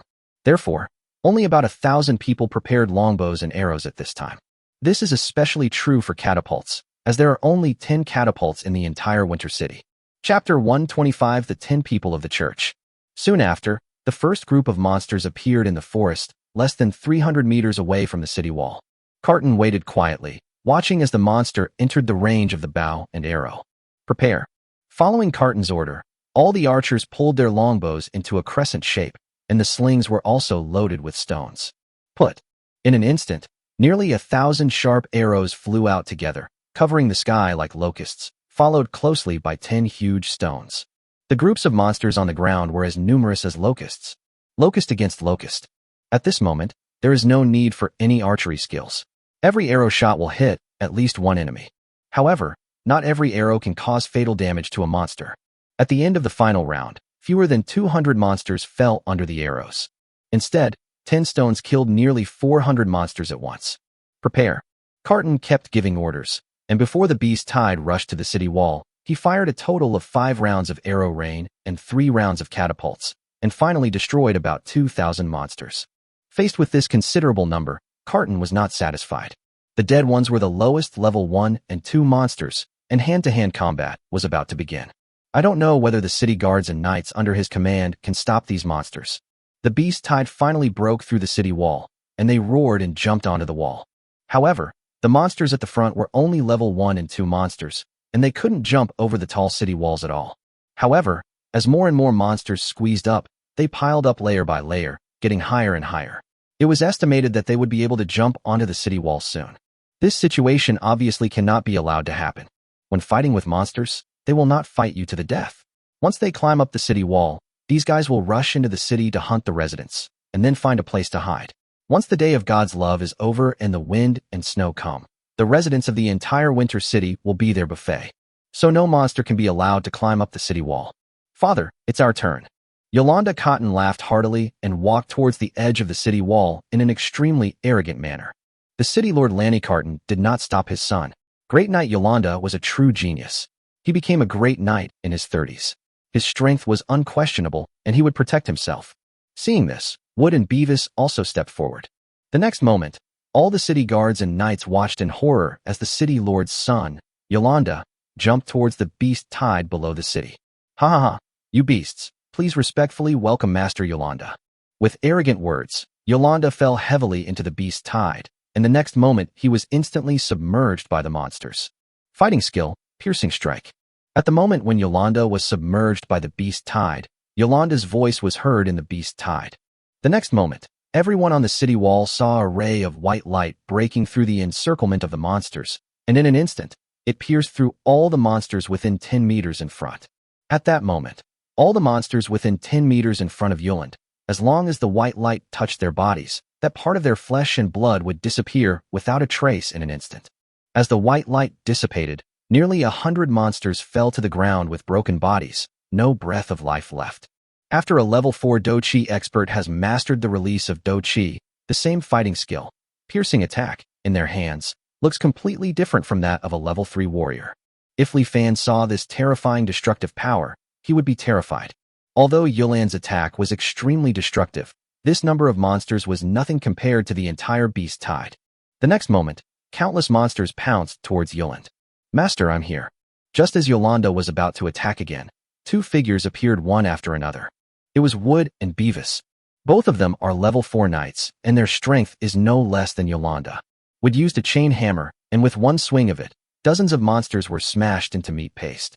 Beavis used a 2-handed greatsword and swept forward, cutting more than a dozen monsters into 2. In front of the 3 of them, these monsters were just some small fry, and killing them was as easy as chopping vegetables and melons. There were only 3 of them, but they managed to create a space under the city wall. Seeing this, the knights on the city wall also jumped off the wall and fought with Yolanda and the other 2. Soon the space under the city wall became larger and larger, and not long after, the city gate opened and 5,000 city guards poured out. The battle between humans and monsters officially began at this moment. The battle was brutal. Every minute and every second, monsters and humans died. Blood dyed every inch of snow red, and minced meat covered the entire ground. Life becomes a number at this moment. Some city guards were frightened and wanted to escape, but they didn't dare to, because if they escaped, they would be dead, and their families would die with them. In order to learn fighting spirit, he has become the property of the Carton family, and the Carton family has the right to kill him without paying any price. So, even though they were scared to the point of peeing their pants at the bloody scene, all the city guards could only drag their wet pants and continue to rush towards the beast tide. In this regard, Warcraft is much stronger. They are stimulated by the smell of blood and lose their minds. They don't know what fear is at all. They only want to tear the humans in front of them to pieces. Therefore, not only are they not afraid, but they become more and more crazy as the battle goes on. The two sides fought back and forth. This evenly matched fight did not last long. As most of the level 1 and level 2 monsters were killed, level 3 or even level 4 monsters appeared in the back. At the beginning, Winter City was still able to compete with the enemy under the leadership of 3 great knights and hundreds of knights. But as the number of level 3 and level 4 monsters increased, even the 3 great knights, including Wood, were caught in a tough battle. As for the knights, they were either held back by level 3 monsters or killed by the siege of monsters. The remaining city guards were suddenly caught in a one-sided situation. Now, nearly 2,000 city guards have died, and 20 knights have also died. As a result, combined with the damage caused by the previous bows and catapults, the beast tide has lost nearly 5,000 monsters. However, Carton shook his head in disappointment. He knew that this was the limit of Winter City. The remaining monsters are all-powerful beings and are the backbone of the beast tide. If the battle continues, the city guards will soon be wiped out. These city guards and knights were all his property, and seeing this, Carton was reluctant to let these people continue to die. At this time, Carton sighed and said to the man beside him, whom he called the bishop, "My lord bishop, it's your turn to take action next." "Ha ha, Lord Carton, please rest assured. Leave the next magical beasts to our church," the man said, a confident smile appearing under his cloak. Seeing this, Carton was also very curious about what methods the church would use when facing these beast tides. As far as he knew, the number of people from the church who came to Winter City this time was not large, and there were only 11 bishops in total. If 11 people were placed in the beast tide, they probably wouldn't even cause a splash. So how are these 11 people from the church going to deal with the remaining 5,000 monsters? Just when Carton was puzzled, 10 people wearing black robes suddenly appeared behind the bishop. The bishop pointed in the direction of the beast tide and said slowly, "Kill all these monsters." As the bishop finished speaking, the next moment, the 10 men in black robes suddenly kicked their legs together and jumped off the city wall. The falling wind blew up the cloaks on their heads, and Carton realized that these 10 people were actually 10 young men and women. They all seemed to be under 30 years old, and some even looked like they had just reached adulthood. It was these 10 people who rushed forward towards the beast tide without hesitation. Each of them did not even wear any armor, but only held a sickle taller than a human. Chapter 126 Black Cross Knights. "Your Excellency, can these 10 people really handle 5,000 monsters?" Carton finally couldn't help but ask. The bishop smiled strangely, then said to Carton, "Maybe City Lord Carton doesn't know this yet, but these 10 people are candidate members of the Black Cross Knights of the church." Carton's pupils contracted, and he noticed that the 10 people all wore a cross pendant around their necks, and the cross was black. According to legend, the church possesses 2 forces, the White Cross Knights and the Black Cross Knights. If the White Cross Knights are the shield protecting the church, then the Black Cross Knights are the sharp sword of the church's attack. Thinking of the various legends about the church, even though these 10 people were only candidate members of the Black Cross Knights, Carton was still full of curiosity about them. At the same time, the 10 members of the church finally encountered the monster. This sudden reinforcement instantly attracted the attention of everyone present. Just when Wood and the others were wondering who these people were, the 10 men took action. Puff, puff, puff, puff. The moment the 10 members of the church encountered the monster, there was the sound of countless flesh and blood being cut. The sickles in their hands were like madly spinning meat grinders. Every moment there were 10 sounds of flesh being cut, and after 10 sounds there were 10 more sounds. The sounds continued without any pause. The next moment, groups of monsters fell under the sickles of the 10 people. Blood splattered like rain, and flesh and internal organs flew through the air. The already bloody world seemed to have turned into the legendary hell at this moment. What was strange was that the 10 people from the church who caused all this showed exaggerated smiles at this moment, and their eyes showed endless excitement. Everyone in Winter City was stunned. In just less than a minute, 500 monsters died at the hands of these 10 people. There are even several level 3 monsters among them. This was a one-sided massacre. In response, the 10 people from the church had no intention of stopping and continued to kill towards the direction where the beast tide was most crowded. Are they devils? Or madmen? Someone couldn't help but shout. This was not just his idea, but the idea of almost everyone present. Everyone felt that the 10 people in front were complete lunatics. It's not just because of their crazy killing. It's because these guys seem to be enjoying the killing. From the moment they faced the monster, the 10 people from the church were excited, and as the killing began, the excitement on their faces became more and more exaggerated. Now, their expressions are out of control, with tears, snot, and saliva flowing down their faces. Every drop of blood made them excited, every piece of flying flesh made them tremble, and every torn internal organ made them intoxicated. They had no intention of avoiding the blood and internal organs, and even enjoyed the feeling of being submerged in it. When their bodies were soaked in blood, some of them couldn't help but roll their eyes and let out a meaningful groan. Not long after, they rushed towards the monsters again and continued to kill. In less than 10 minutes, nearly 2,000 monsters died at their hands. If there hadn't been a surge in level 2 and 3 monsters, and even the appearance of level 4 monsters, they would have killed more. Carton on the city wall rarely showed a heavy expression. He suddenly discovered an important thing: why these 10 people in the church were not tired. 10 minutes of relentless fighting didn't even allow these 10 men to breathe heavily. They are just a bunch of monsters. There was deep fear in Carton's eyes. He didn't know how the church could breed such a group of monsters. However, he was certain that these monsters were extremely dangerous, so dangerous that he regretted agreeing to the church's request to build a church. But now he probably can't regret it. Carton was sure that if he dared to show any sign of regret, these lunatics would happily turn around and swing their scythes at the city guards and knights. Just as these 10 monsters, who seemed to have infinite strength, were about to kill all the monsters, a strange roar suddenly came from the end of the beast tide. Then nearly 100 level 4 monsters pounced on the 10 people from the church. The 10 people from the church had no fear at all and rushed forward immediately. As soon as the two sides came into contact, blood splattered, some from monsters and some from 10 people. Wood and others who were watching this scene were shocked. Even though Wood and the other 3 were experienced level 4 warriors, they had no confidence that they could deal with 10 level 4 monsters alone. 10 people from the church can do it. What is the strength of the other party? It's said to be level 5, but it feels a little worse. It's called level 4, but it's a little too scary. Just as Wood and the other 2 were shocked, a strange roar came from the end of the beast tide again. Then everyone saw a black bear as tall as a hill slowly walking up. The black bear seemed extremely dissatisfied that so many monsters could not kill the 10 people from the church, and let out an angry roar at them. Then, Black Bear stood up and walked towards the 10 people in the church step by step. The core of the beast tide has appeared. This is a level 5 monster, Lord Carton. I'm afraid you will need to deal with this core personally. The bishop glanced at Black Bear and quickly turned his attention to Carton beside him.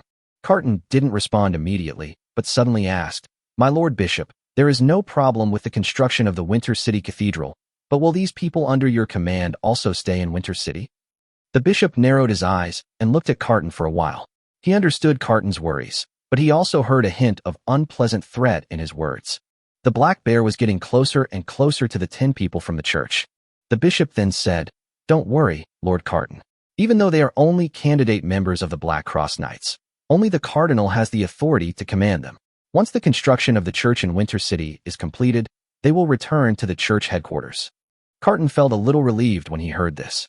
Otherwise, who could feel at ease with such a group of lunatics staying in his city? That's good. Carton did not hesitate this time and slowly drew out the rapier from his waist. The next moment, powerful fighting spirit erupted from his body, and a pair of wings formed from energy appeared behind him. Then everyone present saw that the city Lord Carton flew up into the air and flew towards the black bear. Lenny Cotton, level 5 warrior.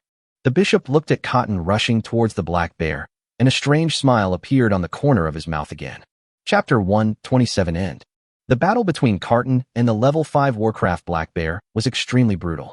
Both sides suffered serious injuries and eventually retreated. But Carton knew that what came next was the most troublesome. Because after today, God's Love Day will end, and the snowstorm will come again. Originally, Carton wanted to eliminate all the monsters except the Black Bear before the end of God's Love Day. Unfortunately, perhaps in retaliation for Carton's previous threat, the bishop did not allow the 10 reserve members of the Black Cross Knights to continue taking action. The remaining people in Winter City were no match for those monsters and could only watch them retreat. Everyone knows that the monsters' retreat is only temporary and they will eventually attack again in the wind and snow. As night fell, the temperature outside began to drop as the snow and wind came. At this point, even the flint pots could not allow the city guards to continue their outdoor activities. Now, without wearing flint, Only 3 great knights can barely move in the wind and snow. Warcraft is completely different. They all have resistance to extreme cold. As long as they are level 3 or above, they can move in the wind and snow.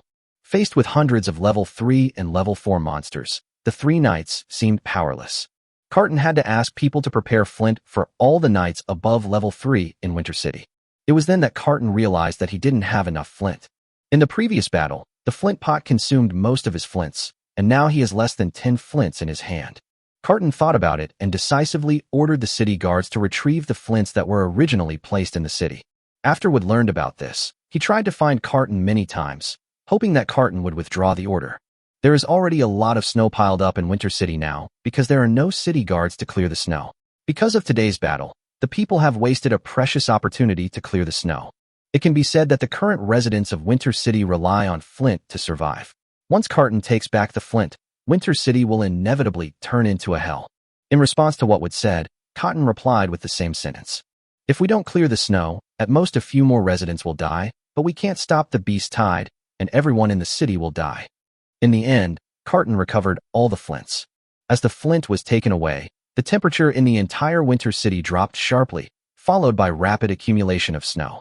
Almost every night one could hear people's houses in the city being crushed by the snow, and the number of people who froze to death silently was countless. It can be predicted that the next 2 or 3 months will be the darkest time for Winter City. Time flies, and 2.5 months have passed. The 9th day of God's love has arrived. In the valley, Li Fan and others came out to clear the snow as usual. As for the ice wall, when it reached 50 meters high and 4 meters wide, they stopped pouring the ice wall. After all, there was no point in continuing. Without the threat of monsters and nothing to do indoors, everyone in the valley lived an extremely boring life every day. To this end, Li Fan has already brought out all the games including Go Bang, Landlord, Mahjong, etc.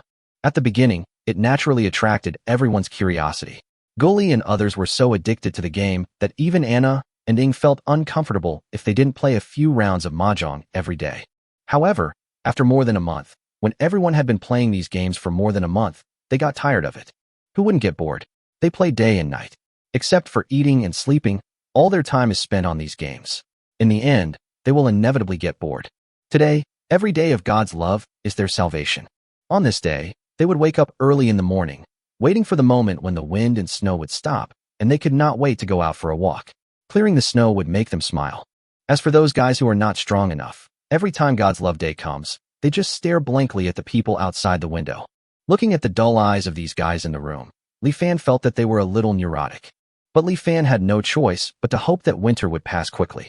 It only took Li Fan and his team half a day to completely clear the snow around the house. It feels like there's a lot less snow this time. Dina happily fiddled with the few remaining piles of snow, and after a while she made some cute little snowmen. Naturally, it was Li Fan who taught her how to make a snowman.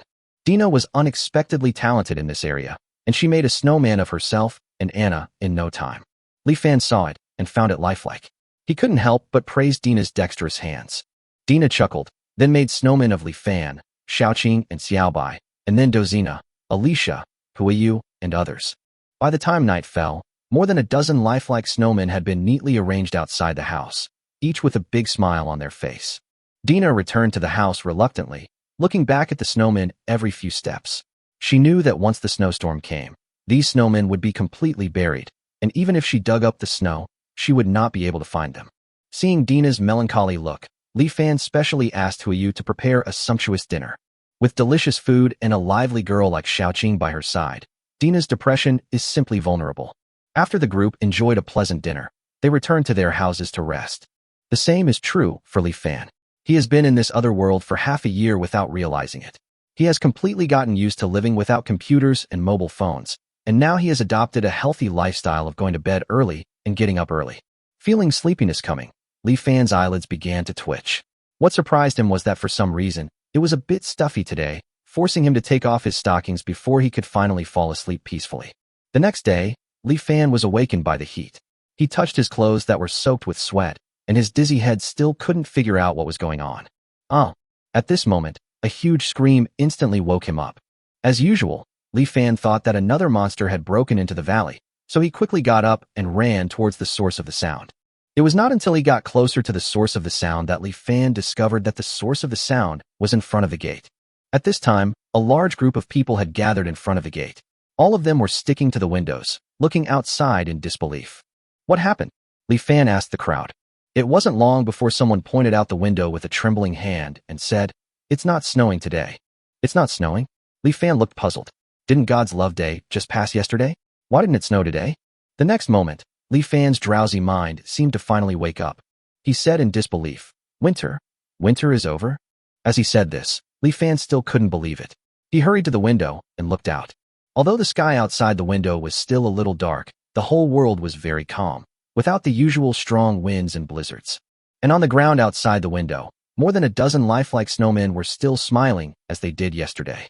The wind and snow really stopped, and the winter of the year of divine punishment really ended. Chapter 128 Favorability improved. Winter is over. Is winter really over? Great, great, we survived. I can't believe I actually survived the winter of the year of divine punishment in the forest of sin. This is a miracle. The great God is blessing us. Nonsense, it's clearly young Master Li Fan and his team's credit.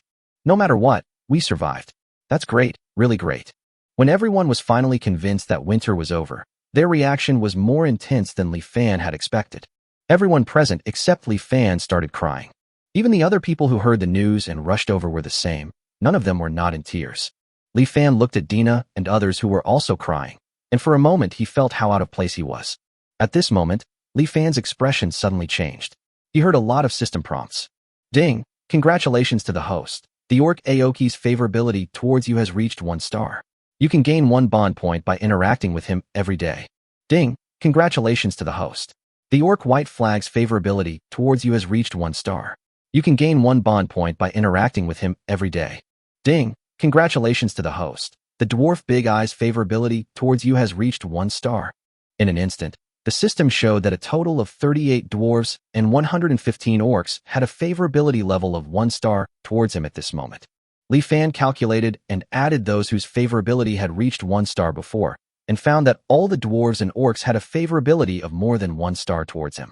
Nowadays, he can gain a full 261 points of bond value just through daily interactions. Unfortunately, no one's favorability was raised to 2 stars, and the 6 guys whose favorability was originally 2 stars did not rise to 3 stars. Obviously, the higher the favorability star level, the more difficult it is to improve. The only thing that puzzled Li Fan was why both the dwarves and the orcs increased their favorability at this moment. Li Fan looked at the dwarves and orcs in front of him with confusion. It was not until he saw the tears on their faces that he slowly understood the reason. These dwarves and orcs in front of them have been feeling tense since the beginning of the winter of the year of divine punishment. This tense feeling has continued from the first day of winter to today without a moment's rest. The reason is simple. They don't believe they can survive this winter. Unlike Li Fan, a visitor from another world who believes in science, they believe more in the experience of their predecessors. Even if the houses were well insulated, the snow could be cleared, and even the valley entrances were sealed with ice walls. Even after doing so much, they are still worried about accidents happening. After all, historical records tell them, and Aoki Hakahata's experience also tells them. No one has ever survived the winter of the year of God's punishment in the forest of sin. This is a precedent that has not appeared in thousands of years. It was not until today, when winter finally ended, that they believed they had actually survived. So it was not until this moment that their emotions were completely vented. Now Li Fan can see a sense of gratitude in the eyes of each of them. Not only the dwarves and orcs, but also the humans as well. After the wind and snow stopped, the surrounding temperature began to warm up. On that day, all warriors above level 1 were allowed to go outside. By the next day, even ordinary people could go out if they were adequately dressed. After the initial excitement, everyone fell into silence soon, because everyone realized that there was an important issue to be decided next. That is where this mixed group of 3 ethnic groups should go next. Thinking of this question, everyone turned their eyes to Li Fan almost at the same time. Seeing this, Li Fan scratched his head and suddenly felt a terrible headache. Due to their goodwill, the 3 tribes have great trust in him, which leads to his current strong say. Therefore, the decision he makes next will greatly affect the future of the 3 tribes. Li Fan had to think carefully about it. It seemed that Li Fan was about to pull his hair out. Ing and Anna walked forward at this time. Ing didn't say anything, but just stood beside Li Fan to make her position clear. Anna asked Li Fan, "Do you want to have a meeting?" Anna naturally learned the word meeting from Li Fan. Whenever there was a need for everyone to decide something together, Li Fan would shout for a meeting. Anna felt that now was the time to hold a meeting. Li Fan nodded and said, "Call everyone here this time." Everyone gathered on the flat ground outside the house. They also seemed to know that the next thing to be decided was related to their own race, and instinctively divided into 3 camps. First came the dwarfs, led by Gully, Dozina, Big Eyes and Big Ears, a total of 72 people. Then came the orcs, led by Qingmu, Baichi, Anna, Dina, and Taitu, a total of 134 people. Next is the human race. Strictly speaking, the human race has no leader, but Alicia and Hui are more noticeable, so they are the leaders, with a total of 70 people. Finally, there are 2 outliers, Li Fan and Ying. Ying feels a little different because he is a dark elf. As for Li Fan, it was entirely due to his own reasons. Although he was also a human, he had deeper feelings with the dwarves and orcs, and was not very familiar with the human race. This makes it difficult to classify him as human. However, because of this, Li Fan will be more fair when dealing with the affairs of the 3 tribes, and the 3 tribes will be convinced of most of Li Fan's decisions. That's why the situation now has Li Fan taking the lead in deciding the future of the 3 tribes. As everyone knows, the winter of the year of divine punishment is finally over, and we have successfully survived. Li Fan said as he glanced at everyone, the excitement on their faces still clearly visible. "Thank you, Master. If it weren't for the young Master, we would have frozen to death in the winter." "Mu, Master, I want to be your personal bodyguard." "Ah, it hurts, Mu, stop hitting me. I won't be your bodyguard anymore. I won't be your bodyguard anymore." Li Fan was not here to hear compliments, and why were there some strange words mixed in? Li Fan quickly waved his hand to interrupt the crowd and got straight to the point. "Next, it's time to decide our future. Where are we going?" This statement caused everyone to fall silent. Yeah, where are they going next? The dwarves returned to the outside of the mines and continued to be their sinner dwarves, continuing to live a life of forging equipment in exchange for low-quality beer every day. The orcs returned to the grasslands and continued their weak life of hiding from place to place, being wary of slave traders and worrying about supplies such as salt. The most desperate are the human race. They are all slaves with slave marks printed on their bodies. They are also a group of ordinary people without any power. Apart from the human gathering place, they have no other way to survive in the forest of sin. But if you stay in the human gathering place, the only outcome is to continue to become a lowly slave who has the power of life and death in the hands of slave traders. Are these human beings going to continue living as slaves? Chapter 129 Territory and Leader. The humans had nowhere to go, the orcs didn't know where to go, and the dwarves didn't want to go back. The people of the 3 tribes were all struggling, recalling the difficult life in the past. At this moment, they even felt a little reluctant to leave those winter days. In addition, after 4.5 months of getting along, the 3 races have developed feelings for each other. They looked at each other, thinking that after they separated, they might never see each other again in their lives. Most of them showed reluctance in their eyes. Li Fan knew that it was time for him to speak. He actually had an idea, or should I say an ambition, in mind a long time ago. I just haven't brought it up before, and now might be the chance to say it. "Listen to me," Li Fan couldn't help but say loudly. "Everyone knows what their lives were like in the past. Now we actually have an opportunity to make changes. For example, we can occupy this valley and the 3 races can live in it together." This suggestion was not only for the sake of the 3 tribes, but also contained some selfish motives of Li Fan.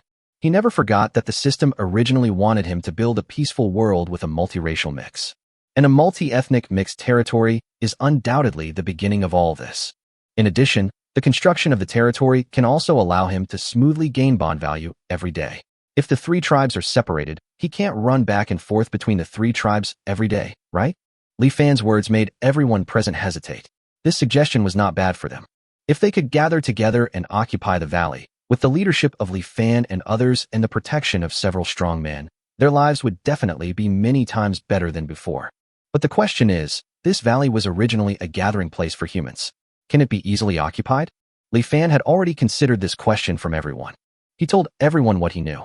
Unlike the dwarven mining settlement, the human settlement wasn't built by the human empire.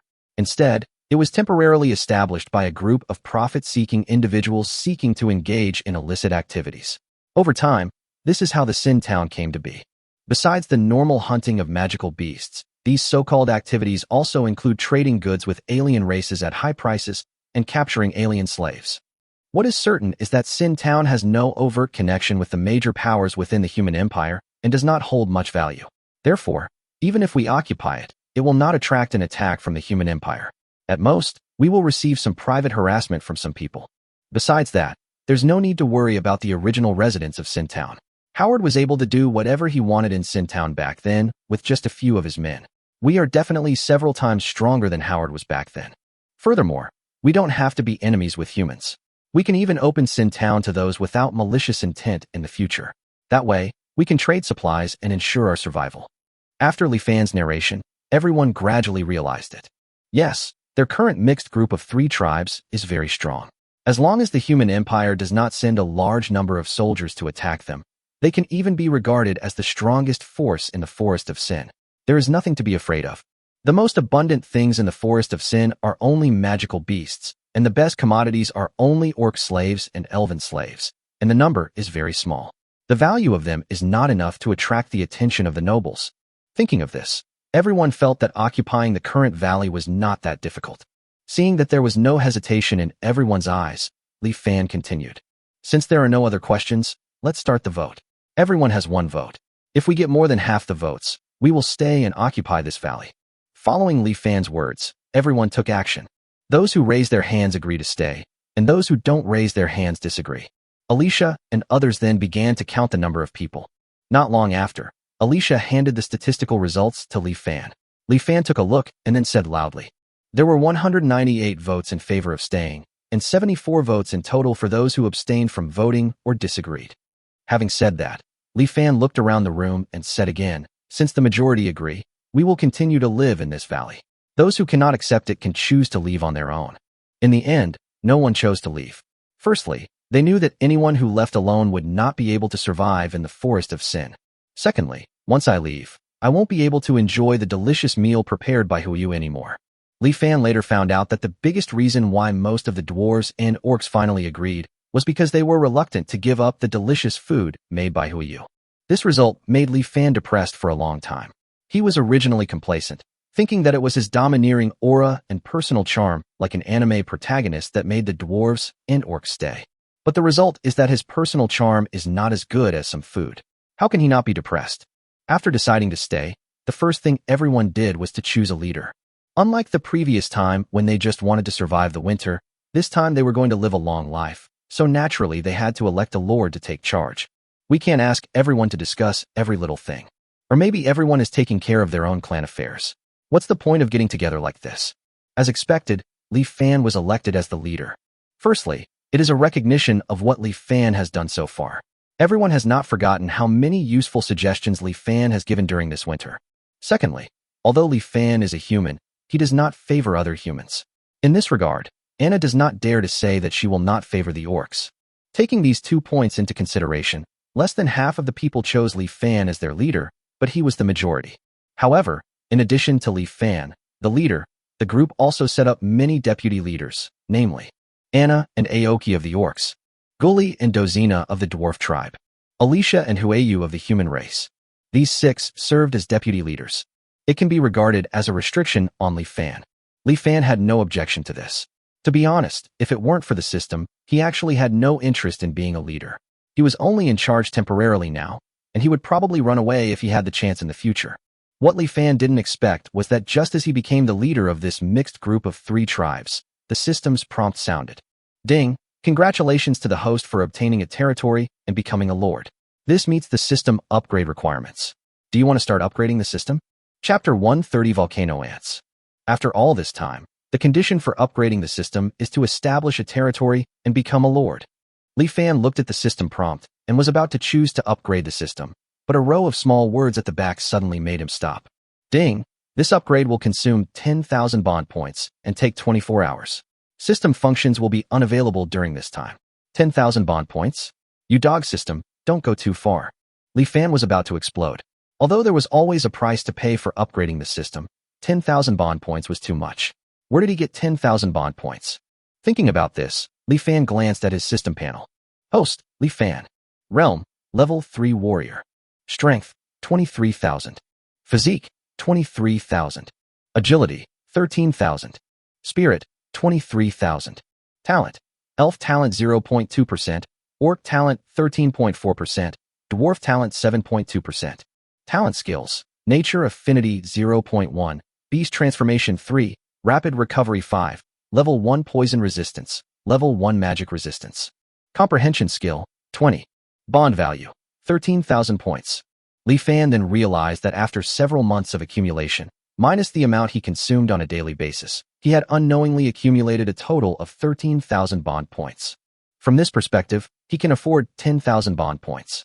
Besides, he can now gain 261 bond points every day through favorability, and he can earn back 10,000 bond points in just 40 days. Thinking of this, although Li Fan felt heartbroken, he finally reluctantly clicked on the upgrade system. Upgrade started. This upgrade will take 24 hours and system functions will be unavailable during this period. Remaining upgrade time 23 hours 59 minutes and 59 seconds.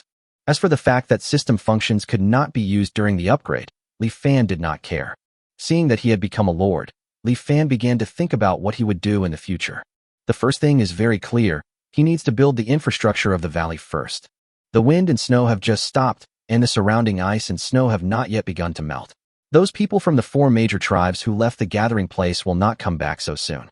Li Fan estimated that they still had at least 1 or 2 weeks. This period is extremely critical. Li Fan had to build a Real City gate at the entrance of the valley during this period, and at the same time build fortifications to completely control the valley in their hands. In addition, the houses also need to be rebuilt. Although the houses in the Sin town and on the hillside can still be lived in, according to long-term plans, these houses are destined to be demolished. These plans all require the participation of cement. This time, Li Fan did not plan to continue using wood ash cement. The quality of wood ash cement was still a bit poor. Now that he had a choice, Li Fan naturally chose the better Roman cement. The real name of Roman cement is actually ancient Roman concrete, and its composition is very simple. Ancient Roman concrete equals quicklime plus volcanic ash plus water plus sand plus gravel. It is not difficult to obtain water, sand, and gravel. Quicklime can be obtained from limestone, which is available in salt mines, so it is not a problem. All that's missing now is volcanic ash. Fortunately, the path of the volcanic ash has been determined. Anna and the others once mentioned that there was a volcano in the inner area of the Sin Forest. They gave up at the beginning because they didn't have enough time, but now it seems that they have to make a trip there. Thinking of this, Li Fan immediately went to find Anna. Li Fan first learned about the existence of the volcano from Anna. Even if Anna had never been to the volcano, she would have a better understanding of the place. Master, do you need volcanic ash? After becoming the Lord, everyone started to address Li Fan as Lord. Li Fan felt good at first, until he heard Dina Dozina and the others calling her that. He suddenly felt a sense of alienation between himself and them. This won't do. Li Fan is still hoping that their favorability level can reach 3 stars as soon as possible. How can he let the relationship between them become unfamiliar? So at Li Fan's strong request, Dina and the others finally did not choose to call Li Fan by his name directly, but instead compromised by calling him Young Master Li Fan. Yes, I need a lot of volcanic ash to make ancient Roman concrete that is better than wood ash cement. Although Anna didn't know what ancient Roman concrete was, she was still deeply impressed by this magical thing called wood ash cement. In a short period of time, they built stone houses that were several times stronger than wooden houses. If the orcs also had something as magical as wood ash cement, perhaps there wouldn't be so many old and young orcs freezing to death every winter. Ancient Roman concrete was actually better than wood ash cement, and Anna immediately became interested in it. But when Anna thought of the situation on the volcano, she couldn't help but frown. When Li Fan saw this, he knew that this volcano must be a troublesome place. The end was not beyond Li Fan's expectations. According to Anna, the volcano is still an active volcano, and you can see the magma when you climb to the top of the mountain. Therefore, the temperature around the volcano is relatively high. Even though the ice and snow have not melted yet, there are already monsters active around it. The most troublesome of them is a monster called the volcano ant. Volcano ants are only level 1 magical beasts, and their individual strength is not strong, but their numbers are extremely terrifying. There are often tens of thousands to hundreds of thousands of volcano ants in a nest. Although these volcano ants are not very strong, it is not easy to kill them. They are not big, only half a meter long, and their bodies are delicate and not easy to hit. The most troublesome thing is that they have an extremely hard shell on the surface of their bodies, and ordinary weapons can hardly penetrate the hard shell on their surface. In addition, they have 2 huge jaws on their mouths. Those jaws are not only terrifyingly powerful, but also contain a toxin called fire poison. Once a person is hit by it, it is easy for the whole body to fester and die. In short, it's troublesome. Dealing with these volcano ants is completely high risk and low return. If you want to crush them, you can only send out a large number of level 2 warriors, otherwise you will suffer heavy losses. A large number of level 2 warriors. Li Fan and his team now have only 7 level 2 fighters, plus 3 level 3 fighters. Him, Ing, and Anna. Exactly 10 people, which is a long way from the word large number. Chapter 131 Mutated Orcs. Although Li Fan and Anna can burst out with power comparable to that of a level 4 warrior after using the Beast Transformation skill. However, the Beast Transformation skill cannot be maintained for too long. Even if it can sweep a large area, its effect is extremely limited when facing at least tens of thousands of volcano ants. Beast Transformation skill. When Li Fan thought about this, he suddenly remembered that the Beast Transformation skill was so powerful. Why had he never seen any orcs other than Anna use it? Wasn't it said that any adult orc could use the Beast Transformation skill? There are now 99 level 1 orc warriors in the valley. Although they are all weak, if they are all transformed into beasts, they will be a very strong fighting force. If these orcs were to cooperate with the blood and blood tactics, blood and life together, that Anna and Dina had used before, perhaps it would be enough to deal with the volcano ants? When Li Fan expressed his doubts, Anna responded with a sigh. You should have more or less guessed it. It's not that they don't want to use the Beast Transformation skill, but that they can't use it. At this point, Anna sighed again and explained. In fact, basic attribute points are much more important than you think. They not only represent how powerful your burst of strength is, but also represent your potential. Don't you humans divide the sum of basic attribute points into different levels? I remember that ordinary is 5 points, superior talent is 6 to 7 points, 8 to 9 points is genius, and 10 points and above are chosen by God, right?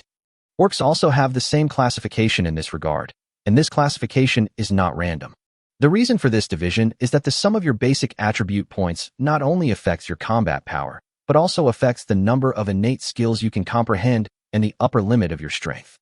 As for the weak orcs, whose basic attribute points total only 4, let alone Beast Transformation and blood combat method, blood and life together, only a small number of them have mastered even the most basic, rapid recovery. Besides that, no matter how hard they practice, they will never be able to break through to a level higher than level 3 in their lifetime. That's the biggest reason why they are called weak. Li Fan finally understood why the orcs would be expelled if the sum of their attribute points was too low. It turned out that it was related to the comprehension of innate skills and the upper limit of their strength.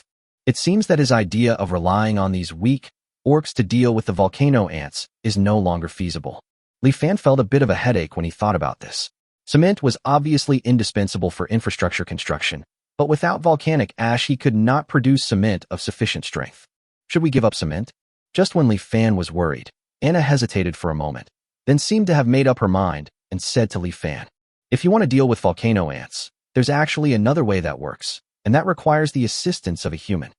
Who? Li Fan asked impatiently. Anna looked at Li Fan and said seriously, Xiaoqing. What? Li Fan's head was full of question marks. This little devil could actually help him deal with the volcano ants?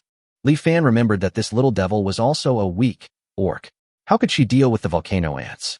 Anna obviously saw Li Fan's doubts and said solemnly, don't underestimate Xiaoqing. The reason why I had to gather these weak orcs was largely because of Xiaoqing and the others. Then Anna told a secret. Xiaoqing is indeed a weak orc, but the sum of her basic attributes is not 4 points, but 8 points, which is only slightly lower than mine and Dina's. When testing her attributes, young Xiaoqing's 4 basic attributes were indeed only 1 point, so she was deemed weak. The orcs expelled the Orc Empire, and that's why Qingmu followed Xiaoqing to the Sin Forest. However, what others don't know is that Xiaoqing is a rare mutant orc. What? Perverted orc? Li Fan widened his eyes. Anna was stunned, glared at Li Fan fiercely, and repeated loudly, it's a mutant orc. Oh, it's a mutation. Go on. Seeing this, Anna snorted angrily and continued. So-called mutant orcs are an extremely rare species. They will undergo some miraculous changes in certain aspects as they grow older. Take Xiaoqing for example. Her 4 basic stats were all originally 1, but as she's gotten older, her spirit value has been increasing, and recently it's reached a terrifying 5. 5 o'clock. Li Fan was extremely surprised when he heard this. His spirit value is only 2 points, and Xiaoqing is 2.5 times his. However, Li Fan remembered that the orcs' greatest strength was strength, and their blood and energy did not require spiritual values. Xiaoqing's improved spirit value seems to be quite useless. Anna did not object to this. If it were another orc, having a very high spirit value would be useless. However, Xiaoqing is a mutant orc. In addition to her spirit value, she also has another mutation, which is the poison that the snake people are best at. The toxins that Xiaoqing secretes have also changed. We call the toxins that Xiaoqing secretes mental toxins because they specifically target mental power. This mental toxin will become stronger as Xiaoqing's mental value and level increase. Xiaoqing's spiritual power is now as high as 5 points. It can be said that at the same level, except for some of the elves' chosen ones, no one can withstand Xiaoqing's poison. Even those with higher levels than Xiaoqing will be greatly affected after being poisoned if their spiritual power value is not high. Li Fan couldn't help but shudder after hearing this. He recalled that Xiaoqing wanted to give him a snake kiss several times, but fortunately, he stopped her every time. If he had taken advantage of his higher level than Xiaoqing and ignored Xiaoqing's poison, he would probably have been defeated. What a sinister little girl. It seems she needs to find another opportunity next time to let his right hand in her, but have a good chat. Li Fan thought angrily, then reacted and realized the key point of the matter. He hurriedly asked Anna. In other words, with the toxins secreted by Xiaoqing, we can deal with those volcano ants? Anna nodded, then shook her head. Volcano ants are only level 1 monsters, and their intelligence isn't very high. Obviously, their spirit value is very low. Xiaoqing's toxins can naturally deal with them, and the effect will be very good. But Xiaoqing is only level 1. The toxins she secretes can be used against dozens or hundreds of volcano ants, but tens of thousands. Li Fan understood. Xiaoqing's level was too low now, and the toxicity of the toxin she secreted was too low. She could only deal with a small number of volcano ants. Facing tens of thousands of volcano ants, even if Li Fan squeezed her dry, she would not be able to deal with so many volcano ants. However, there is obviously a way to solve this problem, which is to use magic cores to help Xiaoqing upgrade his level. It just so happened that Li Fan had asked Ying to help purify a lot of magic cores in the winter. These magic cores were even enough to allow Xiaoqing to be promoted to level 3. Li Fan immediately found Xiaoqing and stuffed a large pile of purified magic cores into her arms. Looking at Xiaoqing, who was standing there in a daze, looking confused about what was going on, Li Fan had only one sentence to say. Suck it hard for me. Chapter 132 Mental Toxins. Xiaoqing looked at Li Fan's ferocious look and couldn't help but swing her snake tail and retreat a distance. Then she said fearfully, "Bad guy. You don't want to be like this. I'm scared. I don't believe you." Li Fan would never believe that this little devil could be scared so easily, but business was important now, and he had no time to play around with this girl. Li Fan hurriedly said to Xiaoqing, "Stop talking nonsense. Hurry up and absorb these magic cores for me and advance to level 2 as soon as possible." Xiaoqing was a little unwilling to accept that she had failed to deceive Li Fan, but when she heard Li Fan ask her to advance quickly, she seemed to understand Li Fan's purpose this time. Xiaoqing's gem-like eyes turned, revealing a cunning expression. "Bad guy, you heard about my strength from Sister Anna, right? Ha ha ha, you bullied me before, now unless you beg me otherwise." "What else?" Li Fan said as he raised his huge palm and slowly walked towards Xiaoqing. Xiaoqing was stunned, and her hand unconsciously touched her buttocks. She swallowed her saliva and said fearfully, "Don't come over here. What are you doing? I tell you, if you come over here again, I will call me Grandpa." "Haha, only at this time would you call Qingmu Grandpa? Don't worry, I've already checked before coming here. Qingmu is clearing the ice wall at the valley entrance with others. He is busy, so just give up," Li Fan said, grinning and revealing his big white teeth. Xiaoqing looked at Li Fan in disbelief. This bad guy had been well prepared for today, but she, Xiaoqing, would not give in easily. "If you want me to help you, at least give you some benefits?" "Yes, if there is no benefit, it is surrender, but if there is benefit, it is not surrender." This request was not excessive, so Li Fan thought about it and nodded in agreement. Li Fan originally thought that Xiaoqing just wanted something delicious like cake, but what Li Fan didn't expect was that what she wanted was instant noodles. Li Fan had only given instant noodles to Ying once, and that was when the girl found the instant noodle bucket he had left behind. At that time, Li Fan was reluctant to use his precious bond points to exchange for instant noodles for this girl, but he didn't expect that this girl still remembered it until now. Li Fan was at a loss whether to laugh or cry after knowing this, but the system was being upgraded and he couldn't buy it for the time being, so he promised to give it to her tomorrow and add a lot of ingredients until the bucket could no longer hold it. Seeing Xiaoqing's eyes shining with anticipation, Li Fan was worried that he would raise a noodle girl. The benefits have been promised, and it's time to work. Xiaoqing began to absorb the magic cores, but the speed was not fast. It was not until the second day that she finally completed the promotion after consuming 10 second-level magic cores. Xiaoqing after level 2 is not much different from before. Seeing this, Li Fan was worried that it was not safe enough, so he planned to let Xiaoqing directly upgrade to level 3.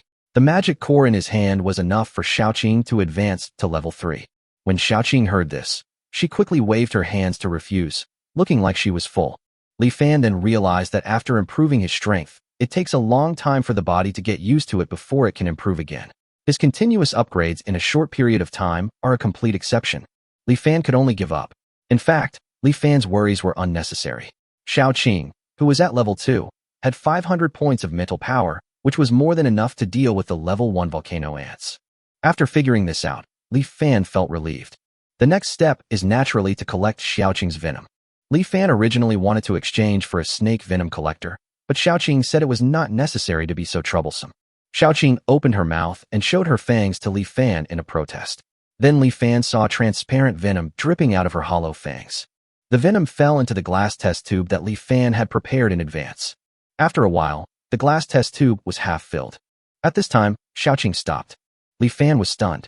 Just when he was about to shout at Xiaoqing not to stop, he saw Xiaoqing's pale face. It seems that this is the maximum amount of venom Xiaoqing can secrete at one time. Li Fan didn't ask for more venom. He picked up the test tube and couldn't help but touch Xiaoqing's head. "Girl, if we can successfully get the volcanic ash back this time, I will make you a bunch of delicious food." Who cares?" the little girl said proudly, but her tail couldn't help but swing, making Li Fan wonder whether the thing in front of him was a snake or a dog. After getting the venom, Li Fan naturally wanted to test the effects of the venom, and the targets were the group of little unicorn wolf cubs. These guys have been eating for a whole winter and have become fat and white without having to put in any effort. Now is a good time to test the effects of these venoms. Of course, Li Fan had already asked Xiaoqing in advance that her venom was difficult to kill the enemy. Its biggest effect was to paralyze the enemy's mental power, which would recover when the time came. In this way, Li Fan has nothing to worry about. So, the next moment, 30 little wolf cubs fell to the ground. They all opened their mouths, stuck out their tongues, and water dripped unconsciously from their mouths. At this time, the little wolf cubs opened their eyes wide with expressions of fear, but could not make any sound or move. It was obvious that they were conscious and even had physical sensations, but they just couldn't move. After experiments, Li Fan gradually understood. Spirit is the soul. When a person's mental power is paralyzed, even if his body is completely normal and his consciousness is clear, his body cannot move at all. This is much more powerful than anesthesia, but this mental toxin is not suitable for surgery because the poisoned person can still feel. Instead, it is very suitable for torturing the enemy. What's even more powerful about Xiaoqing's mental poison is that the enemy doesn't need to swallow or inhale the toxin. As long as any part of the body comes into contact with the toxin, the opponent's mind will be paralyzed. When Li Fan thought of this, he already knew how to use these mental toxins to deal with the volcano ants. Seeing that the means to deal with the volcano ants were already available, Li Fan did not rush to set off, but waited for the system to complete the upgrade. This time he needs to go to the volcano together. After all, he is now the high-end combat force of the entire group, and his presence is indispensable for this kind of outdoor mission. However, this mission cannot be completed in a day or two. During this period, Li Fan naturally cannot let everyone in the valley be idle. After all, time is precious. So he planned to have the orcs prepare sand, gravel, and limestone during this period. The humans immediately burned the limestone prepared by the orcs into lime. The dwarves were preparing to refine steel bars. The methods of burning lime and steel making require exchange through the system, so Li Fan can only wait until the system is upgraded before setting off. Furthermore, he also wanted to see what functions the system would have after the upgrade. Perhaps there would be some functions that he could use now. Chapter 133, Lord System 1. Ding! The system upgrade was successful. The bond system has officially been upgraded to the Lord system. The purpose of the Lord system is to build a world where multiple races can coexist peacefully. Please strive to create a strong and peaceful territory. Ding! The territory system officially opens the human race bond. Ding! Congratulations to the host for obtaining 1 bond point from the human Alicia. Ding! Congratulations to the host for unlocking the human talent. Basic agility value +1. Ding! Alicia's favorability towards you has reached 1 star. You can gain 1 bond point by interacting with her every day. Ding! Congratulations to the host for obtaining 1 bond point from the human Huiyu. Huiyu's favorability towards you has reached 1 star. You can gain 1 bond point by interacting with him every day. Ding! A new one-click sign-in function has been added. As long as the host signs in every day, they can obtain the interactive bond value of all the people with a favorability of 1 star or above. Ding! The system mall has been updated, and a new territory mall has been added. The host can exchange various items in the territory mall to develop the territory and strengthen the territory. With a series of sounds, the system upgrade was finally completed. The name of the system was also changed from the original bond system to the Lord system, and the human bond was also opened. Li Fan couldn't wait to open the system panel. Host, Li Fan. System, Level 1 Lord System. Realm, Level 3 Warrior. Strength, 23,000. Physique, 23,000. Agility, 23,000. Spirit, 23,000. Talent, Elf Talent 0.2%, Orc Talent 13.4%, Dwarf Talent 7.2%, Human Talent 5.6%. Talent Skills, Nature Affinity 0.1, Beast Transformation 3, Rapid Recovery 5, Level 1 Poison Resistance, Level 1 Magic Resistance, Level 2 Reproduction. Comprehension Skill, 20%. Bond Value, 3,000 points. First, there is a new column about the system on the panel, which now displays the Level 1 Lord System. Li Fan muttered doubtfully, Level 1 Lord System? Could it be upgraded to a Level 2 Lord System in the future? At this moment, a voice suddenly sounded. Ding! The host guess is correct. Once the conditions are met, the Level 1 Lord System can be upgraded to the Level 2 Lord System, which will then open up more permissions. The sudden sound startled Li Fan. The next moment he jumped up in fright, his face full of confusion. It's no wonder he made such a fuss. This was the first time the system had proactively answered his questions since he got it. After a while, Li Fan asked doubtfully, could it be that after the system upgrade, the dog system has finally become intelligent? Faced with Li Fan's question, the system did not respond at all. Li Fan hesitated for a moment and asked again, why is it that there are 70 human races in the territory, but I only received 5.6% of their talent points? Ding! Only those who have formed a friendship with you will provide you with racial talents. This is very obvious. Among the 70 human beings, only 56 developed friendship with him. As for the remaining 14, Li Fan looked at the system prompts and compared them, and found that those who did not have friendships with him were all familiar names. Li Fan thought about it, and roughly knew what was going on. Not all people are hardworking and kind, especially those who have been slaves. Among the 70 human slaves, some were once nobles and descendants of nobles. They either made a big mistake or their family went bankrupt, so they became slaves. What these people like most is to be lazy and cunning. When they were trying to survive the winter of the year of divine punishment, almost everyone was working hard, but only these people found ways to be lazy and not work. For this reason, Li Fan once taught the other party a lesson. Although the other party became much more obedient later, from then on, these guys seemed to have held a grudge against him, Li Fan.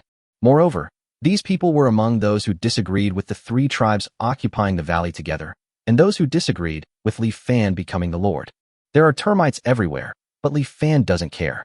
However, he will definitely pay more attention to these people in the future to avoid being stabbed in the back, and when necessary, he will not show mercy to these people. Thinking of this, Li Fan turned his attention back to the system. It answers some questions, but not others. It seems that although the system is intelligent, it is not fully intelligent. It only simply answers questions that are necessary to answer. Li Fan roughly understood the changes in the current system, and then continued to look down at the system panel. The next moment, Li Fan's expression suddenly changed. He was so angry that he almost jumped up on the spot to greet his mother, whose existence the system didn't know whether it existed or not. Just because the human race's talent was activated, he gained an additional skill to his innate skills, reproduction. And it is level 2 reproduction, which means that after the human talent reaches 5, the talent skill drawn is still reproduction. Li Fan's eyes widened as he cursed, damn system. Not only did they get the reproduction bonus, but they also gave me a level 2 bonus. What? Are they trying to make me have sex 7 times a night? Li Fan was so angry that smoke came out of his nostrils, and he gritted his teeth and almost broke his own white teeth on the spot. It took a long time for Li Fan to recover. He glanced at the system panel again. The only thing that made him happy now was that his basic agility value increased by 1 point. Now the sum of basic attribute points was 8 points. He had officially entered the ranks of geniuses. Seeing that the system panel was no longer interesting, Li Fan suddenly said, "System, sign in."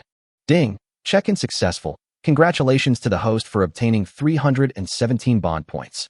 The sign-in function of the system helped Li Fan solve a big problem.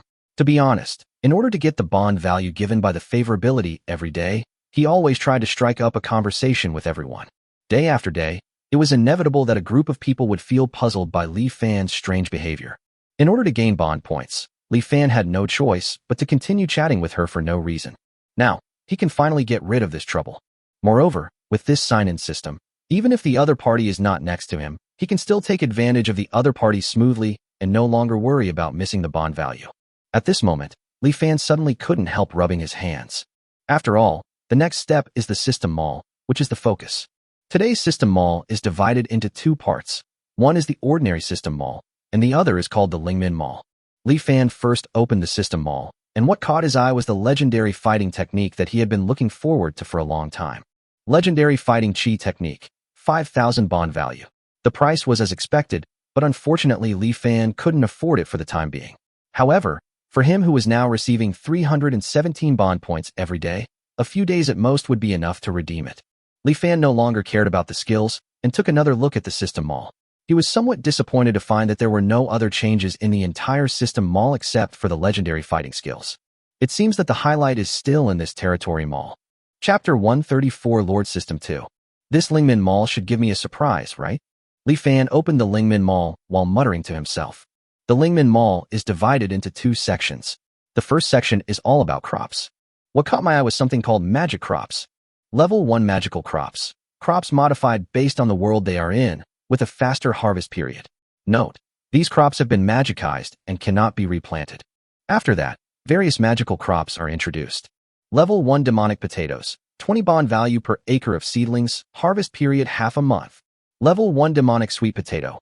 1 acre of seedlings yields 10 bond points, and the harvest period is 1 month. Level 1 demonic corn. 1 acre of seedlings yields 10 bond points, and the harvest period is 20 days. Level 1 demonic chili. 1 acre of seedlings yields 50 bond points. Harvest can be made after half a month, and can be harvested continuously for half a year. When Li Fan saw the introduction of these crops, his eyes suddenly lit up. Potatoes, sweet potatoes, corn, peppers. Which of these is not a good thing? Moreover, after being demonized, their harvest period is pitifully short, and almost all of them can be harvested within a month. Even if the yield of these demonized crops is the same as that of ordinary crops, the final harvest is still astonishing enough. In the magical continent, a world where agriculture is underdeveloped, these demonized crops can be called miracles. With them, Li Fan can afford to raise more than 20,000 people, let alone more than 200 people. The only regret is that these crops cannot be planted repeatedly. If Li Fan wants to plant them, he can only buy seedlings from the system every time he harvests. In addition to the demonized seeds, the second section of the leader mall is the leader growth section. Landlord growth section. The host can purchase items in this section to help the landlords grow. What's surprising is that there are only 3 items available for purchase in this section. Skills. Ordinary level 5,000 bond value. Premium level 50,000 bond value. Legendary level 500,000 bond value. Level 1 upgrade potion 100 bond value.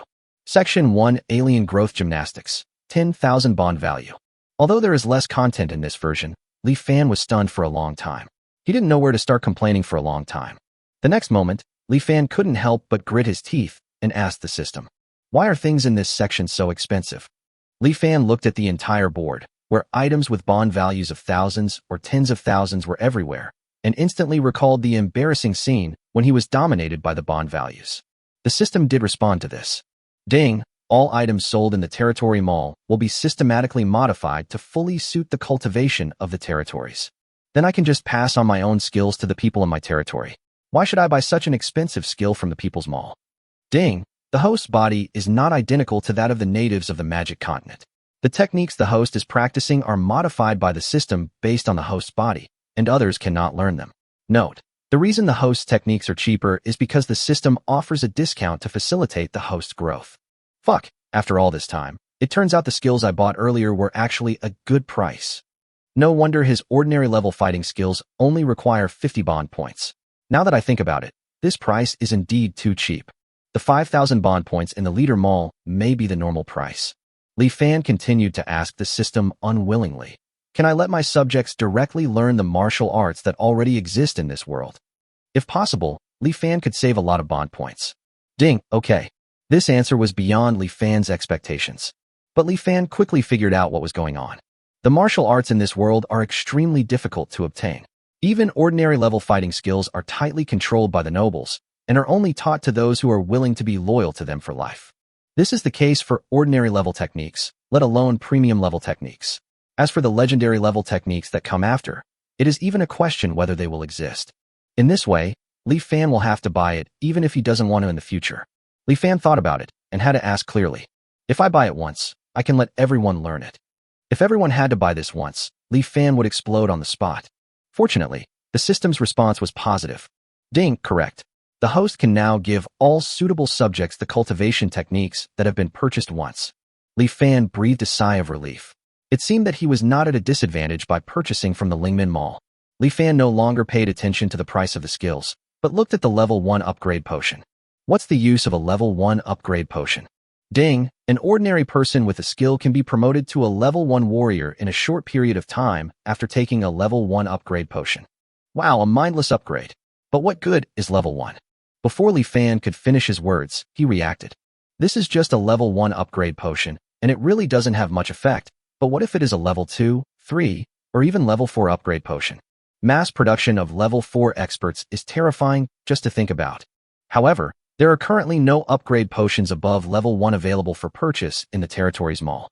Li Fan thought of the level 1 Lord system displayed on the system panel, and probably guessed that only as the level of the Lord system continued to increase, higher level upgrade potions would gradually be opened.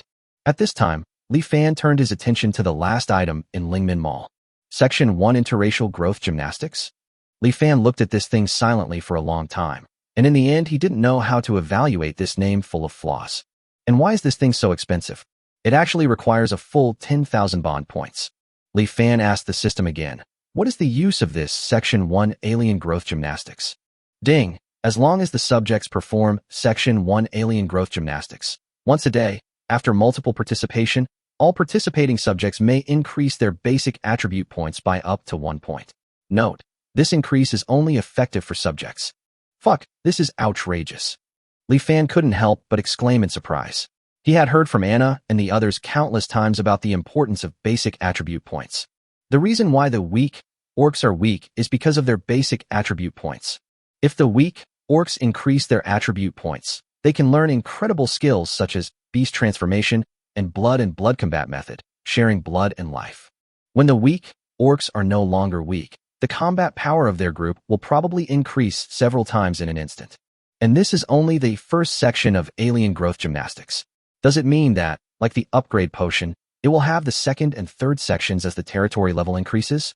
At this moment, Li Fan felt more and more the power of the system. Chapter 135 Heading to the Volcano. This time, the system upgrade is almost entirely for the development of the territory and the growth of the people. It seems the system is determined to make me build a powerful territory. Li Fan actually didn't mind this. The stronger the territory, the more he would gain as a lord. If he really builds an extremely powerful territory, his future life will definitely be extremely prosperous. Then we can build entertainment facilities on Earth. Isn't that better than being a worker on Earth? The only question is whether this world can connect to the Earth's network. But if you think about it carefully, the system can even get all kinds of items on Earth. So solving the network problem shouldn't be a big deal, right? Li Fan shook his head and put aside these thoughts that were far away from him. Now that the system upgrade is complete, he should continue with what he was doing before. System, help me find a way to refine steel. A slightly intelligent system can already help Li Fan do some simple things. Ding, a steel-making method suitable for the host's current environment has been found. Steel-making method. The magical continent does not have the technology to forge steel, and the biggest reason is that they don't need it.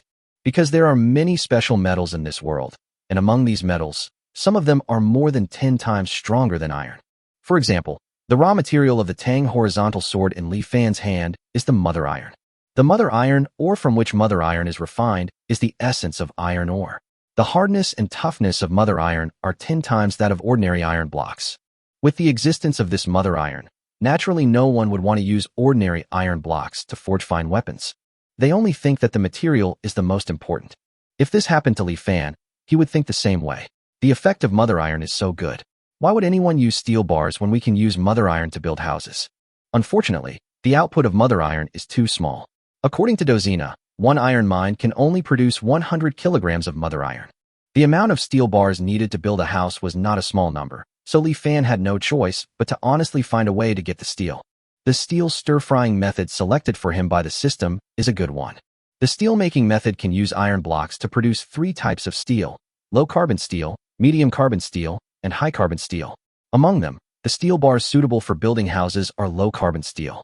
The only bad thing is that all the books exchanged from the system will appear directly in his mind. Although this saved him time on reading and comprehension, it also meant that after exchanging books like Steel Stirring Method, he could only explain the principles in person to the dwarves and explain how to perform each step, which was too troublesome. Li Fan chose to exchange Steel Speculation Method with some helplessness. Ding, please choose one. The host directly absorbs the knowledge in the book. 2. Spend 10 times the bond value to materialize the book. The book will be automatically translated into the language of the magical continent. Has this feature been updated? Li Fan was overjoyed. Although materialization required 10 times the bond value, for these books with a bond value of 1 point each, Li Fan did not care about the consumption of a few points. He immediately spent 10 bond points to exchange for Steel Stirring Method, and then spent another 20 bond points to exchange for Identifying Limestone and Burning Lime. Li Fan gathered everyone and handed the book, Identifying Limestone, to the orcs, asking them to collect sand, gravel, and limestone. He also gave Burning Lime to Alicia, asking her to lead people to burn the limestone brought back by the orcs into lime. Finally, the steel-making method was handed over to the dwarves, allowing them to forge steel bars in advance. There were still a lot of iron blocks brought back from the dwarf gathering place, which was more than enough for them to use. Finally, Li Fan did not forget to instruct that if anyone had time, they should go and clean up the vacant land behind the Sin town, and it would be best to cultivate it into farmland. The valley where they live is large enough to build 2 large cities, so there is no need to worry about the living area. Seeing this, Li Fan thought about temporarily cultivating the farmland in the valley. This would be convenient and would ensure that the farmland would not be destroyed by the monsters outside. However, the climate is still too cold now, so we can only cultivate farmland but not plant crops. Fortunately, a lot of food was left behind, enough for them to live for a while. After explaining everything clearly, Li Fan led his men and followed Anna towards the volcano. Not many people went to the volcano this time. Now that we have a way to deal with volcano ants, we don't need too many people. Therefore, those who came this time were all elites. They are Li Fan, Ing, Anna, Dina, Dozina, Gully, and Taitu. They are all strong people above level 2. The remaining level 2 warriors, Big Eyes, Big Ears, Qingmu, and Baichi, stayed in the valley to prevent sneak attacks from some monsters. After all, with the Beast Tide incident, we always have to take some precautions. However, after Li Fan and others had been setting off for a while, Li Fan found that his worries were probably unnecessary. After Shadow's investigation, Li Fan found that there was no trace of Warcraft around. Those magical beasts with extreme cold resistance appeared suddenly and disappeared just as suddenly. I don't know if it's because they were all left in Winter City or for some other reason. In short, there were absolutely no traces of any monsters left on the surrounding snow. Since there are no monsters around, Li Fan and others can speed up. According to Anna, the volcano is located in the north of the central area of the Sin Forest. Li Fan and others continued to move forward in this direction. Without encountering any monsters, they quickly discovered the location of the volcano. After all, it is an active volcano, and the rising black smoke can be seen from a distance. When they reached the foot of the volcano, everyone could clearly feel that the temperature around them had risen a lot. We're likely to encounter magical beasts next, but these are secondary. The main thing is to be careful of the volcano ants Anna mentioned. Try not to alarm them and find their nest. The volcano is located in the inner area of the Sin Forest. Most of the monsters living here are level 2 and level 3 monsters. If a fight really breaks out, it will definitely cause a lot of noise. Everyone had to be careful.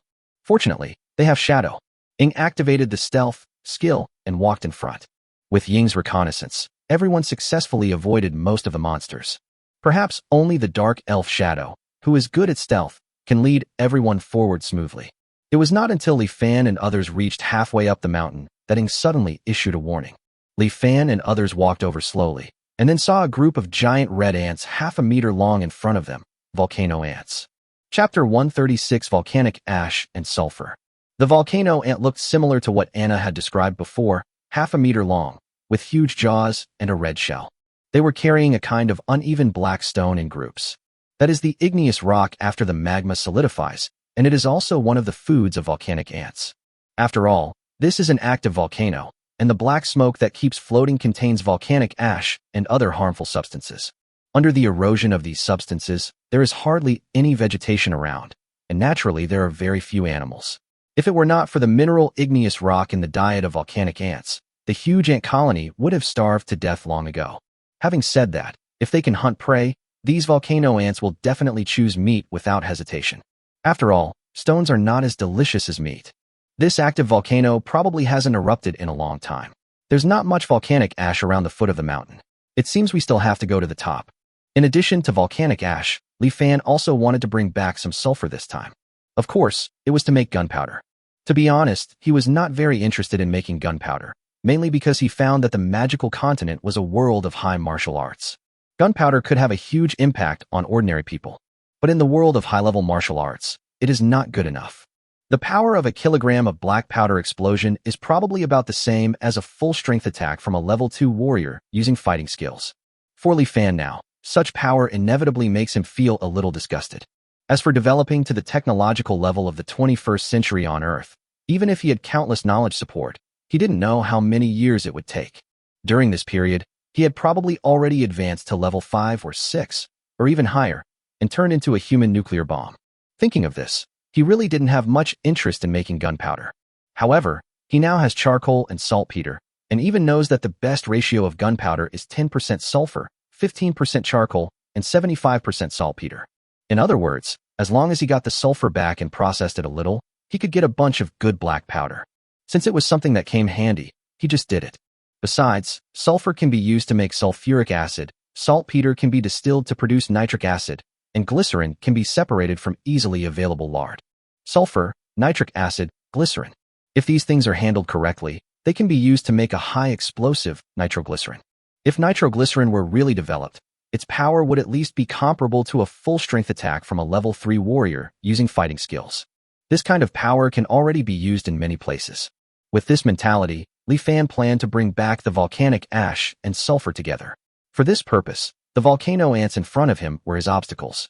And obstacles must be cleared away without mercy. Li Fan did not alarm these volcano ants, but took out the mental venom squeezed from Xiaoqing. Then it was handed over to Dina, who was best at archery, and Dina dipped the arrow into the poison. The next moment, sharp arrows flew out and hit the monsters wandering on the volcano.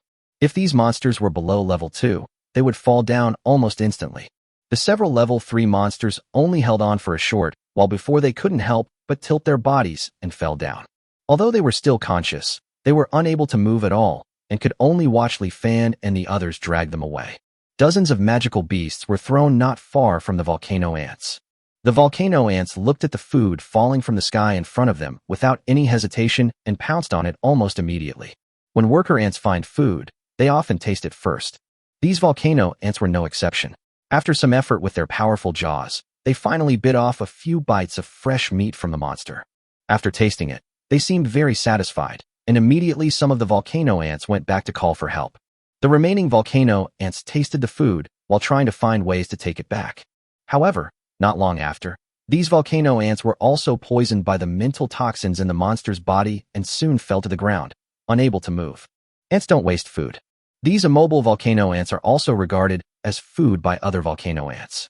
They are either eaten on the spot or dragged back to the nest and eaten by other volcano ants. Then the mental toxins spread to the entire volcano ant colony like a plague. This is actually the principle of ant medicine. A small packet of ant medicine can make all the ants in the ant nest lie down and kick their legs up. And now, Li Fan simply replaced the ant medicine with mental toxin.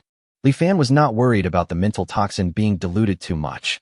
Before, he just let the one-horned wolf cub smell the scent of the mental toxin, and it knocked out 30 wolf cubs. This time, he injected half of the venom in the glass test tube into the bodies of the dozen or so monsters. As long as the volcano ants are not smart enough to give up these monsters, the entire volcano ant colony will not be spared in the end. The facts were pretty much as Li Fan had expected. 2 hours later, he could no longer see any active volcano ants, and he estimated that the situation inside the ant nest was similar. However, Li Fan still missed some things. He found that with only 8 people, they could not kill all the volcano ants. After an hour, everyone was almost exhausted, and in the end they only managed to deal with about 1,000 volcano ants. This number is nothing to the tens of thousands of volcano ants. The main reason is that the shell of the volcano ant is too hard, like an alloy. Even if they have high-quality weapons and want to kill these volcano ants, they have to kill them slowly and carefully, one by one. In the end, a lot of effort was spent, but the results achieved were pitifully small. Seeing this, Li Fan had no choice but to give up the idea of killing all the volcano ants. He planned to get the volcanic ash and sulfur as soon as possible and leave before the volcano ants resumed their activities. However, before leaving, he used his space ring to collect some corpses of volcano ants.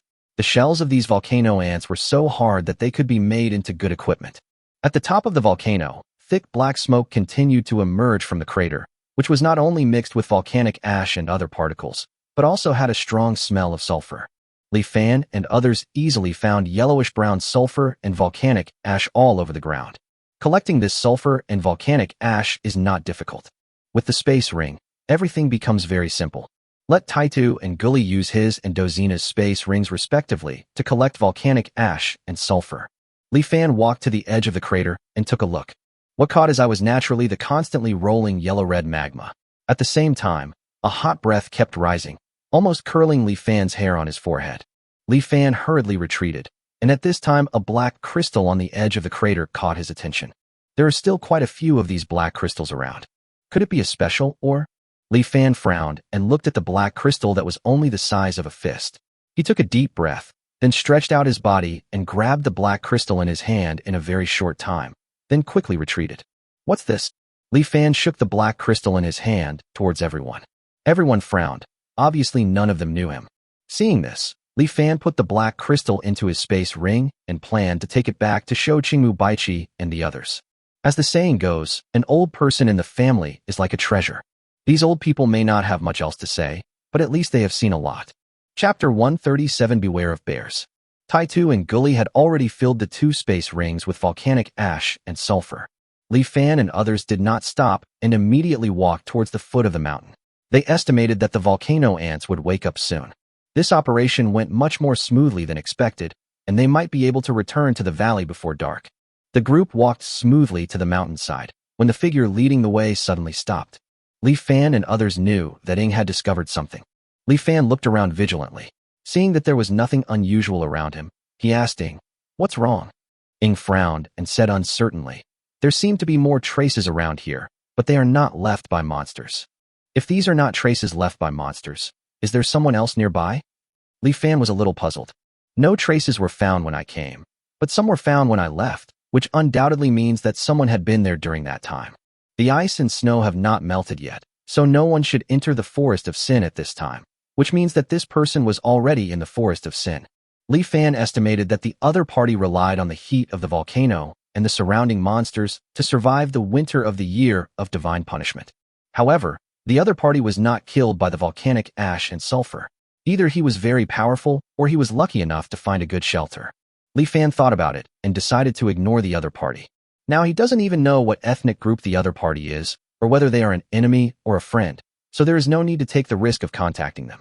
At least they should wait until they are fully prepared before engaging in contact, rather than when they have already consumed most of their energy. Let's keep going, Ing. You don't need to scout ahead anymore. Please keep an eye out behind us to see if anyone is following us. It has to be said that Ing is extremely important to Li Fan, especially in the areas of reconnaissance and counter-reconnaissance. No one present can compare with Ing. Because of Ying's existence, Li Fan has avoided countless troubles. Li Fan secretly decided that if he met the light elf who betrayed Ing in the future, he would definitely give him the 10 most cruel tortures of the Qing dynasty so that Ing could calm down. On the hillside of the volcano, there is a big dead tree a few hundred meters away from Li Fan and others. There is a hidden tree hole on the first branch of the big dead tree. Just as Li Fan and his group were walking towards the foot of the mountain, a pair of scarlet eyes suddenly opened in the tree hole. Those eyes were as beautiful as rubies, and they were wide open at this moment, staring at Li Fan and the others. Especially when he saw Li Fan, Gu Li and Taitu, his scarlet eyes suddenly revealed a hint of excitement. Just as the owner of the scarlet eyes was about to walk out of the tree hole, he suddenly trembled all over. The next moment, those scarlet eyes showed a look of fear and quickly shrank back into the depths of the tree hole. At the same time, Li Fan, Anadina, and the other two's bodies shook at the same time, and their faces turned pale at a speed visible to the naked eye. The 3 people with the sharpest perceptions sensed a terrifying aura almost at the same time. This aura was so terrifying that they had no idea of resisting it. Go fast. Li Fan and the other two shouted hurriedly, then ran forward without even daring to look back. The remaining few seemed to sense the terrifying aura at this time. Everyone looked frightened and didn't dare to stop for even a second. They followed Li Fan and the others desperately and ran. But it was too late. Just as several people were running for their lives, a dark shadow suddenly fell from the sky and slammed in front of them. At that moment, the earth shook and a huge body blocked the way of Li Fan and his friends amid the flying dust. After the dust settled, Li Fan and the others were horrified to see a black bear as big as a hill standing in front of them. It was a black bear with fur as smooth as silk. Unlike ordinary black bears, the crescent moon on its chest was not white, but ice blue. Level 5 monster. Looking at the huge body in front of them, everyone instantly guessed the identity of the black bear. At this time, everyone finally understood why that aura was so terrifying. Because the owner of this breath is actually a level 5 magical beast. Moreover, Li Fan had sensed the aura of this monster before.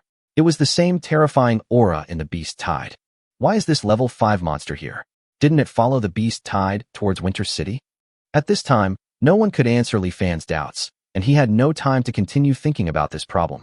Because the black bear had opened its bloodshot eyes and stared at them intently. At this time, a lot of saliva flowed from the corners of the black bear's mouth, and it was obvious that it had regarded Li Fan and others as prey. Facing a level 5 monster, even if Anna activated the beast transformation skill, she had no ability to resist. Everyone felt despair. They never thought that they would encounter a level 5 monster just by looking for volcanic ash. Are we all going to die here? Li Fan was unwilling to give up. At this moment, he suddenly discovered that the black bear had wounds on its body, and not just 1 or 2 wounds, but dozens of wounds. All of these wounds were caused by sharp weapons, and some were large and some were small. It's just that these wounds seem to have happened a long time ago, and most of them have healed. Only some serious wounds that penetrated the black bear's body had not yet healed completely. Perhaps because of the black bear's actions just now, these wounds were still cracked, and some blood flowed out. Let's give it our all. Everyone should run separately. Whoever can run will run. Li Fan roared, and everyone hesitated for a moment before taking action. When the black bear saw this, his bloodshot eyes revealed a human-like look of disdain. The next moment, the black bear raised his paws and slammed them hard on the ground. Boom. The entire volcano began to shake at this time, and even the magma in the crater splashed out because of the vibration. Then everyone saw a large crack extending rapidly forward along the black bear's front paw, and finally blocking the way for all of them to go down the mountain. Is this the power of a level 5 monster? Li Fan felt despair again. Faced with such a huge gap in strength, they had no chance of escape at all. Chapter 138, The Disdained Li Fan. Now I have to lie down on the board and cross my legs. Li Fan smiled bitterly. Who would have thought that they had just miraculously survived the winter of the year of divine punishment? But now he is about to die at the hands of a monster, and they delivered it to his door personally. Life is really unpredictable, and everything changes. They watched as the black bear slowly approached the crowd. Perhaps because it was Li Fan who just yelled at everyone to run, Black Bear set his first target on Li Fan. Li Fan thought quickly in his mind. He still had 3,000 bond points. What could he buy? What makes Li Fan regretful is that there are no weapons of mass destruction such as rocket launchers available for purchase in the system mall. If there is one, Li Fan would buy one even if it means he has to spend all his money to give this black bear a shot. Until the black bear came in front of him, Li Fan still couldn't think of any good solution. Li Fan has always been clear that in the face of absolute strength, any cleverness would seem ridiculous. Now, perhaps the only thing he could do was to exchange a bunch of aioli from the system mall at the moment the black bear ate him, so as to disgust the big guy in front of him. Seeing the black bear approaching Li Fan and biting him, the people next to Li Fan all moved. Among them, Ing and Taitu were the most impulsive. Ing took out the mother and child dagger without hesitation, and Taitu also took out a big iron hammer from his waist. The two men were about to pounce on the black bear. Roar! An angry roar came from the black bear's mouth. The sound was so loud that it seemed to be able to shake the sky down. The next moment, everyone covered their ears and looked painful. Several people who were only level 2 in strength had blood flowing out of their ears. At this time, the black bear seemed to think that this was not enough, and then a layer of blue ice condensed under its feet and quickly spread towards everyone, freezing everyone's feet in just a moment. The ice was extremely hard. Everyone suddenly found that their feet were firmly bound by the ice, and they could not break free at all.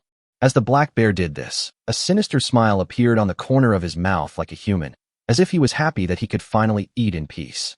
The black bear couldn't wait to open its bloody mouth and put its big head in front of Li Fan again. However, at a certain moment, the black bear suddenly froze. A hint of doubt flashed in its human eyes. Sniff.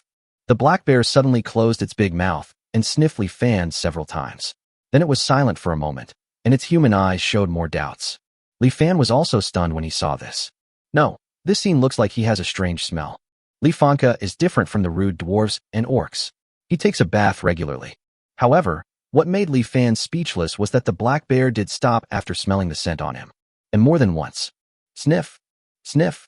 After that, the black bear kept sniffing Li Fan several times, and each time it would be silent for a while.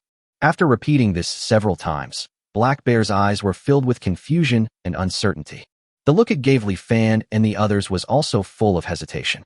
Li Fan had no idea what was going on and looked at the black bear in confusion. The man and the bear stared at each other for a long time. Finally, the black bear even stood up on its two hind legs, raised its paw, and scratched its head. Li Fan was stunned by this scene. I'm afraid this Warcraft is not a person in disguise. And in this strange scene, the black bear's eyes suddenly lit up, and it seemed to have figured something out. Then Li Fan and the others saw the black bear suddenly turn around and walk to the side for dozens of meters. There was a level 3 magical beast there. It was probably frightened by the black bear's breath. It collapsed on the ground and dared not move. It even became incontinent. The black bear walked up to the level 3 monster and slapped it without hesitation. The next moment, the level 3 monster died on the spot.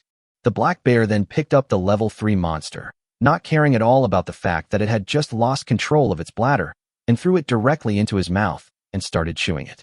The scene was extremely brutal, with blood splattering, flesh flying everywhere, and bones breaking one by one with crisp sounds. Soon, a magical beast weighing several thousand pounds was eaten clean by a black bear as big as a mountain. The black bear, after finishing its meal, turned around and looked at Li Fan with disdain. It felt like he was saying, "I have plenty of food, and I'd rather eat this than you." After showing this look, the black bear twisted its big bear butt and walked away under the incomprehensible gazes of Li Fan and others. Gone. Leaving now? At that moment, Li Fan had an impulse. He wanted to stop the black bear and ask it why it was looking at him with disdain. Did he really have a strong odor? Or was he really unpalatable? Why? Why should you, a black bear, throw away the meat that is right in front of your mouth? How can Li Fan not be worthy of being eaten by you? Li Fan felt that this was the most frustrating moment in his life. Of course, Li Fan still had some brains, so he held back his frustration and didn't do something irrational like stopping the black bear. However, being rejected by a bear today still caused him great psychological harm. Moo, young master is amazing. How long has it been since I last showered? Even a level 5 monster wouldn't eat you. Moo, according to what the young master said. I remember now. Moo, young master is awesome. Get out of here. Get as far away from me as you can. Li Fan wanted to kick Taitu, the guy who couldn't read the atmosphere, to death, but then he remembered that his feet were still frozen by ice. Seeing that everyone around him was looking at him with strange eyes, a shadow not far away seemed to secretly poke its head over and sniff. Li Fan immediately said to them angrily, "Let's go. Are you still waiting for that black bear to come back and eat us?" Oh.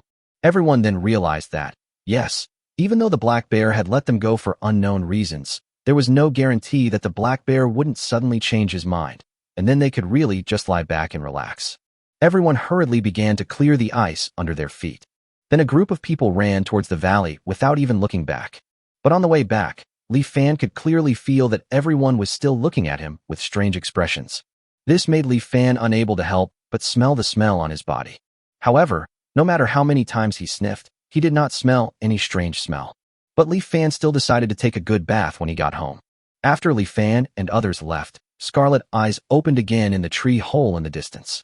This time, those ruby-like eyes revealed endless doubts and curiosity.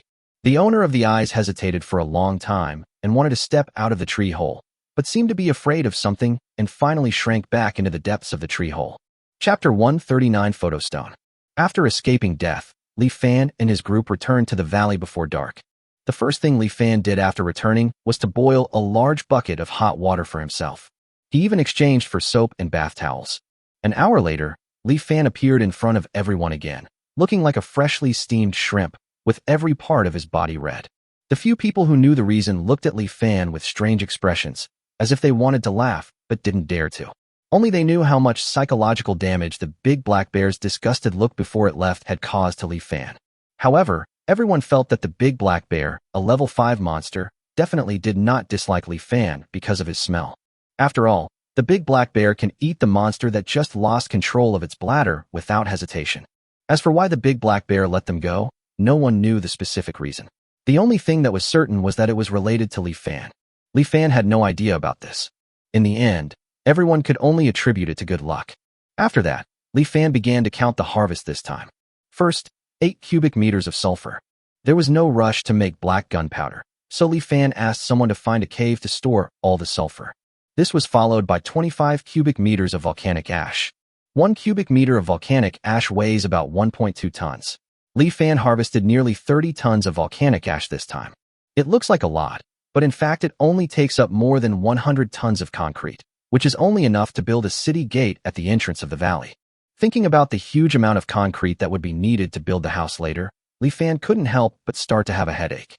According to the original plan, they intended to transport the volcanic ash back several times. However, the sudden appearance of the level 5 monster black bear completely destroyed their plan. Who would dare to go to the volcano to carry volcanic ash now? It seems that the construction of a new house will have to be put on hold for the time being. However, Li Fan will not allow any delay in the construction of the city gate. As long as the city gate is built, the valley will be theirs. There must be no mistakes on this point. For this reason, Li Fan didn't care that it was already dark and immediately found the dwarves and asked them to use volcanic ash to make a batch of ancient Roman concrete. In this way, tomorrow morning they will be able to test the initial strength of the concrete. In addition to sulfur and volcanic ash, Li Fan also brought back the corpses of volcano ants and black crystals. The body of the volcano ant is not big, and there is hardly any meat on it. It has no value except for a first-level magic core, but their shells are good material. Interestingly, perhaps this is because these volcano ants often feed on stones and minerals. Dozina and her team removed the shells of the volcano ants and tried to forge them. They found that these shells could be forged into different shapes, like metal. Dozina immediately used these shells to forge a piece of armor. As a result, the level of this armor has reached the ordinary mid-grade. It not only has good defensive power, but is also extremely light. You won't feel too much weight when wearing it. The one who reacted the most to this was Anna. The environment in which she was born made Anna understand the value of the volcano ant shell in an instant. You know, even in the powerful Silver Wolf tribe, most of the warriors can only wear rough leather armor. If every orc warrior could wear this kind of armor, the combat effectiveness of the entire Silver Wolf tribe would at least be improved. Li Fan naturally realized the value of this armor. If this kind of armor is used to arm their mixed group of 3 tribes, it will definitely increase their strength. Unfortunately, the volcano ants and volcanic ash are temporarily untouchable because of the big black bear. Apart from this, the only thing Li Fan and his party got was the black crystal. This is also what Li Fan is looking forward to the most. This black crystal looks precious. It would be great if it could be some precious mineral. What surprised Li Fan was that when he found Qingmu and Baiqi, the 2 oldest guys didn't even recognize this black crystal. Just when Li Fan was about to give up, Alicia, who happened to be passing by, suddenly said, "Isn't this a photo stone? Where did you find this stone, young master?" "Photo stone? Do you know this kind of stone?" Li Fan handed the black crystal in his hand to Alicia. Alicia took the black crystal and looked at it several times, then said with certainty, "Yes, this is the photo stone." Alicia then explained the photo stone. The photo stone is an extremely magical stone, comparable to a witch's alchemy. It is a magical stone that cannot be made. Because this kind of stone can actually record the images of what has happened in the past, it is named the image stone. Once this stone was discovered, it became popular for a long time, and the price was even as high as 1 gold coin per piece. But then someone discovered that this kind of stone not only requires a constant supply of energy to retain images, but also that the images left behind are random. Maybe you want to leave a picture of your smiling face, but you stay in front of the photo stone for several hours without leaving any image. But as soon as you leave the photo stone, you suddenly succeed in leaving the image. Due to these 2 flaws, the photo stone quickly faded from people's sight. Even if it is given to children to play with, they will be disliked because it wastes the magic core to provide energy. This has led to the fact that nowadays no one would be willing to pick up this photo stone, even if it was thrown on the side of the road. After hearing this, Li Fan roughly knew what this photo stone was. Simply put, It is a broken camera. Not only does it require expensive magic cores as batteries, but it cannot even shoot as it pleases and can only capture random images. This kind of stone was of no use to Li Fan. After all, if he needed it, he could just use his bond points to exchange for a camera. Why would he need this piece of junk? Forehead. Li Fan, who was about to say that the photo stone was rubbish, was suddenly stunned. Then he seemed to have thought of something, and couldn't help but reveal a slightly obscene smile at the corner of his mouth. The next moment, he hurriedly and carefully put the photo stone in his hand into the space ring. It's as if a huge treasure is being preserved. The next morning, a group of people couldn't wait to verify the strength of ancient Roman concrete. The concrete made by the dwarves last night has basically solidified. After the experiment, everyone was certain that the strength of this concrete was definitely higher than that of wood ash cement. Li Fan also knew that the biggest feature of ancient Roman concrete was that its strength increased with time. If it could be soaked in seawater, it would not only not decay after thousands of years, but would become surprisingly strong. By combining this type of concrete with steel bars, it is possible to build the strongest city gates and towers. The reason why it is a city gate and a city tower is because Li Fan plans to build a city tower type gate. To put it simply, the lower part is the city gate with a doorway, while the upper part is the city tower and arrow tower. This classic city gate was definitely one of the best choices for defending against enemies in an era without hot weapons. Chapter 140 Infrastructure and Reclamation. Most tower-type city gates require ancient Roman concrete for their construction. However, the most important city gates certainly could not be made of concrete. The best choice is of course a steel gate made of iron blocks. Li Fan originally planned to build a gate made entirely of steel. But when he did a simple calculation, he found that a steel gate that was 8 meters wide, 10 meters high, and 0.5 meters thick actually weighed a full 624,000 kilograms. This number really shocked him. To build such a gate, it would take the cooperation of several level 3 warriors to open and close it every day. Obviously not suitable for them now. Li Fan could only use wood as the door like the ancients did and cover the outside of the door with a thick layer of steel. In fact, such a city gate is already very strong and cannot be easily destroyed by a level 2 or even level 3 warrior. In the end, everyone started building the city gate based on this plan.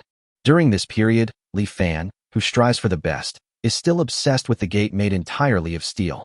Although they cannot afford such steel doors now, it may not be the case in the future, especially with the upgrade potion. Since this is the case, Li Fan naturally has to make plans for the future. They had previously brought back a total of 1 million pounds of iron from the dwarf gathering place. It looks like a lot, but it's actually only 500 tons, and it's even less after being refined into steel. After building the tower-type city gate, there were not many iron blocks left, let alone forging a large city gate made entirely of steel. There aren't enough iron blocks. Li Fan originally thought that they had enough iron blocks, but now he saw that they were not enough at all, and he couldn't help but sigh. The next moment, Li Fan suddenly turned his gaze to the south, where the dwarves gathered. At the beginning, Gully did not move all the iron blocks in the dwarf gathering place, because at that time the space rings of Li Fan and Dozina combined were only 13 square meters. It took too much time to carry it back and forth. In fact, there are still a lot of iron blocks left in the dwarf settlement. The ice and snow have not melted yet, and it is estimated that the dwarves have not returned to the gathering place yet. Li Fan squinted his eyes and thought for a while.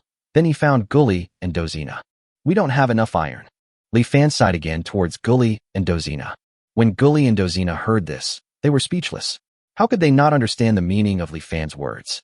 However, one of them was a sinner dwarf, and the other was forced to escape by the leader of the gathering place. Therefore, neither of them had a good impression of the dwarf gathering place, and naturally would not object to what Li Fan wanted to do next. Li Fan smiled with satisfaction when he saw this, and then he took out his space ring. Seeing this, Gully knew that Li Fan had given this task to him. After all, he was the one who moved all the iron blocks before. Gully took the space rings of Li Fan and Dozina together. He habitually looked at the space rings of Li Fan and the other person, mainly to see if there was any debris that had not been cleaned up. At this moment, Gully was suddenly stunned. The next moment, he looked at Li Fan with a twitching mouth and asked in disbelief, "How come your space ring has grown bigger again?" Li Fan coughed dryly upon seeing this. After the last incident with volcanic ash, he deeply realized the importance of the space ring. I thought the space ring could be used anywhere.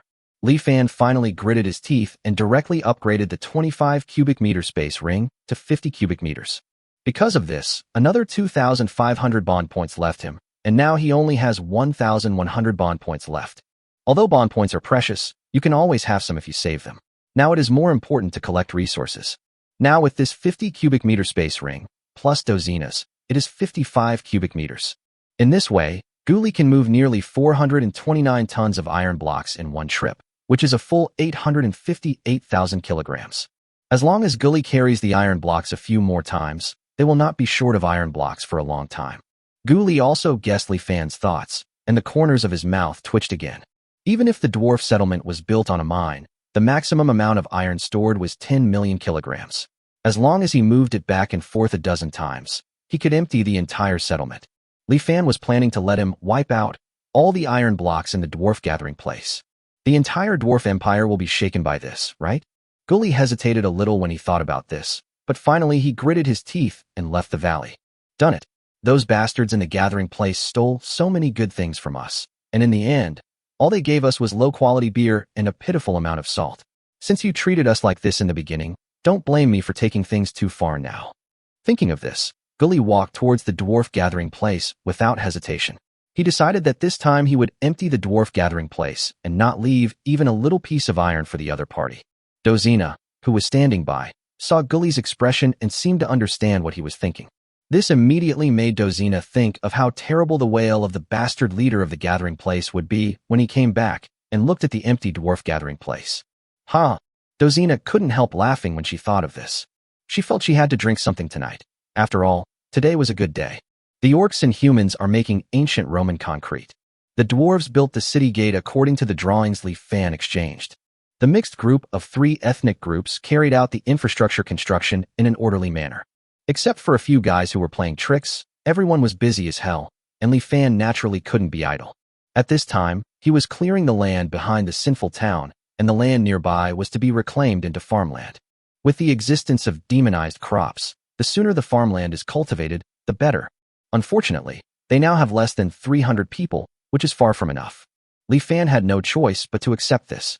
There weren't many people in the Forest of Sin to begin with, and after the winter cleanup during the Year of Divine Punishment, they were almost the only ones left. It would be impossible to replenish manpower in a short period of time unless something unexpected happened. Li Fan could only temporarily act as a farmer. This was the first time Li Fan had reclaimed wasteland, but as a genuine rural person, he had a lot of contact with the land. In addition, with his current strength, he can cultivate the land almost 10 times faster than an ordinary person.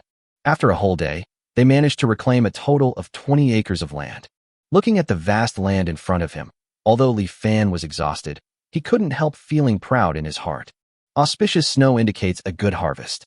In these lands that have experienced severe cold, the insect eggs in the soil have been completely killed. Over the years, the aliens' habit of going to the toilet everywhere has made the land fertile enough. They are the best fertile fields. Just wait for the ice and snow to melt, and after planting the magical crops, you will surely have a surprising harvest. Chapter 141 Taxation. Winter City. When the snowstorms of the Year of God's Punishment stopped, the city was almost completely buried in the snow. The beast tide 2.5 months ago not only caused the loss of more than half of the city guards and knights, but even the city lord Carton was seriously injured. After that, although most of the monsters retreated, there were still some remaining monsters that would sneak into Winter City from time to time to attack humans. At the beginning, the City Lord's mansion will try its best to eliminate these monsters. As time went on, with the continuous casualties among the city guards and knights, the City Lord's mansion decisively abandoned the civilian area of Winter City and concentrated its forces to guard the wealthy area near the castle. Without any defense, the monsters were unscrupulously searching for food in the civilian area. If it weren't for the Great Knight Wood who stayed in the civilian area despite the danger, the people in the civilian area would have been hunted down by the monsters long ago. However, Wood's power was limited, and he could only protect thousands of civilians within a few streets. As for other places, facing snow that can crush houses and hunting monsters, some people may survive, but it must be very few. Chissy and Chimi are lucky in a way, because the street they live on is one of the streets protected by the Great Knight Wood. In the house buried in snow, Chishi held Chimi in his arms with his head raised, his slightly red and swollen eyes staring blankly at the ceiling. The ceiling above my head would creak from time to time, as if it could not bear the weight. I don't know when it will collapse. Chishi thought that if the roof really collapsed, he would definitely protect his sister Chimi. After all, He had promised his mother that he would protect his sister for the rest of his life. Thinking about this, Chi looked down at his sister Chimi in his arms. Chimi fainted from crying again. Ever since her mother passed away, she would cry until she fainted whenever she saw her mother. Chimi had no choice but to take advantage of a day of divine punishment, wrap his mother's body in a blanket, and temporarily leave her outside the door. Fortunately, the snow was deep enough, and fortunately, the great night was there, so the monster did not dig up my mother's body. Otherwise, when spring comes, he will not be able to bury his mother next to his father's grave. Thinking of this, Chi was afraid of waking up Chimi, so he could only cover his mouth with one hand and wipe away the tears that were about to flow with the other hand. Unfortunately, this tiny movement still alarmed Chimi. Chi bit his tongue hurriedly, and under the stimulation of pain, he finally held back his tears. Then he quickly wiped the remaining tears with his sleeves. If his sister Chimi saw the tears on his face, she would definitely start crying too. "Brother, where is mother?" Chimi asked weakly. Even though his mother had been left outside, Chimi still cried often. The constant crying made Chimi's body extremely weak. Now she was so weak that she couldn't even tell whether her mother was dead or not. Chi could only say comfortingly, "Mother has gone out to find food and will be back soon. You should take a nap first. I'll call you when she comes back." Chimi nodded obediently. "I'll listen to my brother, but I'm so hungry, and I miss my mother too. Can you come back soon?" Chi opened his mouth, but didn't know how to answer Chimi's question. Just then, there was a noise from their house, and then a strong arm reached into the house through the snow. The arm quickly retracted, leaving only a piece of white bread. When Chimi turned around, he saw the white bread at once. "It's white bread, brother. Is it mother who has come back? But where is she?" Chimi kept turning his head to look for his mother. Chi didn't answer. He just picked up the white bread and stuffed it into Chimi's pocket.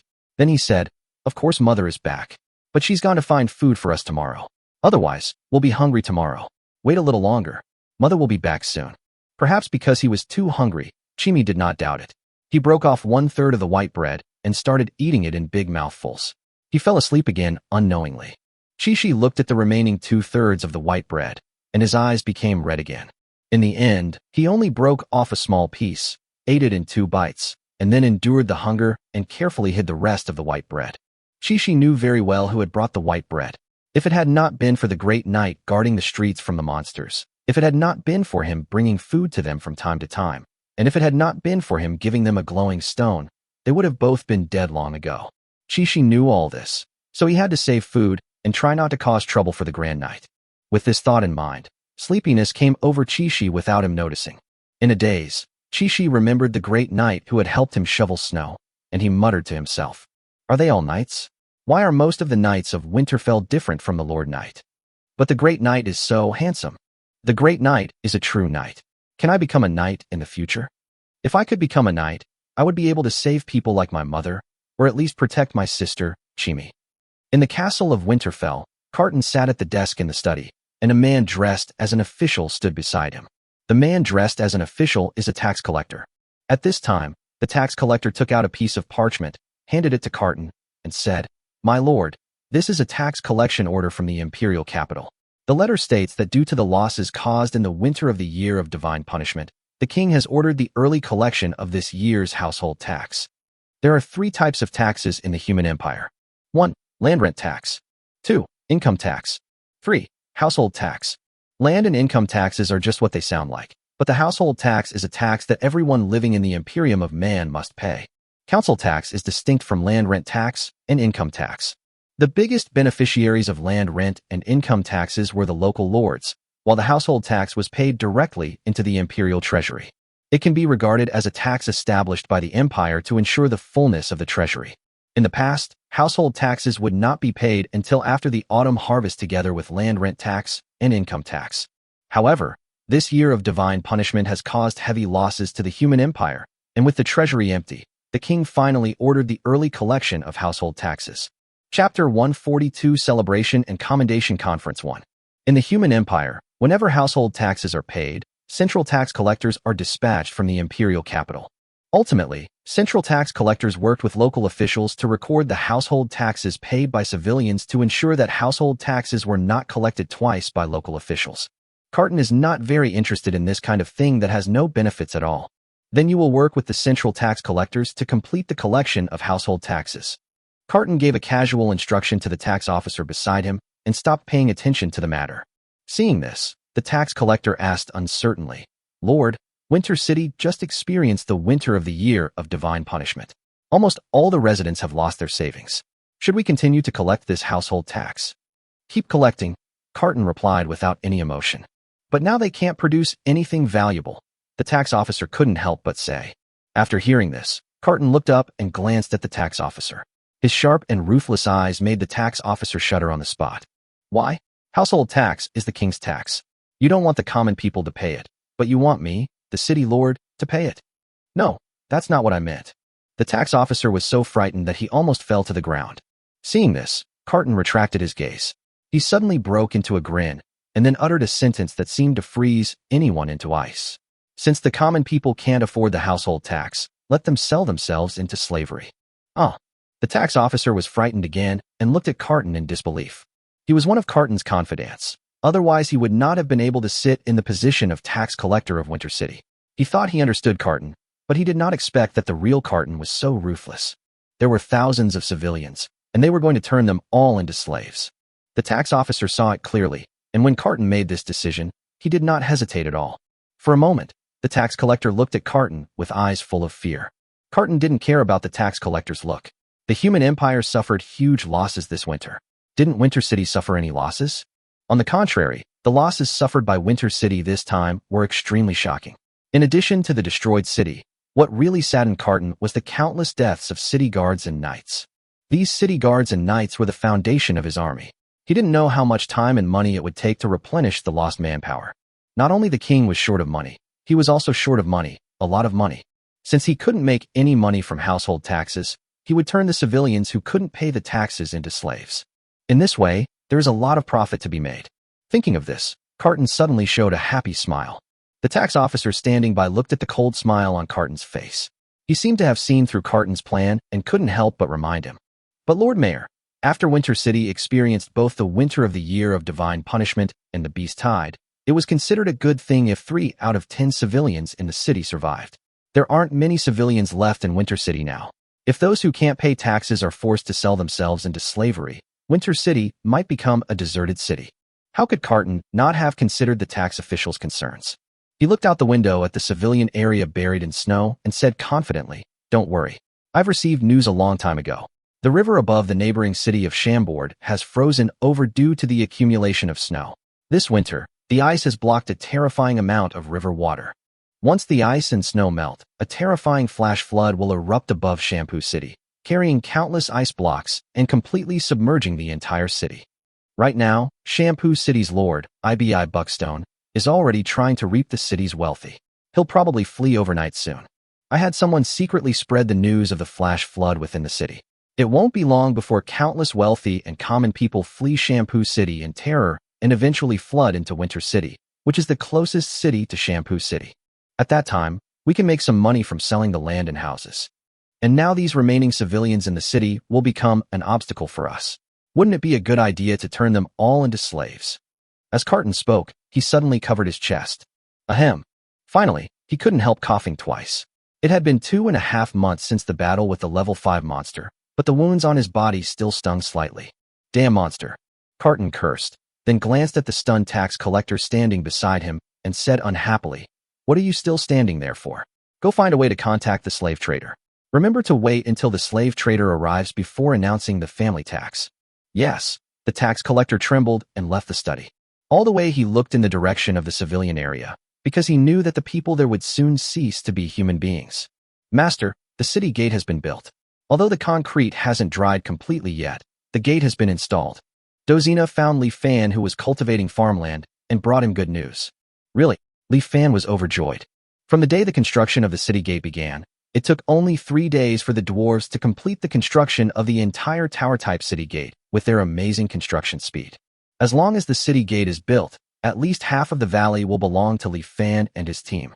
After that, as long as they drive away the incoming human mercenaries, this valley will be completely their territory. "Let's go and take a look." Li Fan thought of this, immediately threw down his hoe and walked towards the city gate. On the way, Li Fan met Huiyu, who was preparing dinner. Today's staple food is ordinary wild vegetable and meat soup. After all, it is not a special day, so it is naturally not particularly rich. However, Even ordinary wild vegetable broth is extremely delicious under Huiyu's cooking skills, especially when Huiyu added the fine salt and pepper given by Li Fan into the broth, which made the broth less fishy and more peppery, doubling the deliciousness. Seeing this, Li Fan exchanged more than 10 kilograms of barbecue ingredients from the system mall and said to Huiyu, let's have an extra meal today. Make it more substantial. Huiyu took the barbecue ingredients and asked Li Fan curiously, Master, is there anything worth celebrating today? Of course, Li Fan continued. The city gate is finally built. I'm going to hold a celebration and commendation meeting. Celebration and commendation meeting? Huiyu had heard of celebrations, but didn't know what a commendation meeting was, and immediately showed a puzzled expression. Unfortunately, Li Fan was already impatiently walking towards the city gate and had no time to explain. Chapter 143 Celebration and Commendation Conference 2. Both celebrations and commendation meetings are important. Just like the sense of ritual can always remind ourselves that in addition to the immediate reality, we also have poetry and distant places. A celebration with a sense of ritual can encourage everyone while making them understand that what they have just completed is a great achievement rather than a simple task. The commendation conference clearly tells them the contributions and achievements of each of them. The completion of the city gate urgently required a celebration and commendation meeting. Without these two activities, Li Fan can guarantee that this mixed team of 3 tribes will not have much sense of participation and accomplishment, but will just think that they have just completed a task as usual. Especially the orcs and humans who were making ancient Roman concrete throughout the process. Their work is undoubtedly very important. It can be said that without the ancient Roman concrete they produced, the dwarves would have no way of building such a large city wall. However, they were not on the front line in the construction of the city gate. They did not insert a single steel bar or pour a shovel of concrete for the city gate, which made them feel less involved. The end result was that everyone felt that the only people who contributed to the construction of the city gate were the dwarves. After all, every corner of the city gate was built by the dwarves themselves. When the merit is different, the mentality will change. Obviously, such a result is not conducive to the unity of the group. Since Li Fan has been chosen as the leader of this group, he needs to tell all those who have worked hard about the importance of each of them. So that evening, the celebration began, and the first thing to happen was the commendation meeting. At the commendation meeting, in addition to Li Fan, there were also Alicia, Aoki, Gully, and others as representatives of the 3 tribes. The 4 of them will speak separately. Li Fan spoke first. Well, thanks to our efforts, the city gate has finally been completed. What I want to say is that the construction of this city gate is related to each and every one of us. Then Li Fan began to list the contributions of each tribe in this event. Then Alicia, Aoki, Gully, and others were asked to read out the names of several people who performed most outstandingly. After calling these people over, he gave each of them a reward, 3 buckets of instant noodles. Li Fan originally planned to give out medals, but without doing any ideological work in advance, people were not interested in a medal plate at all. Finally, at the unanimous request of Xiaoqing and the others, they changed it to 3 buckets of instant noodles. In fact, the 3 tribes do prefer instant noodles as a reward. Even though Huiyu's food is delicious, people from any world always seem to be more interested in food other than the main meal. Those who got the instant noodles were overjoyed, while those who didn't were full of envy and jealousy, and vowed that if there was such a job next time, they would do their best. After distributing the rewards, it is natural to give some criticism. A few sneaky humans, a dwarf who secretly drank during construction and affected the project, an orc who stole food. Every race has some people with problems, and this seems inevitable.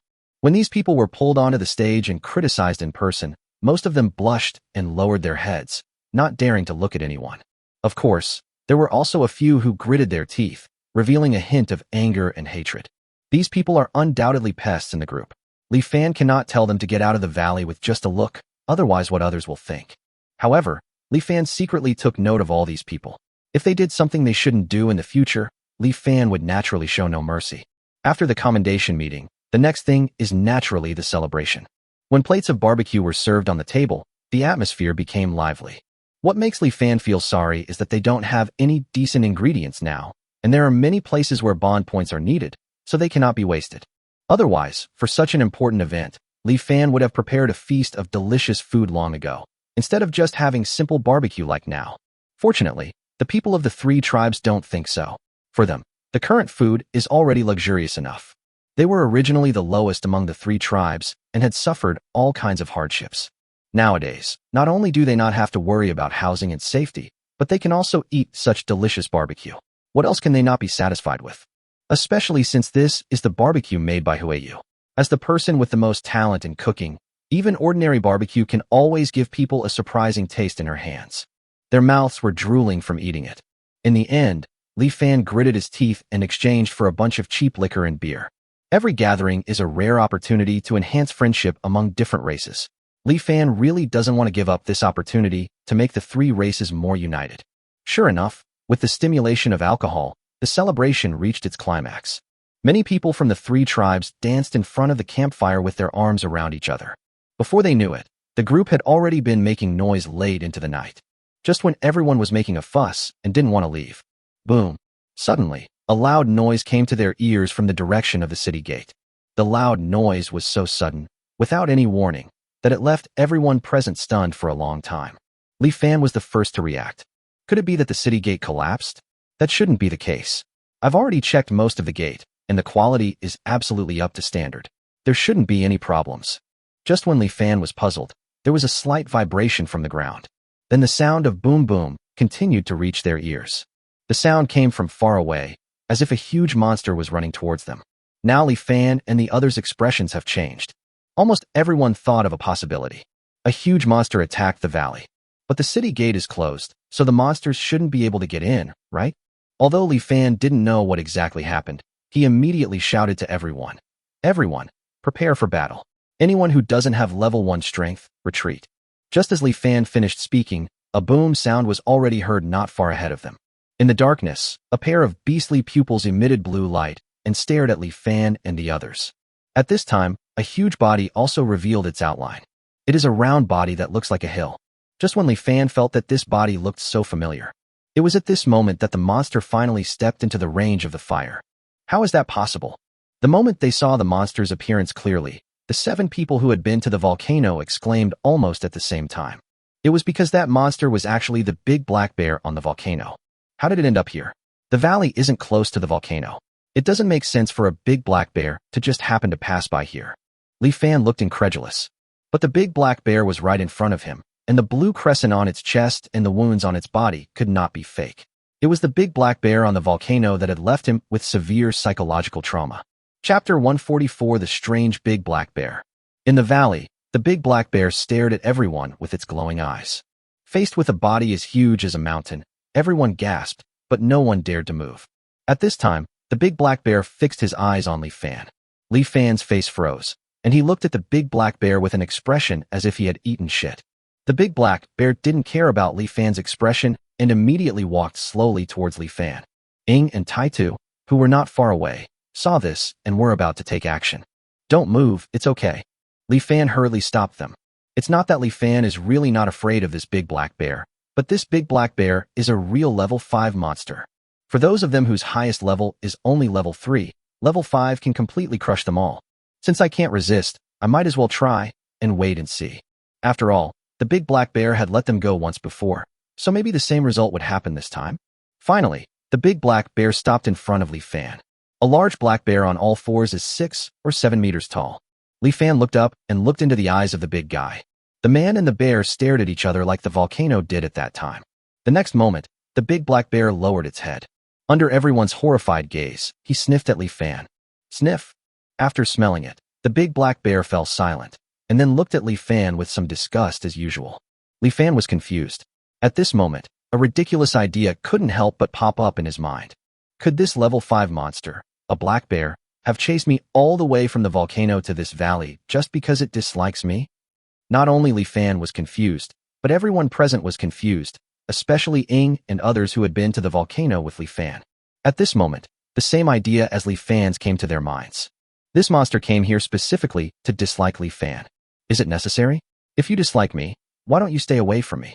Li Fan really wanted to yell this at the big black bear, but he didn't dare, because the big black bear's fist was not only harder than his, but also countless times bigger than his. Just when everyone didn't know what to do, the big black bear suddenly moved. It twitched its nose a few times, and the next moment it suddenly ran towards a table. It started eating the barbecue on the table without hesitation and stuffed the barbecued meat with wooden skewers directly into its mouth.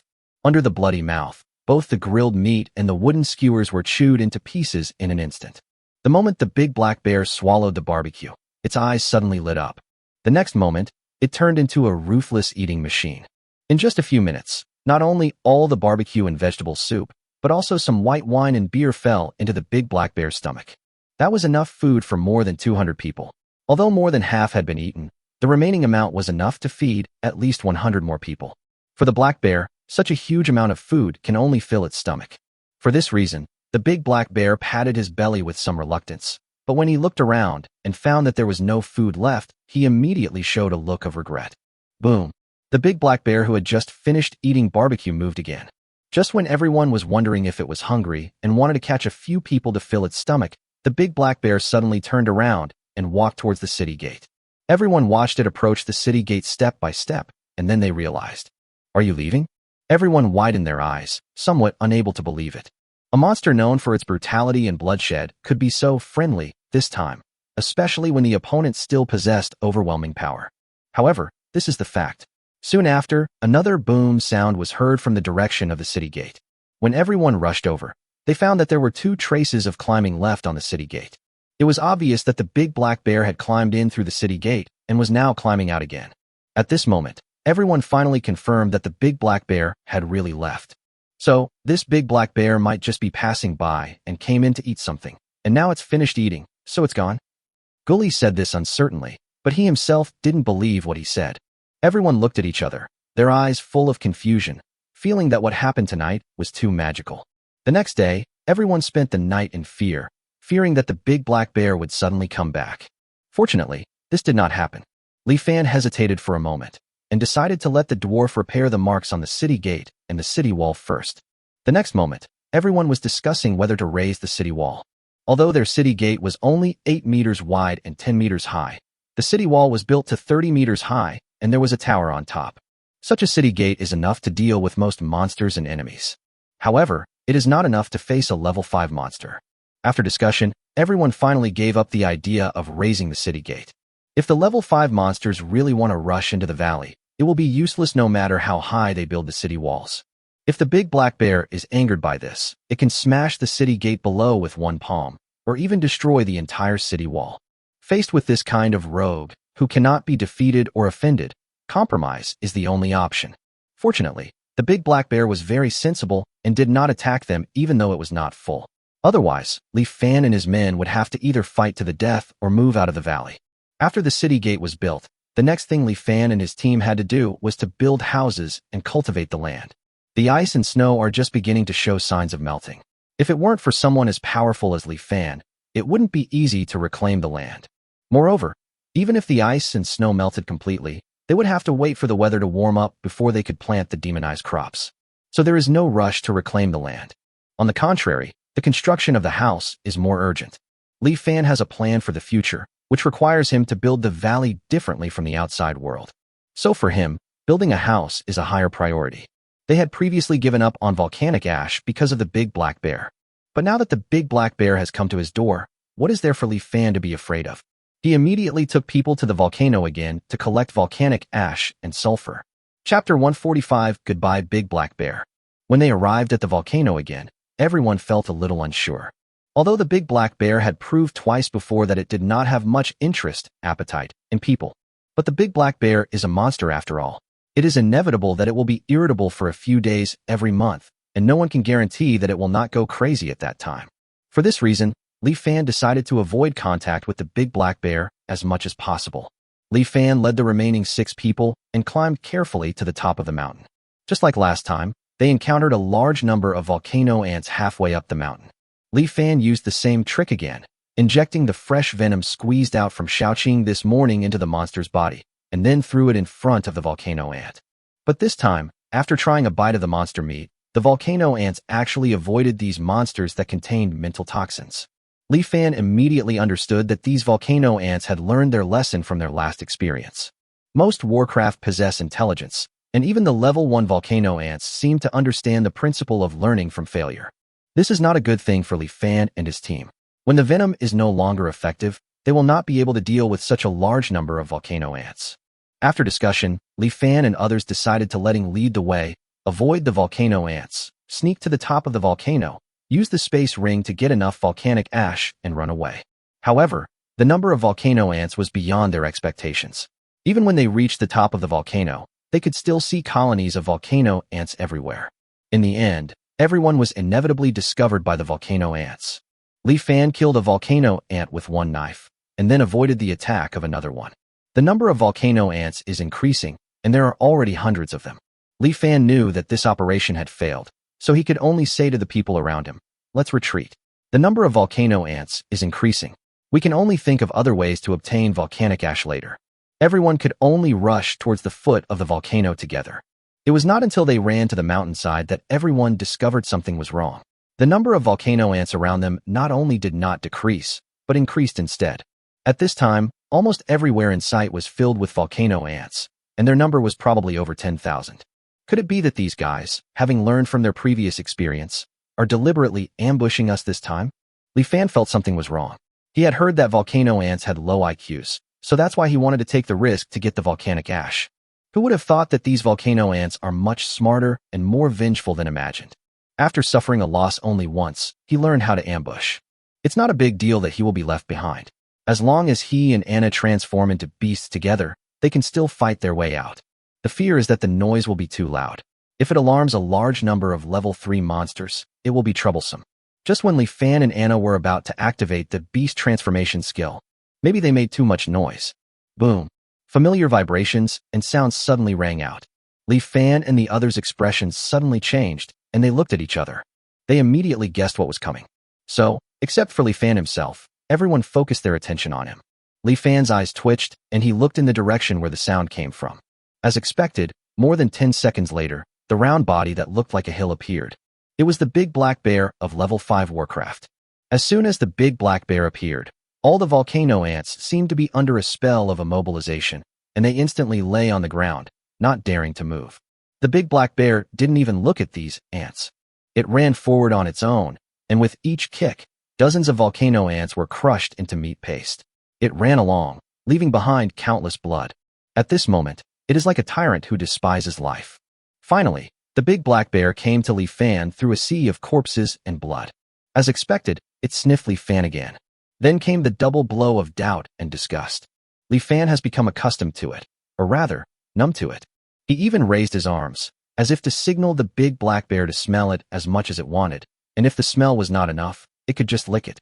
Seeing this, the big black bear looked even more disgusted and immediately planned to go home. Just as he raised his foot, the big black bear suddenly stopped. It stared at Li Fan and couldn't help swallowing. This scared Li Fan. Could it be that the big black bear suddenly woke up and finally realized that they were also a bunch of delicious food? The final result was not what Li Fan expected. The big black bear didn't mind the dirt and sat down on the volcano ants. In an instant, hundreds of volcano ants died under its plump butt. The big black bear didn't even look at the volcano ants, but gestured towards Li Fan. Li Fan looked at the big black bear with a strange look on his face. He seemed to understand what the big black bear was saying. The big black bear was seen roaring roar, roar, roar, and pointing at its bloody mouth with its claws. This was clearly asking Li Fan for food. Li Fan immediately thought of the big black bear's eyes shining after eating the gray feather barbecue yesterday. Obviously, the big black bear was also conquered by Hueyu's craftsmanship. Seeing this, Li Fan reluctantly took out dozens of kilograms of food from his space ring. These are the lunches that Hueyu prepared for them. They look like a lot, but compared with the size of the big black bear in front of them, they are only enough for one bite. The big black bear didn't care whose lunch it was. When it smelled the tempting aroma, its eyes suddenly lit up again. It scooped up the food and stuffed it into its mouth. After a few smacking sounds, it swallowed it, and then a simple and happy smile appeared on its face. The next moment, it couldn't wait to point its bloody mouth at Li Fan again. Li Fan couldn't help wiping the cold sweat from his forehead. They were not big black bears and had limited appetite. Those dozens of kilograms of food were all they had. The big black bear in front of him was just unsatisfied. Li Fan could only bite the bullet and say to the big black bear, "It's gone." The big black bear didn't understand what Li Fan said, but after Li Fan gestured twice, it understood. "That's all. It's just to fill the gaps between your teeth." The big black bear's eyes seemed to be saying this, and then it cast a look of disgust at Li Fan. Roar, roar, roar. The next moment, the big black bear roared at Li Fan, as if saying, "Remember to bring more next time, or I'll beat you to death." After roaring, It twisted its plump buttocks and walked slowly into the distance. Seeing this, Li Fan glanced at the volcano ants around him and hurriedly shouted to the big black bear. Dahe, Brother Xiong, wait a minute. Chapter 146 Basic Exercises. Brother Xiong, please stay. After hearing Li Fan's voice, the big black bear actually stopped and turned its huge bear head to look at Li Fan. Seeing this, Li Fan pointed at the volcano ants and then made some gestures. The meaning is very simple. I hope the big black bear can help deal with the problem of these volcano ants. Now that he knew that the big black bear had no ill will towards him, how could Li Fan not try and see if he could hold on to the big bear's legs? However, Li Fan did not have much confidence in this and was a little worried that he would anger the big black bear. Fortunately, the big black bear just frowned like a human and then looked at Li Fan with extreme disgust. Obviously, it found it troublesome and didn't want to help Li Fan. Seeing that the big black bear was about to leave, Li Fan became a little anxious. If they could get the big black bear to help, they could get rid of these volcano ants once and for all. On the contrary, if the big black bear did not help, Li Fan would not be able to deal with so many volcano ants for the time being. If he could not get the volcanic ash, the construction of the house would be seriously delayed. Thinking of this, Li Fan decided that he must not let the big black bear run away at any cost. Li Fan immediately called the big black bear again. Seeing the other party's impatient expression, he pointed at the volcano ants, made an eating gesture, and said at the same time, "Help me solve the volcano ant problem. Next time I'll bring you some delicious food.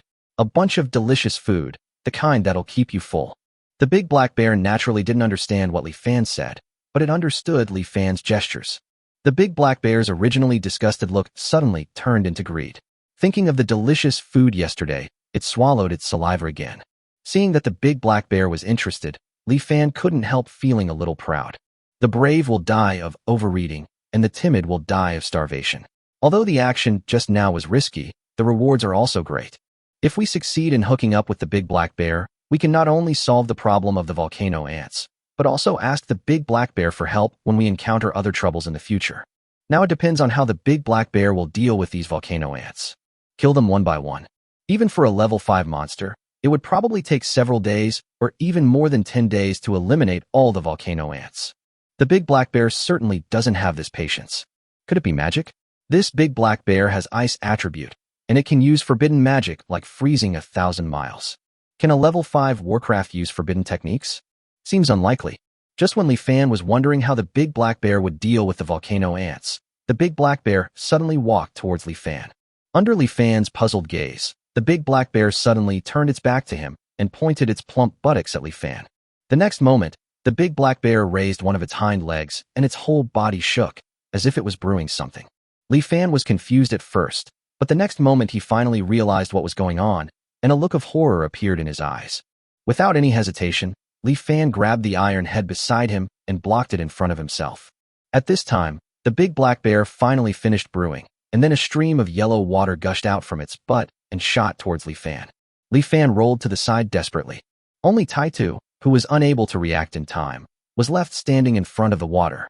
After a full minute, the yellowish water flow finally stopped.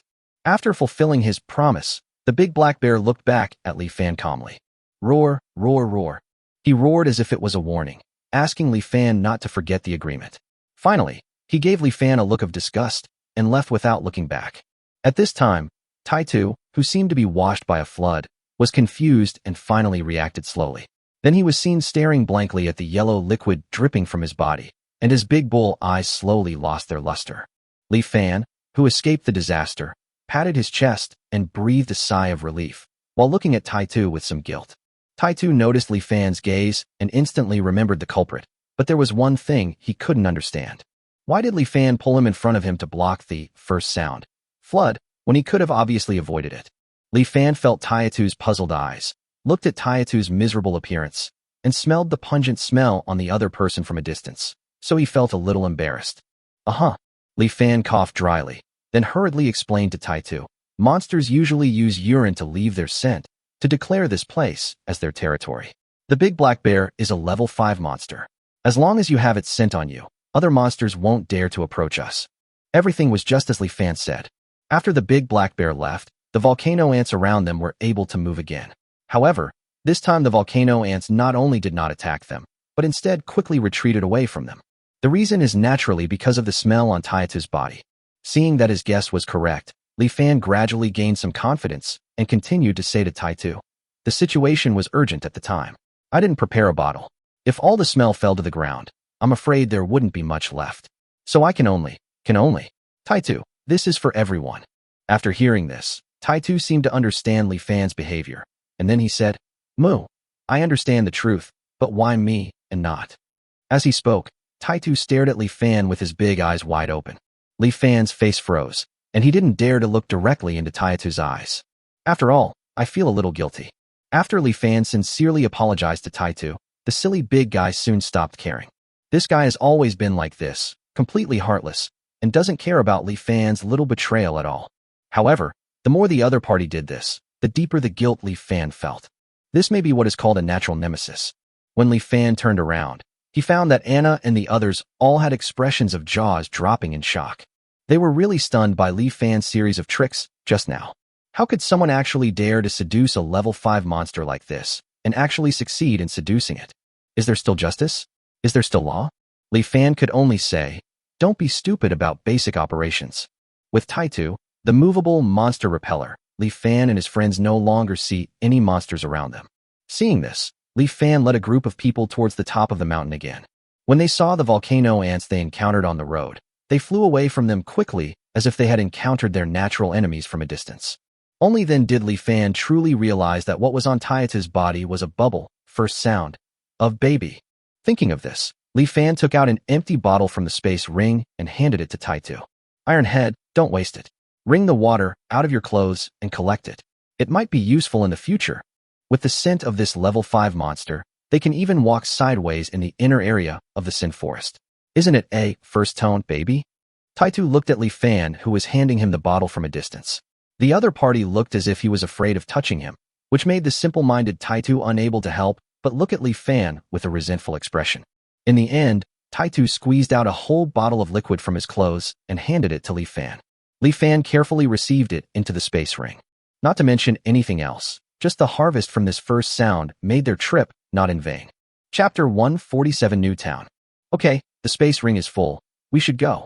After several hours of hard work, Dozina's 5 cubic meter space ring was filled with sulfur. Li Fan's 50 cubic meters were filled with volcanic ash. Of course, this volcanic ash is far from enough, but now they already have the smell of a big black bear. No matter how much volcanic ash you need in the future, you can come and get it at any time. As for those volcano ants, they can no longer pose any threat to them from today onwards. On the contrary, if Li Fan plans to forge a batch of armor one day, it will be the time when these volcano ants will be in trouble. Finally, after Li Fan collected all the photo stones that could be seen on the volcano, the group walked towards the foot of the mountain. When Li Fan and others left, a scarlet pair of eyes slowly opened in the tree hole of a dead tree on the mountainside. When that look was directed at Li Fan and the others, it was filled with intense desire. With the volcanic ash, the construction of the house naturally started immediately. Li Fan did not intend to tear down the sinful town and rebuild it. First of all, the valley is big enough and they have plenty of space to build a new town.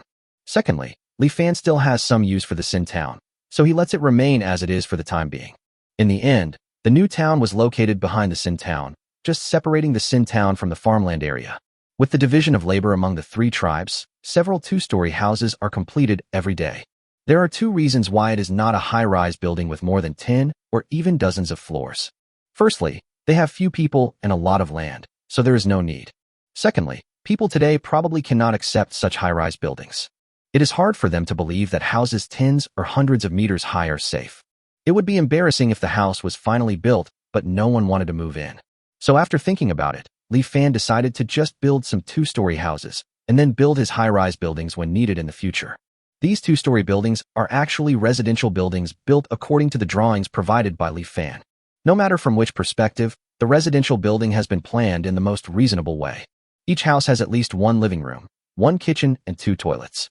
No matter which direction the room faces, it has ample light and ventilation. There will be no discomfort in living here. Li Fan even reserved tap water pipes for every residential building. Just wait until there is time to build a running water system on the hillside next door. The distribution between houses is also planned. Li Fan designed it according to common community planning drawings. The houses are arranged in parallel, and public facilities green spaces, and landscapes are interspersed between the houses. To sum it up in one sentence, everything is for a comfortable life. After the houses were completed, the three tribes looked at the exquisite residential buildings, and their eyes lit up. Modern-style houses may not be perfect, but compared to the randomly built houses on the magical continent, they are much better. Take the sinful town next door, for example. Compared with this newly built town, it is like the difference between a noble and a beggar. Seeing that everyone was coveting these houses, Li Fan immediately announced that after the houses were completed, everyone could choose one of them, but the right of priority selection would be determined based on each person's performance. As soon as the news was announced, everyone was like taking a magic pill. In order to choose the house they liked most, everyone put in all their efforts. Seeing this, Li Fan couldn't help but think about his own house. Later he discovered that some dwarves had secretly built a huge castle in the center of the town.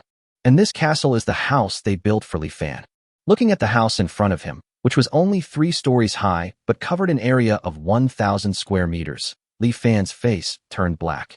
He is not a nobleman, so how could he live in an outdated house like a castle?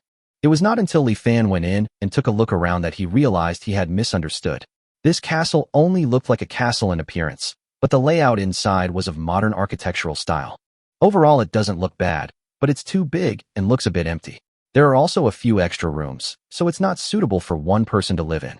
Li Fan was very upset by the response of the dwarf's big eyes and big ears, who were responsible for building the house. The young master is our lord. As for lords, those who understand will understand. In the future, the young master will have servants and housekeepers, and even several lords' wives. Naturally, we have to build the young master's house bigger. After saying that, Big Eyes and Big Ears pointed at Ing and the others and winked at Li Fan. Li Fan immediately rolled his eyes and punched each of the 2 guys. His relationship with Ing and the others hasn't really reached this point. Li Fan is now more concerned about how to develop his territory. Li Fan finally accepted the house. Having a spacious home wasn't necessarily a bad thing. In the future, he could turn this room into a video room, that into a game room, and this into a gym. He could also build an outdoor swimming pool outside. However, before Li Fan finished planning his room, his idea was shattered. Ing also moved into his house. Regarding this matter, it seems strange, but also normal.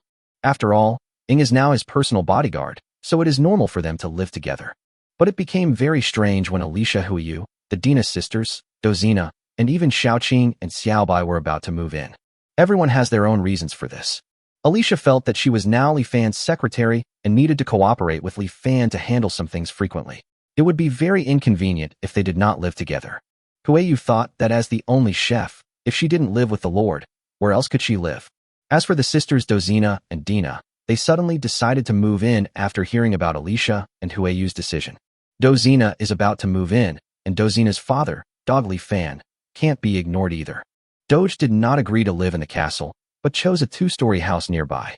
However, when Dozina decided to move in, he patted Li Fan's shoulder hard, showing a serious expression, and finally left without saying anything. As for Xiaoqing and Xiaobai at the end, they were of course pulled away by Qingmu and Baiqi. Li Fan still remembers the scene when Qingmu was so angry that he was fuming when he saw Xiaoqing throwing a tantrum and refusing to leave. These 2 little girls wanted to move in purely for Huiyu. Although they were eventually pulled away by Aoki Hakahata, the 2 girls ran to the castle at least 3 times a day after that, and ate all their meals in the castle. It seemed that it made no difference whether they lived in the castle or not. Chapter 148, Big Rice Bucket. New towns are constantly being built. On the 4th day, it had begun to take shape. During this period, Gully worked intermittently and finally moved all the iron blocks in the dwarf gathering place. Looking at the mountains of tens of millions of pounds of iron and millions of pounds of charcoal, Li Fan couldn't help but silently thank the dwarves for their second selfless dedication in his heart. There was enough iron to build a house. However, it is not easy to turn all these iron blocks into steel. Li Fan specially built a forging room for this purpose. The forging room naturally cannot be built near residential buildings, otherwise it will be impossible to live with the constant clanging sounds all day long. Li Fan arranged the forging room on the south side and decided that the area would be their industrial zone in the future. It was also on this day that the long-awaited sun finally came out, and the ice and snow began to melt on a large scale. It is estimated that it will not be long before the fields can be cultivated. It just so happened that Li Fan and his team didn't have much food left if they had farmed in time. You can harvest the first batch of potatoes before the food runs out. This is a very important matter. Nowadays, apart from the volcano, there are almost no magical beasts anywhere else in the Sin Forest. Obviously, most of the monsters did not survive the previous winter. It would probably be difficult for Li Fan to continue relying on hunting monsters to make a living. Magic crops become extremely important at this time. Now Li Fan only hopes that the weather will warm up quickly so that he can plant the demonized crops in time. What makes Li Fan happy is that his wish should come true. Because of the year of divine punishment, last year's winter lasted for nearly 5 months, and now it is March this year. The weather warmed up even faster than Li Fan expected. Just when Li Fan thought everything was going well, an uninvited guest, the big black bear, suddenly came to visit. This time it arrived in broad daylight, so the city gate at the entrance of the valley was not closed, thus avoiding damage to the city wall due to its climbing. As soon as they met, the big black bear used the usual 3-step attack on Li Fan. First smell, then doubt, and finally despise. But the next moment, roar, roar, roar. The big black bear suddenly roared with curses, and the saliva bigger than a fist almost sprayed on Li Fan. Looking at his angry look, it was as if he was saying that Li Fan was a big liar who did not keep his word. Li Fan was extremely confused, as he had not forgotten his agreement with the big black bear. It's just a small matter of letting the big black bear have a good meal. There's no need to cheat. On the second day after leaving the volcano, he asked Huiyu and his men to prepare 2 tons of food, and then asked Taitu to deliver it to the volcano. When Taitu came back, he made sure to bring food to the big black bear. Why is this guy still angry now? Just when Li Fan was confused, the big black bear roared and gestured with its paws. Everyone was confused, but Li Fan really understood it. Li Fan summed it up and realized that the big black bear was saying that Li Fan had clearly promised to let it eat its fill, but the food from the day before yesterday did not fill it up at all. It even waited for a whole day yesterday, but when it saw that Li Fan had no intention of continuing to deliver food, it came here specially today. Li Fan was stunned. That was 2 tons of food. He wasn't full yet. This guy was such a big eater. Although Li Fan was helpless, he had agreed to it after all. He couldn't go back on his word, right? He had no right to go back on his word with the big black bear in front of him. Li Fan could only ask Huiyu to take a group of people to prepare food for the big black bear. However, after a while, when Li Fan saw the results of the big black bear's battle, his head began to buzz. This big guy actually ate a full 5 tons of food, which is 10,000 kilograms. Huiyu and dozens of dwarf orcs who helped with cooking were now exhausted. Although Li Fan knew that it was normal for a black bear with such a huge body to eat a little more, this 100 million was too much. The big black bear ate more in one meal than more than 200 of them. Thanks to it, the food that was originally limited has become even less. I don't know if it can last until the day when the magical crops can be grown. After eating, the big black bear had no attachment to this place at all and walked leisurely out of the valley. Just when Li Fan thought he had finally gotten rid of this disaster, the big black bear suddenly turned around and roared at Li Fan a few times. This time, not only Li Fan guessed what the big black bear was saying, but others also guessed it. This guy actually asked Li Fan to deliver 5 tons of food to the volcano every day. Li Fan got furious on the spot, clenched his fists, and then slowly loosened them. Li Fan's mouth twitched, but he still smiled and said, "Brother Xiong, we don't have that much food. At the rate you're eating, we'll be starving in a week. Why don't we just forget about it for now? When we start farming, we'll definitely let you eat to your heart's content." Li Fan took great pains to make the big black bear understand that they were really short of food. But how could this big black bear care how much Li Fan and his friends lacked food? It only cared about whether it could get something delicious to eat. Roar, roar, roar. After a series of roars, the big black bear's meaning was very clear. There was no room for negotiation. Li Fan couldn't help but clench his fists again. Seeing this, the big black bear suddenly stretched out its paw and slammed it on the ground with a bang.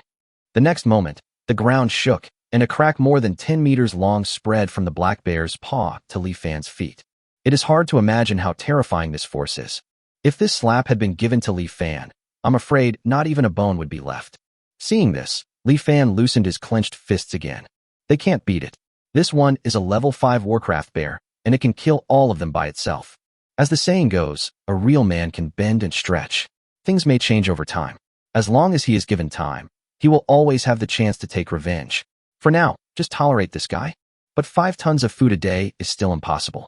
Alicia has calculated that they currently have less than 150,000 kilograms, or 75 tons, of food stored, while they themselves consume about 3 to 4 tons of food every day. If a black bear is given 5 tons of food every day, the food will not even last until the 10th day. Even the demonized potatoes, which have the shortest harvest period, take 15 days to harvest. Where will they find food for the remaining 5 days? Finally, after Li Fan's strenuous efforts, the big black bear finally made some concessions. Li Fan and his team only needed to provide 1 ton of food every day. Afterwards, the big black bear finally left. Seeing that the big guy had been sent away, Li Fan breathed a sigh of relief. He never expected that. He thought he was hugging a big thick leg, but in fact he got a big glutton. It seems that the planting of magical crops has to be brought forward. Chapter 149, Growing Up. In Winter City, when the ice and snow began to melt, the residents of the city couldn't wait to go out of their houses. Although they were shivering from the cold, their steps were firm and unwavering. Because the long winter has used up all their food, if they don't work, they and their families will starve to death. These people were undoubtedly lucky because they survived the winter. Of the tens of thousands of people in the entire Winter City, only less than 30,000 survived. Among them, except for the people in the city lord's mansion and those rich people, only about 10,000 civilians survived. Many of them blocked the wind, snow, and low temperatures, but they could not stop the monsters from entering the city. This resulted in a particularly high death rate among civilians, which was more than 100 times higher than that of the rich. Only 1 in 10 civilians survived. So, these surviving civilians are lucky. However, these civilians are unfortunate. In the direction of the city gate, a notice was posted in the most conspicuous place. Almost all civilians are illiterate, so the city lord's mansion was particularly thoughtful and arranged someone to read the notice next to it.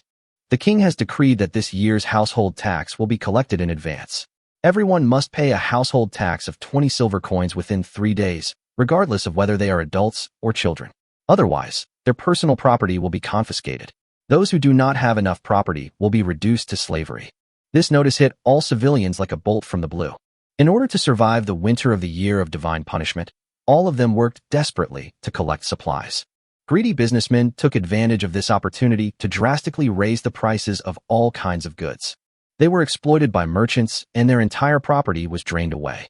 Most civilians couldn't even save wheat seeds for spring planting. Now they are being told to collect council tax in advance. How were they to raise the household tax of 20 silver coins per person? The most terrifying thing is that those who cannot pay household taxes will be reduced to slavery.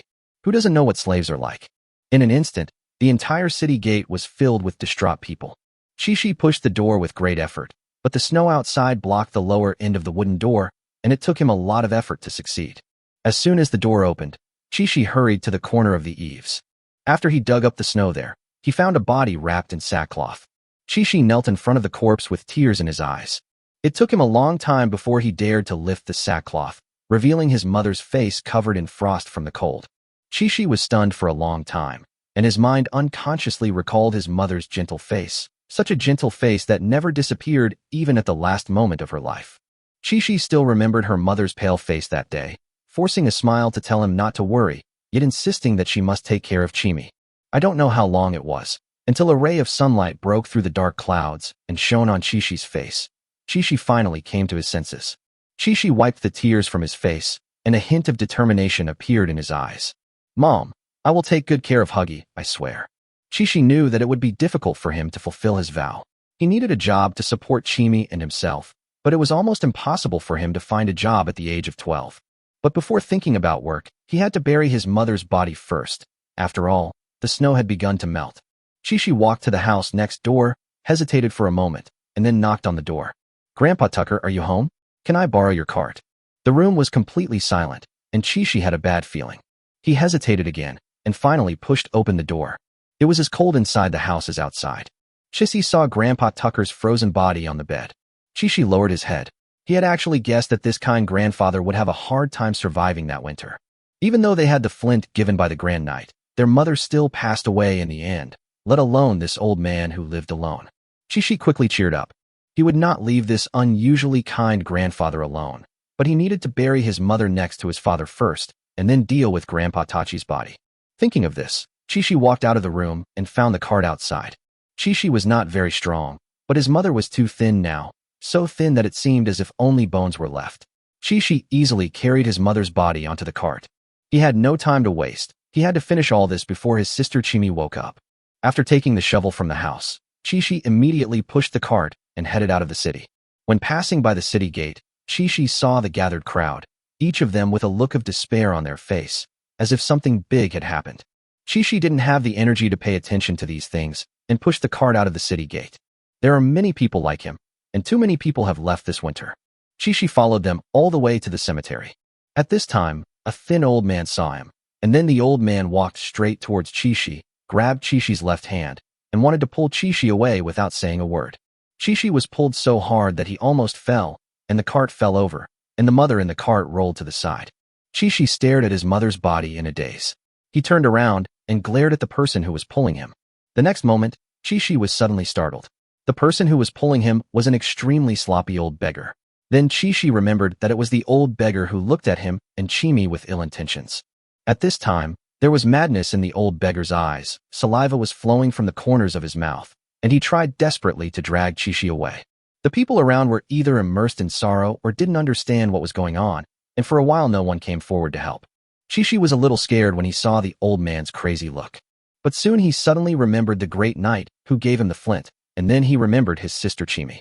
"I promise my mother," Chi-Chi muttered, with an unshakable determination flashing in his eyes. "Let me go," Chi-Chi shouted at the old beggar. The old beggar was slightly stunned, as if he didn't expect Chi-Chi to react like this. The next moment, he showed an even crazier look and pulled Chi-Chi even harder with his hands. "I told you to let me go." Following this roar, Chi-Chi grabbed the shovel with his right hand and smashed it hard at the old beggar. Puff! The shovel didn't hit the old beggar, but it scratched his face. A wound that penetrated his left eye appeared on the old beggar's face. The old beggar felt the stinging pain on his face, and his eyes were blinded. He was so frightened that he sat down on the ground and looked at the little Chi-Chi in front of him in disbelief. Chi-Chi just gripped the shovel tightly and glared at the other person. Oh! The next moment, the old beggar let out a howl of extreme fear, turned around, and ran away for his life. And Chi-Chi still held the bloody shovel tightly. Look at the bright red blood on the shovel. At this moment, Chi-Chi knew that if he wanted to survive and protect his sister, he had to grow up. Chapter 150, The Missing Chi-Mi. Chi-Chi found his father's grave based on his memory, and he dug up the soil on it with a shovel. After the snow melted, the soil became muddy and difficult to dig, but this also made it possible for Chi-Chi to dig. After a lot of effort, he finally dug up a somewhat rotten coffin. Ordinary people could not afford expensive coffins, so they could only ask someone to nail one for them out of wood. Such coffins were not anti-corrosion. Chi-Chi easily opened the half-rotten coffin. He first carefully arranged his father's bones, and then put his mother in. Chi-Chi thought he would have a lot to say, but in the end he couldn't say anything. He took a last look at his father and mother, and the next moment he closed the coffin, covering it with soil shovel by shovel. When Chi-Chi returned to Winter City, more people had gathered at the city gate. They were talking loudly about something, and besides despair, there was also some anger on their faces. Chi-Chi couldn't help but walk over, and then he understood the reason from their conversation. "If we can't pay the family tax, we'll become slaves. Then won't Kimmy and I?" Chi-Chi's face suddenly turned pale. For a moment he was completely confused and didn't know what to do. At this time, a civilian shouted angrily, "The king and the city lord are not going to let us civilians live. Let's go to the city lord's mansion to protest." However, someone soon stopped him. "Don't go." That's what Fade and the others did just now. As a result, a group of city guards rushed out of the city lord's mansion and beat them all to death. When these words came out, everyone was stunned. Yes, the people in the city lord's mansion are all powerful people who have practiced fighting spirit. How can ordinary civilians like them possibly fight against them? Are we really destined to become slaves? What else? Escape to the wild? It won't be long before you're eaten by monsters. When everyone was silent, someone suddenly shouted, "Sin Town." Everyone was stunned and slowly remembered this place. Yes, we can also go to Sin Town. Chi-Chi also found the name familiar. Winter City is the only intersection between Sin Town and the human empire. Every year, countless people pass through Winter City to go to Sin Town, and countless people return to Winter City from Sin Town. As residents of Winter City, you have naturally heard of this special place to some extent. The reason why it is special is that the Sin Town was not built by the king or any noble. So there is no taxation whatsoever, and of course, no legal protection whatsoever. So Sin Town is a paradise for the strong. Although it is not a hell for the weak, it is definitely not a good place for the weak. It's better than being a slave, right? This sentence is the voice of everyone present. Many people have already been tempted at this time. Lord, the slave traders have arrived in Winter City, and the news of the household tax has been announced. However, no one has come to pay the household tax yet. The tax collector reported the news at hand to Carton. Carton nodded. Everything was as he expected. the tax collector said at this time. But Lord Mayor, many civilians who cannot pay the household tax seem to be planning to leave Winter City and go to Sin Town. Should we stop them all? Sin Town. Carton was stunned for a moment, then sneered and said, I almost forgot there was such a place. Without hesitation, Carton said to the tax collector, since the slave traders have been summoned, we must not let them escape. Have the city guards seal the city gates and prohibit anyone from entering or leaving. The tax collector was a bit embarrassed when he heard this. Lord, there are countless bodies in the city right now, and it's all up to the civilians to deal with them. If we completely ban anyone from entering or leaving, will the city guards be responsible for handling these bodies? Katon had not expected this. The city guards had suffered heavy casualties since the battle against the beast tide, and many of them were seriously injured. At this time, there were only less than 1,000 people left intact. If they were asked to deal with the tens of thousands of corpses in the city, it would not only be time-consuming, but would also cause complaints among the city guards. In fact, Carton could also hire a group of civilians to deal with these corpses, but this time not a single copper coin of the family tax would be his, which means that he would lose as many copper coins as the number of civilians he hired. Carton thought for a moment before saying, then allow the civilians handling the bodies to leave, as well as the elderly, the weak, the sick, and the disabled. However, don't let the able-bodied young men and women escape, especially those with families. When the tax officer heard this, he already knew what to do, and then he reported the last thing. Lord City Lord, there's movement at the church you asked me to pay attention to. Explain. Today, the church adopted a large number of orphans and also attracted quite a few wealthy believers. I heard that each of these wealthy believers contributed a large amount of gold coins to the church. Carton frowned when he heard this. He could understand recruiting wealthy believers, but what was the point of adopting a large number of children? Just for charity? Maybe. After all, the church often does such hypocritical things. At this time, Katon still had a lot of things to deal with, so he was too lazy to pay attention to these little tricks of the church. Want to go to Sin Town? Chi-Chi seemed very confused, but he couldn't let Chimi become a slave. Even as a commoner, he knew that slaves were no longer considered human beings. Chi-Chi often heard of slave owners beating slaves to death. The empire didn't care about this at all because slaves were the private property of slave owners, and slave owners had the right to kill slaves. Chimi must never become a slave. Chi-Chi said, firming up his decision. Even if we go to Sin Town, I will protect Curious. Thinking of this, Chi-Chi hurriedly pushed the cart and rushed towards home. Chimi, are you awake? As soon as Chi-Chi returned home, he carefully opened the door. If Chimi was not awake, he didn't want to wake Chimi up, so that he would have time to deal with Grandpa Tachi's body. However, when Chi-Chi walked into the house, his expression suddenly changed. There was no sign of Chimi at home. Chimi, where are you? Don't scare me. It's my fault. I shouldn't have gone out while you were sleeping. Please forgive me and come out quickly. Chi-Chi's loud shouts received no response from anyone. Kimi, where are you? At this time, Chi-Chi's face had turned pale. He hurried to the street, shouting Chimi's name loudly. However, he ran all over the street, but still did not see Chimi. Chi-Chi couldn't help but think of the old beggar. Did Chimi get taken away by those people? Chi-Chi's already pale face suddenly lost all color. If Chimi really fell into the hands of those people, his fate might be. Chi-Chi didn't dare to think any further. He thought of the Great Knight, but he had no idea where the Great Knight lived, or even his name. Even if he went to ask the city guards, they would definitely not tell him, the child, the location of the Great Knight. Chimi. Chi-Chi couldn't help but let out a desperate cry. Chapter 151, Demonized Potato Seedlings. Just when Chi-Chi was getting as anxious as an ant on a hot pan. Not far away, a middle-aged man walked towards Chi-Chi. The middle-aged man first glanced at the cart beside Chi-Chi, and then asked Chi-Chi, Chi-Chi, what's wrong with you? When Chi-Chi saw that it was his neighbor Uncle Gru, he quickly asked, Uncle Gru, have you seen Chimi? Then Chi-Chi told him what had just happened. So Tachi is dead too.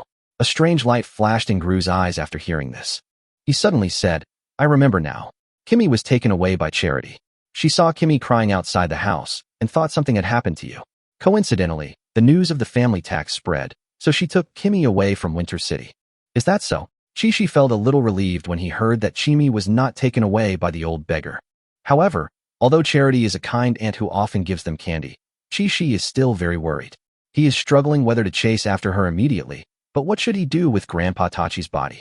Seeing this, Gru quickly continued, if you want to catch up with Chimi, you have to hurry. The city gates are now closed to most people. We can use a cart and pretend to leave the city to bury old man Tachi, and then leave together.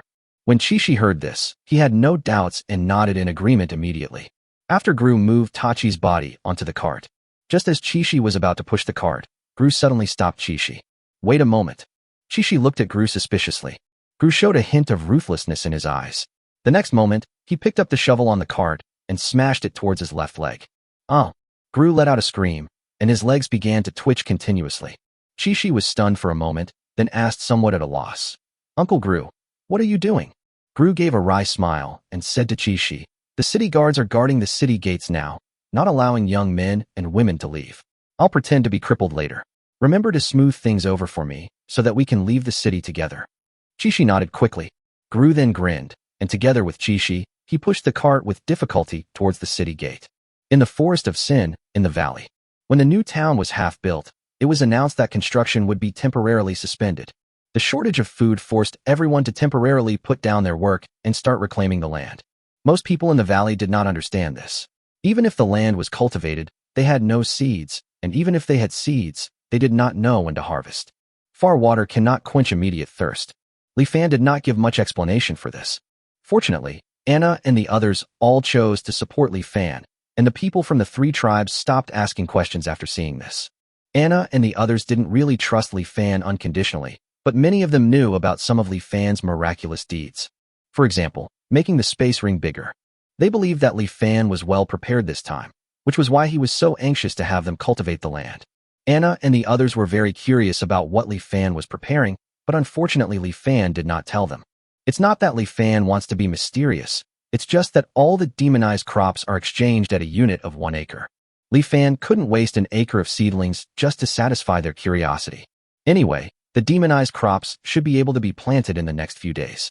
Then they will not only be able to watch, but also plant them themselves. After a day, they had reclaimed more than 100 acres of land. There are not many of them, because the area near the interior of the valley is mostly deserted all year round, and there is a lot of vegetation, even many large trees, making it extremely inconvenient to clean up. Fortunately, more than 100 acres of land are enough for their use temporarily. Li Fan looked at his bond value. The accumulation over these days brought his bond value to 3,880 points. Li Fan spent 2,000 bond points to exchange for 100 acres of seedlings. All the seedlings he exchanged were demonized potato seedlings, because demonized potatoes are the fastest maturing of all demonized crops. When Li Fan took out these demonized potato seedlings from the space ring, everyone, including Anna, was stunned. They had no idea when Li Fan got these seedlings. With so many seedlings, the entire harvest can sustain their food supply for a long time. The only problem is that the seedlings take a long time to grow, and their remaining food is not enough to support the seedlings to maturity. Li Fan still had no explanation for this, and there was no need to explain. According to the system's introduction to the magic potatoes, it only takes half a month from planting to harvesting the magic potato seedlings. So in the next period of time, they will see with their own eyes that this demonized potato grows at a speed that subverts their cognition.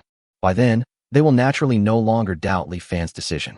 It took half a day for everyone to plant all the magic potato seedlings. These fields are fertile enough in themselves and do not require any fertilizer. They only need to be watered once. Watering is a bit troublesome. There is no river in the valley, and they usually rely on the mountain spring water left on the cliff for their meals. This mountain spring water is definitely not enough for watering. Li Fan used his space ring to go to the river and fill it with 50 cubic meters of river water for watering. He personally watered the demonized potatoes in front of him. Looking at them swaying in the water, Li Fan couldn't help but look forward to what they would look like tomorrow. The next day, Li Fan ran to the fields early in the morning to visit these demonized potato seedlings. Everyone was somewhat disdainful of Li Fan's eagerness. How could crops change just one day after being planted? Even for those 30 gluttonous wolf cubs, it would take 10 days or half a month to see obvious changes. However, since Lord Li Fan is so enthusiastic, they, his subordinates, cannot be too indifferent and can only accompany Li Fan on the journey. Aoki and the others were actually a little worried, but what they were worried about was whether these seedlings could survive successfully. After all, the current weather was not the best time for planting, so it was normal for the seedlings not to survive. However, when they arrived at the fields, everyone was stunned. I saw that the fields that were somewhat barren yesterday were now covered with lush green land.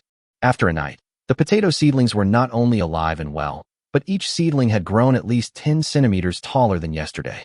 At this point, some people would believe that it is mature. Aoki and the others were so shocked that their jaws were about to dislocate. There are also potatoes in the magical continent, so they naturally know how potatoes grow. Although potatoes grow very quickly after sprouting, the growth rate of these potato seedlings in front of us is too fast. It was so fast that it made them feel a little scared. Everyone immediately turned their eyes to Li Fan. Li Fan shrugged and made up an excuse on the spot. Actually, my family is an agricultural powerhouse. We've mastered a technique for plant hybridization and have developed many special crops. I contacted them a few days ago and got these seedlings. In the future, there will be not only potatoes, but also many other crop seedlings, all of which are quite amazing crops. Although it's shocking, you can rest assured that these special potatoes just grow faster. They are otherwise identical to ordinary potatoes and can be eaten without worry. Anna and Dina on the side couldn't help but look at each other after hearing this. It was that mysterious family again. The family behind Li Fan not only likes all kinds of exotic beauties, but also has many magical crops like potatoes. It's really getting more and more mysterious. Chapter 152 Mercenaries Appear. On the third day after planting the demonized potato seedlings, flower buds had already appeared among the branches and leaves of the potato seedlings. Fortunately, potatoes are crops that do not require pollination. Otherwise, Li Fan really doesn't know where to find bees and butterflies for them at this time. Seeing that the potatoes were growing well, Li Fan left some people to take care of the fields, while the rest continued the house-building project. However, it was also on the morning of this day that the valley, which had been peaceful for nearly half a year, finally welcomed the first group of uninvited guests. Next to the half-built house, Li Fan had just mixed a pile of concrete. Before he had time to sit down and rest, he saw Guli walking towards him with a grim expression. Guli immediately said, "Master, some humans broke into the valley and injured our people." "What?" Li Fan put down his shovel and walked towards the valley entrance, asking, "Isn't there a city gate? Why did you let them in?" Guli scratched his head. "We didn't expect that people would return to the Sin Forest just after the ice and snow melted. Moreover, they were all humans. Therefore, we couldn't tell whether they were ours or not at first. By the time we could tell, they had already broken into the valley." Li Fan frowned and looked at Guli, who immediately showed an embarrassed expression. Obviously, he also knew that this was his mistake. Li Fan didn't say much. It was more important to deal with the intruders first. He continued to ask Guli, "How many people are there on the other side?" Anna and others who also received the news followed at this time. Guli replied, "There were 80 of them in total. They didn't look very strong, but they were very arrogant. Our people just asked them a few questions, and they attacked us without any explanation. If they hadn't been hiding on the city wall, they would have been captured by them. There are quite a few of them, but they're not very strong." Li Fan immediately understood who they were. They must be the mercenaries who were originally entrenched in Sin Town. They've finally returned. Li Fan had anticipated this day since he planned to occupy this valley, so he was not panicking at this moment. Anna and the others were also mentally prepared, and each of them was ready to go. Li Fan saw sweat on his forehead and quickly stopped them, saying, "Don't be impulsive. Let me talk to the other party first. If we can't reach an agreement, then we can take action." Guli glared and asked in confusion, "What's there to talk about? They actually injured my people. Isn't it better to just beat them up and kick them out?" Li Fan glanced helplessly at the big guy, but Li Fan also knew that this was probably the thought of most people present, so he could only explain it carefully. "Are you planning to never communicate with or trade with people from the outside world?" These words surprised Guli and the others. Li Fan had been thinking about this matter for a long time, and he understood very well that closing the country to the outside world was not a good idea. To give a very simple example, they can grow their own crops to get food, get salt, build their own houses, and make weapons. But do they have to make all their own clothes, furniture, and other necessities? This is obviously impossible, so trading with others is inevitable, and the prerequisite for trading is communication. And these mercenaries are the first group of people they want to communicate with. After Li Fan's explanation, everyone gradually calmed down. At least no one showed murderous looks anymore. Li Fan quickly arrived at the entrance of the valley. At this time, the 80 human mercenaries were confronting the orcs and dwarves on the city wall. With the arrival of Li Fan and his dozen companions, the mercenaries immediately turned their attention to Li Fan and his companions. "Wow, what beautiful orcs and that dwarf. This is the first time I've seen such a handsome dwarf, but he looks a bit effeminate. Oh, it turns out to be a female. Not bad.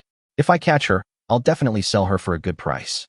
No, look, there are still dark elves here. Fuck, I'm rich. Don't be impulsive. Something's wrong. This is the first time the valley has been occupied by others. And what's wrong with these people? Not only are there humans, But there are also orcs and dwarves, and even dark elves. Who cares? If we catch them all, we'll definitely get rich. Then I'll leave this damn place right away and find a place to live happily. Besides, don't you see that those orcs on the city wall are all weak orcs? I can at least beat 2 of them by myself. How strong can the companions of weak orcs be? As soon as Li Fan and others approached, the mercenaries on the opposite side were instantly in an uproar, staring at Anna, Ing, and others with red eyes. Li Fan was stunned and couldn't help but slap his forehead. Well, he was unlucky and met a bunch of greedy but brainless idiots. Such a fool obviously cannot be the target of their communication and transactions. However, there would be no benefit in defeating these idiots. If possible, Li Fan did not want to fight with these people. However, the mercenaries on the opposite side had already taken out their weapons impatiently, as if they were afraid that Li Fan and the others would run away. Li Fan's face turned cold upon seeing this. He looked at the mercenaries with icy eyes and said, "People ahead, this valley has been occupied by us.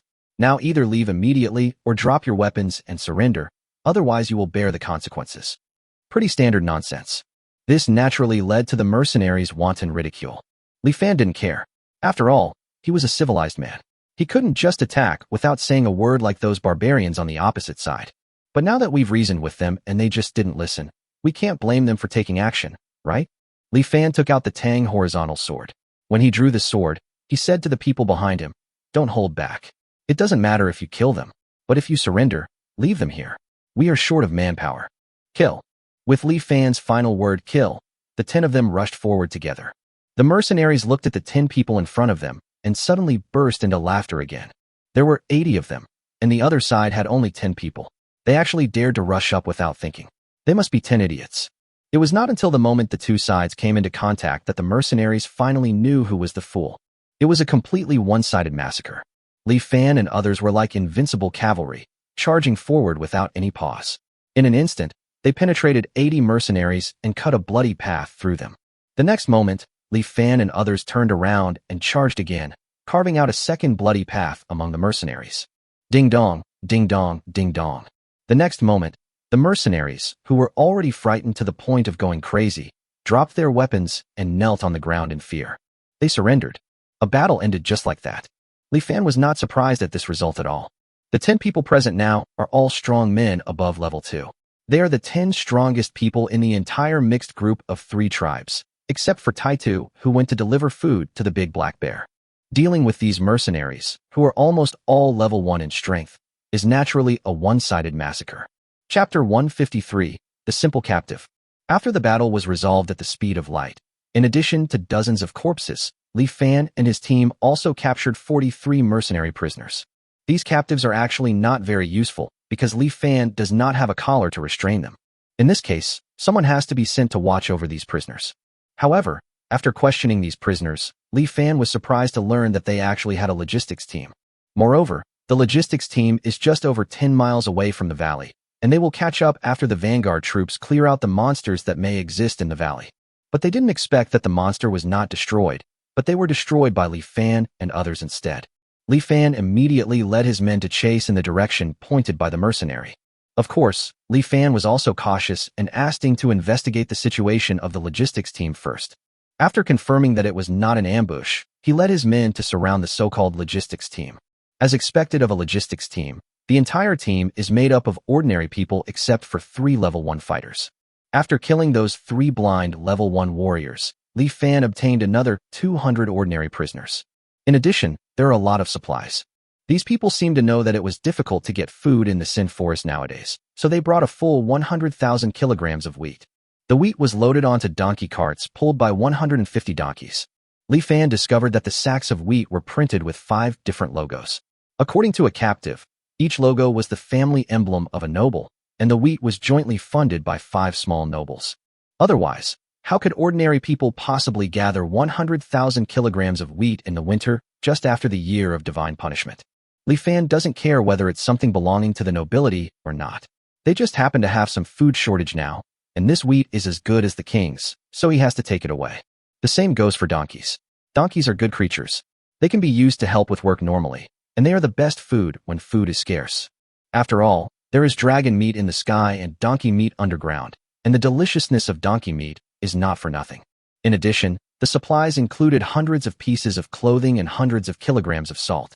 Among all the items, salt seems to be the most precious. Selling a few hundred kilograms of salt can earn dozens of gold coins. However, for Li Fan, salt is the least attractive. It is impossible for Li Fan to be short of salt now. When he needs it, he can easily get hundreds of kilograms from the salt mine. In fact, after becoming the Lord, he told this matter to several close people around him. When Anna and Aoki Shirahata found out, they felt incredible but did not feel any dissatisfaction. Li Fan's ability is to filter out table salt from poisonous salt, just like a dwarf can forge iron into sharp weapons. Can the dwarf's weapons only be sold for the price of an iron bar? Since Li Fan has this ability, it is normal for him to get paid for it. The orcs at that time did need salt, and the relationship between the two sides was completely mutually beneficial. At this point, even Anna and the others were too lazy to look at the hundreds of kilograms of salt. Unless the salt can be exchanged for gold coins immediately, it is not even as important as those hundreds of pieces of clothing. Don't underestimate these linen clothes. It is hard for outsiders to imagine that there are nearly 300 people in their mixed group of 3 tribes, but only dozens of people who were once slaves have linen clothes to wear. As for the rest of the people, including Anna and the others, they were all wearing animal skins. Anyone who knows a little about animal skins knows that if the skins are not professionally processed, the smell on them can make you question your life. Even if they are professionally processed, if they are not cleaned regularly, they will still leave a smell that makes you question your life. Even women like Anna are no exception in this regard. You can imagine how precious these linen clothes are. It is precisely because this situation occurs frequently that Li Fan wants to open up trade as soon as possible. Seeing so many good things, Li Fan naturally took them all back without hesitation, including the donkey and the cart. With the addition of these 200 people, the number of people in the valley almost doubled. However, at this time these 200 prisoners were extremely panicked. Many of them were commoners living under the nobles' territories and were forced to go to the Sin town because of the nobles' orders. The purpose is to facilitate the nobles and mercenaries to complete transactions. However, they didn't expect that they would be captured as soon as they arrived near the Sin town. When they thought about becoming someone else's slaves, they all turned pale. Seeing this, Li Fan did not intend to let these innocent people go. He now needs a large number of manpower. Since these ordinary people are supposed to stay in the Sin town, Li Fan naturally wants to keep them. Of course, Li Fan would not really turn them into slaves. He was just thinking of a way to make all these people stay willingly. Li Fan soon had an idea. Li Fan first gathered these people together, and then immediately asked Huiyu to prepare a lot of delicious food. Various delicacies were distributed to the captives. At first they refused to eat. After all, who would have the mood to eat after being captured? However, they were soon overcome by the aroma of delicious food. After trying one bite after another, I couldn't stop. It was not until these guys were so full that they could not move that Li Fan walked forward with a smile on his face. Everyone, I am the Lord here. Just now, your companions, those 80 mercenaries, attacked my territory, so I have captured you all. Of course, I know you're all innocent, but several of my men died in that attack, and many were injured. I'm facing huge losses, so I naturally can't let you go easily. So, I have a proposal now. You all stay and work for me. During this period, we will provide you with food and shelter. As long as you work for us for 6 months, you can come and stay as you please. I wonder what you all think. Li Fan spoke half-truthfully, trying his best to appear to be on the right side, which could effectively reduce the hostility of the captives. At this moment, he looked at the prisoner in front of him. These people who originally thought they were going to become slaves were overjoyed when they heard that they no longer had to be slaves. And thinking that as long as they work, they can continue to eat delicious food like the one just now, they become more and more tempted. As for working for half a year, it's better than being a slave. In the end, without a doubt, all 200 people agreed. Many people were even feeling lucky that they had met such a kind lord like Li Fan, who was so friendly to them, the invaders, and therefore they were grateful to Li Fan. Ding! Congratulations to the host for obtaining 1 point of human bond value, and human talent increased by 0.1%. Ding! Congratulations to the host for obtaining 1 point of human bond value, and human talent increased by 0.1%. Listening to the system's prompt, Li Fan couldn't help but grin. Looking at these simple captives in front of him, he became more and more satisfied. Since you've stayed for a while, be prepared to stay forever. Chapter 154 Rapid Growth. The 200 ordinary human captives were innocent. But the 43 mercenary captives were not like that. They actually beat up and injured several orcs, although the injuries were not even superficial. But being injured is being injured, and these experienced mercenaries will obviously not surrender to Li Fan easily. Combining these 2 points, Li Fan is not so easy to talk to these mercenaries. Seeing these mercenaries dare to secretly reveal resentful eyes, Li Fan immediately asked the dwarves to carefully make a batch of handcuffs and leg irons and put them on these mercenaries. The next moment, these mercenaries were taken to the construction site and started doing the heaviest work. If anyone was negligent in the slightest, Li Fan would have someone whipped. But all they had to eat was wheat porridge as thin as water, and they lived in a stinking stable. Anyone can see that Li Fan's attitude towards these mercenary captives has become extremely bad, even more cruel than that of a slave owner. Li Fan deliberately displayed these scenes in front of the 200 ordinary prisoners. What's interesting is that when the 200 ordinary captives saw the miserable appearance of the 43 mercenaries, they immediately felt grateful to Li Fan, and almost every day someone would develop friendship with him. That's human nature.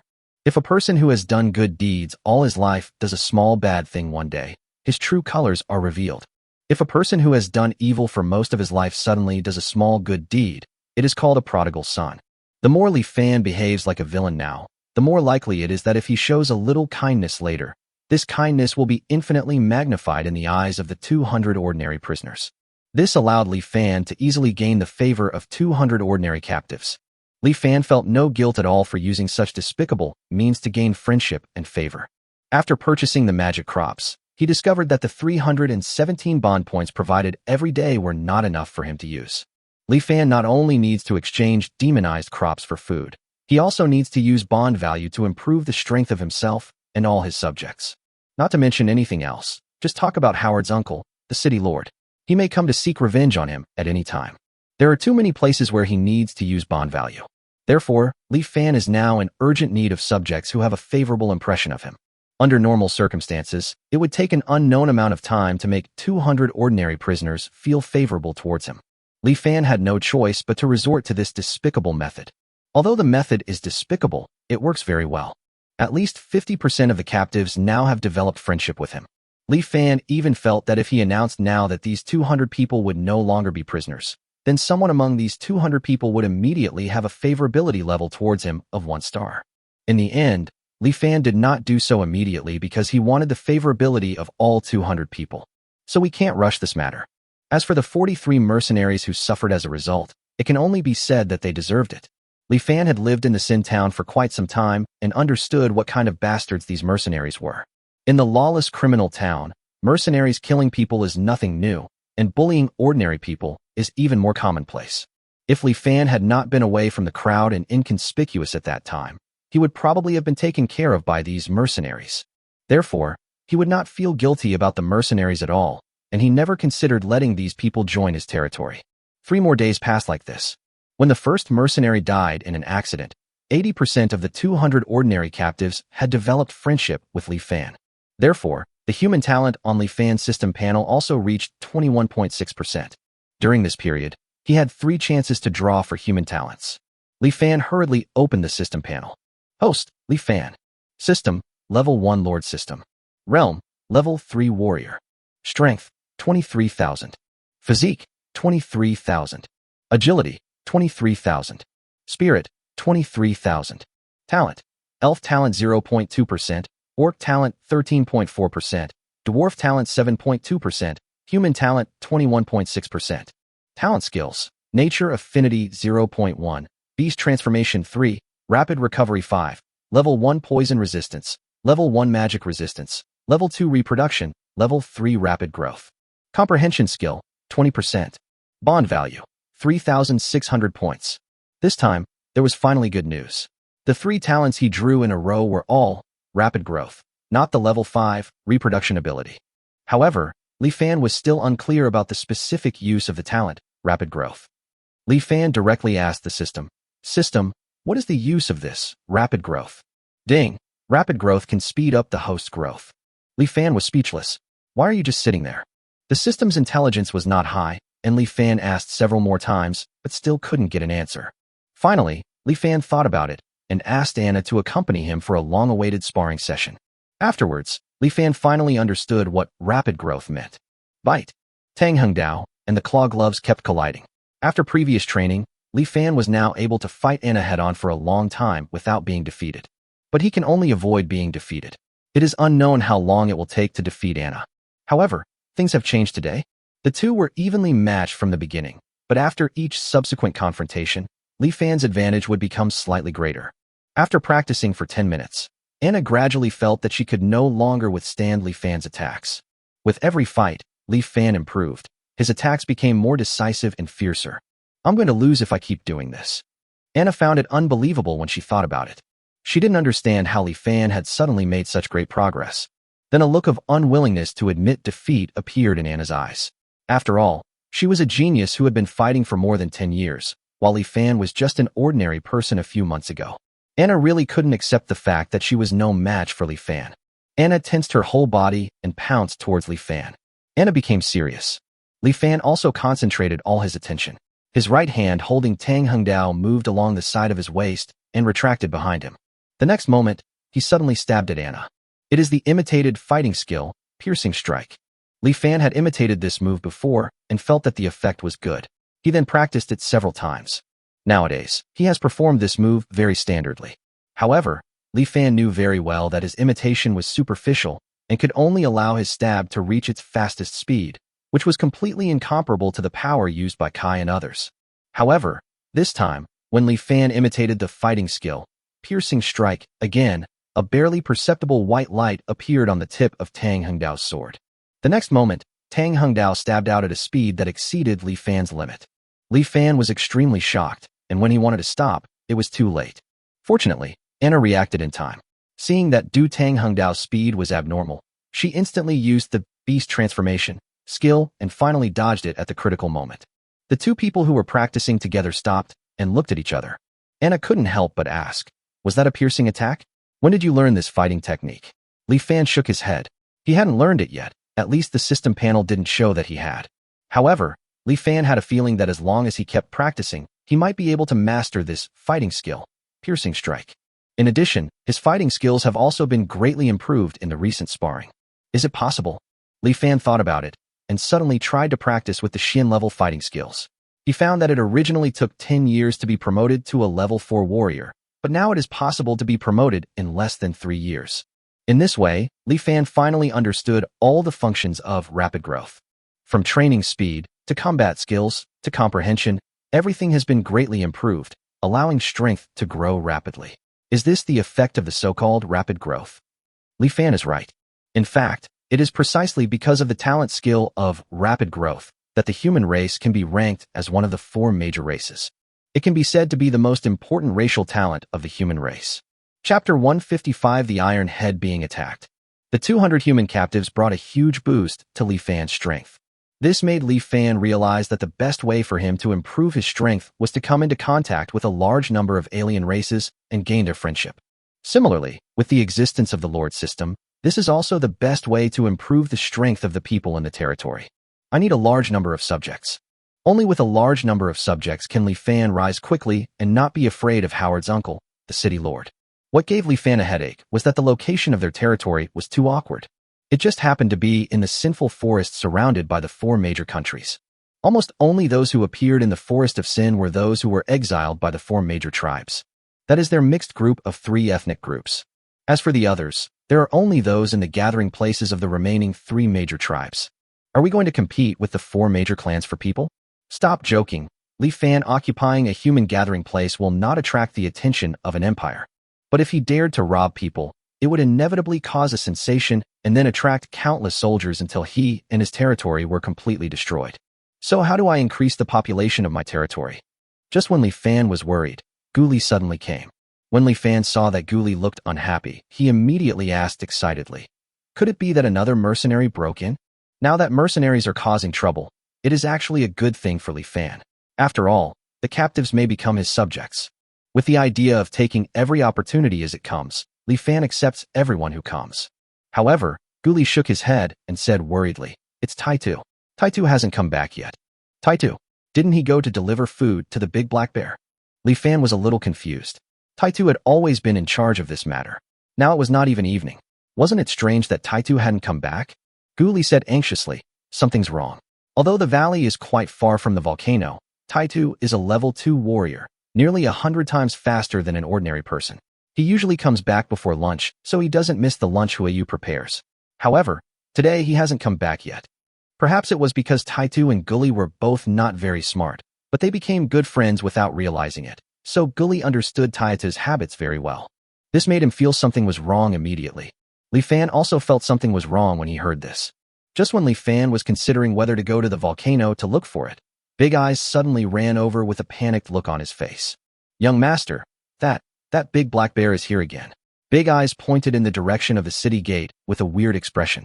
Li Fan slapped himself on the head with a slap. Why did this troublesome guy come to make trouble at this time? No, Taitu went to bring food to it. Could it be that its coming this time is related to Taitu? Li Fanguli hurriedly ran towards the entrance of the valley. Soon he saw the round body of the big black bear halfway. At this time, the figure of the big black bear had attracted the attention of more than 200 captives. Unlike Li Fan and the others who were used to it, all the captives looked at the big black bear with horror, as if they had seen the god of death. This is normal. A big black bear on all fours is 6 or 7 meters tall, with a huge body weighing nearly 100 tons. It is obvious that it is not an ordinary monster. Even the mercenaries with fighting spirit collapsed on the ground in fear, not to mention the remaining ordinary people, some of whom fainted from fright. When the remaining captives saw Li Fan walking towards the black bear step by step, they opened their mouths wide, not understanding why this cruel lord was not afraid of death. Their eyes almost popped out until they saw that Li Fan was not killed by the big black bear with just one slap, and was even communicating with the big black bear. Okay, Li Fan's system prompt sounded. Ding! Congratulations to the host for obtaining 1 point of human bond value, and human talent increased by 0.1%. In just a short moment, more than a dozen people developed friendship with Li Fan. At this time, only 10% of the 200 ordinary people did not have friendship with Li Fan. Li Fan glanced at the system prompt and thought about it, realizing that these people probably thought the big black bear was his pet and were afraid of it. But Li Fan didn't have time to care about this now. He was more concerned about Taitu's safety and immediately looked at the big black bear. Just when Li Fan was thinking about how to ask the big black bear where Taitu had gone, the big black bear suddenly stretched out its paw and touched its back, then threw something towards Li Fan.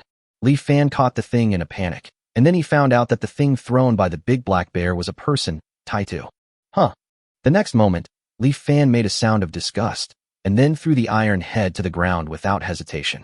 It was because Taitu was completely naked at this time. This strange scene stunned everyone present. Li Fan seemed to have reacted at this time. He suddenly widened his eyes and looked at Taitu, then at the big black bear. Big black bear equals beast, iron head equals tough guy. Taitu was brought back naked by the big black bear. And the big black bear seems to be a female bear. Female beast plus naked strong man equals. What exactly happened between the man and the bear? Why did Taitu faint while naked and look so weak? Is it forced? Did the big black bear force Taitu? Li Fan couldn't help but take a few steps back, away from the big black bear. At this moment, his whole body was trembling with fear. That's a monster weighing nearly 100 tons. How could it do such a thing? Bears cannot, or at least should not. At this moment, Li Fan suddenly wanted to go back to Earth. The other world is too scary. Chapter 156, The Problematic Vampire Clan. Just when Li Fan was daydreaming, Gully was putting a pair of animal skin pants on the unconscious Taitu and trying to wake him up. However, at this time, Taitu's brows were furrowed, his eyes were tightly closed, and he refused to open them, as if he was trapped in a nightmare. At this time, Aoki and others also heard the news and rushed over. Hearing Li Fan's horrified narration, several black lines suddenly appeared on Qingmu's forehead. He felt that the big black bear just didn't understand what Li Fan said, otherwise he would have slapped Li Fan to death. Qingmu did not continue to listen to Li Fan's guess, but walked to Taitu's side and carefully examined Taitu's body. There are no injuries on Taitu's body. It's obvious that Taitu has not fought with anyone. It's likely that he was ambushed. He's very weak. I can feel that he doesn't have much blood left in his body, but he's not in danger of death. Hey, there's a scar on my neck. What is this? The old saying that an old man in the family is like a treasure is indeed true. Soon Aoki made a discovery. He looked carefully at the wound on Taitu's neck. Then he said solemnly, "It's a bite mark caused by 2 teeth. It seems that only that species can cause such a bite mark." Bai Chi, who was standing by, looked strange after hearing this and said, "You're not saying they're vampires, are you?" A strange look appeared on Aoki's face at this time. After hesitating for a moment, he nodded. "That should be right. It's the vampire clan." Vampires. This was the first time Li Fan heard the name of this race. It felt very similar to vampires. He guessed that the two were similar. Li Fan immediately became interested and asked Qingmu and Baiqi, "What are vampires like?" "The vampires are." Qingmu was about to say it, but suddenly turned around and looked at Li Fan. Qingmu looked at Li Fan carefully for a while. The next moment, Aoki suddenly turned around and looked at Baiqi, and then the two nodded tacitly, as if they had reached some consensus. "It's better if you don't know. Also, Taitu was attacked on a volcano, right? From now on, let's keep everyone away from that volcano." Aoki said this, then turned and left with Baiqi. Li Fan was stunned and immediately cursed angrily. Why are these two old men still being so mysterious? Since the two old men won't tell me, can't I ask someone else? Thinking about this, Li Fan immediately asked Gu Li, who was standing beside him. "Gu Li, do you know about the vampire tribe?" Gu Li shook his head, indicating that this was the first time he had heard of this race. Li Fan still didn't believe it, so he went to find Dozina and asked Big Eyes and Big Ears again, but the final result was that no one knew anything. Until Li Fan found Anna. "Anna, do you know about vampires?" Anna was stunned after hearing this, and the next moment her face suddenly turned pink.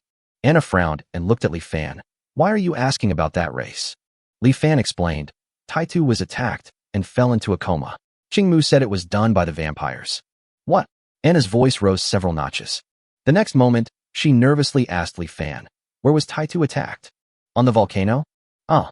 Anna was startled, then patted her broad chest, seeming to be very grateful that she had not been attacked several times before. The next moment, she said to Li Fan seriously, "Don't ask me about the vampires. I won't tell you. Also, don't go to the volcano again." "Huh." It was the same answer again.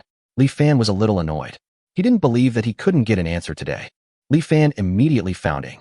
Ing had been wandering around the magical continent before, and she knew as much as Qingmu Baiqi.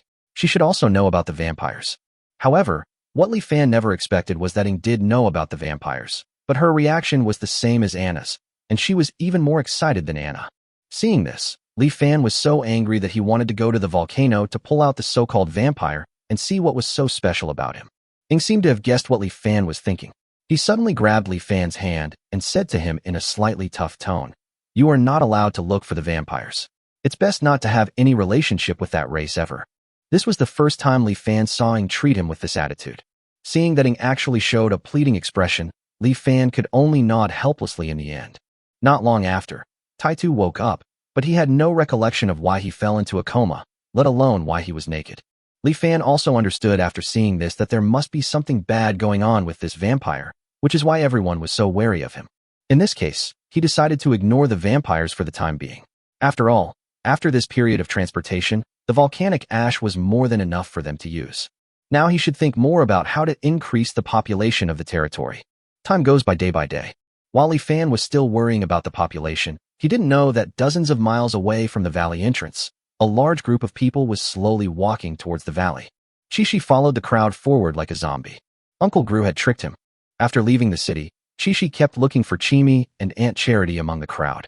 And Uncle Gru told him again and again that Chimi was in the team ahead. To this end, Chi-Chi took the injured Uncle Gru and continued to chase the team in front. After 5 days, the two of them had reached the front of the team. However, it was only then that Uncle Gru finally told him the truth. Kimmy was not taken away by Aunt Charity at all, because Aunt Charity had frozen to death that winter. The reason why Gru lied to Chi-Chi was that he wanted Chi-Chi to cover him and escape from Winter City. After knowing the truth, Chi-Chi felt like the sky had fallen. If everything is as Uncle Gru said, then that means Kimmy is still in Winter City. Chi-Chi wanted to go back at that time. Uncle Gru held him back and said it was too late. They had been walking towards the Forest of Sin for 5 days and would need another 5 days to go back. In 10 days, Chimi would have been taken away by the slave traders. Moreover, Chi-Chi was only a 12-year-old boy. If he didn't follow the main group, one night would be enough for him to be taken away by wild beasts 5 or 6 times. There was no way he could return to Winterfell safely. If Chi-Chi dies, there will be no chance to find Chimi in the future. As he spoke, Uncle Gru knelt down and kept apologizing to Chi-Chi. Chi-Chi didn't go back alone to look for Chimi in the end. Uncle Gru was right. If he died, we would never be able to find Chimi. But after that, Chi-Chi's eyes lost all light, and he followed the group like a corpse, until he came to a valley and saw the huge tower-like city gate at the entrance of the valley. Chapter 157 Refugees. The tall, tower-like city gate blocked everyone's way. Looking at the huge city gate and the majestic tower on top of it, all the civilians who had fled here were shocked. Some refugees who had been here before couldn't help but exclaim, "What's going on with this city gate? I didn't see it when I came here last year." In the past, there was no defense at the entrance of the valley. At most, 2 people were assigned to watch it every night. But now what is standing in front of them is a behemoth that even Winter City cannot find. In front of such a city gate, each of them is as small as an ant. If the city gate is not opened, they may never be able to enter the valley in their lifetime.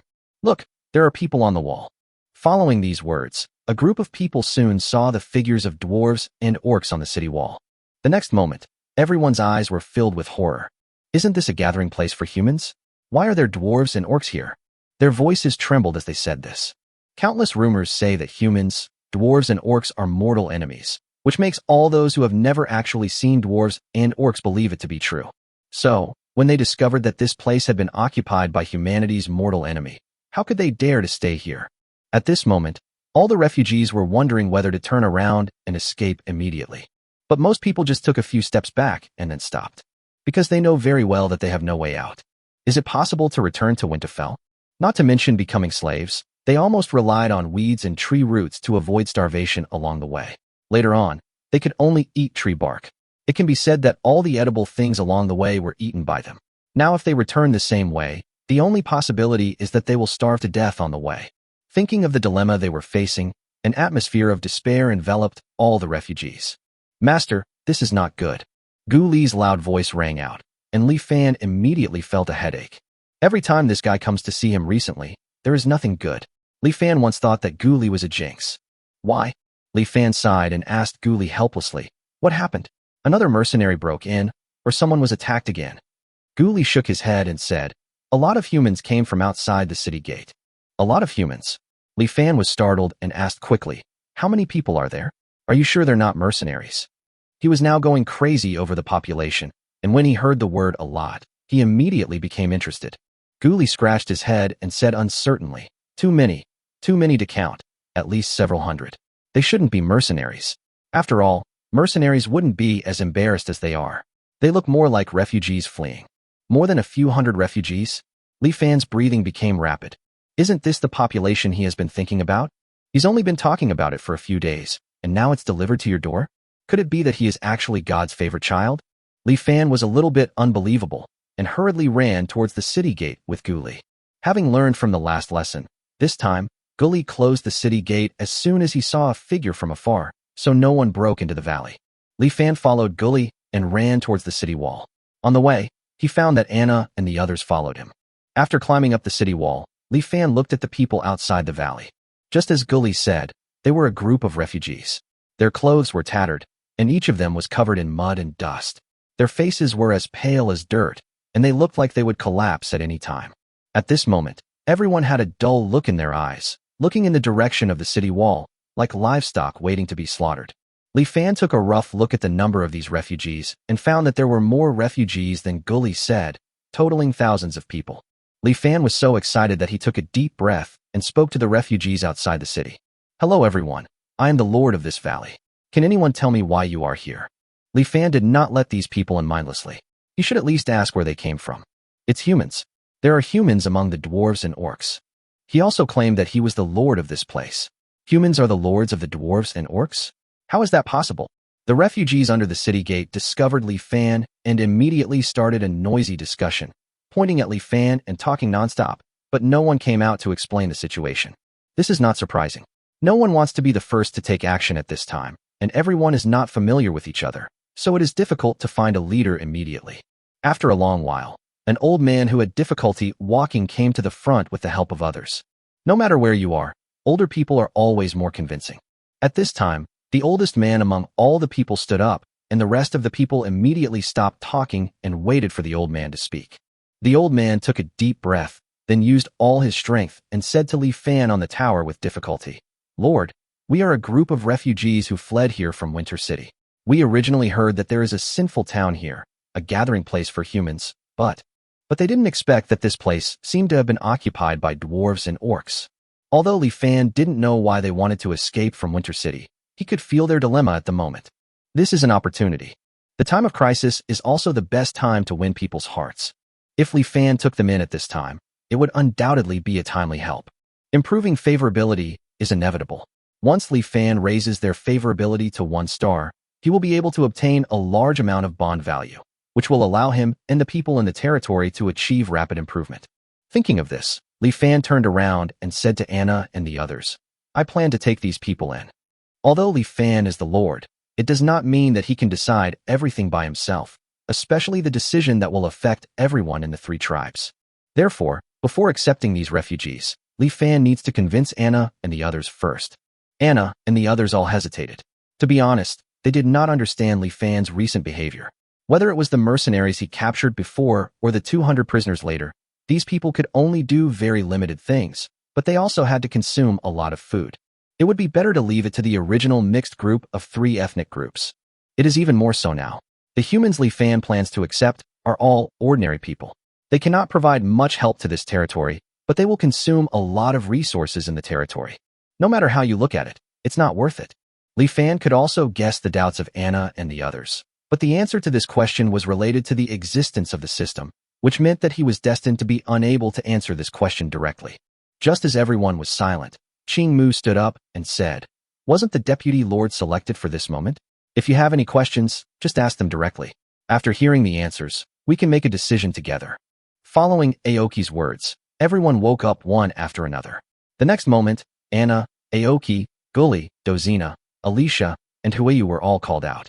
It was Qing Mu who stood up again. He faced Li Fan and asked, Li Fan, we have watched you make decisions along the way, and you rarely make mistakes.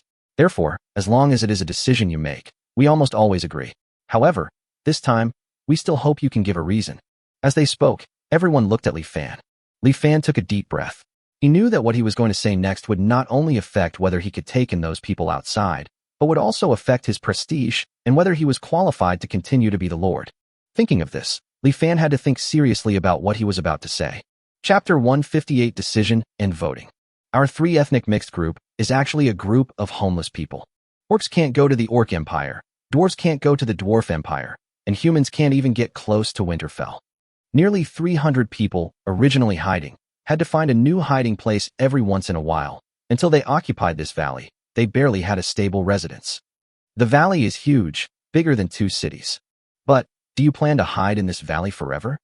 The entire valley is surrounded by cliffs and city gates. It's safe, but doesn't it feel like a cage, and we are the livestock trapped in it? The magic continent is huge. Even I know it is huge.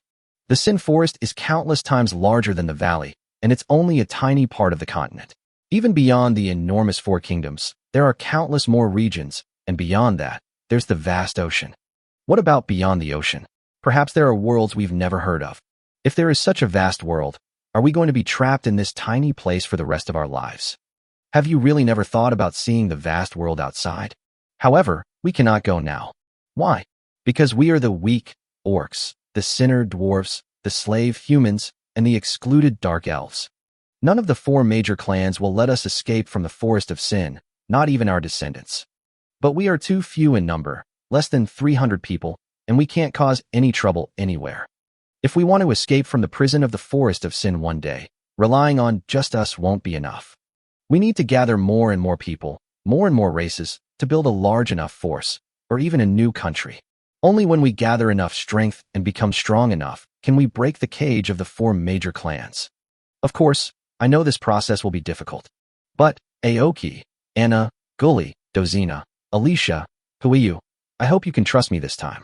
I will make you stronger. I will lead you out. I will make sure no one dares to stop us. And I will extend our freedom to every corner of this world. Li Fan said this solemnly. These words that would have made him roll on the ground in shame, he could now say them out loud. Because this is what he really thinks.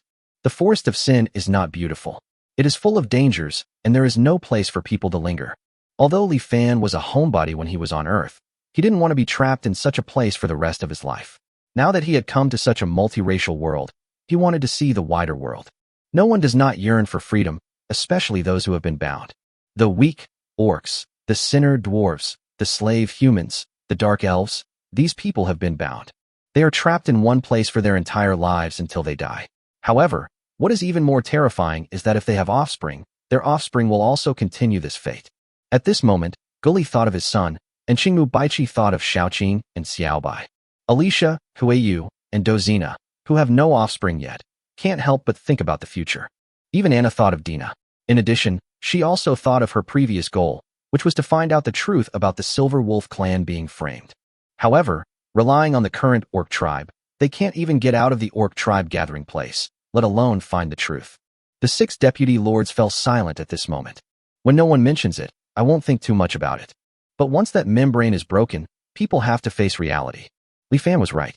If they wanted to prevent themselves and their descendants from being trapped to death in this small forest, they needed to break the cage of the 4 major clans. So they also need more people and need to become stronger. Alas, it seems that my old bones will not be able to live out the rest of my days in peace. Aoki sighed, but there was not much hesitation on his face. He is not a weak orc. Although his talent is not very good, he is also a level 2 warrior. It was for Xiaoqing that he took the initiative to ask to be exiled to the Forest of Sin. He can be exiled to this dangerous and sinful forest for Xiaoqing, and naturally, he can also risk his own bones for Xiaoqing. Thinking of this, the only trace of hesitation on Aoki's face disappeared. Aoki spoke again and said, "Let's vote. Those who agree to take in these humans, please raise your hands." As he spoke, Aoki was the first to raise his hand. This vote is not only about whether to take in those people outside the city, but also about whether they will resist the vote of the 4 major clans. Once the vote is passed, they will most likely become enemies of the 4 major clans. Everyone's face was filled with solemnity. Gully was the first to react. Like Aoki, as a middle-aged man, he didn't think much about freedom after experiencing some things, but his son was still young. Thinking that his son would have to stay in such a place for the rest of his life, Gully felt that he should do something as a father. If it's for my son's freedom, I'm willing to fight for it. Thinking of this, Gully also raised his hand. Next is Anna. She is undoubtedly the person who most wants the territory to become stronger. In addition, she and Dina are also the people who have known Li Fan the longest. When it comes to trusting Li Fan, Anna feels that she is at most slightly inferior to Ing, so she believes in Li Fan. Anna no longer hesitated and raised her hand. Following Anna, a white hand was raised. What surprised Li Fan was that the person who raised the hand was Alicia. Alicia didn't say anything, but her eyes were extremely determined, indicating that she definitely didn't make this decision without thinking. Next was Dozina. Dozina didn't think too much about it. Her greatest interests were only forging and wine. However, since Li Fan wanted to do this, she naturally had to support him. Finally, it was Hueyu's turn. He saw that everyone was looking at him. No expression could be seen on Hueyu's face, which was hidden by her thick brown hair, but she also raised her hand. Li Fan saw that all the deputy lords had approved it, and then looked at Bai Qi, Dina, and the others, and saw that they had no intention of objecting. At this moment, he breathed a sigh of relief, but suddenly felt his shoulders become unusually heavy. Li Fan took a deep breath and said firmly, "Okay, then let's work together to build a world-class territory." Chapter 159 Refugees 1. The city gates slowly opened, and the refugees from Winterfell unconsciously took a step back, wondering what they would do if a large group of dwarves and orcs rushed out. To their surprise, there was only one person coming out of the city gate, the human who called himself the Lord. This gave the refugees some relief. At least he no longer looked ready to run away at any moment. Seeing this, Li Fan strode towards the old man in front. When he was a few meters away, he saluted the old man with his fists clasped. The old man had never seen such etiquette and was a little confused for a moment. Li Fan naturally knew this. After paying his respects, he said to the old man, "Grandpa, this is the etiquette of showing respect to others in my hometown. You look to be over 80 years old. People of this age would be respected by everyone in my hometown." The old man had never heard of such a ritual, but the world was so big, it was normal that he had never heard of it. Seeing that Li Fan's expression was sincere and he was not teasing him, the old man hurriedly lowered his head and replied, "My lord, I am indeed 86 years old this year." Li Fan hurriedly helped the old man up and said with a smile, "Old man, at your age, you have the right not to bow to anyone in my hometown." The old man was shocked when he heard this. Anyone could do this, even the king and the nobles. Although the person in front of me is young, as a lord, he should at least be a noble. How can a noble say such things? The old man was shocked by Li Fan's words and didn't know what to say for a moment. Li Fan didn't realize how outrageous his words were. Seeing the old man remain silent, he took the initiative to ask, "Old man, as far as I know, Winter City is a big city. Why did you flee from Winter City and come here?" When the old man heard this, he hurriedly told Li Fan about the beast tide and household tax. Household tax. Li Fan remembered that this kind of tax really existed in medieval Europe. He didn't expect that it also existed in other worlds. It seems that these people did not want to become slaves, and finally chose to come here out of helplessness. At this time, Li Fan finally understood why the big black bear leading the beast tide was on the volcano. It turned out that he and the Lord of Winter City, Cardon, were both injured in a fight, so he hid on the volcano to recuperate. At the same time, Li Fan was secretly shocked by Carton's strength. He was actually a level 5 strongman. If Carton came to him in person to avenge Howard, they would have no way to resist. Indeed, I need to improve my own strength and the strength of my subjects as quickly as possible. Thinking of this, Li Fan became more determined to accept these refugees. Li Fan immediately asked the old man, "Old man, since you have no other options for the time being, why don't you join our territory? I can't say anything else, but I can guarantee that as long as you work hard, I will ensure that you have enough to eat every day." When Li Fan said this, he deliberately raised his voice to ensure that the refugees around him could hear it. This statement quickly caused a sensation among the surrounding refugees. Since this young lord said that he would definitely make sure they had enough to eat every day, for refugees who came to this place with nothing and ate wild grass, tree roots and tree bark along the way, what could be more important than having enough to eat? The surrounding refugees were both excited and skeptical at this time. When the refugees who had not heard Li Fan's words saw this, they hurriedly asked those who knew. As Li Fan's assurance was spread, the refugees were like ignited gunpowder, and everyone was shocked at this moment. For a moment, all the refugees were moved. However, they still have one biggest concern. At this time, the old man also helped the refugees express their concerns. "But my lord, why are there so many orcs and dwarves in your territory? Are they all your slaves?" "Slaves? No, there aren't any slaves in my territory. As for those orcs and dwarves, they are also citizens of this territory." "What?" the old man exclaimed in disbelief. For a moment, the refugees looked at Li Fan with suspicion. If they had not taken Li Fan's identity into consideration, they would have probably cursed Li Fan as a liar. How is it possible that the orcs and dwarves would voluntarily recognize humans as their lords? Li Fan didn't care about the refugees' suspicions, but asked the old man, "Grandpa, why can't the orcs and dwarves be citizens of my territory?" "Because the orcs and dwarves are the mortal enemies of the human race." Before the old man could answer, a young man not far away couldn't wait to speak. "Oh," Li Fan asked the young man after hearing this. "So, you and the orcs and dwarves all have an irreconcilable hatred, right?" These words made all the refugees slightly stunned. Is there an irreconcilable hatred between the orcs and the dwarves? No. After all, the human race has not had a major war with the orcs and dwarves for a long time. The only chance for ordinary people like them to see orcs and dwarves is to see the slave orcs and slave dwarves on the streets. Li Fan looked at the expressions of these refugees and guessed the answer. He sneered and said, "Yes, you have no hatred at all against the orcs and dwarves. On the contrary, I have seen many orc and dwarf slaves captured by humans, and their end was very miserable. Rather than saying that humans hate orcs and dwarves, it is better to say that orcs and dwarves hate humans. After all, orcs and dwarves rarely capture humans as slaves." Seeing the refugees around him speechless, Li Fan took advantage of the situation and said, "Besides that, I also want to ask, why do you think the orcs and dwarves are so scary?" The refugees remained silent, so Li Fan asked the old man, "Have you ever witnessed the brutality and bloodthirstiness of the orcs and dwarves?"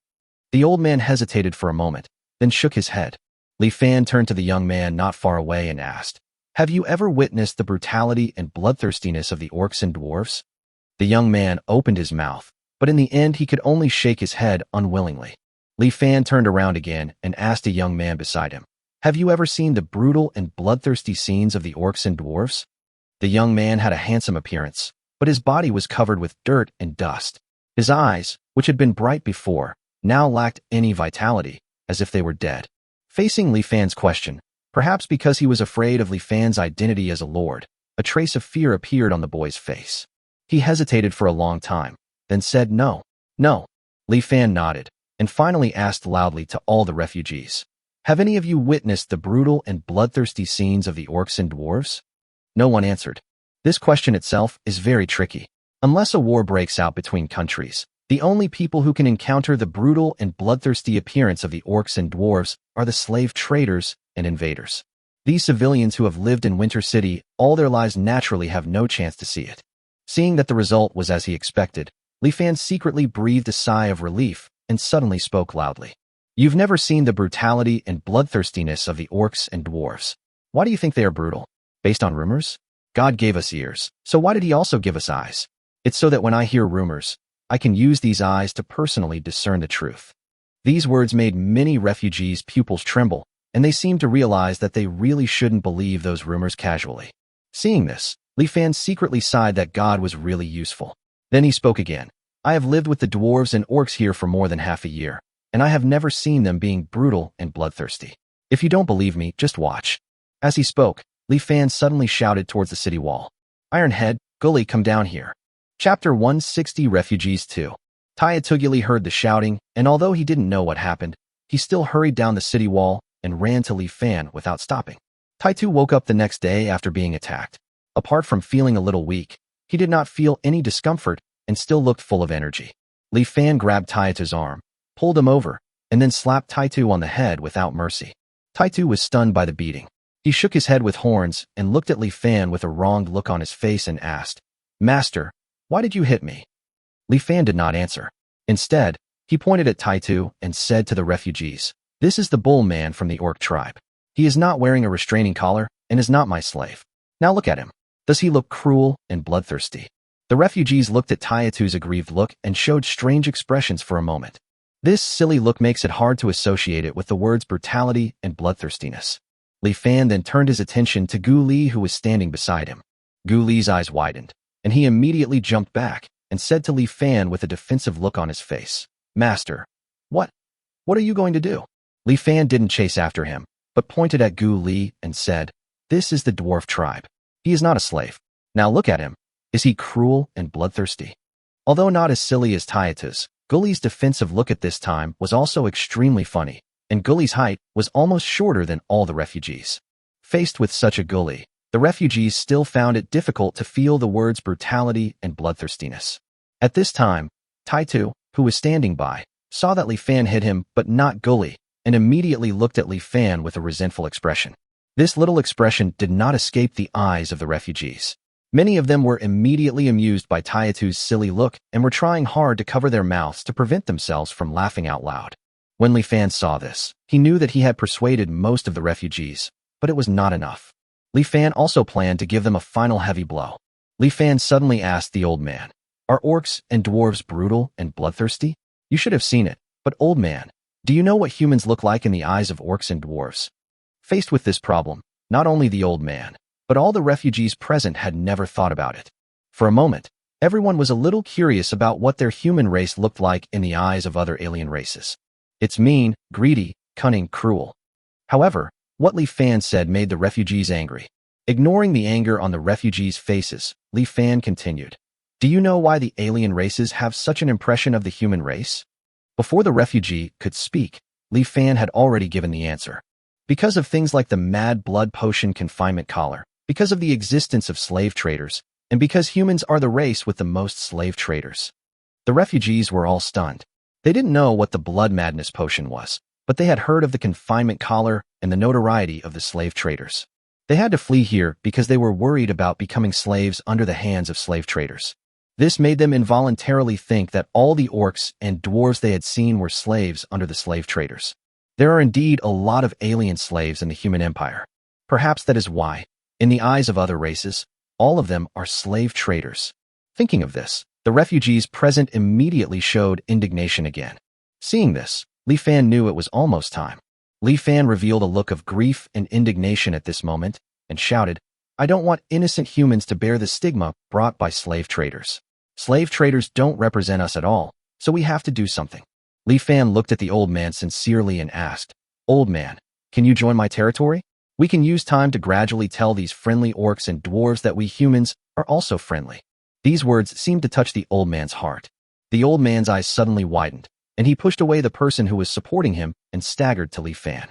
He bowed to Li Fan fiercely and said, My lord, I do. Li Fan hurriedly grabbed the old man and helped him up with a look of emotion on his face. This scene made Taitu and Gully behind Li Fan stunned. The two of them didn't know what was happening at this time. Their only feeling was that Li Fan was different now, but they couldn't tell what was different. Fortunately, the two of them don't use modern words, otherwise they would definitely sigh. Life is a play. It all depends on your acting skills. With the participation of the old man, the refugees also became interested. The refugees thought of Li Fan's politeness at the beginning. It should be impossible for such a person to deceive them. It was hard for the refugees to imagine that a lord would go to such great lengths to deceive them, the common people. Therefore, after the old man, a group of people who had been interested for a long time were soon inspired and expressed their willingness to join Li Fan's territory. As more and more people joined, the rest of the people followed the trend and agreed to join. While Li Fan was feeling proud, he saw the handsome young man not far away still standing there in a daze. Li Fan walked towards the young man. "Don't you want to join my territory?" The boy was a little nervous when he saw Li Fan. He shook his head and opened his mouth, but said nothing. "It looks like there's a story." Seeing this, Li Fan said to the young man, "From the moment we are born, we are destined to die. No one can avoid it. Since we are all going to die, why do we still fight so hard to live?" This made the boy stunned, and he couldn't help asking, Why? Because each of us has our own mission. Brave men live to defeat dragons. Heroes live to save more lives. And we live now to change the image of humanity in the eyes of the orcs and dwarves. In the future, we will also live for our families, to give them and ourselves a better life. As he spoke, Li Fan patted the boy's shoulder and said, "Try to survive, boy." The young man was stunned for a long time after listening to Li Fan's words. Seeing this, Li Fan turned and walked towards the city gate. He just casually fed the confused boy some chicken soup. He had no control over whether the alien drank the chicken soup or not. And it turns out that people from other worlds also drink eggs. Not long after Li Fan turned around, the stunned boy suddenly muttered, "He's right. I still have a mission. I promised my mother to take good care of Chimi. As long as I'm alive, I must find Chimi and then, like he said, give Chimi a better life. I must survive and I must find Chimi." Just as Li Fan was about to reach the city gate, a loud shout suddenly came from behind him. "My lord, I would like to join your territory. My name is Chishi." "Thank you." Li Fan turned around and saw Chishi's eyes glowing again. He nodded and replied, "You're welcome, Chishi. And my name is Li Fan." Chapter 161, Settling Refugees. In the valley, next to the sinful town, Huiyu had dozens of large iron pots set up in the open space. The flame under the iron pot burned vigorously, and the wheat porridge in the pot quickly became thick. At this time, Huiyu added a large amount of thinly chopped monster meat to the wheat porridge. As the mixture was stirred constantly, the aroma of meat and porridge soon spread around. The refugees, who were feeling uneasy after entering the valley, were immediately attracted by the meat porridge. Seeing that the meat porridge was almost done, Huiyu gave it a simple seasoning and then sprinkled in a lot of tender green wild vegetables. After stirring, a large pot of meat porridge with good color, aroma, and taste is ready. The refugees who were watching all this not far away were shocked. It was hard for them to imagine why a pot of porridge could be so fragrant. They swallowed their saliva frantically, their eyes fixed on the meat porridge in the big iron pot, wishing they could pounce on it immediately. Unfortunately, there were many orcs and dwarves around them maintaining order.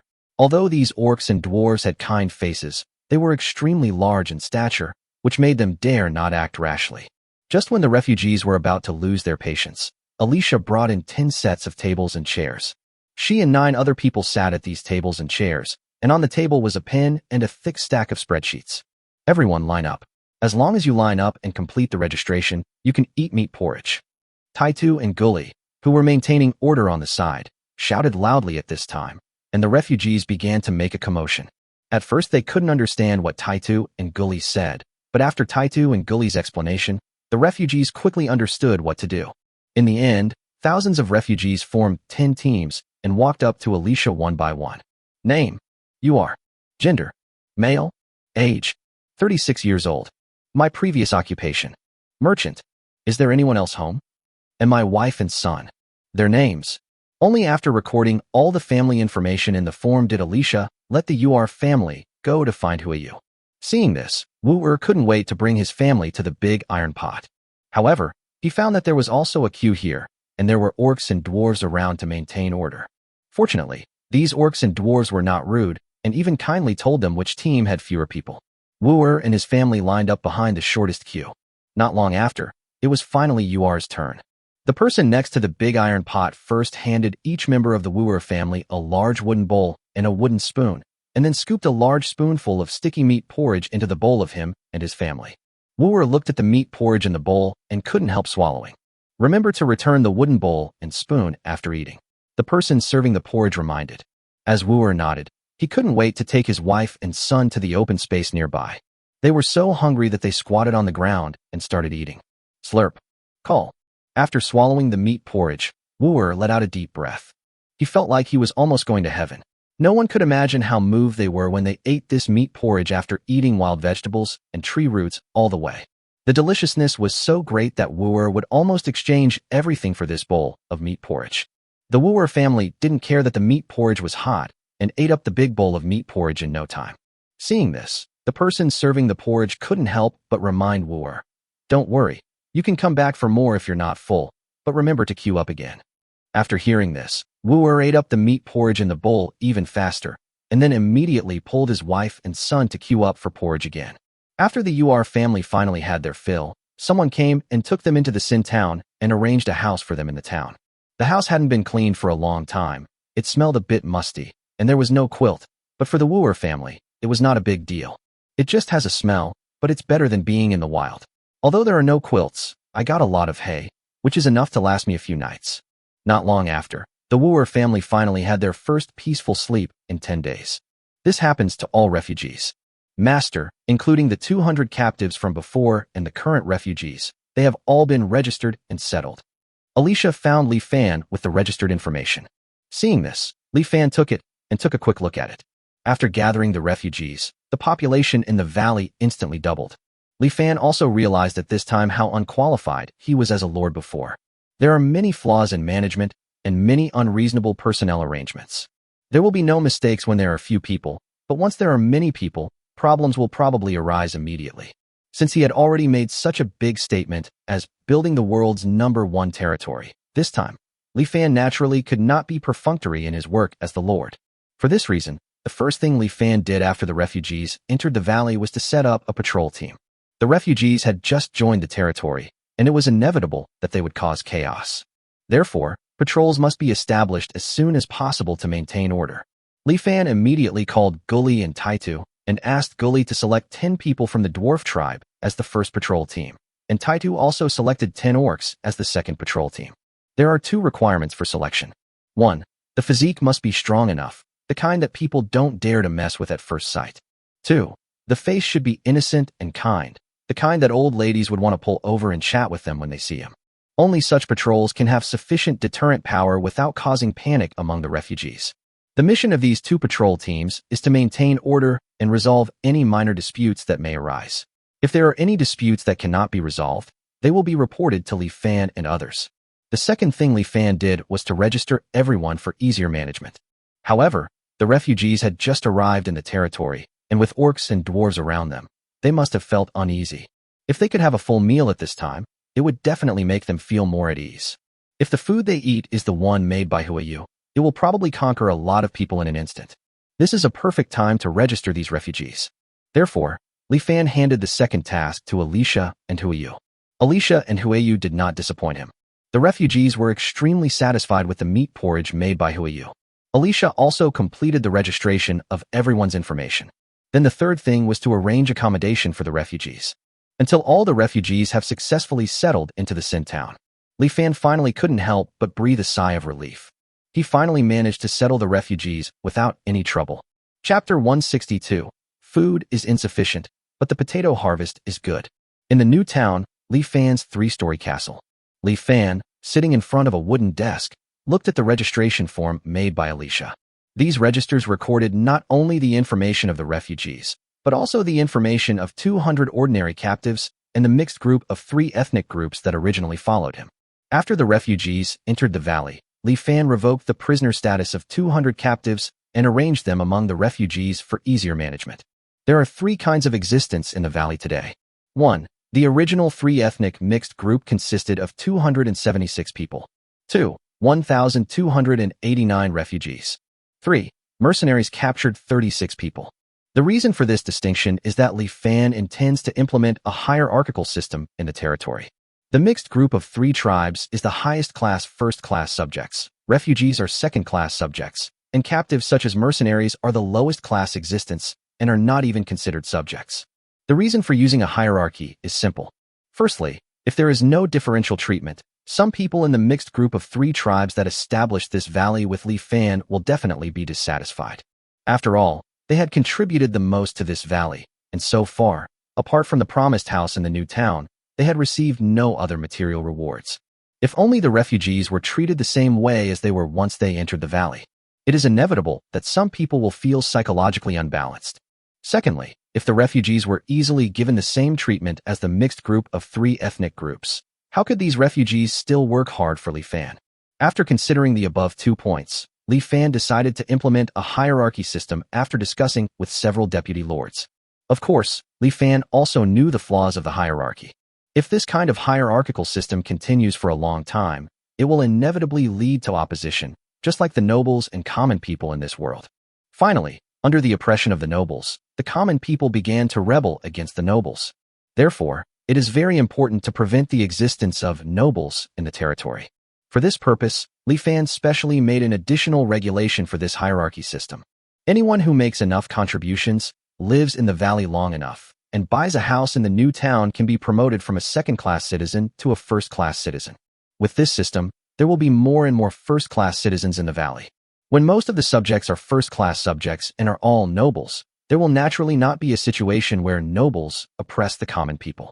By the way, the request to sell the house can also contribute to Li Fan's future real estate plans. Not long after, Li Fan finally looked through all the registration forms. He couldn't help but frown. Alicia knew why Li Fan frowned. After all, she was the one who made this registration form. Master, there are a total of 1,289 refugees, but most of them are elderly and children. There are less than 300 young adults. This was something Li Fan had not expected. He had thought that a large number of laborers would be gathered, but unexpectedly, more of them were elderly people and children. Although they are not a burden, the elderly and children cannot do much work. Li Fan pinched the corner of his eye and asked Alicia, "Do you know the reason?" Alicia was well prepared and had asked the refugees the reason in advance. Only then did Li Fan realize that it was all Caton's fault. In order to gain the greatest benefits, Cotton kept most of the young and middle-aged people, which ultimately resulted in most of the people who were able to escape being the elderly, weak, and sick. Even the slave traders disdained these refugees. It would be more accurate to say that they were abandoned by Cotton rather than escaped. Li Fan never expected that Cotton had tricked him without him realizing it.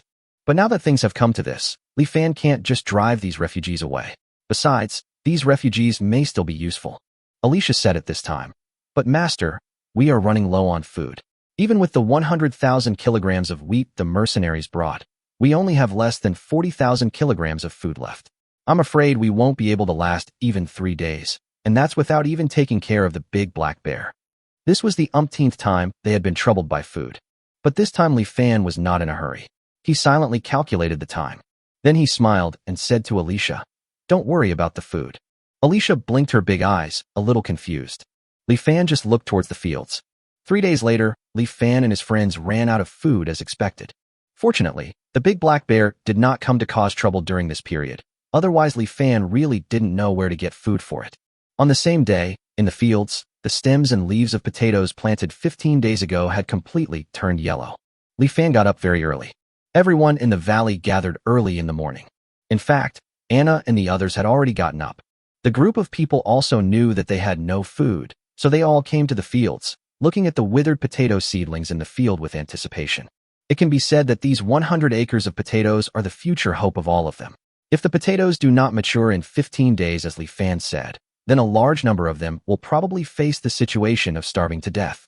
By then, the so-called territory will be a joke, and even the mixed group of the 3 tribes will fall apart and return to the state of each tribe living on its own. Li Fan couldn't help but feel a little nervous when he thought of this. So he wanted to be the first to pick these potatoes. Li Fan squatted on the ground, grabbed a potato vine, and then slowly pulled it. After using a little strength, a series of yellow potatoes with roots were pulled out. Everyone looked at the potatoes in Li Fan's hand and couldn't help but take a deep breath. I saw that there were 15 potatoes of different sizes connected to the thin potato roots. The big ones are bigger than a fist, and the small ones are as big as an egg. Li Fan estimated that these potatoes probably weighed 8 kilograms. One potato seedling yielded a full 8 kilograms of potatoes. How is that possible? I remember that if a potato seedling could grow 4 kilograms of potatoes, it was considered a good harvest. These potato seedlings actually grew 8 kilograms, and these potatoes can be harvested in just 15 days. The people behind Li Fan were stunned. They looked at the potatoes in Li Fan's hand in disbelief and felt like they were dreaming for a moment. If the potatoes in the magical continent had this kind of yield and this kind of growth rate, I'm afraid no one in the entire magical continent would starve to death. Any race that obtains this kind of potato will be able to quickly expand its race. Thinking of this, everyone knew the great value of this potato. For a moment, everyone looked at the potatoes with red eyes. However, what they don't know is that the high yield of these demonized potatoes is due to breeding, and they are naturally not comparable to the potatoes on the magical continent. The growth rate is the result of the system's magic, and it has no effect on other potatoes. This kind of potato will eventually become a specialty of their territory. Chapter 163 Harvest. Li Fan looked at the potatoes in his hand. The yield of 8 kilograms per plant already made him satisfied. After all, there are 1,000 potato seedlings planted in 1 acre of land. Doesn't it mean that this 1 acre of land can produce? Thinking of this, Li Fan couldn't wait to pull out the second potato. 6.5 caddies. The third strain. 7.2 caddies. Seeing this, Anna and others couldn't help but step forward to help. Soon, all the potatoes in an acre of land were pulled out by them. The final result was a little bit worse than Li Fan expected. It's only 7,100 pounds. Li Fan muttered with a slight regret. This statement caused the crowd behind him to explode. Only, if other people can produce 3,000 kilograms of potatoes per acre, they will kneel down and thank God for his gift. This acre of land produced a full 7,100 kilograms, and Li Fan actually dared to say only these 2 words. For a moment, everyone wanted to sew Li Fan's mouth shut. What followed was naturally the time for a great harvest, and everyone in the valley, including the refugees, took action. It is natural that nearly 1,600 people can harvest 100 acres of potatoes quickly. In less than 3 hours, a mountain of potatoes was placed in front of Li Fan. 100 acres of land yielded so many potatoes. Looking at the 700,000 kilograms of potatoes in front of them, most people had a look of satisfaction on their faces. With these potatoes, at least they didn't starve to death. However, a small number of people showed hesitation on their faces. After all, these potatoes mature in just 15 days, so naturally some people might be concerned about whether they can be eaten and what the consequences would be if they were eaten. In fact, even Anna and the others have concerns in this regard. Li Fan didn't care about this. It was easy to prove that potatoes were harmless. He just had to ask someone to try them. The most convincing person to taste the food was naturally Li Fan, who brought these potato seedlings. Li Fan asked people to build a bonfire next to the field and set up several large pots. He pulled Huayu to be his helper. I made these potatoes myself. The most basic baked potatoes, boiled potatoes, fried potatoes. Then there is the slightly more difficult spicy shredded potatoes. And the dish he was most looking forward to was the braised beef brisket with potatoes. When the 5 dishes were placed in front of everyone, the aroma immediately made many people secretly swallow their saliva. Seeing that many people were drooling, even if Li Fan didn't go to prove that these potatoes were harmless, they would probably want to taste these potato dishes. However, Li Fan knew very well that food is the most important thing for people. What do the people in a territory care about most? The first thing is undoubtedly whether there is something to fill them up, and then whether it is delicious enough. If it can be proven that the food is edible and can keep them full, the subjects will not make too many demands. If the food is delicious enough, the people will even consciously protect their territory for the sake of this delicious food, and the territory will thus gain long-term stability. Li Fan did not dare to be perfunctory about this matter and personally tasted each potato dish one by one. Both baked and boiled potatoes are good, but the freshly dug potatoes still have a bit of earthy smell, which makes these 2 potato dishes lose points. Fried potatoes are much better. Not only do they not have the earthy smell, but after sprinkling them with salt and pepper, they taste exactly like French fries on earth. It's a pity that there is no happy water. As for the spicy shredded potatoes, after taking a bite, Li Fan wanted to exchange it for a few bowls of rice on the spot, just because this dish was so delicious. The subsequent stewed beef brisket with potatoes made Li Fan extremely satisfied, and he ate too much without realizing it. When he was holding his stomach in discomfort, Li Fan realized that almost everyone around him was looking at him with drooling. Especially the girl Xiaoqing. Her resentful eyes seemed as if Li Fan had done something wrong to her. Seeing that everyone was doing the same, Li Fan simply waved his hand. Today, I have enough potatoes. There was a sudden cheer at the scene. By this time, no one was doubting whether the potatoes were edible. Baka is a level 2 warrior and a veteran mercenary. He is from Winterfell and is employed by several barons. The baron's mercenaries who recently went to the Sin Forest have lost contact. He accepted the commission and came to investigate the cause. Baka's target is very clear, which is the town of Sin. It is the destination of the mercenaries and the place where it is easiest to find clues about the mercenaries' disappearance. Baka had been to Sin Town and quickly found the location of the valley entrance. However, when he saw the majestic tower-like city gate at the entrance of the valley, Baka was stunned. But when he saw the dwarves, orcs and humans on the city wall, he was completely shocked. Baka did not act rashly. After observing for most of the day, he quietly left the valley. At this time, he had already confirmed that this original human gathering place had been occupied by orcs and dwarves. As for the Baron's mercenaries, they were most likely captured by these orcs and dwarves. Baka turned around immediately and returned to Winterfell a few days later, reporting the incident to several barons. Several barons were furious at the time and declared that they must capture these orcs and dwarves and hang them. The barons then gave Baka a reward of 1 gold coin and asked him not to spread the matter so as not to affect their revenge. Baka knew very well what these nobles were planning.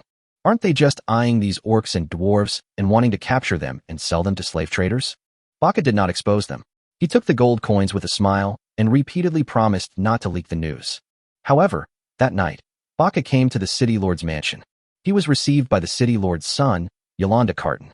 Yolanda looked at the humble Baka before him. Is what you said true? The valley where Sin Town is located has been occupied by orcs and dwarves? They even built a gate at the valley entrance that's even larger than the gate of Winter City. Yes, Master Yolanda. I saw all this with my own eyes.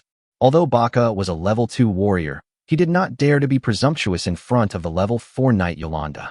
Baka was not afraid of offending a few barons, but if he offended the person in front of him, regardless of the other party's identity, he could be killed in an instant based on the other party's strength. Baka thought about this, recalled the scene at that time, and added, in addition to some orcs and dwarves, I also saw quite a few humans. What's strange is that these humans don't look like captives. They can move freely. Moreover, these humans have a good relationship with the orcs and dwarves, and they chat with each other from time to time. After hearing this, Yolanda was stunned and seemed to have thought of something. Ding dong. After Yolanda thought for a moment, he suddenly reached out and threw 10 gold coins in front of Baka. A look of greed flashed in Baka's eyes, and he immediately reached out to take the gold coins. At this moment, Yolanda raised his foot and stepped on the gold coin. Baka was startled. He looked up and saw Yolanda looking down at him. He said, Baka, I'm glad you told me this, but I don't want any third party to know this news. Do you understand? Seeing Yolanda's somewhat cold eyes, Baka nodded quickly. Don't worry, Master Yolanda, I promise not to tell this news to anyone else. Baka's promise this time was undoubtedly sincere. After all, if he wanted to stay in Winter City, he must not offend Yolanda. Yolanda also knew this, so he did not continue to embarrass Baka and retracted his foot. After Baka took the money and left, Yolanda couldn't wait to ask his servant to find Bart, who had provided the news of Howard's death. Chapter 164 Shampoo Potion. I remember you said that Howard was killed by Li Fan in order to monopolize a high-level dwarf blacksmith, right? In response to Yolanda's question, Bart replied tremblingly, Absolutely right, Master Yolanda. Yolanda nodded, already thinking about it. Howard was originally killed by Li Fan and his dwarves and orcs, and then Li Fan released 2 groups of slaves. Now, a mixed group of 3 races suddenly appeared and occupied the valley where the sinful town was located. Not only can these 3 races coexist peacefully, they also happen to be orcs, dwarves, and humans. The answer seems obvious. I never expected it. I really never expected that someone could survive the winter of the year of divine punishment in the forest of sin. Yolanda uttered an exclamation, and the next moment he grinned. But this is also a good thing. The profits brought by the orcs alone are already huge enough. Add to that a high-level dwarf forger. Yolanda's breathing became much heavier. However, Yolanda was not carried away by the situation. He first reported the matter to his father, the Lord of Winter City, Lanny Carton. Unlike Howard, who may have a conflict of interest with Lanny Cotton, Yolanda has no such concerns. After all, everything that belongs to Lanny Cotton will be his sooner or later. There is no need for him to hide it from his father and secretly capture those orcs and the senior blacksmith. Soon, the city lord Lanny Carton also learned about this matter, and his guess was similar to Yolanda's. They also believed that it was Li Fan and his group who occupied the valley. There was a flash of surprise in his eyes. Lanny Cotton was also surprised that Li Fan and his team had survived the winter. What surprised him even more was that Li Fan could make the 3 races coexist peacefully. This kind of thing is not something that ordinary people can do. Seeing that his father was silent for a long time, Yolanda couldn't help himself. Yolanda slammed his hands on the table and said to Lanny Carton, Father, let's quickly take people to capture those orc and dwarf high-level forgers. The orcs were actually secondary. The father and son had just sold thousands of civilians in Winter City to slave traders not long ago and earned thousands of gold coins.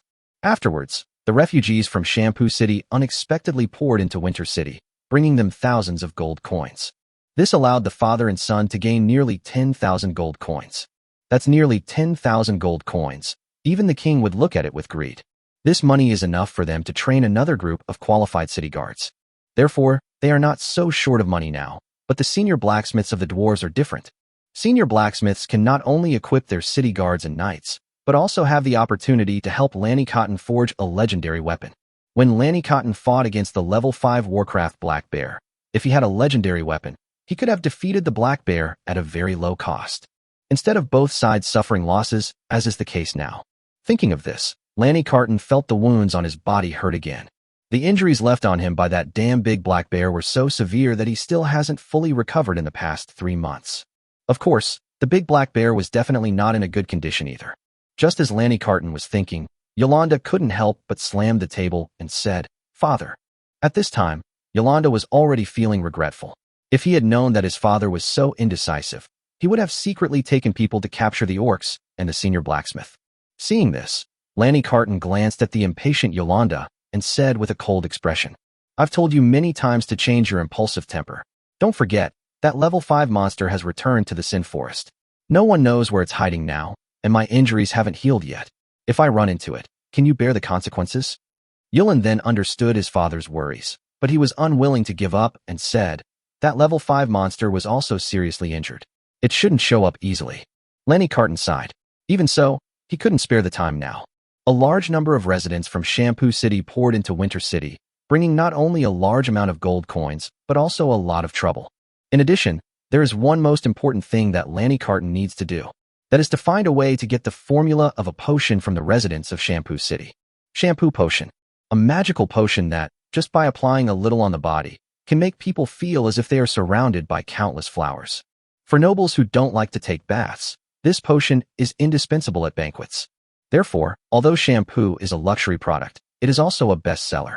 The profit is so great that it is not even less than that of a dwarf senior blacksmith. In the past, this potion had always been firmly controlled by the family of Ibi Bacchus, the lord of Shampoo City. Now Ibi Bucks is gone. As long as Lanny Cotton can find all the workers involved in making the shampoo potion, he will have a chance to restore the shampoo potion. This is actually the biggest reason why Lanny Cotton set his sights on Shampoo City. Lanny Cotton would never allow this to go wrong. Therefore, he absolutely cannot leave Winter City now. Yolanda naturally knew about this, and immediately patted his chest and said, "Father, since you can't leave, let me do this. I will definitely capture all the orcs and dwarves." Lanny Cotton thought about it and finally agreed. However, when Yolanda was about to leave, Lanny Cotton suddenly said, "As expected, the old, weak, and sick who fled Winter City a few days ago are now in that valley. I think some of them actually want to return to Winter City." As he spoke, Lanny Cotton showed a sneer at the corner of his mouth. After hearing this, Yolanda just nodded indifferently and went out to gather his men. In his opinion, it was just a matter of dealing with a group of opponents similar to Howard. There was no need to go through so much trouble. He could just draw his sword. The bumper potato harvest proved the value of the enchanted crops. 700,000 gene may seem like a lot, but for a valley with a total population of 1,600, it is not a lot. Li Fan and his team now consume nearly 20,000 kilograms of food every day. 700,000 kilograms can only sustain them for 35 days. If the big black bear is added, it can only keep them fed for 23 days. To this end, Li Fan immediately began to prepare to plant the second batch of demonized crops. This time, he wants to increase the amount of planting. For this, more land is needed. And at this time, the refugees came in handy. Chapter 165 Soul Resistance. The valley where Li Fan and his team were located was 10 kilometers long and 6 kilometers wide. Even if half of the area is used as farmland, it would still be 30 million square meters, or nearly 45,000 mu of land. Such a large amount of land requires a large number of people to cultivate it. Therefore, all refugees who were not mobility impaired were sent to cultivate these lands. Many of them are farmers themselves and are familiar with this work. They can also teach those who do not know how to cultivate the land. The scene of more than 1,000 people reclaiming the land together was spectacular, and the speed was much faster. Almost 500 acres of land were reclaimed every day. Li Fan did not plant all the demonized crops in these fields. He doesn't have that much bond value, and even if he did, he wouldn't exchange them all for demonized crops.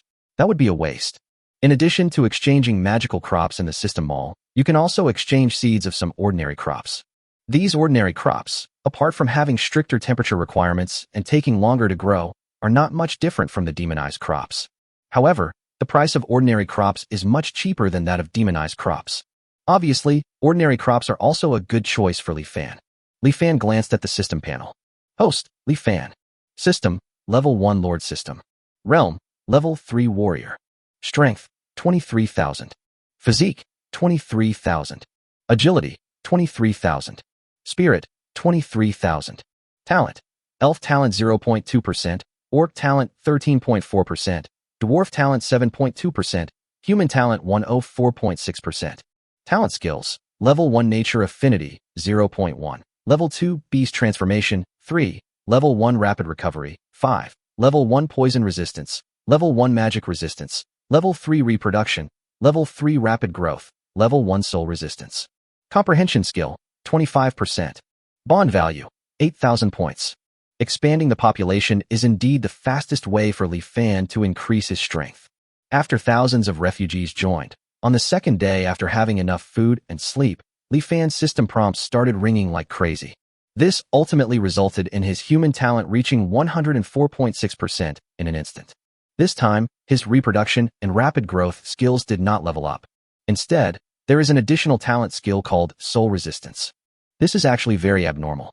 Under normal circumstances, every 5% of human talent will either add a new talent skill to him or upgrade his existing talent skill to a higher level. But now, the human talent has increased by 83%, but it only gives him an additional Soul Resistance skill. Obviously, this talent skill called Soul Resistance is not simple.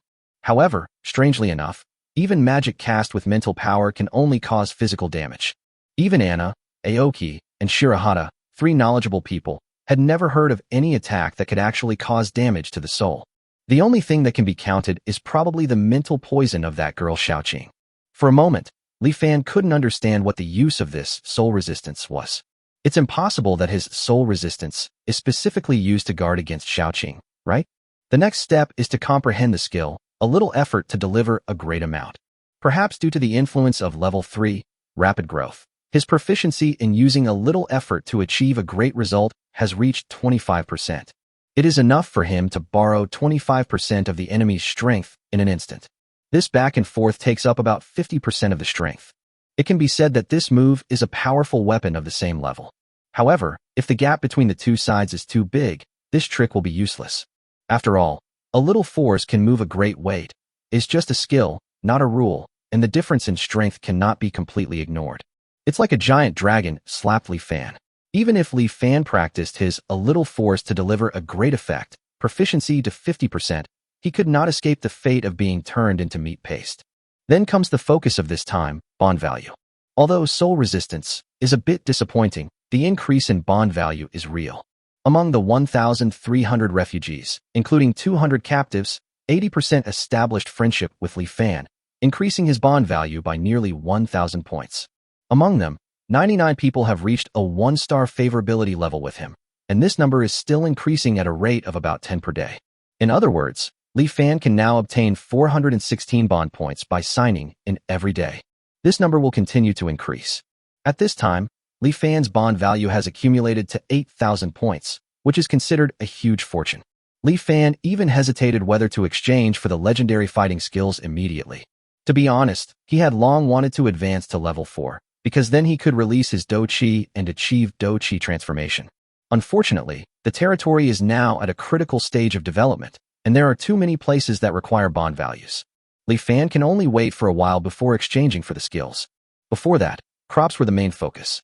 After thinking about it, Li Fan finally decided to exchange 100 acres of magic potatoes, 100 acres of magic sweet potatoes, 100 acres of magic corn, and 10 acres of magic peppers. The magic potato has a bond value of 20 points per acre and matures in half a month. Magic sweet potatoes have a bond value of 10 points per acre and mature in 1 month. 1 acre of demonized corn has a bond value of 10 points and matures in 20 days. 1 acre of enchanted pepper has a bond value of 50 points, and the harvest takes half a month, so it can be picked continuously for half a year. These used up a total of 4,500 bond points. If they were all harvested, it should be enough for them to eat for several months. It's a pity that there is not much water in the valley, otherwise Li Fan would like to grow some magic rice. It has been half a year since he came to this other world, and he has never eaten a bite of rice. For him, a southerner, it is inevitable that he misses the taste of rice. After the seedlings were exchanged, a group of people began planting. Before dark, all the demonized crops were finally planted. Then they used the space ring to complete the watering. Of course, Li Fan did not forget to exchange for ordinary seeds. It was arranged the next day. Regular seeds are cheap. The seeds of 1 acre of land only have 1 to 2 points of bond value. Li Fan was not polite about these seeds. Sugarcane, carrots, onions, ginger, garlic, wheat. This time, Li Fan exchanged some of the seeds that he could see and had the conditions to plant. In the end, Li Fan exchanged for a full 1,000 acres of seeds, spending less than 1,500 bond points.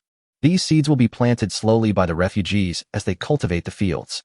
According to Li Fan's plan, their food in the short term will be provided by demonized crops. Once those common crops mature, they will have enough food reserves. It won't be long before they can completely say goodbye to the problem of food shortage. By that time, even if more refugees appeared, Li Fan would be able to accept them all. Chapter 166. Yolanda is shocked. In Winter City, at the repeated request of Lord Carton, Yolanda had to take a total of 11 people with him to the Forest of Sin. Among these 11 people, 10 are knights. All of them are elite knights. 5 are level 3 warriors, and the remaining 5 are also level 2 warriors. As for the last person, it is the great knight Beavis, who is the same as Yolanda. Originally, Lord Carton wanted to let Knight Wood and Yolande go together.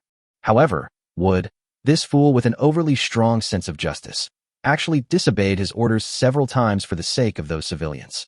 Lord Carton felt that if Wood was allowed to go with him, there was a greater possibility of something bad happening in the end, so he left him in Winterfell and asked his confidant Beavis to accompany Yolanda. Although Yolanda had no complaints about this, he couldn't help but feel that his father was being too cautious. According to what he knew, Howard had almost forced Li Fan and his men into a desperate situation with the help of 4 level 3 fighters, 4 level 2 fighters, and a bunch of useless level 1 fighters. It has only been half a year now.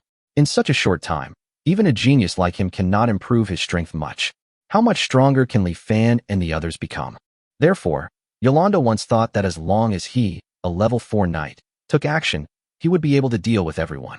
Now adding 10 elite knights is not enough, and they even have to bring the great knight Beavis. It's a shameful waste. But what made Yolanda happy was that his father actually allowed him to use a Warcraft mount.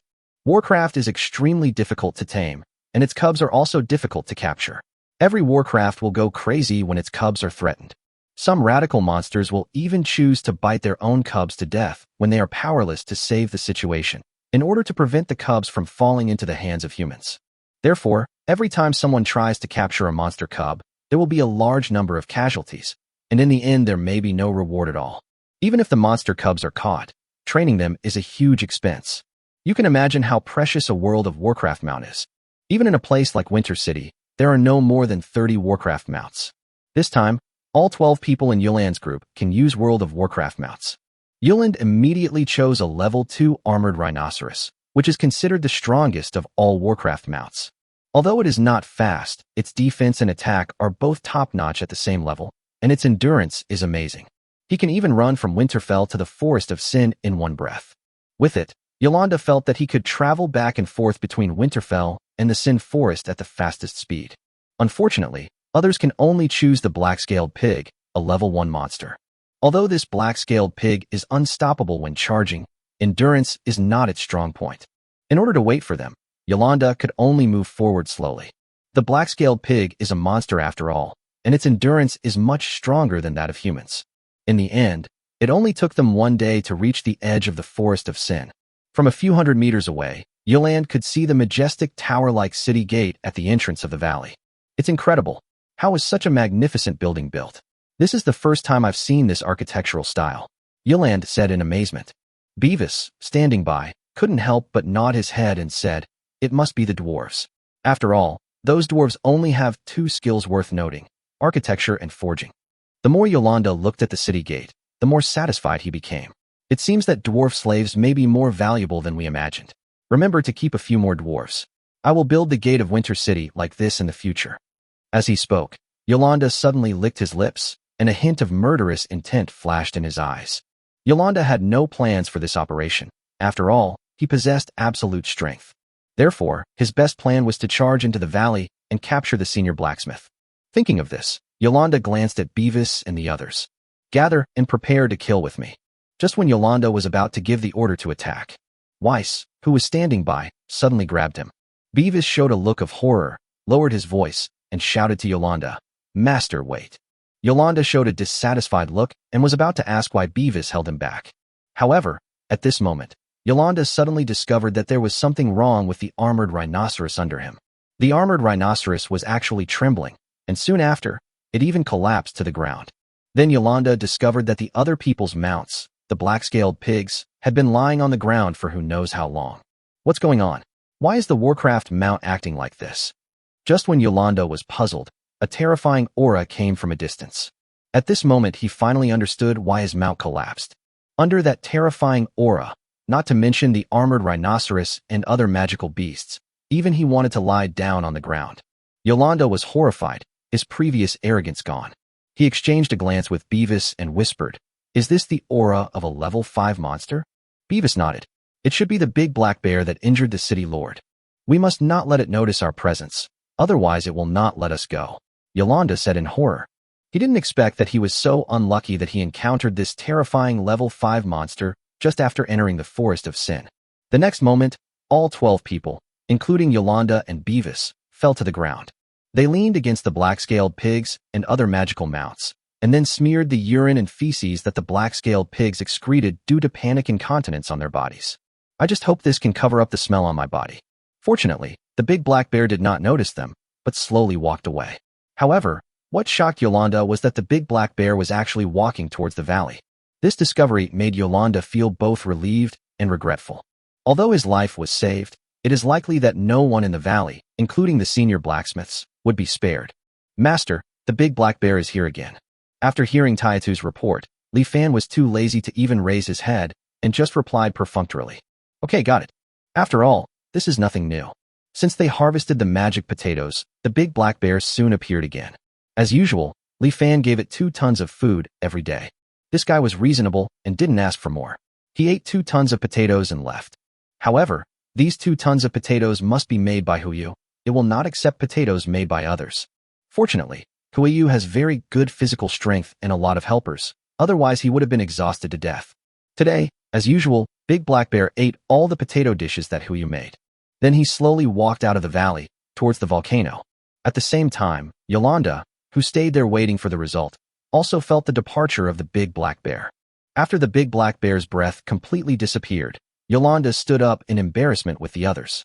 It was not until this moment that Yolanda realized that the massacre he had expected did not happen. At least on the city wall, there were still guarding orcs and dwarves chatting leisurely. It doesn't look like a big black bear has slaughtered the valley. Instead, it looked like the big black bear had just left as a guest. How is that possible? Yolanda even forgot to clean up the filth on his body. He stared at the city wall and spoke in disbelief. Then he looked at Beavis. Beavis also looked doubtful and asked Yolanda, "Master, should we continue?" Charging in. Now, Yolanda hesitated. He was confident enough in his own and Beavis's strength, but he didn't think he could defeat a level 5 monster.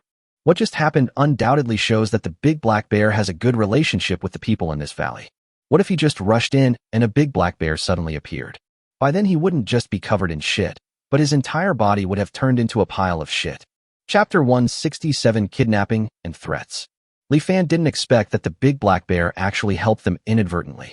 Otherwise, with the strength of Yuland and his group, if they really rushed into the valley, even if Li Fan and his group stopped them, they would definitely suffer heavy casualties.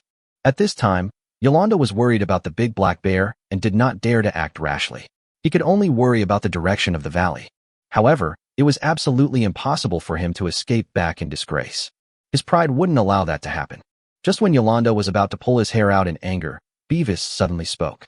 "Master, there's actually no need for us to rush into the valley and capture everyone.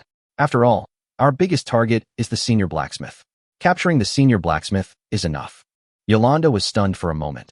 then glanced at Beavis and said dissatisfiedly, Beavis, what you said is complete nonsense. Although people often go out of the valley, most of them are orcs and dwarves who are carrying materials, and some are humans who are gathering wild vegetables. Yolanda didn't think that there were any honorable senior blacksmiths among these people. The most important thing is that they don't even know what a senior blacksmith looks like. How can they catch him without attacking the valley? Beavis secretly felt a little disappointed with Yolanda, but he still reminded him and said, Master, have you forgotten what the city lord said when you left? When Yolanda heard this, his eyes finally lit up. That's right. I almost forgot that the humans in this valley were originally residents of Winter City. Ha! Yolanda couldn't help laughing a few times, and then he immediately gathered all the knights. At the entrance of the valley, Joey walked into the valley with a somewhat panicked look on his face. Seeing that no one noticed him, he slowly walked towards the direction of the Sin Town. As a refugee from Winterfell, he spent most of his time cultivating the fields. Although the lord of this valley would give them half a day of rest every few days, this was much better than what other lords did. However, Joey was still very dissatisfied. After all, they did so much work, but in the end they didn't get any reward except some food. As for what the Lord said about second-level citizens being promoted to first-level citizens, their treatment will be improved. Who knows whether it is true or false?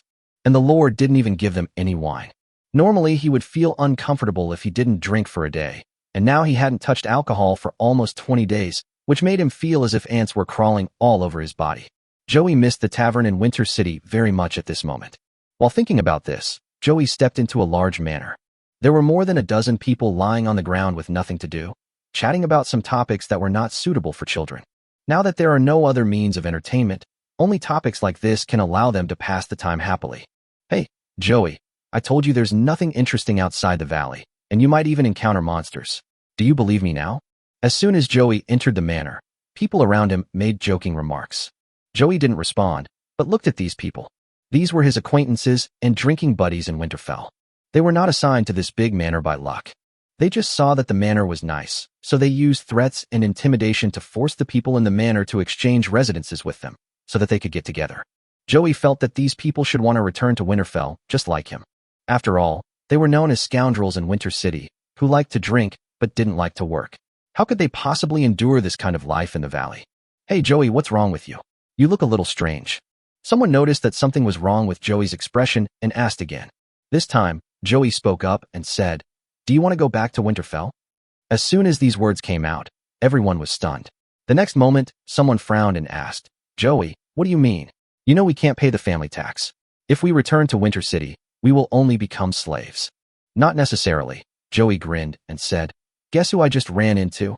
It's Alec Knight. Knight Alec, that bastard knight I often meet in the tavern. I accidentally bumped into him once before, and he beat me up so badly that I couldn't get out of bed for 3 days. Asshole, I spent those 3 days warmly greeting his beautiful mother. Joey frowned and said, That was all in the past. Now we have an opportunity.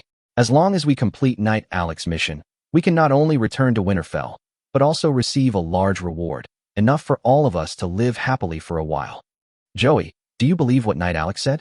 Didn't drinking for a few days make your brain abnormal? Joey grinned and said, Of course I don't believe what Knight Alec said, but what if it's what Knight Yolanda, the son of the city lord, said? Joey left the manor with a dozen accomplices. They came to the construction site of the new town, looking for someone. They had been in the valley for several days. Although they were not familiar with the orcs and dwarves, they could chat with the earliest group of humans. Therefore, they knew that the dwarf senior blacksmith was a female dwarf named Dozina. And Dozina also has a father who has no fighting ability, Doge. Soon, Joey spotted Doc. They did not act in a hurry, and waited until Doge started to rest before slowly following him. At this time, Doge secretly came to an empty alley, then took out a bottle of cheap beer from the corner and poured it into his mouth. Li Fan has strictly prohibited drinking while working, but for a dwarf who loves alcohol, how can he completely control himself? Occasionally, Doug would secretly treat himself to a bottle or two. Hey, I smell alcohol. Just as Dog finished half a bottle of beer in one breath, someone's voice suddenly came from outside the alley, and then a group of people walked in. Joey looked at the beer in Doc's hand and said angrily, It's indeed beer. It's not fair. Why can you drink beer? It's been a long time since we last had any alcohol. As he spoke, Joey and his friends approached Doug. Doug was a little embarrassed. If this got out, he would probably be scolded by Li Fan and Dozina again. Doug smiled and said to Joey, Boy, hardworking people deserve rewards. As long as you work hard, you'll have a chance to drink soon, but before that, I'll let you enjoy yourself." As he said that, Dog handed over the beer. After being rescued by Li Fan and spending nearly 5 months with some humans, Dog no longer has any prejudice against humans. Although it was the first time he saw this human, Doge still acted friendly. That's more like it. Joey took the bottle with a smile and poured the wine into his mouth. Just as Doug was about to ask the other party to leave some for him, he suddenly felt a pain in the back of his head and lost consciousness. Not long after, 2 humans pushed a cart of garbage out of the city gate. As usual, the dwarves and orcs at the city gate ignored each other. This was normal. After 1,600 people lived together, there would naturally be a lot of garbage. Li Fan personally arranged for people to clean it up every day. The only strange thing is that there is a lot of garbage today. It was just cleaned up this morning, but now there is more garbage again. In the evening, Dozina walked towards the castle. Hueyu said he would make beef stew with potatoes tonight, and she was very much looking forward to it. However, before Dozina could reach the castle, a human stopped her. Seeing that the other party was staring at her, Dozina had a bad feeling. "Human, are you here to find me?" Dozina said, staring at the other party. "This human looks very unfamiliar. He should be one of the new refugees. I don't know what he wants from me." At this moment, Joey couldn't help but exclaim in admiration at Dozina in front of him. It was the first time he encountered a dwarf who was so impressive that he was even more impressed, not to mention that the other party was a high-level blacksmith. But Joey didn't lose his mind. He threw 2 things at Dozina. When Dozina saw this, her eyes widened and she stared at Joey fiercely. "All I saw on the ground was a piece of clothing and a beard. His clothes were of Doja's pattern, and his beard was the same color as Doja's beard." Seeing that Dozina was about to explode, Joey said, "If you don't want to never see your father again, shut up and follow me obediently." With that, Joey turned and left. Dozina bit her lip and finally followed. Chapter 168 Missing. In the castle in the evening, Hueyu placed a large pot of beef stewed with potatoes on the table. "It's time to eat." Following Hueyu's words, Xiaoqing pulled Xiao by and sat on the chair in an instant like the wind. Her cyan snake pupils were fixed on the stewed beef with potatoes. She swallowed her saliva and urged, hurry up, Li Fan, hurry up. "Why are you in such a hurry?" Li Fan said this, but his body was very honest. He quickly sat down at the table, holding the chopsticks in his right hand, and was ready to launch an attack as soon as everyone was present. Soon, Anna, Dina, Alicia, Ing, and the others arrived. At this time, only Dozina was missing. A few minutes passed, but Dozina still didn't show up. Xiaoqing couldn't help but ask, "Why hasn't Dozina come back yet? I'm starving. Can I eat first?" Xiaoqing looked at Li Fan and said, "Bad guy, didn't you tell me that children need to eat on time to grow up? I'm still young, can I eat first?" Li Fan didn't have the habit of waiting for everyone to arrive before starting to eat. Seeing that everyone was hungry, he said to Xiaoqing, "Are you admitting that you are a child now?" Then he said to Hueyu, "Leave a copy for Dozina. She might go to see Doge." Soon after, a group of people started fighting, and the battle was extremely brutal. Especially the girl Xiaoqing. It seemed like she was against Li Fan and kept snatching the food from Li Fan's chopsticks. This girl is not as strong as Li Fan, but she is extremely talented in using chopsticks. She has only used chopsticks for a few months, but she can use them better than Li Fan. Xiaoqing snatched away several pieces of beef from Li Fan. Looking at Xiaoqing's smug look, Li Fan was so angry that his teeth were itching. "If you don't let me eat, you can't eat well either." Li Fan thought about it and couldn't help but reveal a cruel smirk at the corner of his mouth. The next moment, he restrained his smile and said to Xiaoqing, "Xiaoqing, I'm going to tell you a joke. Do you want to listen?" Xiaoqing looked at Li Fan suspiciously, but couldn't help being curious and said, "Bad guy, are you up to something bad? But if you want to tell a joke, tell it to me. You know flies, right? Huh, aren't you talking nonsense? Good." Just when Li Fan was about to tell a joke, he suddenly noticed the curious gazes of several other people, and then he remembered that there were several people eating here. Seeing this, Li Fan suddenly leaned close to Xiaoqing's ear. Xiaoqing felt the hot breath beside her ear, and her whole body stiffened suddenly, and her face turned pink. This scene made the other people present frown in unison, and the atmosphere at the table suddenly became a little subtle. However, they didn't know that Li Fan was doing this for their own good. At this time, Li Fan leaned close to Xiaoqing's ear and started telling his own jokes. There was a little fly and its mother eating in the toilet. When Xiaoqing heard this, she frowned and felt that the matter was not simple. However, without giving her a chance to refuse, Li Fan spoke quickly. The little fly asked its mother, Mom, why do we have to eat in the toilet?" The mother fly immediately gave the little fly a big slap on the nose and said angrily, "Child, don't say such disgusting things while eating." Ha ha ha, isn't it funny? Xiaoqing's whole body stiffened, and the words flies, toilet, and eating unconsciously came to her mind. The next moment, she looked at the beef in her hand and suddenly felt that it didn't taste good anymore. Xiaoqing turned her stiff neck and looked at Li Fan angrily. Li Fan grinned and said, "I forgot to tell you, the full name of this joke is Disgusting Joke. It may not be funny enough, but it should be disgusting enough, right?" When everyone saw this, they realized that Li Fan was teasing Xiaoqing again, and the subtle atmosphere disappeared in an instant. They didn't hear the disgusting joke, so they continued to happily eat the delicious food on the table. But Xiaoqing can't do it. "Ah, bad guy, I fought you, and you bullied me again." As she spoke, Xiaoqing had already pounced towards Li Fan, but even though she had advanced to level 2, she was still no match for Li Fan. Li Fan pressed him on the legs in just a few seconds. Li Fan held Xiaoqing's hands with one hand to prevent her from moving, and with the other hand he stretched out his chopsticks to pick up the beef. He had been through a lot of disgusting jokes, but he was still able to eat his meal calmly. When Xiaoqing saw this, she thought that she might have no appetite for several days and almost cried in anger. Just when Li Fan was enjoying his meal, Xiaoqing seemed to remember something. Her eyes rolled and a sly smile appeared at the corner of her mouth. Xiaoqing said to Li Fan, "Bad guy, I saw someone urinating and defecating outside your castle today." "What? Who is so bold as to do that?" Li Fan was immediately furious. Public toilets have long been built in the valley, and uncivilized behavior is strictly prohibited. However, now not only do people urinate and defecate in public, they also do so right next to his home. Now the beef on Li Fan's chopsticks no longer tasted delicious. Although Li Fan knew that this was Xiaoqing's revenge, he still couldn't help but get angry and asked, "Tell me who did it." Xiaoqing blinked her big eyes and said, "I don't know." Li Fan frowned and continued to ask, "Then where did you see it?" Xiaoqing blinked her big eyes again and said, "I still don't know." Seeing Li Fan put down his chopsticks and raised his palm to hit his butt, Xiaoqing then hurriedly said, "I really don't know. I just saw a lot of toilet paper next to the castle. What else can toilet paper be used for besides going to the toilet? There's a pile of toilet paper outside the castle. Someone must have urinated and defecated outside the castle."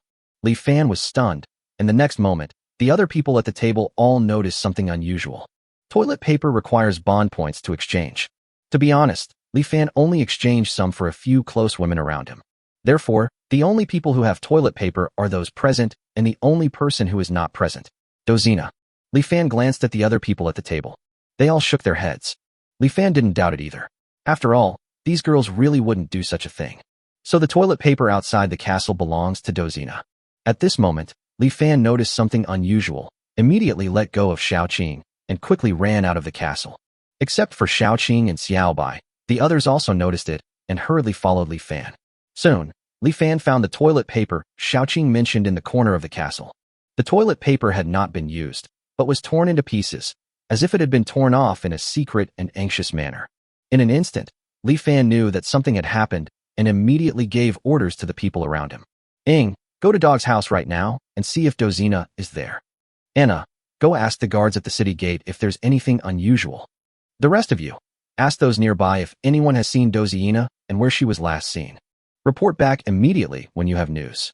In an instant, everyone took action, and then patrols such as Gully and Taitu also began to search for Dozina in the valley.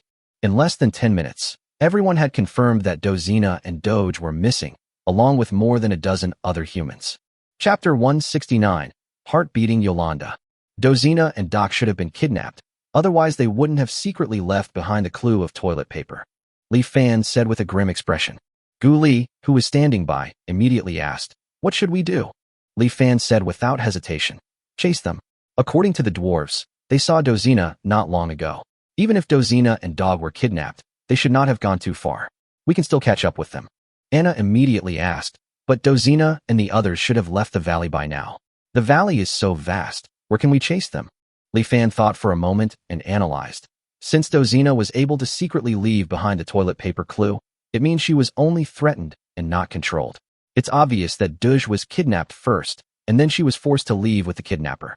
In this case, Dozina should continue to leave clues along the way. As long as we find the clues Dozina leaves, we can find her.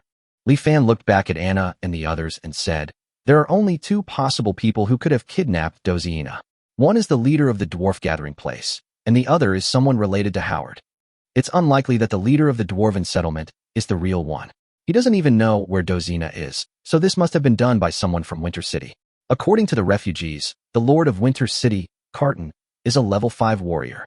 So you still want to go? No one spoke, just looked at Li Fan and waited for him to give orders. They have also experienced life and death together. During that winter period, weren't they always hovering between life and death? How could they retreat now? Seeing this, Li Fan also took a deep breath. Okay, then let's go rescue Dozina. The other party didn't come in so blatantly. The Lord of Cardon City is probably not here. We still have a chance. Next, except for Xiaoqing, all the strong men above level 2 will follow us. Xiaoqing was stunned and opened her mouth. Although she was unwilling, she did not refute. Although the sum of her basic attributes is as high as 8 points, her strength, agility, and physique are all only 1 point, still at the level of a weak orc, with no combat power at all. Naturally, Li Fan would not take her with him. The next moment, those at level 2 were Dina, Aoki, Baichi, Gully, Taitu, Big Eyes, and Big Ears. Level 3, Anna, Li Fan, Ing. The 10 strongest people in the entire valley chased out of the valley together. Their figures quickly disappeared from sight.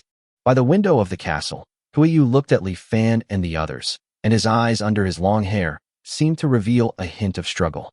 Well, Huiyu sighed, and then returned to the castle. Not long after, a small figure jumped out of the window and followed Li Fan and the others from a distance. When Yolanda saw Dozina for the first time, he was also amazed.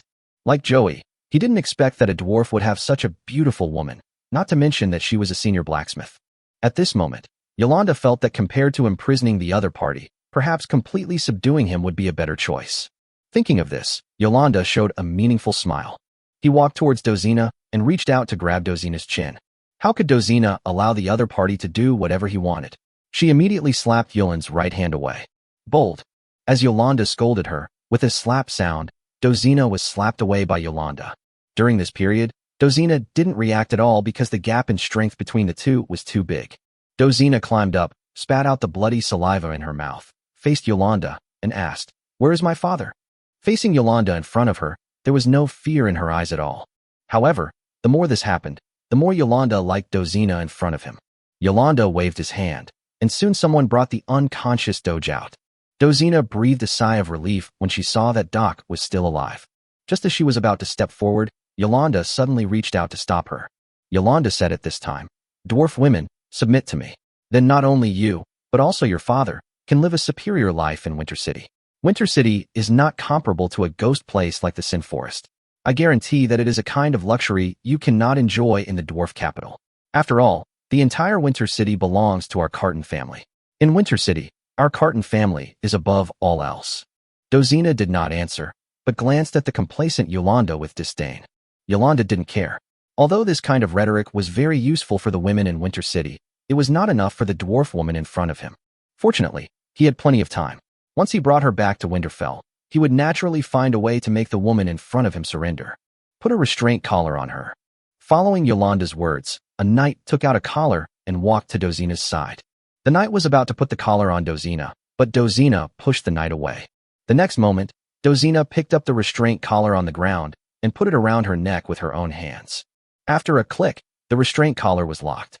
Dozina felt her whole body being suppressed by an invisible force. At this moment, she seemed like an ordinary person. Even so, there was no sign of surrender in Dozina's eyes. The more Yolanda looked at Dozina, the more satisfied he became. He could hardly wait to return to Winterfell.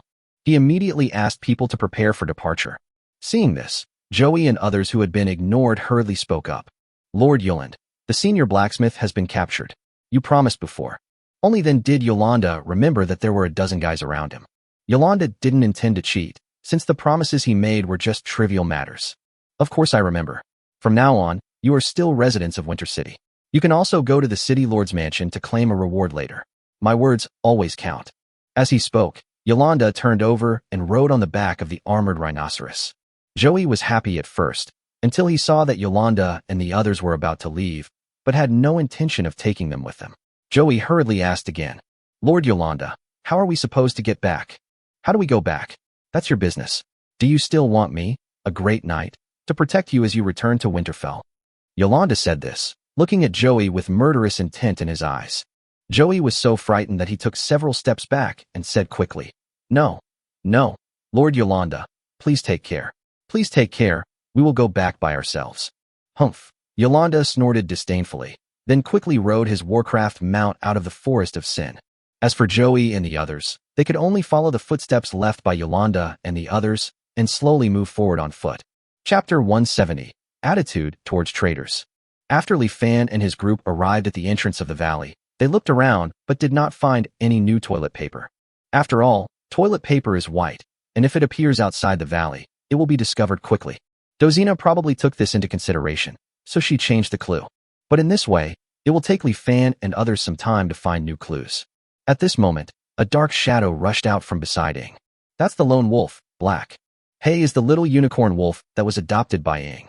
After being raised by Ing for nearly half a year, his size is now almost the same as that of an ordinary adult wolf. It vaguely resembles the one-horned wolf king.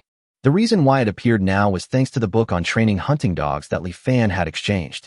After nearly half a year of training, all 30 lone wolves are barely capable of performing the duties of hunting dogs. At least they can help find people. And Shadow's Black is the best among them. At this time, Hay sniffed Dozina's old clothes and sniffed around for a while. Woo. It made a sound, as if it had found the scent left by Dozina. Li Fan and his group immediately followed the direction of the smell. Soon they found small pieces of iron ahead. These iron blocks are like stones, and if it weren't for the black, they would be hard to find. After confirming that the direction of pursuit was correct, Li Fan and his group immediately sped up. In less than 5 minutes, Li Fan and his team made a new discovery. After squatting on the ground and looking at it for a while, Ing said, "It's the feces left by the monsters. Judging from the footprints, more than a dozen monsters stayed here for a long time. And these dozen monsters are not all the same monster." Anna immediately realized, it should be a tamed Warcraft mount. Only tamed monsters can coexist peacefully with monsters of other races. Li Fan also took a look and found that the direction of these footprints was exactly where Winter City was. It turns out they are from Winter City. Li Fan couldn't help but frowning. He had wiped out the roots in order to avoid becoming enemies with Winter City, but now he couldn't avoid it after all. Ing made another discovery at this time and said, in addition to the people riding the monsters, there are more than a dozen human footprints. It's those dozen missing refugees. They were indeed the ones who kidnapped Dog and Dozina. I will never let them go, Gully said angrily, and his clenched right hand hit his left palm hard. After hearing this, Li Fan immediately understood. It seems that the people of Winter City have abandoned these traitors. Let's catch up with them first. As they spoke, a group of people chased in the direction of the footprints with all their might. The result speaks for itself. Joey and the others are all ordinary people, and the worst among Li Fan and his group is a level 2 fighter. In less than 5 minutes, Li Fan and others caught up with Joey and others. Joey panicked when he saw Li Fan and his men approaching rapidly and aggressively. They didn't expect that Li Fan and others would notice Dozina's disappearance so quickly and even find the correct direction they were in. If you get caught, there will definitely be no good end for you. Joey's eyes rolled, and he immediately had an idea. Joey and the others suddenly stopped. The next moment, Joey knelt on the ground and shouted to Li Fan and the others, "Lord, help us. We were just being chased by a group of knights. A dwarf father and daughter were captured by the knights in an attempt to save us. We couldn't defeat them, so we had to follow them and wait for an opportunity. Now that you're here, please go and save them." When the people around Joey saw this, they all secretly sighed at Joey's wit, and then quickly knelt down and cried to Li Fan and the others. Li Fan and others also came to Joey at this time. Li Fan's face was cold as he asked Joey in front of him, "Tell me, how did you take Dozina away, and who ordered you to do so?" Joey looked at Li Fan's ugly face and felt something was wrong, but he still said cunningly, "It's unfair, Lord, it's not us. Call out." Before Joey could finish his words, blood burst out from his left shoulder. Joey looked at his left hand that had fallen to the ground and was stunned for a moment before he reacted. It hurts so much, it hurts so much, Joey fell to the ground, holding the wound on his left shoulder with his right hand, and continued to scream miserably. His companions were already frightened at this time, and they just looked at the bloody Tang Hung Dao in Li Fan's hand in horror. Even Anna and the others did not expect that Li Fan would act so decisively and ruthlessly this time, as if he had no intention of showing mercy. In fact, Li Fan really had no intention of showing mercy. If you ask him what kind of people he hates the most in this world, traitors will definitely be at the top of the list. Li Fan couldn't be soft-hearted towards a traitor. Interrogate the traitor. Kindness. Unnecessary. Interrogation techniques. Unnecessary. Little clever tricks. No need. Today, Li Fan only wanted to use blood and violence to pry open their mouths and make them spill everything they knew as quickly as possible. Tell me, how did you take Dozino away, and who ordered you to do so? Li Fan asked Joey for the second time. However, Joey was still immersed in pain at this time and did not pay any attention to Li Fan's questions. Just when everyone thought that Li Fan would ask someone else a question, Li Fan suddenly raised the Tang's sword and then swung it down. The next moment, blood bloomed on Joey's right arm, and his right hand could no longer cover the wound on his left arm. Joey let out a terrifying scream. Li Fan did not stop. He waved his hand and slashed with 2 more knives, breaking Joey's legs. At this moment, Joey couldn't even scream and fainted directly. The rise and fall of his chest became slower and slower, and it was obvious that he was not going to survive. Li Fan then pointed Tang Hengdao at another traitor. Tell me, how did you take Dozino away, and who ordered you to do so? Still the same problem. Baiting looked at Tang Hengdao in front of him, and his mind was filled with fear. He said tremblingly, yes, yes, yes. However, perhaps because of nervousness, Barton said, yes, for a long time, but couldn't continue. Puff. Seeing this, Li Fan swung his sword without hesitation and cut off one of Baiting's arms.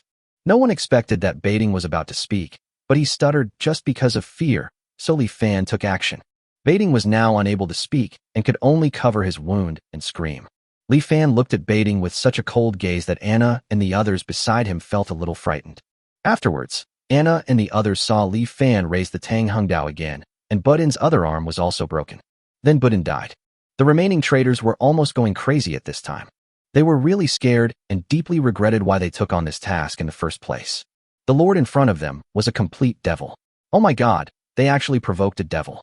At this moment, they just want to tell everything they know.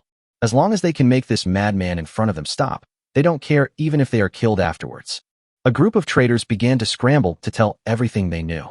As a result, Li Fan successfully understood everything that had happened and also knew the source of this plan, Yoland, the son of the city lord. What surprised Anna and the others was that the entire interrogation process took less than 3 minutes. Chapter 171 Catching Up. 2 Great Knights, 10 Knights. The Great Knights are level 4 warriors, and the Knights are at least level 2 warriors, and they all have Warcraft mounts. This is the information Li Fan learned from a dozen traitors. After getting this information, Li Fan looked at these traitors. Li Fan now has no time to care about these traitors. However, killing them would be too easy for them. So Li Fan decisively broke the legs of all the traitors and then knocked them unconscious. This way, these traitors will not be able to escape. Now all these traitors can do is pray. Pray that a group of monsters will come and eat him. Otherwise, he will have to wait for Li Fan to come back and bring judgment to them. After dealing with the traitor, Li Fan and others did not stop for a moment and chased forward again. But at this time a problem was put before everyone. Yolanda and his companions all have Warcraft mounts. If everyone chases at full speed, they will certainly catch up, but conversely, they will suffer severe physical exhaustion. There is already a gap in strength between the two sides. Catching up to the other side when one is severely physically exhausted is tantamount to seeking death. However, if they did not chase at full speed, they would not be able to catch up even if Yolanda and the others reached Winterfell. World of Warcraft mounts are really important. Li Fan sighed. It's a pity that Hay and the other unicorn wolves haven't grown up yet. Otherwise, they would definitely be Warcraft mounts that are not inferior to the black-scaled pigs. Just when Li Fan was hesitating whether to catch up at full speed, Anna suddenly spoke. The two of us will chase them at full speed first to delay them and wait for the rest of the people to gather together before we take action. Li Fan had actually considered Anna's suggestion. The method is very simple. After Anna transforms into a beast, she takes Li Fan and Dina and chases them at full speed. With Anna's speed after transforming into a beast, it won't take long for her to catch up with Yolanda and the others. As for the expenses during this period, they will be provided by Dina. The orcs, Chi and blood warfare, sharing blood and life, allows both parties to share their physical strength and Chi and blood. The underage Dina cannot transform into a beast and does not have strong combat power, but she can serve as a qualified power bank. The only problem with this method is that Li Fan would have to ride on Anna again. Anna was much more decisive than Li Fan at this time. She immediately activated her beast transformation skill, and after Dina climbed onto her body, she spoke to Li Fan. Come up, come up. This is what Li Fan admires most about Anna. This girl, who is only in her early 20s, has a maturity that does not belong to her age. She would never lose her temper at critical moments and always put the overall situation first. In order to save Dozina, she is willing to put aside her own dignity. Seeing that the girl said so, Li Fan naturally didn't waste any time. With a light jump, Li Fan landed behind Anna.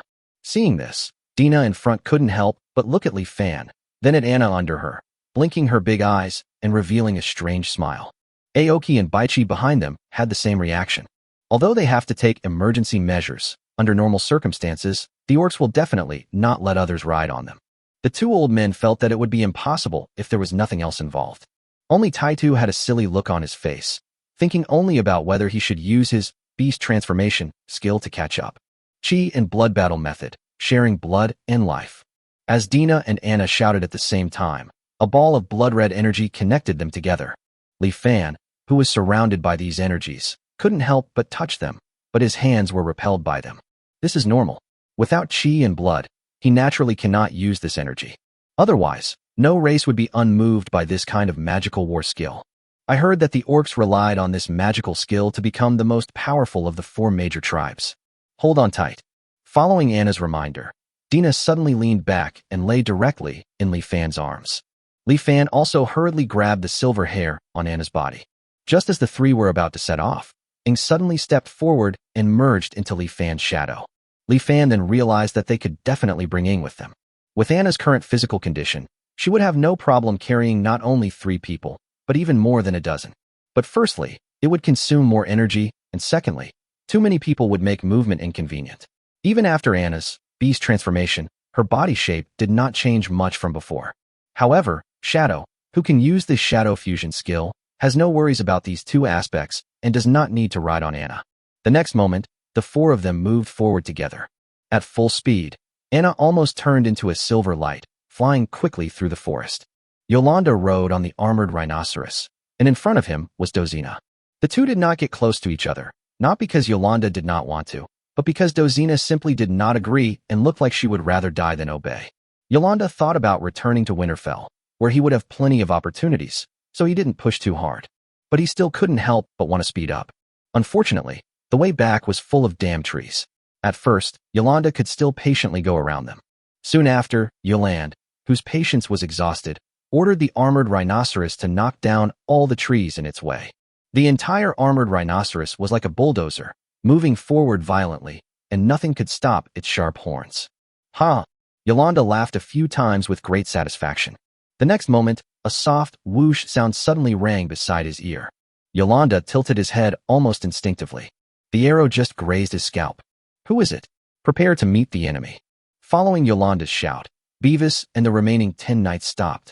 The 12 people formed a circle and looked around every corner. However, a minute passed and no one appeared around. You bastard, you despicable guy, get out of here. Yolanda roared angrily.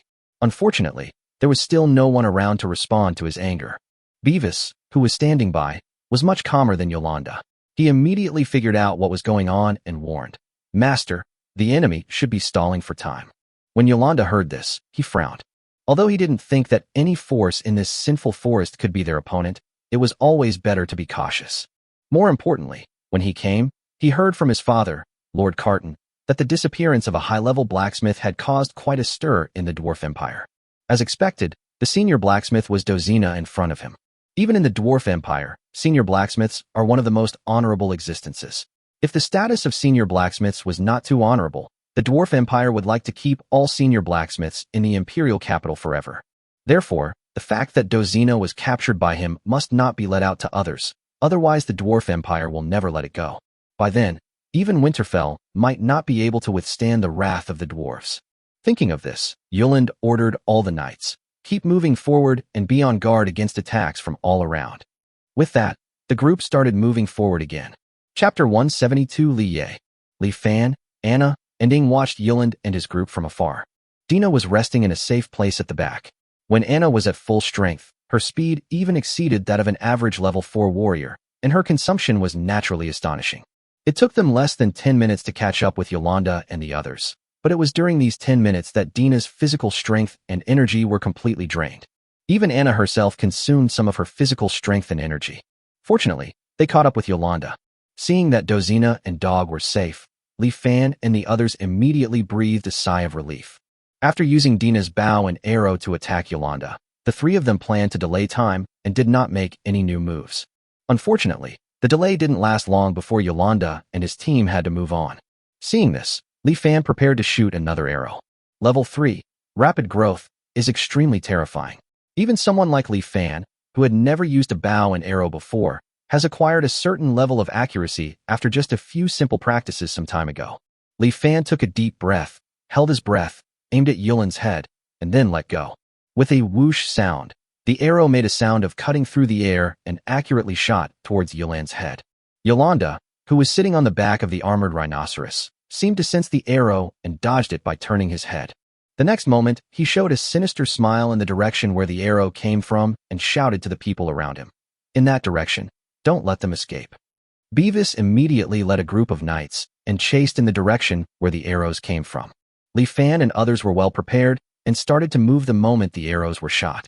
Therefore, Beavis and others ended up with nothing. Damn it, damn it. Seeing this, Yolanda became more and more angry. He turned his gaze towards Dozina and said fiercely, since you used a bow and arrow, you shouldn't be one of those dwarves with brains full of muscles. So, your companions came to rescue you, right? Dozina's expression remained unchanged, but her heart was already in turmoil. Leaving the clue of toilet paper behind was just a struggle. She was actually prepared to be taken to the human city. What Dozina didn't expect was that Li Fan and his team not only found the clues, but also caught up with them so quickly. At this moment, Dozina couldn't help but feel her eyes turn red. Yolanda couldn't get an answer from Dozina, and his expression became increasingly ugly. However, at this moment, the corners of his mouth suddenly curled up, as if he had thought of something. Then, with a sinister look on his face, he shouted to the knights, "Bring that male dwarf here." When Dozina heard this, she immediately understood what Yolanda was going to do and shouted angrily, "Stop! If you dare to hurt my father, I swear I will never make a piece of equipment for you even if I die." Yolanda didn't care about Dozina's threat at all.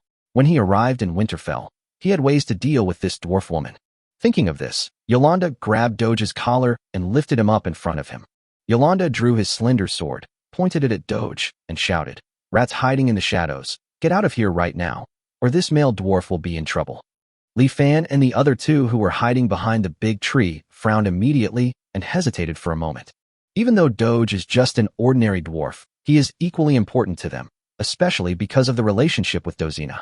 Li Fan and the others naturally would not allow Doge to be killed, but they could not just stand out mindlessly, as that would not save Doge. Just when Li Fan and others were hesitating, Yolan seemed to have guessed the situation long ago. The next moment, his sword instantly cut off Doge's wrist. For a moment, bright red blood kept flowing out of Doge's hands. "Father!" Dozina looked at Doge's bleeding wrist and yelled at Yolanda, "Asshole, I'm going to kill you." Yolanda just glanced at her coldly, then said to the knight beside him, "Shut her mouth." Then Yolanda continued to shout in front of him, "You can continue to hide, but how much blood can be drained from this dwarf's body?" Hurrah! Li Fan and others couldn't help but sigh when they saw this. If Doug really died, Dozina might still have some resentment in her heart. After all, Doug is her only relative.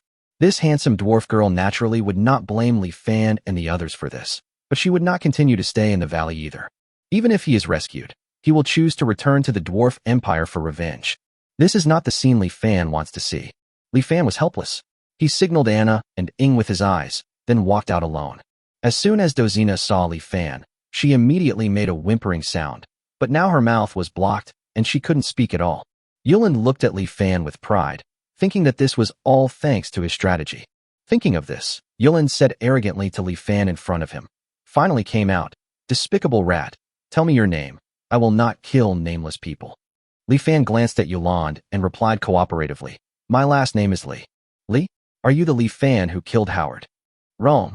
Li Fan shook his head and said, "My name is Yi Yi. Li Ye." "That's right. I am your grandpa, dear grandson. When you see your grandpa, kneel down and kowtow to him. Your grandpa is waiting to give you a red envelope." As he spoke, Li Fan's face was full of teasing. Only then did Yolanda realize that he had been fooled, and his handsome face suddenly twisted. "You're looking for death," Yolanda said as he threw the doge in his hand towards the knight behind him. Although he didn't care about Dog's life or death, he knew that Dog could still be used to tame Dozina, so he didn't plan to kill Dog. So he threw Doge next to Dozina and asked the knight to look after him. As for Li Fan in front of him, Yolande obviously had no intention of showing mercy. With a sharp metallic sound, Yolanda drew the long sword from his waist. The next moment, Yolanda stomped his right foot hard, and a big hole with a diameter of 1 meter was instantly created on the ground. At this moment, Yolande's figure disappeared instantly, and when he appeared again, he was already in front of Li Fan. The rapier in his hand stabbed Li Fan's chest mercilessly. Beast transformation. Li Fan growled, and black hair grew out. With his attributes increasing dramatically, Tang Hingdao was able to barely block the rapier. Half-blood? I didn't expect you to have such a lowly bloodline. But weren't the half-bloods almost wiped out by both nations? How come you're the only one left? And you, a half-blood, can actually use the orc's innate skills. Strange, very strange. Although Yolanda was startled at first, he soon stopped caring and rushed forward again. At the same time, next to Dozina and Dog, the great knight Beavis sensed something and suddenly stood in front of Dozina and Dog. He looked at Anna and Ing in front of him and said with a sneer, "I've long guessed that you have accomplices. Do you think you can rescue these two dwarves like this? You are too naive." As he spoke, Beavis drew a large sword from behind him. Chapter 173 Strength Gap. Li Fan was no match for Yolande, something he had actually anticipated. What surprised Li Fan was that the gap in strength between the two sides was greater than he had imagined. Li Fan could feel that Yolande's basic attribute points were very high, at least 8 points, the same as his. Moreover, the other party is also practicing a top-notch martial art. Therefore, even after using the beast transformation skill, Li Fan was still suppressed by Yolande. Even if Li Fan had not used the magical effect of a little force to determine a great amount from time to save him, he would have fallen under Yolande's sword long ago.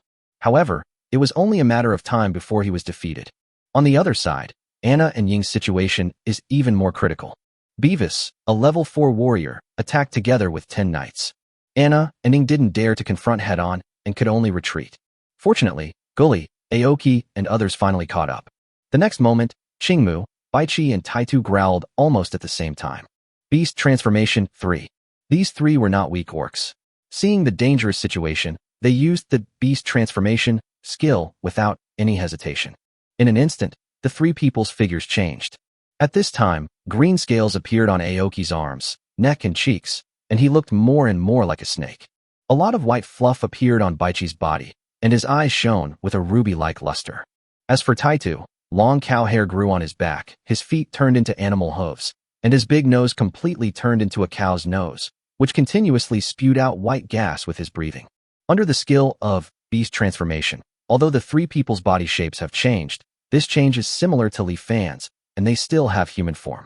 Unlike Anna, she has completely changed her appearance. Obviously, the Beast Transformation skills of these three people are at most the same as Li Fan's, only level 2, not level 3 like Anna.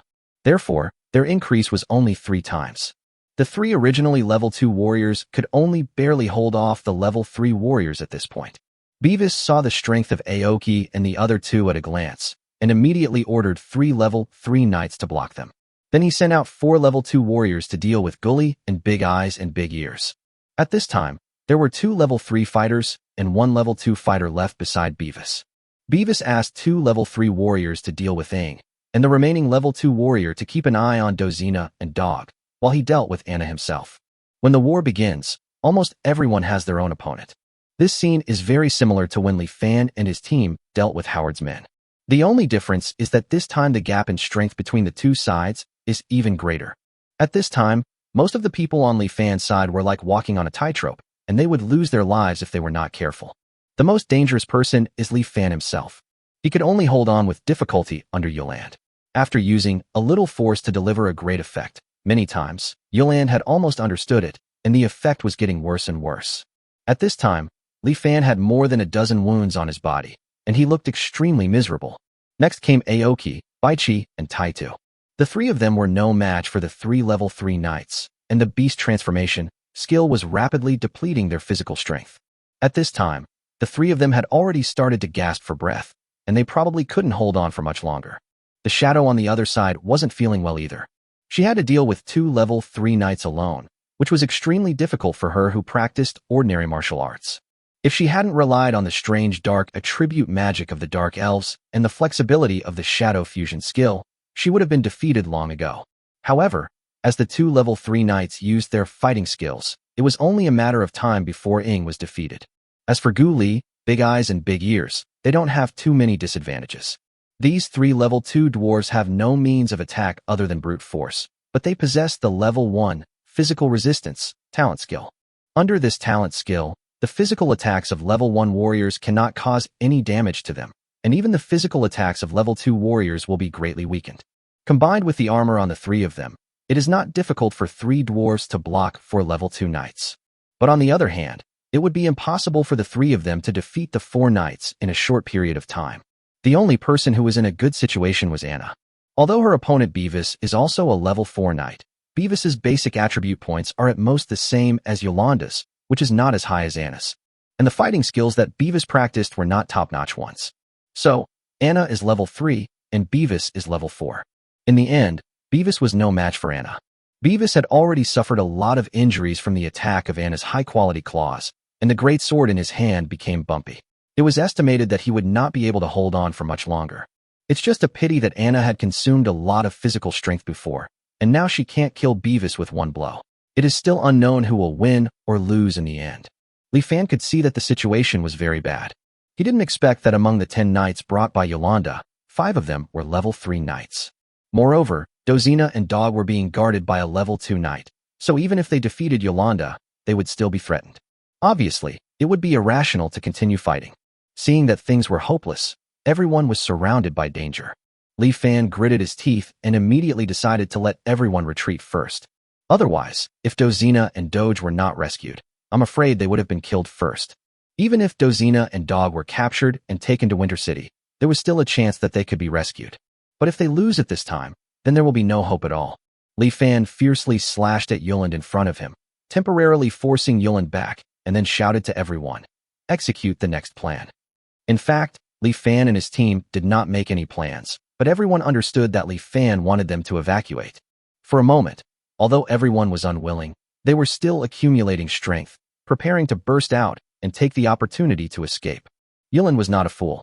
He quickly noticed the abnormality of Li Fan and the others, and guessed what they were thinking. He naturally wouldn't let this happen. To be honest, he was scared by the strength of Li Fan and the others. He had never expected that in a place like the Forest of Sin, there would be a force that could almost rival them. What's even more incredible is that Li Fan and his team were almost forced into a desperate situation by Howard. After only one winter, Li Fan and his men had grown to the point where they could compete with 2 great knights and 10 knights. While Yolanda was surprised by this, he also felt a little apprehensive. If Li Fan and the others are allowed to continue growing, they may pose a threat to Winter City in the future. This kind of thing is obviously not allowed to happen. And today, Yolanda is going to nip all of this in the bud.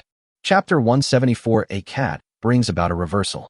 Bevis and my knights, do not let go of any enemy in sight today, or you will be prepared to accept my wrath. Yolanda shouted with a sinister smile. At this moment, he was determined to keep Li Fan and the others. As Yuland spoke, Li Fan and the others could clearly feel that their opponents were fighting more and more desperately. The fighting between the two sides became more and more brutal, and both sides suffered many wounds. Li Fan saw that everyone was getting more and more dangerous, and he didn't bother to hide it. He shouted, "Leave when you get a chance." Dream. As soon as Li Fan finished speaking, Yuland rushed up impatiently. Fighting skill, piercing attack. The next moment, Yuland used this fighting skill that Li Fan was very familiar with. Seeing a large amount of white light condensing on the tip of Yuland's sword, Li Fan's pupils shrank slightly, and he retreated frantically. It's too late. As Yuland grinned, a beam of white light with a diameter of half a meter shot towards Li Fan. While Li Fan dodged sideways, he also blocked Tang Hengdao in front of him. However, after the white light passed, a blood flower still bloomed on his body. The only good news was that Yolanda's attack did not hit his vitals, and in the end it only took away a piece of flesh about the size of a fist from his waist. Blood kept flowing out, and Li Fan could even see his kidneys through the wound. He gritted his teeth hard and managed to prevent himself from screaming. Li Fan hurriedly exchanged a bottle of intermediate healing potion from the system mall and drank it himself. Although the wound is not small, it is not fatal, and the intermediate healing potion is enough. Sure enough, as soon as he drank the intermediate healing potion, the wound on his waist stopped bleeding, and then the wound began to heal slowly. What kind of potion is that? It's so magical. It's like the holy medicine of the elves. Even though the effect is a little bit weak, it's still a good thing. Yolanda showed a greedy look. I didn't expect you to have such a good thing. It seems I can't let you get away, haha. As he spoke, Yolanda laughed arrogantly while circulating the fighting spirit in his body. The next moment, green fighting spirit suddenly condensed under his feet. Fighting skill, wind step. As Yolanda growled, his feet seemed to be lifted by the wind, standing in midair. At this moment, Yulin took a hard step and flew towards Li Fan like the wind. The speed is actually half faster than before. Now, it was difficult for Li Fan to even see Yulin's figure clearly. For a while, wounds kept appearing on Li Fan's body. It can be seen that Yulan has no intention of killing now. Otherwise, with Yulan's current speed, it is possible that he would kill Li Fan. The reason why Yulan did not kill Li Fan was very simple. He planned to destroy Li Fan first, and then find a way to get the potion that Li Fan had just used. It would be best to get the source of the medicine. In Yolanda's opinion, if this kind of potion business is well managed, it may be a business that is not inferior to that of a high-level blacksmith. So, now he doesn't want to kill Li Fan. However, Yulan was still very happy to make Li Fan unable to move like a cripple. Seeing that Li Fan was unable to resist in Yulan's hands, the others were very anxious. Anna and Ing tried to come over to support several times, but were stopped by Beavis and the other 2 level 3 knights. As for Taitu and the others, they were too busy to take care of themselves and had no way to distract themselves. Just when everyone felt despair, a quiet but extremely eye-catching voice suddenly rang out. Meow. The sound was so abrupt and so out of place on the battlefield at that moment. As soon as it sounded, it attracted everyone's attention.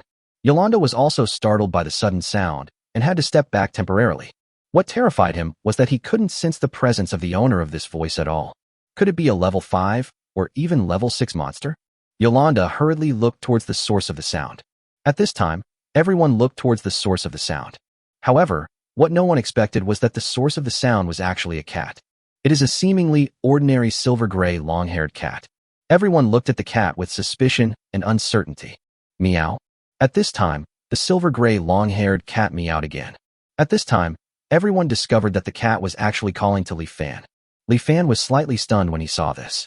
Just when he was confused, he suddenly found that the cat actually raised its front paws and made a gesture of supporting its forehead.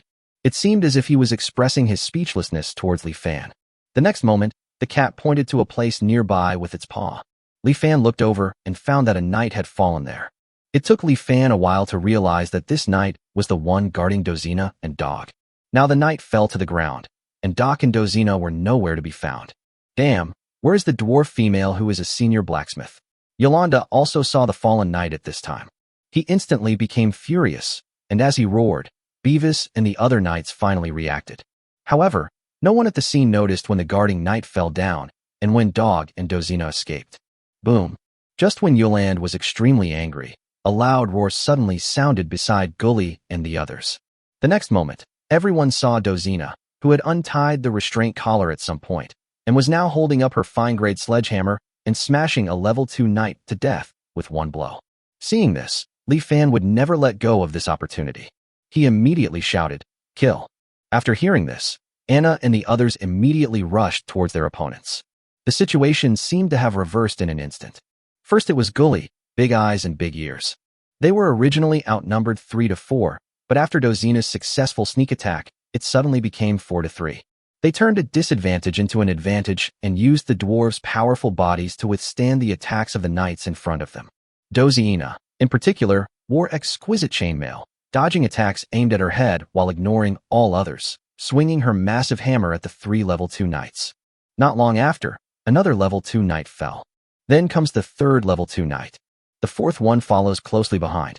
In less than a minute, all the level 2 knights fell. Gully and the other 4 then immediately went to help Aoki and the others. At this moment, the advantage seemed to come to Li Fan and his team all of a sudden. Chapter 175, A True Reversal. No one expected that a cat could reverse the situation in an instant. Strangely, however, Yolanda was not worried about this. On the contrary, after he looked at the silver-gray long-haired cat several times and confirmed that it was not a high-level magical beast, he suddenly breathed a sigh of relief. Yulin grinned at this time. He ignored the besieged level 3 knights and continued to rush towards Li Fan in front of him.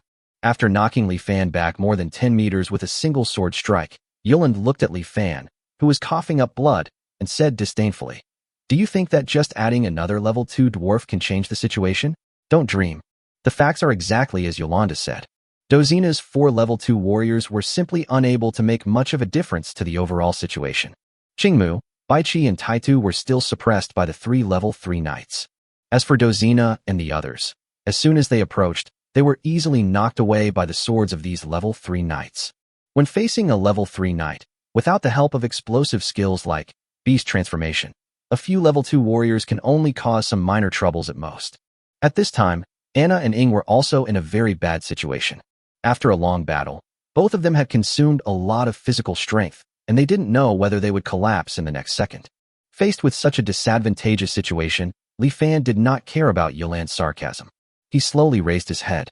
Yolanda looked at the expression on Li Fan's face and suddenly felt something was wrong. It was because Li Fan was actually smiling at this moment, and his smile was ferocious, revealing 2 rows of white teeth. "You're just pretending, right?" Yolanda yelled at Li Fan uncertainly. Li Fan didn't say anything. He took a deep breath, gripped Tang Hungdao tightly, and suddenly rushed towards Yolanda. Yolanda became even more confused because Li Fan in front of him couldn't beat him at all, so where did he get the courage to rush forward? Unable to come up with an answer, Yolanda gritted his teeth and slashed at Li Fan with his sword. In his opinion, as long as he killed this guy, any conspiracy would be a joke. The knife and the sword collided, but this time Li Fan was not knocked away by Yolanda. Yolanda was stunned, and the next moment he realized that his movements seemed a little slow. It was as if his body was somewhat out of his control. It was precisely because of this abnormality that Li Fan was able to withstand his attack. When Yolanda was puzzled, Li Fan suddenly swung the Tang Hungdao wildly. Level 3, Rapid Growth, allows Li Fan to possess extremely superb combat skills. When Yolanda is in his prime, these skills are of little use. Now Yolanda's body was showing abnormalities, and the continuous attacks formed by these techniques immediately made Yolanda exhausted from defending. At a certain moment, Yolanda was actually forced back by Li Fan's knife. Yolanda's expression suddenly turned ugly. He didn't know why his body was acting abnormally. The next moment, he seemed to finally react and couldn't help but touch his forehead. There was a scratch there, the only wound on his body, which was caused by the arrow shot by Li Fan in the initial sneak attack. At this time, Yolanda touched the wound and finally reacted. "It's poison. You despicable guy used poison." Yolanda was furious. He didn't expect the other party to use poison. However, what surprised him even more was that ordinary poisons had no effect on him, a level 4 knight. However, the poison used by Li Fan worked. Although the effect was not obvious, it still frightened Yolanda. "If this poison were used on the knights under my command, wouldn't it be?" When Yolanda thought of this, he suddenly opened his eyes wide, and then looked at the knight in the distance. Seeing this, Li Fan's blood-stained mouth once again showed a grim smile. How could Li Fan catch up without any preparation and fight with an enemy stronger than himself?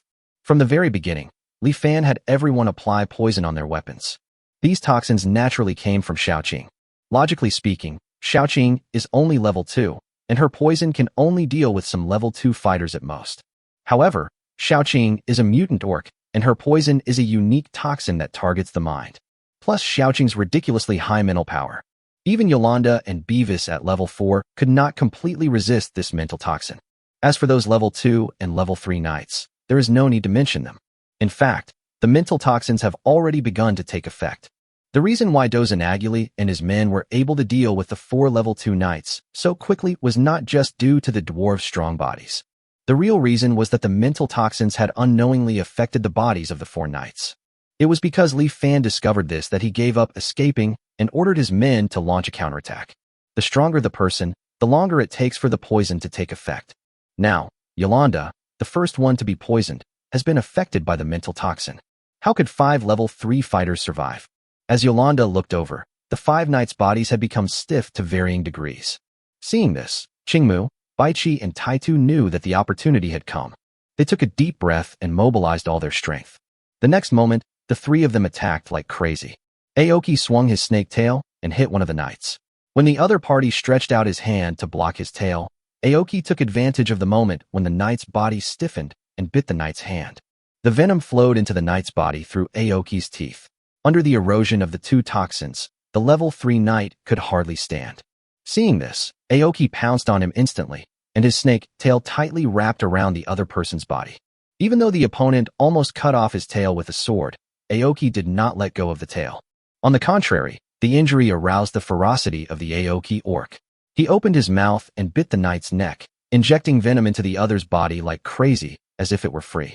Not long after, the level 3 knight's body turned purple and black, and after showing a look of horror, he slowly fell down.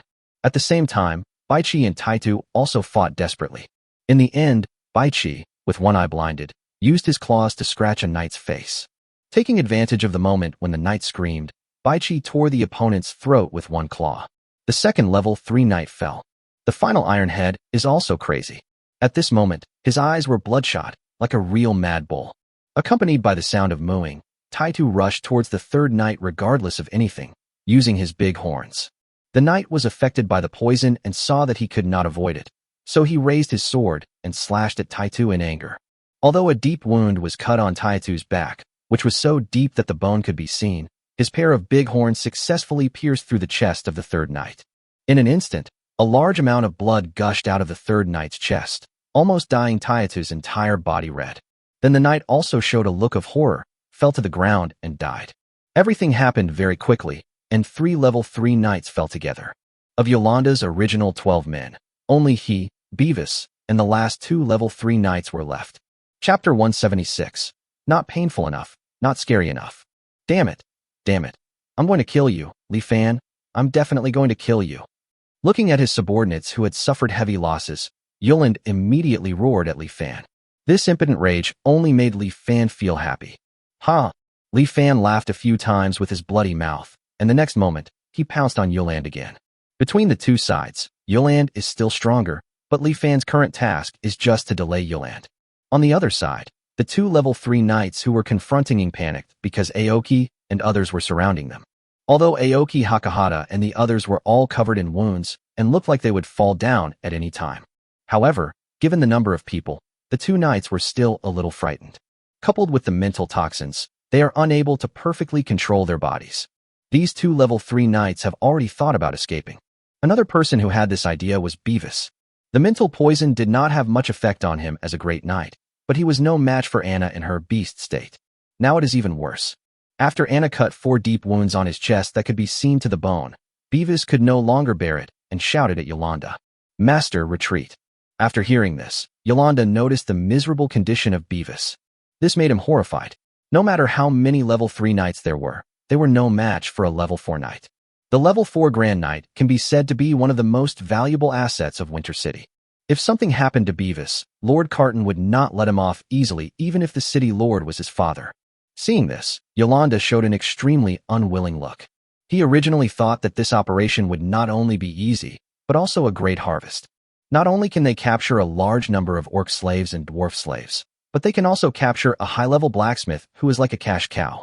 These were enough for them to accumulate huge amounts of funds in Winter City and even become the top nobles in the human empire. However, Yolanda never expected that the final result was that he got nothing, but instead lost 5 level 2 knights and 3 level 3 knights. Yolanda seemed to be able to foresee how furious his father would be when he returned to Winterfell. How could Yolanda accept this?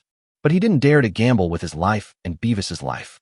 At this time, the battle situation has turned in favor of Li Fan and his team. The only 2 remaining level 3 knights were about to be defeated. If he didn't leave, Beavis would be next, and he wouldn't be able to escape in the end. Yoland didn't dare to hesitate any longer. After forcing Li Fan back with a sword, he finally gritted his teeth and shouted to Beavis and the others, "Retreat, everyone, retreat." As he spoke, Yolanda turned and headed towards Beavis and the others. "You can leave when you want to, and come when you want to." Li Fan gasped and stared at Yoland's back. His lungs were burning with pain, and to be honest, he couldn't hold on for much longer. Even if Yolanda held on for a while longer, he would probably collapse. However, he refused to fall down now, and he wanted to give Yolanda a hard blow. From a long time ago, Li Fan was not someone who was willing to suffer losses, just like the first lone wolf he faced. In Li Fan's opinion, as long as they are enemies, no matter whether he can beat them or not, he will bite off a piece of flesh from them. Only in this way will the enemy feel pain and fear. Now, although they killed Yoland's 8 knights, Li Fan felt that it was not enough. At this moment, Yolanda must not be in enough pain or afraid enough. Anna. At this time, Li Fan shouted to Anna, who was near Beavis. When Anna turned around, the 2 looked at each other. Without any communication, the 2 of them seemed to have planned it. The next moment, Li Fan took a deep breath and chased in the direction of Yoland. At this time, Anna also pounced on Beavis, constantly attacking and entangling Beavis, preventing him from leaving. Anna was also very tired at this time, and she felt that her beast form was about to be released at any time. Both her physical strength and her energy and blood consumption were reaching their limits. However, Anna decided to stop Beavis. She didn't want to let Yolanda go just like that. She had to at least teach Yolanda a profound lesson. After all, the orcs were not the kind of people who would suffer losses. Yolanda, who rushed over, saw that Beavis was being held by Anna and unable to escape, and was about to step forward to help. At this time, Li Fan, who was following closely behind, suddenly pounced on Beavis. They want to keep Beavis. Yolanda instantly saw through Li Fan and the others' plan. These crazy people. After being surprised, Yolanda naturally would not let this happen, and immediately stepped forward to help Beavis out of trouble. However, what neither he nor Beavis expected was that Li Fan and Anna, who had originally pounced on Beavis, suddenly turned around and pounced on Yolanda together. Yolanda then realized that the two men's target was him, and holding Beavis back was just a cover. Yolanda was shocked, yet also a little disdainful. He didn't think that Li Fan and Anna could keep him with their current situation. Fighting skill, piercing strike. Yulin showed no sign of weakness and immediately used his fighting skills towards Li Fan and Anna. At this time, Anna came to Yolanda first. At this moment, 4 voices suddenly sounded together. Chi and blood battle method, sharing blood and life, 4. In an instant, a surge of red energy surged out of Qingmu, Bai Chi, Tai Tu, and Dina, who had appeared nearby at some point in time. At this moment, they gave all the remaining energy and blood in their bodies to Anna. As the blood-colored energy surged into Anna's body. In an instant, Anna was surrounded by blood-colored energy and turned into a giant blood-colored wolf. Anna grabbed Yolanda with her claws covered with talons. For the first time, fear showed on Yolanda's face. Looking at the blood wolf's claws, he desperately poured all his fighting spirit into the rapier in his hand. Fighting skill, piercing strike. This attack was undoubtedly Yolanda's strongest attack, containing almost all the fighting spirit in his body. In contrast, the power of this attack was also unusually powerful. At this moment, a huge white beam of light with a diameter of 3 meters shot out from the tip of Yolanda's sword. In an instant, the white beam of light collided with the blood wolf's giant claws. The two sides were deadlocked for a moment, and it was obvious that the blood wolf was more intimidating. Surprisingly, the white beam of light was the winner in the end. The next moment, Anna flew backwards. Her beast transformation state was lifted, and she fainted. This result is not surprising. Anna didn't have much physical strength and blood left. Aoki and the others also didn't have much energy left, and even less to pass on to Anna. Anna's final attack seemed powerful, but in fact it was just empty momentum. Chapter 177 The Battle Ends. Seeing that Anna, who posed the greatest threat, had fallen into a coma, Yolanda could hardly hold back his laughter.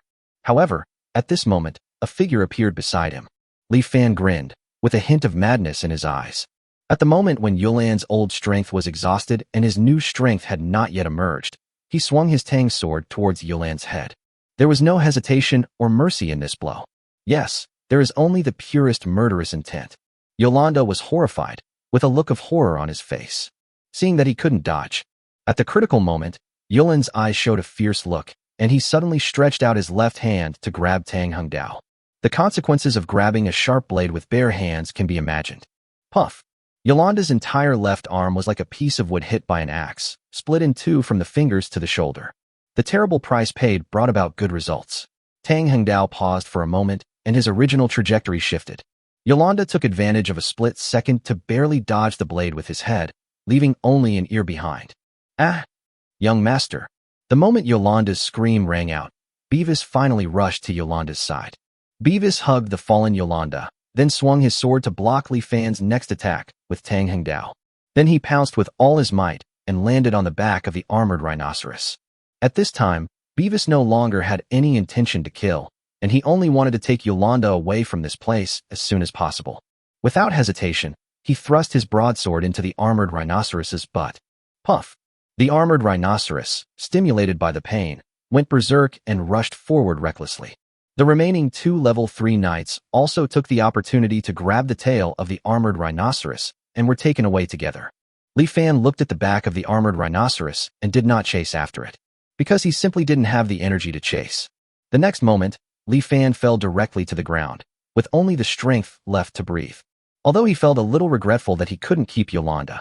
However, Li Fan felt that the lesson of losing half an arm and an ear should be enough to hurt the other party and scare him. If that's not enough, just add a head next time. The battle was over, but no one dared to be careless. It's just because this battle was too brutal. At this time, except for the four dwarfs, Dozina, Gully, Big Eyes and Big Ears, no one could stand. And everyone had wounds on their bodies.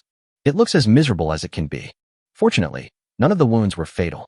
Li Fan exchanged medium-grade healing potions for Qingmu, Baiqi, and Taitu, the three guys who were seriously injured. As for the others, they exchanged for low-grade healing potions. After drinking the healing potion, everyone's condition finally improved. But they still didn't dare to stay there for too long. It is no exaggeration to say that if 1 or 2 level 3 monsters suddenly appear now, it will be enough to wipe out all of them. The good news is that Yolanda left them 11 black-scaled pig mounts. This made the return journey much easier for everyone. Dozina found the unconscious Doge a few hundred meters away.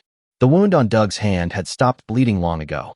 Li Fan did not waste the bond points to exchange healing potions for Duoge. After everyone was riding on the black-scaled pigs, Li Fan took a last look around. The long-haired cat with silver-gray fur had disappeared at some point. According to Dozina, she and Doc were saved by this cat. At that time, the cat suddenly appeared beside them and scratched the back of the guarding knight's head with one claw. The knight fell down almost instantly. Then the cat destroyed the restraint collar with one claw. This surprised everyone.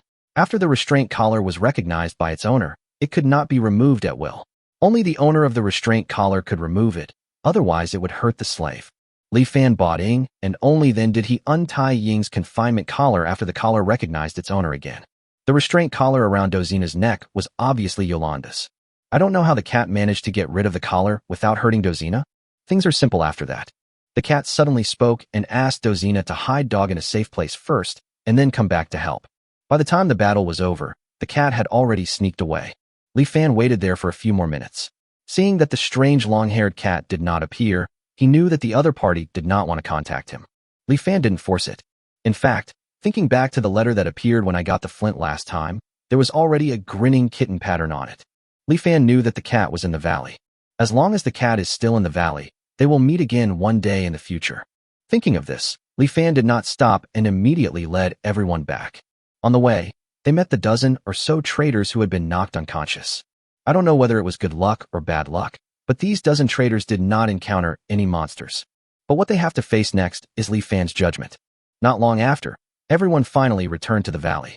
Li Fan gathered everyone in the valley without even taking a break. In an open space, on a makeshift execution platform, more than a dozen traders knelt in a row. Below the execution platform were thousands of people, including not only humans, but also orcs and dwarves. Everyone was talking to each other. Obviously, they had heard about what happened not long ago and understood the reason for being gathered together this time. At this time, Li Fan walked towards the execution platform. To be honest, he hesitated for a long time on how to deal with these traders. He really wanted to use some cruel punishments to make all traders regret coming into this world. However, the issues to be considered are different depending on your location. Now that he is a lord, he can no longer do whatever he wants just for the sake of momentary pleasure. Otherwise, you will gain nothing except leaving a brutal impression in the minds of your subjects. So after thinking about it, Li Fan decided to leave the future of these traders to be decided by the people. Chapter 178, First Law. Li Fan walked towards the execution platform step by step. Not only him, but also Anna, who had just woken up, and Aoki and the others all followed him onto the stage. These 10 people, who had just experienced a bloody battle, not only did not change their tattered clothes, but they did not even clean up the bloodstains that had dyed their entire bodies dark red. This made them look extremely embarrassed. This embarrassed look also caught the eyes of the people below the stage, and immediately stunned thousands of them. Only then did the people realize how serious this incident was, and how fierce the battle Li Fan and his men had encountered. For a moment, the voices of discussion became much quieter. Li Fan spoke at this time. I'm sure everyone has heard what happened this time. It was because of these dozen traders that we almost all died outside. Don't think this matter has nothing to do with you. If we die, do you think this valley can continue to exist safely? There is absolutely no exaggeration in this statement. If a territory has no strong people to protect it, in this world where the strong prey on the weak, the only result will be destruction. In addition, the people living in this valley now are a unique mixed group of 3 ethnic groups. If it weren't for Li Fan and his team's mediation, the the three tribes would never be able to live in peace. Everyone present was aware of these 2 points and also understood the importance of Li Fan and others. At this moment, everyone looked at Li Fan and the others with serious expressions. Li Fan deliberately highlighted the uniqueness of these people. Only by making the people in his territory realize this, similar betrayals will become less and less common. Seeing that the goal had been achieved, Li Fan continued. In this valley, almost everyone stays here out of necessity. We are pathetic people with nowhere else to go. This valley is our last home. When the people heard this, they couldn't help but show sad expressions. Yes, they are all pitiful people with nowhere to go, abandoned by his own people. Although the world is big, there is not much room for them. And this valley is their final home. If even this home is destroyed, then they will be truly homeless. And now, because of a dozen traitors, our home is nearly destroyed. Li Fan added a sentence at this time. This sentence works very well. For a moment, all the people in the territory stared at the traitors on the execution platform with angry eyes. It was these people who almost destroyed their home. A dozen or so traitors also noticed this hateful gaze. Their faces suddenly turned pale, as if they had a premonition of their own fate. All the traitors were trembling and kept shouting words like, "I was wrong," and "Please spare my life." However, they are no longer qualified to regret. Li Fan took another step forward, and seeing that all the people in the territory were focusing their attention on him, he shouted loudly, "The territory doesn't belong to me, the Lord, alone. It's the home of all of us. These traitors are going to destroy our home, so I've decided to let all of us decide on the punishment for these traitors. Now, tell me, how are you going to punish these traitors?" Hanging, hanging. Li Fan had just finished speaking when the people's responses came flooding in. Li Fan still underestimated the indifference of people in this world towards life. Li Fan originally thought that these subjects would hesitate for a while, and even that the Virgin Mary would say to let these traitors go. However, the fact is that almost all the people in the territory were shouting the word hanging. At this moment, there was only hatred for the traitor in their eyes. Li Fan felt relieved to hear this. At least in a way, the people in the area cared about their home in the valley. Well, then we will hang all these traitors. Following Li Fan's words, the torture instruments were quickly prepared. A hemp rope was hung on a high-hanging log, and one end of the rope was tied into a noose and put around the necks of a dozen traitors. When the other end of the hemp rope is pulled, the noose immediately tied tightly around the traitors' necks. The next moment, more than a dozen traitors were hung in the air together.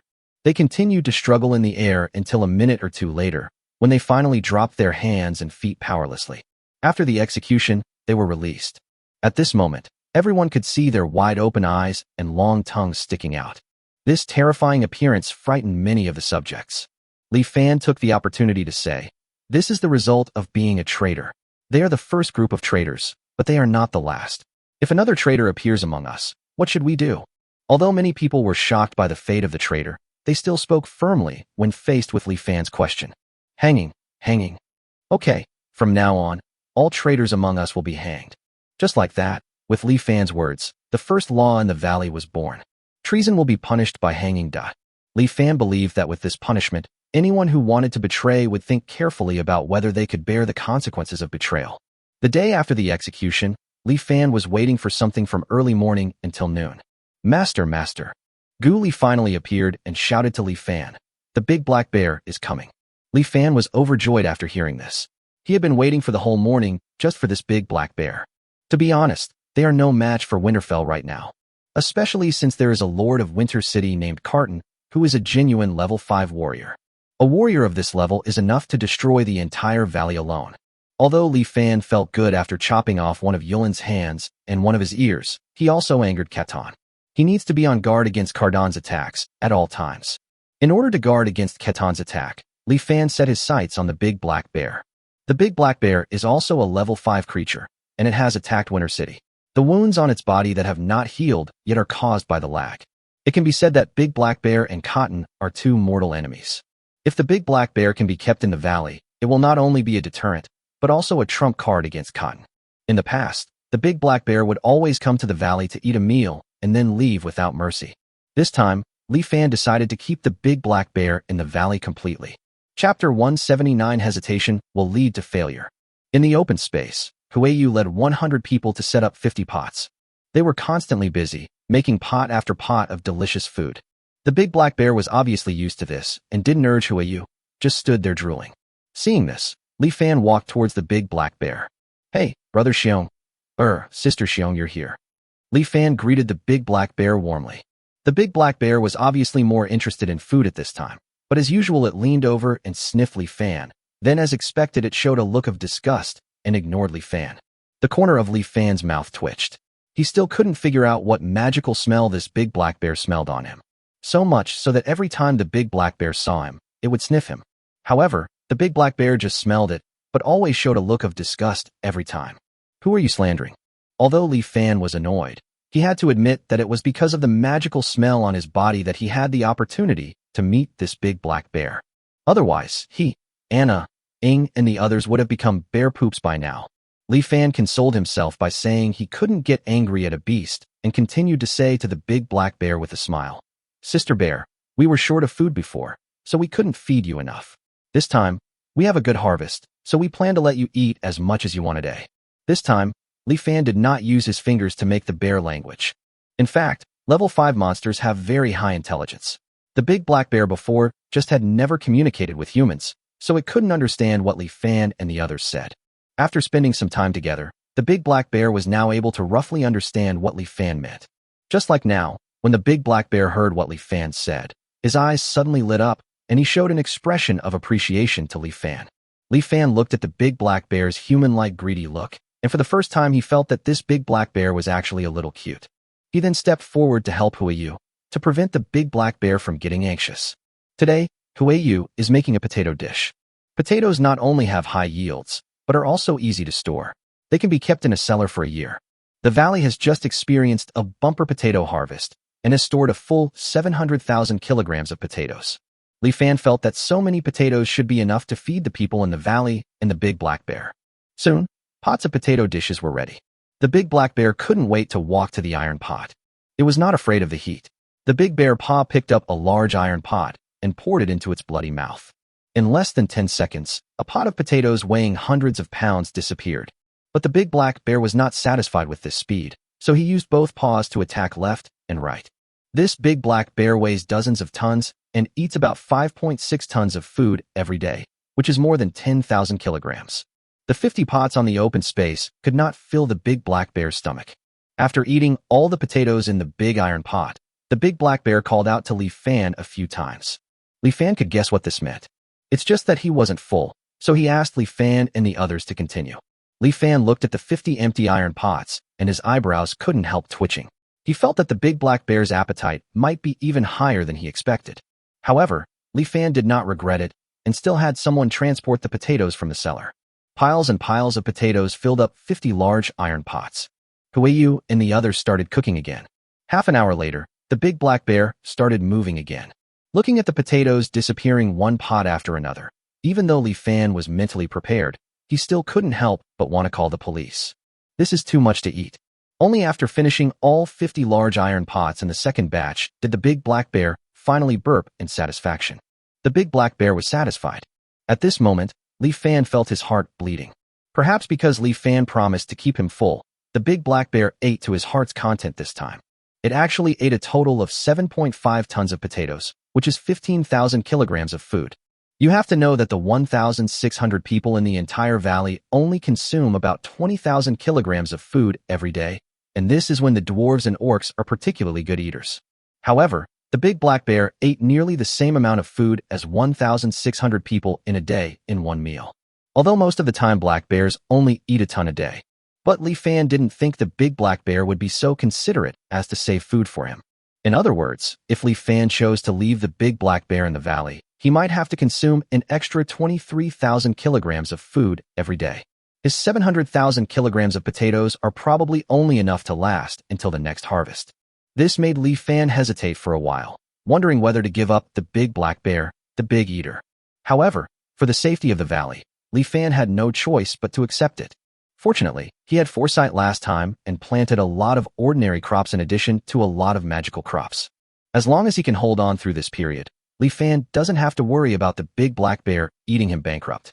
After the big black bear had eaten its fill, it turned around and headed out of the valley, just like those ruthless men who pulled out their dicks. Seeing this, Li Fan quickly stopped the big black bear. Sister Xiong, you have to run back and forth every day. It's so troublesome. How about you just live in this valley from today on? Li Fan started his own deception. The big black bear showed a moment of hesitation on his face, but it probably guessed that Li Fan was going to use it as a free thug, so it decisively shook its head and refused. Li Fan had anticipated this. Seeing that the big black bear was about to leave, he exchanged a bottle of medium-grade healing potion from the system mall. The reason why it is not a top-grade healing potion is simple.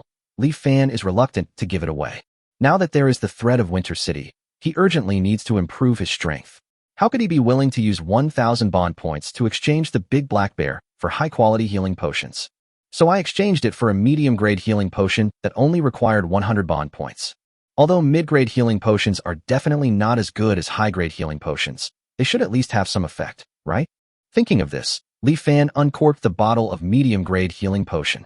The smell of the mid-grade healing potion drifted towards the big black bear. The big black bear stopped for a moment, then turned its big head and looked at the red potion in Li Fan's hand in surprise and suspicion. When Li Fan saw this, he knew there was hope. When Warcraft is injured, it is actually similar to humans. If it wants to recover quickly, it needs tonic food. The method of tonifying Warcraft is extremely simple and crude, which is to eat the flesh and blood of some high-level Warcraft. Only the enormous energy contained in the flesh and blood of high-level magical beasts can repair the big black bear's body as quickly as possible. Of course, the flesh and blood of strong people from races such as humans, orcs, and dwarves can also play this role. This is why the big black bear attacked Li Fan and others. This is also the reason why the black bear does not leave the volcano. After all, in the winter of the year of divine punishment, only magical beasts will be active on the volcano. Now, although winter has passed, there are not many living monsters in the Sin Forest. This is why the black bear's injuries have not healed until now. At this moment, as soon as the big black bear smelled the scent of the mid-grade healing potion, its Warcraft intuition told it that this red potion could quickly heal its injuries. For a moment, the big black bear hesitated. If you hesitate, you will be defeated. Chapter 180 Angry Lanny Carton. At the gate of Winter City, Beavis walked into the city in a panic, carrying Yolanda on his back. Since the end of the battle, Beavis and his companions rode armored rhinos all the way to Winterfell. However, Beavis's sword was too fierce, and the armored rhinoceros could not hold on and fell down halfway. Beavis had no choice but to abandon the armored rhinoceros and the remaining 2 level 3 knights, and ran back to Winterfell alone, carrying Yolanda.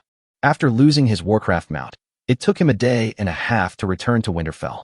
It was already the 3rd day after the battle. Although Yolanda's wounds were simply bandaged, he was still in a coma and had a high fever. Beavis didn't dare to delay and ran towards the city lord's mansion without even looking at the city guards beside him.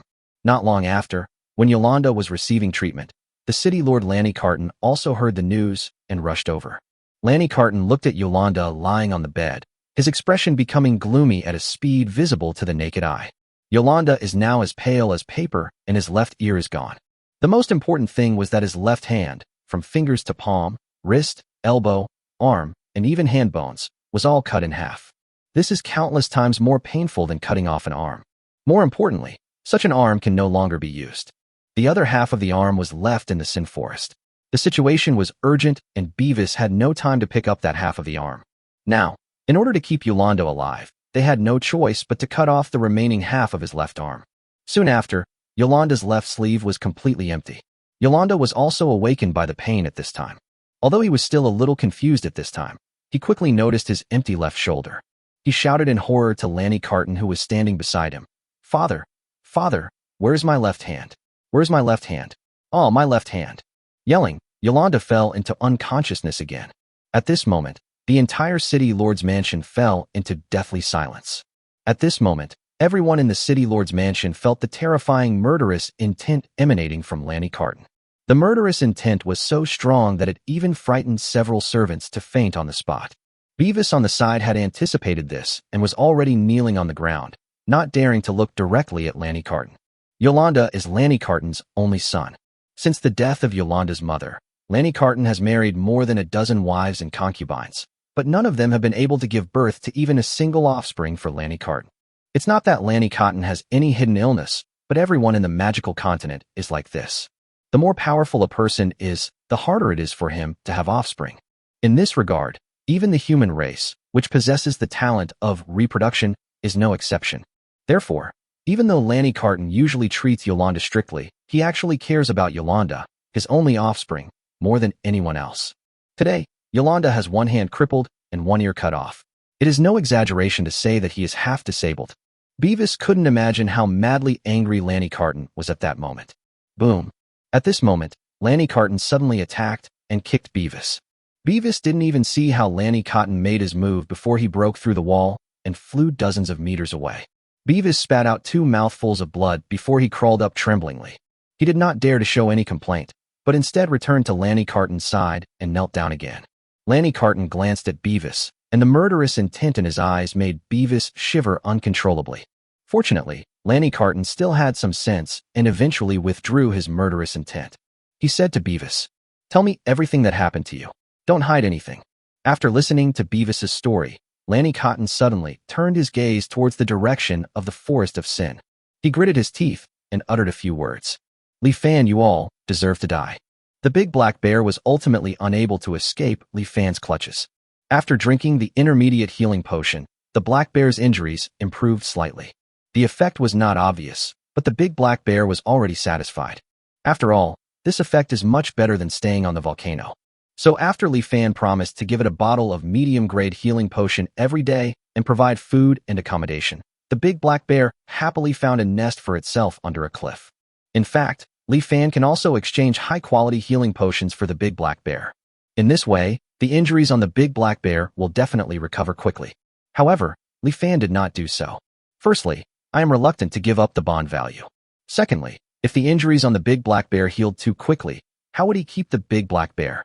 Li Fan didn't think that the big black bear was the kind of bear that would sacrifice itself to show gratitude. So he would rather use medium-grade healing potions to slowly keep the big black bear alive, waiting for the day when the big black bear gets used to life in the valley. At that time, even if Li Fan drove it away, it probably wouldn't leave. After dealing with the big black bear, Li Fan was still not at ease. According to the refugees, Winter City not only has a level 5 city lord named Cadden, but also 3 level 4 great knights, nearly 100 knights, and nearly 3,000 city guards. This number is because Winter City lost more than half of its people in the Beast Tide, otherwise the number would be even greater. Not to mention the 3 great knights. The nearly 100 knights are either level 2 or level 3 warriors, and the city guards are all level 1 warriors. Such a terrifying force is actually his enemy. How could Li Fan not worry about this? This made Li Fan realize that the combat power of their territory was insufficient. It's not just the lack of high-end combat power. Low-end combat power is also seriously insufficient. Now they are obviously unable to compete with Winter City, even with the big black bear. So Li Fan decided to let the people in the valley start practicing martial arts. The most basic condition for practicing a technique is that you have to have a technique to practice. Li Fan can indeed exchange skills in the territory mall, but doing so requires a large amount of bond points. In fact, Li Fan has a way to obtain the skills without spending any bond points. The skills of the dwarves and orcs are very simple. There are already people practicing in these two races, so it is not difficult to obtain the skills. After Li Fan discussed with Dozina and Anna were even willing to contribute their own high-quality skills. If they were still in the Dwarf Empire and the Orc Empire, they naturally could not do this. Even if they were willing, their families would not agree. Even if their families agreed, the nobles in the Empire would not agree. However, in this valley, there is no such obstacle at all. Therefore, not only can all the dwarves and orcs start practicing, but they also learn top-level skills. It can be predicted that their combat effectiveness will inevitably increase greatly. Chapter 181 National Cultivation Plan. The dwarves and orcs were all arranged, and humans, as the most numerous race in the valley, naturally could not be left behind. Li Fan had actually already prepared for the fighting skills needed by the human race. His preparation was the 40 or so mercenary prisoners he had captured. Ever since capturing these mercenary captives, Li Fan had actually had people start to torture them into telling him about their fighting skills. At first, the mercenaries were stubborn and refused to speak, because most of them had obtained the fighting skills by submitting to the nobles. If those nobles knew that they had leaked the fighting skills, not only they themselves, but also their families would die. However, human will has its limits. When Li Fan is cruel enough and uses cruel enough punishment. When the mercenaries were almost dead, he finally got the complete fighting skills. Although this technique is only of ordinary level, it allows Li Fan to save 5,000 bond points. As for the top-grade fighting skills, Li Fan was not considering it at this time. because he simply can't afford it. Although I have obtained the fighting skills, it is a troublesome matter to decide on whom to practice it. First of all, there must be many people practicing. The strong come from countless cornerstones. Only with enough cornerstones can strong people continue to be born in Li Fan's territory. However, Li Fan does not want all the strong men, especially after being betrayed by Joey and others. Raising a traitor is the most difficult thing for Li Fan to accept. Therefore, in the territory, if you want to practice martial arts, there is a rule that only Li Fan knows. This is also a rule that only Li Fan can use. That is, only those who have a 1-star favorability towards him are qualified to practice the technique. Long ago, Li Fan discovered. This favorability system not only brings him bond value, but also serves as a screening function. Li Fan is the lord of this territory. As long as the favorability towards him reaches 1 star, then at least the probability of this person betraying the territory will become very small. Therefore, Li Fan only intends to provide fighting skills to those who have a favorability level of 1 star or above towards him. Even the allocation of resources in the territory in the future will be based on favorability. As for those who have not even established friendship with him, they will be exiled to the fringes of the territory. Li Fan found Alicia and got the registration form of all the people in the valley from her. Then, he followed the system's prompts and selected those humans whose favorability towards him reached 1 star. The dwarves and orcs are few in number, and their favorability towards him has all reached 1 star, so there is no need for this kind of screening. However, the human race was large in number and mixed with good and bad people, so Li Fan had to be cautious. After careful screening, Li Fan found that there are a total of 185 humans whose favorability towards him has reached 1 star. Among them, there are 70 first-class human leaders, 56 of whom have a favorability of 1 star, and 1,300 second-class human leaders, 129 of whom have a favorability of 1 star. This number is still increasing at a rate of about 10 per day. Li Fan had an idea in mind, so he asked Alicia to gather everyone together. In the open space, everyone in the valley gathered together. After the execution of the traitor 2 days ago, everyone thought that this was another similar incident and felt a little uneasy for a while. At this time, Li Fan asked Alicia to find those 185 people. The 185 human race members thought they had made some mistake and were then dragged before the crowd, each with a look of panic. However, when they found that Alicia and Huiyu were also in the team, they immediately felt relieved. After all, these 2 people are not only deputy lords, but also the group of people closest to Lord Li Fan, and even live in the Lord's mansion. It wouldn't be a bad thing if both of them were here too. At this time, Li Fan spoke up. Without any nonsense, he directly explained the reason for gathering everyone together. My fellow citizens, the people standing beside me have all made significant contributions to the valley recently. After discussion, we have decided to give them the opportunity to cultivate their fighting spirit. Li Fan was not saying this casually. Most people who have a good impression of him as a lord are people who know how to be grateful. Therefore, they are also the hardest working group when they are doing their daily work. No one questioned Li Fan's reasoning. After Li Fan said this, all the people in the territory were stunned. Especially those human beings, as civilians, they know best how precious fighting spirit is. For a moment, all the humans were in shock. After a full half-minute, someone asked in disbelief, "What did the Lord just say? He wants to give us commoners the opportunity to cultivate our fighting spirit? The Lord must be planning to recruit domestic slaves, right?"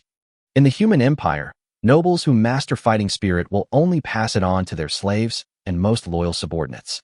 Therefore, it often happens that nobles recruit domestic slaves on the condition that they cultivate fighting spirit. The people on the field thought that this was the situation now. Li Fan heard this and immediately retorted, "I will not accept any slaves. The reason they can learn Do Chi is simply because they have made the greatest efforts for this territory. Here, I will set a rule. As long as enough people contribute to the territory, whether they are first-class or second-class citizens, they will have the opportunity to learn Do Chi." As Li Fan made his promise, silence fell again for a moment around the open space. And the next moment, the sound of discussion broke through the sky. "Really? It's actually true. So, I can also learn fighting spirit? Oh my god! Oh my god! I must learn to fight, and for that I will dedicate everything I have to this territory." In an instant, all the people in the territory went crazy. No one understood the value of fighting spirit better than them. As long as you master the fighting spirit, even if you don't become a superior person, at least you can live a relatively wealthy life. In their eyes, this is an opportunity to change their lives. For these former refugees, this opportunity is too precious. For a moment, everyone became restless, eager to contribute to the territory immediately so as to obtain the qualification to practice fighting spirit. Many people even felt grateful to Li Fan because of this. More than 50 people on the spot raised their favorability towards Li Fan to 1 star. This increased the bond value that Li Fan could obtain every day by more than 50 points. From then on, he could obtain 500 bond points by signing in every day. This made Li Fan extremely satisfied. He had already planned to include all those whose favorability had just been raised to 1 star in the second batch of people who would learn fighting spirit. However, there were also some people who were dissatisfied, the most obvious of whom were the 14 human races who were not selected among the first-class subjects. These 14 people were the first humans to follow Li Fan. They survived the winter of the year of divine punishment with Li Fan.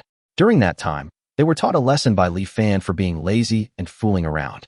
They were the only group of people whose favorability towards Li Fan did not reach 1 star. At this time, they didn't know why all the other people in the same group were selected, but they were not. They thought Li Fan was deliberately excluding them, so they looked at Li Fan with resentment. Li Fan actually noticed these gazes, but he didn't care. As for these people, he actually wanted to get rid of them a long time ago. I just haven't found a suitable reason yet. As long as he finds a reason, Li Fan will quickly get rid of all these people. Chapter 182 God's Chosen One. In the open space, Li Fan handed over the fighting skills he had extracted from the mercenaries to the 185 people on the field. They began their first practice session right there and then. This scene once again stimulated the audience. For a moment, the people in the surrounding areas looked at the 185 people in the center of the open space with envy. At this moment, a small vortex suddenly appeared in the center of the 185 people. Near the whirlpool, those affected screamed in terror. What's going on? Li Fan hurried forward to check. It was later discovered that a young man had attracted an energy vortex because he practiced too fast. This made Li Fan couldn't help but show an interested look. Could it be that among his more than 1,000 subjects, a genius has emerged? In the center of the open space, the young man sat on the ground. A large amount of energy gathered around him and was constantly absorbed by him, even forming a vortex visible to the naked eye. This rare sight immediately attracted everyone's attention. Li Fan was not unfamiliar with this, because every time he advanced, this kind of scene occurred, and it was several times more exaggerated than the scene caused by the young man. But it was the first time that Li Fan saw this kind of scene on someone else. For a moment, he became interested in this young man. Only then did he realize that the young man in front of him looked familiar. He seemed to be the boy who shouted that his name was Chi when the refugees entered the valley. Li Fan remembered that this guy was also one of the people whose favorability towards him reached 1 star the fastest. Based on these 2 points, Li Fan remembered the other party. He didn't expect that this kid would bring him a surprise. After a full half day, the vortex beside Chi slowly disappeared. Chi finally opened his eyes at this time. The next moment, Chi found that a large group of people had gathered around him, and they were all looking at him with curiosity. Chi was startled at once, and his little face was full of helplessness. Li Fan stepped forward and asked, "Your name is Chi, right? How was your training just now?" Chi was still a little confused at this time, but because of his favorability, he was not too afraid of Li Fan.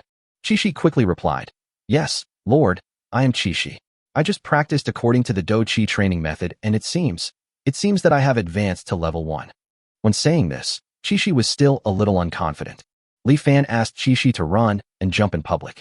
After the test, everyone confirmed that Chi had indeed been promoted to a level 1 warrior.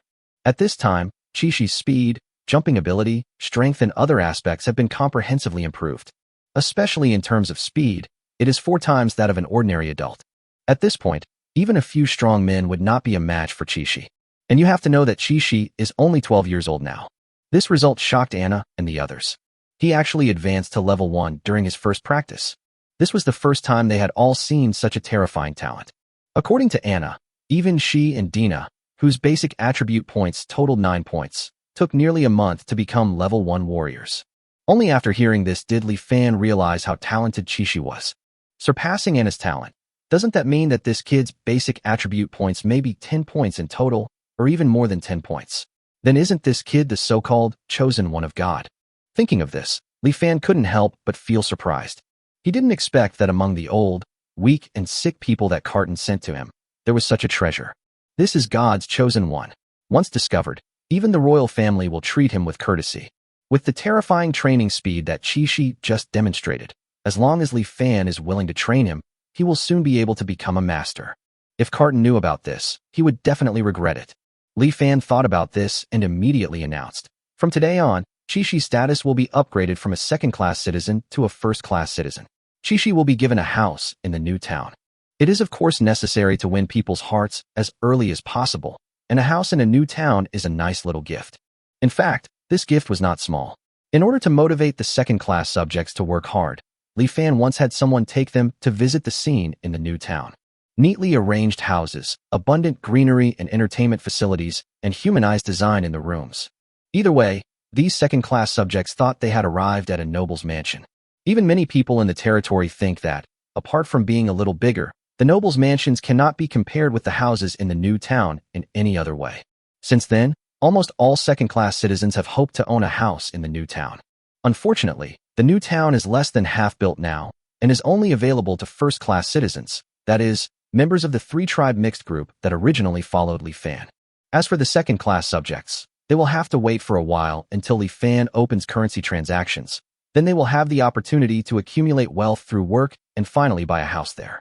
For this reason, when the second-class subjects heard that Qixi had actually obtained a house in the new town, they immediately looked at Qixi with envy.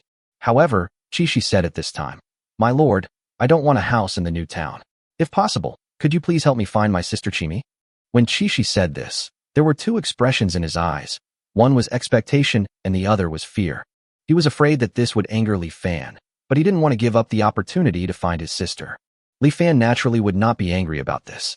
He first asked Qixi about his sister. Qixi then recounted the story between himself and Qixi.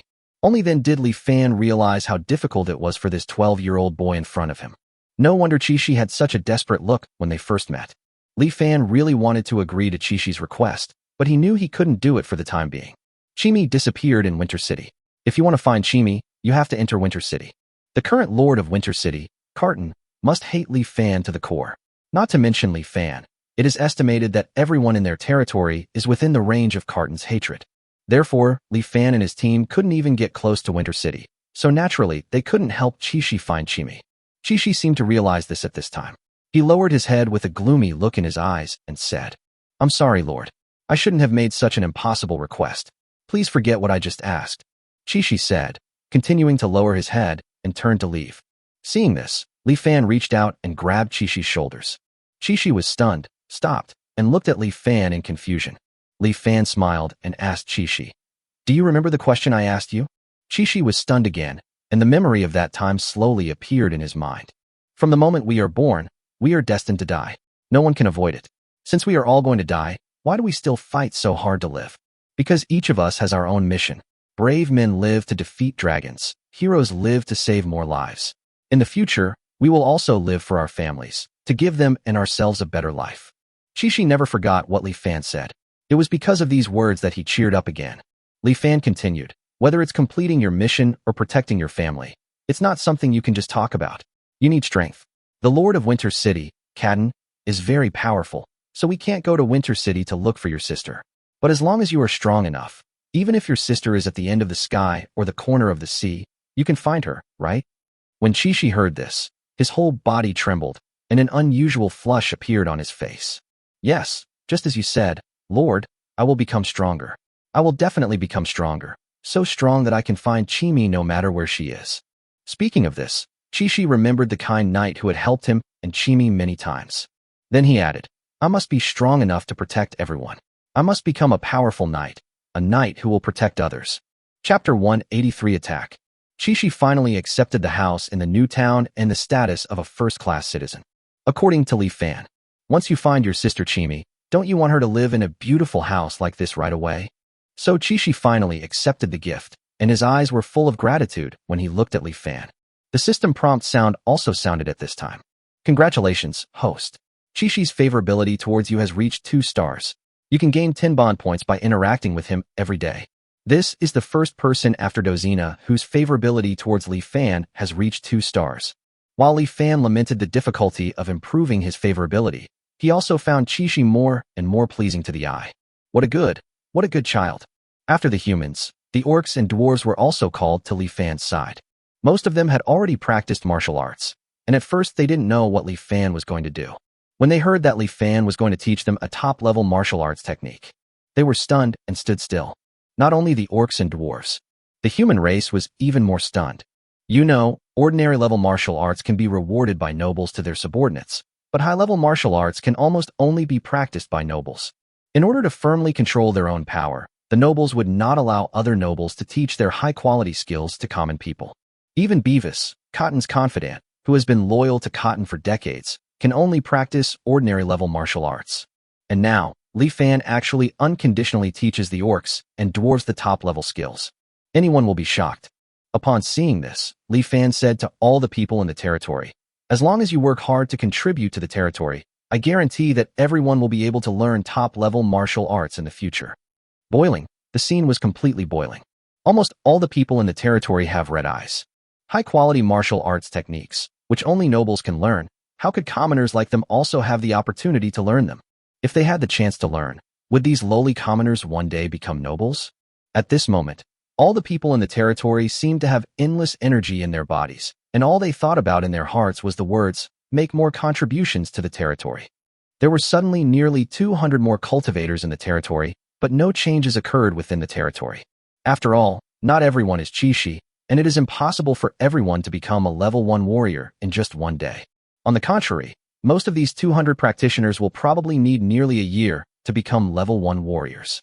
Li Fan was able to exchange for level 1 upgrade potion, allowing them to become level 1 warriors immediately. However, Li Fan now only has 2,400 bond points. Even if all of them are exchanged for level 1 upgrade potions, only 24 people can become level 1 warriors. This small number of level 1 warriors could not change the fact that they were no match for Winter City. Furthermore, Li Fan was also considering buying himself a legendary fighting technique.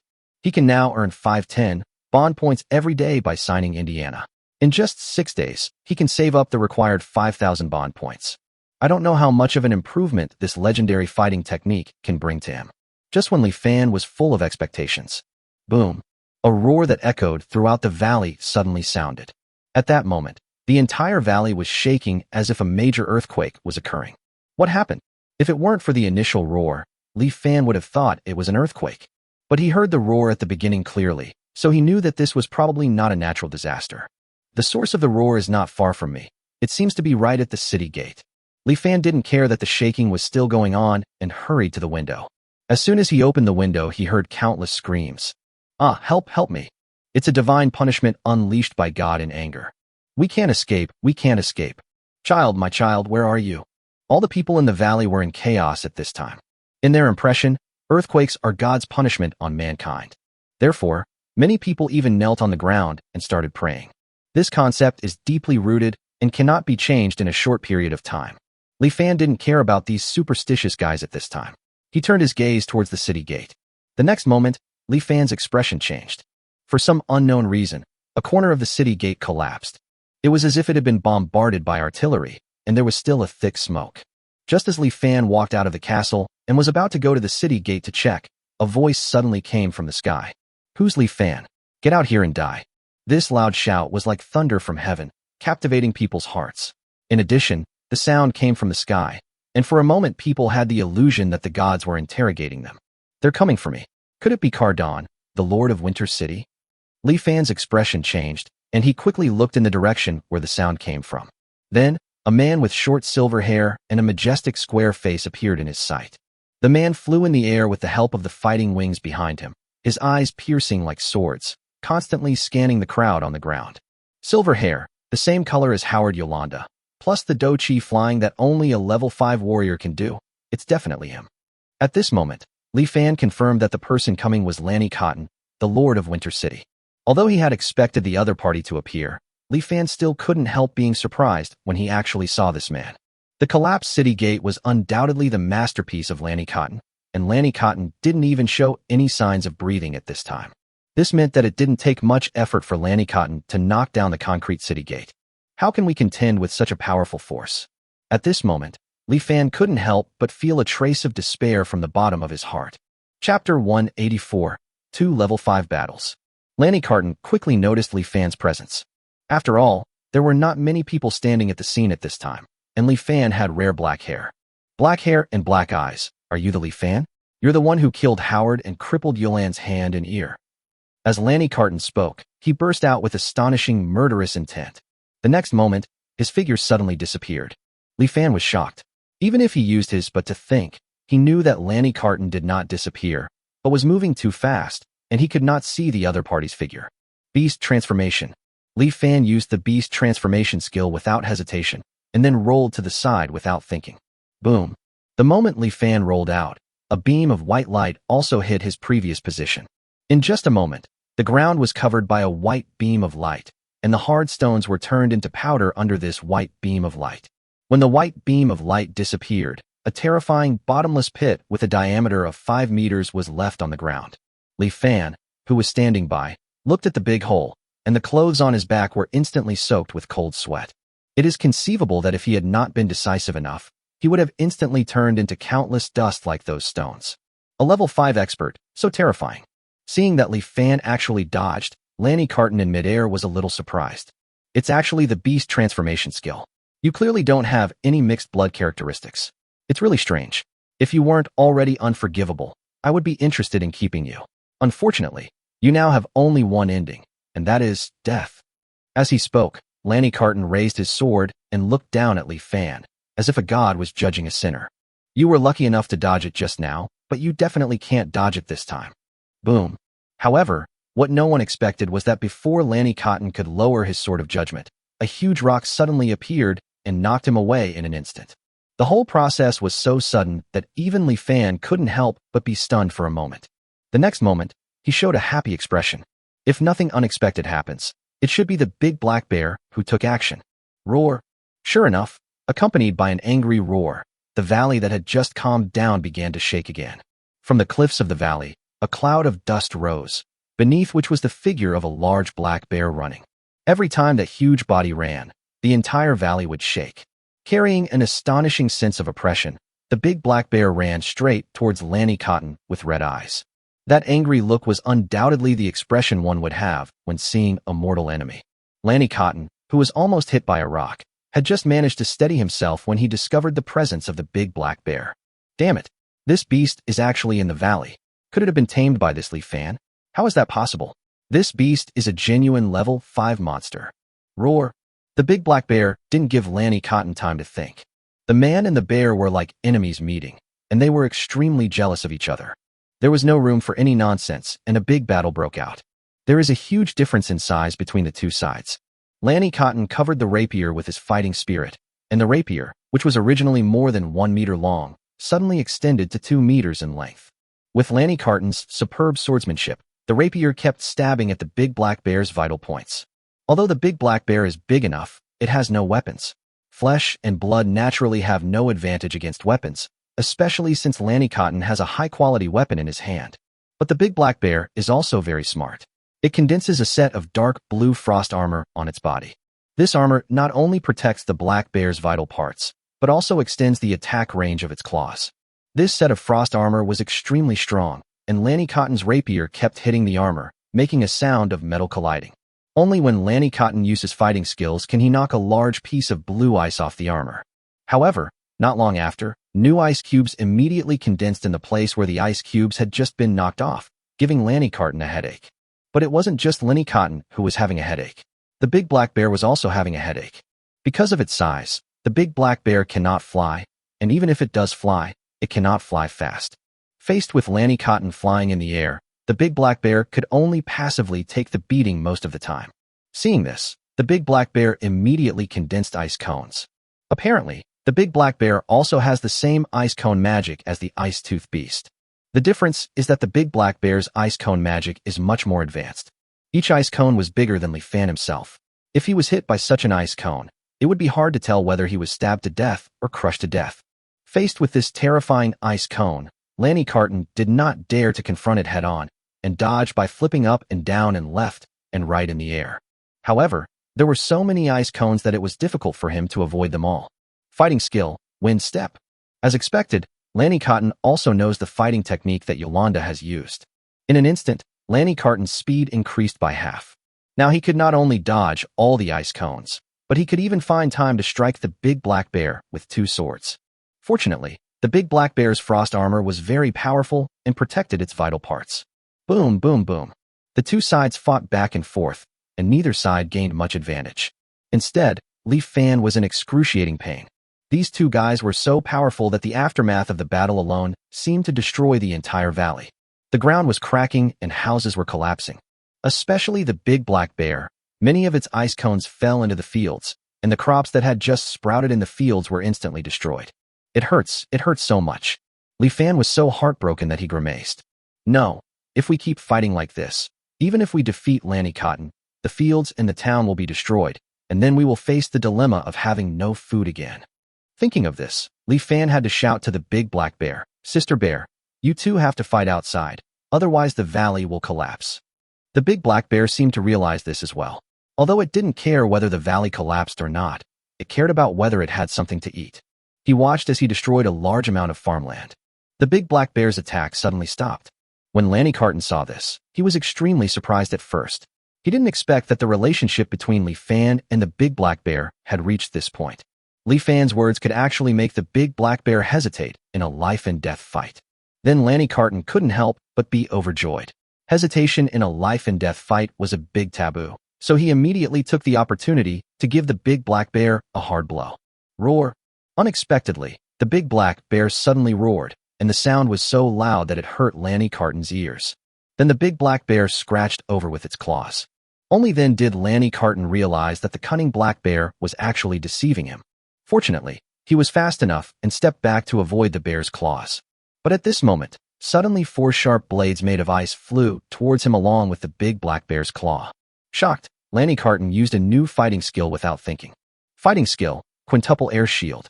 Boom, boom, boom, boom, boom. Accompanied by 4 roars, Lanny Cotton finally blocked 4 icy blades before the last layer of air shield was broken. But the next moment, everything in front of him went dark. The big black bear jumped up without me noticing when.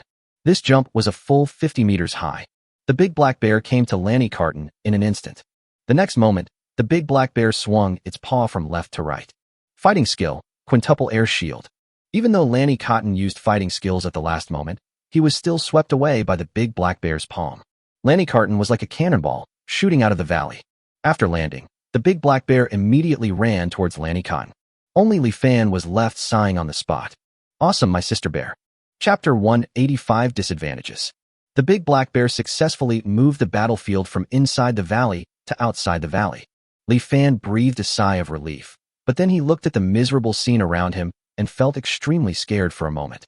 Although he had imagined the horror of a level 5 warrior countless times, he was still shocked when he actually saw it. The entire valley was in ruins just from the aftermath of the battle. The fight didn't even last a few minutes.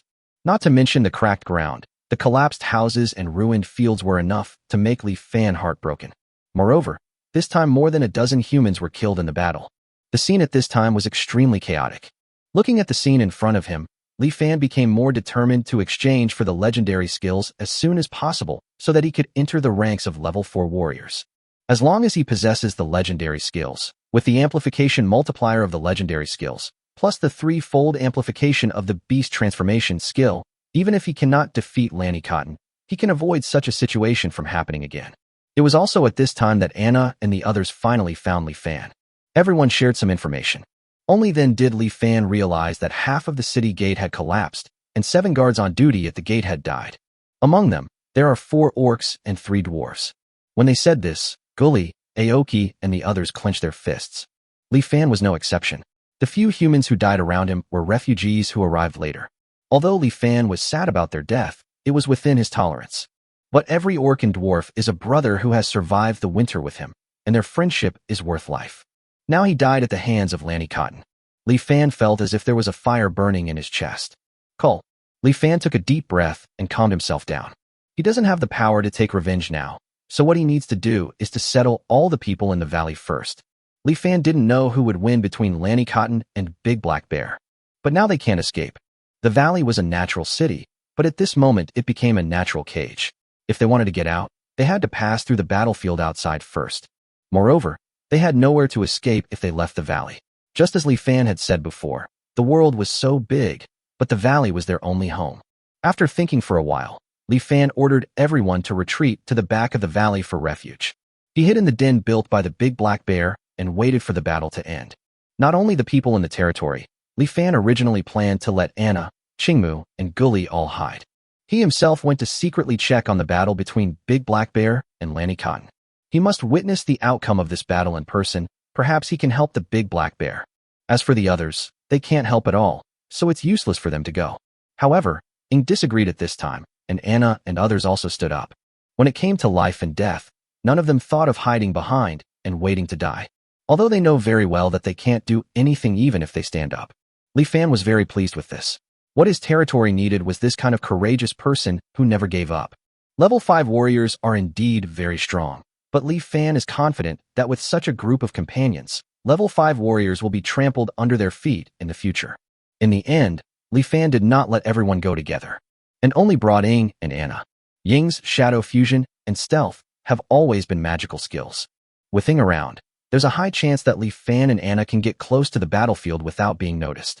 After transforming into a beast, Anna can possess a speed that exceeds that of a level 4 warrior. Both of them can play a certain role. After making the decision, Anna didn't hesitate at all this time. She used the beast transformation skill immediately and signaled Li Fan and the other man to ride on her. Then the three of them turned into silver light and approached the valley entrance. Outside the valley was also a mess. The battle between Big Black Bear and Lanny Cotton was brutal. There were broken trees and broken ice everywhere, and many cylindrical holes appeared on the ground. These were undoubtedly left behind after the battle between the two. What relieved Li Fan was that these signs were all heading in the opposite direction of the valley. I think it was thanks to the Big Black Bear's special guidance. This beast still has some conscience.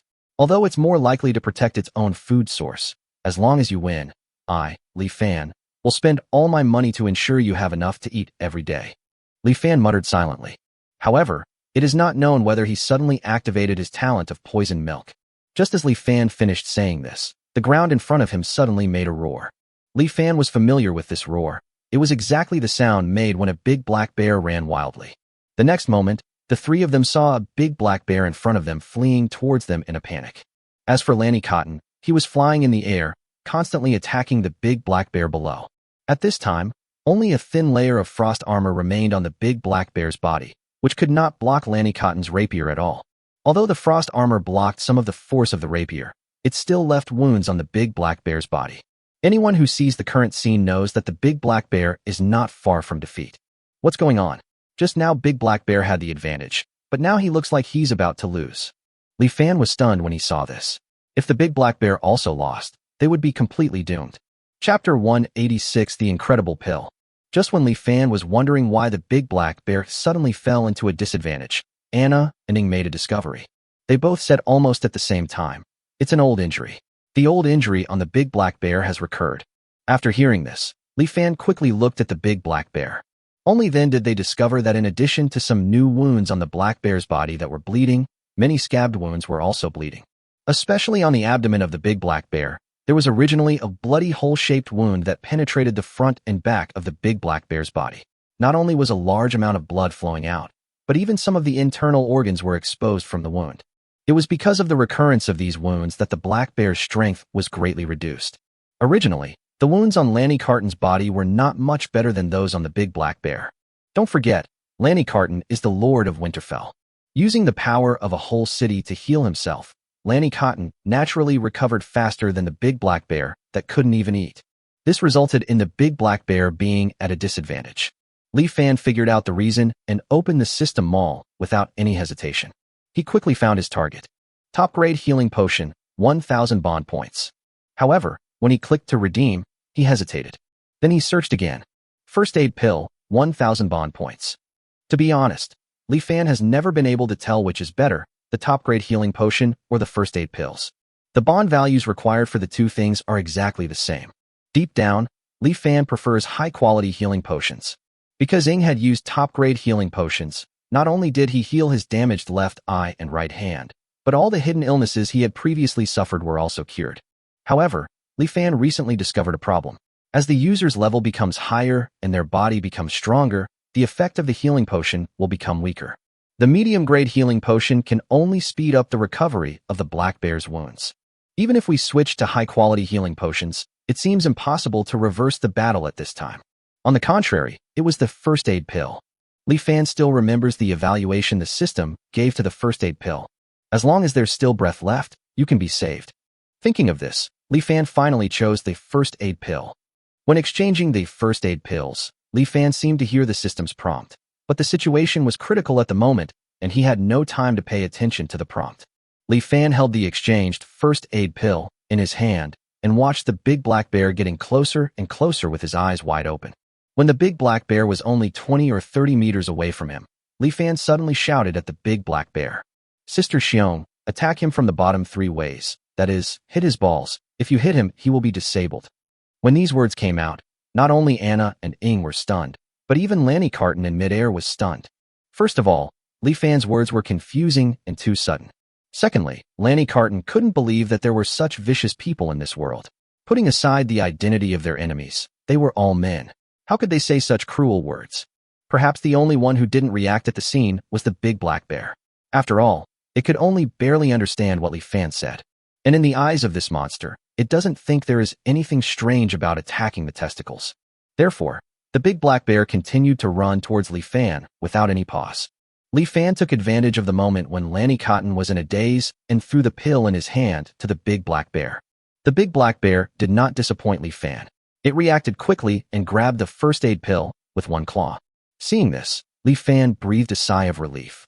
To be honest, based on the speed of a level 5 warrior, if Li Fan hadn't used the words just now to divert Lanny Cotton's attention, he didn't think the first aid pill could reach the big black bear's hand smoothly. But there is no need to worry now. At this time, Lanny Carton also discovered the existence of the pills, and he knew that he had been fooled. He was extremely angry for a moment, but he didn't know what the pill did, so he had to be careful and on guard. It was also the first time that big black bear saw the first aid pill. After looking at the pill in its paw, the big black bear cautiously put the pill in front of its nose and sniffed it. And I just smelled it. The next moment, its eyes suddenly lit up like light bulbs, and then it couldn't wait to swallow the pill in one gulp. It feels like it's afraid that someone else will snatch it from it. When Lanny Carton saw this, he immediately had a bad feeling. Soon, his premonition was confirmed. Roar! The big black bear that had swallowed the first aid pill suddenly roared, and the wound on its body stopped bleeding. And all the wounds stopped bleeding at the same time. After that, all the wounds, regardless of size, healed at a speed visible to the naked eye. Even the bloody hole that pierced the black bear's body began to grow new flesh. In a short while, even the bear's hair grew back. Looking at it now, you can no longer tell that the big black bear has ever been injured. Everything happened very quickly. In just a moment, the big black bear seemed to have been refurbished. At this moment, it has returned to its peak state. Li Fan, who was standing by, was overjoyed when he saw this. Although he had long guessed that the first aid pill would be effective, he had never expected the effect to be so good. After all, what was being repaired was the body of a level 5 monster. Lanny Carton on the other side couldn't help but scream. How is that possible? This incredible scene made his bad premonition stronger and stronger. Just now, he was able to bully the big black bear because the big black bear's injuries had not healed yet, but now the situation has suddenly reversed. Lanny Carton couldn't help but feel like backing out. However, how could the big black bear let Lanny Cotton go easily at this time? In the forest, the big black bear's eyes suddenly revealed a cruel look. The next moment, it jumped up without any warning. In an instant, he came to Lanny Cotton's side and slapped him from top to bottom. Lanny Carton didn't expect the big black bear's wound to recover so quickly, and he was immediately beaten hard. With a loud bang, he smashed a big hole in the ground. Puff! Lanny Carton instantly spat out a mouthful of blood, and now he had even less intention of staying. Lanny Carton immediately transformed into fighting wings, ready to use his advantage of being able to fly, while the big black bear couldn't to escape. However, the big black bear seemed to be prepared. Claws scratched, body smashed, ice cones and ice blades fired crazily. The big black bear, without any worries, instantly turned into a killing weapon. The terrifying attack scared Li Fan and the other two so much that they had to retreat. Watching Lanny Carton vomiting blood, just when Li Fan thought Lanny Carton was finished. At this moment, Lanny Carton suddenly waved his left hand, and a ring on his left hand flashed a light. It's a space ring. Li Fan instantly realized that something was wrong. However, before he could remind the big black bear, more than a dozen red stones have flown out of Lanny Carton's space ring. Seeing the stones flying towards him, the big black bear slapped the stones with his claws in disdain. Boom! With a series of roars, flames shot up into the sky from the middle of the big black bear's paw. The sudden appearance of the fire scared the big black bear, and it quickly retracted its paw. However, the big black bear found that the flames were so powerful that apart from burning its fur, they did not cause any actual damage to its paws. However, Lanny Carton took advantage of this opportunity and leaped into the air. He spread his fighting wings and flew towards Winter City without looking back.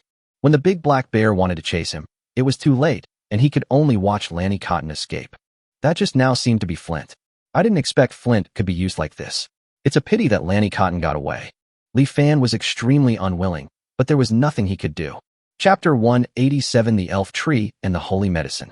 Although it's a shame to let Lanny Carton get away. However, this time, Lanny Carton learned a big lesson. At this time, Lanny Cotton's blood was still dripping from the sky. This guy must have been seriously injured. I think they won't be able to cause trouble for Li Fan and the others in the short term. Li Fan had just breathed a sigh of relief when he saw a big black bear walking towards him. Sister Xiong is awesome. I'll prepare meals for you when I get home. Don't worry, from today on, you can eat as much as you want. When the peppers grow, I'll make sure you have delicious food and spicy drinks. Li Fan was not stingy with his praise, and Dabing quickly started drawing the big black bear. At this time, the injuries on the big black bear had all healed, and Li Fan was afraid that the big black bear would run away. However, the big black bear didn't seem to approach Li Fan because of this incident.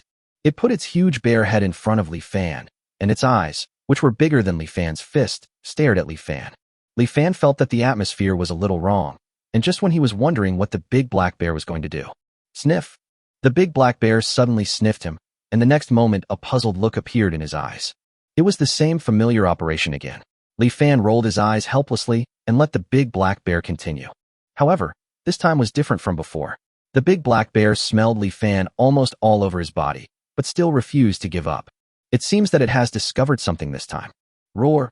The next moment, the big black bear suddenly roared at Li Fan. Li Fan listened for a while and finally understood. The big black bear was actually asking him for the first aid pills. This bastard's injuries are clearly all healed, yet he's still coveting my first aid pills. He's truly a heartless beast. Li Fan couldn't help but curse the big black bear in his heart, but of course he didn't dare to curse it out loud. Li Fan could only pretend to feel sorry and said to Big Black Bear, Sister Xiong, that first aid pill is an heirloom from my ancestors. Our family has only had one for thousands of years. After you used it, it's gone. The big black bear naturally refused to believe it and roared at Li Fan several times, as if to say that if he didn't hand over the pill today, he would not be able to leave. Li Fan had already thought of a way to deal with this. He immediately turned out all the pockets on his body and even opened the space ring, allowing the big black bear to check everything. Seeing this, the big black bear checked carefully and finally believed that Li Fan no longer had the first aid pill on him. Its face couldn't help but reveal human disappointment and a hint of imperceptible sadness. Afterwards, the big black bear stopped pestering Li Fan and walked towards the valley in a somewhat depressed mood. Li Fan didn't notice the expression on the big black bear's face. At this moment, he breathed a sigh of relief and also remembered that when he bought the first aid pills, he seemed to hear a system prompt sound. Li Fan opened the system panel and quickly saw the system prompt. Ding! The first aid pill is one of the benefits provided by the system to the host.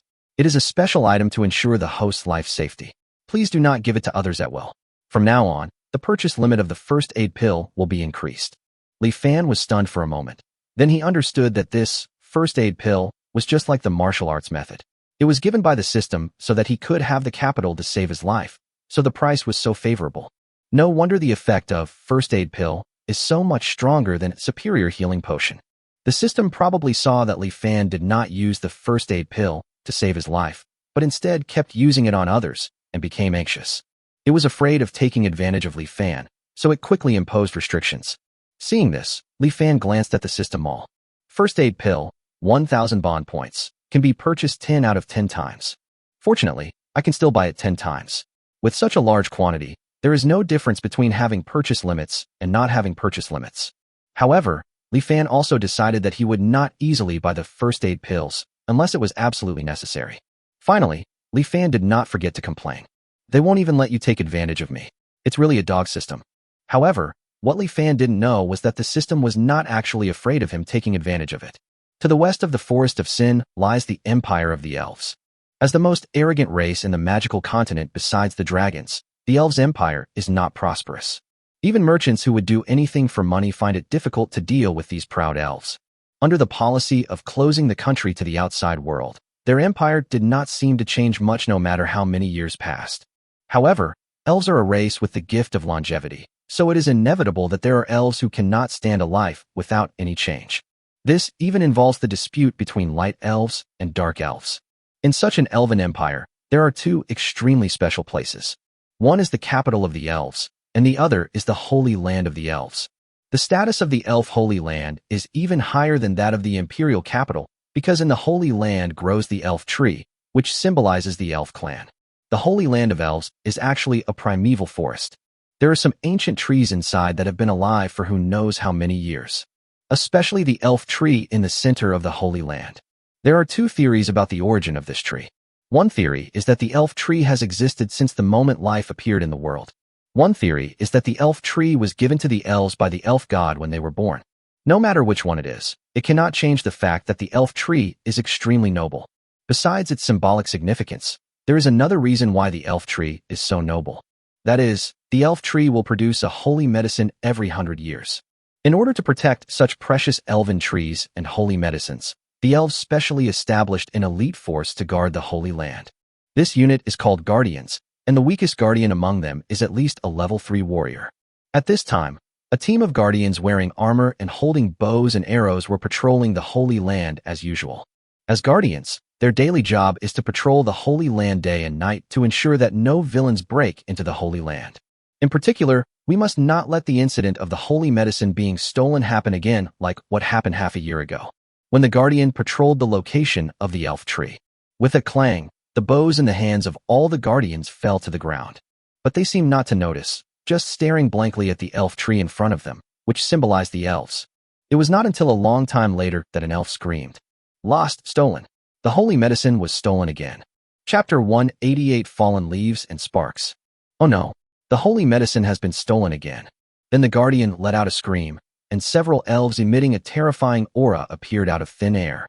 They looked in the direction of the elf tree, and the next moment everyone's expressions became ugly.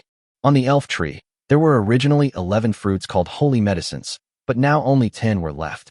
This is the second time the holy medicine has been stolen since it was stolen half a year ago. This made all the elves extremely angry. You know, it would take the elf tree 100 years to produce one holy medicine. And now, in just half a year, 2 holy medicines have been stolen. However, what made the elves even more angry was that they had no idea who stole the holy medicine. There were no magical fluctuations, nor any other energy. The holy medicine seemed to have disappeared out of thin air. It is conceivable that if the reason for the disappearance of the holy medicine cannot be found, the remaining 10 holy medicines will be gone. At once, the entire elf tribe was mobilized, and countless elves were frantically searching for the culprit. The entire elf empire was in turmoil because of this. This turmoil even affected the elf empire's border city, Redstone City, located next to the Sin Forest. In Redstone City, Luo Yi was stunned when she heard the news that the holy medicine was stolen, and then a memory came to her mind. Half a year ago, she went to the elf gathering place in the Sin Forest. Soon after, the settlement was attacked by a group of slave traders disguised as bandits. She fought back desperately, but ultimately she was not strong enough and was captured by the slave trader when she was on the verge of death. At that time, she thought she was dead because her injuries were too severe and she was afraid that only the holy medicine of her clan could save her. Just when she was in despair, a human saved her. She still remembers that human clearly until now, because that human had rare black hair and black eyes, and gave her a feeling that was somewhat different from other humans. Finally, she took the pill given by the human and was saved. At that time, she was still sighing that the pills given by humans could be comparable to the holy medicine of the elves. After escaping, she is still trying to find a way to save her compatriots. At this time, she met a dark elf, Shadow. She begged Ing to help her, but what she didn't expect was that the dark elf who was expelled by the elves agreed without any hesitation. The two of them worked hard and finally saved their compatriots by relying on shadows, shadow fusion, and stealth skills. However, at this time, a light elf actually. In the end, all the elves who were rescued were taken away by the light elves. I was the only one left, and I was trying to find Ying's whereabouts. Unfortunately, she is a wood elf and does not have skills like shadow fusion and stealth, so she cannot sneak into the human gathering place to search. At this time, the news of the year of God's punishment reached the Forest of Sin.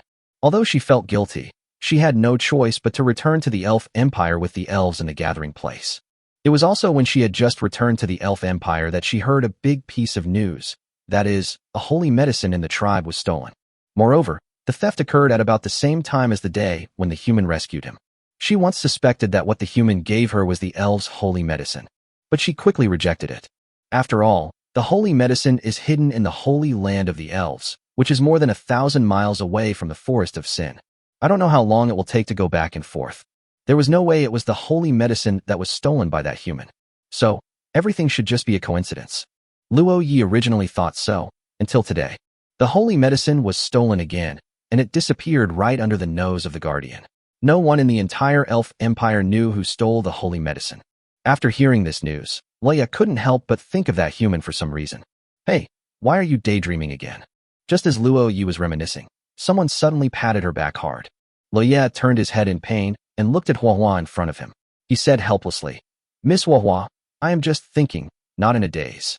Who could tell? You don't like to move around normally. If you continue like this, you won't be a wood elf, but a piece of wood.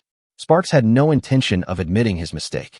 Fallen Leaves has gotten used to it, and is too lazy to refute his best friend. Seeing Luya lost in thought again, Huahua asked, "What are you thinking about? I saw you were thinking for a long time just now."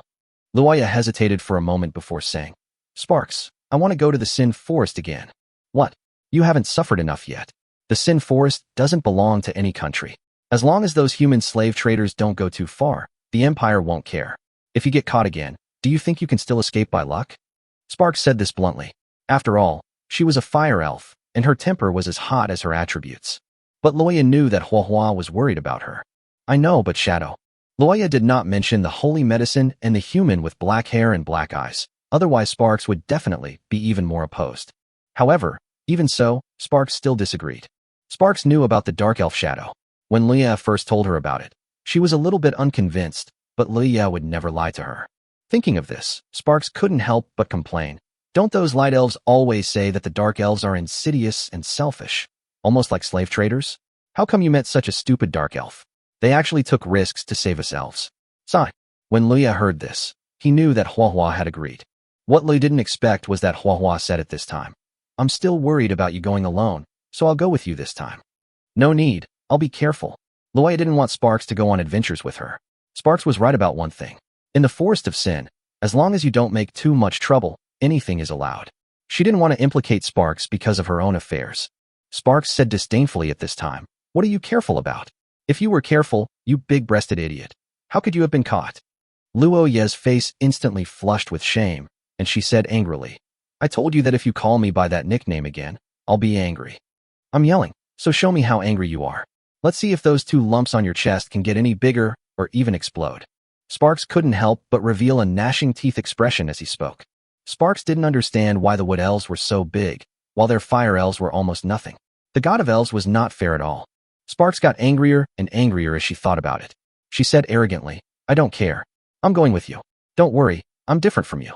Miss Sparks, although my chest isn't as broad as yours, I'm a dignified level 3 magician. Who in the Sin Forest can be my opponent besides? I'm tired of staying in Redstone City. Although the Elven Kingdom is peaceful enough, it's too boring. There haven't been any changes in more than 10 years. I've wanted to go to the Sin Forest for a long time. Humph, let me make it clear, you have no right to refuse. If you dare not agree, I'll let you know how powerful I am right now." As he said this, Huahua raised his hands and pointed them at Leah's chest, then repeated the action of clenching and releasing his hands. Luya was startled by Huahua's hand movements and quickly nodded in agreement. After all, she knew that her best friend would really take action. Chapter 189, Legendary Fighting Chi Technique.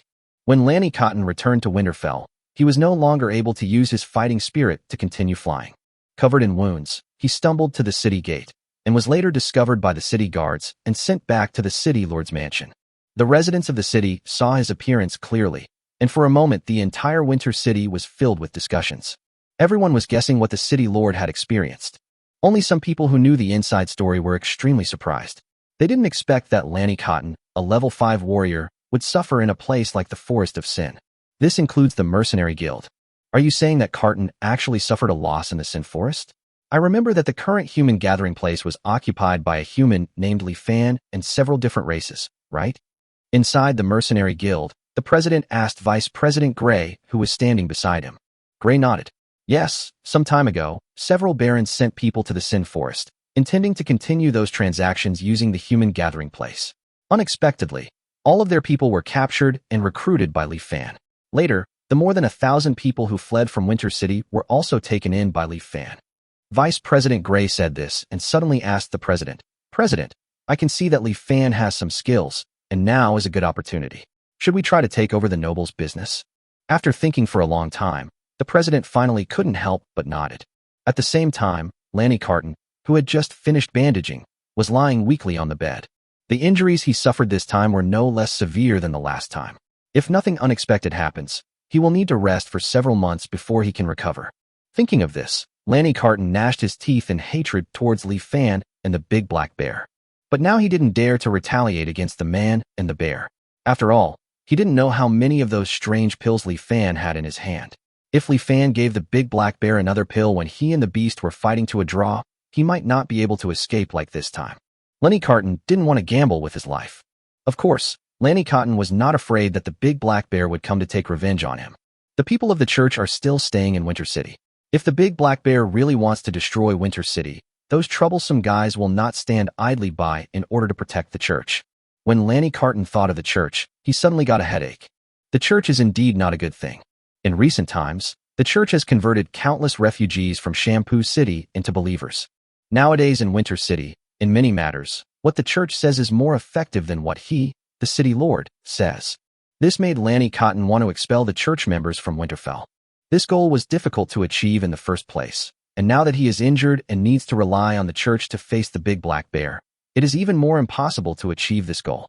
For a moment, Lanny Carton didn't know what the future would be like. In the end, he blamed everything on Li Fan and the big black bear, and wished he could eat their flesh and drink their blood to calm his inner anger. On the second day after the battle with Lanny Cotton, thanks to Li Fan's comfort and the efforts of the patrol team, the people of the territory finally stopped panicking. Although many people are still worried, life must go on. No matter how worried these people who have nowhere to go are, they can only live their lives as they are supposed to. The valley returned to peace. At this time, all the people in the valley were working hard to restore the valley. The deep pits and cracks in the ground need to be filled, the ice between the fields needs to be removed, the destroyed fields need to be reclaimed and sown, and the collapsed houses need to be repaired or demolished depending on the situation. All of these were proceeding in an orderly manner. The only thing that gave Li Fan a headache was the city gate. This city gate could be said to be the culmination of their entire valley's infrastructure construction, yet half of it was destroyed by Lanny Cotton alone. Although Lanny Cotton is a level 5 warrior, Li Fan still feels dissatisfied with his city gate. After hesitating for a long time, Li Fan did not rush to start repairing the city gate. Anyway, the damage to the city gate was mainly to the tower above it.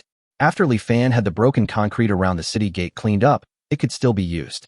Moreover, the big black bear is still in the valley, so they are the only ones who can provoke others. Who would dare to provoke them at this time? A week passed like this.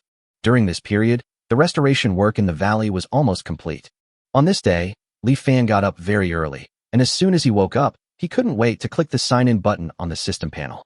Ding! Check-in successful. Congratulations to the host for obtaining 577 bond points. He glanced at the system panel and saw the bond value column showing 5,200, and couldn't help but feel excited. Today, he can finally exchange for a legendary martial arts technique.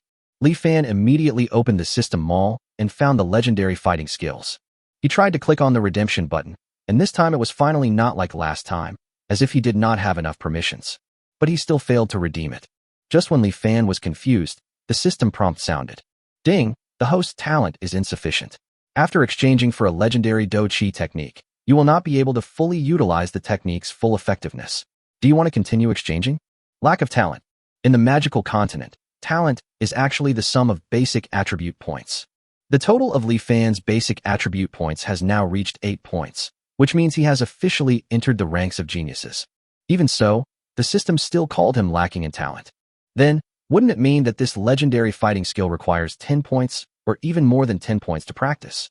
Is this the reason why legendary techniques are rarely circulated? Li Fan was not sure, and the system also said that it was just impossible to fully utilize the full effectiveness of the exercises, not that it was impossible to learn. Li Fan thought about it for a while and finally chose to exchange it. The next moment, all the knowledge of the legendary fighting skills entered Li Fan's mind. Li Fan absorbed the knowledge for a whole day before he absorbed all the knowledge of the exercises into his brain. Afterwards, Li Fan didn't care that it was already dark and immediately began to transform the Do Qi in his body from fine-grade Do Qi to legendary-grade Do Qi. If it were in the past, Li Fan might not even need a day to complete such a transformation. This time, it took Li Fan 3 full days to complete the transformation of his fighting spirit quality.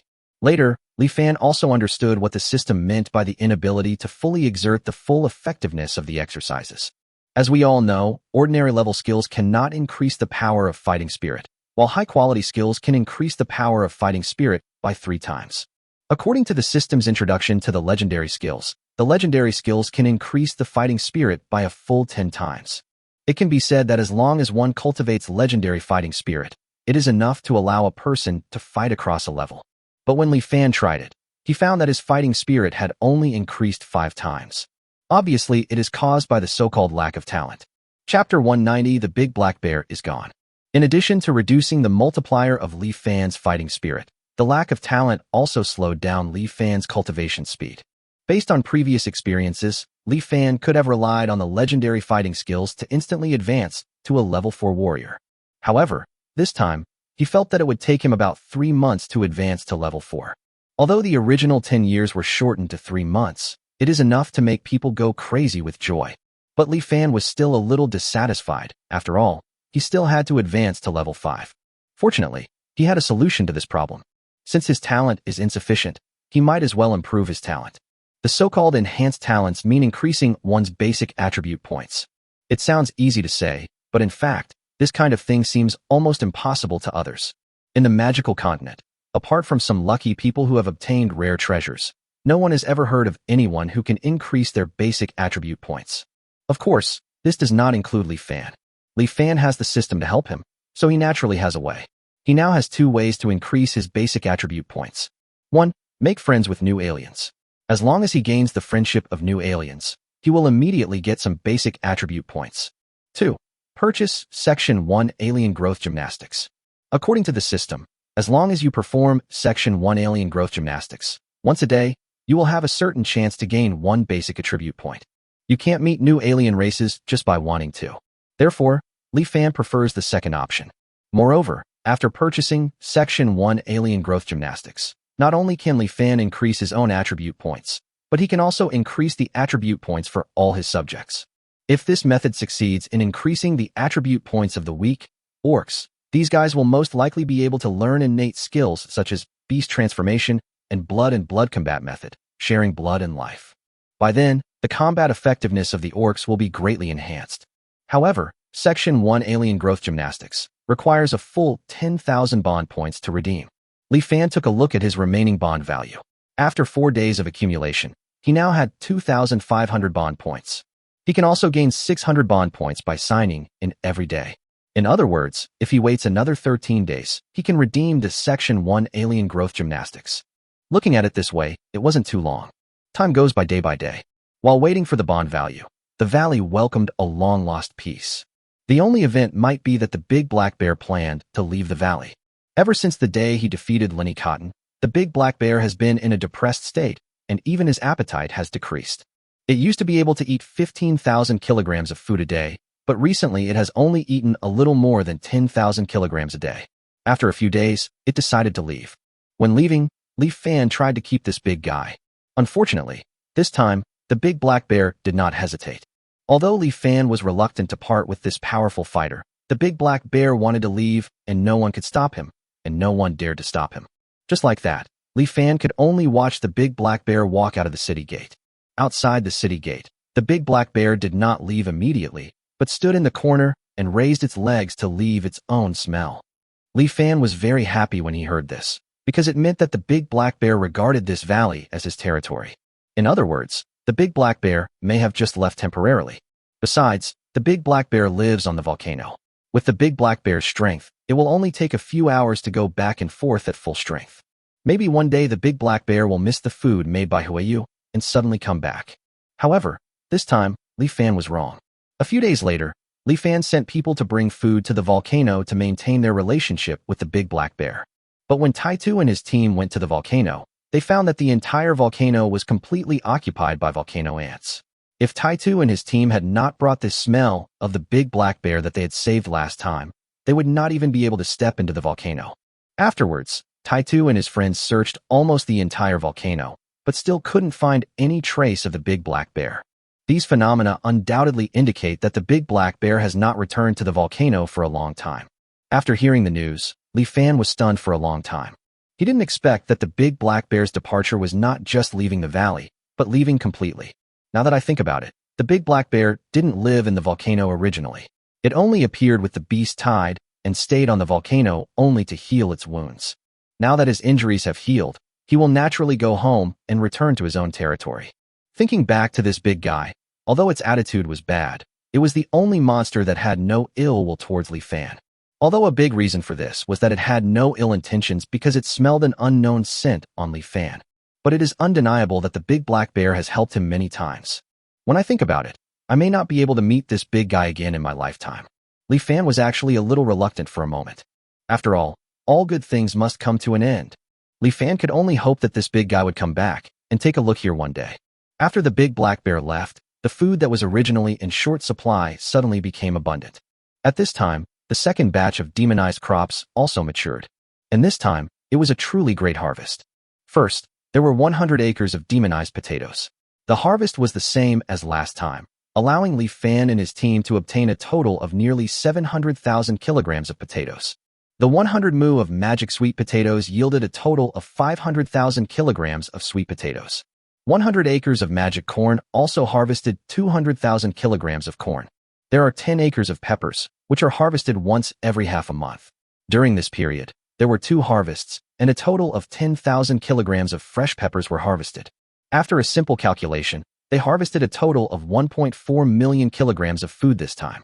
This number is more than double that of last time, and there are also many more varieties.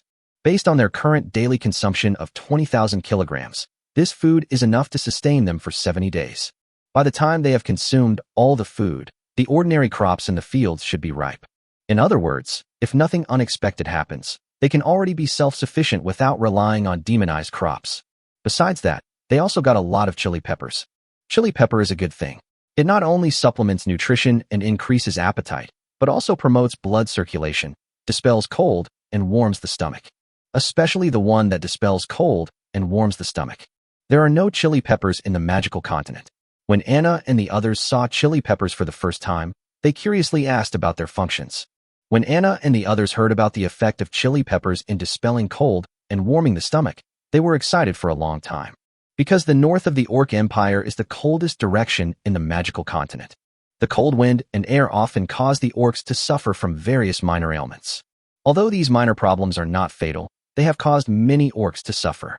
Therefore, keeping away the cold has always been a top priority for the orcs. Chapter 191, Even an idiot can take off. Chili peppers that can dispel cold are treasures in the eyes of the orcs. After Anna Aoki and the others ate the hot pot full of chili peppers, they were sweating profusely from the spiciness, and they rarely made a request to Li Fan, asking for a large amount of chili peppers. This is also the reason why Li Fan planted peppers in the second batch of demonized crops. Now, Anna and others looked at the large amount of peppers in front of them and lost their composure one by one. The 2 old guys, Aoki and Baichi, were holding on to the peppers with a perverted look on their faces. The girl Xiaoqing was so excited that she dived into the pile of peppers. When Li Fan wanted to stop it, it was too late. The result speaks for itself. Soon, Xiaoqing understood that chili peppers are not only spicy in the mouth, but also in other parts of the body. At this moment, a scream like a pig being slaughtered was heard. Bad guy Wu. I'm going to die. Wu, save me. I will never touch chili peppers again. Li Fan looked at Xiaoqing, who was wailing in front of him, and lost his temper. He quickly exchanged a large bottle of alcohol from the system mall and asked Qingmu to use the alcohol to wipe the places where Xiaoqing was hurt by the spiciness. Fortunately, Li Fan pulled Xiaoqing out of the pile of peppers in time, so the girl did not get too much pepper on her body. Otherwise, this girl will probably be left with a shadow for her whole life. By the way, when Li Fan exchanged for alcohol, guys like Dozina and Gully were swallowing their saliva frantically. Despite Li Fan's repeated warnings that alcohol cannot be drunk and can kill people, they nodded, their eyes still fixed on the alcohol in Aoki's hand. Li Fan had no doubt that these dwarves had the courage to die for the sake of wine. Therefore, I had to tell Aoki many times that he must not let the dwarves get the alcohol. After that, Li Fan began to process the food he had harvested. Potatoes and sweet potatoes are best preserved by simply putting them all in the cellar. Corn is dried and preserved. The same goes for chili peppers. After drying, only 3,000 kilograms of the 10,000 kilograms of peppers remained. This amount of pepper is not much for the entire territory. However, 10 acres of pepper fields can be harvested for half a year. According to the harvesting method of picking peppers twice a month, when all 10 acres of pepper fields are harvested, Li Fan will eventually get 18,000 kilograms of dried peppers. It is completely sufficient for their own use in the territory. System, sign in. Ding, congratulations to the host for signing in successfully and obtaining 700 bond points. Following the system prompt, Li Fan glanced at the system panel. Today, his bond value finally exceeded 10,000 points, reaching 10,650 points. Li Fan immediately started to visit the People's Mall and exchanged for Section 1 Alien Growth Gymnastics. The next moment, a small picture album appeared in the system space. Li Fan took out the small picture book with a twitch in his eye. If it weren't for the 9 big words Section 1 Alien Growth Gymnastics on the cover, he would have suspected that this was a picture book not suitable for children bought from a street stall. Li Fan hesitantly opened the album, and as expected, there were some little people patterns in the album. Of course, I'm not the kind of villain who takes off clothes and does shameful things. Instead, it's a little man posing in a variety of different poses. Li Fan frowned as he looked at the little man's postures, because they were really weird. For example, the running posture of a gorilla, the swinging posture of a snake, the hopping posture of a rabbit, the paddling posture of a dog. None of it is normal. Interestingly, the album even comes with a cassette. It's the kind of cassette tapes that are used in old-fashioned tape recorders. Li Fan looked at the cassette in his hand with a strange expression, hesitated for a long time, and finally exchanged it for an old tape recorder in the system mall. As the cassette was put in, there was a click sound, and Li Fan pressed the play button. This is easy. Section 1. Interracial Growth Gymnastics. Even idiots can take off. Ready, go 1, 2, 3, 4, 5, 6, 7, 8. 2, 2, 3, 4. What the hell is this name? Li Fan cursed as his body moved instinctively. This melody seemed to be engraved in his DNA and was so magical. Grass. Li Fan couldn't help but swear. He didn't expect that this would be this kind of gymnastics. Can this thing really help him increase his attribute points? Although Li Fan was very skeptical, he couldn't help but follow the melody of the tape recorder, imitated the movements in the picture book, and began to do this so-called Section 1 Alien Growth Gymnastics. Later, inside the castle room, Li Fan could be seen transforming into a gorilla beating his chest, then into a snake swaying his body, then into a rabbit hopping around, then into a dog. Despite a strong sense of shame, Li Fan had completely learned the gymnastics in less than 10 minutes. And then, the result is, nothing changes. That shouldn't be the case. Even though the system is a crappy one, the products it produces are always top-notch. Could it be that I haven't done enough, or that the standards aren't met? Seeing this, Li Fan did it a few more times without believing it. When Li Fan failed for the 3rd time, suddenly, a burst of laughter came from the door of the room, and then Xiaoqing rolled in, holding her stomach and laughing so hard that her whole body was twitching. Li Fan then discovered that Xiaoqing, Xiaobai, and Dina had been hiding behind the door and peeping at him since he didn't know when. They probably couldn't help laughing because they saw his weird movements when he was doing gymnastics. The evidence is that, in addition to Xiaoqing, who was twitching with laughter, Xiaobai and Dina also covered their mouths, fearing that they would laugh out loud, but their little faces had already turned red. Li Fan was immediately annoyed when he saw this, but of course he was angry because of shame. Thinking that all his actions just now were seen by these 3 girls, Li Fan knew that he had successfully died. At that moment, Li Fan walked up to the 3 girls and asked fiercely, "Why are you here?" Dina quickly suppressed her laughter.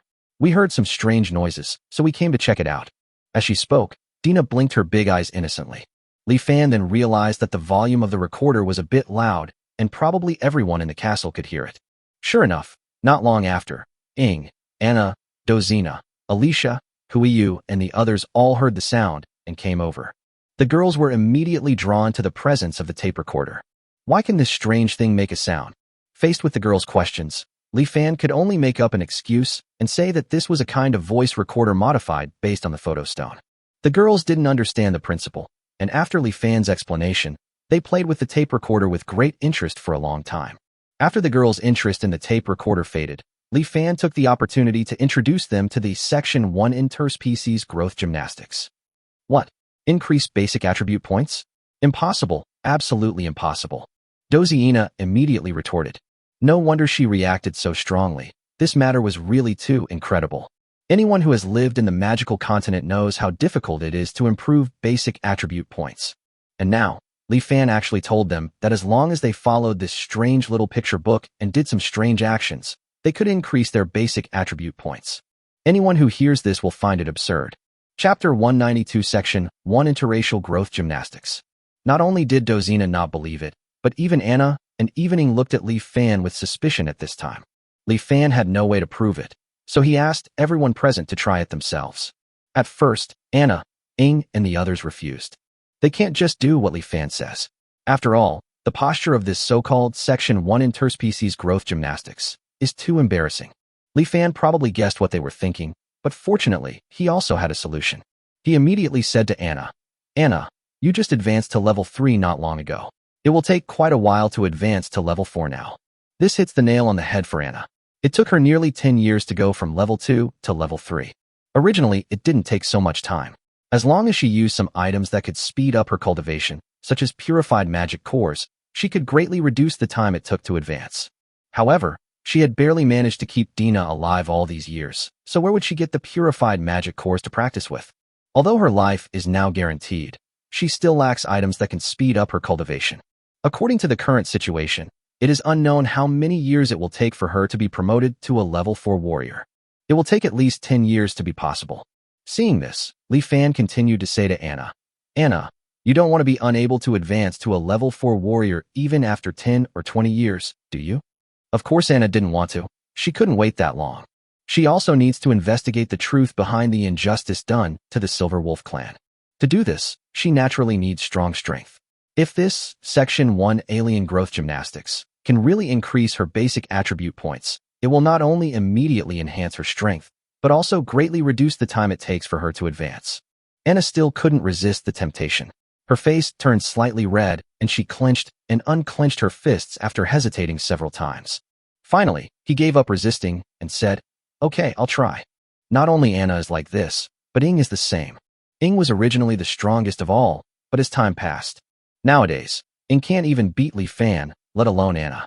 After all, Ing not only practiced ordinary-level martial arts, but also did not have the innate skill of beast transformation that increased explosive power.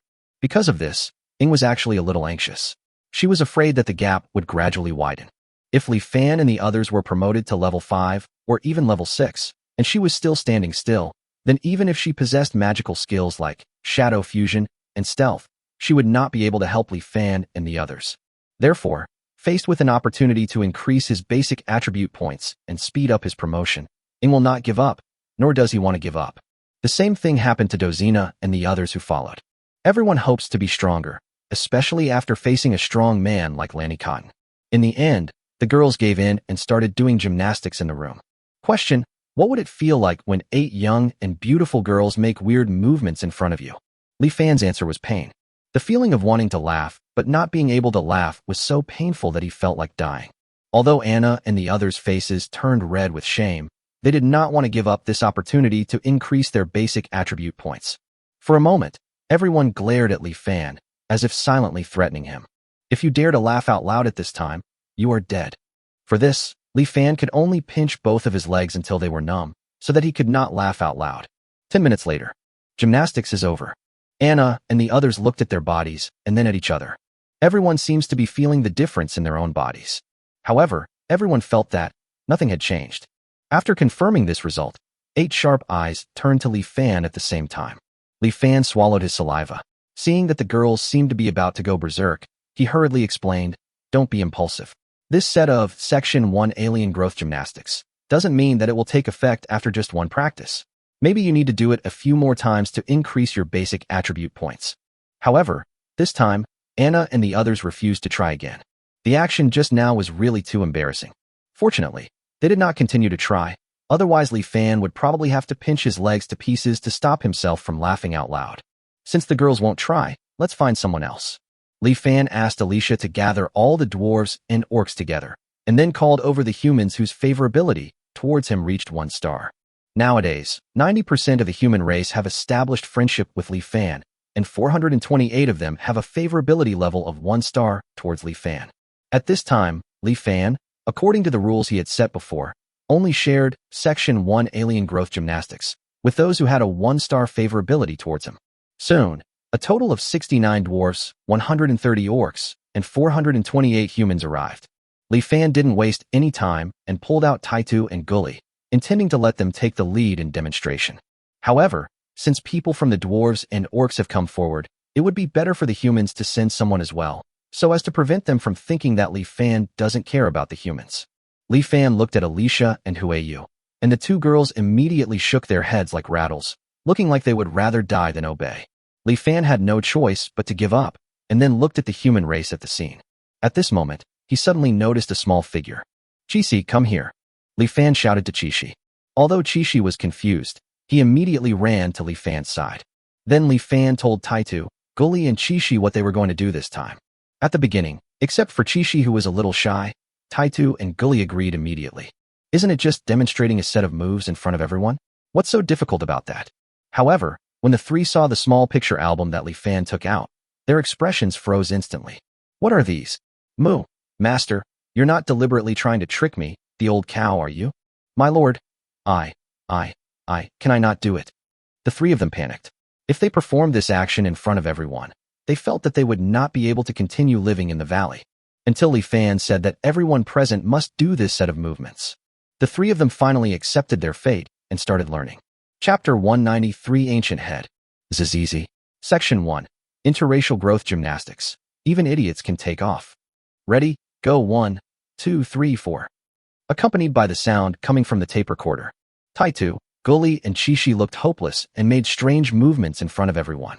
Everyone around the three of them looked at them strangely. "Ha, I can't hold it anymore." I don't know who started it, but the laughter suddenly came like a wave. This made Chishi, who was already thin-skinned, feel like his face was on fire, and he wished he could find a crack to crawl into on the spot. But this was what the Lord asked him to do, and he couldn't refuse. In comparison, Taitu and Gully were much better off. They naively found that they could not resist, and soon after, they actually tried to enjoy it. At this point, the two of them found these movements quite interesting, and they became more and more excited. The two big guys' buttocks were twisting as if they were equipped with motors, making Li Fan couldn't help but say that it was an eye-opener. 10 minutes later, the whole set of gymnastics was finally completed. When the recorder stopped, Chishi almost cried. These 10 minutes seemed to him longer than a year. However, Taitu and Gully felt a little unsatisfied. As for the people around the three of them, they were still immersed in the wonderful performance just now. However, they don't know yet that they will also be participating in this performance. "Did you all see clearly what Taitu and the others did just now?" Li Fan asked the crowd. "I see clearly. What a wonderful performance. Even more interesting than the performances in the theater. Yeah, it's more interesting than wrestling with a big bull. My lord, please give us more performances like this in the future." Everyone responded. Seeing this, Li Fan grinned and said with a malicious smile, "That's good. Then next, you should also try this kind of gymnastics." As soon as the words came out, everyone was stunned and looked at Li Fan in disbelief. This scene finally made Chishi feel a little better. He dreamed of becoming a knight of justice, but at this moment, he couldn't help but show a bad expression on his face and muttered to himself, "Haha, let's all feel the pain together." In the end, everyone followed Li Fan's instructions and started doing gymnastics. Because Li Fan had given the order, they could choose not to do it, but for those who chose not to do it, not only would the amount of food for each meal be halved, but their meals would no longer be prepared by Huiyu. These are the two most unbearable things for all the subjects. It is no exaggeration to say that the biggest reason why the valley can remain peaceful today is food. Whether it was the weak orcs or the sinner dwarfs, their previous lives could be described as one meal full and one meal hungry. Even the humans who originally lived in Winter City could not say that they had enough to eat every meal. And now, they can eat as much as they want every day. Li Fan has never been stingy with food. This has made them accustomed to eating until they are full at every meal. If you are used to having enough to eat, how can you tolerate having half the food? It would be better to kill them. What's even more terrifying is that the food given to them is no longer prepared by Huiyu. Anyone who has tasted Huiyu's food will be fascinated by his cooking skills. It was really incredibly delicious. Even if they had been eating potatoes for more than 10 or 20 days in a row, Huiyu could still make the potatoes into different styles so that they were satisfied with every meal. Now they can no longer live without Huiyu's cooking. Under these two factors, everyone succumbed. So under the leadership of Taitu, Guli, and Chishi, everyone started to learn Section 1 Alien Growth Gymnastics. Although everyone had strange expressions on their faces, they learned very carefully, fearing that Li Fan, who was standing beside them, would remember them. After 20 minutes, most people had learned the exercises. So Li Fan turned on the tape recorder and asked them to do it again from the beginning. This is easy. Section 1. Interracial Growth Gymnastics. Even idiots can take off. Ready? Go 1, 2, 3, 4. Everyone began to move to the rhythm. After another 10 minutes, the gymnastics was finally completed. Just when everyone breathed a sigh of relief, someone suddenly shouted, Gutu, Gutu, what's wrong with you? The sound instantly attracted everyone's attention. Seeing this, Li Fan and others hurried over. Then they discovered that the young man called Gutu suddenly sat on the ground, and an energy vortex appeared on his body. It was very similar to how it looked when Chishi was promoted. Gutu, what happened to Gutu? Guli looked at Gutu with a worried look on his face. This Gutu is Gu Li's son, the one that Li Fan rescued from the dungeon of Howard Manor. After Li Fan knew Gutu's name, he couldn't help but wonder if this Gutu was the son of Guli and Taitu. Of course, this is just a joke. At this time, Gutu's abnormality made Guli panic. After all, Gutu was Gu Li's only son. Li Fan hurriedly comforted Gu Li and said, Don't worry, he's in this state. If nothing unexpected happens, he'll advance. Advance. Gu Li felt a little relieved after hearing that. Then he suddenly said, That's not right. Good as aptitude is only considered good. According to my previous speculation, if he wants to be promoted to a level 2 warrior, it will take at least several months, or even a year. It turns out he wants to be promoted to a level 2 warrior. Li Fan looked at Gutu, who was only 12 or 13 years old, and nodded. It seems that Gutu himself has good qualifications. Then Li Fan couldn't help but feel happy.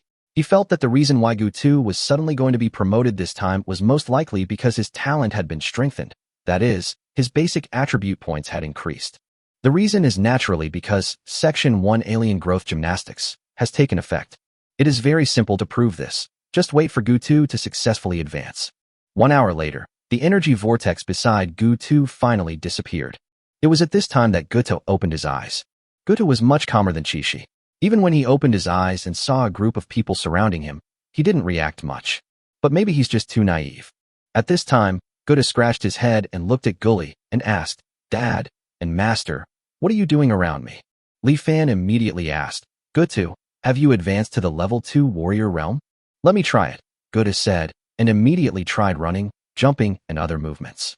Sure enough, his speed, strength, etc. all became 10 times stronger, and his physical fitness increased by nearly 15 times. This can be felt from Gutu's defense and endurance at this time. Gutu felt the changes in himself and said excitedly, I really advanced. I'm already a level 2 warrior, and my physique seems to have become stronger. That's great. When Li Fan saw this, he knew that it was indeed this Section 1 Alien Growth Gymnastics. That worked, but the people around him were still not aware of it. So Li Fan asked Gutu again, knowing the answer already. Gutu, do you know why you suddenly advanced? Gutu recalled for a moment before saying, I was just doing that weird set of gymnastics. After I finished, I suddenly felt stronger, and then I felt like I was going to advance. When Anna and the others heard this, they knew that it was the effect of Section 1 Alien Growth Gymnastics. Section 1 Alien Growth Gymnastics increased Gutu's physique and thus strengthened his talent, which allowed Gutu, who was about to advance, to suddenly advance successfully. Chapter 194 Mercenary Guild. Gutu's successful advancement proved that Section 1 Alien Growth Gymnastics could really increase basic attribute points. Although Anna and others found it unbelievable, they had to believe it. Li Fan immediately told everyone present the function of Section 1 Alien Growth Gymnastics. If it were any other time, people would never believe it, but with the example of Gutu, they no longer doubted it. The next moment, everyone was excited. Especially the weak orcs. Everything they have now is caused by their basic attribute points being too low. If Section 1 Alien Growth Gymnastics can really increase basic attribute points for them, this gymnastics will undoubtedly be something that can change their lives. The orcs were excited and started doing gymnastics again without any hesitation.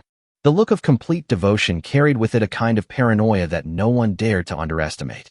Seeing this, the other two tribes also followed. No one would give up such a rare opportunity. Anna and others also let go of their reserve and joined in.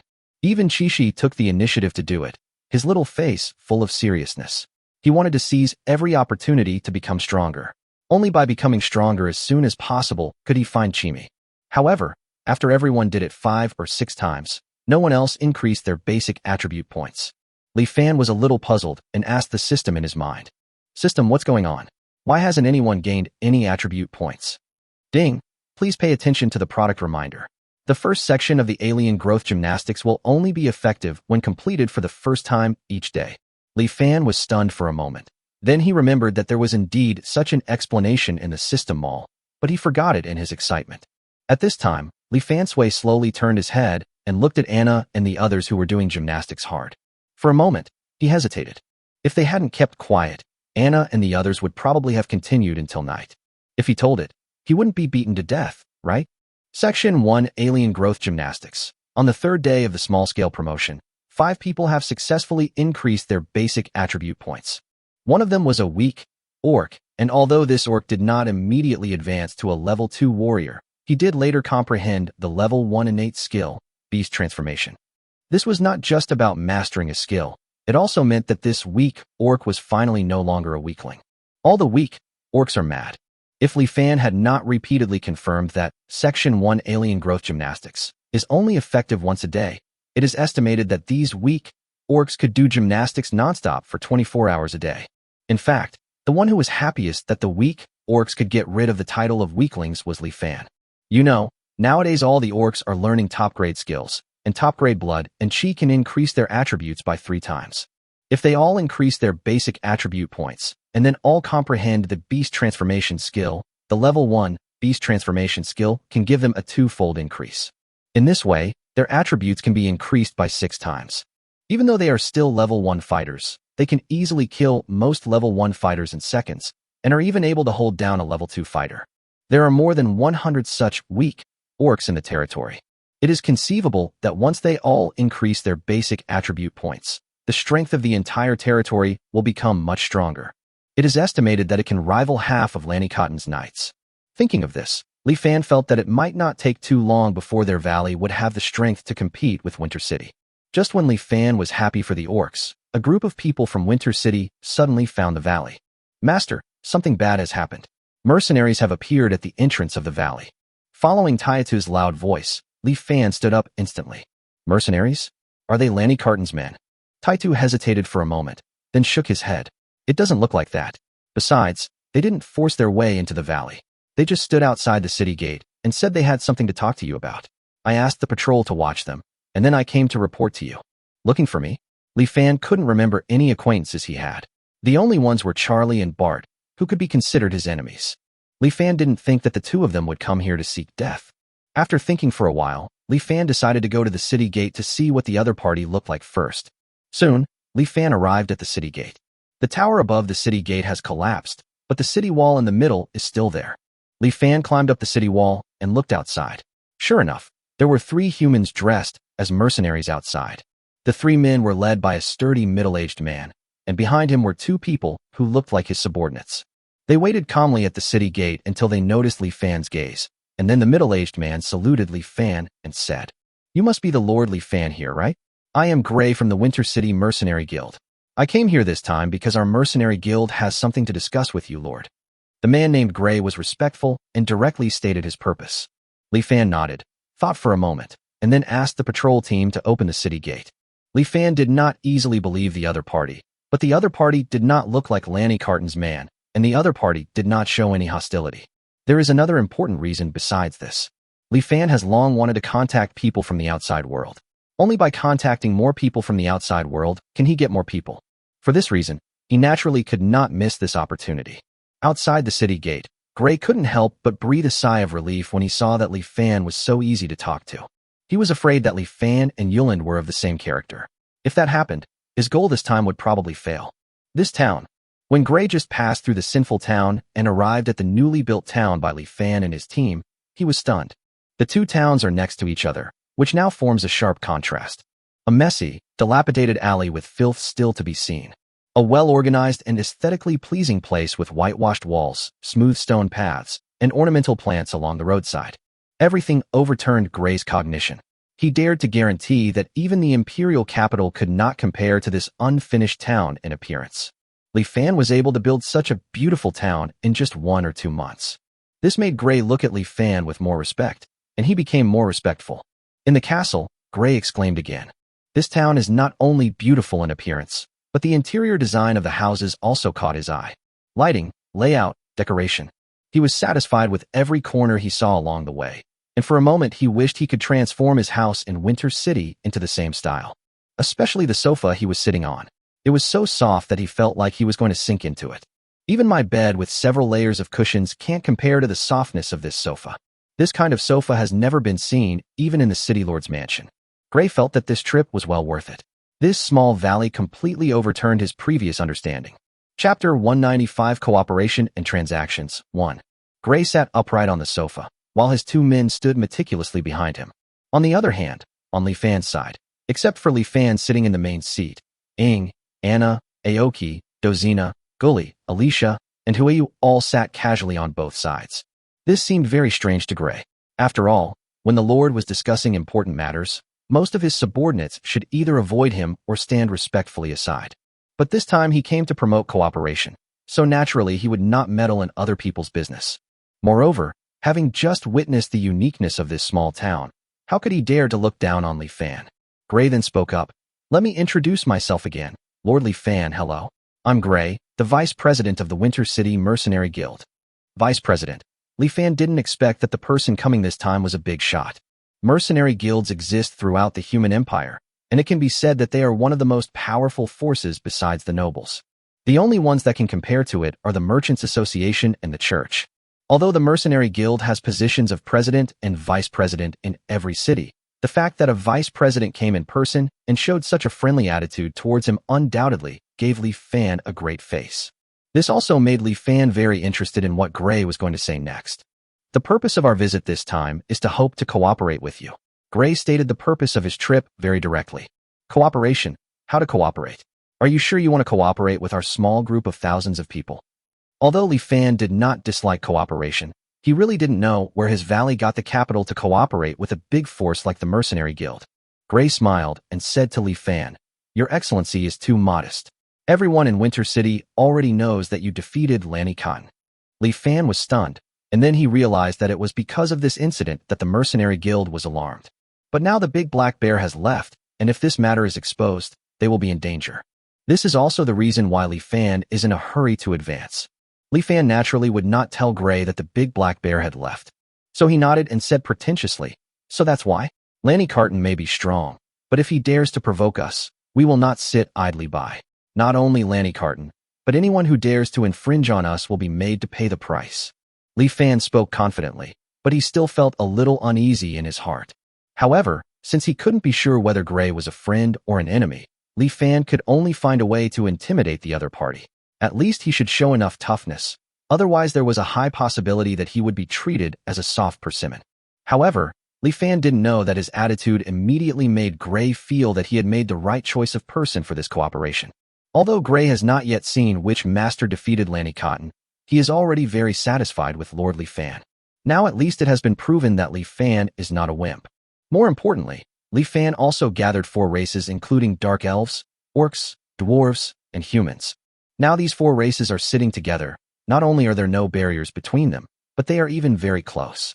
Just like the dwarf and the bullman, the 2 of them were always arm in arm. If they were not both men, Gray would have believed that they were a couple. Gray felt that it could be seen from this that Li Fan was quite capable, and only by cooperating with such a person could he feel at ease. Gray then stopped hesitating and said, Well, the most important thing about this cooperation is this valley. Lord, do you know the original purpose of establishing this human gathering place? Li Fan frowned and replied, To facilitate some illicit business. When Gray heard this, he knew that Li Fan did not know the real reason for the establishment of this gathering place. However, he did not look down on Li Fan for this. Instead, he explained it to Li Fan in detail. Only then did Li Fan understand. It turns out that this gathering place was originally established by a group of nobles. What these nobles are seeking is not the resources in the Sin Forest. They established this gathering place simply to facilitate a certain transaction. This transaction is not simple, and even involves the four major clans. Simply put, the nobles provide gold coins and other supplies, and then exchange them for the supplies they need from the gathering places of the other three major clans. The four major clans are hostile to each other, and the act of private transactions can even be regarded as treason, so it is naturally not allowed to be carried out in public. The human gathering places are used to cover up these transactions. No wonder there were so many mercenaries at the human gathering place, but so few of them went out to hunt monsters. It turns out their real purpose for coming here was to complete a deal. Only then did Li Fan understand the true purpose of the human gathering place. Then Li Fan looked at Gray and asked, "How do you want to cooperate?" Gray glanced at Li Fan. "We have prepared 2 ways of cooperation. The final decision is entirely up to you, Lord. 1. The mercenary guild will provide people and station them in the valley. You don't need to do anything at all. We will give you a fixed salary every month. The salary is..." Next, Li Fan interrupted Gray directly. There was no way he would agree to Gray's cooperation plan. Li Fan will not allow a large number of people from other forces to appear in the valley now, at least not until he is strong enough. Otherwise, it will be hard to say who will own this valley in the near future. Gray seemed to have guessed Li Fan's decision a long time ago, but he didn't expect Li Fan to be so determined. He didn't waste any words and directly told me the second method of cooperation.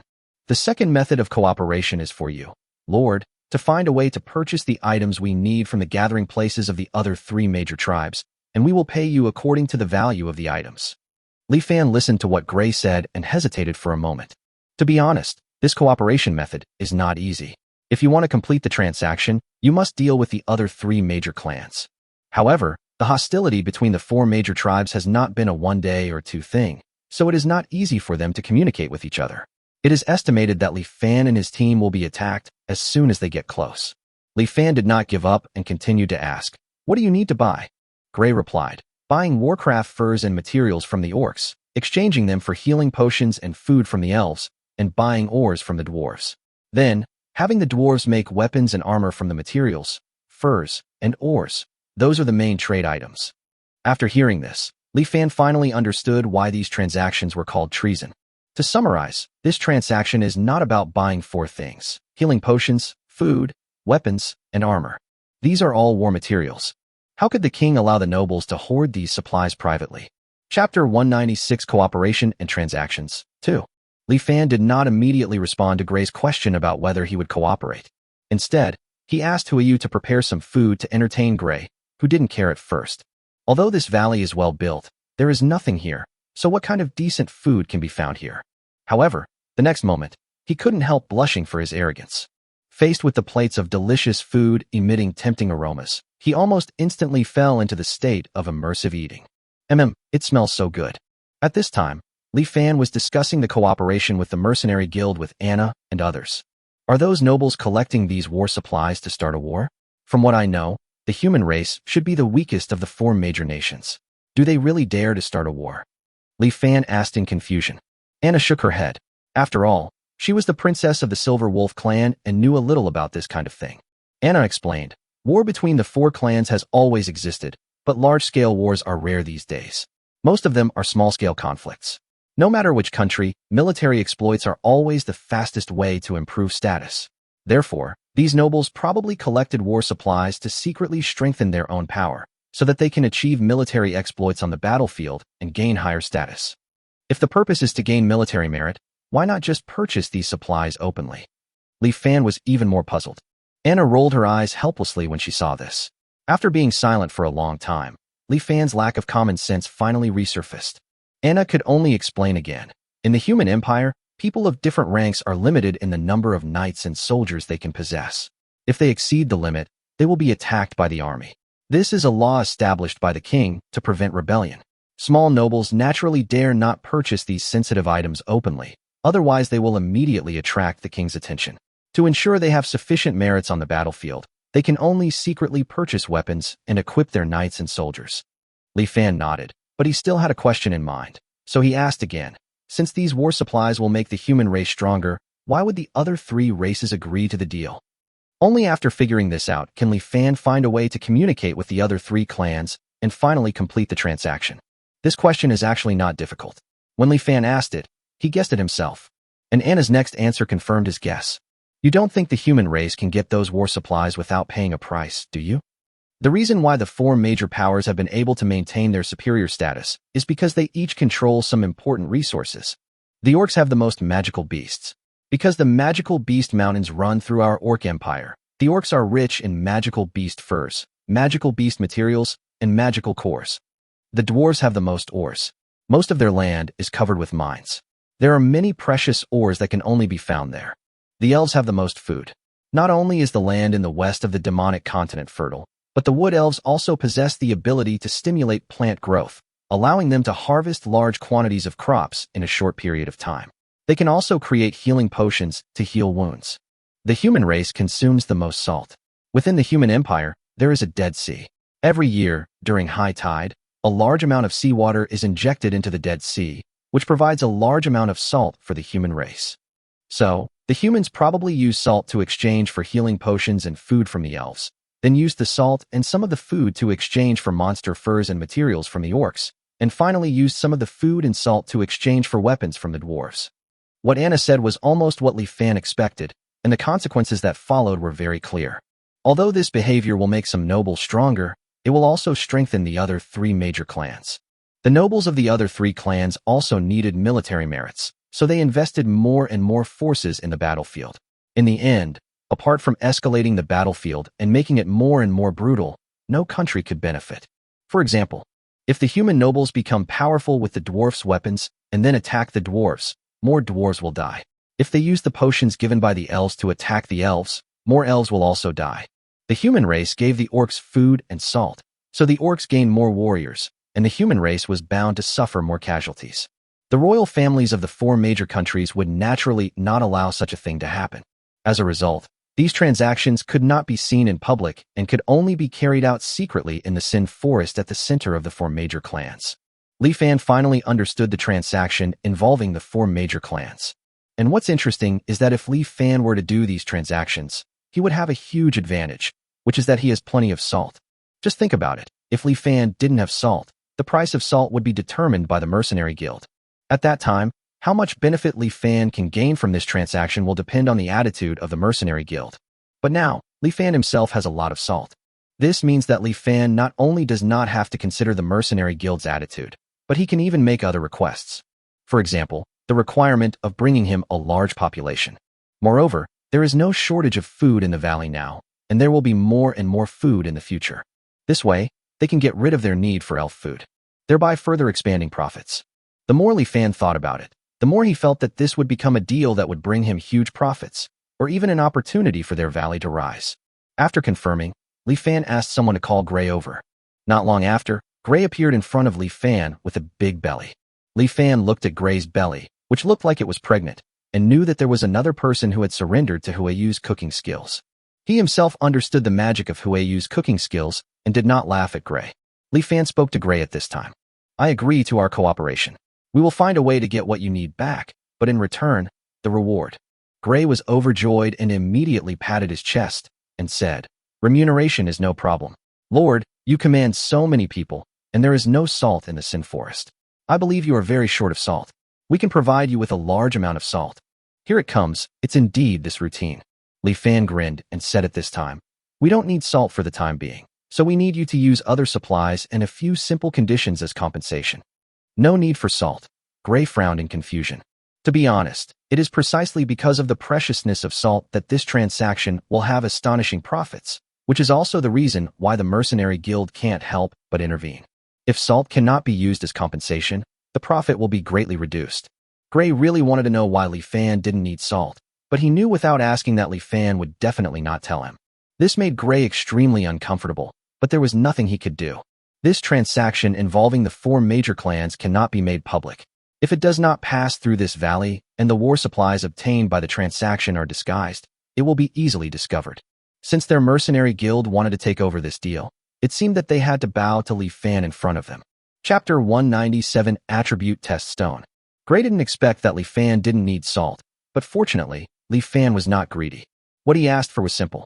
Cloth, spices, cooking oil, sugar, young poultry, and livestock. They are all things that are not too expensive. What is more special is that Li Fan requires that all these things be delivered by merchants. This is not a big problem. The war supplies and capital to be traded need to be disguised and transported back using the identity of merchants. Li Fan's request was not even a request. Gray immediately agreed to Li Fan's request. At this time, Li Fan asked Gray, "Mr. Gray, you know our relationship with Lanny Cotton. Although I am willing to cooperate with you, Lanny Cotton will not be happy to see this." Gray smiled after hearing this and said, "Don't worry, Lord. Although Lanny Cotton is the Lord of Winter City is not necessarily under his sole control. Moreover, this cooperation involves many nobles. Even Lanny Cotton would not dare to stop it." Li Fan narrowed his eyes instantly after hearing this. To an elephant, there is not much difference between 100 ants and 1 ant. No matter how many barons there are, they cannot pose any threat to a city lord like Lanny Cotton. Yet Gray now says Lanny Cotton didn't dare to stop it. This made Li Fan suspicious all of a sudden. Are the people participating in this cooperation really the little nobles that Gray mentioned? Perhaps some big fish is involved in this cooperation. Otherwise, why wouldn't Lanny Cotton dare to stop it? Of course, these have nothing to do with Li Fan. He now only wants to gain enough benefits from this transaction and attract more people to his territory. That is why he asked for merchants to trade supplies. As for other things, what does it have to do with him? After reaching the cooperation, Gray did not leave immediately. This guy seemed to be planning to stay and not leave so that he could get another meal made by Huiyu. Seeing this, Li Fan was helpless and could only ask Huiyu to make some more immediately, pack them up, and give them to Gray. Of course, Li Fan didn't eat this meal for free. He also took the opportunity to ask Gray for an attribute test stone that could test attribute points. Li Fan used this kind of stone when he first registered as a mercenary.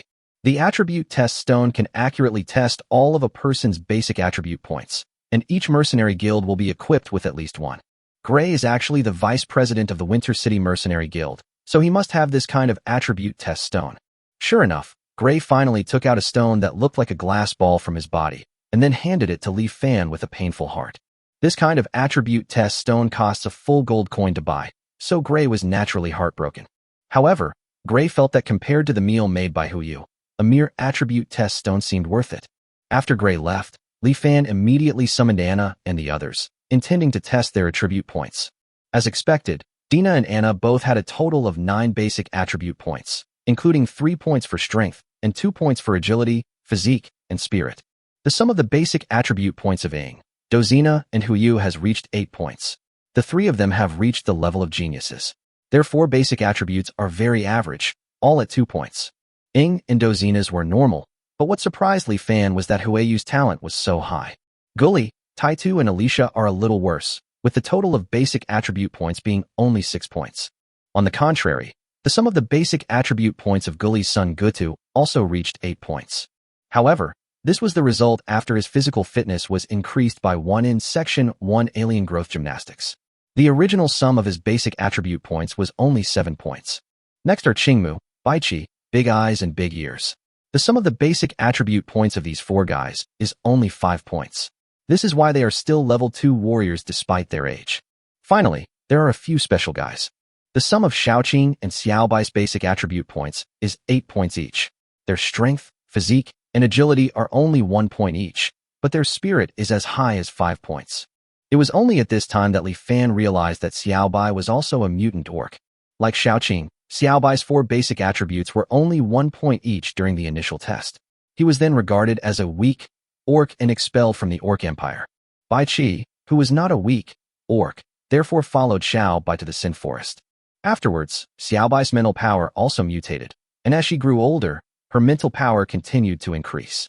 This is how we get the current data. Did Xiao Bai also develop special abilities like Xiaoqing's mental toxin? Anna and the others shook their heads in response to Li Fan's question. We don't know either. Bunnymen don't secrete toxins, so Xiaobai doesn't have the ability to produce mental toxins. So far, we haven't discovered any special abilities in Xiaobai, except sleepiness. Li Fan was not disappointed. Xiaobai was a pure and kind girl with rubbing ears. She did not have the funny personality of Xiaoqing. It is enough for a little girl like this to be cute. After Xiaobai and Xiaoqing, the final highlight comes, Qiqi. Not only Li Fan, almost everyone is looking forward to Qiqi's basic attribute values. Under the scorching gazes of the crowd, Qiqi timidly placed his hand on the attribute test stone. The attribute test stone emitted a bright light at this time, and the next moment, Qiqi's 4 basic attributes emerged in the center of the stone. Strength, 2. Constitution, 2. Agility, 4. Spirit, 2. The sum of basic attribute points is actually 10. Even though everyone had expected this, they couldn't help but be surprised. The sum of basic attribute points is 10 points. That person is called the chosen one of God, and even the royal family will treat him with courtesy. No wonder Chi-Chi was able to advance directly during his first practice. And according to Chi-Chi, he is not far from being promoted to a level 2 warrior, and it seems that it will only take about a year. You know, Chi-Chi has just been promoted and is still cultivating the worst ordinary level fighting spirit. In this case, it only takes 1 year to advance again. In addition, Chi-Chi can also obtain 1 basic attribute point in Section 1 Alien Growth Gymnastics. By then he will have a full 11 basic attribute points. In other words, a mercenary of the same level, even if he learned top-level fighting spirit, would probably only be able to tie with Chi-Chi. When Li Fan thought about this, he had to admit that he had found a treasure. Therefore, he secretly made up his mind to try his best to help the little guy find his sister. The merchants who are coming soon will be of great use in this regard. Apart from Chi-Chi, no one else among the remaining subjects could surprise Li Fan enough. The one with the highest talent only has 6 basic attribute points in total. However, for Li Fan, who has Section 1 Alien Growth Gymnastics, these people just need to follow him sincerely. In the future, the sum of their basic attribute points will only get higher and higher. Even making everyone the chosen one by God is not impossible. Chapter 198 Paradise Town and Paradise Street. In the Winter City Mercenary Guild, Gray, who had just returned from the Forest of Sin, didn't even sit down to rest for a while, but couldn't wait to knock on the door of the president's study. Come in. After hearing President Fox's response, Gray pushed open the door and walked in. Fox, who was processing documents with his head down, looked up and saw that it was Gray. He didn't even care about the document he was processing and stood up to ask, "How is it? Are they willing to cooperate?" Gray nodded and said, "Although I agreed, Li Fan chose the second cooperation method, and he refused to trade in exchange for salt." "No need for salt." Fox frowned. "Did they already have a lot of salt stored? That's impossible. Where would they get salt in a place like the Sin Forest?" Fox thought for a moment, then continued, "What do they want in return?" "Cloth, spices, cooking oil, sugar, poultry, and livestock cubs." Li Fan also required the merchants to deliver these things. They are all very common items, and the requirements for merchants to transport them are not high. Fox couldn't quite understand what Li Fan was thinking. The most important thing is that if Li Fan does not need salt, their profits cannot be guaranteed. Fox suddenly thought of something and asked Gray again, "Have you agreed on a time for the first transaction?" "Of course," Gray said with a cunning smile, "in 1 month." Fox was immediately delighted after hearing this. "Haha, well done. We only have a month." Even if Li Fan is very capable, he won't be able to connect with the other 3 clans in such a short time. If they can't provide the supplies we need, then we'll have to change the way we cooperate with him. How could Li Fan not have anticipated what Gray and Fox were thinking? However, what Gray and Fox didn't know was that Li Fan had recently taken away all the iron blocks weighing tens of millions of pounds in the dwarf gathering place. Now that I think about it, perhaps these iron blocks were originally intended to be traded with humans. With so many iron blocks and the 69 dwarves in the territory, Li Fan can make enough weapons by himself. What's more, Li Fan can also refine iron blocks into better steel. In addition, when Li Fan and his team were preparing for winter, they also hunted a large number of warcraft, leaving behind a considerable number of warcraft furs and materials. These furs and materials are also used to make weapons and armor. In other words, Li Fan can prepare the weapons and armor required by the Mercenary Guild immediately. The only thing missing might be the Elven Healing Potion. Dozina, how effective are the steel-forged weapons?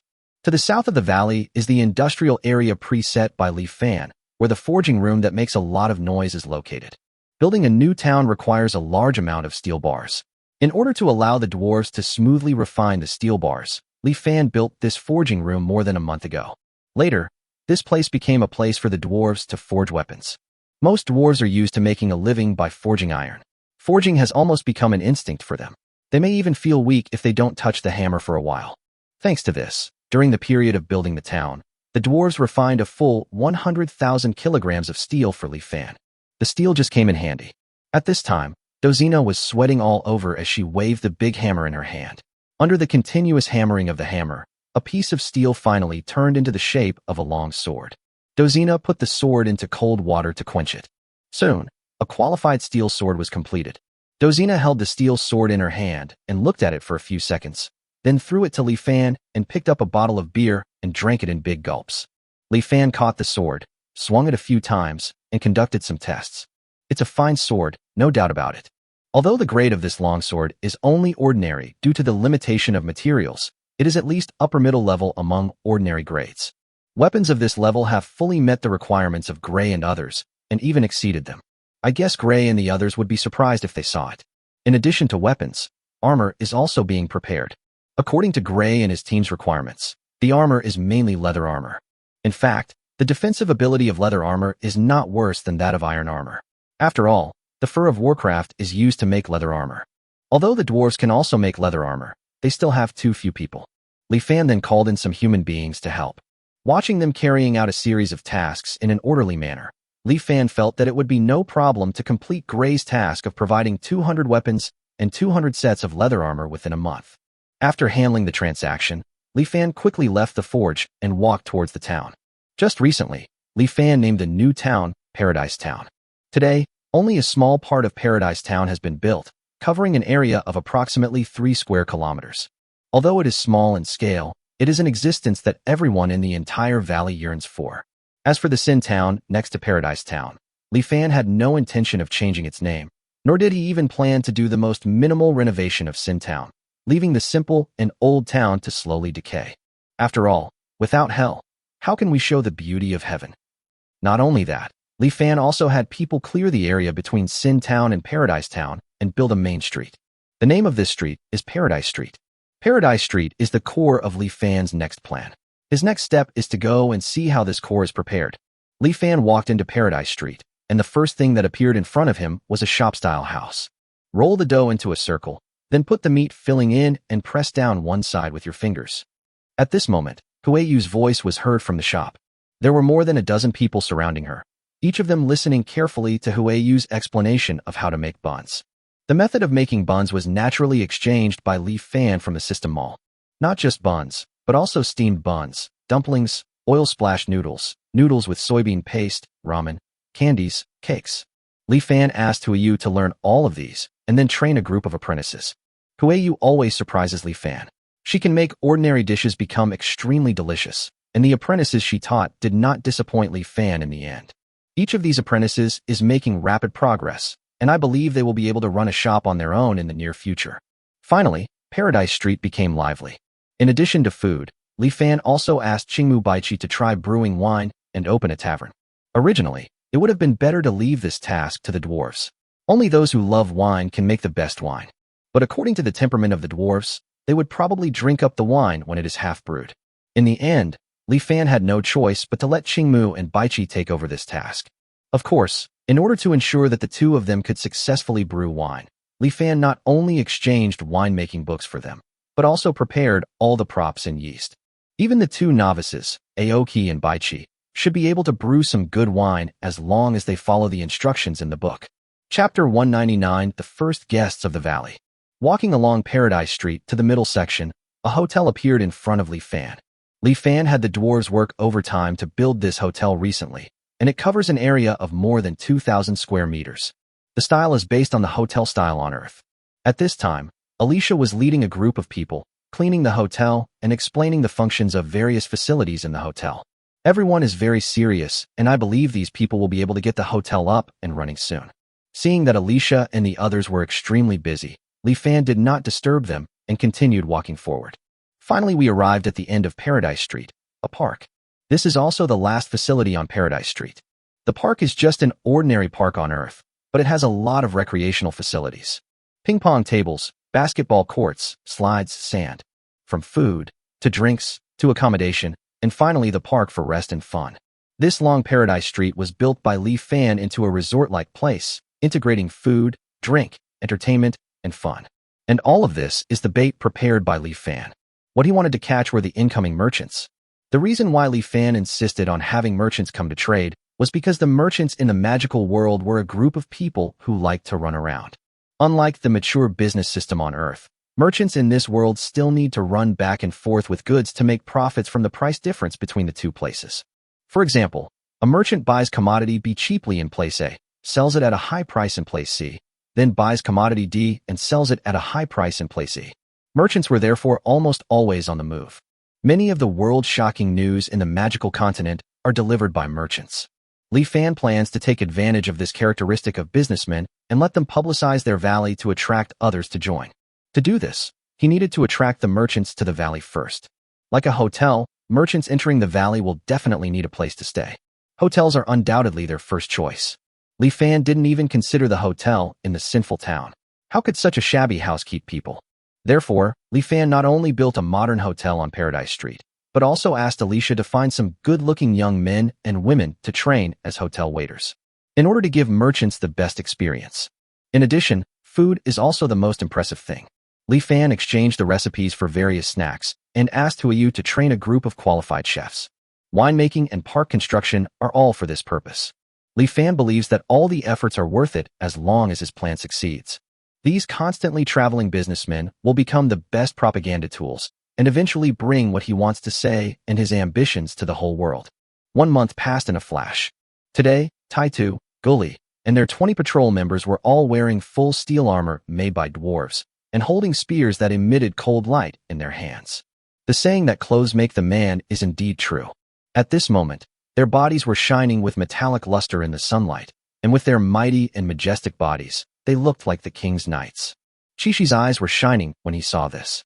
The 2 patrol teams stood neatly on both sides of the city gate, waiting for the merchants to appear. Today is the transaction time agreed upon by Li Fan and Gray. They will be properly welcoming the first guests to the valley today. Karen was originally a merchant in Shampoo City. He used to be engaged in the shampoo business. He even sold the shampoo from Shampoo City to the imperial capital. Because of his unique vision, the shampoo he selected was always the best and was deeply loved by princes and nobles, so he got to know many noble people. He originally thought that he could live a rich and prosperous life with the shampoo business. Until the year of divine punishment, heavy snow and winter caused a flood upstream of Shampoo City. Karen didn't know the news at the time, but the despicable city lord Ibby Bucks said he was willing to sell a large amount of shampoo at a low price. Karen couldn't resist the temptation and paid a large deposit. Then he heard about the flood, but unfortunately Ibby Bacchus had already escaped with a large amount of gold coins. Although Karen hated it very much, he had no choice but to escape to Winter City first. At this time, he not only lost the shampoo business, but also had most of his savings over the years cheated away by Ibby Bucks. Just when Karen thought his life was about to end in gloom, the Mercenary Guild found him. Karen quickly understood why the Mercenary Guild was looking for him. Although this was illegal, and he might even be hanged if caught, he had no choice now. In the end, Karen followed Gray, the vice president of the Mercenary Guild, to the Forest of Sin. There were 10 merchants, including Karen, who followed Gray to the Forest of Sin this time. Behind each merchant were several horse-drawn carriages transporting goods. The carriage was loaded with the goods specified by Li Fan. A group of people, protected by 20 mercenaries, came to the former human gathering place. This city gate is so majestic. Looking at the city gate in front of them, which was somewhat damaged but still majestic, all the merchants couldn't help but sigh. The same was true for Karen. Originally, he was not interested in this so-called human gathering place. Everyone knows that the Forest of Sin is a place specially used to exile sinners. Such a place must be synonymous with chaos and misery. If it weren't for the illegal activities of those nobles, this place wouldn't have to exist. Karen felt that she would never want to stay in such a place any longer. However, it was not until he saw the majestic city gate in front of him that Karen suddenly became interested. The magical feeling he once had when he found the best shampoo among many ordinary shampoos made him feel that this valley might bring him surprises. It may even give him a chance to make a comeback. The huge caravan, which was hundreds of meters long, immediately attracted the attention of the patrol team. Stop! Anyone who wants to enter the valley must register here before entering. Just as Gray was about to lead his men into the valley, they were stopped by patrols on both sides of the city gate. Looking at the patrol of dwarves and orcs in front of him, who were wrapped in metal armor, even Gray couldn't help but be surprised. The last time I came, these patrols looked just as sloppy as mercenaries. Only a month had passed, and not only were all these patrols wearing metal armor, they were also standing in such neat rows that they looked like the king's guards. Could it be that in the past month, there have been huge changes in this valley? Gray was then confused, but he still honestly completed the registration according to Gu Li's requirements. Then they walked into the valley under the guidance of 2 patrol teams. At first, Gray didn't find it strange, because the appearance of Sin Town was similar to what he saw last time. Until Gray reached the junction of Sin Town and Paradise Town. The moment they stepped onto Paradise Street, Gray and everyone behind him were stunned. steamed buns, freshly baked steamed buns, and steamed buns. One steamed bun is only 1 copper coin, and 2 steamed buns are also only 1 copper coin. Come and take a look. Oil splash noodles, made with chili peppers that are unique to our valley. Come and try it. Cakes, freshly baked cakes, you can have a small bite for free. Old popsicle, you can still eat ice cubes at this time, and it's only 1 copper coin. Why don't you come and try it? Would you like to stay in the hotel? Our hotel has just opened a new branch and is offering a 20% discount. At this moment, Gray felt that his cognition had been overturned. Chapter 200, Surprise Gray. Although it is right next to the Sin town, the street in front of us seems to exist in another world. Bustling, noisy. It was filled with countless things Gray and the others had never heard of. The air is always filled with enticing aroma. Even a group of people who were not very hungry couldn't help swallowing their saliva. This. Gray was so shocked that he couldn't speak. Is this still the valley he saw a month ago? It was just a scene of a street, but Gray suddenly had the thought that the imperial capital can't compare to this place. For a moment, Gray was a little confused. How long had it been since he last came to this valley? Or was it 100 years ago? Otherwise, how could there be such a huge change? Not only Gray, but also the merchants and mercenaries who followed Gray were shocked by the scene before them and were speechless. Is this still the sinful forest that is rumored to be the exile of sinners and the lair of villains? Compared with their homes, this scene makes them feel like they have been living in a pigsty all along. Lord Gray, can I go look down this street? Businessman Karen couldn't help but ask Gray. Gray was also a little tempted, and he also wanted to appreciate the charm of this street. However, the 2 patrolmen beside them spoke in a serious voice at this time. Everyone, please follow us to the Lord's mansion. The young master is waiting for you. The 2 patrol teams are all orcs. According to Li Fan's original selection criteria, although they have kind faces, they are extremely burly. At this time, they looked down at Gray and others, and the low voice gave Gray and others an extremely strong sense of oppression. Seeing this, the businessman behind Gray didn't dare to make a sound. Only Gray, a level 4 warrior, was not afraid. However, the patrolman's words also reminded Gray. Only then did he remember. That's right. The focus this time is on trading. He almost missed something important because of the scene before him. Gray took a deep breath and forced himself to forget about the street in front of him. He called on the people behind him to follow the patrol team. The merchants and mercenaries were helpless about this. The transaction was a big deal for Gray, but it had little to do with them, the merchants and mercenaries. They came to this valley for only one purpose, to cover up the truth about Gray's transaction.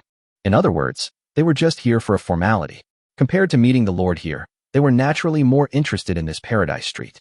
However, they did not dare to disobey Gray's words. They could only look at the various shops around them with envy and follow Gray reluctantly.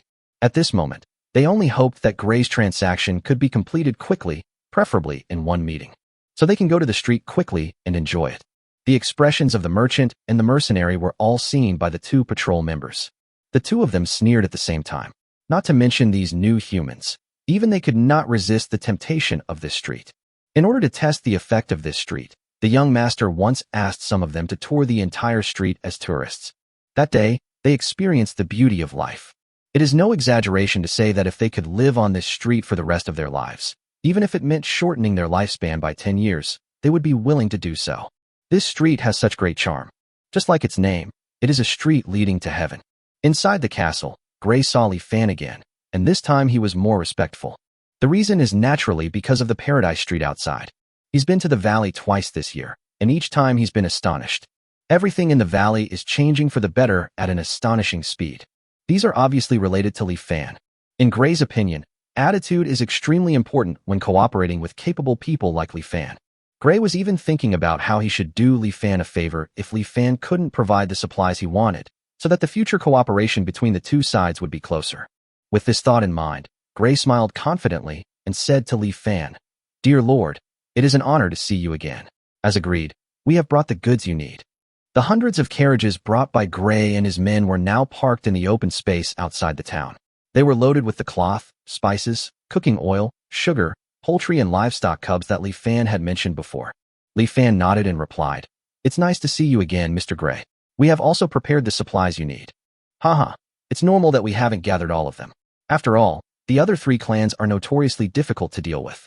Lord, Gray was stunned for a moment, then stared at Li Fan with wide eyes and asked in disbelief, Lord, you just said. Li Fan looked at Gray's funny expression and couldn't help but grin. You heard right. I have all the supplies you want. No. Gray couldn't believe it, but looking at Li Fan's confident smile, he also understood that Li Fan couldn't lie to him at this time.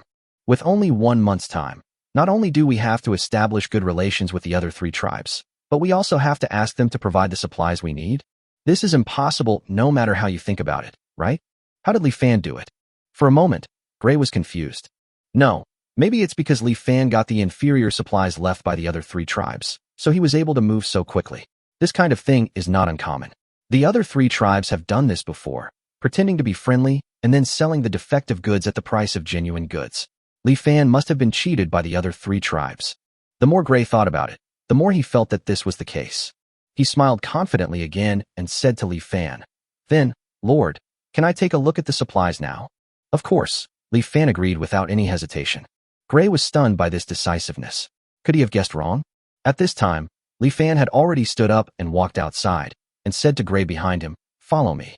Seeing this, Gray gritted his teeth and followed. He really couldn't believe it. How could someone do all this in such a short time? Soon, everyone followed Li Fan to a newly built warehouse. "Open the door," Li Fan said to the 2 patrol members guarding in front of the warehouse. 2 patrolmen immediately pushed the door open. As the door of the warehouse slowly opened, a ray of sunlight shone into the warehouse, and the warehouse was suddenly lit up with a dazzling light. Gray couldn't help but squint his eyes, and it took him a while to see the scene in front of him clearly. "What?" Gray suddenly exclaimed. Then, without caring about Li Fan, he quickly walked into the warehouse. He looked at the weapons gleaming with metallic luster on the wooden rack in front of him, his eyes suddenly filled with disbelief. The next moment, Gray hurriedly grabbed a long sword. He looked at the sword carefully, then swung it to test the feel. After nodding with satisfaction, Gray finally tested the sharpness of the sword with his thumb. The sword failed to cut his fingertips, but it left white marks on them. This was enough to surprise Gray. After all, he was a level 4 warrior. Apart from the fine-grade weapons, only the best of the ordinary ones could cause some damage to him. Obviously, this long sword is not only not of inferior quality, but is even the best among ordinary weapons. Most importantly, this sword looks like it is made of a block of iron, but it is several times stronger than one made of iron. Gray had seen weapons forged by dwarves, but the dwarves' technology alone was not enough to forge iron into such an effect. For a moment, Gray was completely confused as to how Li Fan got such an excellent weapon. Gray's doubt is normal. After all, in this world, only Li Fan and his friends have mastered the steel-making method. This also means that Li Fan and his team are the only ones in the world who possess the metal steel. Li Fan couldn't tell anyone about this, which meant that Gray was destined to never get an answer in his lifetime.